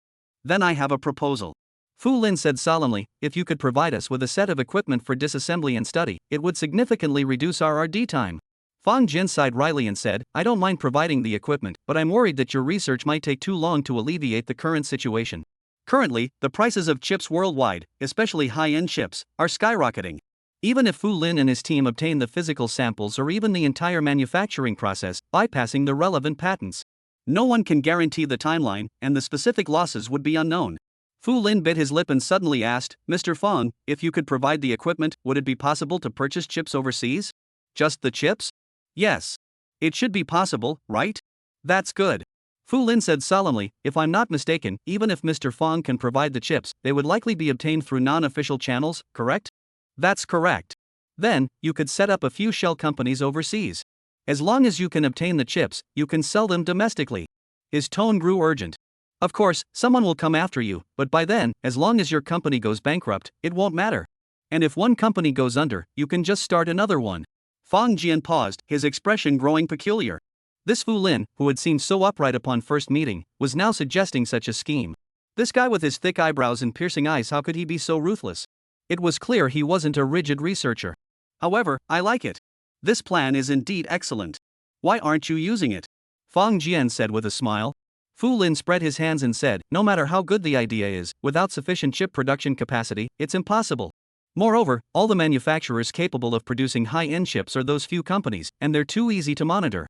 He looked at Fang Jian and said seriously, "So, the difficulty isn't coming up with a solution, but rather being able to execute it once you have one. It's just like our chip situation. We have the capability to design 3 nanometers level chips, but due to inadequate production processes, we simply can't manufacture them ourselves. Forget about 3 nanometers, even 7 nanometers level chips are out of the question. As for overseas factories capable of manufacturing such top-tier chips, none dare to take on the job. Fang Jian pondered for a moment and said, Mr. Su, I want to find a few people to set up some trading companies overseas. What do you think? Su Manhwa replied without hesitation, all right, leave it to me. The two did not discuss further details and ended the conversation with mutual understanding. After Fang Jian left, Fu Lin asked, Teacher, who exactly is he? Can he really pull this off? He should be able to. But the global market for high-end chip manufacturing is already saturated. Where will he find the production capacity? Su Manhwa paused for a moment before saying slowly, well, that's his problem. Where will he find production capacity? All those instruments, plus the F-22 in Ohio, where did they come from? Everyone was puzzled, but no one spoke up. Chapter 163, A Large Number of Orders. The next day, Fang Jian informed Wang Huan that they could now begin negotiations with major companies. However, even Wang Huan was amazed by Fang Jian's business strategy. His requirements were actually quite straightforward. Whatever chips the other party needed, they could send the design drawings and specifications, and once decided, production could begin immediately. Fang Jian guaranteed that the finished products would be delivered within a month. However, the contracts would not be signed with companies in Shanghai, but with certain offshore companies abroad. Payment must be made within 10 days of delivery and verification. Otherwise, the cooperation would cease. Such conditions are actually quite stringent. The payment terms are too short. However, what truly surprised Wang Huan was that Fang Jian bluntly informed him that each overseas company could only sign one contract. In other words, if 30 companies approach him for chips, he would need to find 30 different overseas companies. That workload would truly be enormous. Fortunately, Fang Jian assured him that setting up the overseas companies would not be his responsibility, otherwise, Wang Huan feared he would have been cursing under his breath. However, Wang Huan remained skeptical. Would anyone really be willing to sign such terms? With a mix of anxiety and hope, he reached out to the bigwigs who had given him their business cards. To his surprise, these bigwigs all showed great enthusiasm.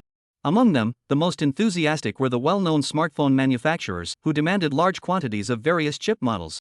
Especially the orders for the Kirin 9000 were so overwhelming that Wang Huan felt like he was holding a hot potato.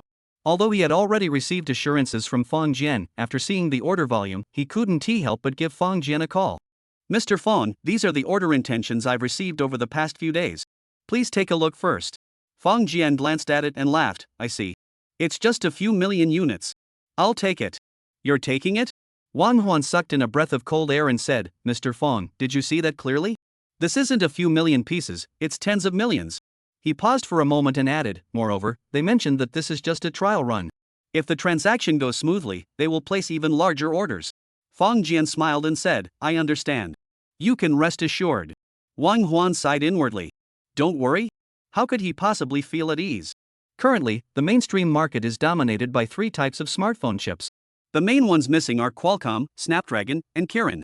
Although MediaTek's chips have a certain market share in mainland China, their presence in the high-end market is still relatively low. And the reality is, since the US ban took effect, every Kirin 9000 chip in Huawei's inventory is sold one at a time. Although Huawei had made every effort to stockpile the necessary chips beforehand, it still falls short of the current sales volume of Huawei smartphones. Currently, all global foundries producing 7 nanometers and above chips rely on US technology and equipment. However, we can currently only produce chips up to 14 nanometers. Once the stockpiled 7 nanometers and above chips are depleted and no breakthrough solution is found, it would mean that Huawei's high-end smartphones may be the last generation this year. HiSilicon's excellent chip design process and its self-developed Kirin chips, which have evolved to the Kirin 9000, have already surpassed Qualcomm's Snapdragon chips for this year and are beginning to catch up with Apple's A-series chips, which are missing a corner. Now, this progress has been abruptly halted, which is truly regrettable. But more importantly, other Chinese smartphone manufacturers are also facing challenges.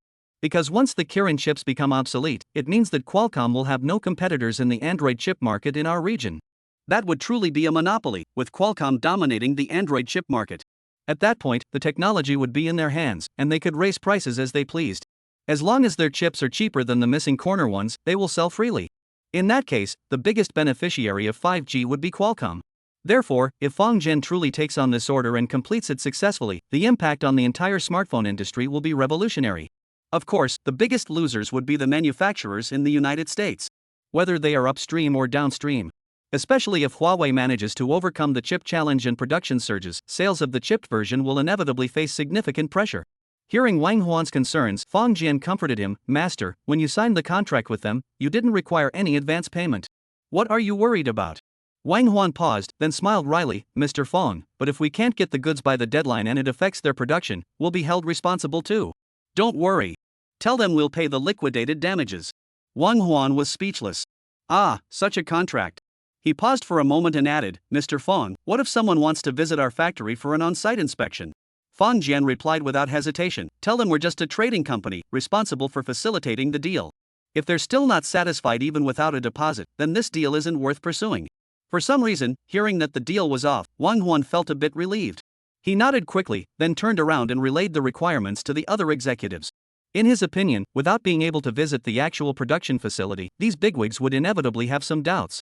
At the very least, they would want to observe for a few days. However, by the next day, these bigwigs had already personally led their teams to meet him and signed the cooperation agreement on the spot. It seemed as though they had all coordinated in advance. As soon as one left, another immediately took their place. The contract terms were largely identical. The chip prices were strictly in line with market rates, with no markup whatsoever. This point left all the bigwigs extremely satisfied. After 2 full days of busy work, Wang Huan still felt as though he were in a dream. Then, one by one, the documents were sent over. This collaboration was also an experiment for the bigwigs. Therefore, they did not introduce any innovations, but simply aimed to replicate previous methods. Chapter 164, a month later, receiving the goods. As he looked at the order requirements and drawings arriving via courier, Fong Jian could clearly sense the urgency in the hearts of those industry giants. He knew that if he couldn't fulfill these orders, the biggest beneficiary would undoubtedly be Qualcomm. They would make a fortune, which they would then invest in the development of the next generation of products. On the other hand, our chip design, lacking funds for development, had fallen into a state of stagnation. As one rises and the other falls, the gap between us won't narrow, it'll only grow wider. There was a high likelihood that all the hard work we had put in over the years to catch up would ultimately come to naught, leaving us even further behind. Therefore, this money must be earned at all costs, even if it means allowing Qualcomm and others to earn a little less.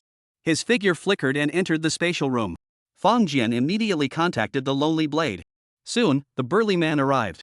Mr. Fong, after returning, I researched extensively. The instruments and chips you need, I can basically provide. Fong Jian smiled slightly and transmitted the scanned data of the future black tech flashlight. I need these chips first. The quantities are listed below. You can estimate the price. Lonely Blade took a glance and furrowed his brows. The performance of these items. Well, he had been in the chip business all his life, but he had never encountered anything with such poor performance. These things wouldn't even be good enough for a baby's toy if they were produced. These old-fashioned people are really strange. What on earth do they need these for? I have no idea what planet they're from, so boring. Looking at the quantities below, his eyelids twitched involuntarily. Despite the poor performance, the demand for these things is actually quite high. When you add it all up, there must be over 100 million of them. That's right, Fong Jian had already modified the quantity when placing the order. And he didn't just double it, he multiplied it by 3 and sent it over. Seeing that the Lone Blade seemed ready to quote a price, Fong Jian quickly interjected, what about the price difference if we trade this for that? Fong Jian couldn't hear the other party's quote. He didn't know if it was high or low, so to avoid awkwardness, he decided to be straightforward. Sure enough, the Lonely Blade Master thought for a moment and said, how about this, I'll prepare everything on your order, and we'll exchange them. I'll also draw up a written agreement. If you need anything else in the future, I'll make new products for you. What do you think? Fong Jian thought to himself. Goodness, so many chips, and their value is still less than this porcelain bottle? How advanced will manufacturing be 1,000 years from now? After all, what Fong Jian wanted wasn't just 1,000 chips, but hundreds of millions of them. Just the quantity alone was enough to take one's breath away. However, he remained composed on the surface and said, alright, then estimate how many of these items my porcelain vase could be exchanged for. This time, the Lonely Blade Master replied without hesitation, 3 times. I can get you 3 times this amount of goods. He paused for a moment, then said earnestly, this is the highest price I can offer. I guarantee it. Fong Jian didn't believe a word of his guarantee. However, if there were 3 more such transactions, that would mean he could obtain at least 400 million chips. That would be more than enough in the short term. You mentioned earlier that you looked up some information? It was about ancient human technology for manufacturing chips, lithography machines, etching machines, wafer slicing machines, polishing machines, and so on. I've gone through all of it. He, the Lonely Blade couldn't help but laugh, that's some ancient technology, isn't it? Fong Jian sneered, what's so great about ancient technology? As long as it can generate profits, that's all that matters. Yes, that's right. Although the Lonely Blade Master didn't agree, he didn't want to offend Fong Jian either. He hurriedly said, Mr. Fong, if you just want to make a couple of sets for fun, I can help you synthesize them. Consider it a gift from me. Fong Jian thought for a moment and said, alright, but I hope you can replicate them perfectly. Don't add any modern technology. I don't want to be fooled. Rest assured, this is no problem for me. The Lonely Blade smiled. How long will it take to deliver? 10 days, the Lonely Blade maker said helplessly, spreading his hands. These are such old-fashioned things, I've never made them before. Though they're simple, achieving the exact retro performance is a bit challenging. Small difficulties? Yes, if I'm not careful, their performance could be doubled or even tripled. The Lonely Blade hesitated and asked, would you mind? Fong Jian's face darkened. Even if it's just 20% more, it would already attract attention. Mr. Lonesome Blade, remember, we're in the retro business. We must strictly adhere to retro standards. We don't mind a 10% deviation, but if it's too much, do you think anyone will buy our products? Fong Jian said angrily. Alright, I understand. Don't exceed the 10% increase. The Lonely Blade master exhaled deeply and said, 10 days. I'll definitely get it done. After speaking, he closed the communication first and hurriedly left. Fong Jian sighed deeply. Modern people go to great lengths in every aspect to improve chip performance. However, people thousands of years later, after obtaining the design blueprints, are thinking about how to reduce performance. These two ways of thinking made Fong Jian curious. If the Lonely Blade were given free rein, how powerful would the chips he create be? Shaking his head, Fong Jian finally decided to put the matter out of his mind. He left the spatial room and returned to his bedroom, where he sent a text message to Wang Huan. Pick up the goods in a month. Wang Huan paused for a moment, but after hesitating briefly, he relayed the message to the other leaders. The bigwigs all expressed great joy, but in their hearts, they were filled with skepticism. A month to get the goods? Who are you trying to fool? Everywhere is already swamped with orders. Can you just conjure them out of thin air? However, due to certain reasons, they could only smile on the surface and dare not speak their minds. Chapter 165, Large-Scale Random Inspection of 1,000 Units. The Lonely Blade gave Fong Jian a 10-day deadline, but Fong Jian immediately extended it by 3 times.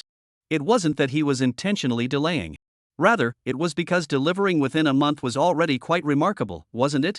If he really delivered in 10 days, who knows what those guys might come up with? To avoid that, he deliberately delayed the delivery. Time flies, and a month later, another shipment arrived at the port. This time, however, the ship wasn't from distant West Africa but from the port city. Once the containers were delivered to the warehouse, Fong Jian notified Wang Huan that the goods were ready for pickup. Wang Huan had kept a clear record of the dates. Although there was still some leeway in the contract, he dared not relax for a moment. Upon hearing Fong Jian's words, he immediately notified Huawei. Lu Tianqing is the vice president of Huawei, responsible for all matters related to the procurement department.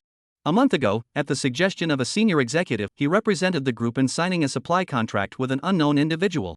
To be honest, the name Wang Huan was completely unfamiliar to him. However, when he learned that this individual was the designated spokesperson appointed by the sole independent director of Dayu Group, he immediately took him seriously. Although the two companies operate in different industries, he wasn't a fool. He could see the potential for Dayu Group's future development. Water, though seemingly ubiquitous, is an indispensable resource for humanity, especially for modern metropolises, where wastewater treatment capabilities are akin to a miracle. Therefore, even though the company was still in its infancy, it had already attracted global attention. The status of an independent director's spokesperson is no less impressive than his own.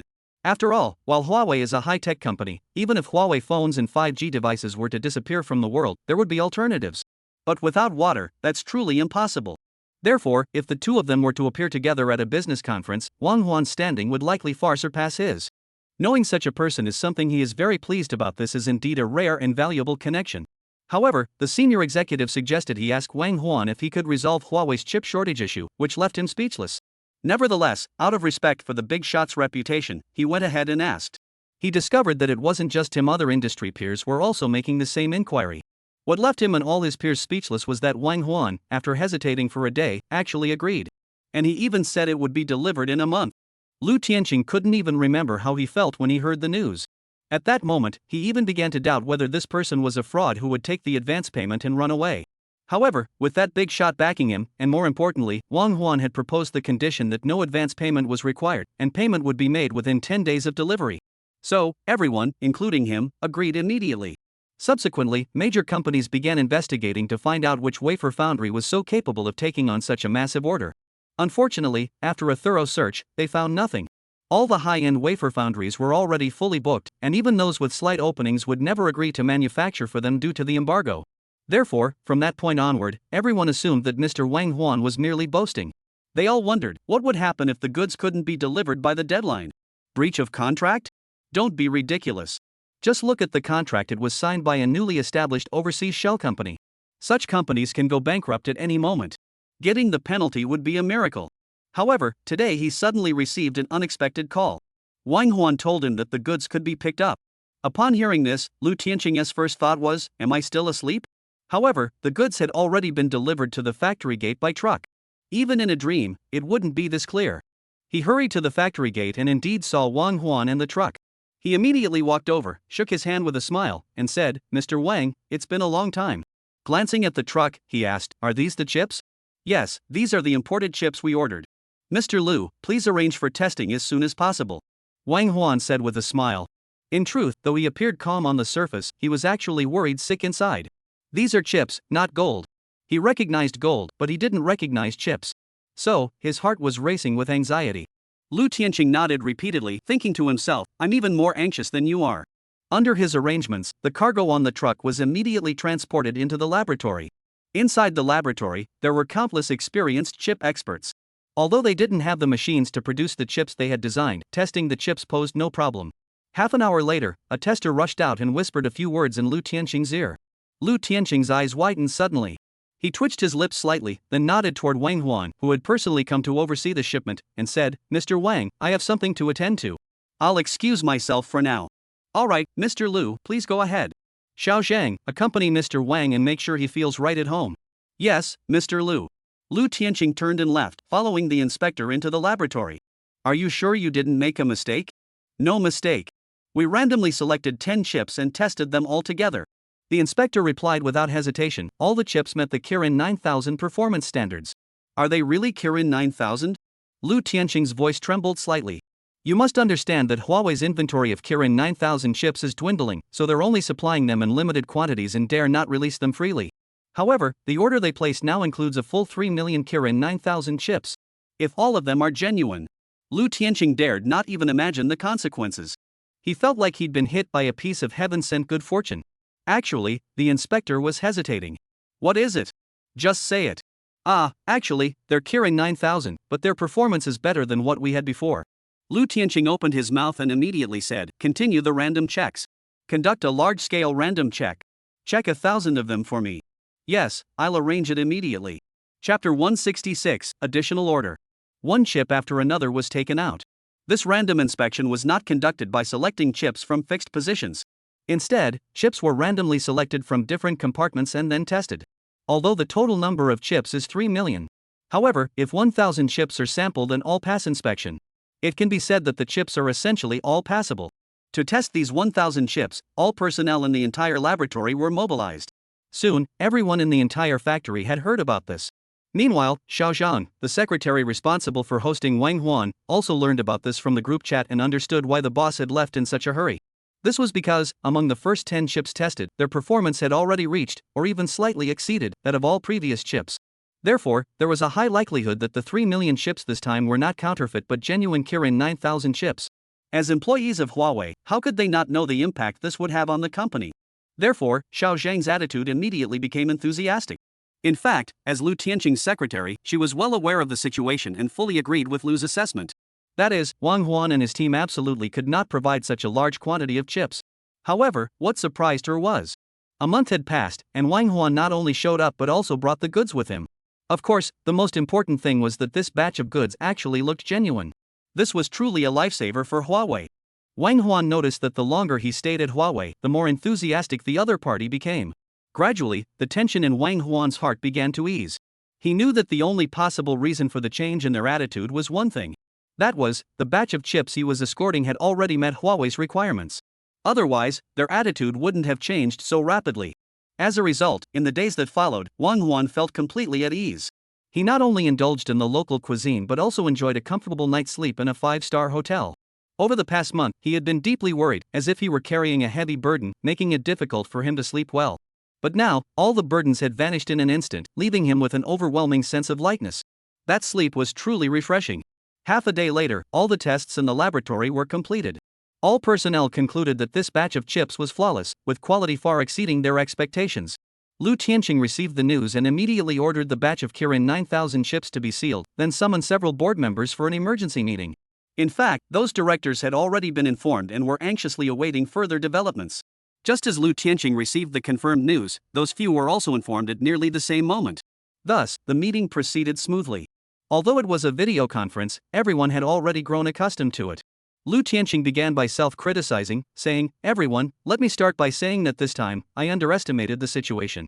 He paused for a moment and continued, "I assumed they couldn't possibly provide genuine Kirin 9000 chips, so I didn't place a large order, just 3 million units."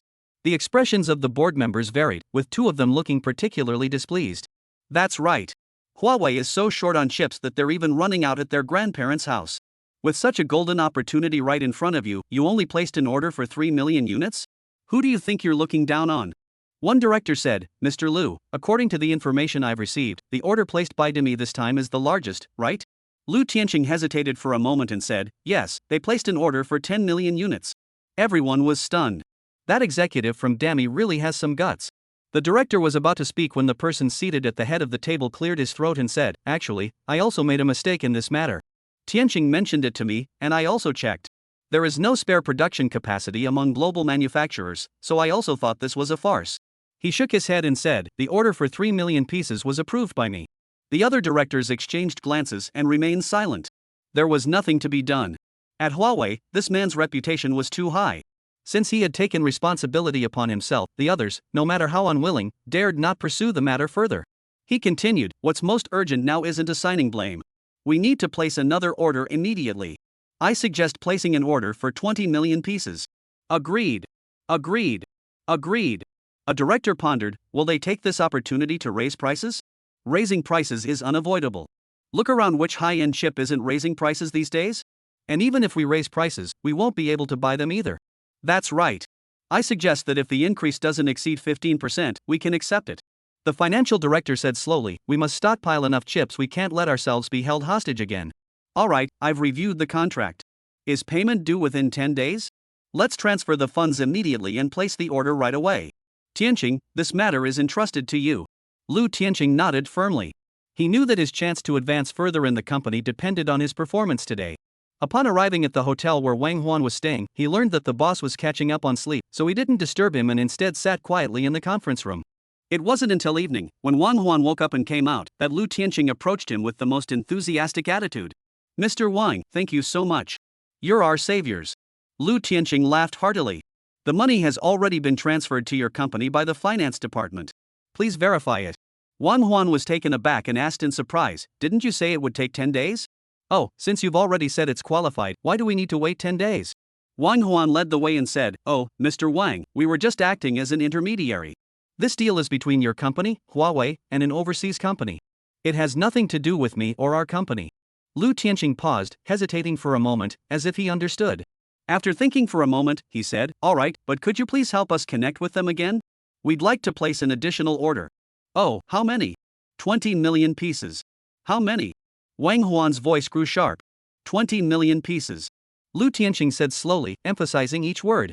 Chapter 167, "I'll take this order." Wang Huan blinked his eyes. At that moment, he was truly moved. How much do chips cost? In reality, the price difference between high-end chips and ordinary chips is simply astronomical. One year, the Huawei and the missing corner phones suddenly saw their prices skyrocket, drawing widespread criticism. This wasn't because they didn't understand the market or wanted to deceive consumers, but because they had adopted 5 nanometers chip technology, which caused costs to skyrocket. If they had used ordinary low-end chips, they would have cost only a few $100s. In fact, they wouldn't even exceed 200. However, when used in high-end smartphones, even if you converted it to US dollars, it wouldn't be enough.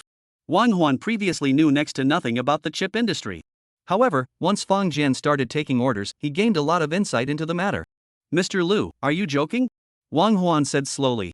Lu Tianqing was surprised. "How could that be? I wouldn't joke about something like this." Wang Huan pursed his lips and said, "Mr. Lu, if I recall correctly, what we need are the Kirin 9000 and Kirin 9000E, these two high-end chips." "That's correct," Lu Tianqing said solemnly. "Do you really need that many?" Wang Huan asked slowly. Lu Tianqing sighed and said, "Mr. Wang, you might not know this, but over the past 2 years, our company's smartphone sales have plummeted. Compared to our peak period, they've dropped by more than half." Wang Huan hurriedly said, "I've heard about that. It seems to be due to insufficient chip production capacity." "That's correct. Due to the shortage of chip production capacity, our production has been severely constrained, forcing us to implement pre-order sales, both domestically and internationally." Lu Tianqing said solemnly. To change this situation, we must stockpile inventory in advance, and the more, the better. Actually, as a business competitor, he shouldn't have been so explicit. By saying that, isn't he essentially handing over his own weaknesses and vulnerabilities to the other party, allowing them to exploit them at will? However, after analyzing the situation, the board members concluded that Wang Huan's approach was no longer just about providing timely assistance. Considering the intermediary involved, they all believed this was someone laying the groundwork for them. However, due to well-known reasons, they couldn't act openly. They could only support him through an intermediary. And aside from that, they simply couldn't think of anyone else who had the capability to provide such a large quantity of chips. Therefore, the more desperate they appeared, the better. Wang Huan nodded slightly and said, Mr. Lu, may I make a call? Of course you can. Lu Tianqing knew that Wang Huan was the proxy for one of the company's independent directors. He could make decisions on minor matters, but when it came to such a large contract, he had to report it up the chain of command.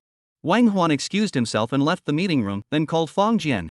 Mr. Fang, they want 20 million in chips, and all of them are high-end models like the Kirin 9000 and Kirin 9000E. Wang Huan said with a wry smile, this deal is too big. I'm afraid we can't handle it. The gap between high-end and low-end chips is more than tenfold. If we really take on this order for 20 million high-end chips, that's a figure that could drive anyone mad. Fang Jian calculated in his mind and was also speechless. If we go through with this deal, I wouldn't have to work hard for the rest of my life. But so much money is truly a hot potato. After a moment of hesitation, Fang Jian said, Wang Ge, tell them I'll take the order. As for the price, let's reduce it by 10%. What? Wang Huan hesitated and asked, Mr. Fang, what did you say? Reduce the price by 10%? Yes. Wang Huan blinked twice and said, Mr. Fang, you might not be familiar with the current chip market. There's a global shortage right now, especially for high-end chips. So when placing orders, it's not about getting a lower price for larger quantities, it's the opposite. The more you order, the higher the price. For general products, the more you buy, the lower the unit cost and the cheaper the procurement price. This is also why, when foreign drugs enter the national healthcare system, their overall prices experience a significant drop. The price for bulk orders is naturally cheaper. However, this situation does not apply to high-end chips. In a supply-constrained market, the more demand there is, the higher the unit price becomes. Fang Jian nodded and said, Wang Ge, I understand. Just handle it as you see fit, but make sure it looks natural so they don't suspect anything. Wang Huan couldn't help but mutter to himself in frustration, but faced with Fang Jian's decision, he had no choice but to comply. After all, he was just an employee, while Fang Jian was the boss. Wang Huan sighed and said, Alright, I'll go talk to them now. Oh, right, when you talk to the others, tell them that we won't take any more low-end chip orders in the future. What? Wang Huan was startled again and asked, why? While high-end chips are indeed in high demand, the supply and demand for low-end chips are also enormous. Though each one doesn't make much profit, the total amount adds up. The largest share of the low-end chip market is currently held by our partner, Lianfa, and Ziguang is also gaining ground.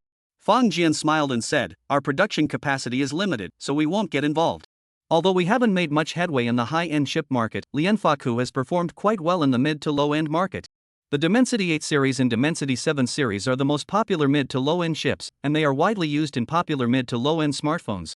In addition to the Dimensity 8 series and Dimensity 7 series, the Dimensity 1000 series is also widely used in mid to low-end smartphones by many manufacturers. MediaTek was even the top chip vendor in our market last year, narrowly surpassing Qualcomm and outperforming other chip manufacturers like Qualcomm and HiSilicon. Since the low-end chip market is dominated by domestic players, Fang Jian naturally has no reason to disrupt the market. In fact, if it weren't for the extremely low production capacity in the high-end chip market and the unfair suppression faced by Huawei, otherwise Fang Jian would never have intervened. Wang Huan remained silent for a moment, as if he had understood something. He said, Alright, I will go and speak with them. After a pause, he suddenly added, Mr. Fang, it is the greatest honor of my life to have met you. Chapter 168, Sima brings a new toy. Lu Zong, our boss said he'll take this order. Back in the conference room, facing Lu Tianqing's anxious gaze, Wang Huan finally said something that put his mind at ease. Lu Tianqing took a deep breath and said firmly, Thank you. No need to thank me. Wang Huan smiled and said, Then let's discuss the price now. All right. Lu Tianqing's posture immediately straightened. He knew this was an opportunity, but to seize it, he would have to incur additional costs. The fact that the other party could allocate 20 million high-end chip production capacity under such circumstances meant that the costs and resources involved were likely beyond what money could measure. Therefore, Lu Tianqing and the board members had already prepared themselves to incur significant expenses. Moreover, in this situation, they had to be grateful that the other party had given them this opportunity.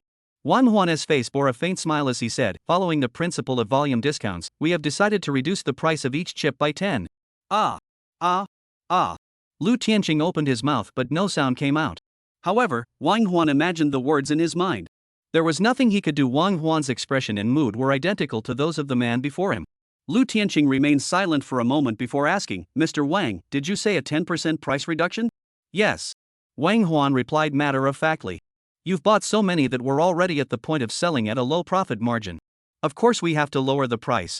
Lu Tianqing stammered, staring into Wang Huan's eyes. He finally understood. He stood up and bowed deeply to Wang Huan. Wang Huan was startled and hurriedly helped him up. Lu Tianqing placed one hand over his chest and said solemnly, Mr. Wang, please convey this message back to them. Huawei will not disappoint your expectations. We will certainly make a name for our Dragon Nation on the international stage. Wang Huan blinked a few times. Should I pass this on? To whom? Fang Jian? And why are you making this promise to me? I mean, did you misunderstand something? However, he couldn't explain this misunderstanding. Moreover, deep down in Wang Huan's heart, there was also a lingering doubt. But this doubt he would never voice aloud. Fang Jian's figure flickered and entered the spatial room. Then, he composed a message and sent it to the Lonely Blade. He informed him that he required 100 million Kirin 9000 and Kirin 9000 e-chips. The porcelain vase from Jingdajun had already been sent to the other party when they last delivered the chips. According to the contract, the Lonely Blade still owed him 3 times the number of chips. Immediately after sending the message, he replied in an instant. Lonely Blade, Mr. Fang, is it 100 million each? Fang Jian, yes, all 100 million. After this transaction, we're even. Lonely Blade, alright, Mr. Fang. Do you happen to have any similar antique items in your possession? Fang Jian, I can look into it for you, but the price cannot be lower than this time. Lonely Blade, rest assured, whatever you request, I will fulfill. If Fang Jian and he were just doing a money transaction, the Lonely Blade master might not have been so concerned. However, what Fang Jian needs is a chip, and not just any chip, but a low-end one that has been obsolete for decades. He could easily fix it himself. Moreover, he specializes in this line of business. So, while the money seems roughly the same, in reality, he is making a 100% pure profit. Such a deal is exactly what the Lone Blade would want more of. Fang Jian, alright, then make sure you understand my requirements clearly. This time, all the chips produced must be high-end. Lonely Blade, high-end? He was startled and looked back at the message Fang Jian had sent earlier. Then he sighed in relief. High-end? No, this is junk of the highest order, the kind that no one would even bother to pick up off the ground. If it weren't for the demand for retro toys, it wouldn't even exist in this world anymore. The Lonely Blade hesitated, glancing at the requirements for other chips from the previous order. He pondered for a moment and finally began to understand. So this so-called high-end was just compared to some simpler chips. Though in modern times, the value of high-end chips and low-end chips can differ by 10 or even dozens of times. But in the Lone Blade's eyes, high-end and low-end? Do these chips even have a difference? Perhaps there is a slight difference. But can such a minor difference even be called a difference? It's like a beggar. $100 is no small sum to him. It's enough to help him survive for a few days by eating sparingly. But in the eyes of a billionaire, is there really a difference between $1 and $100? Make any difference? Fang Jian naturally paid no heed to the Lone Blade's musings and shut off his communication. He believed the Lonely Blade Woon Tea let him down. Of course, even if this transaction is completed, Fang Jian wouldn't give him any more antiques so soon. This item needed to maintain a sense of market scarcity. Just as Fang Jian was about to leave, another communication came through. This time, it was a communication request from Sima Xingjie, indicating that he had arrived. Fang Jian thought for a moment, then opened a wall and sure enough, he saw the guy. Sima Xingjie handed over a card and laughed. Hey, dear Fang, I've prepared the big toy. Take a look and see if you like it. Big toy? Fang Jian finally remembered that Sima Xingjie had once mentioned he was going to give him a big toy. He just didn't know what it was this time. After taking the card and flipping through it, Fang Jian casually asked, Mr. Sima, what is your big toy? Sima Xingjie waved his hands repeatedly, saying, I can't tell you. If I tell you, it won't be a surprise anymore. Seeing his expression, Fang Jian grew even more curious. So he raised his hand and stuck the card to his forehead. There it was, a familiar scene. A space room. Inside was. The next moment, Fang Jian's eyes suddenly flew open. He looked up at Sima Xingjie, his eyes filled with an indescribable eerie expression. In that new spatial chamber, Fang Jian saw a massive creature. It was indeed a huge toy. Chapter 169, a well-modified good thing. That's right, it's a colossal thing. If Fang Jian isn't mistaken, this thing should be a submarine. Because its appearance bears a resemblance to the Ohio-class strategic nuclear submarine. but it's not exactly the same. Fang Jian's thoughts circled around the submarine a few times before he finally confirmed that he had never seen it before. He couldn't help but ask, "What is this?" "Oh, I see you're more into ancient toys, so I modified it based on a famous model from that era," Sima Xingjie said with a smile. Fang Jian furrowed his brows slightly. Though he wasn't an expert on submarines. However, he had spent a considerable amount of time studying submarines recently. He had seen many different types of submarines. But none of them were exactly like this one. After all, submarines are designed to operate underwater, so their overall appearance might not differ much. However, each type of submarine has its own unique characteristics. Some of these features are quite obvious and cannot be concealed even if one tries. On this submarine, Fang Jian noticed several such distinctive features. But the problem was, he couldn't recall which type of submarine had such characteristics. After some thought, Fang Jian's expression grew peculiar as he said, "You must have modified it based on that submarine. I think it was called the Type 098, right?" Sima Xingjie said casually, "I checked, and during that era, that model was the best in terms of performance." Fang Jian suddenly looked up, feeling his neck stiffen. Strange, shouldn't he be unable to hear information about technology from the future? But the three words 098 that Sima Xingjie had said were crystal clear to him. Could it be? Fang Jian began to speculate that perhaps research on the 098 had already begun. Among our submarines, the most powerful currently in service is the 094 model. Although the 096 has been rumored for a long time, given the Chinese tendency to keep things under wraps, it's unlikely we'll see it anytime soon. In fact, during his surveillance of the maritime area, Fang Jian had also discovered some unusual submarines. However, whether those were indeed the Type 096, Fang Jian himself did not know. After he submitted the photos, the other party only described the appearance of foreign submarines, but made no mention of his own findings. However, even a fool could tell that the Type 098, even if such a plan existed, was likely still just on paper. Yet Sima Xingjie had already managed to develop it. Taking a deep breath, Fang Jian asked, "You modified it?" "Yes." "What did you modify?" Fang Jian asked cautiously. This guy didn't put anything mind-blowing inside, did he? "Oh, this toy is basically built according to the original blueprints." Sima Xingjie shrugged his shoulders and said, "I know you want to go retro and don't want too many modern features. However, for your safety, I did add a little something extra. Otherwise, if you go out in this thing, I'm afraid something dangerous might happen." "Danger?" Fang Jian immediately caught on. The danger Sima Xingjie was referring to wasn't from Earth, the home planet. However, the dangers on other planets were still too distant for Fang Jian at this point. So he calmed down and asked, "Be honest, what did you modify?" "I didn't modify much. I just replaced the outer shell with the latest civilian-grade high-defense alloy and installed a low-power civilian-grade top-tier laser cannon on the weapon platform. Oh, and I also installed a layer of sound-absorbing cotton in the engine room to ensure that the noise emitted while submerged won't exceed that of marine life of the same volume." Fang Jian was speechless. He had modified the outer shell to enhance defense, upgraded the weapons to boost attack power, and added sound-absorbing cotton. And all of this was just a minor addition? Fang Jian expressed great admiration for Sima Xingjie's ingenuity. However, a thought suddenly crossed his mind, and he asked, "Mr. Sima, I'd like to ask about the power of this laser cannon." "It's top tier for civilian use," Sima Xingjie boasted. Fang Jian waved his hand dismissively. "Never mind, I knew the static would drown out the details anyway. Since you've modified it, there must be virtual control software, right?" "Of course," Sima Xingjie said, "I've already sent it to you. However, you'll need at least several dozen people to get this behemoth moving. By the way, would you like me to upgrade the artificial intelligence for you? That way, you could operate it alone." "No need, thanks." Fang Jian firmly refused, then smiled and said, "Mr. Sima, I really like your gift. I'm deeply grateful. No need to thank me. Don't mention it." Sima Xingjie said arrogantly, "Remember that tractor? I won the title of Best Vintage Machine of the Year last month." "Wow, that's so exciting. I've never experienced such a highlight in my life." Fang Jian's eyes twitched slightly as he looked at the modified 098 in the warehouse. He was speechless. Such a powerful submarine, and it's just a gift from a tractor. Who can we complain to about this?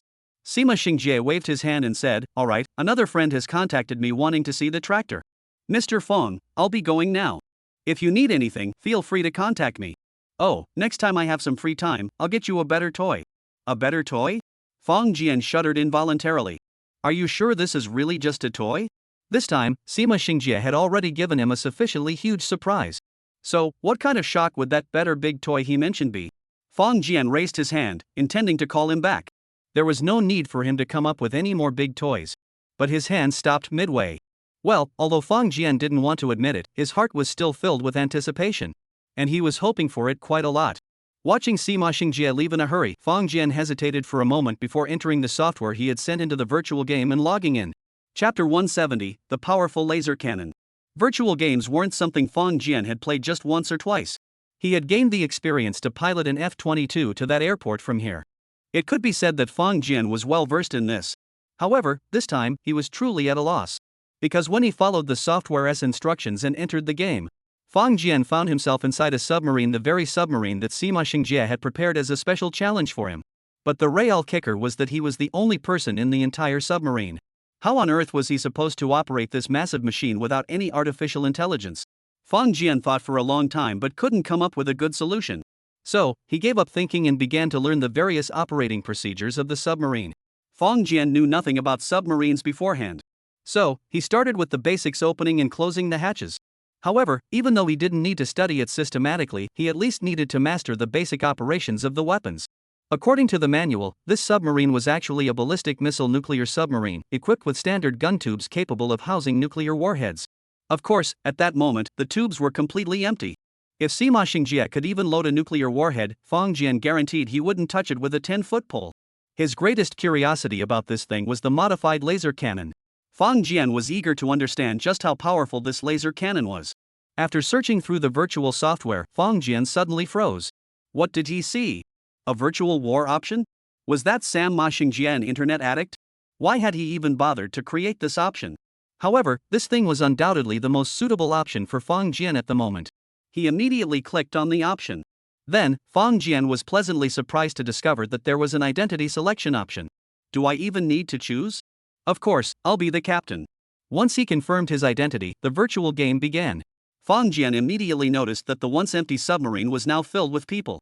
The Xiaohu bot file is protected against unauthorized copying. To find the Xiaohu book robot, select Xiaohu. It's stable, reliable, and won't lead you astray. He was sitting in the captain's seat, silently watching the people around him bustling about. How realistic. Fang Jian couldn't help but feel the same way again. Suddenly, a piercing alarm sounded. A crew member shouted, "Captain, something ahead. Should we attack?" Fang Jian blinked a few times. What did he see? Just say it clearly. Could it be that even in a game, you can't peek into the future? Boom! Suddenly, the submarine shook violently. Fang Jian was lucky to be sitting down, otherwise, he might have fallen over. Then, the screen lit up. The officer pointed at it and shouted, "Captain, look. It's an adult-sized one. Order the laser cannons to fire." Fang Jian widened his eyes and strained to look. This is a lie. There's just a snowstorm on the screen, we can't see anything at all. However, the expressions on the crew members' faces were as if they had seen a ghost. Fang Jian sighed and called out, "Authorize attack." Then, Fang Jian saw the screen light up again, and everything returned to normal moments later. In this game, his submarine had encountered an unknown monster attack, and then a barrage of laser cannons had taken care of it. Fang Jian thought the game was completely boring. A moment later, the second officer reported, "Captain, enemy warships detected. They've launched nuclear missiles and are heading toward us." Fang Jian shuddered. Nuclear missiles? He immediately looked up, and this time, there were no snowflakes on the screen. However, a missile was streaking through the sky, leaving a long trail of flames, moving swiftly. "Captain, this is a hypersonic nuclear missile. Its current speed has already exceeded 5 times the speed of sound." The lieutenant's sharp cry rang out, "Order the laser cannons to fire, or we're doomed." Fang Jian blurted out instinctively, "Are we going to die?" "No, I suddenly remembered that this nuclear missile is a weapon from hundreds of years ago. An explosion of this magnitude should not damage our ship's hull," the first officer explained. Fang Jian's eyes widened. What? Hypersonic nuclear missiles are the fastest nuclear weapons currently in the arsenal of major world powers. Once this nuclear weapon is used, the so-called Skynet defense system is basically a joke. However, this nuclear missile couldn't even damage the submarine's hull. And more importantly, this hull is from a civilian model. So, just how advanced will weaponry be in 1,000 years? Taking a deep breath, Fang Jian suddenly said, "Activate the laser cannon and bring it down." Yes, activate the laser cannon.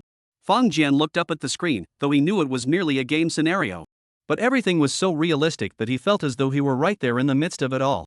The next instant, just as he blinked, Fang Jian saw the screen suddenly brighten.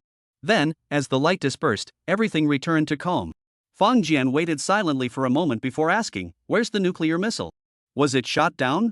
Are there any debris?" The aide turned to look at him, about to speak. Fang Jian said, "Speak." "Yes, the nuclear missile was not shot down." "What? Then where is it? Don't tell me we can't monitor it." Fong Jian was getting angry. The nuclear bomb was melted by the high temperature of the laser cannon. The aide cautiously said, not even a single piece of debris remains. We have no way of finding its fallen wreckage. Fong Jian sucked in a sharp breath. He asked, what did you say? The laser cannon's power could vaporize an entire nuclear missile? Yes, as long as the energy reaches a certain level in an instant, it can be done easily. Fong Jian fell silent. Alright, he admitted he didn't understand again. What is the range of this laser cannon? In a straight line, if unobstructed, it can reach 12,000 kilometers. Goodness gracious, that's the diameter of the Earth. Can a target locked by the laser cannon escape? Fong Jian tapped the screen and said, let's use that speed as an example. The aide replied without hesitation, at that speed, there's no chance of escape. Fong Jian thought for a moment and asked, is there a way to pre-lock the laser cannon and prevent it from attacking certain targets? Of course it's possible. As the captain, you just need to record the relevant information and lock the laser cannon's firing program to prevent it from attacking specific targets. Fong Jian's eyes flickered with a gleam as he nodded slowly. A bold thought suddenly arose in his mind. Chapter 171, Old Classmate, let me treat you to dinner. Returning to his bedroom, Fong Jian lay down on the bed. Everything from the virtual game kept echoing in his mind. The submarine's laser had a firing range that could cover the entire globe. That meant that as long as a missile was launched and detected by radar, then that missile would become a target, easily destroyed. And it would be a complete annihilation, leaving no trace behind. As for the issue of detection, that's even more unnecessary to mention. Currently, many countries have deployed phased array early warning radars within their borders, which can detect missiles thousands of kilometers away. In other words, once an enemy's nuclear missile is launched, it can be detected by the global surveillance system in a matter of minutes. Compared to monitoring, the real challenge lies in intercepting and destroying enemy missiles while they are still in mid-air. Is the real challenge that plagues countless strategists. For medium-range ballistic missiles, the probability of interception is significantly higher. However, for intercontinental ballistic missiles equipped with maneuverable re-entry vehicle technology, interception is virtually impossible. Once such a missile is encountered, the only option is to pray to the heavens that it happens to be a dud. However, after acquiring the laser cannon on that modified submarine, everything is completely turned upside down. Detect the missile, fire the laser cannon. To put it simply, within the borders of Dragon Nation, as long as there is one nuclear submarine equipped with strategic radar, the Dragon Nation will be as secure as a mountain. Of course, to achieve this, the submarine must first be in the hands of the right people. Who is the right person? Fong Jian knew it wasn't him. Because he couldn't possibly stay awake 24/7 to handle this matter. So, should he hand it over? But how should he go about it? Sigh, let me think about it some more. Fong Jian flipped through his phone and saw a notification from Wei Rong. The day after tomorrow is his big day. Wei Rong had sent him a message in advance, asking him to come over tomorrow. Tomorrow night, all the university classmates in Shanghai will gather for an early dinner to celebrate the first couple from their class getting married. Fong Jian saw the group chat among his classmates, so he knew Zhang Miaoyan would definitely be there. Should he send her a message in advance? But after thinking it over, Fong Jian decided against it. He told his parents he was going to Magic City to attend a class reunion. Then, he picked up Yi and promised her he would bring her some delicious food and fun toys. Yi pouted, though she was clearly unhappy, but eventually agreed under the anticipation and temptation of toys and delicious food, and made a promise with her brother to stay together forever. The next morning, Fong Jian drove the newly arrived Cayenne straight to the metropolis. Although the city had already implemented vehicle license plate restrictions, not only were out-of-town vehicles prohibited, even locally registered vehicles with temporary license plates were subject to restricted driving hours. However, Fong Jian wasn't worried. Zhang Liang had given him a license plate with an ordinary number. However, once he used that license plate, his vehicle would not be subject to any restrictions, no matter where he went. This was the case in the metropolis, and the same applied to the capital. Of course, such license plates are typically used on mid-range sedans. On a car like Fong Jian's, which costs over $1 million, having such a license plate, it wasn't unheard of, but it was extremely rare. But this is also the honor and reward he deserves. 2 hours later, Fong Jian arrived at a large hotel in the metropolis. This was the venue for Wei Rong's wedding the day after tomorrow. Fong Jian didn't feel like driving there again, so he simply booked a room online and would stay there for the next 2 days.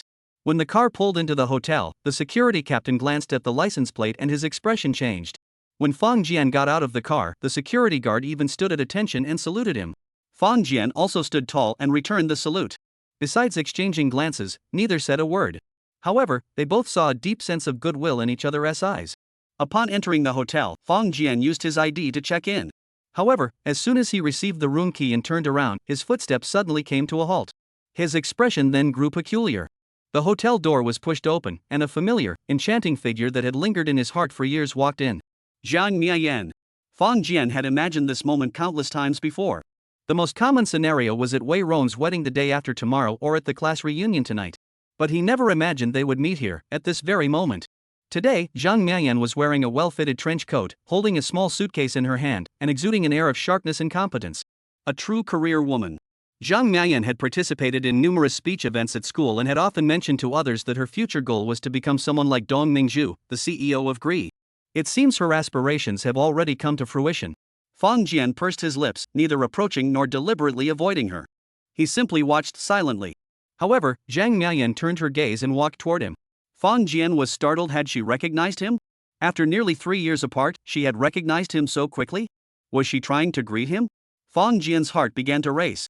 Then, he saw Zhang Miayan dragging her suitcase past him and heading toward the counter. Fang Jian couldn't help but roll his eyes. This guy must be blind.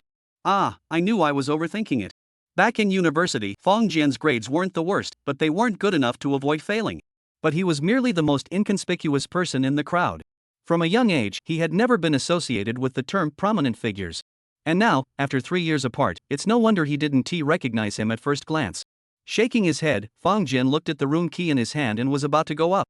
But his phone suddenly rang in his pocket. He pulled it out and saw that someone had sent him a message. Zhang Miayan, what were you doing just now? I was trying to see if I could recognize you. Ha, I guess I disappointed you. Fang Jian's lips twitched slightly. This was. He turned around, looked up, and saw Zhang Miayan, who had just finished checking in and was holding the room key card, waving at him. On her face was an unabashedly triumphant smile. Fang Jian couldn't help but laugh, unsure why, but his mood had somehow lightened. He stuffed the room key into his pocket and walked over confidently. Hey, old classmate, let me treat you to dinner. Chapter 172, Fang Jian, you've changed. There are many restaurants in the Magic City, and many of them are well known. However, the city is so vast that Fang Jian and his friends, who had previously studied in another district, were still relatively unfamiliar with this area. This isn't surprising. People born in ultra first-tier cities, if they're far away, beyond their usual living radius. Therefore, they might not be much more familiar with the surrounding environment than someone from out of town. However, from Zhang Miayan's attire and demeanor, Fang Jian could tell that her life was quite meticulous. So, after actively helping her with her luggage and escorting her to the guest room door, Fang Jian stepped back. After bidding farewell, he took out his phone to search for nearby restaurants. Zhang Miayan glanced at Fang Jian, who showed no intention of entering, and a faint smile appeared at the corner of her lips. This Fang Jian was quite interesting. This wasn't her bedroom, it was a hotel room. Moreover, she had never been inside before. Generally speaking, even if Fang Jian had helped bring in the luggage, no one would have said anything. But he had placed the luggage at the entrance and left immediately after setting a time. To put it bluntly, such behavior is indeed very considerate. Glancing around the room, it was a single room. Zhang Miayan quickly took care of some personal matters and touched up her makeup slightly. Actually, encountering Fang Jian today was an unexpected coincidence, but not entirely unexpected. After all, the class reunion was tomorrow night, so running into him today was perfectly normal. Soon, Zhang Miayan arrived at the lobby downstairs as agreed. There, she saw Fang Jian sitting on the sofa in the lobby, smiling at her. Fang Jian, what are you looking at? Nothing, I just think you look even more beautiful than when we were in school. Fang Jian smiled and blurted out what he was thinking. Ha! For some reason, Zhang Miayan's face turned a bit red, and she was a bit surprised. Back in school, Fang Jian wasn't exactly a bookworm, but he did participate in very few school activities and wasn't particularly outgoing, hardly saying much at all. However, just over 2 years after graduation, he had changed so much. Zhang Miayan was indeed very beautiful, otherwise Fang Jian wouldn't have been so fixated on her all this time. And she was well aware of her own strengths. Few of her peers could ever be so at ease in her presence. Staring silently at Fang Jian, Zhang Miayan felt that the man before her was somehow unfamiliar, yet strangely alluring. She had no idea what Fang Jian had been through in the past few months. Whether it was going to West Africa to rescue people, negotiating business deals with big shots, or even piloting an F-22 fighter jet. Most people wouldn't encounter one such thing in a lifetime.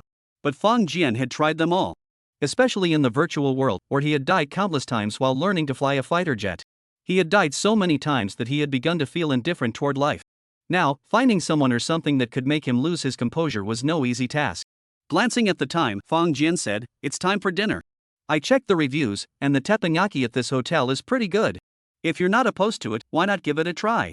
As he spoke, he openly admired Zhang Miayan's figure and smiled. "Don't worry, you don't need to diet. Zhang Miaoyan opened her mouth, her face flushing slightly, but more than that, she felt annoyed. What was wrong with her today?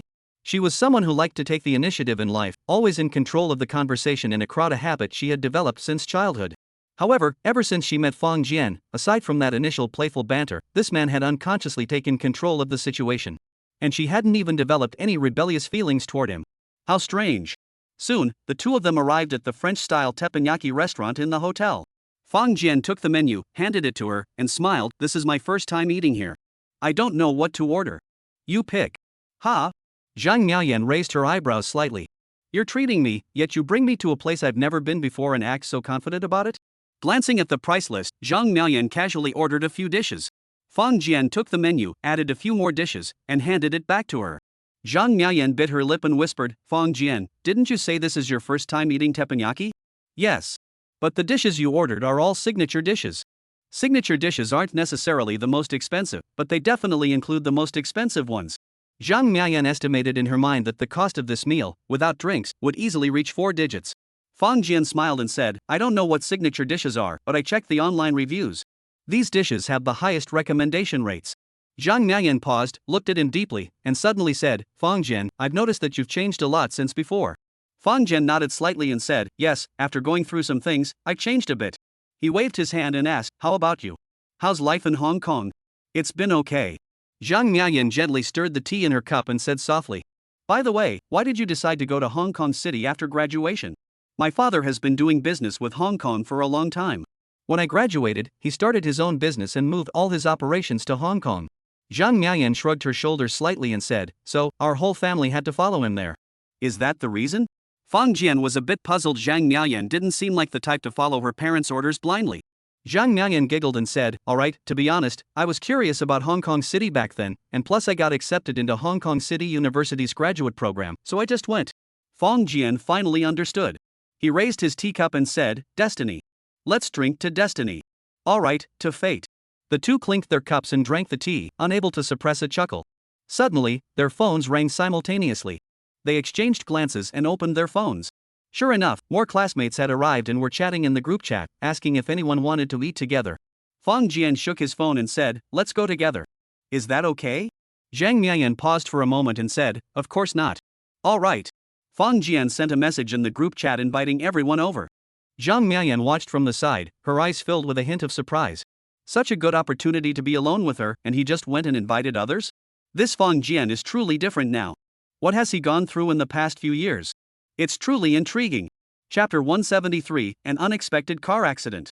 The reunion of university classmates was quite lively. Especially since they had graduated less than 3 years ago. Although they had all faced the harsh realities of society, the time was still short, and they hadn't yet become the kind of adults they once disliked. This gathering was undoubtedly the happiest and most joyful time.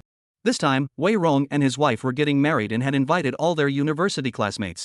Those in the metropolis all came, and even those from other regions managed to make it, with over half of them making the trip. By the afternoon of the second day, almost everyone who could come had arrived. Not only the students, but even 2 of the school's teachers were invited. That was truly no small feat. It seems like this couple has really made a name for themselves in the city. After dinner, Wei Rong and Wei Jia booked a small bar. Everyone gathered in small groups. Fang Jian, holding a beer bottle, sat at the back of the booth. Back in university, Fang Jian wasn't someone who enjoyed crowded places. Now, he realized that he and these classmates really couldn't be as close as they once were. Perhaps this was the aftermath of having experienced too much. However, sitting quietly here, watching the familiar faces around him laugh happily, Fang Jian also felt a sense of fulfillment. It's just that, right now, he feels a bit out of place. Suddenly, someone walked over to him and sat down beside him. Without any hesitation, he reached out and wrapped his arm around Fang Jian's shoulder, smiling and saying, hey, I saw you hiding here. Fang Jian smiled and retorted, David, if you're drunk now, don't blame me for getting back at you tomorrow when it's your turn to toast. Wei Rong grimaced for a moment before finally concluding that it wasn't wise to provoke Fang Jian right now. You little brat, I heard you came pretty early.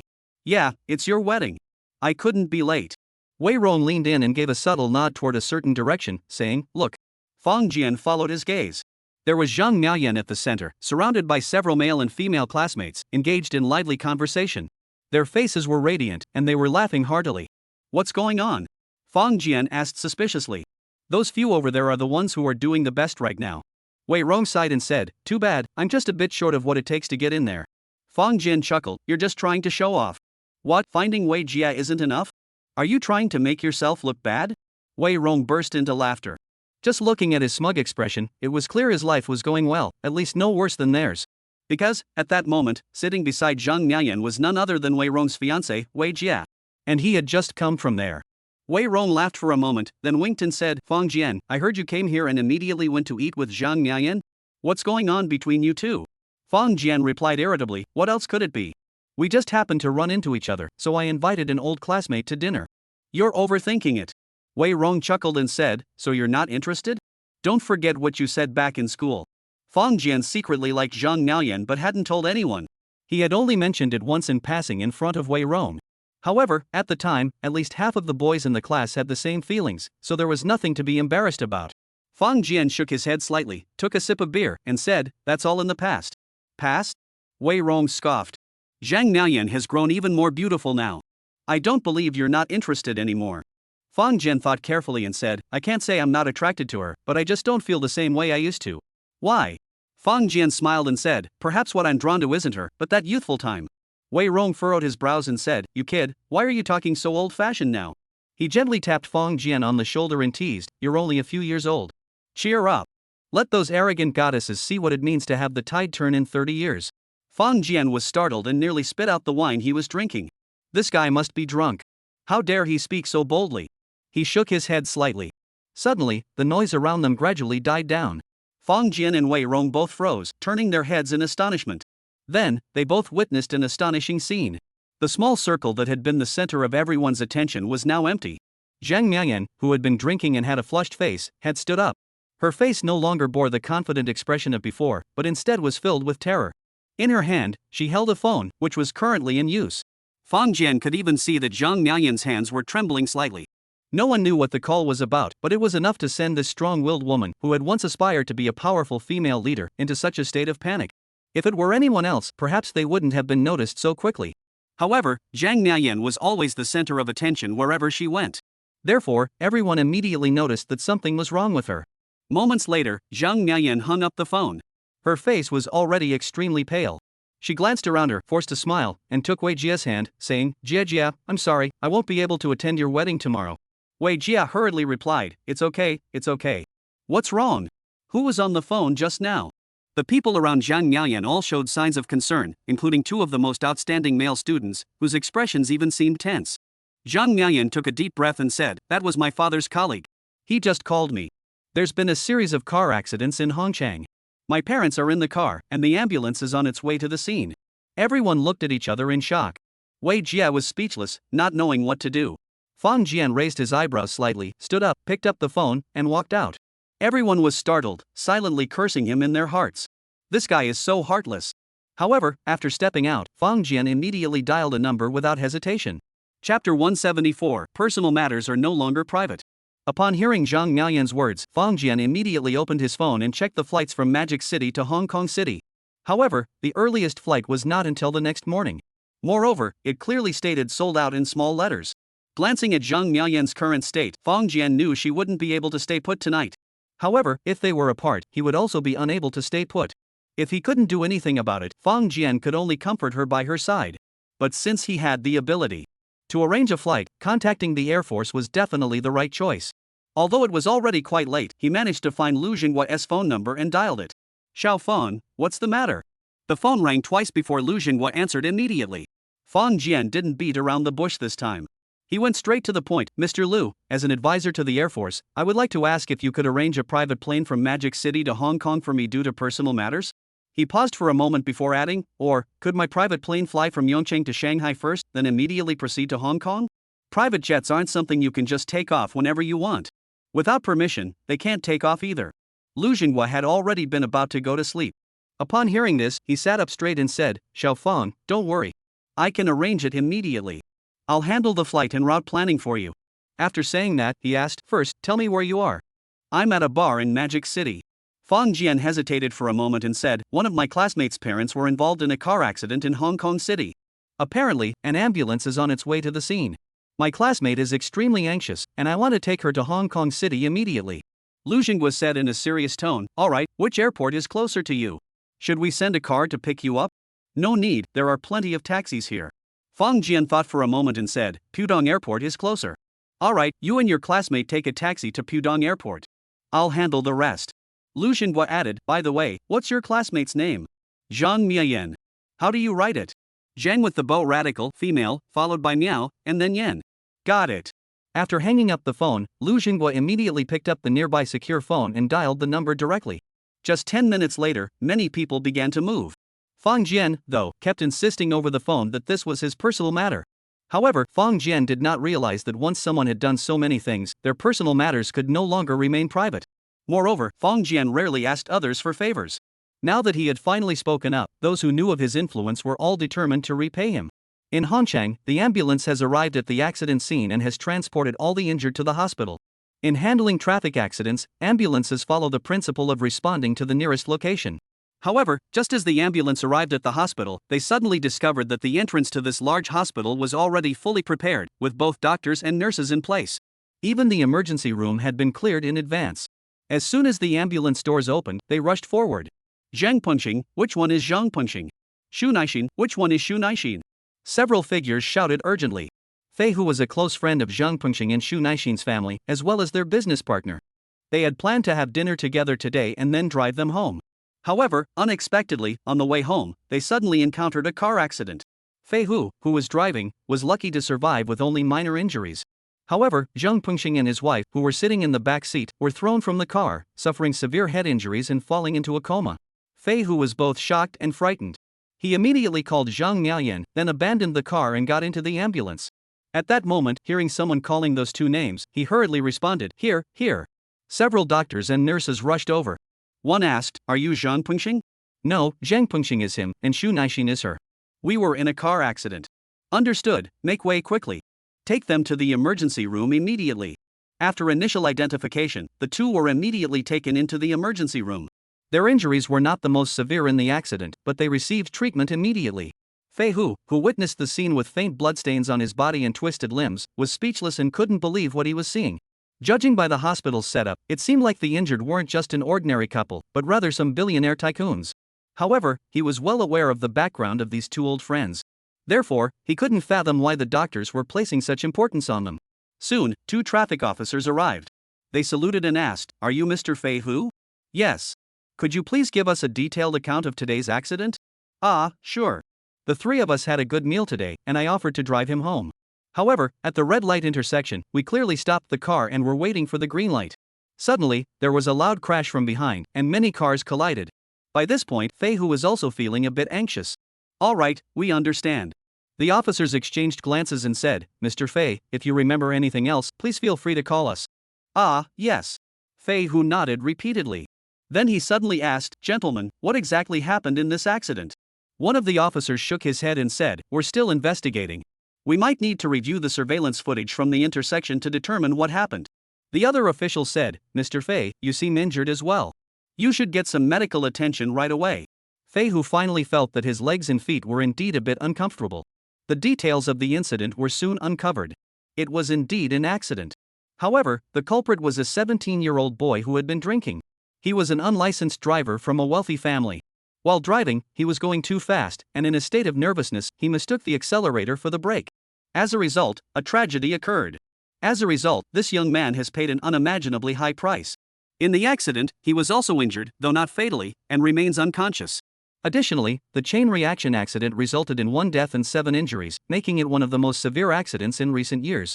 Chapter 175, I've arranged a plane, let's leave immediately. Fang Jian returned to the bar. After all, they were all adults. Even Zhang Miaoyan, no matter how panicked and grief-stricken she felt inside, wouldn't cry openly here. However, she bit her lips tightly, and anyone could tell she was completely at a loss. At that moment, she was frantically flipping through her phone. It wasn't just her Wei Jie and her few close female friends were doing the same. There was no need to ask, they were searching for flights from Shanghai to Hong Kong. It was already so late today, there was no way tickets were available. So, they were either looking for tomorrow's flights or tickets to nearby cities. If there were any suitable options, they could naturally fly there. Shanghai is a global metropolis and the unique central city of the Yangtze River Delta region. However, within a 2-hour drive from Shanghai, there are numerous other developed cities. Perhaps there are suitable flights available in those cities. No, this flight departs tonight, but it's a connecting flight, which is not only tiring but also arrives even later. I haven't found any options here either. Maybe we should just wait until tomorrow. Zhang Miayan forced a smile and said, Thank you all, sisters. Don't bother looking anymore. I'll just sleep and take the flight back tomorrow afternoon. Fang Jian stepped forward, picked up Zhang Miayan's coat from the chair, and handed it to her.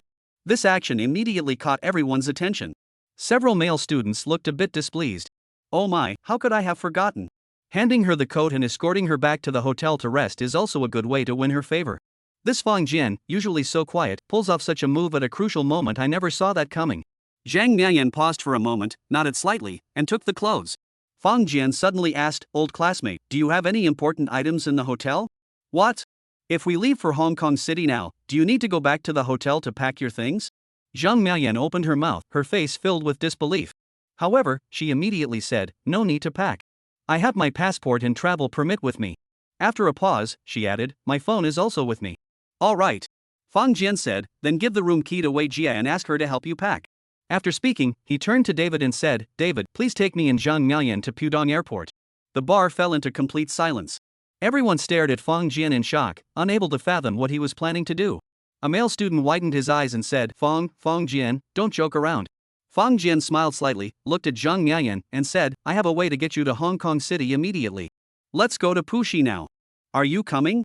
Zhang Miayan took a deep breath and said firmly, Let's go.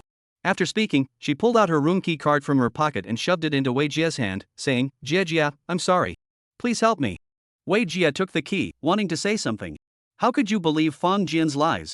But seeing Zhang Miayan's expression at that moment, she couldn't bring herself to say it.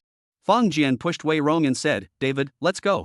Wei Rong hesitated for a moment before nodding firmly and saying, All right. The three of them left the bar, and the place suddenly became unusually lively.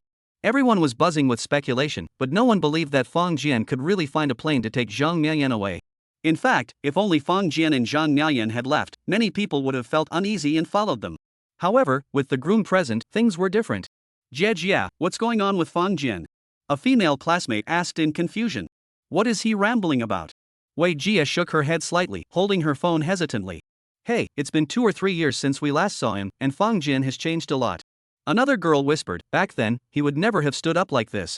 A guy said enviously, I think Fang Jian took Zhang Miayan to the airport and plans to stay there overnight. Maybe that will distract her. Everyone was taken aback. Most of them thought about it and realized it might actually be possible. No way. A girl said, what are you thinking? Yeah, staying at the airport is better than a hotel? If it were me, I'd rather cry with her than sit in the airport air conditioning. The bar grew lively again, but the focus of everyone's discussion was now on Zhang Miayan and Fang Jian. Wei Jia sighed to herself. She wasn't resentful that her careful plans had been disrupted, she was genuinely worried about her good friend. What on earth is that Fang Jian up to? At that moment, Fang Jian and the other two had already gotten into a taxi outside the bar. Although it was nighttime, the city center of Magic City was still bustling with traffic. Of course, compared to the daytime and peak hours, it was still much better. The cars were moving slowly, but there was no risk of traffic jams. Inside the car, Fang Jian and his two companions were engulfed in an eerie silence. The driver had initially wanted to speak, but whether he sensed the suffocating atmosphere or not, he obediently kept his mouth shut and focused on driving. After a while, Zhang Miayan suddenly spoke up. Fang Jian, can you really handle this? She had already decided to trust Fang Jian when she left the bar. But at this moment, she couldn't help but ask. Arrange a plane to fly to Hong Kong City now? Is that something a normal person could do? In the co-pilot's seat, Wei Rong hesitated for a moment. Though he didn't turn around, he muttered to himself. Zhang Miayan, you really believe him? You're desperate, clinging to a straw as if it were a life jacket. Only someone with a screw loose would believe that. In the back seat, Fang Jian turned to look at her. Zhang Miayan sighed wryly and said, I know. You're just afraid I'll be sad staying there, so you used this as an excuse to get me out, right? She didn't scream or complain hysterically, she just had an unmistakable look of exhaustion and sadness on her face. Reason told her it was impossible. But deep down, there was still a tiny spark of hope. At that moment, Fang Jian's phone rang. Chapter 176, Emergency Clearance. Fang Jian glanced at his phone and couldn't help but pause for a moment. It was an unfamiliar number. However, he hesitated only for a moment before answering. On the other end of the line, a man's voice rang out, his tone carrying an air of intolerance and refusal. It seemed as though the speaker was someone who had held power for a long time. Hello, is this Mr. Fang Jian? Yes, who is this? I'm Wang Jiangwo, introduced by Chief Engineer Lu Jinghua. Ah, Mr. Wang, hello. May I ask where Mr. Fong is currently located? We've already taken a taxi and are on our way to Puxi Airport. Is the traffic bad? Fong Jian looked up and glanced ahead, then said, It's okay. Although there are quite a few cars, we should be able to make it. How long will it take to get to the airport? About an hour. Just as Fong Jian was about to speak, the other person said, Could you please provide the taxi's license plate number? Startled for a moment, Fong Jian asked, Driver, could you tell me your license plate number? The taxi driver didn't mind and casually said it out loud. He had installed a dashcam and cameras inside the car, so he wasn't worried about being framed. Alright, we'll contact you later. After hanging up, Fong Jian looked at Zhang Miayan and said, Anyway, we're already in the car. Whether you've been deceived or not, you'll see for yourself once we arrive at the airport. Wei Rong, sitting in the front passenger seat, finally turned his head. He had overheard what Fong Jian had said and couldn't help but feel surprised. This kid, is he serious? A quarter of an hour later, the sound of police sirens suddenly echoed from ahead. 2 police motorcycles and a police car approached. Then, the driver's phone suddenly rang. The driver's car was equipped with Bluetooth, and he instinctively pressed a button, causing the voice to echo through the car. Shanghai and, hello, this is, name, may I ask where your destination is? Is it Pudong Airport? Yes, that's correct. The driver replied instinctively. Alright, we're clearing the way ahead. Please follow us and drive carefully. The driver's face turned slightly red. He had been driving for most of his life and had never encountered such a situation before. Alright, I understand. The driver put down his phone, glanced at the central rearview mirror, and thought to himself, oh my goodness. Meanwhile, Wei Rong and Zhang Miayan were already speechless with astonishment. They never imagined that shortly after the taxi had pulled out, they would encounter such a situation. Officers clearing the way? How many years had it been since such a thing had happened? Even the real big shots wouldn't dare to act so brazenly when traveling these days. However, Fong Jian hesitated only briefly before understanding.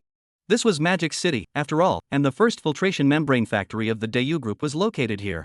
Given his contributions to Magic City, helping out once in such a situation wasn't too much to ask. Nevertheless, despite understanding the logic, Fong Jian still felt deeply grateful. It was a genuine, heartfelt emotion. It turned out that all his efforts hadn't been in vain. They still remember my contributions. Fong Jian, can you really arrange a plane? Zhang Miayan suddenly reached out and grabbed Fong Jian, asking in a trembling voice. Earlier, when she had regained her composure, she had thought Fong Jian couldn't possibly do it. But seeing the scene before her, her doubts were instantly shattered by reality. He was actually able to have the police clear the way. Especially in a super-modern international metropolis like Shanghai, then arranging a flight to Hong Kong City didn't seem so unimaginable after all. Fong Jian hesitated for a moment, then gripped her hand firmly and said in a low voice, Don't worry, it should be possible. After speaking, Fong Jian let go of her hand.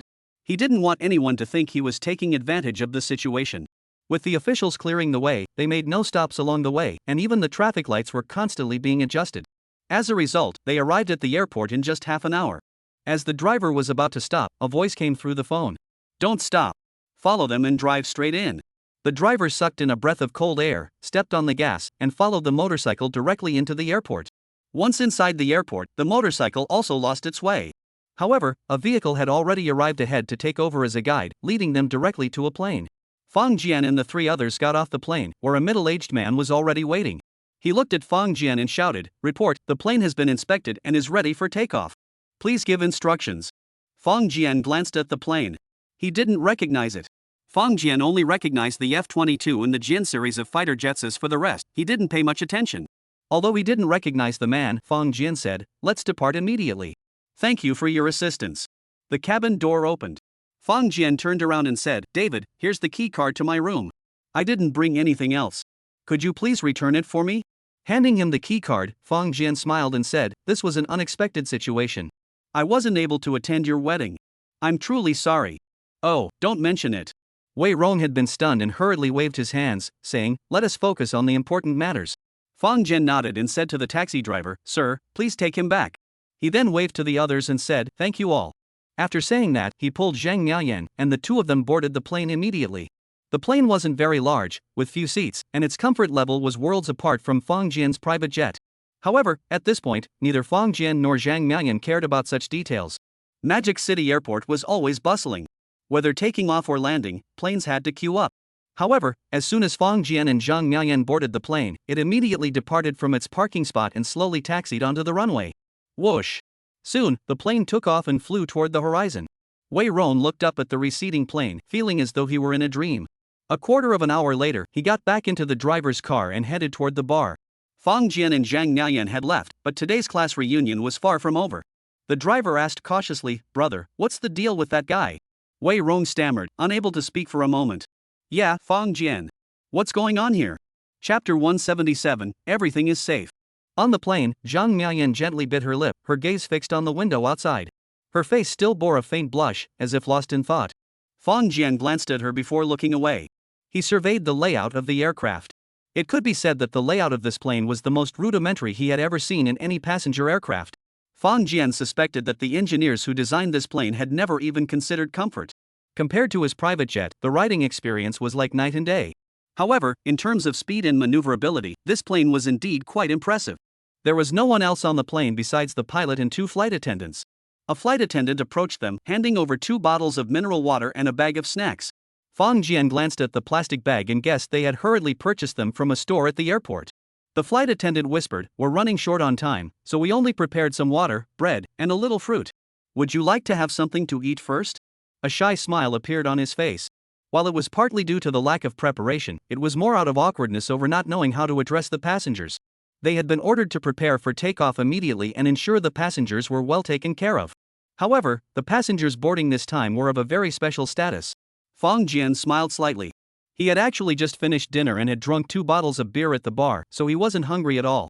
Nevertheless, looking at the face before him, which seemed even younger than his own, he twisted open the cap of the mineral water bottle and said, "Thank you." "You're welcome." The young man smiled happily. Fang Jian handed the water bottle to Zhang Miaoyan. She hesitated for a moment, took a small sip, and said, "Fang Jian, thank you." Nodding slightly, Fang Jian said, "There's still a distance to Port City. You should rest for a while. Once we arrive, there'll be plenty to do." Zhang Miaoyan forced a smile and said, "I know. I shouldn't panic now because it won't help.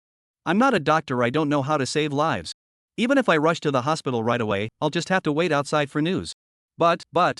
The tears that had been welling up in her eyes finally flowed down her cheeks. "Fang Jian, I can't hold it in anymore." Hearing her suppressed sobs, Fang Jian was also taken aback. In his impression, Zhang Miaoyan had always been a strong, independent woman who faced any challenge with a stubborn determination, always finding a way to overcome it. Especially during her school days, her unyielding personality had become a standout feature in her class. Yet now, her sudden display of vulnerability only made Fang Jian feel even more drawn to her. Sighing softly, Fang Jian stood up and sat beside her, gently placing his hand on her shoulder and saying, "It's okay, I'm here." Zhang Miaoyan's movements stiffened slightly but soon relaxed. The flight attendant approached and whispered, reporting, "General Wang is on the phone for you." Fang Jian took the phone from his hand. This was a satellite phone specifically carried on the plane, capable of maintaining communication even at high altitudes. "Mr. Fang, have you boarded the plane?" "Yes, thank you, Mr. Wang." Fang Jian thought for a moment and did not address the other person by their title. Wang Jiangwo chuckled and said, "No need to be so formal. It was just a rushed arrangement with limited resources. However, I've already informed Mr. Wang Huan. He said your private jet will arrive in Port City tomorrow, and the return trip will be much more comfortable." Fang Jian smiled and said, "Thank you for your trouble." It's only a 2-hour journey, so Fang Jian didn't really mind. However, since the other party had shown goodwill, he naturally wouldn't refuse. Wang Jiangwo said solemnly, "By the way, we checked earlier. In the chain reaction car accident that occurred in Port City, there were 2 injured individuals, Zhang Pengxing and Xu Naixin. Are they the parents of Miss Zhang Miaoyan?" Fang Jian's eyelids twitched slightly, and he thought to himself, that was quick. He turned to his old classmate and asked, "Old classmate, are Zhang Pengxing and Xu Naixin your parents?" Zhang Miaoyan suddenly looked up, nodded vigorously, and reached out to hold Fang Jian's other hand. Fang Jian could feel the immense strength in her grip. However, he didn't pull away. Instead, he said into the phone, "Yes, that's them. Oh, we've already arranged for someone to take over their treatment. Their lives are saved, but they have multiple fractures and concussions, so they'll need some time to recover." Fang Jian raised his eyebrows and asked, "The surgery is over?" "Yes, it's finished. They've been transferred to the intensive care unit, so Mr. Fang, you can rest assured." "Ah, thank you. No need to thank us. Mr. Fang, if there's anything else we can do, just let us know." Wang Jiangwa smiled and said, "For family, there's no need to be so formal. It feels too distant." Fang Jian truly smiled this time, feeling warm inside. He hung up the phone and handed it back to the flight attendant. The young man saluted and disappeared obediently. "Fang, how is Fang Jian?" Zhang Miaoyan asked anxiously. The voice on the phone wasn't very loud, and combined with the noise of the plane in flight, it was indeed quite loud. Therefore, Zhang Miaoyan hadn't heard a single word. However, she saw the smile on Fang Jian's face, so despite her nervousness, she felt a strange sense of relief. Because if it had been bad news, Fang Jian wouldn't have been able to smile no matter what. Fang Jian turned around and comforted her. Your uncle and aunt suffered some injuries, including fractures and concussions, but after the doctor's treatment, they are now out of danger and resting in the intensive care unit. Zhang Miayan slowly closed her eyes, her face bearing a look of relief. Her heart had been in her throat, but now it finally relaxed. Serious injuries were already a stroke of luck in such a dire situation. As long as they were alive, she was grateful to heaven and earth. A strong sense of dizziness washed over her. The tension in her mind, the exhaustion in her body, and the thunderous sound of the plane in her ears seemed like an unusual lullaby. Zhang Miayan tilted her head and leaned against Fang Jian's shoulder, falling asleep there. Fang Jian looked at her in surprise, his eyes filled with pity. Chapter 178 Fang Jian, what kind of family is he from?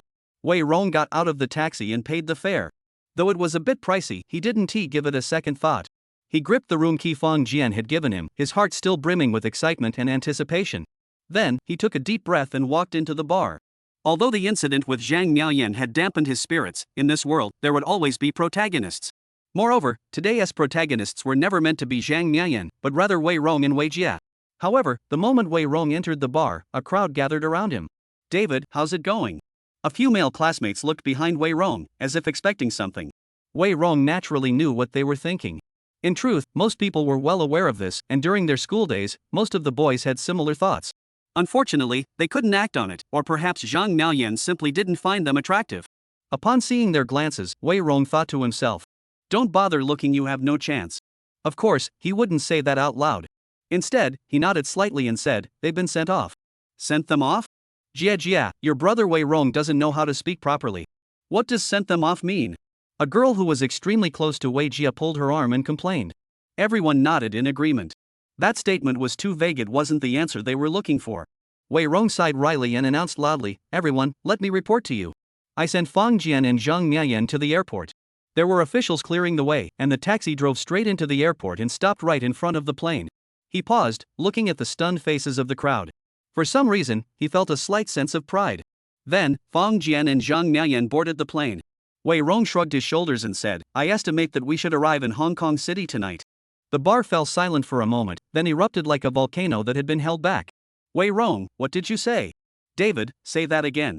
"What do you mean, officials clearing the way? There's really a plane?" Instantly, the bar became as chaotic as a bustling marketplace. At that moment, Wei Rong had become the center of everyone's attention. Not only the boys, but even the girls had gathered around. Everyone was chattering away, asking questions. Soon, Wei Rong carefully explained everything he knew. He couldn't help but speak up. There were so many classmates there, and he didn't want to offend any of them. However, even after he spoke until he was hoarse, these people seemed unwilling to let him off the hook.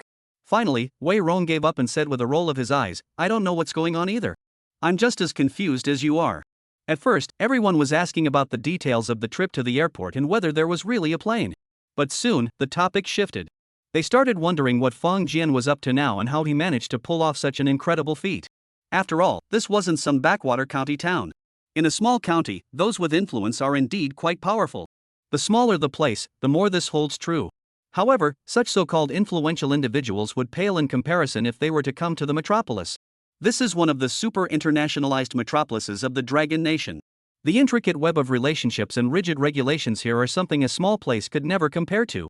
In this place, you won't find those so-called men of influence who can make decisions with a single word. Although there are certainly people who can accomplish something like tonight's event. But the gap between them and such individuals is simply too vast. A girl suddenly asked, "Hey, does anyone remember where Fang Jian is from? I think it was Yongchang, right?" A boy replied uncertainly. Everyone's eyes turned to Wei Rong, as everyone knew he was the closest to Fang Jian. Wei Rong sighed and nodded, saying, "That's right, it's Yongchang. But I'll make it clear I've never been to his house." That makes sense. Having close friends from middle school and high school and bringing them home is normal. Except for the opposite sex, of course. But in college, since students come from all over the country, the likelihood of bringing someone back home decreases significantly. What do you think his family does? I don't know. I don't know either. Moments later, everyone's gaze once again fell on Wei Rong, including Wei Jia. Wei Rong felt a slight tingling sensation on his scalp. He said, "I heard from Fang Jian that his parents are clerks at a small government office. Their family doesn't seem to have much money either." That's true. Whether a family is wealthy or not can be seen by most people during their 4 years in university. This is closely tied to one's spending habits and values. Even if someone tries to pretend, it will inevitably show through. In fact, university is a place for learning knowledge and building connections. Who would have the time to waste on such pretenses? Perhaps there are such people, but the likelihood of encountering them is extremely low, almost negligible. However, at this moment, they couldn't help but feel a bit unsure. Because in their memories, Fang Jian's life had never been associated with poverty. But when it comes to wealth, seemed even more distant. The topics of conversation gradually shifted, and after much discussion, most of it ended up being about Fang Jian. Wei Rong listened with a slight frown on his brow. He spoke up loudly, "Hey, we're all old classmates. You all have Fang Jian's WeChat. Why not just ask him directly?" Everyone looked at each other. They were all adults, and had been working for 3 years. They were no longer the naive freshmen who had just left school. Ask Fang Jian now? Are we trying to make him dislike us? Although everyone knew that no matter what Fang Jian was doing, they might not need that connection anyway. But having that connection as classmates is still better than having nothing at all, right? Wei Rong clapped his hands and said, "Everyone, tomorrow is my wedding with Jie. Now, we can accept your blessings. Come on." Everyone was startled, then burst into laughter, and the atmosphere in the room became lively once again. Wei Jie found a moment when no one was around and whispered, "A Rong?" Wei Rong shook his head slightly and said, "I really don't know. Don't ask." He paused for a moment and added, "But since he agreed to my invitation and came, he must value this friendship." Wei Jie thought for a moment, nodded silently, and did not press the matter further. Chapter 179, Should we hand over the submarine? The plane landed slowly at the port city airport. As the plane began its descent, Fang Jian gently nudged the sleeping Zhang Miaoyan, waking her up. Realizing she had fallen asleep leaning against Fang Jian's shoulder, Zhang Miaoyan's face flushed red. After all these years, this was the first time she had been so rude. She tidied her hair at her forehead and tried to hide her embarrassment and nervousness, saying, "I'm sorry." Fang Jian smiled slightly and said, "It's nothing. It's an honor." Zhang Miaoyan froze, her face growing even redder, and she shot him a disapproving glance. Fang Jian smiled and said, "Feeling better now?" Yes, knowing that they're safe is a relief, Zhang Miaoyan nodded, speaking honestly. As she had said, as long as they could save their lives, everything else could be resolved gradually. But if they lost their lives, that would truly be a separation from heaven and earth. The plane came to a stop. Fang Jian thanked the pilot and the 2 flight attendants, then led Zhang Miaoyan off the plane. As soon as they touched the ground, a man approached and said, "Mr. Fang, the car has been arranged. Shall we go to the hospital now?" Fang Jian nodded silently and said, "Thank you." Throughout the journey, although he didn't know a single person, Wang Jiangua had arranged everything for him in great detail. Fang Jian felt deeply grateful. They got into the car and quickly drove away from the airport, heading toward a certain hospital. Hong Kong City was also an international metropolis, and traffic issues were no exception. However, it was already late at night, and there were few cars on the road, making the journey smooth. When they arrived at the hospital, the car had barely come to a stop before Zhang Miaoyan had already jumped out. Fang Jian realized then that, despite appearing calm and accepting everything on the car, she couldn't possibly have truly accepted it. This wasn't her parents, she couldn't possibly feel the same way. Fortunately, there were staff members at the hospital responsible for receiving visitors. After learning of Fang Jian and Zhang Miaoyan's identities, they immediately escorted them to the intensive care unit. There, the 2 attending physicians for the patients were present.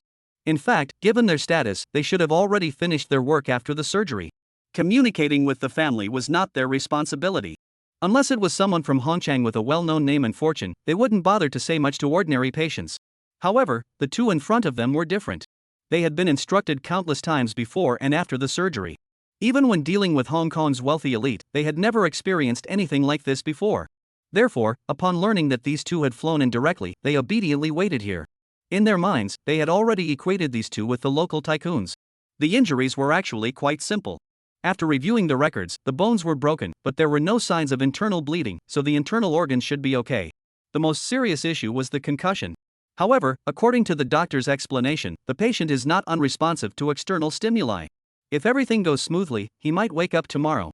Therefore, they asked Fang Jian and the others not to worry too much. Zhang Miaoyan expressed her deepest gratitude, and Fang Jian also stepped forward to thank them, making sure to note down their names. Although Fang Jian knew that since they had already entrusted someone with the matter, they would certainly handle everything properly. However, Fang Jian felt he should at least make some gesture of gratitude.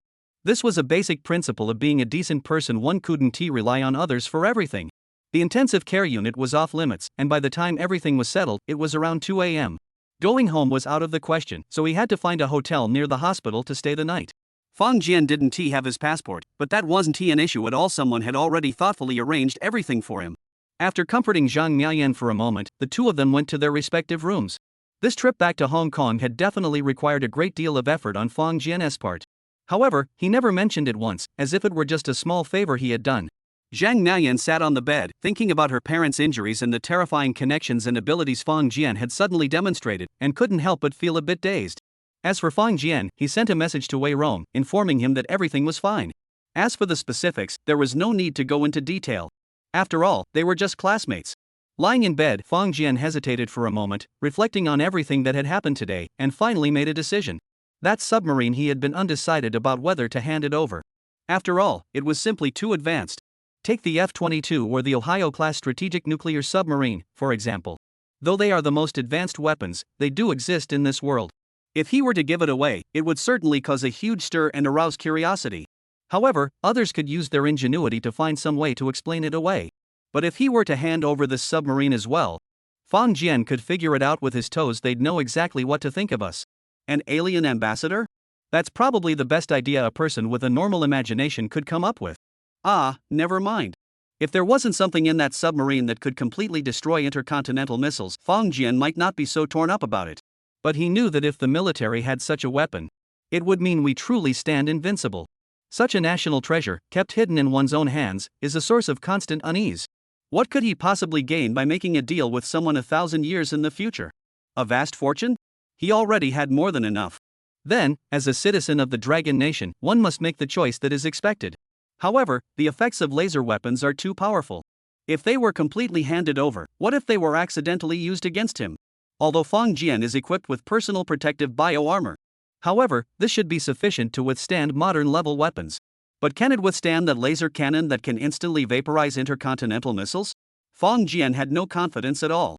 After pondering for a long time, he looked up, his eyes gleaming slightly. A new idea suddenly popped into his mind, then grew wildly like wild grass after spring rain, unable to be contained. Chapter 180. I want to hire some people to help me build a submarine. Fang Jian reached for his phone but hesitated and put it back. It was already past 2 o'clock. He must have lost his mind. Calling someone at this hour would make even the most patient person lose their temper. After tidying up, Fang Jian fell into a deep sleep. He slept soundly without dreaming, but perhaps because of his worries, he woke up naturally around 6 in the morning the next day. 6 o'clock. Some people should be awake by now. Fang Jian finally dialed the number. The phone rang once before being picked up. Mr. Fang, good morning, came Wang Jiangwo's cheerful voice. Fang Jian smiled and said, Mr. Wang, thank you very much for your help this time. Not at all. If anyone should be thanking anyone, it should be us. Mr. Wang, could I hire some extra help? Hire some people? Wang Jiangwo paused, a bit confused. Yes, Mr. Wang, have you heard of private submarines? Fang Jian chose his words carefully and spoke cautiously. Oh, private submarines? Of course I've heard of them. Wang Jiangwo said casually, they've been around for ages. They're most common in the Arab world. Ha, Mr. Fang, you're interested in private submarines? Well, I suddenly became interested recently. Alright, I'll look into it for you. Wang Jiangwo said with a smile. He didn't find this surprising. These days, the wealthy have all sorts of eccentric desires, from luxury cars to private jets and everything in between. As for private submarines, they've been popular abroad for many years.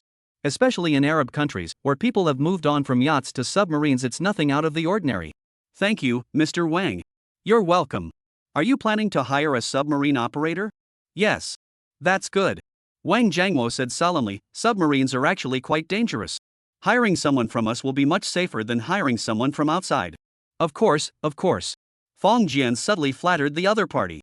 Wang Jiangwo hesitated for a moment and said, Mr. Fang, actually, the pilot and crew of your private jet have received training, but some of them aren't very professional. If possible, I suggest. Fang Jian paused, his eyebrows raising slightly. Can we hire pilots from you as well? Ha, we can provide pilots and flight attendants. However, I'm just making a suggestion. I don't mean anything by it. Please don't misunderstand. Wang Jiangwo was also a bit cautious at that moment. Fang Jian's contributions were evident to all. For them, Fang Jian was now a figure as valuable as a national treasure. Setting aside other matters, safety is the top priority. Other things were manageable, but this private jet was causing them a great deal of headaches. Moreover, they dare not easily suggest changing personnel. He feared Fang Jian might misunderstand. If Fang Jian were to think that they were trying to monitor and control him, that would be a real injustice. However, after hearing this suggestion, Fang Jian immediately understood. After all, it was a plane. If the pilot was bribed, wouldn't that mean their lives were in someone else's hands? Though he had the biomechanical armor as a trump card, that wasn't how it was meant to be used. After thinking it over, Fong Jian said, "Mr. Wang, your suggestion is sound. Please help me replace them. However, I don't want my employees to lose their jobs over this issue. Please handle it appropriately." All right. Wang Jiangwo sighed in relief. He hadn't expected to resolve this matter so unexpectedly today. That's truly wonderful. As for arranging for a few unemployed people, what's that even worth mentioning? After some thought, Wang Jiangwo added, "Mr. Fong, actually, we can relax the requirements for the flight attendants a bit." What do you mean? For example, you could select 1 or 2 flight attendants of your choice. What kind of flight attendants? Wang Jiangwo hesitated for a moment and said, "Flight attendants." On the other end of the phone, Fong Jian remained silent for a moment before saying, "Thank you, but there's no need for that. We'll leave everything to you." He thought to himself, so the other guy is just an old pervert. However, this time he had truly misunderstood Wang Jiangwo. After all, it was a private jet. Having a few attractive flight attendants on board wasn't that unusual, was it? They had only taken control of the plane's operations, not his life. Wang Jiangwo laughed and said, "All right, Mr. Fong. You just checked, and there aren't many models of private submarines available for sale worldwide." Fong Jian hurriedly said, "Oh, I've already bought the submarine." "What? You've already bought it?" Wang Jiangwo was taken aback and laughed. "Which model?" "This one is quite advanced and shouldn't be available on the market." Wang Jiangwo paused, feeling slightly puzzled. He mused, "No problem. Regardless of the model, we can find someone to operate it." Indeed, the military certainly wouldn't lack such talent. Even if we have to look among retired personnel, it wouldn't be difficult to find someone. Fong Jian chuckled and said, "All right, thank you, Mr. Wang. How many people do you plan to hire?" Wang Jiangwo shifted his gaze and asked. "Probably around a dozen or so." "Several dozen?" Wang Jiangwo thought he must have heard wrong. "A private submarine. This is a private submarine. Fong Jian must be hiring submarine operators, right? What kind of private submarine requires so many crew members?" "Actually, if it's a large tourist submarine, cramming that many people inside isn't unusual. But are tourist submarines and private submarines the same thing? And even if it's the largest tourist submarine, it couldn't possibly have that many operators. Passengers and operators aren't the same thing, are they?" Fong Jian chuckled and said, "Actually, I don't know exactly how many crew members are needed. Maybe you'll have to look into that." Wang Jiangwo felt even more puzzled, but he still said, "All right, that's no problem." "Mr. Fong, where is the submarine you purchased? They can be delivered at any time, but I suggest sending them to..." Fong Jian paused and said, "Mr. Wang, do you know Huafusheng?" "I do." "Then, please ask him to clear that place out again, okay?" A moment later, Wang Jiangwo hung up the phone, his expression strange and solemn. "A private submarine? What kind of private submarine is that?" Chapter 181, 12 hours, full evacuation. Wang Jiangwo glanced at the time and immediately made the call. Although it was still early, as a soldier, getting up early was only natural, wasn't it? In fact, there were many soldiers from Manhwa, and Wang Jiangwo had never met Huafusheng before. However, due to Fong Jian's connection, they had come into contact. However, Wang Jiangwo didn't know Huafusheng directly. Instead, he called Qi Gangi. After all, the two of them were on equal footing. Otherwise, communicating directly with Huafusheng might lead to rumors or speculation, which wouldn't be good. "Old Qi, it's me." Wang Jiangwo got straight to the point. "Someone just called me, saying they bought a private submarine and want to hire some experts to operate it." "A private submarine? Why would they need you?" Qi Gangi was taken aback, then replied with a hint of displeasure, "Just find a few people who work in that field." "What, do you want to hire active duty personnel to help out?" "Haha, that's exactly what they meant. Dream on." Qi Gangi said angrily, "Our soldiers aren't merchants." I agree. I'll handle it for you," Wang Jiangwo said with a smile. Although we all wear uniforms, we belong to different departments and factions. If Fong Jian hadn't mentioned Huafusheng's name, he wouldn't have made this call. Those who operate submarines are definitely part of the Navy, but if he wants to transfer a few such talents, it's just a matter of a word. Wang Jiangwo had observed Fong Jian for so long he knew that Fong Jian was someone who always repaid favors. Since he could handle this matter himself, why involve others? Qi Gangi was about to hang up when he suddenly had a thought. If anyone else had suddenly made such an unreasonable request, Qi Gangi would have refused outright, and in fact, that is exactly what he was doing now. But this was Wang Jiangwo.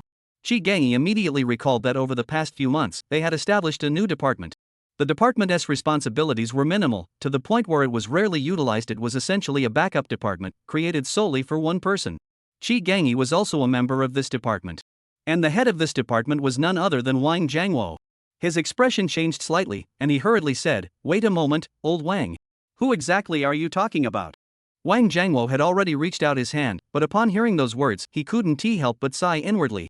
This guy's reaction was too quick, what a pity.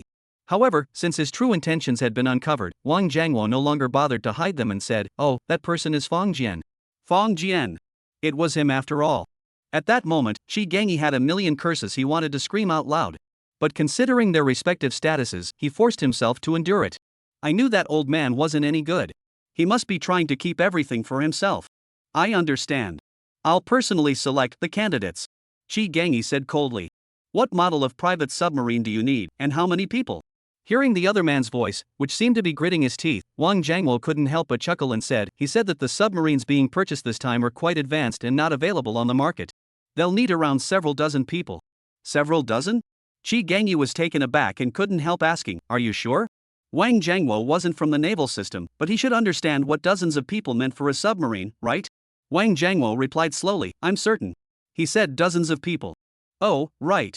He also requested that you vacate the location from the previous transaction.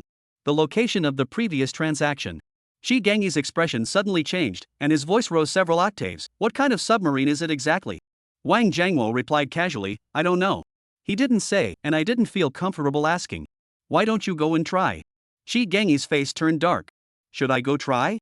We've already had someone do a psychological profile on him and discussed it. We agreed to approach Fang Jian with a conciliatory approach.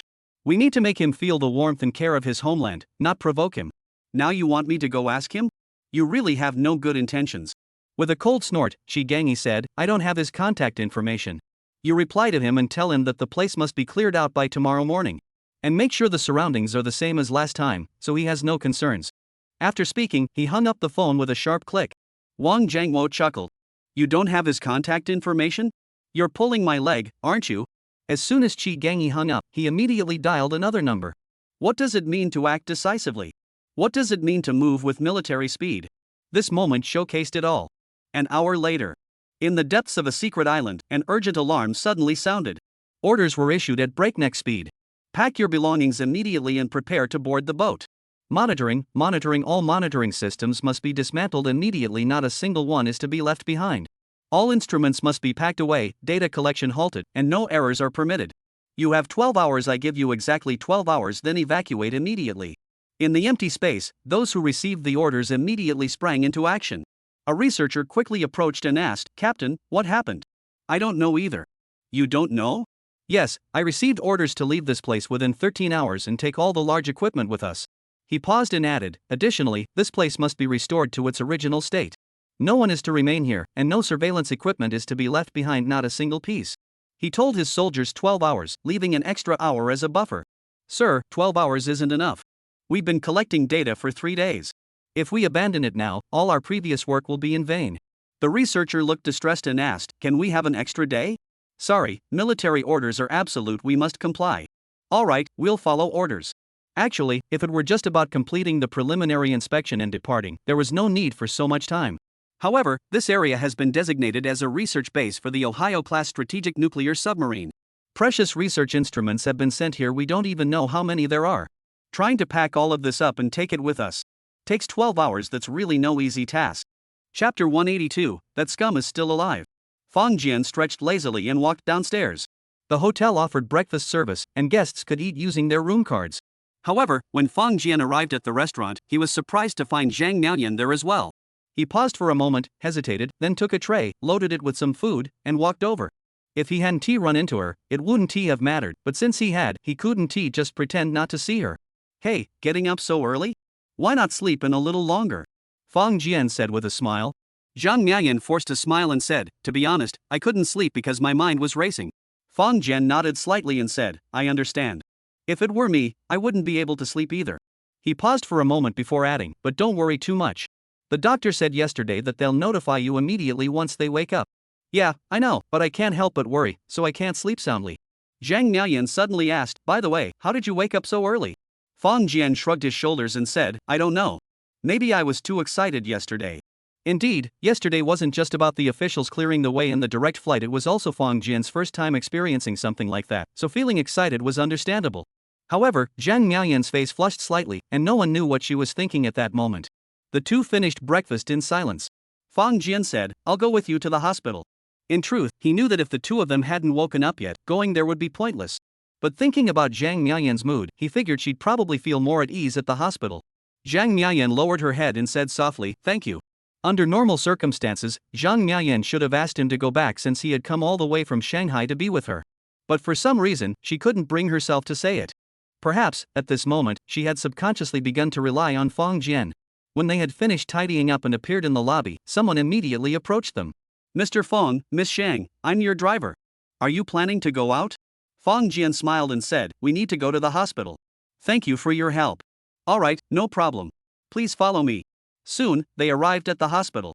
After inquiring, they were told that the two had not regained consciousness yet, but their vital signs were stable. Zhang Miayan nodded with a forced smile, feeling slightly relieved but still tense inside. Until they regained consciousness, she couldn't help but worry. Suddenly, her phone rang. Zhang Miayan answered and, after a moment, gave the hospital's address. Fang Jian noticed the slight change in her expression and asked, "What's wrong?"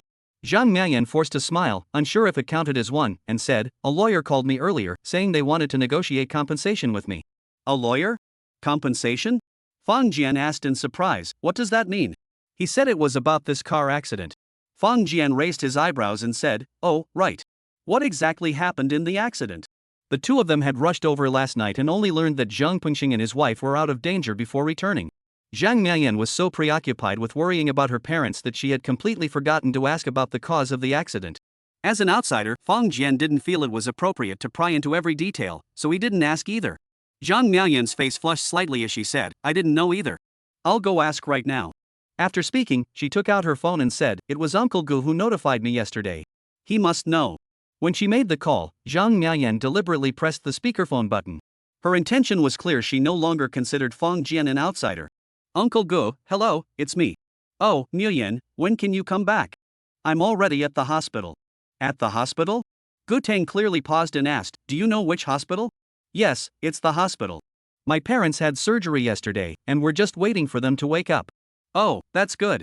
I knew something good would happen to them. As long as they're okay, that's all that matters." "Mr. Gu, I'd like to ask you, how did the car accident happen?" Gu Tang sighed and said, "What a tragic fate. Yesterday, the police asked me about the situation, and I just told them the truth. We were waiting at the red light normally when the car behind us suddenly crashed into us." He continued, "I also asked the police, and they said they're still investigating. However, the news came out today we were framed. Luckily, we survived." On the other end of the phone, someone was rambling on endlessly. Fang Jian took out his phone and started searching.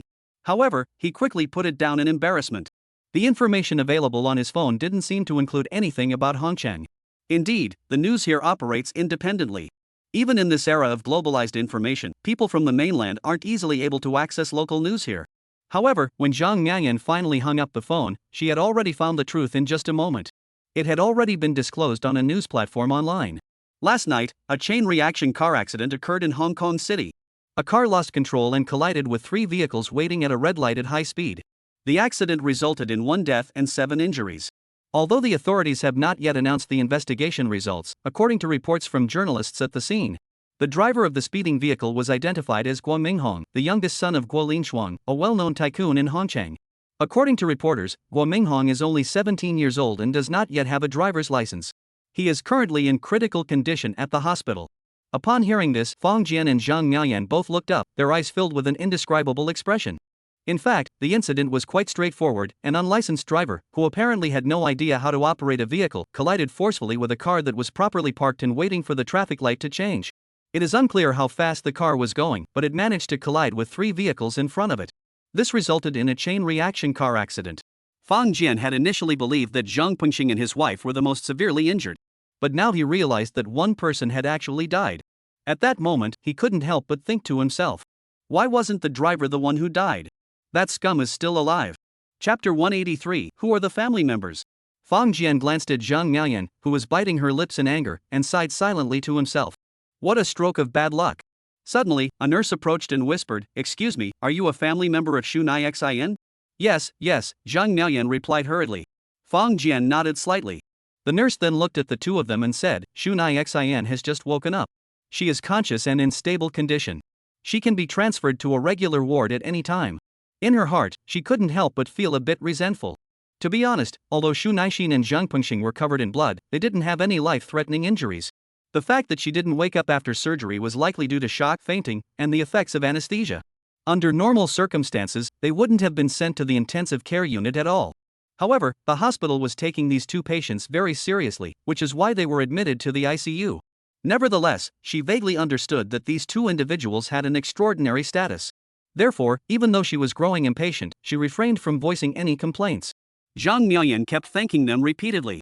There was nothing she could do. In such a life or death situation, the family members of patients were completely powerless.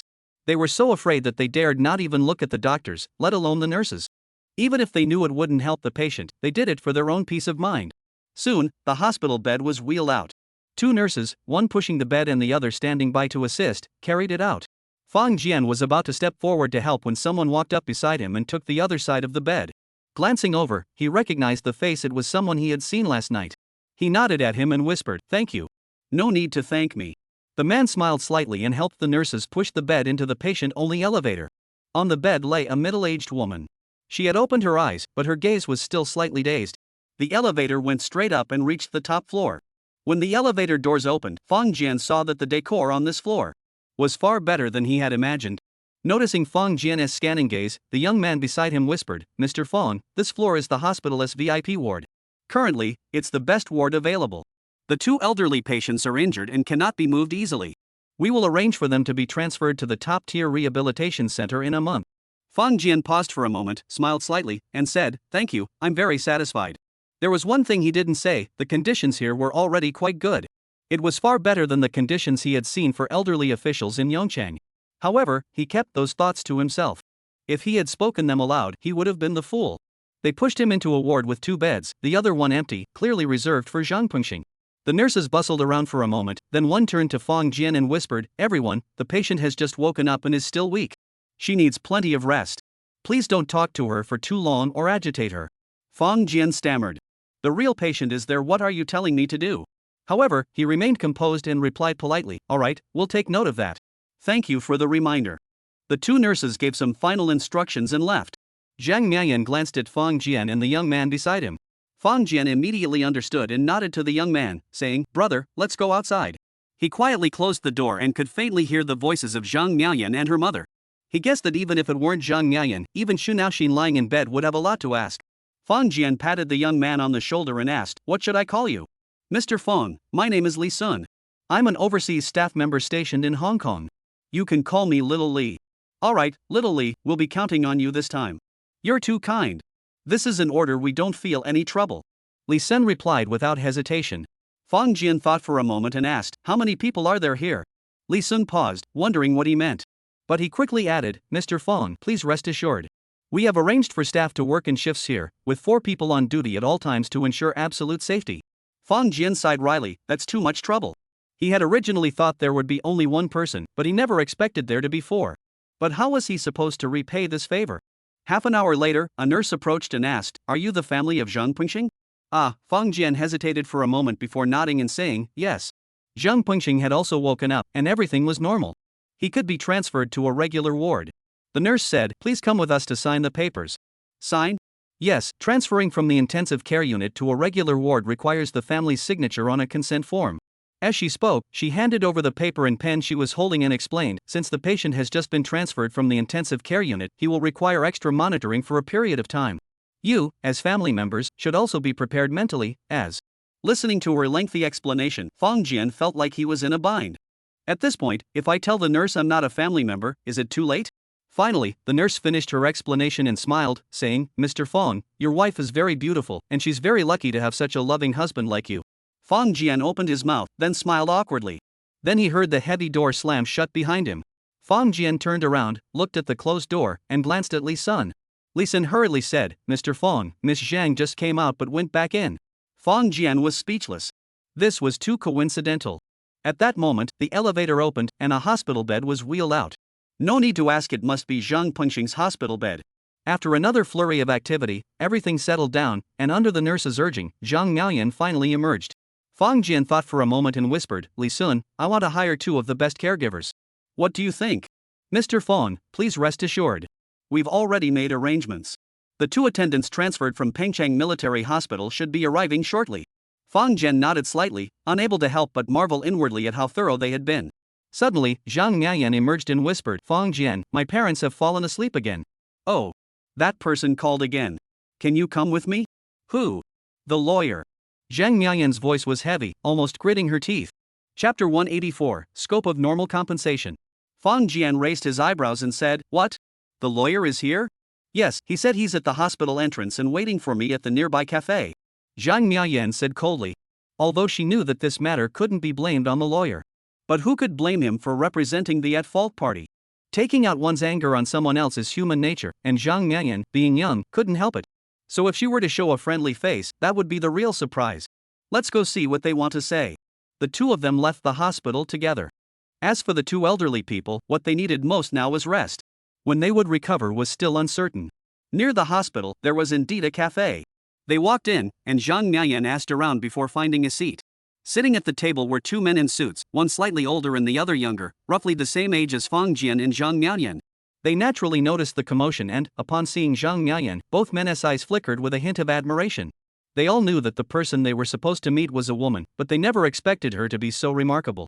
The two stood up, and the older one smiled slightly and asked, May I ask if you are Ms. Zhang Miayan? Zhang Miayan nodded slowly with a cold expression. The other party didn't seem to mind. If someone could still smile after such an incident, he would start to question life itself. He extended his hand, smiling naturally. Let me introduce myself. I'm Lin Xiushi.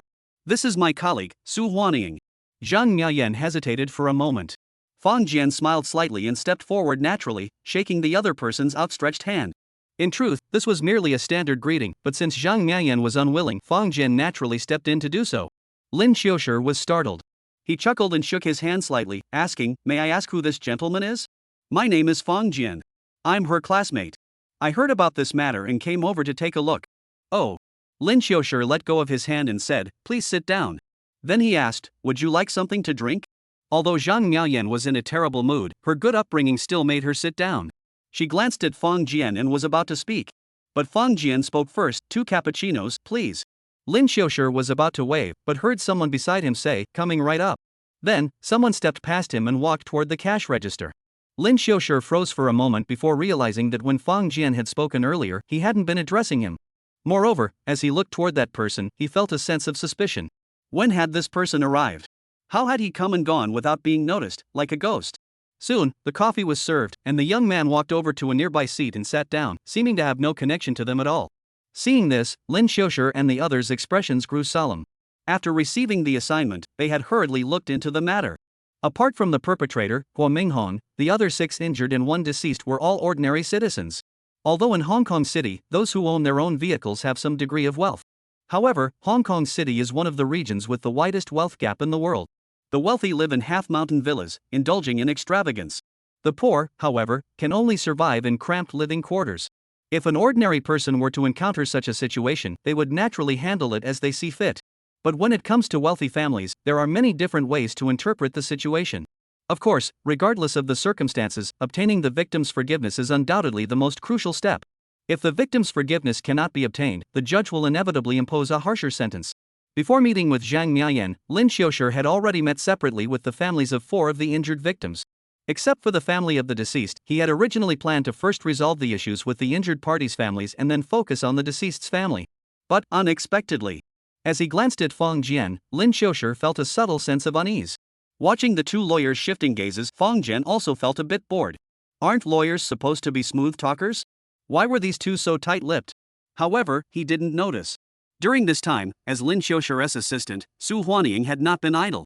He kept fiddling with his phone until now, glancing at Lin Xiushi and shaking his head slightly. He had already notified the other lawyers to look into Fang Jian's background and was conducting his own investigation, but so far, he had found nothing. Lin Xiushi furrowed his brows slightly. He couldn't wait any longer either. With a wry smile, Lin Xiushi said, Mr. Fang, you're from the mainland, aren't you? Yes. Fang Jian replied calmly. Oh, the mainland is developing very well now. It's truly impressive. Lin Xiushi made a few casual remarks before continuing, Gentlemen, you must be aware of the cause of this car accident, right? Zhang Miayan glared at him coldly, while Fang Jian smiled slightly and said, The journalists in Hong Kong are indeed quite capable, they're well informed. Lin Xiushi sighed and said, this was an accident, and it's truly regrettable. In truth, no one wanted this to happen. Fang Jian nodded slightly and said, That's true. However, since it has already happened, we must find a solution. What do you think? Fang Jian chuckled lightly. Though the other party hadn't spoken, he could already foresee their intentions. However, such an approach wouldn't be acceptable, not just to Zhang Mianyan, but to Fang Jian as well. It definitely needs to be resolved, but I'm not sure how you plan to handle it. Lin Xiushi hurriedly explained, it's like this, the parents of the at-fault party have entrusted us to negotiate a settlement agreement with you. We will cover all medical expenses, rehabilitation costs, and lost wages for the injured party. Additionally, there will be a compensation payment. Compensation? Fang Jian smiled sarcastically. Yes, if it's within reasonable limits, I can make the decision and help Mr. Guo's parents agree to it. Fang Jian chuckled, what do you mean by within normal limits? Lin Xiushi paused for a moment and said, 50,000 yuan per person. Before Zhang Mianyan could speak, Fang Jian stood up and said, Mianyan, let's go. Chapter 185, Asking for the Moon? Zhang Mianyan paused for a moment but stood up without hesitation.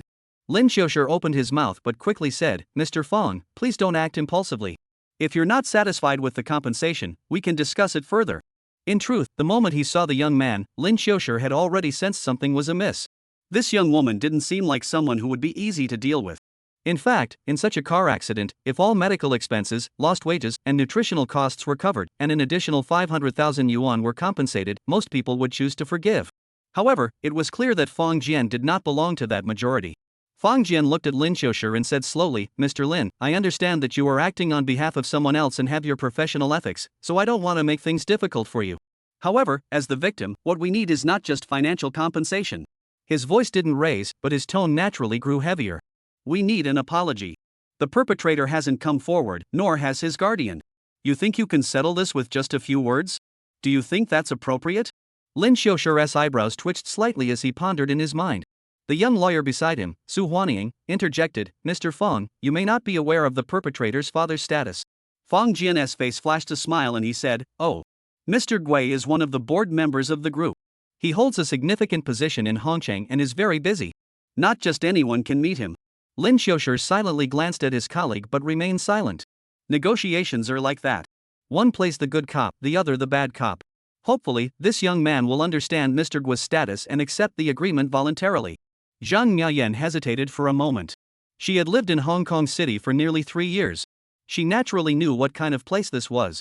Here, equality is touted, but in reality, the privileges enjoyed by the wealthy and powerful have nothing to do with those two words.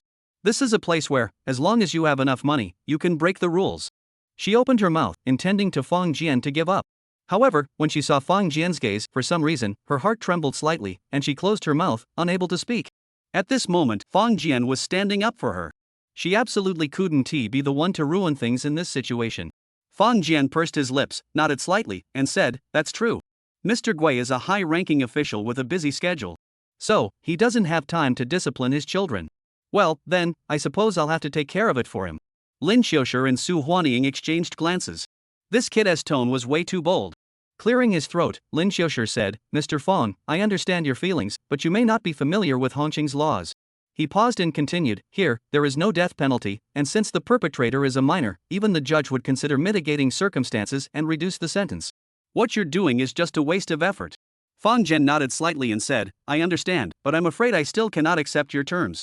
Lin Xiushi said solemnly, Mr. Fang, if you are willing to sign a confidentiality agreement, I can authorize a fourfold increase in the compensation. 2 million each. Fang Jian looked at him silently, then suddenly smiled. Lin Xiushi also sighed slightly in relief. 2 million yuan per person was already the maximum amount he could authorize. Even the deceased might not receive more than that. However, to obtain this money, confidentiality must be maintained. Otherwise, the other injured parties and the families of the deceased would never give up. Of course, being able to settle this matter with such a difficult person at this price, Lin Xiushi felt it was worth it. However, after laughing, Fang Jian said, Mr. Lin, please do not contact us again in the future. I will send you our lawyer's contact information shortly. Goodbye. He turned to Zhang Miayan and nodded. Zhang Miayan stood up, and the two left without looking back. Lin Xiushi's eyelids twitched slightly, and he hurriedly said, both of you, let's talk some more. If you have any demands, you can. He reached out to stop them. However, a hand as firm as an iron clamp suddenly gripped his outstretched arm. Ah! Lin Xiushi let out an agonized scream and collapsed to his knees. He felt as though the other person's hand was truly like an iron band, squeezing him in excruciating pain. What do you want? Let go immediately. We're lawyers. Su Huanying shouted urgently, but dared not approach. Li Sun watched as Fang Jian and the others left the cafe before releasing his grip. He said, Mr. Fong instructed us not to disturb them further. Please remember that. After speaking, he turned and chased after them. Lin Xiushi clenched his teeth, rolled up his sleeve, and couldn't help but gasp in horror. His wrist was already swollen and red, a sight that was shocking to behold. Lin Shang, let's call the police. This man is too arrogant. You go get a medical examination, and we'll sue him. Su Huanying said angrily. Lin Xiushi glanced at her as if she were an idiot. The commission we received was to resolve this matter as smoothly as possible, turning a big issue into a small one. Lin Xiushi lowered his sleeves and said, You called the reporters here to seek revenge? Don't you fear causing a stir? Do you still want to take on business in this circle in the future? Su Huanying's face paled slightly, and he lowered his head, unable to speak. Lin Xiushi shook his head and said, Contact the deceased's family. We'll arrange a meeting. Yes. An hour later, Lin Xiushi made a call. Gui Shang, except for the families of the two injured parties who refused to sign the reconciliation agreement, all the other families have signed. Alright, what about the two injured parties? They demand that the perpetrator and the guardian apologize in person. Lin Xiushi said solemnly, I've already increased the compensation to 2 million yuan per person, but they're still unmoved. On the other end of the phone, a middle-aged man with a slightly paunchy build chuckled and said, Mr. Lin, given the current situation, what will happen if the trial proceeds? Since the perpetrator has obtained forgiveness agreements from most of the injured parties and the victim is a minor, the judge will definitely impose a lenient sentence. Alright, let's proceed with the formalities. After hanging up the phone, Guo Linchuan put the matter out of his mind. If they're asking for the moon, they won't get a single penny more. Chapter 186, Who are the two friends? When Fang Jian and the others returned to the hospital, they found that there were already 2 nurses in the ward. These 2 nurses were not very old, but they were quick on their feet and extremely reliable in their work. More importantly, they had not left the ward since they arrived. Li Sen stepped forward and whispered, Mr. Fong, these are the 2 nurses we transferred from Pengcheng. They will be responsible for taking care of these 2 patients around the clock. He paused for a moment and added, if you're not satisfied, we can arrange for someone else. Fang Jian smiled and said, no need to change. We are already very grateful. Li Sun nodded slightly. Of course, he had no idea about Fang Jian's true identity. However, for him, there was no need to know more than that. As long as he completed the task assigned by his superiors, that was sufficient. Zhang Miaoyan watched for a moment and noticed that these 2 nurses were indeed skilled. Since they had arrived, the original nurses at the hospital had been barred from entering. Even tasks like administering injections or medication were now handled by the 2 of them. Moreover, their smooth and skilled movements clearly indicated that they were extremely experienced. Thus, the worry that had been weighing on her mind was eased considerably. Though she wasn't a medical professional, she knew that nurses from other hospitals would likely find it difficult to enjoy such privileges here. After all, hospitals have their pride allowing nurses from other hospitals to take charge of patients here. I wonder how Fang Jian managed to get this hospital to agree. However, with their care, her parents, who had already regained consciousness, would certainly be out of danger and in no immediate risk. She tugged at Fang Jian, and the 2 of them stepped outside. Zhang Miaoyan whispered, Fang Jian, maybe we should just forget about it. What? They're local thugs. Wasting our energy on them is pointless. Zhang Miaoyan sighed bitterly, besides, you don't know this city. This place is a paradise for the rich and a wasteland for the poor. It's not worth it. Fang Jian smiled and said, old classmate, if I hadn't accompanied you today, I wouldn't have gotten involved. But now that I've made a promise in front of them, I don't want to lose face. Zhang Miaoyan's beautiful eyebrows furrowed. Fang Jian hurriedly said, don't worry about this. I'll handle it appropriately. Alright? Zhang Miaoyan considered for a moment and said, alright, thank you. But don't force yourself, okay? Hearing her plead softly, Fang Jian's heart stirred slightly, and he nodded in agreement. Zhang Miaoyan exhaled deeply and suddenly said, Fang Jian, since you're capable, could you help me find a job? What? Fang Jian was taken aback. He had been abroad for 2 years and had only been back for about half a year.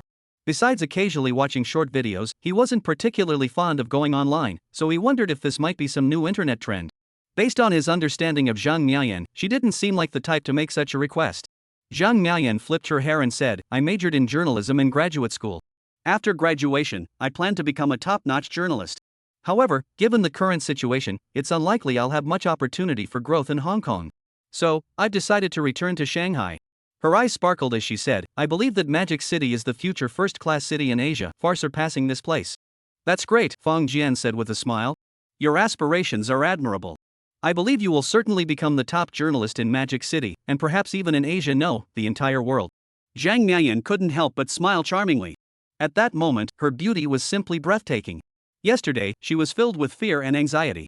Now, with her parents safe and sound and Fang Jian, this powerful figure, by her side, her mood naturally brightened. She clapped her hands lightly and said, "Oh, by the way, haven't you called the lawyer yet?" "What lawyer?" Zhang Miaoyan's beautiful eyes flickered with confusion. "Didn't you tell those two lawyers that your lawyer would contact them?" Fang Jian slapped his forehead. "Right, I forgot." In truth, Fang Jian simply didn't feel like dealing with it. However, these two lawyers had Zhang Miaoyan's phone number, and Fang Jian feared they might continue harassing her, so he had to tie up loose ends. If he needed a lawyer, he didn't need to bother Wang Jiangwo and the others. Fang Jian picked up the phone and called Wang Huan directly. "Wang Good, do me a favor and find a few lawyers familiar with Hong Kong City's laws." Fang Jian said solemnly, "My two friends were hit by a car, and the driver was a minor. They want to settle out of court. But I don't want to accept that." Wang Huan immediately understood, given Fang Jian's current status. If the other party wants to settle with money, it's unlikely anyone in the world could offer a price that would sway Fang Jian. "Mr. Fang, how far are you willing to go? There are laws in this country. I just want to see the perpetrator face the appropriate legal consequences, not leniency or medical parole." "I understand. I'll go consult with them and get back to you shortly." "No need. You handle it. Also, contact the lawyer on the other side and tell them not to bother us anymore." "All right." Wang Huan hung up the phone and began flipping through his business cards. There was no choice. Over the past 2 months, under the guise of being the interim independent director of the Dayu Group, he had made many connections. Each of them was the top expert in their respective fields. If they weren't elite, they wouldn't have made it to his level. Especially in the legal profession, everyone was keeping a close eye on this newly emerged, well-connected, and extremely wealthy representative. After hanging up the phone, Zhang Miaoyan's eyes flickered with a strange expression. Fang Jian noticed her sensitivity and asked, "What's wrong?" Zhang Miaoyan bit her lip and asked, "Fang Jian, who are the two friends you mentioned?" Fang Jian paused. "The two friends you mentioned are just..." "Ha, slip of the tongue, slip of the tongue. Adding a whole generation out of thin air isn't exactly a good thing." Just then, another call came in. Fang Jian glanced at it, as if he had seen a savior, and immediately answered it. "Hello, Mr. Wang, thank you so much. This trip to Hong Kong City has been all thanks to you." "Oh, after today, it'll be fine, right?" All right.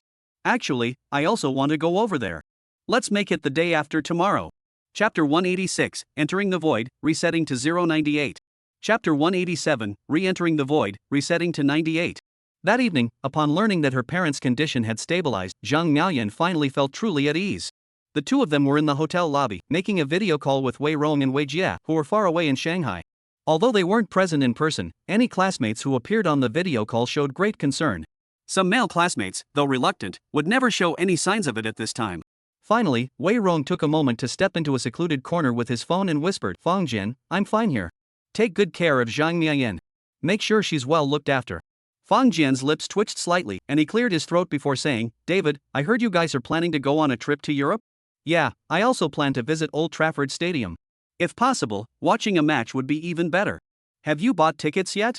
"What tickets?" "Airplane tickets and game tickets." "Oh, not yet. We have to go back to our hometown first to hold the wedding again before we can leave." Wei Rong smiled and said, "Flights are easy to book these days. There's no rush." Fang Jian smiled and said, "I wasn't able to attend your wedding or send a gift. Let me take care of your plane tickets and game tickets. This is such a small matter, why should you bother?" Wei Rong glared at him, looking displeased. Fang Jian smiled and said, "I know someone. Getting plane tickets doesn't cost money?" "No cost?" Wei Rong looked puzzled. "Yes, it's really free." Fang Jian swore solemnly, "I swear on Yi's name it won't cost a penny." Among his university classmates, Wei Rong was the only one who knew about Yi. And he knew even better that Fang Jian was a die-hard sister-obsessed guy. Since he swore by Yi's name, he believed him. "Alright, then we'll depart in 5 days. The flight tickets are all on you." "Alright, which airport are we departing from?" "Seriously, does a small airport have international flights?" Wei Rong scoffed, "I'll tell you, let's just depart from Shanghai." Fang Jian smiled slightly and said, "Actually, there's an airport near your hometown. 5 days from now, right? I'll handle everything. Just wait at home." Wei Rong hung up the phone, feeling that something was off. However, today was his big day, and many people were looking for him, so he quickly forgot about it. Fang Jian hung up the phone and glanced at Zhang Miaoyan. For some reason, both of them felt a bit awkward. That guy Wei Rong, his words were full of hidden meanings, making one feel a bit embarrassed. Zhang Miaoyan suddenly said, "Fang Jian, I'm going home to stay tonight." "Oh, okay, I'll drive you." "No need, I know my way around here." Fang Jian shook his head slightly and said, "I'm not comfortable with that. Let me take you home." Zhang Miayan thought for a moment, then stopped refusing and let Fang Jian and Li Sun escort her home. Fang Jian, if you have something to do, go ahead. I can take care of them here. Zhang Miayan said slowly. Ah, I'm fine. I can stay with you. Even if Fang Jian were as clueless as he was, he knew what to say in this situation. Zhang Miayan looked up at him and said, but didn't you say you had to go somewhere personally this afternoon? Fang Jian smiled slightly and said, that'll be quick. I'll be back the same day, or at most the next day. Zhang Miayan looked at him deeply, then suddenly broke into a smile and waved her hand before going upstairs. Fang Jian watched her go inside, then returned to the hotel and instructed Li Sun to let him rest properly and not disturb him no matter who came. Li Sun naturally agreed without hesitation. He turned off his phone, entered the spatial room, and took out the all-terrain detective particles he had prepared earlier, tossing one into the room. This way, even if he left secretly, anyone who tried to sneak in wouldn't be able to hide from him. Using an information oscillator, he blocked all telecommunications for 1 second. At that very moment, he had already donned his biomechanical armor and flown into the sky. For that coordinate point, Fang Jian was already well acquainted. Following the built-in navigation system within the bio-armor, Fang Jian reached his destination in just over half an hour. As usual, he started by deploying a large number of all-terrain reconnaissance particles. Soon, Fang Jian was satisfied to find that the area was indeed empty, just as it had been last time. Not only was there not a single person, but there were no surveillance cameras or other detection devices either. It seemed those people had enough confidence in themselves.